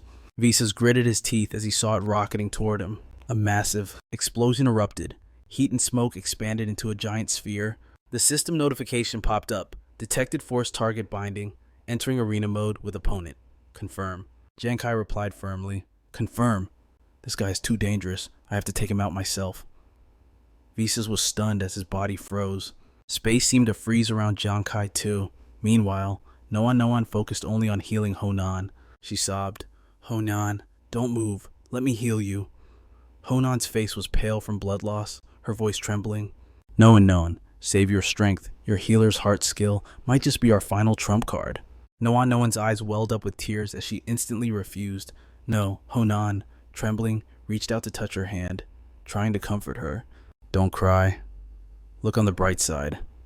We forced that bastard to burn his survival skill, didn't we?" Honyan's body began to fade away into particles, yet she gently reminded no one, "Remember to help Captain Kai. We have to win this." She hugged her fading friend, sobbing out her name, Honan. Seizing the moment, the enemy soldiers charged forward, shouting orders. "That healer is the weakest link, kill her." Sparks erupted from Vian Tru's body as he leaped into the air. His voice was steely as he declared, "She is a friend of this war god, and filth like you don't get to touch her." With that, Vian Tru slammed his weapon into the ground, triggering a massive explosion that blasted the enemies away. William charged from behind, sword raised, cursing furiously. "You little brat, exposing your back to the enemy is the stupidest thing you've ever done." Shadow poison strike, but Vian Tru simply pivoted his body, effortlessly dodging the stab. That was because the system had just announced an agility boost. Meanwhile, the scene shifts to Giang Khai and Visas. The two stood facing each other, enclosed within a shimmering magical barrier. Poison Fang roared, baring its razor-sharp fangs, but it was locked out of the barrier where Visas and Giang Khai were squaring off. Giang Khai analyzed his opponent with a serious gaze. This guy's movement is freakishly erratic. I can't give him any room to dodge. Seeing Giang Kai's stare, Visas smirked provocatively.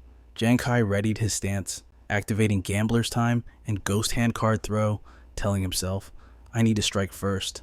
Visas didn't hesitate. He lunged forward using Bloodthirsty Blizzard Slash, cutting a path that deflected every single card Giang Khai threw at him. Giang Khai gritted his teeth. Once Fatal Pursuit triggers a critical hit, the power multiplies 100-fold. But can this guy actually nullify critical hits? Visas executed several more slashes, perfectly intercepting Giang Khai's attacks, and began to mock him. "Too slow, you're way too slow." Visas laughed maniacally, taunting him. "Giang Khai, your speed is pathetic."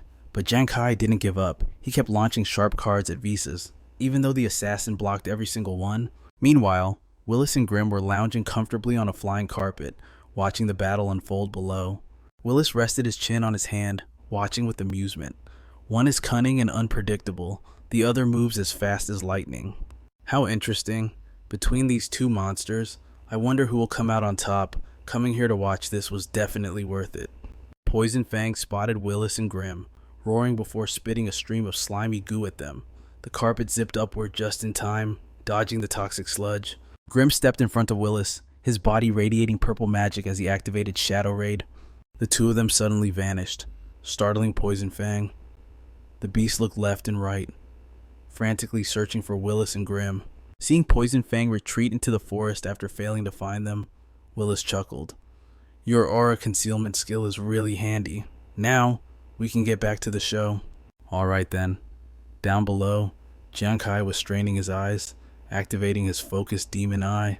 He leaped high to dodge Visas' slashes while unleashing another barrage of cards. Seeing the smug look on Visas' face, Giang Khai suddenly realized something. Wait, that's not it. He isn't actually immune to critical hits. In that split second, he strikes the flat side of my Fatal Pursuit card, using the bare minimum force to deflect its trajectory. He's using the arena's impenetrable defensive barrier to absorb the impact and completely nullify the critical damage. Seeing Visas charge straight at him, Giang Khai lunged forward, throwing a card and shouting, "Go!" Visas reacted instantly, using Bloodthirsty Phantom to trigger a smoke-filled explosion. Giang Khai's card sliced through the smoke, but Visas had already vanished into thin air. He frowned in frustration, cursing internally. He got away again. Just how many survival tricks does this guy have up his sleeve? Even in such a confined space, my death card still couldn't reach him. Giang Khai summoned another card glowing with the Holy Light aura. He told himself, "I'll use this holy light to suppress him and force him out of hiding."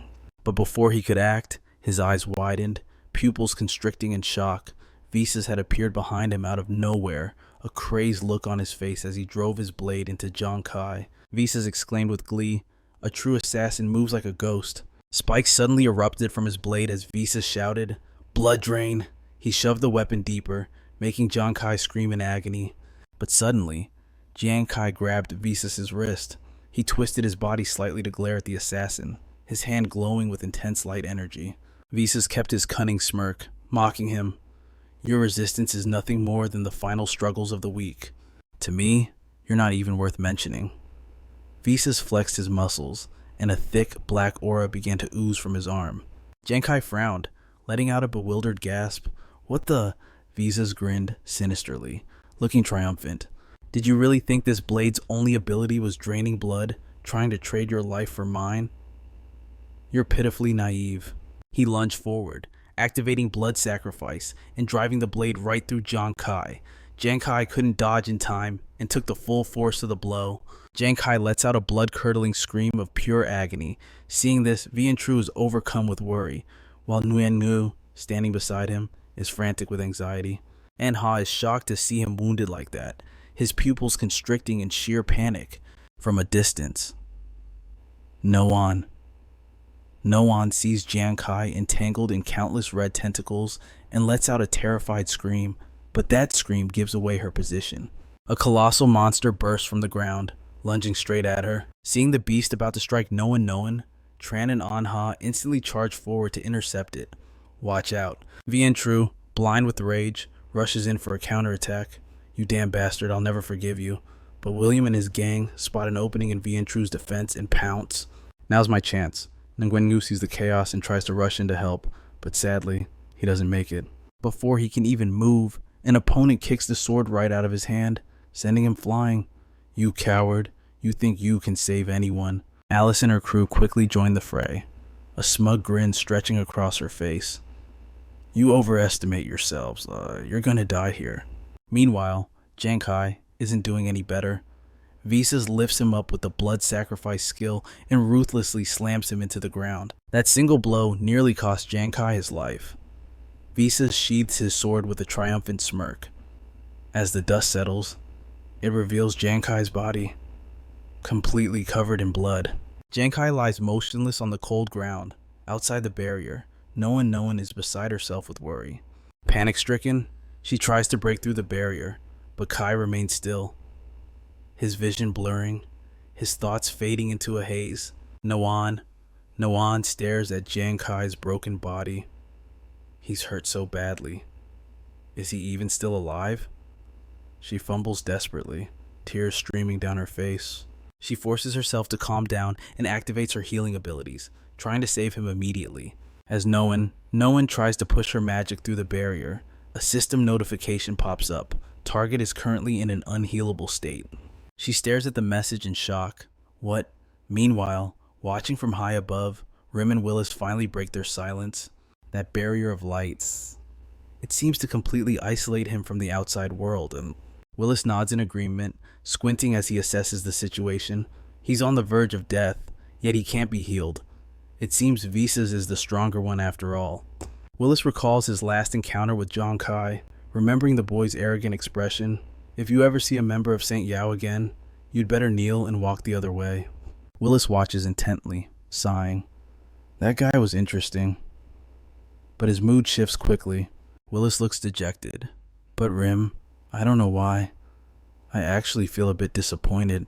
Back in the military observation room, Triumphant and two others are watching the battle unfold. Wei-ung is the first to speak. After all, Giang Khai hasn't even reached level 30, fighting a top-tier combat expert whose power exceeds level 60. He really has done his best. Standing beside him, Triumphant nods in agreement. That is true. Triumphant frowns, his eyes filled with caution as he warns the others. Furthermore, visas, everyone, remember that name.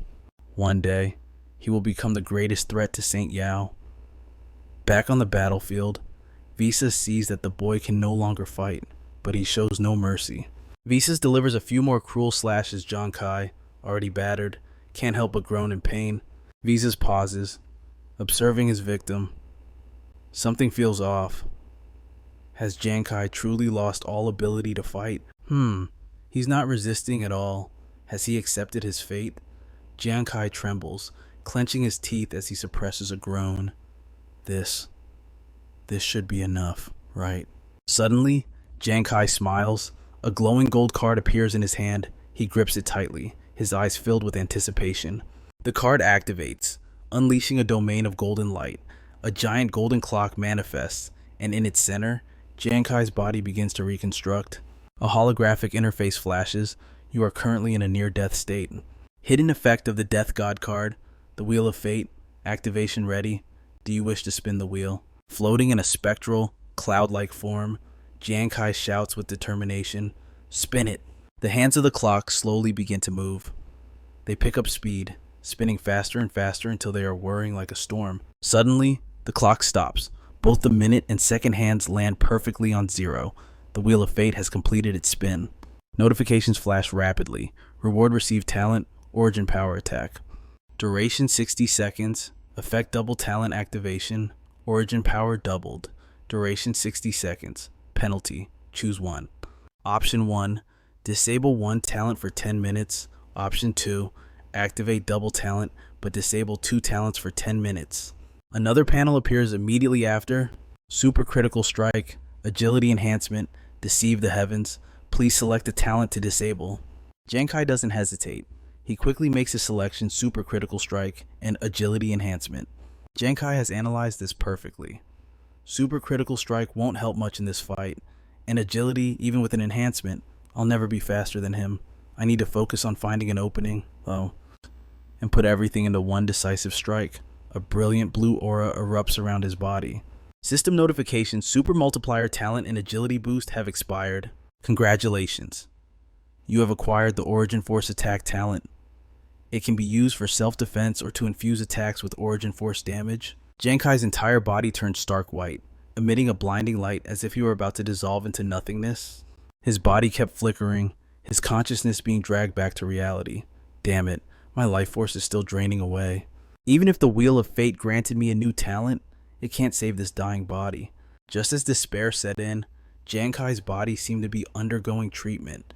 Green plus signs floated up, restoring his health.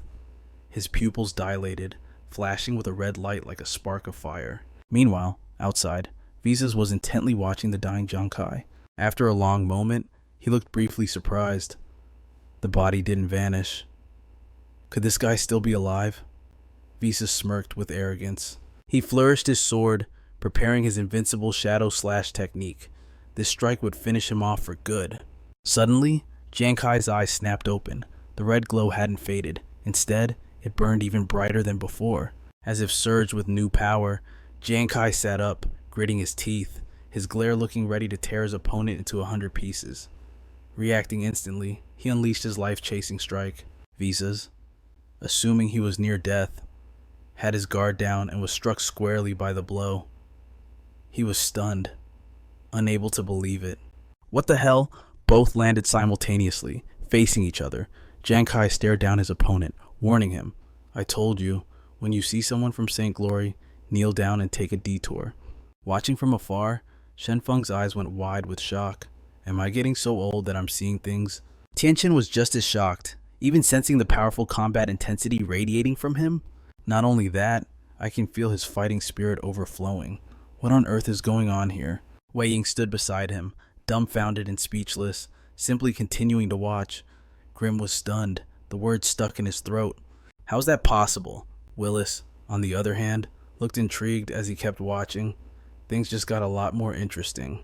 Hans wiped the blood from the corner of his mouth. Do you possess a self-healing talent? Giang Khai didn't rush to answer. He stood there, unmoving, lost in thought. Time rewinds to about an hour ago, when the group was gathered together, confused. Khai. A glowing golden card hovered in Giang Khai's hand. This is a duel card I exchanged 30 rescue cards for.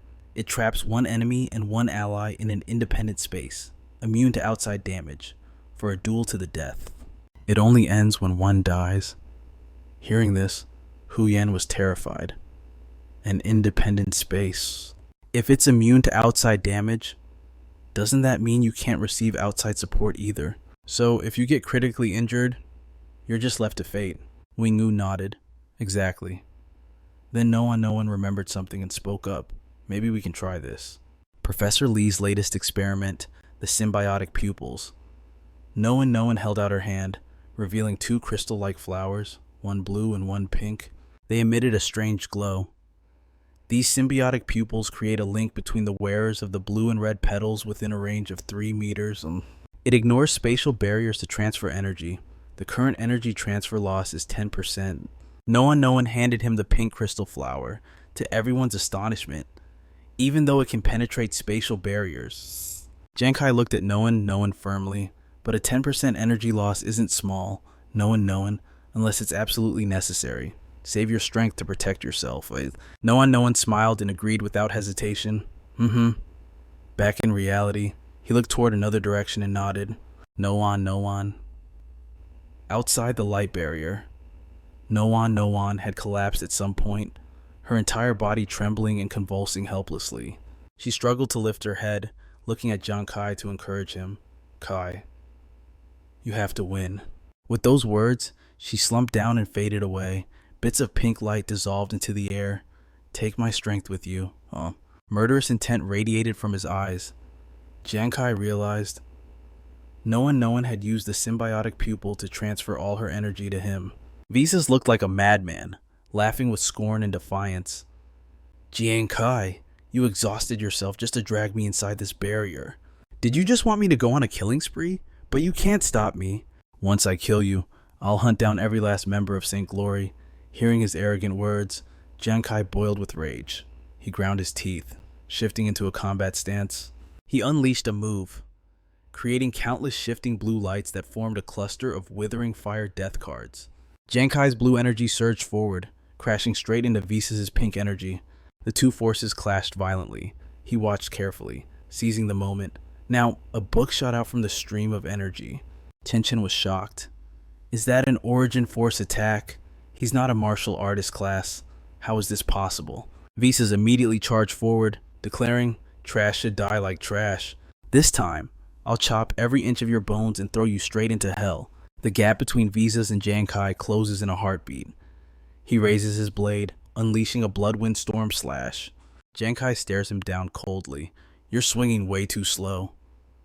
Suddenly, the ground beneath Visas cracks and caves in, sending a jolt of panic through his chest. No way. This can't be happening. Visas stammers. Giang Khai lets out a mocking laugh. You kidding me? Now do you realize who the real trash is? A burning artifact activates at his waist, searing him with intense heat. Visas groans in pure agony. He can't accept this reality. His eyes bloodshot with rage. To think he actually lost. Facing a monster like Giang Khai, Visas can only accept his fate as blade strikes carve through him. Thud, his body hits the ground, blood spraying everywhere. Just then, the outer barrier shatters into fragments, and Visas' body begins to fade away. He silently watches the scene unfold. Giang Khai feels a wave of relief wash over him. Finally. The monsters in the corner stand motionless. Nearby lie the bodies of Visas and the others, scattered across the ground. Soldiers are trying to drive their swords into Brother Tran's chest. He screams in pain. You dare destroy my sacred light. Brother Tran erupts with power, blasting the soldiers backward. You want to pass, you'll have to step over my corpse first. He plunges his sword into them, fully prepared for mutual destruction. In this moment, he feels absolutely invincible. Right then, the figures of Brother Tran and Brother Ha begin to fade. Meanwhile, Vian Tru grips his flaming blade tight and charges forward. They leave behind a final message: we leave the rest to you. A sword stabs deep into an opponent's shoulder, pinning him to a tree. He shouts, "Open your damn eyes and look. This is what happens when you provoke the #1 war god under the heavens." The enemy grinds his teeth in agony, helpless. William jams his hand into Vian Tru's stomach, planning to take them both down together. You sure as hell aren't surviving this either. Over on Alice's side, things look grim as a monster charges aggressively, shattering the ground. As the thick smoke from the destruction clears, she's revealed covered in cuts and bruises, her body riddled with wounds. Wingu struggles to stay on his feet after that last shockwave. His eyes light up.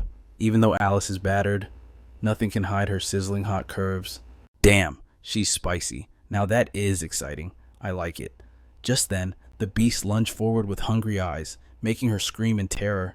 Damn it, it's a beast tide. Willis sits on his flying carpet, looking down with a mocking sneer. Looks like my adorable little pets are starving. Giang Khai remains lying motionless on the ground. Vian Tru is in a deadlock with William. He drives his sword into William, while William buries his hand into the wound on Vian Tru's stomach. Wingu grits his teeth, his body trembling as a groan escapes his lips. Alice struggles to prop herself up with her staff, barely keeping herself from collapsing. Willis smirks sarcastically. Looks like before you lot can settle the score, my lovely pets are going to have a massacre. As he speaks, a horde of ferocious monsters charges in. William sees the situation crumbling, and his hand inside Vian Tru's stomach suddenly starts to glow. He shouts in horror. William has gone completely insane. He screams, "The beast tide is here. Let's go to hell together, you son of a bitch." Suddenly, a flaming dart flies through the air. It strikes William squarely, saving Vian Tru from certain death just in the nick of time. William's scream of agony echoes. Giang Khai is panting, his throwing hand still raised. "It's over," he says. At that moment, the distant horde of monsters turns and runs. The other monsters pause to watch, confused. The massive beasts all simultaneously retreat. Everyone thinks in bewilderment. The beast tide, it's retreating. Suddenly, a beam of light shoots down from the sky, accompanied by a system announcement. The top 3 teams of this global domination tournament have been determined. All survivors will now have their stamina fully restored. Performance tallying will commence. As the voice speaks, Giang Khai's body is rapidly healed. Vian Tru coughs lightly, feeling his wounds stitching themselves back together. A delirious Nwingu hugs a monster's tail, giggling like a fool. "Hey there, beauty." "Oh, this texture? So bouncy." Alice, though healed, jumps back in fright. Giang Khai looks at the throwing knives in his hand, overjoyed. His strength, it's all back. Wingu finally snaps out of it, his eyes meeting the disgusted gaze of the monster. He screams in terror, "Monster!" He rushes over and hugs Giang Khai, who asks confusedly, "Nguyen, are you okay?" The system display appears, now calculating surviving team members and rescue cards, proceeding with the ranking of the remaining squads. First up, Alice receives a golden key. Noble squad from country in, 1 surviving member, 38 rescue cards obtained, rank 3rd, reward 1 key to the Maitreya grounds. Next, Willis receives his reward. Angler squad from country J, 2 surviving members, 98 rescue cards obtained, rank 2nd, reward 2 keys to the Maitreya palace. Willis feigned regret, asking if they only secured 2nd place. He held up the key and spoke to the person behind him in a heartbroken tone. "Greem, I worked so hard but still lost. It hurts so much. Yet I didn't get a single word of comfort." And finally, it was Giang Khai's team. Along with 3 keys, the Fire God squad of Thandu still had 3 members holding 108 rescue cards, receiving 3 keys to Maitreya's domain. Vian Tru was still completely dazed. Giang Khai took the keys, joking happily. "What are you standing there spacing out for?" He smiled and confirmed, "Thandu won." Vian Tru and Nguyen Ngu finally snapped back to reality. The 2 of them happily pounced on Giang Khai, hugging him and cheering. We won, I knew it. That joyful scene was broadcast moment by moment in the meeting room. Then Fong hadn't recovered yet, stammering. I'm not dreaming, am I? It's our Thendiu. Thendiu took first place in the world. Everyone in the hall was so happy they couldn't help but jump up and down. General Wei Ung looked up at the screen, praising them without holding back. Fire God, well done. Thien Than solemnly turned around. He wanted to announce something. Everyone, listen to me. Thien Than clenched his right hand into a fist and placed it over his chest. He emotionally declared, today's victory for Thendiu is tied to every single hero fighting to the death on the battlefield. This is the military spirit of Thendiu. Thien Than pressed his right hand to his chest, his voice filled with pride and majesty. From today onwards, the name of Thendiu will resonate across the globe. General Wei Ung, Commander Than Fong, and the others shared the same sentiment. They proudly placed their hands on their chests and spoke in unison. Yes, the system revealed that the rewards for this mission were extremely generous. Huge reward chests appeared one after another. The global domination competition area will temporarily close in 10 minutes. The winning team must bring their keys and enter the competition area again at 1 p.m. on the 15th. Explore the lost ruins. Open the mysterious treasure. The blue barrier was fading away. We will now reclaim all rescue cards and function cards in your possession. A blue vortex gradually appeared and the space gate opened. Please quickly leave the competition area using the teleportation circle. Alice sluggishly entered the space gate, complaining as she walked. Finally, I can go back and take a shower. My whole body feels sticky and gross. Vian Tru saw everyone dispersing, so he draped his arm around Nguyen Ngu's shoulders, full of excitement. Let's go. Kai, we have to hurry back and report this good news to the No One Guild. Nguyen Ngu beamed and agreed. Giang Khai's gaze became even more determined. Everyone's sacrifice had finally been repaid. Suddenly on high alert, his eyes turned sharp and cold as he glanced to the side. Giang Khai noticed Grimm and Willis talking in the back. Those two still demanded attention. He watched them, silently evaluating his opponents. He felt that things were not simple at all. Obtaining 98 rescue cards meant their strength was definitely not ordinary. Moreover, they could form an alliance and travel with someone as arrogant and haughty as Visat. Giang Khai recalled a detail from the battle just now. I remember they used some kind of hidden skill to divert aggro earlier. That's why the monsters didn't attack them. He focused intensely, trying to judge their objective. I have a bad feeling. That guy is definitely... Giang Khai looked at Willis's outwardly radiant appearance, but wasn't fooled. He remained sharp, certain that the man was far more dangerous than he looked.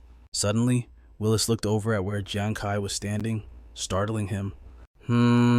He couldn't help but be surprised. The guy was looking right at him. Willis walked slowly, step by step toward Giang Khai, his intentions unclear. Willis stopped and flashed a smile. He extended his hand to introduce himself. Hello there, Giang Khai.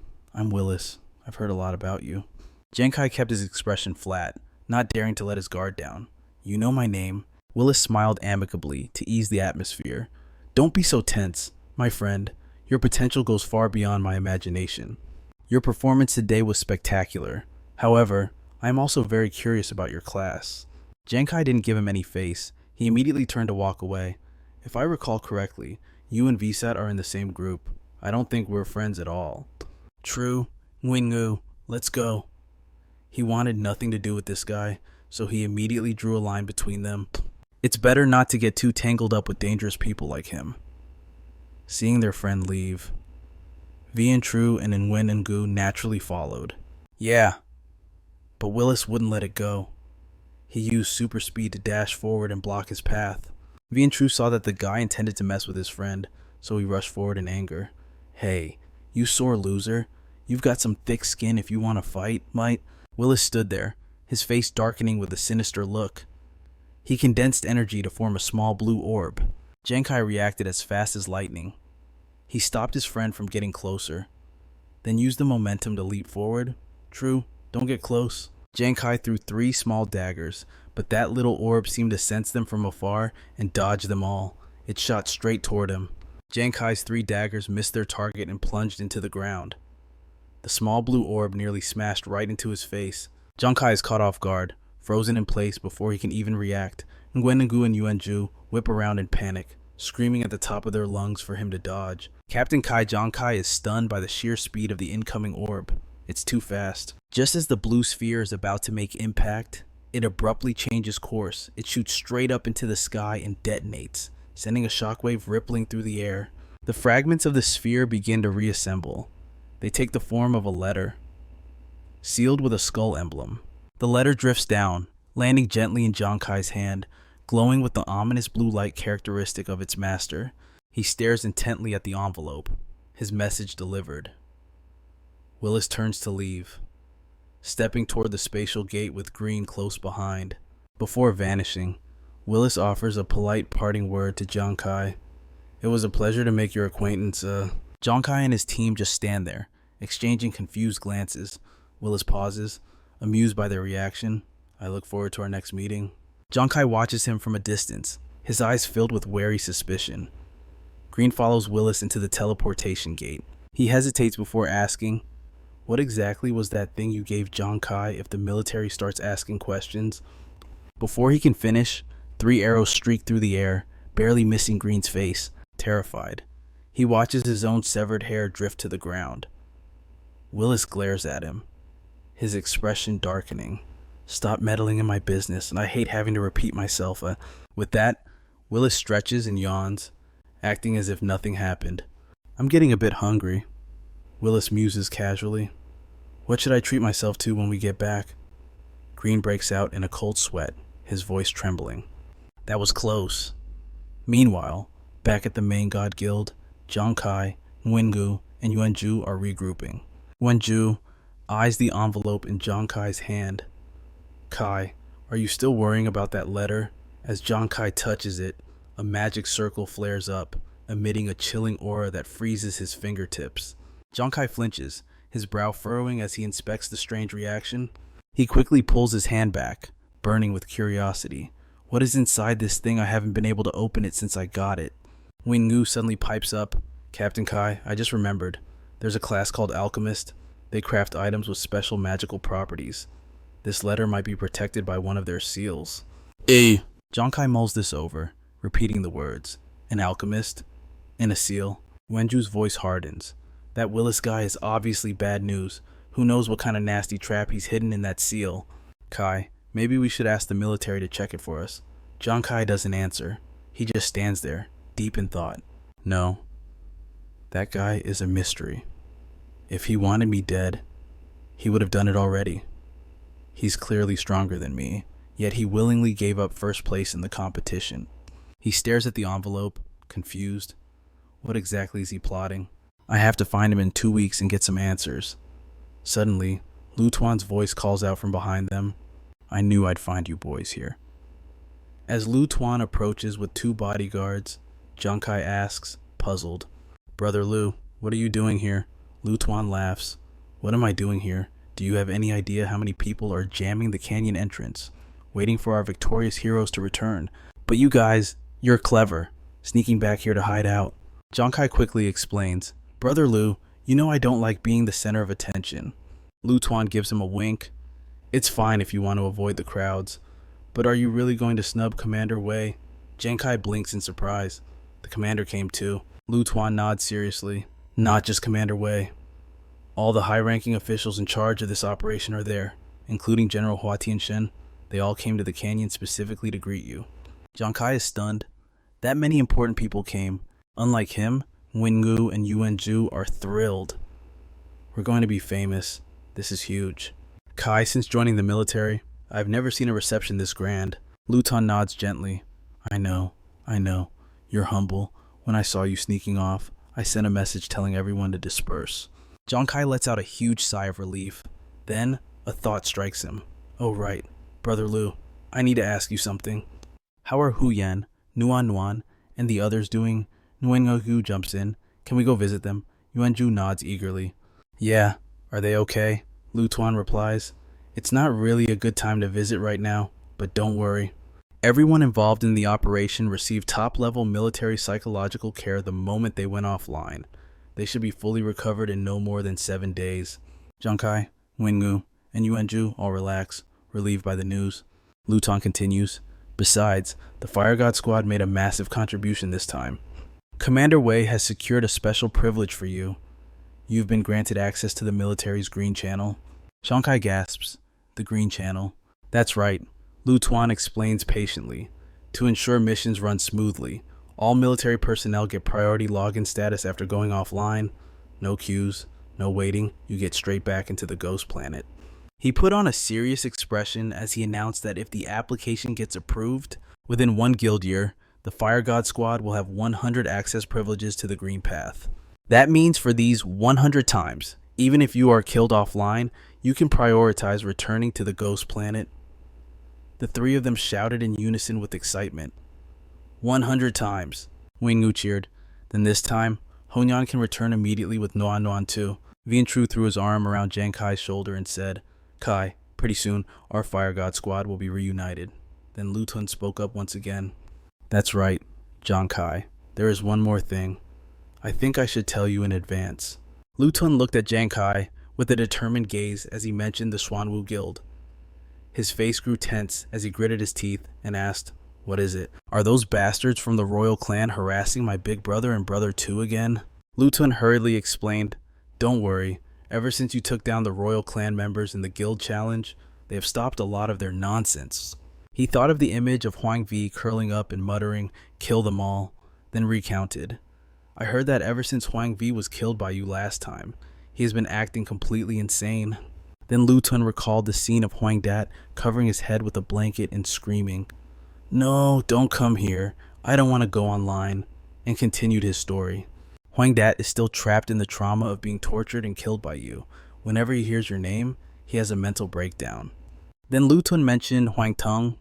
Today, as soon as Huang Tung heard you won the championship, he got so angry, that he coughed up blood on the spot and fainted. His subordinates saw him like that and screamed.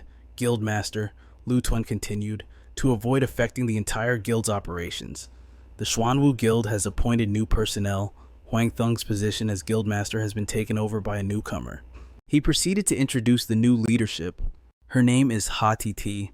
She's a true Iron Lady, not very old, but acts with resounding decisiveness and ruthless methods. Behind her are 4 capable generals, all top-tier experts known as the 4 precious flowers. Ordinary people dare not touch them. Speaking to this point, Lutun became serious. He advised, You have to be careful of this Ha Ti. Hearing this, Giang Khai felt puzzled. Was Brother Lutun warning him? He stepped forward, patting his shoulder to encourage him. After all, Ha Ti is a distant relative of the royal clan. She might have a prejudice against you, but I hope my worries are unnecessary. Vientru grinned and spoke with confidence. I don't care if her surname is Huang or Ha. If she wants to bully Kai, she has to take down me. Vientru first. Wingugu also chimed in, and me too. Giang Khai turned back to look at the two of them and stated firmly, Hey, you two, I am the captain of Fire God. After all, the ones who should be having nightmares are the people looking for trouble. The scene shifts to 7 days after the meeting with Lu Tuan. Giang Khai's group was fighting monsters elite blood-sucking water buffaloes, level 45, and warlord blood-sucking water buffaloes, level 65. A series of water buffaloes charged up from the ground, looking incredibly ferocious. Wingu held his shield and ran towards them, spewing cheesy lines. Oh babies, your skin is so soft. Let your big brother, Nguyen the Ox King, bathe in the pool of love with you little ones. A bolt of lightning flashed, quickly slicing through the massive water buffaloes.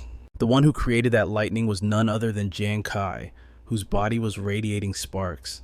As the water buffaloes fell, the system screen immediately appeared.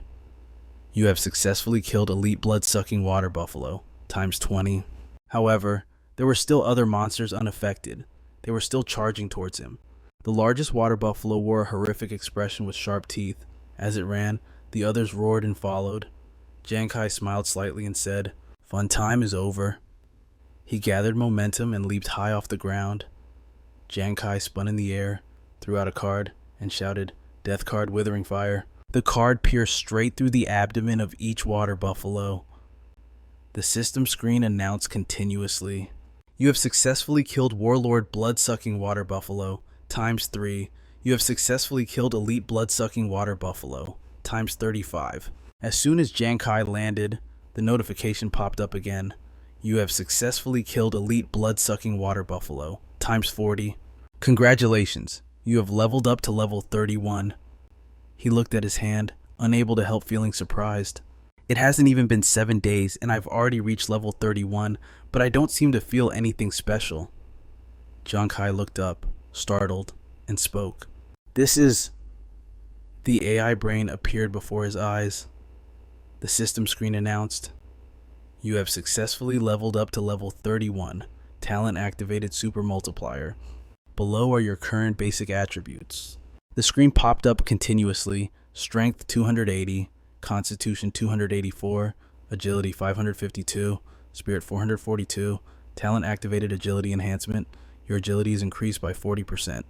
Giang Khai's gaze stopped at the stats section. Strength 280, constitution 284, agility 772, spirit 442. He thought excitedly, have I finally activated the super multiplier? He looked at the description appearing on the screen. Weak constitution, any damage taken will cause more severe consequences, and you will endure double the pain.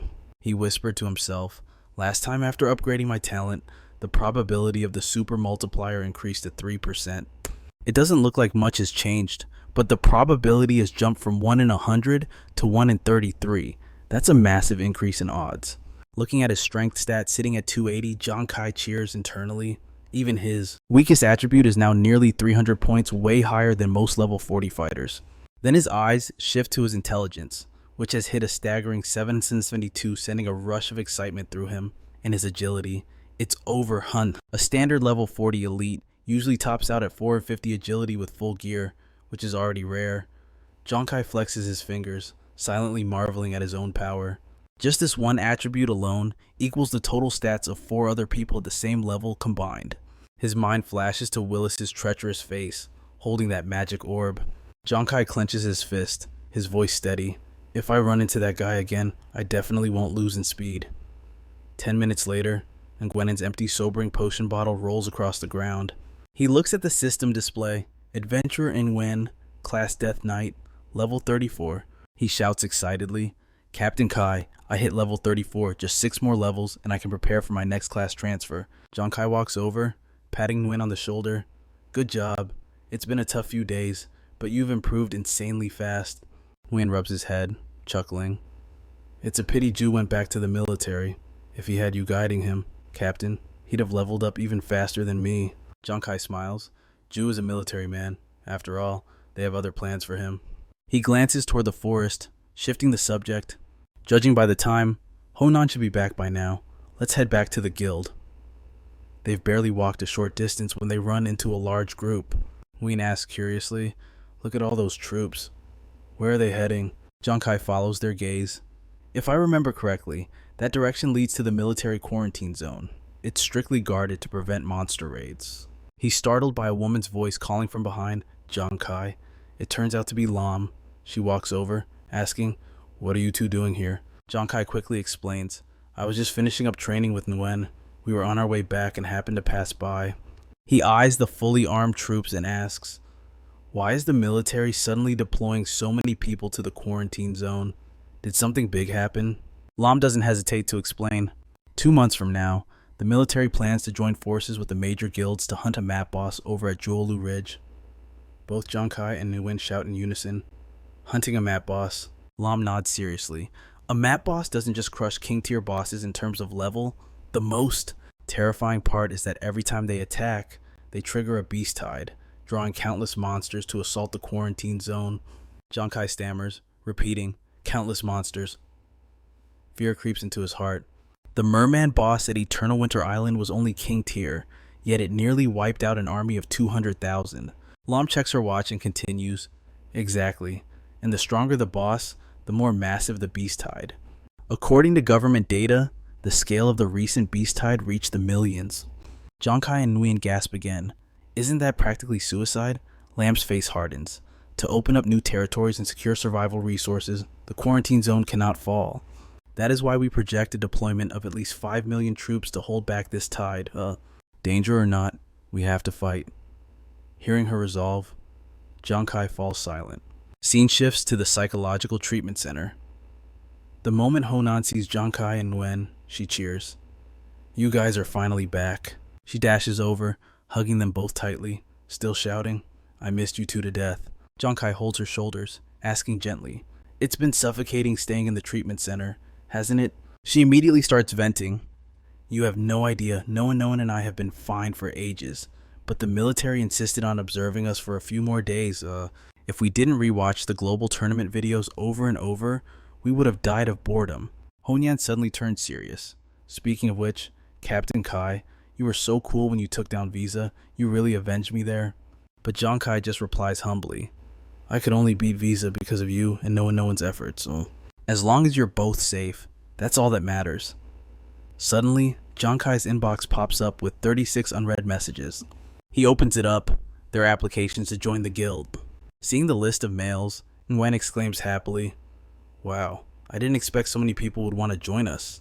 Giang Khai frowns as he reads, though he replies, Actually, people have been applying ever since we won the guild challenge. It's just that most weren't suitable. His eyes suddenly stop.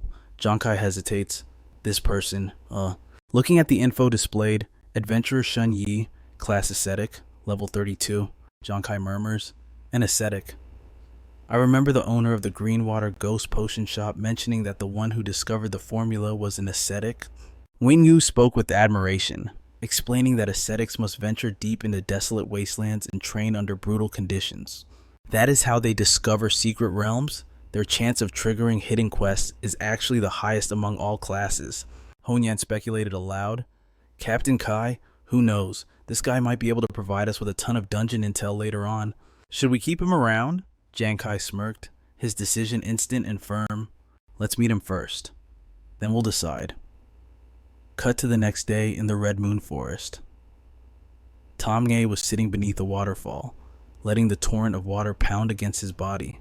He was suddenly startled awake by a voice calling out, Taming. Standing right before him were Giang Khai and Honan. Wing-Gu was waving cheerfully. The roar of the waterfall continued to crash down relentlessly. Stepping onto dry land, Taming spoke up. Guildmaster Jiang, you guys arrived way faster than I expected. Giang Khai didn't hesitate. I'm not one to beat around the bush, so I'll give it to you straight. You want to join the Fire God Guild, fine. But you need to prove your sincerity and your value first. For example, providing intel on a specific dungeon. Taming just listened silently. Finally, he made his decision. No problem, but I have a condition of my own. Help me hit level 40 first. Honyan frowned, sounding exasperated. I've never seen anyone like you. You want to join our guild, yet you're the one making demands. Taming explained bluntly. Selection works both ways. Sure, I have the intention to join you.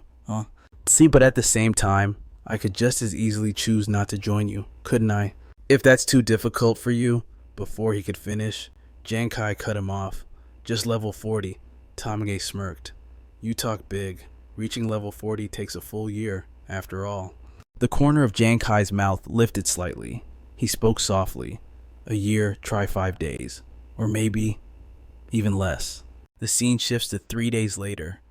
Still in the Red Moon Forest, a water buffalo howled in agony as it was stabbed deep. Just as it collapsed at Taming's feet, a system notification popped up. Congratulations, you have reached level 40.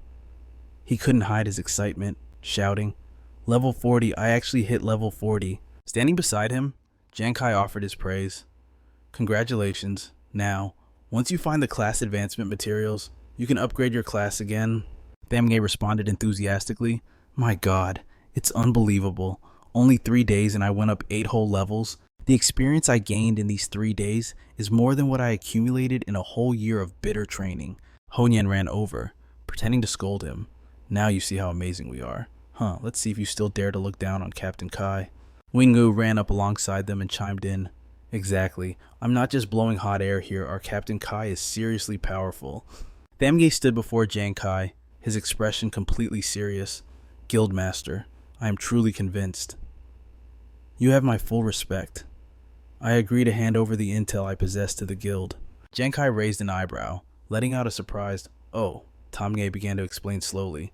Do you remember when you guys found me? I was training in front of the waterfall, right? Actually, Behind that waterfall is a cave. Every 6 days, a mysterious ball of light appears there. Hearing this, Giang Khai gasped. A mysterious ball of light. Honyan and Wingu also dropped their jaws in shock. Taming continued, "That's right, but the speed of that light sphere is incredibly fast. It only appears for about 10 seconds before vanishing. I tried to grab it once, but I got knocked back and slammed hard." Giang Khai asked curiously, "When was the last time the light sphere appeared?" Taming rubbed his chin, calculating. 5 days ago. By my count, it should appear again tomorrow." Honan turned to Giang Khai. "Captain Khai, that doesn't sound like anything we know of." He crossed his arms over his chest, thinking as he replied, "I have a hunch. This might be a clue to a hidden encounter." Finally, Giang Khai made the call. "Since we've stumbled upon it, let's go see for ourselves." The other three happily agreed. Roger that. They headed to the waterfall, where the water was still pouring down. The four of them ventured inside the cave. Taming explained, "I was actually living here. My stuff hasn't been touched, so it looks like no one else has been here." Honyan looked up at the cave ceiling, unable to hold back her praise. "This cave is way bigger than I imagined. How did you even find this place to begin with?" Taming scratched his head, recounting sheepishly, "I originally just came up here to see if it was a good spot for training. But then I ran into that light sphere. Rocks went flying everywhere. I almost got knocked out cold. After I woke up, I started training in the waterfall to heal my injuries. Since then, I haven't dared to mess with that light sphere again. Luckily, it wasn't interested in me either, so we've coexisted peacefully." While he was speaking, Giang Khai walked over to the adjacent stone wall. He ran his hand over a crack, analyzing it silently. "The rock face here is incredibly sturdy, but that light sphere managed to smash it up like this. That thing is clearly dangerous." Suddenly, Giang Khai darted his eyes to the side. Seeing a blindingly bright sphere appear near the cave entrance, he immediately shouted, "It's here." Giang Khai swiftly threw 3 daggers wrapped in flames, barking out the order, "Catch it." The orb of light zips chaotically around the cave. Giang Khai watches in shock. Gasping at its speed, even his life chaser dagger can't graze its tail. The orb of light dives straight for Honan. He screams, "Watch out." She instantly raises her Bagua compass and casts invincible silver ice art, but the orb just shoots right past her, making her yelp in surprise. What? That orb smashed directly into the cave wall, causing the rocks to crumble. Giang Khai hurls a knife, shouting, "Honyan, duck." She obeys instantly. His blade slams into a massive falling boulder, shattering it into dust. Giang Khai chases after the orb, barking orders, "Cut off its path." Taming and Wingu, positioned at the far end, respond loud and clear, but the glowing sphere darts behind them before they can even react. It ricochets and slams into Nguyengu's back, knocking him off balance. Taming skids to a halt, voice tight with tension. Its attack power wasn't this high before, but it knows we have numbers now, so it's hitting several times harder. Giang Khai activates Demon Eye Focus and declares firmly, "I'm throwing 3 knives, gambler's time." One of the daggers strikes dead center into the orb. The team cheers, a direct hit. But the dagger just sinks deeper into the sphere. Giang Khai cries out in horror, "It's eating my life chaser." The orb swerves and rams into the cave ceiling. Debris rains down, and a massive boulder plummets straight toward a stunned Giang Khai. Luckily, Wingu raises his shield, pulverizing the rock. Taming strikes with his spear, smashing the falling debris. Honyan conjures ice spikes to shatter the surrounding stones. All 3 teammates stand like a wall in front of Giang Khai. They shout in unison, "We've got your back." The orb of light shoots forward once again. Giang Khai flings a card, chanting grimly, "Death card, the hour has not struck." He thinks, "Let's see you try to eat this one." The card hits its mark, but it gets sucked right inside Giang Khai. Snaps, shouting, "What?" It can even swallow the death card. Seeing it fly toward the exit, he yells, "Oh no," is trying to escape. Giang Khai sprints after the orb, roaring, "Death card, return to me." His 3 teammates chase behind, calling out anxiously, "Captain Khai, Guildmaster." He grits his teeth, cursing internally. Damn it, what the hell is this thing? The orb suddenly stops, emitting a pulsing blue aura. Watching the sphere expand, Giang Khai tells himself, "I can still sense the death card inside with my mind." He glimpses a corner of the card. It's still there. Now's my chance. Giang Khai lunges forward, reaching out to grab it. Just as his fingertips are about to brush the orb, a blinding light explodes outward with massive intensity. A system notification pops up, Divine Realm access intercepted, downgrading to hidden dungeon rank. Interception by Master Swindler detected. Exclusive class Divine Weapon reward has been recalibrated to exclusive Gambler Divine Weapon. Giang Khai falls into a place called the Divine Light Domain. He groggily opens his eyes. Surrounded by mist, Giang Khai looks around in confusion. Where am I and what is this Divine Realm? This hidden dungeon mentioned by the system feels completely different from any he's faced before. Suddenly, his eyes widen in shock. Wait, He spots the card on the ground. It's the death card. And in the distance, Honyan, Nguyengu, and Tamge are running toward him. Everyone is here. The system screen pops up again. Congratulations, you have entered the hidden dungeon Divine Light Domain. In 3 minutes, the demon army will launch an attack. You and your teammates must protect the Divine Light token for 300 seconds. Upon completion, the squad will receive a dungeon treasure. An additional weapon reward will be granted based on individual contribution. Items of S rank quality exceeding current class level cannot be used in this dungeon. Giang Khai turns around, stunned. Wing-Wu and the group approach slowly. He gasps. Inside that light orb was a dungeon. Giang Khai ignores him and tries to recall his card. Unable to recall death card. Just as I thought. Divine grade weapons are banned here. Suddenly, Honyan looks up and asks hesitantly, "What is that?" A glowing angelic token materializes before them. Giang Khai narrows his eyes. That must be the Divine Light token. He studies the token intently for a long moment. The system mentioned an exclusive weapon for the Gambler class. Does that mean this is also the second main god card, the Divine Light token? A smirk of pure delight creeps onto Giang Khai's face. Suddenly, Honyan screams in panic, "Captain Khai, the ground is shaking."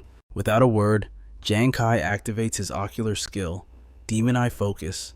His gaze sweeps the area like a radar, hunting for anomalies. Giang Khai spots a legion of monsters and shouts a warning. It's the demon army. Hearing this, Shun Yi couldn't hide his nerves. He hurriedly asked, "Captain, should we head out to intercept them?" He immediately shot down Shun Yi's idea. No way. If we go down to the foot of the mountain, our defense line will be stretched too thin. The 4 of us can't possibly hold a perimeter that wide. Then, Giang Khai turned around, his voice steely as he gave the order. "We hold our ground here. We block the entrance to the pillar until the mission is over." The team acknowledged the command instantly. Understood. A system notification flashed up. Demon invasion countdown 10 seconds. 10. A vial hit the ground and shattered, signaling the brutal battle to come. Giang Khai's squad had finished their formation, ready to face the enemy head-on. 7 seconds. Tension was written all over his face. 5, 4, 3.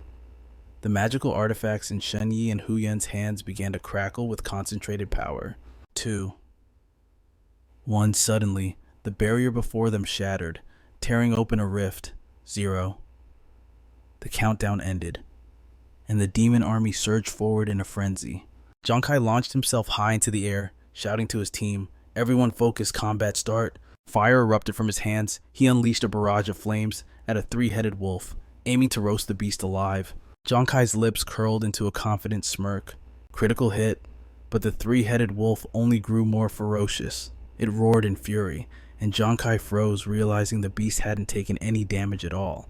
Giang Khai immediately switched to physical attacks. Damn it, these bastards are immune to fire. Using Fatal Pursuit, he launched a direct assault. Daggers flew true, embedding themselves into the wolf's 3 heads. The giant monster instantly lost its strength and collapsed before him. Its massive body free fell into the demon army below, crushing a significant number of the enemy ranks. However, the Legion's numbers were still overwhelming. They launched wave after wave of relentless attacks. Giang Khai struggled to hold them back alone. Suddenly, a monster seized the chance to pounce on him, but Nguyen leaped in front of Giang Khai just in time, his face filled with wild excitement. "Hello, gorgeous daddy's here." Nguyen slammed his shield into a wolf's head, then slashed across its body, making it howl in agony. Above the mountain peak, lightning began to gather into a swirling storm. Huyan raised her staff high and chanted, "Cosmic Invincible Superpower Rain Summon. Thunder roared instantly, crashing down on the demon army. Seeing the explosions ahead, Nguyen yelled out, "Hey, little beauty, stop running away from me." Giang Khai saw the situation spiral and shouted, "Someone grab him, don't let him charge." Shen Yi rushed forward and grabbed his wrist. "Brother Nguyen, calm down." But Nguyen's face was flushed red, and he was determined to charge forward. "Damn it, let me go. Don't stop me from having some fun with these lovely ladies." Explosions rocked the battlefield, and suddenly, bizarre creatures with glowing red eyes flew out from the smoke. Huyen gasped in terror. "Captain Kai, what are those things? I don't think I can hold them back." Giang Kai's eyes flashed with shock. "What?" A massive horde of monsters emerged. Giang Khai recognized them instantly, mud golems, and their bodies were slowly merging together. The flesh of the mud golems fused into a single mass. They were combining to form a gigantic boss monster. The boss rose from the swamp, towering over the battlefield. Smaller monsters swarmed ahead to clear a path. "We have 180 seconds. We need to break their formation first." A teammate reported back. "It's no good. Their reinforcements are too fast. We won't make it in time." Giang Khai urgently activated a skill, Decoy Substitute. He instantly entered a stealth state. He ordered Shen Yi, "Let Nguyen go." Shen Yi obeyed immediately. Then, while invisible, Giang Khai sprinted forward, weaving right through the horde of monsters. Wing Yu's singing voice echoed across the field. "Oh, my beloved laddie." He was singing his heart out, but he hadn't forgotten his mission. "Let this king give you a hot, burning kiss." The monsters in front of Nguyen were confused, but the swamp boss turned its glowing red eyes to look. It sensed danger, its face twisted in total bewilderment. At that exact moment, the invisible Giang Khai struck. A sharp, blinding sword slash erupted from thin air, flying straight at the beast. The swamp monster took the full force of the blow. Giang Khai shouted, "Huyan, blast the opening now." "Sao," she chanted, gathering lightning into her staff. "Tremble before the universe invincible superpower rain spell, you trash." A blinding stream of lightning blasted toward the monsters, sending them scattering in panic. But just as they were inches from reaching Huyan, beams of energy pierced right through them. Giang Khai declared coldly, "This strike sends you all to hell." The team was now surrounded by monsters and rising water, the enemy numbers completely overwhelming them. 2 minutes later, as the smoke cleared, Giang Khai struggled to stay standing. His stamina was nearly depleted. 33 seconds left. Wing Yu was still full of energy, humming a tune. "What a bunch of hot little beauties, the king approves." Suddenly, a monster lunged at his back, but a halo of holy light erupted, encasing the massive beast in a glowing sphere. The beast was blasted backward, commencing purification. It was Giang Khai who had unleashed the attack. The monster exploded within the radiant energy. A system notification appeared. Countdown. 10 seconds. 10. He watched every second tick by. 9. 8. Nguyen collapsed to the ground, exhausted. 7 seconds. Huyan didn't drop her guard for a moment. 6 seconds. The horde of monsters was still charging straight at them. The three of them are right there, counting down to the 5-second mark. Giang Khai is wound so tight he's about to curse. Damn it, just a little more. Suddenly, the situation shifts, leaving him frozen in shock. Giang Khai charges his power and raises his blade. Diamond Indestructibility. Magical weapons clash. Sparks flying everywhere, rocks and debris scatter as the shockwave expands. Taming's technique slams down, cracking the earth into massive shards. The demon army is forced back by the sheer pressure exploding from the center. Giang Khai realizes what he's planning and yells out in worry. Honyan is in a panic, quickly analyzing the skill. It's the ascetic's innate talent, Diamond Indestructibility. Once activated, it fortifies the body for ultimate defense, granting immunity to all physical and mental damage. But there's a catch: the user is completely immobilized. The immunity effect only lasts for 3 seconds. This is bad. Taming can't hold on much longer. He's struggling, barely enduring the backlash from the technique. Giang Khai gets the signal. It's now or never. He unleashes a decisive finishing blow. Life Hunter. Kill. A beam of light tears through the demon ranks, blasting the entire horde away in one violent pulse. Right at that moment, the countdown turns red and hits 0. A command token materializes in midair, shining so brightly it seems to swallow the entire space. Giang Khai's eyes light up immediately, pure joy written all over his face. This is the divine order of light. Its beam touches the mountain peak, unleashing a halo of light that spreads across the entire realm. Touched by the divine glow, the demon monsters dissolve into nothingness. Honyan shouts in delight. Captain Kai, look, the demon army is gone. A healing effect spreads over Giang Khai's body. He's thrilled. Is this the healing power of the divine order of light? Then everyone must be... Honan looks at her body, now bursting with energy, and exclaims in awe. It's so strong. My wounds are healing incredibly fast. I feel power surging through my whole body. Meanwhile, Nguyen is still dazed, scratching his head in confusion. Taming watches his wounds close up and sighs in relief. I'm not dead. The mission board pops up a notification. Congratulations, challengers, on completing the trial. Rewards will be distributed based on the total damage dealt to the demon race. Like seeing a savior, the whole team looks up in anticipation as the items begin to materialize. The system introduces the rewards. Challenger Taming receives the class of weapon for ascetics, the Asura Mirror. The higher the difficulty of the training ground, the greater the benefits the ascetic gains.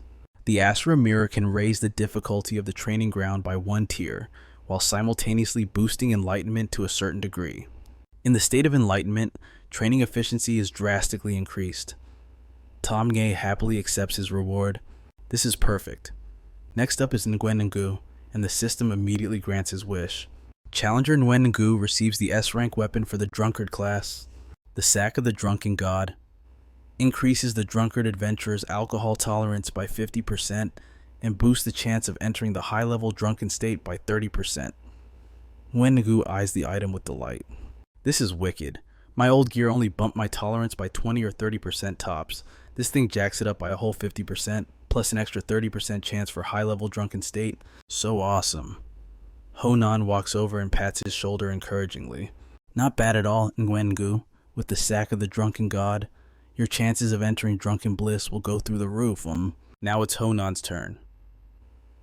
The system announces Challenger Honan receives the unique grade weapon for the Fortune Teller, the Wind and Thunder Staff.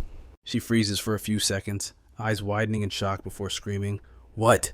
The description of the new weapon, the Wind and Thunder Staff, appears. Spirit increased by 72, Strength increased by 44, Agility increased by 11, Effect 1 increases Spirit recovery by 50% for the owner.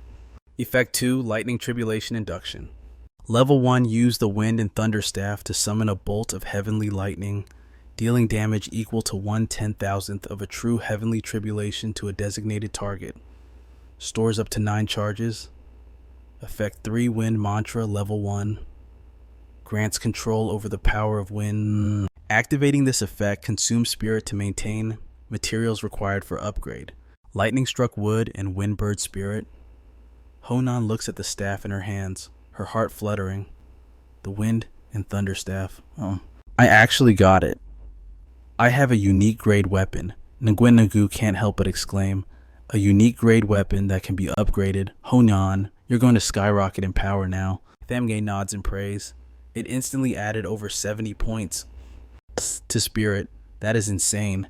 The effects are powerful too, truly worthy of the unique grade title. Giang Khai glances at each of them, the corners of his lips curling into a warm smile. Looks like everyone got a great haul. So, will the exclusive weapon for the Gambler class be the Divine Order of Light? He turns his gaze back to the shining token floating in the air. Suddenly, a blinding light explodes, sweeping across the entire space. Finally, the system calls his name. Challenger Giang Khai receives the Gambler's exclusive weapon, the High God card Divine Order of Light. Nguyen, Taming, and Honyan look on with pure excitement for him. Giang Khai just smirks slightly, a knowing smile, as if he expected this all along. Sure enough, the token shoots forward, carving a streak of light through the air. It flies straight toward Giang Khai, as if finding its true master. Giang Khai stared at the card in his hand, closely analyzing the stats of the Divine Light command.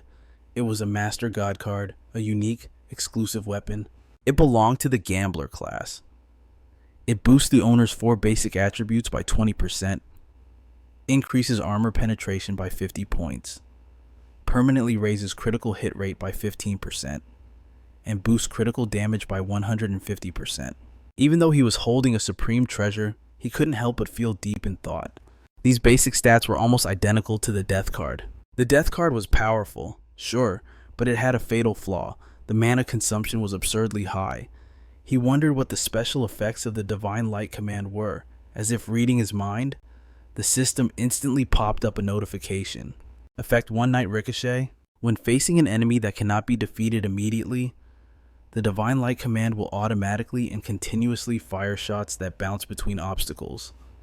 The damage inherits the user's attack stats, consuming 0 extra stamina or mental power.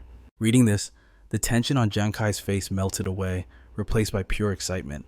The description continued. Every single ricochet carries his full damage potential, equivalent to a heavy attack. And the key point, it doesn't cost a single drop of stamina or mental energy. The system gave him a detailed guide on how to use this artifact. Basically, for the cost of 1 attack, he could get multiple hits of damage for free, as long as he controlled it well. Combined with his critical hits, dealing massive damage would be a piece of cake. Giang Khai exclaimed in delight. Excellent. The system continued displaying the item's effects. Effect 2, Divine Descent. It consumes his own energy to create an area of effect attack, radiating a blinding light with himself at the center. This burst attack inherits 100% of the user's offensive power. When the kill count from Divine Descent reaches 100 or more, it instantly refreshes the status of the user and 4 surviving teammates within range whose total stats are lower than his. The cooldown for this effect is 30 days. The final ability of the Divine Light command was Effect 3 Soulbound Artifact. The Divine Light command is indestructible. Once bound, it can be summoned, compressed, or recalled at will through thought alone. After reviewing the 3 effects of the token, Giang Khai fell into deep thought.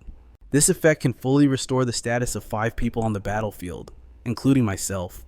Although the activation conditions and cooldown are extremely harsh, he recalled the sensation of full recovery after a battle.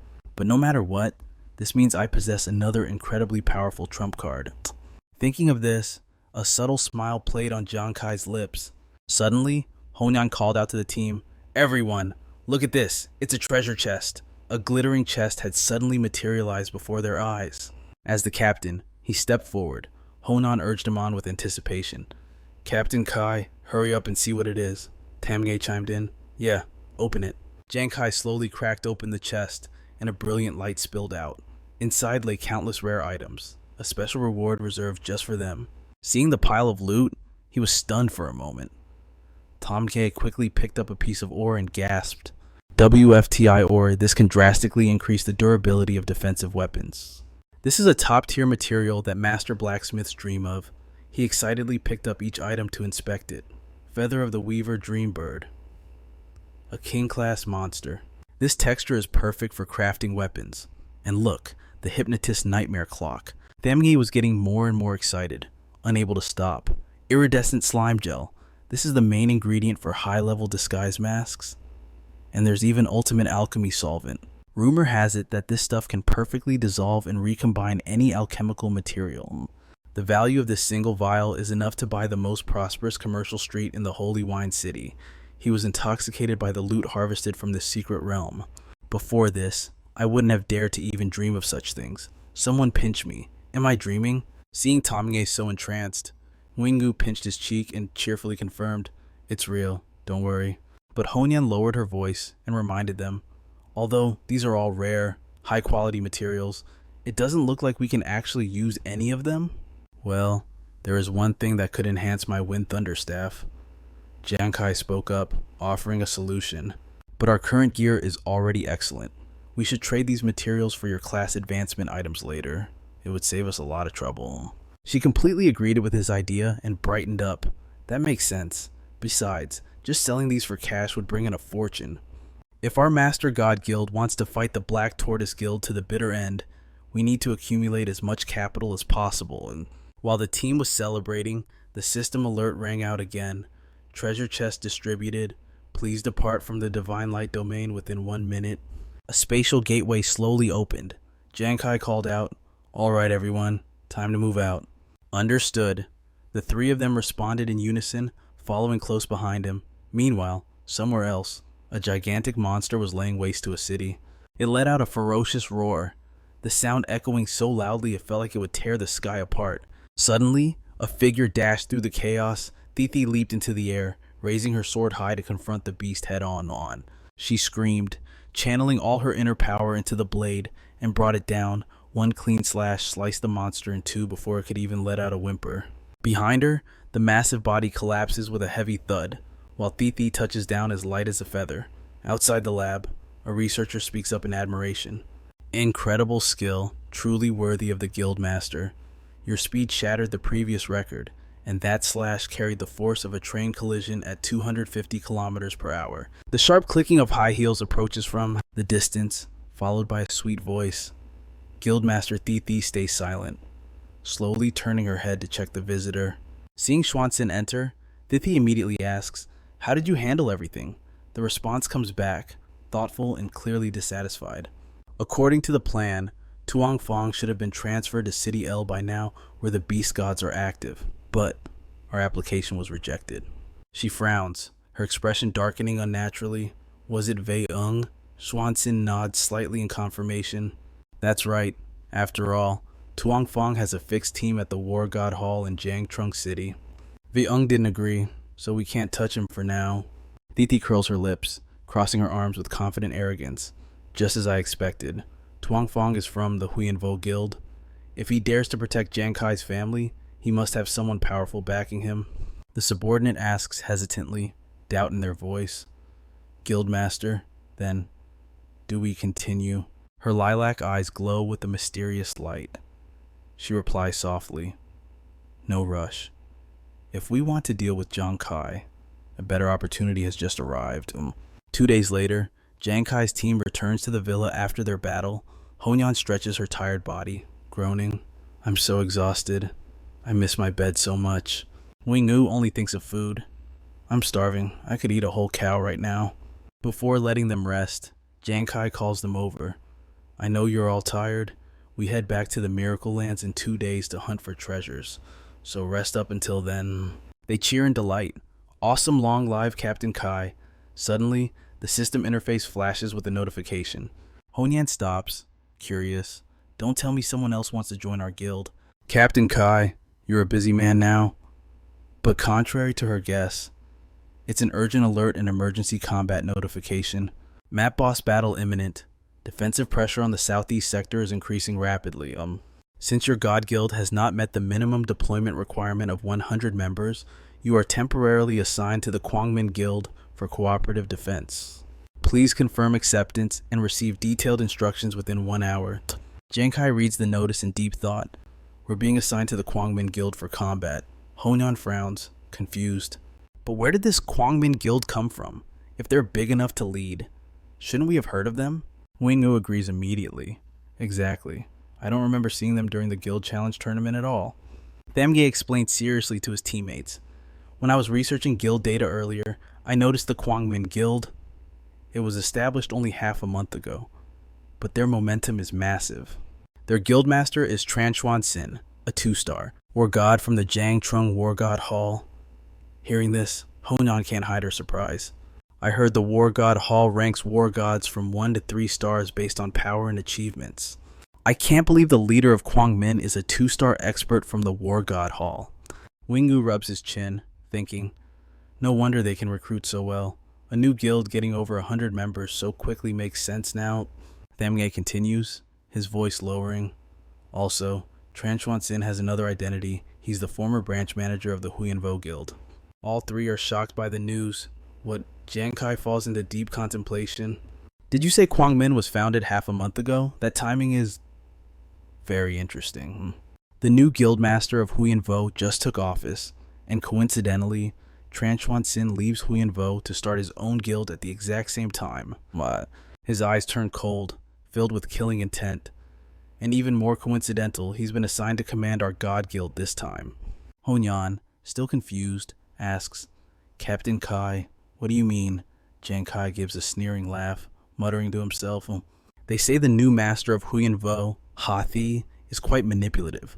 Why would she easily let a 2-star war god walk away? Looks like she's really impatient to deal with me. Suddenly, a group of people aggressively kicks open the villa gate. Lu Hien struts in arrogantly, leading his troops. Kwangmin Guild, Lu Hien here are the people from the God Guild present. Giang Khai spins around, his voice steely. Who is it? Honan, annoyed by the intrusion, shouts without holding back. Where did this stray dog come from? Barking so loud, how dare you barge into the God Guild's territory? Taming adds coldly, Get out! The man raises an eyebrow shamelessly, laughing in contempt. Guild, in front of my Kwangmin Guild. Do you small-time punks really think you deserve to call yourselves a guild? Ridiculous. Giang Khai addresses Lu Hien with polite sarcasm. Trespassing on private property, acting arrogant and rude. Is this the standard protocol for the Kwangmin Guild when cooperating with others? The man replies in a condescending tone. Isn't this Giang Khai, the one making waves lately? No wonder you have such a big mouth. Listen up. I'm the captain of the 3rd Division for the Light Guild's boss raid. From now on, you all answer to me. Just then, the system flashes wildly. It immediately simulates the mission terrain and issues a notification. This is your objective for the defense operation. If you fail, the God Guild will be held solely responsible for all losses. The God Guild squad must have at least 4 participants and form a suicide squad. The suicide squad's mission is to lure the king-level boss away from the defensive line. Honan snaps back in anger. You've got to be kidding me. Our average level isn't even 40. What kind of guild sends a sub-40 team to lure a king-level boss? Wingu can't hold back either. A standard level 40 squad can barely handle a commander-level monster. And you want us to take on a king? Yeah, are you insane? Lu Hien stands on the sidelines, dropping a snide remark. A normal team couldn't do it. Sure, but the God Guild is different. You placed first in the global competition. And what does that prove? It proves you're the strongest level 40 squad out there. Truly capable. As the captain, Giang Khai can't take it anymore and steps up to confront him. Lu Hien's eyes gleam with smug satisfaction as he sneers. Such a powerful team should obviously handle a king-level boss. Don't you agree, Guildmaster Jiang? This guy is clearly trying to send us to our deaths. Lu Hien lets out a scornful laugh and continues to prod. You know what they say, with great power comes great responsibility. Look at how generous our Light Guild is, entrusting you with such a heavy burden. We really value you. After satisfying his petty ego, he leads his teammates away. Alright, message delivered. We're heading out. We look forward to your spectacular performance. Let's see how arrogant they are then. That's right. Honan curses in frustration. Damn it! But Giang Khai just smirks slightly. He speaks softly to Honan. It's pretty hot today, don't you think? She instantly catches his drift and beams. Understood. The clear sky suddenly darkens as storm clouds and lightning gather directly over Lu Hien's head. A second later, heavy rain pours down relentlessly on his group. They start complaining. What the hell is with this weather? 1 minute it's fine, the next it's pouring. Damn it, my clothes are soaked. Lu Hien turns back furiously and shouts, Quit whining and get back to the guild. But wherever they go, the storm follows them. There is no escape. Honyan watches their retreating figures with glee and mocks them. Hey, big shots of the Light Guild run slowly. Watch out for the slippery road. She excitedly brags to Giang Khai. Captain Khai, look at them scrambling like wet dogs, acting all high and mighty as a big guild. And now they look like drowned rats. Wingyu laughs in delight. Let's see if they dare to come here and cause trouble again. Only Taming is still worried about the mission. He asks, Guildmaster, for the boss raid. Are we really going to be bait for a king-level boss? I'm worried. Giang Khai rests his chin on his hand, his expression serious.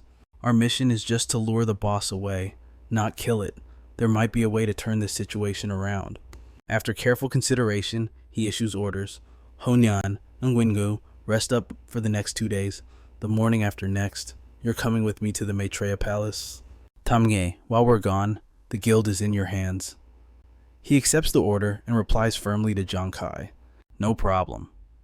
Guildmaster smiles faintly in satisfaction, not forgetting to make a promise to the 3 of them before leaving. There's still some time before the map boss battle. Once we return from the treasure hunt, I'll help everyone complete their new class advancements. Full of energy, they shout in unison, Got it. The next day, at the Maitreya Palace teleportation array, Giang Khai looks at the group before him in surprise. V and True eyes go wide as he asks, Khai, I just heard from Brother Lu that the God Guild is joining the boss raid, and you've been assigned to the Light Guild. Is that true? Nuan Nuan chimes in, extremely curious. I heard that Guildmaster Transwin Sin of the Light Guild came from the Black Turtle Guild. Doesn't that put you guys in danger? Giang Khai replies, without a hint of panic. It's true, but don't worry too much. I have a plan. Lu Tuan speaks up, his face serious. Commander Vei has been busy handling other matters these past few days. By the time he found out, it was too late to intervene. Giang Khai smiles confidently. I understand, Brother Lu. Some hurdles you just have to jump yourself. The corner of Giang Khai's mouth quirks up in a smug smile. If I can't avoid it, I might as well take this chance to see what a king-level boss can do. Internally, he calculates. It's also the perfect time to test out the new Light Divine token I just got. Lu Tun slaps Giang Khai on the shoulder with pride. That's the Giang Khai that Commander Vei and I know, brave as always. Giang Khai turns serious. Right, Brother Lu. There's something I might still need to trouble you with. He isn't surprised by the request at all. It's about your older brother and sister, right? Don't worry about that. I've already sent people to protect them. Giang Khai feels a weight lift off his chest, his voice sincere. Thank you, Brother Lu. The teleportation array opens. It's getting late, he says, leading the group. He steps into the formation. Let's move out. Inside the central zone of the Maitreya grounds, Giang Khai and Hu Yan are the first to step foot inside. He freezes in surprise as he spots Alice's group nearby. On the other side, the two-man team of Willis and Green also materializes within the formation. Wingu is baffled. Exploring the Maitreya grounds requires a full squad. So why has the Angler team only sent 2 people? Hu Yan speaks up, explaining. During our clash in the finals, I assumed their teammates had been killed in action. But looking at it now, their team was just 2 people all along, daring to compete with only a duo. They must be incredibly confident in their strength. The very 2 men being discussed start approaching Giang Khai's group. Wenju warns him, that guy is coming over, Kai. He narrows his eyes, assessing the opponent, but Willis speaks first. Hello, Giang Khai. We meet again. Giang Khai's voice drops to a low growl. That letter you gave me last time? What exactly was written inside? The man smirks, laughing loudly. I didn't give you that letter. My class's postman. I was simply in charge of delivering it. Confused, he asks. Not your letter? Then whose is it? Willis offers a cold, sharp sneer. You don't need to know the sender's identity. Strictly speaking, he might not even be human. But still, congratulations on defeating Visa and securing this slot. Giang Khai has a million questions for him. Then how do I open the letter? The sender isn't human. What does that mean? Willis strokes his chin, answering cryptically. That, I don't know either. I can only tell you this if you can't open it. It proves you're not yet qualified to read it. Hearing this, Yuanju shouts in rage. You don't know anything we ask. Quit acting so mysterious. I bet you're just spouting nonsense. The man shrugs. Think whatever you want. Giang Khai stays silent, lost in thought. No. My intuition tells me he isn't lying. Unfortunately, I doubt I'll get any valuable information out of Willis. A system screen suddenly pops up, breaking the tension. Welcome back to the tournament competition zone. This zone contains a total of 500 lost ruins. Use a key to enter an exploration site. Each ruin contains 100 treasure chests. Each chest holds a single item. Chest ranks are divided into 4 tiers, ranging from low to high copper, silver, gold, and hidden. There is a low probability of a glowing treasure chest appearing. The ruins are uninhabited by beasts, but there is a chance of encountering fatal traps. If a member dies, they will immediately go offline. Once a ruin is opened, it enters a lockdown state until the squad completes the exploration. The exploration time limit for each squad is 1 hour. When time is up, all members will be forcibly teleported back. This exploration will not be live streamed, but the reward list for all 3 teams will be publicly announced. Light begins to gather in the air, forming teleportation arrays. Alice holds her key and steps into the array, not forgetting to throw a sarcastic glance. Everyone only has 1 hour to explore. Looks like even if you took first place, that's all you're capable of. Let's go. She and her teammates vanish into the array. Willis and Green follow suit. What surprises await us? How exciting. Well then, good luck to you. Alright, my dearest friend. Nuan Nuan speaks up seriously. Kai, since we took first place, we need to figure out how to maximize our gains. He agrees with her. Right, I think so too. Giang Khai lays out his plan. There are no beasts in the Lost Ruins, so it's relatively safe. We'll split into 3 squads to explore simultaneously. Ju, you and Nuan take one team. He pulls out another key. Hu Yan and Nguyengu, you two form another. He warns them cautiously. Watch out for traps. Even after you get a treasure chest, don't let your guard down. She gazes into her magic crystal. Captain Kai, I did a quick divination.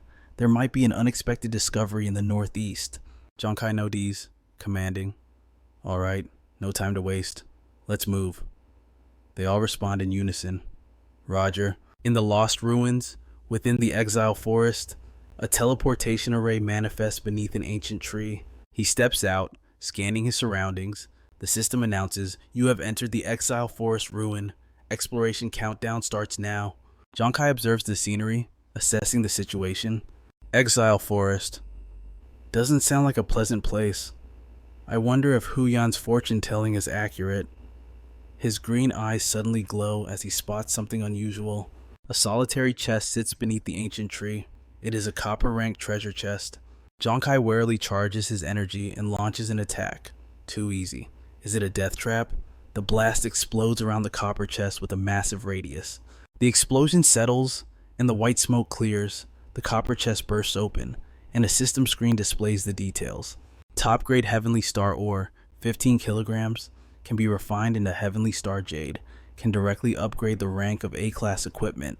He is utterly shocked and rushes over.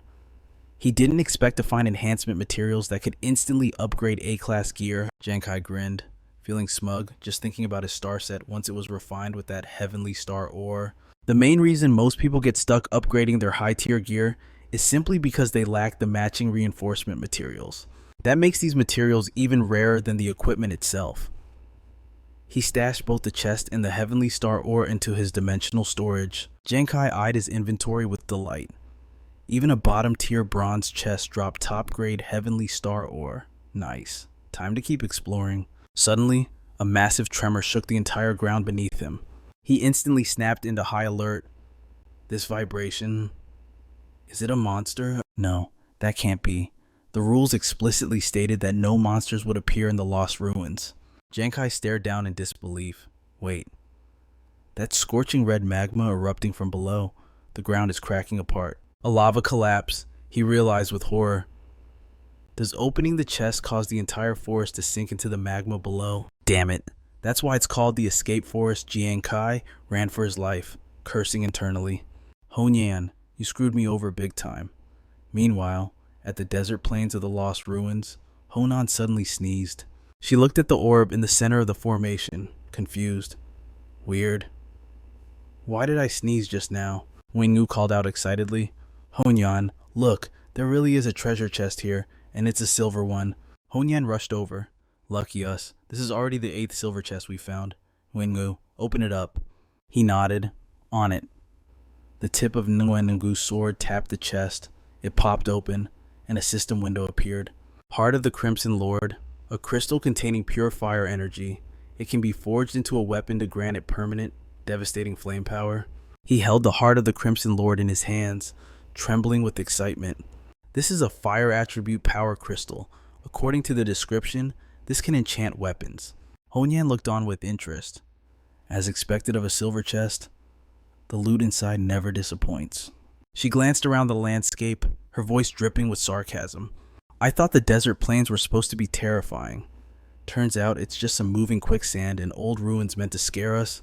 Her eyes lit up, her mood soaring. At this rate, we'll finish exploring the surrounding areas in no time. She raised her weapon and charged forward with renewed energy. Let's clear this place out. Nguyengu followed close behind.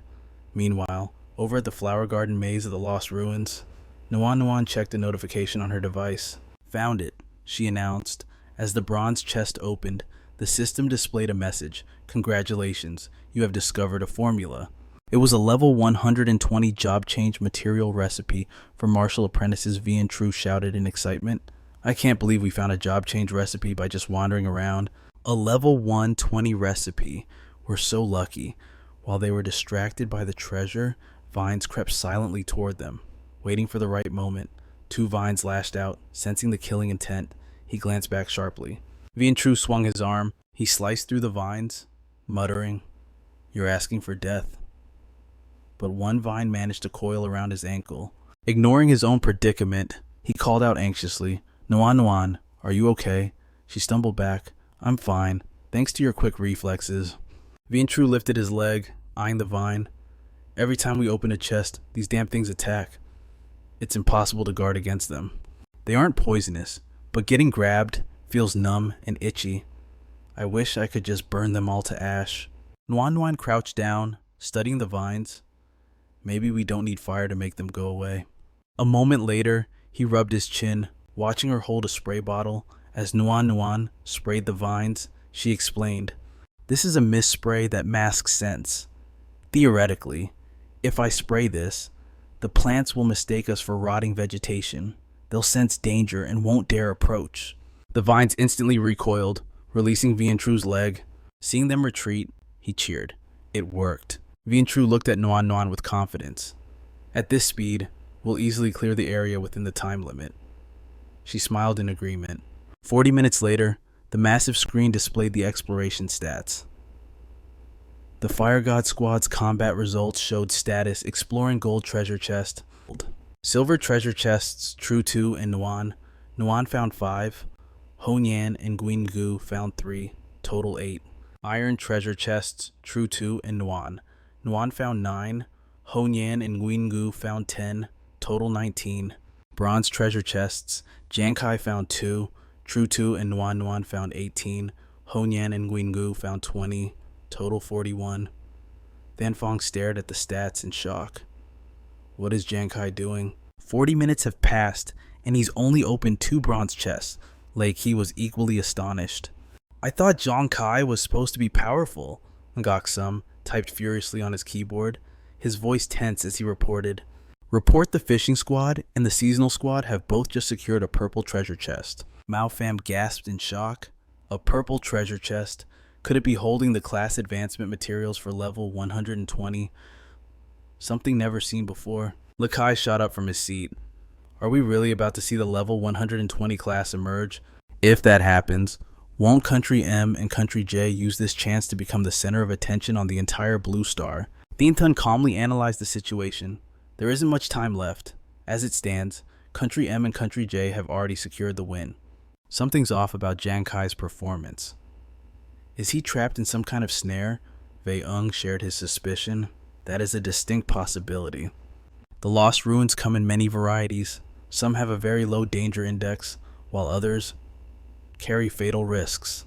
Back inside the zone, 15 minutes later at the escape forest, Giang Khai was running for his life, trying to outrun the surging magma. Sweat beaded on his forehead as he thought. It was hard enough finding a chance to open a silver chest. The collapse rate of this forest, it's definitely sped up. A massive boulder, dragging an entire tree with it, flew straight at Giang Khai's face. He leaped high into the air to dodge the impact zone. Suddenly, Giang Khai's excitement spiked as he spotted a radiant light beaming from the rubble. The golden light was so blinding it nearly seared his retinas. It's a gold treasure chest. Giang Khai reached out, diving toward it. Time to take a risk. He flew forward and grabbed the chest, instantly storing it into his dimensional space. The magma bubbled violently, its explosive power causing the ground to cave in. His expression turned grim. Not good. The whole area is about to suffer a total collapse. Giang Khai burst forward with incredible speed, darting across the few patches of land not yet swallowed by the lava. He skidded hard against a rock to break, creating a plume of white smoke. Suddenly, a pillar of magma erupted right beneath his feet. The searing heat forced him to recoil his legs instantly. Behind him, the space was almost entirely consumed by the molten flow. Giang Khai kept sprinting forward. Just a little more. Come on, faster. He gritted his teeth in frustration, the sound grinding in his ears.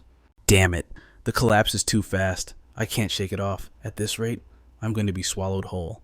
The lava was nipping right at his heels. Suddenly, a multicolored light illuminated the entire space. He glanced over, confused. That light, don't tell me, has a legendary glowing treasure chest appeared in the wreckage. The screen displayed the countdown in the military academy room.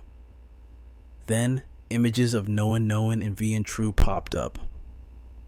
The results for the Fire God squad. A purple treasure chest. Someone gasped in the crowd. It's a purple treasure chest. Ngoksam shouted in joy. V and True and Noan found a purple chest. Then Fong's eyes lit up. Excellent Thandu has finally opened a purple treasure chest. The notification chime rang out. Current results for national squads. Fire God squad purple chests ×1, gold chest ×14, silver chest ×33, bronze chest ×67. Fishing squad purple chest ×2, gold chest ×16, silver chest ×30. Bronze chest ×60. Season squad purple chest ×1, gold chest ×12, silver chest ×25, bronze chest ×55. He slammed the table and stood up in shock. What the fishing squad has already opened 2 purple chests. Laki nodded, explaining the situation. The real value lies in the purple chests. Although Fire God squad ranks first in total quantity, they are lagging behind in the number of purple chests. He looked at Giang Khai's feed with sheer disappointment. It's a pity. I thought the Fire God captain would bring us a surprise, but his performance is dead last. He currently has gold ×1, silver ×1, and bronze ×2. Another person agreed. That's right. Fei Young frowned, staring at the screen with a complicated expression. Giang Khai, what kind of trouble are you actually in?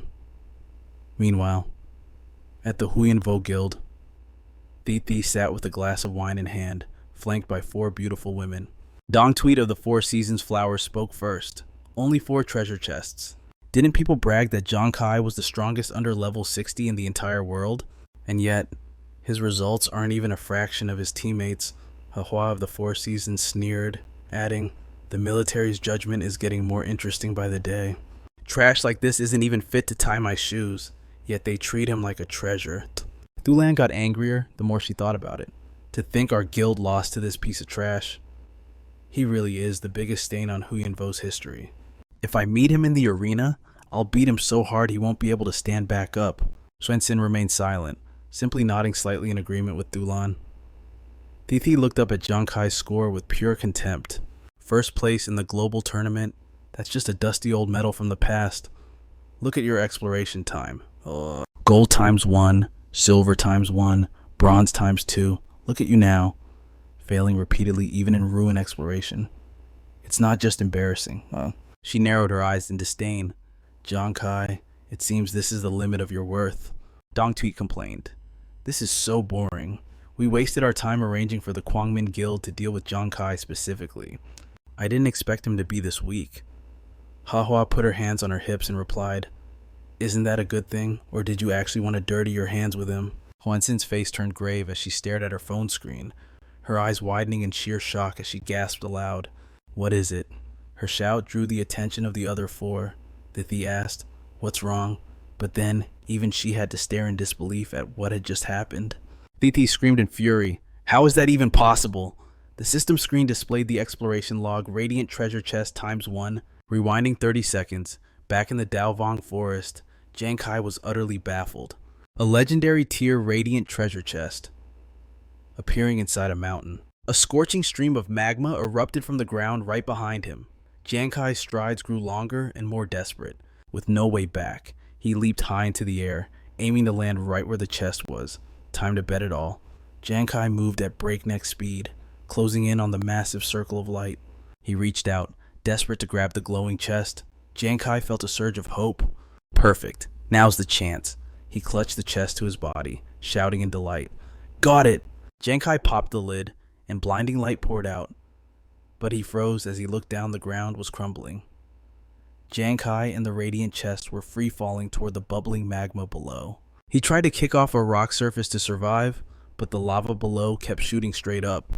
Helpless, Giang Khai hugged the radiant chest as he fell. Damn it, I'm at my limit. The corner of his mouth twitched up as he thought, Honan, you really picked a great spot. Just as Giang Khai was mere meters from the magma, his body began to fade. The system announced exploration time ended. Giang Khai luckily escaped the instance right before being swallowed whole by the lava. Immediately after, The lava erupted again, leaving no standing ground remaining. Dintan slammed his hand onto the table so hard it shattered. He shouted in excitement, "Brilliant! This kid Giang Khai is an absolute god. He stays quiet, but when he moves, he leaves everyone's jaws on the floor." Tinky stared at the screen, marveling. In the very last few seconds, he actually opened a radiant treasure chest. How on earth did Giang Khai pull that off? Ma Fam jumped to his feet, wondering aloud, a radiant treasure chest? Doesn't that contain materials for level 140 classes? Ngok Sam confirmed. Even if it's not level 140 material, it's definitely the highest grade material available right now. Viung let out a sigh of relief. I was almost fooled by Giang Khai. His harvest in the Miracle Land. I'm afraid it's about to change Thandio's status on the international stage. Elsewhere, something crashed heavily to the ground with a loud thud. Giang Khai frowned in pain. He opened his eyes, looked up at the blue sky, and asked himself, am I still alive? Honyan and Wingu rushed over in a panic. It's Captain Kai. Noan and Vian Tru were running right alongside them. Kai, what are you doing? That entrance was way too cool. He looked surprised. Is everyone here? Giang Khai analyzed the situation. The molten lava is gone. This is the Miracle Land Hall. He recalled the system notification and slowly stood up. Exploration time over. Right, that must be it. Someone whispered. What's wrong with Captain Kai? He looks so weird. She rubbed her chin thoughtfully. Look at how disheveled Captain Kai is. Maybe the harvest in the ruins was bad, and he's in shock. Seeing Giang Kai's blank expression, Vian Tru waved a hand in front of his face. Kai, you okay, Kai? Don't scare me.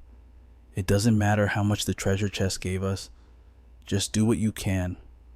Don't go to the ruins once and come back a vegetable. We'd make a huge loss then. Giang Khai held out his glowing hand, smiling confidently. The radiant chest materialized. Honan was so stunned she couldn't speak. This is... she stammered. Good heavens! The treasure chest is radiating such brilliant light. Is this... the legendary item? Giang Khai declared with immense pride. The radiant treasure chest. We got it. The other four dropped their jaws, staring at the glowing chest in his hand. Vian Tru rushed toward Giang Khai in joy. You brat. You weren't just exploring, you were clearly out there creating a miracle. Honyan and Wingu also rushed in to hug him. Noan exclaimed. Kai, you are so freaking cool. A familiar voice from behind caught Giang Kai's attention. Is that really a radiant treasure chest? Alice and her teammates walked out of the array, looking tattered and worn. You guys actually opened a radiant treasure chest. How is that even possible? Vian Tru stepped forward to shield the four of them, firing back powerfully. Why wouldn't it be possible? Stop looking down on people.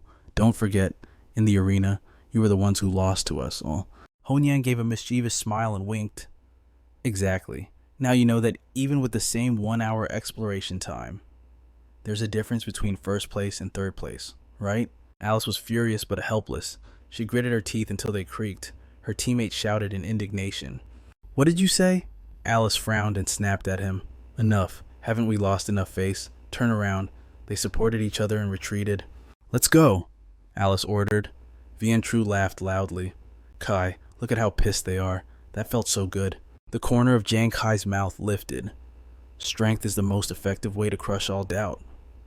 Noan nodded in agreement. 5 figures walked together into the forest. 2 others stood watching from behind a tree. Rim asked, Aren't you going to say hello to an old friend? Willis narrowed his eyes, a cryptic smile playing on his lips. No need. I have a feeling we'll meet again very soon. Watching him laugh and joke with his teammates, he thought to himself, Giang Khai, hello there. I am Tanvu, head of the military committee. 3 minutes later, his group emerged from the teleportation array. The military committee chairman, Tanvu, spoke up. Members of the Fire God Squad, congratulations on achieving such outstanding results during this ruins expedition. As he looked at the man with suspicion. You are... Tanvu extended his hand in a polite introduction. Giang Khai, greetings. I am Tanvu, head of the military committee. I wanted to meet the legendary Fire God Squad last time, but unfortunately, you had already left. I'm glad I made it in time this around. He replied with polite formality. Hello, Commander Tan. Honan whispered to her friend. Noan. What exactly is the committee? Administration, she explained. Think of it as the central organization that manages military affairs across the entire country. Even Commander Vei has to follow their orders. Giang Khai's expression turned serious. Commander Tan, you're here about the loot distribution, right? I've already made a preliminary agreement regarding the split ratio with Brother Liu. He shrugged, answering calmly, there's no rush for that. Judging by the loot announcements from the competition zone, we've harvested the most. You've all worked hard today. How about we discuss the distribution details at the military base tomorrow? Nuan Nuan stroked her chin, speaking in disbelief. I didn't expect Commander Tan to be so friendly. Giang Khai agreed readily. All right. Just then, Havu rushed over, calling out to him. Commander Tan. Tanvu replied. What is it? She whispered into his ear. It's about Tongfang's transfer to City L. Hearing every word clearly, Giang Khai exclaimed in shock. What Brother Tong is being transferred to City T. The other four were stunned by the news. V and True broke out in a cold sweat. City L, isn't that the danger zone where the beast gods are heavily active? Tanvu nodded. That's correct. Why do you know Tongfang? Giang Khai's face turned incredibly serious. Brother Tong is my friend, Commander Tan. What exactly is going on with this transfer order? He didn't hold back, explaining everything to Giang Khai. Tongfang is under the jurisdiction of the Black Tortoise Guild, but for some reason, the Black Tortoise side suddenly wants him moved. However, he's also a member of the Zhangjiang City War God Hall, and Commander Vei refused to let him go. The situation has been in a deadlock. Honhan huffed angrily. It's those scumbags from the Black Tortoise Guild again. They obviously saw that Brother Tong helped Captain Kai, so they're deliberately making things difficult. V and True agreed with her. Exactly. This is clearly an abuse of power for personal revenge, and Guan Yu was furious. That is way out of line. Nuan Nuan called out. Kai. Giang Khai remained silent, but his fists were clenched so tight they trembled. The scene shifted to night, a full moon hanging in the pitch-black sky. He leaned against a tree, arms crossed, silently gazing upward. Footsteps approached, accompanied by V and True's voice. It's the middle of the night.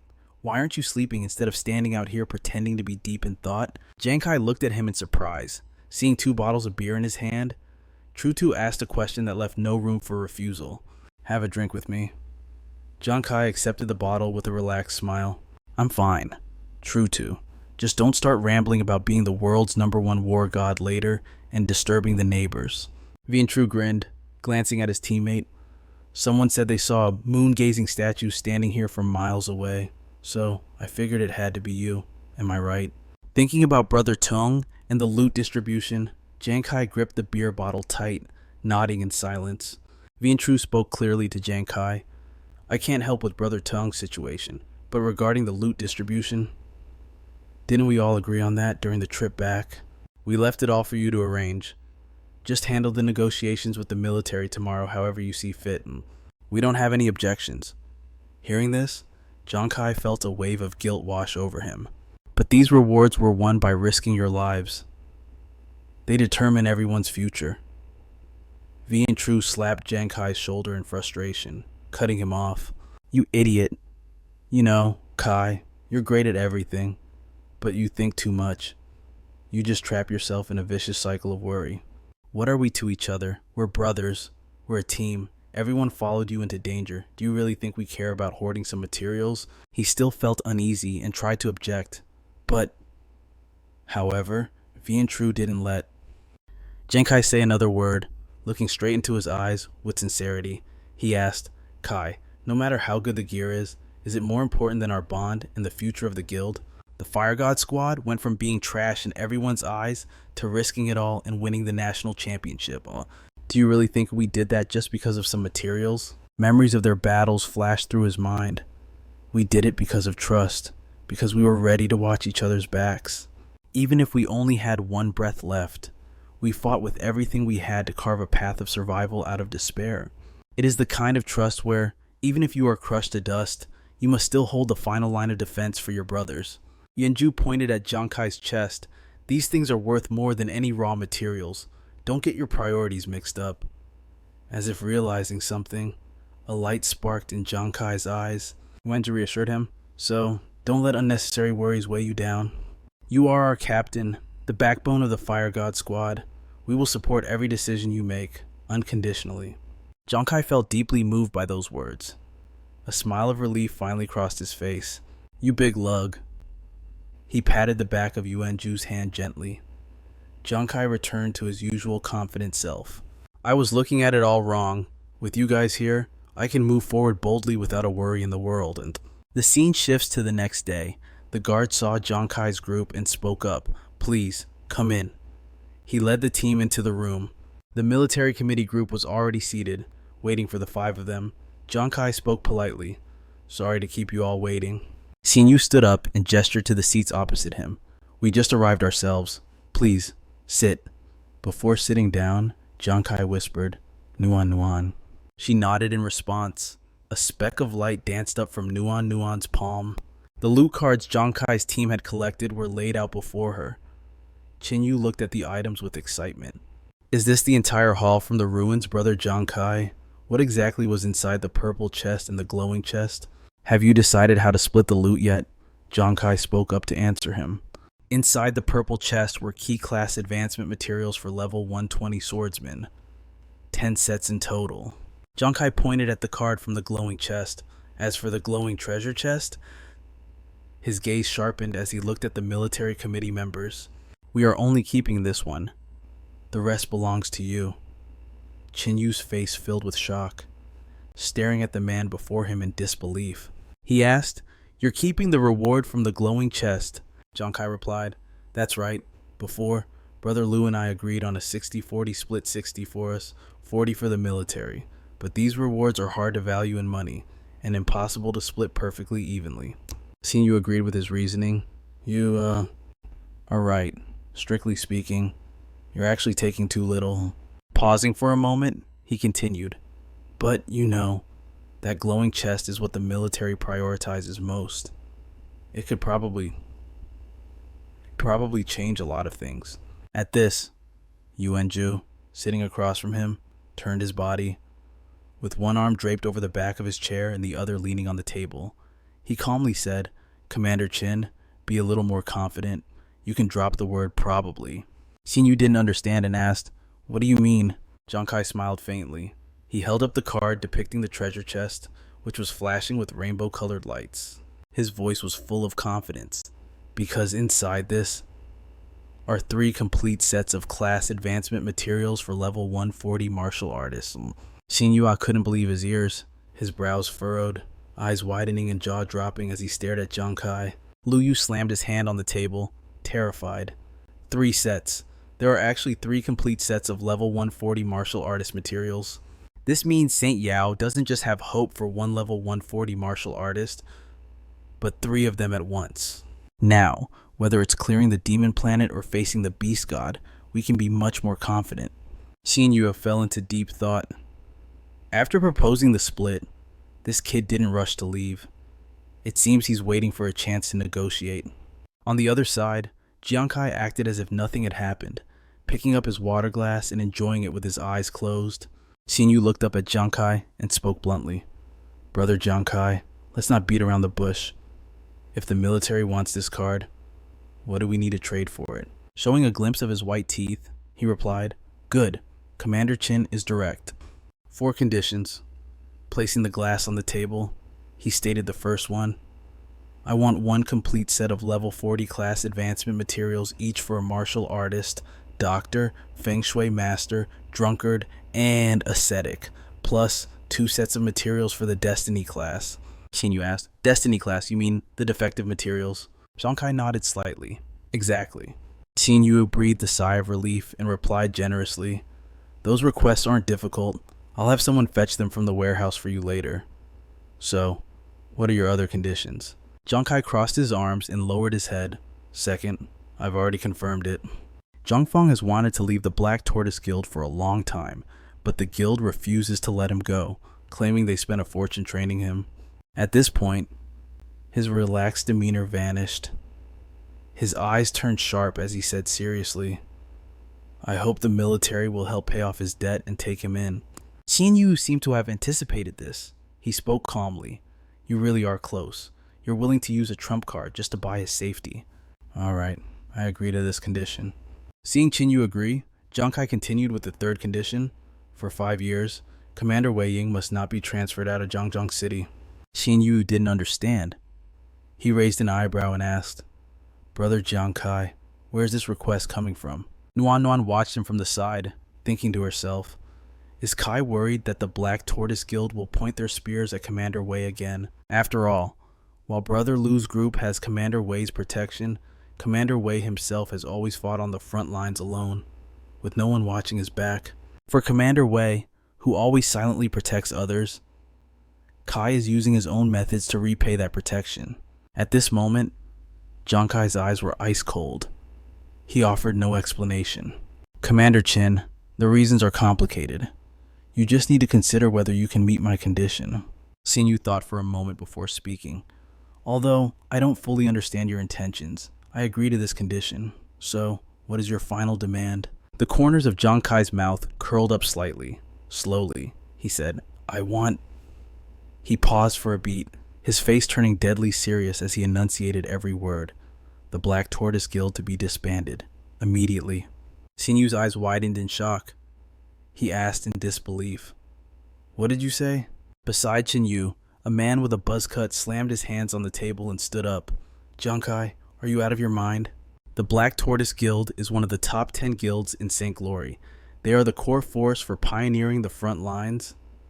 Without them, our reclamation speed would drop significantly. Hayu also chimed in to explain. Backing the guild is Black Tortoise Military Industries.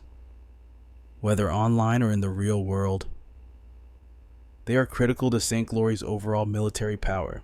Requesting their dissolution, I'm afraid you've overestimated the limits of our authority. Jiang Khai stood up immediately, wasting no time. If that's the case, then pretend I never mentioned it. Farewell. Another person on Qinyu's side stood up and shouted, Jiang Khai, what use is a level 140 martial disciple material to you anyway? You're not a martial disciple. In the end, you can only sell it for cash. How much do you want? Name your price, and we'll pay it. Jiang Khai turned around, glancing back with a question in his eyes. An item capable of changing the status of a nation? How much do you think is reasonable? Unfortunately, no matter the price, I will not sell. Xinyu stared intently at the young man before him, thinking, it seems this kid has made up his mind to take down the Black Tortoise Guild. He rested his chin on his hand, calculating. The Black Tortoise Guild is certainly important, but even if they disband, their members and resources will simply be absorbed and merged into other St. Glory guilds. From a national perspective, our overall combat power wouldn't actually decrease. Jiang Khai signaled his group, let's go. Wenagu gave a soft hum of agreement and followed close behind. Xinyu stood up abruptly and shouted, wait, hold on, Brother Jiang Khai, please stop. Jiang Khai's steps slowed, but he didn't turn his head. Xinyu approached the group and said, it's embarrassing to admit, but I don't know what kind of grudge exists between you and the Black Tortoise Guild to reach this extent, so... But frankly speaking, completely disbanding the Black Tortoise Guild is indeed too difficult. However, I have a counter-proposal. Perhaps you might consider it. Hearing this, a faint smile played on Jiang Khai's lips. His eyes gleamed as if he had achieved his goal. He turned his head slightly and replied calmly, I'm listening, Commander Chin. Xinyu continued, forcing the dissolution of a major branch of the Black Tortoise Guild. That is the biggest concession we can make. Meanwhile, in a grand hall, Shishu held her phone, a look of pure terror on her face as she listened to the voice on the other end. She screamed in disbelief. What, you want to disband the Black Tortoise branch in S-City? How dare Jiang Khai suggest such a thing? Hearing Shushu's outburst, Chunsheng and Xiaohua were paralyzed with shock.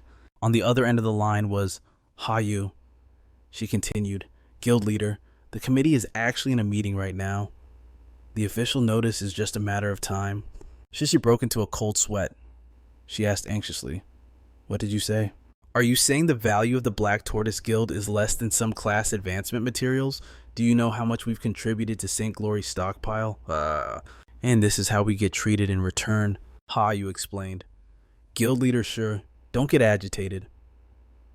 The crux of the issue is that Jiang Khai holds the class advancement materials for a level 140 martial disciple. This is enough to change St. Glory's ranking on the international stage. Shishi retorted indignantly. Didn't we already send people to farm the new map? Maybe we'll gather enough of those materials very soon. The voice from the other end retorted. Maybe. Hayu continued, her voice stern. You know exactly how great the pressure from the beast god is right now. We don't have time to wait for your maybe. Besides, you're only losing one branch. Shishi wanted to argue, but she was cut off before she could speak. No ifs or buts. Guild leader Shi, you really shouldn't have provoked Giang Khai.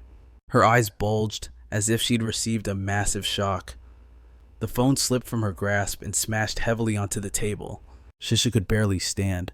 Her entire body trembled, and her breathing was heavy, as if something was stuck in her chest. Chunching spoke up, grimly.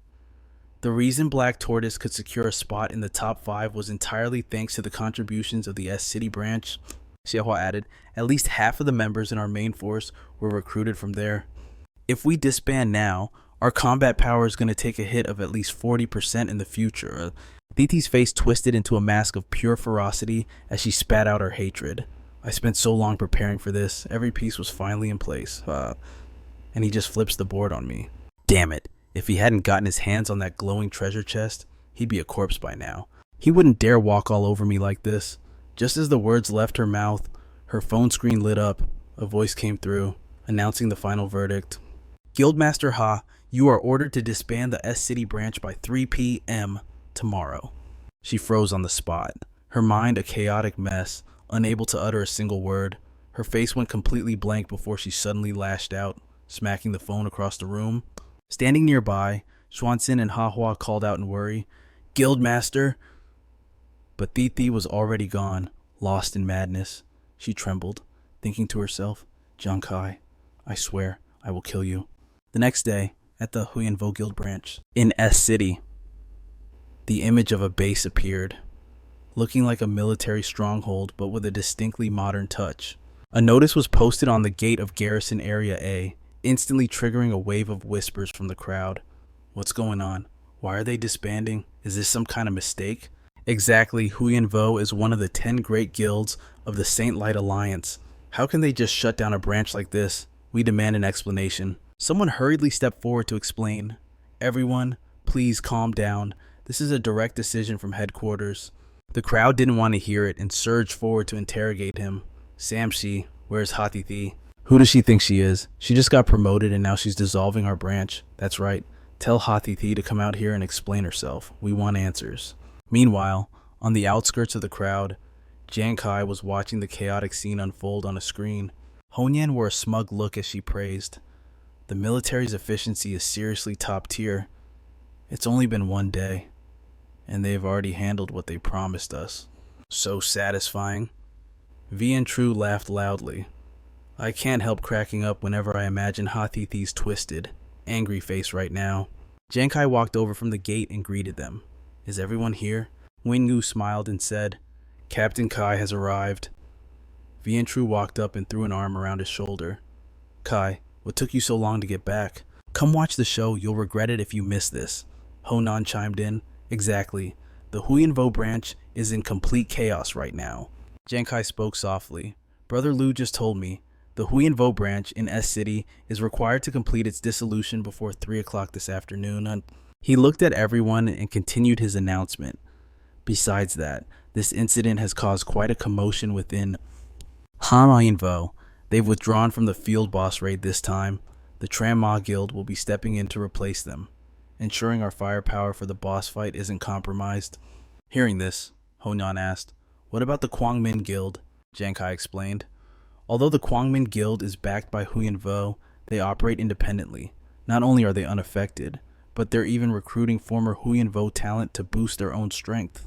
Hearing that, Honyan pouted, crossing her arms over her chest. So that means we still have to take orders from that nasty guy, Lu Hien. The image of a sleazy jerk with a despicable face popped into everyone's memory. Giang Khai replied calmly, It works out perfectly. I actually want to see what kind of tricks they're capable of pulling.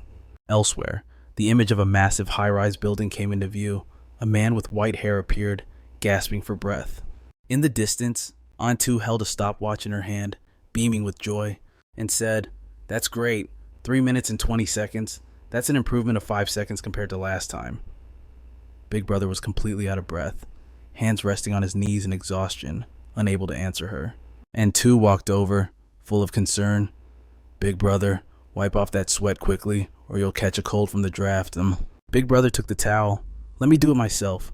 I'm not as weak as I used to be, you know. As he wiped the sweat away, he said, at this rate, I don't think it'll be long before I recover enough to go and help Khai. And two heard this, but warned him sternly. You still have to be careful. Don't go copying Second Brother, always pushing himself too hard. As the two were chatting happily, a sudden sneeze interrupted them. It was Giang Khai. He was carrying 2 bags and said cheerfully, no wonder I've been sneezing so much lately. Turns out someone is bad-mouthing me behind my back. Seeing him suddenly appear, Big Brother and Antu called out in delight. Khai, Second Brother. Inside the room, Big Brother placed a plate of fruit on the table and said, Giang Khai, I watched your performance in the tournament. I never expected you to become this strong. Antu sat beside them and chimed in. That's right. Second Brother, you were so cool. She then added a scolding tone. But seriously, Second Brother, how could you not tell us about something so important beforehand? I was so scared I actually fainted. Thank goodness the military finally brought us news that you were safe. Giang Khai patted Antu's head to comfort her. It was an emergency situation and everything was rushing at once. I'm sorry, Antu. I didn't mean to make everyone worry. She finally cooled down and scolded him one last time. As long as you know, don't you dare scare me and Big Brother like that ever again. He pulled out 2 test tubes containing liquid. Big Brother, Antu, let's put my stuff aside for a moment. I came here today not just to tell you I'm safe, but to give these class advancement materials to both of you. Both of them dropped their jaws, staring at the object in shock. Giang Khai solemnly introduces it.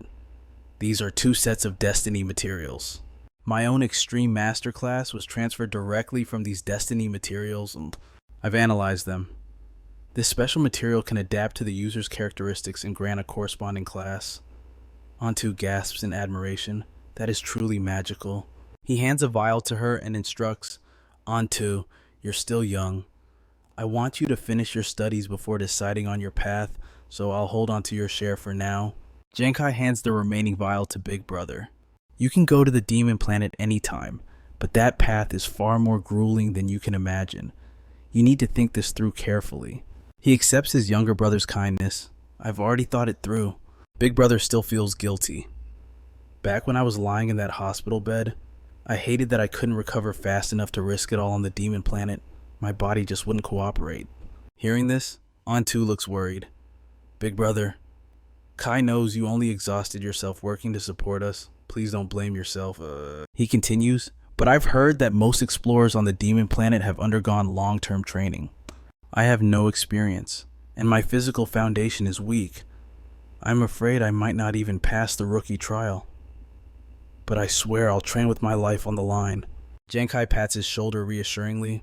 Big Brother, about the rookie trial, don't put too much pressure on yourself. I have a way. As for the path ahead, I believe you can definitely walk it. He reveals a secret. Once you reach the transcendent rank, you can manifest your attributes in reality. By then, back here on the blue planet, you can be like Black God and Brother Tuong, slaying beast gods and avenging our loved ones. And Tu puts on her apron and tells them, these, past few days, Big Brother has been doing all the cooking. I'm not used to being so idle. Today, you just stay here and talk with Second Brother. I'll call you both when dinner is ready. Big Brother happily agrees immediately. All right. He turns back to discuss business with Khai. Brother Tuong mentioned that in this upcoming map boss battle, our guild will be responsible for luring the king tier boss.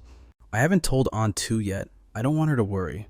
Giang Khai, tell me the truth. Are you confident you can make it out in one piece? Giang Khai assures him, don't worry, Big Brother, I'll be careful. But he still isn't at ease. That is a king tier boss. Khai, I'm worried. Giang Khai analyzes the situation for him. Big Brother, this map boss battle isn't just about expanding our territory on the demon planet. It's about the confrontation between all of humanity on the blue planet and the beast gods. Generations have risked their lives to create this opportunity. This means everything to us. Giang Khai's tone turns resolute. The Great War is approaching. No matter how dangerous luring the king tier boss is, someone has to step up and do it. I can't back down. Seeing his brother's expression darken, he asks cautiously, "Big brother, are you angry?" Big brother shares his true feelings. "You fool, I'm happy. Seeing you grow into such an upright, indomitable man, I couldn't be prouder. Why would I ever hold you back?" He doesn't forget to add, "But promise me one thing, protect yourself. If you get tired, just come home. And remember, Antu and I will always be right behind you, supporting you unconditionally." Having his support, Giang Khai feels relieved. Yes, big brother. A few days later, inside a dungeon, Honyan announces happily, "Spirit medium Captain Kai, I'm officially a spirit medium now." So, her status displays Explorer Honyan, class spirit medium, level 41. Wingu jumps up in excitement. I also changed my class to Wine Berserker. Explorer, Wingu class Wine Berserker, level 41. Giang Khai asks with interest, "What are your talents like?" Honyan reports, "My talent is Ghostly Whale. Not only can I communicate with spirits through the spirit realm, but I can also command them to attack targets." He's quite surprised. "Oh, is the spirit's attack power high?" She laughs sheepishly. "It's not very high right now.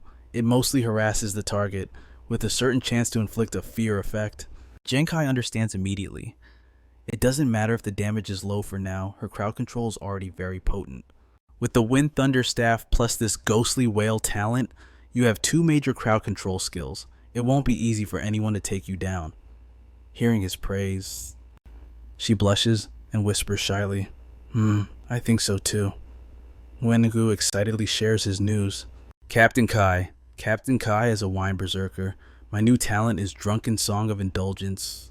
Giang Khai compares it. Drunken Song sounds stronger than his previous self-amusement talent. Honan urges him on. "Wengu, hurry up. Tell us how wild this Drunken Song actually is."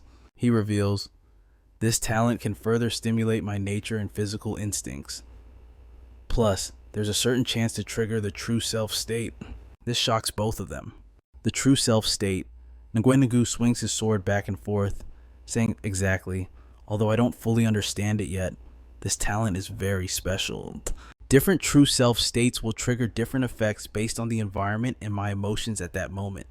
Honyan nods in agreement, admitting it sounds pretty badass, even if she's never heard of it before. Giang Khai rubs his chin in thought, explaining, "You managed to advance from a Death Devil into the extremely rare Death Berserker class.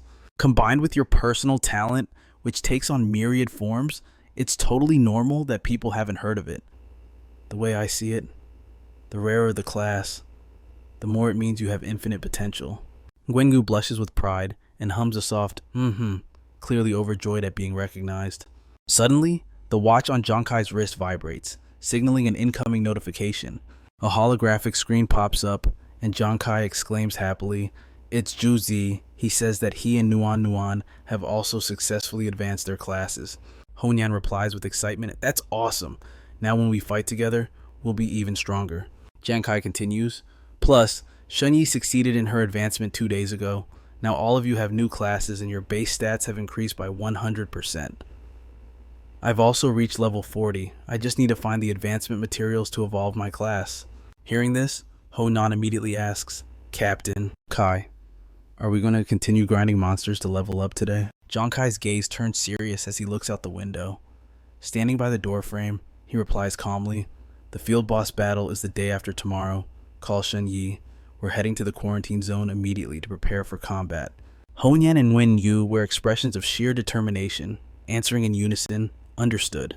The next day, at Deer Ridge, a majestic scene unfolds. Mountain ranges rise up like giant forests piercing straight through the sky. Down below lies an area apparently established by the military, fully equipped with tanks, tents, and observation towers. Silhouettes of people can be seen moving around the area, seemingly patrolling and scouting the perimeter. A man points behind him and asks Giang Khai's group, "You four, did you hear that clearly?" His finger points toward the other side of the forest as he orders, "The Master God Guild's mission is to lure the King Tier boss in that direction. Don't screw this up." Giang Khai replies with a confident look, "Rest assured, we won't make any mistakes." Jinyi strokes his chin and smirks slightly, saying, "As long as you remember, do a good job And don't go dying at the hands of the boss.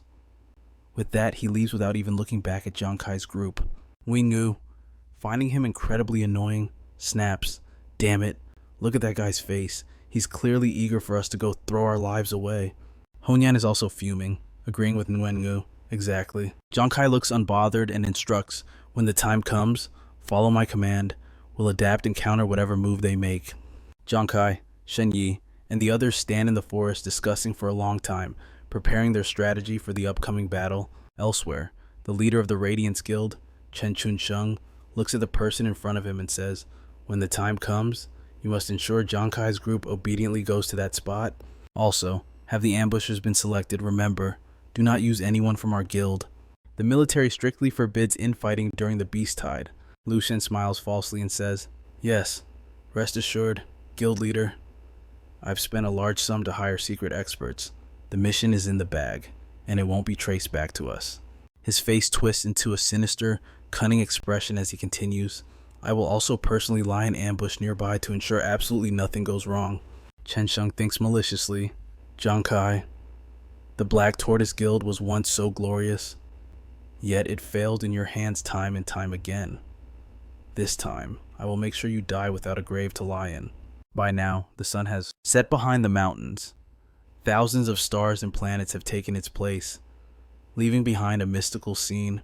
Everything below is silent. It seems everyone has fallen asleep.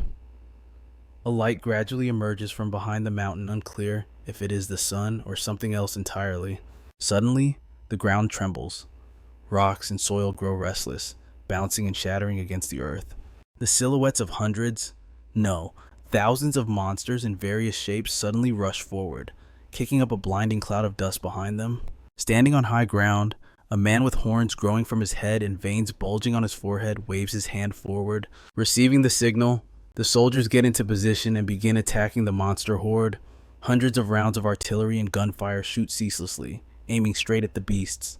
Amidst the waves of fire, a frantic shout rings out, "Kill for the holy glory." Xizang screams, "Hold the line, persist until the 5 great guilds kill the boss." Squad 7, left flank, link up fast. Suddenly, the ground beneath them explodes, rocks shatter, sending hundreds of fragments shooting upwards. 3 monsters leap out from the earth, their bodies resembling crocodiles covered in sharp spikes, attacking everyone in sight. A soldier yells, "Squad 3, surround the golden-horned crocodile dragon. Do not let it break the defense line." Squad 4, focus fire, move it. The firepower hits the monster's head, but it's merely a scratch, leaving no injuries. Like a bullet, it charges forward, knocking people flying as screams of agony ring out.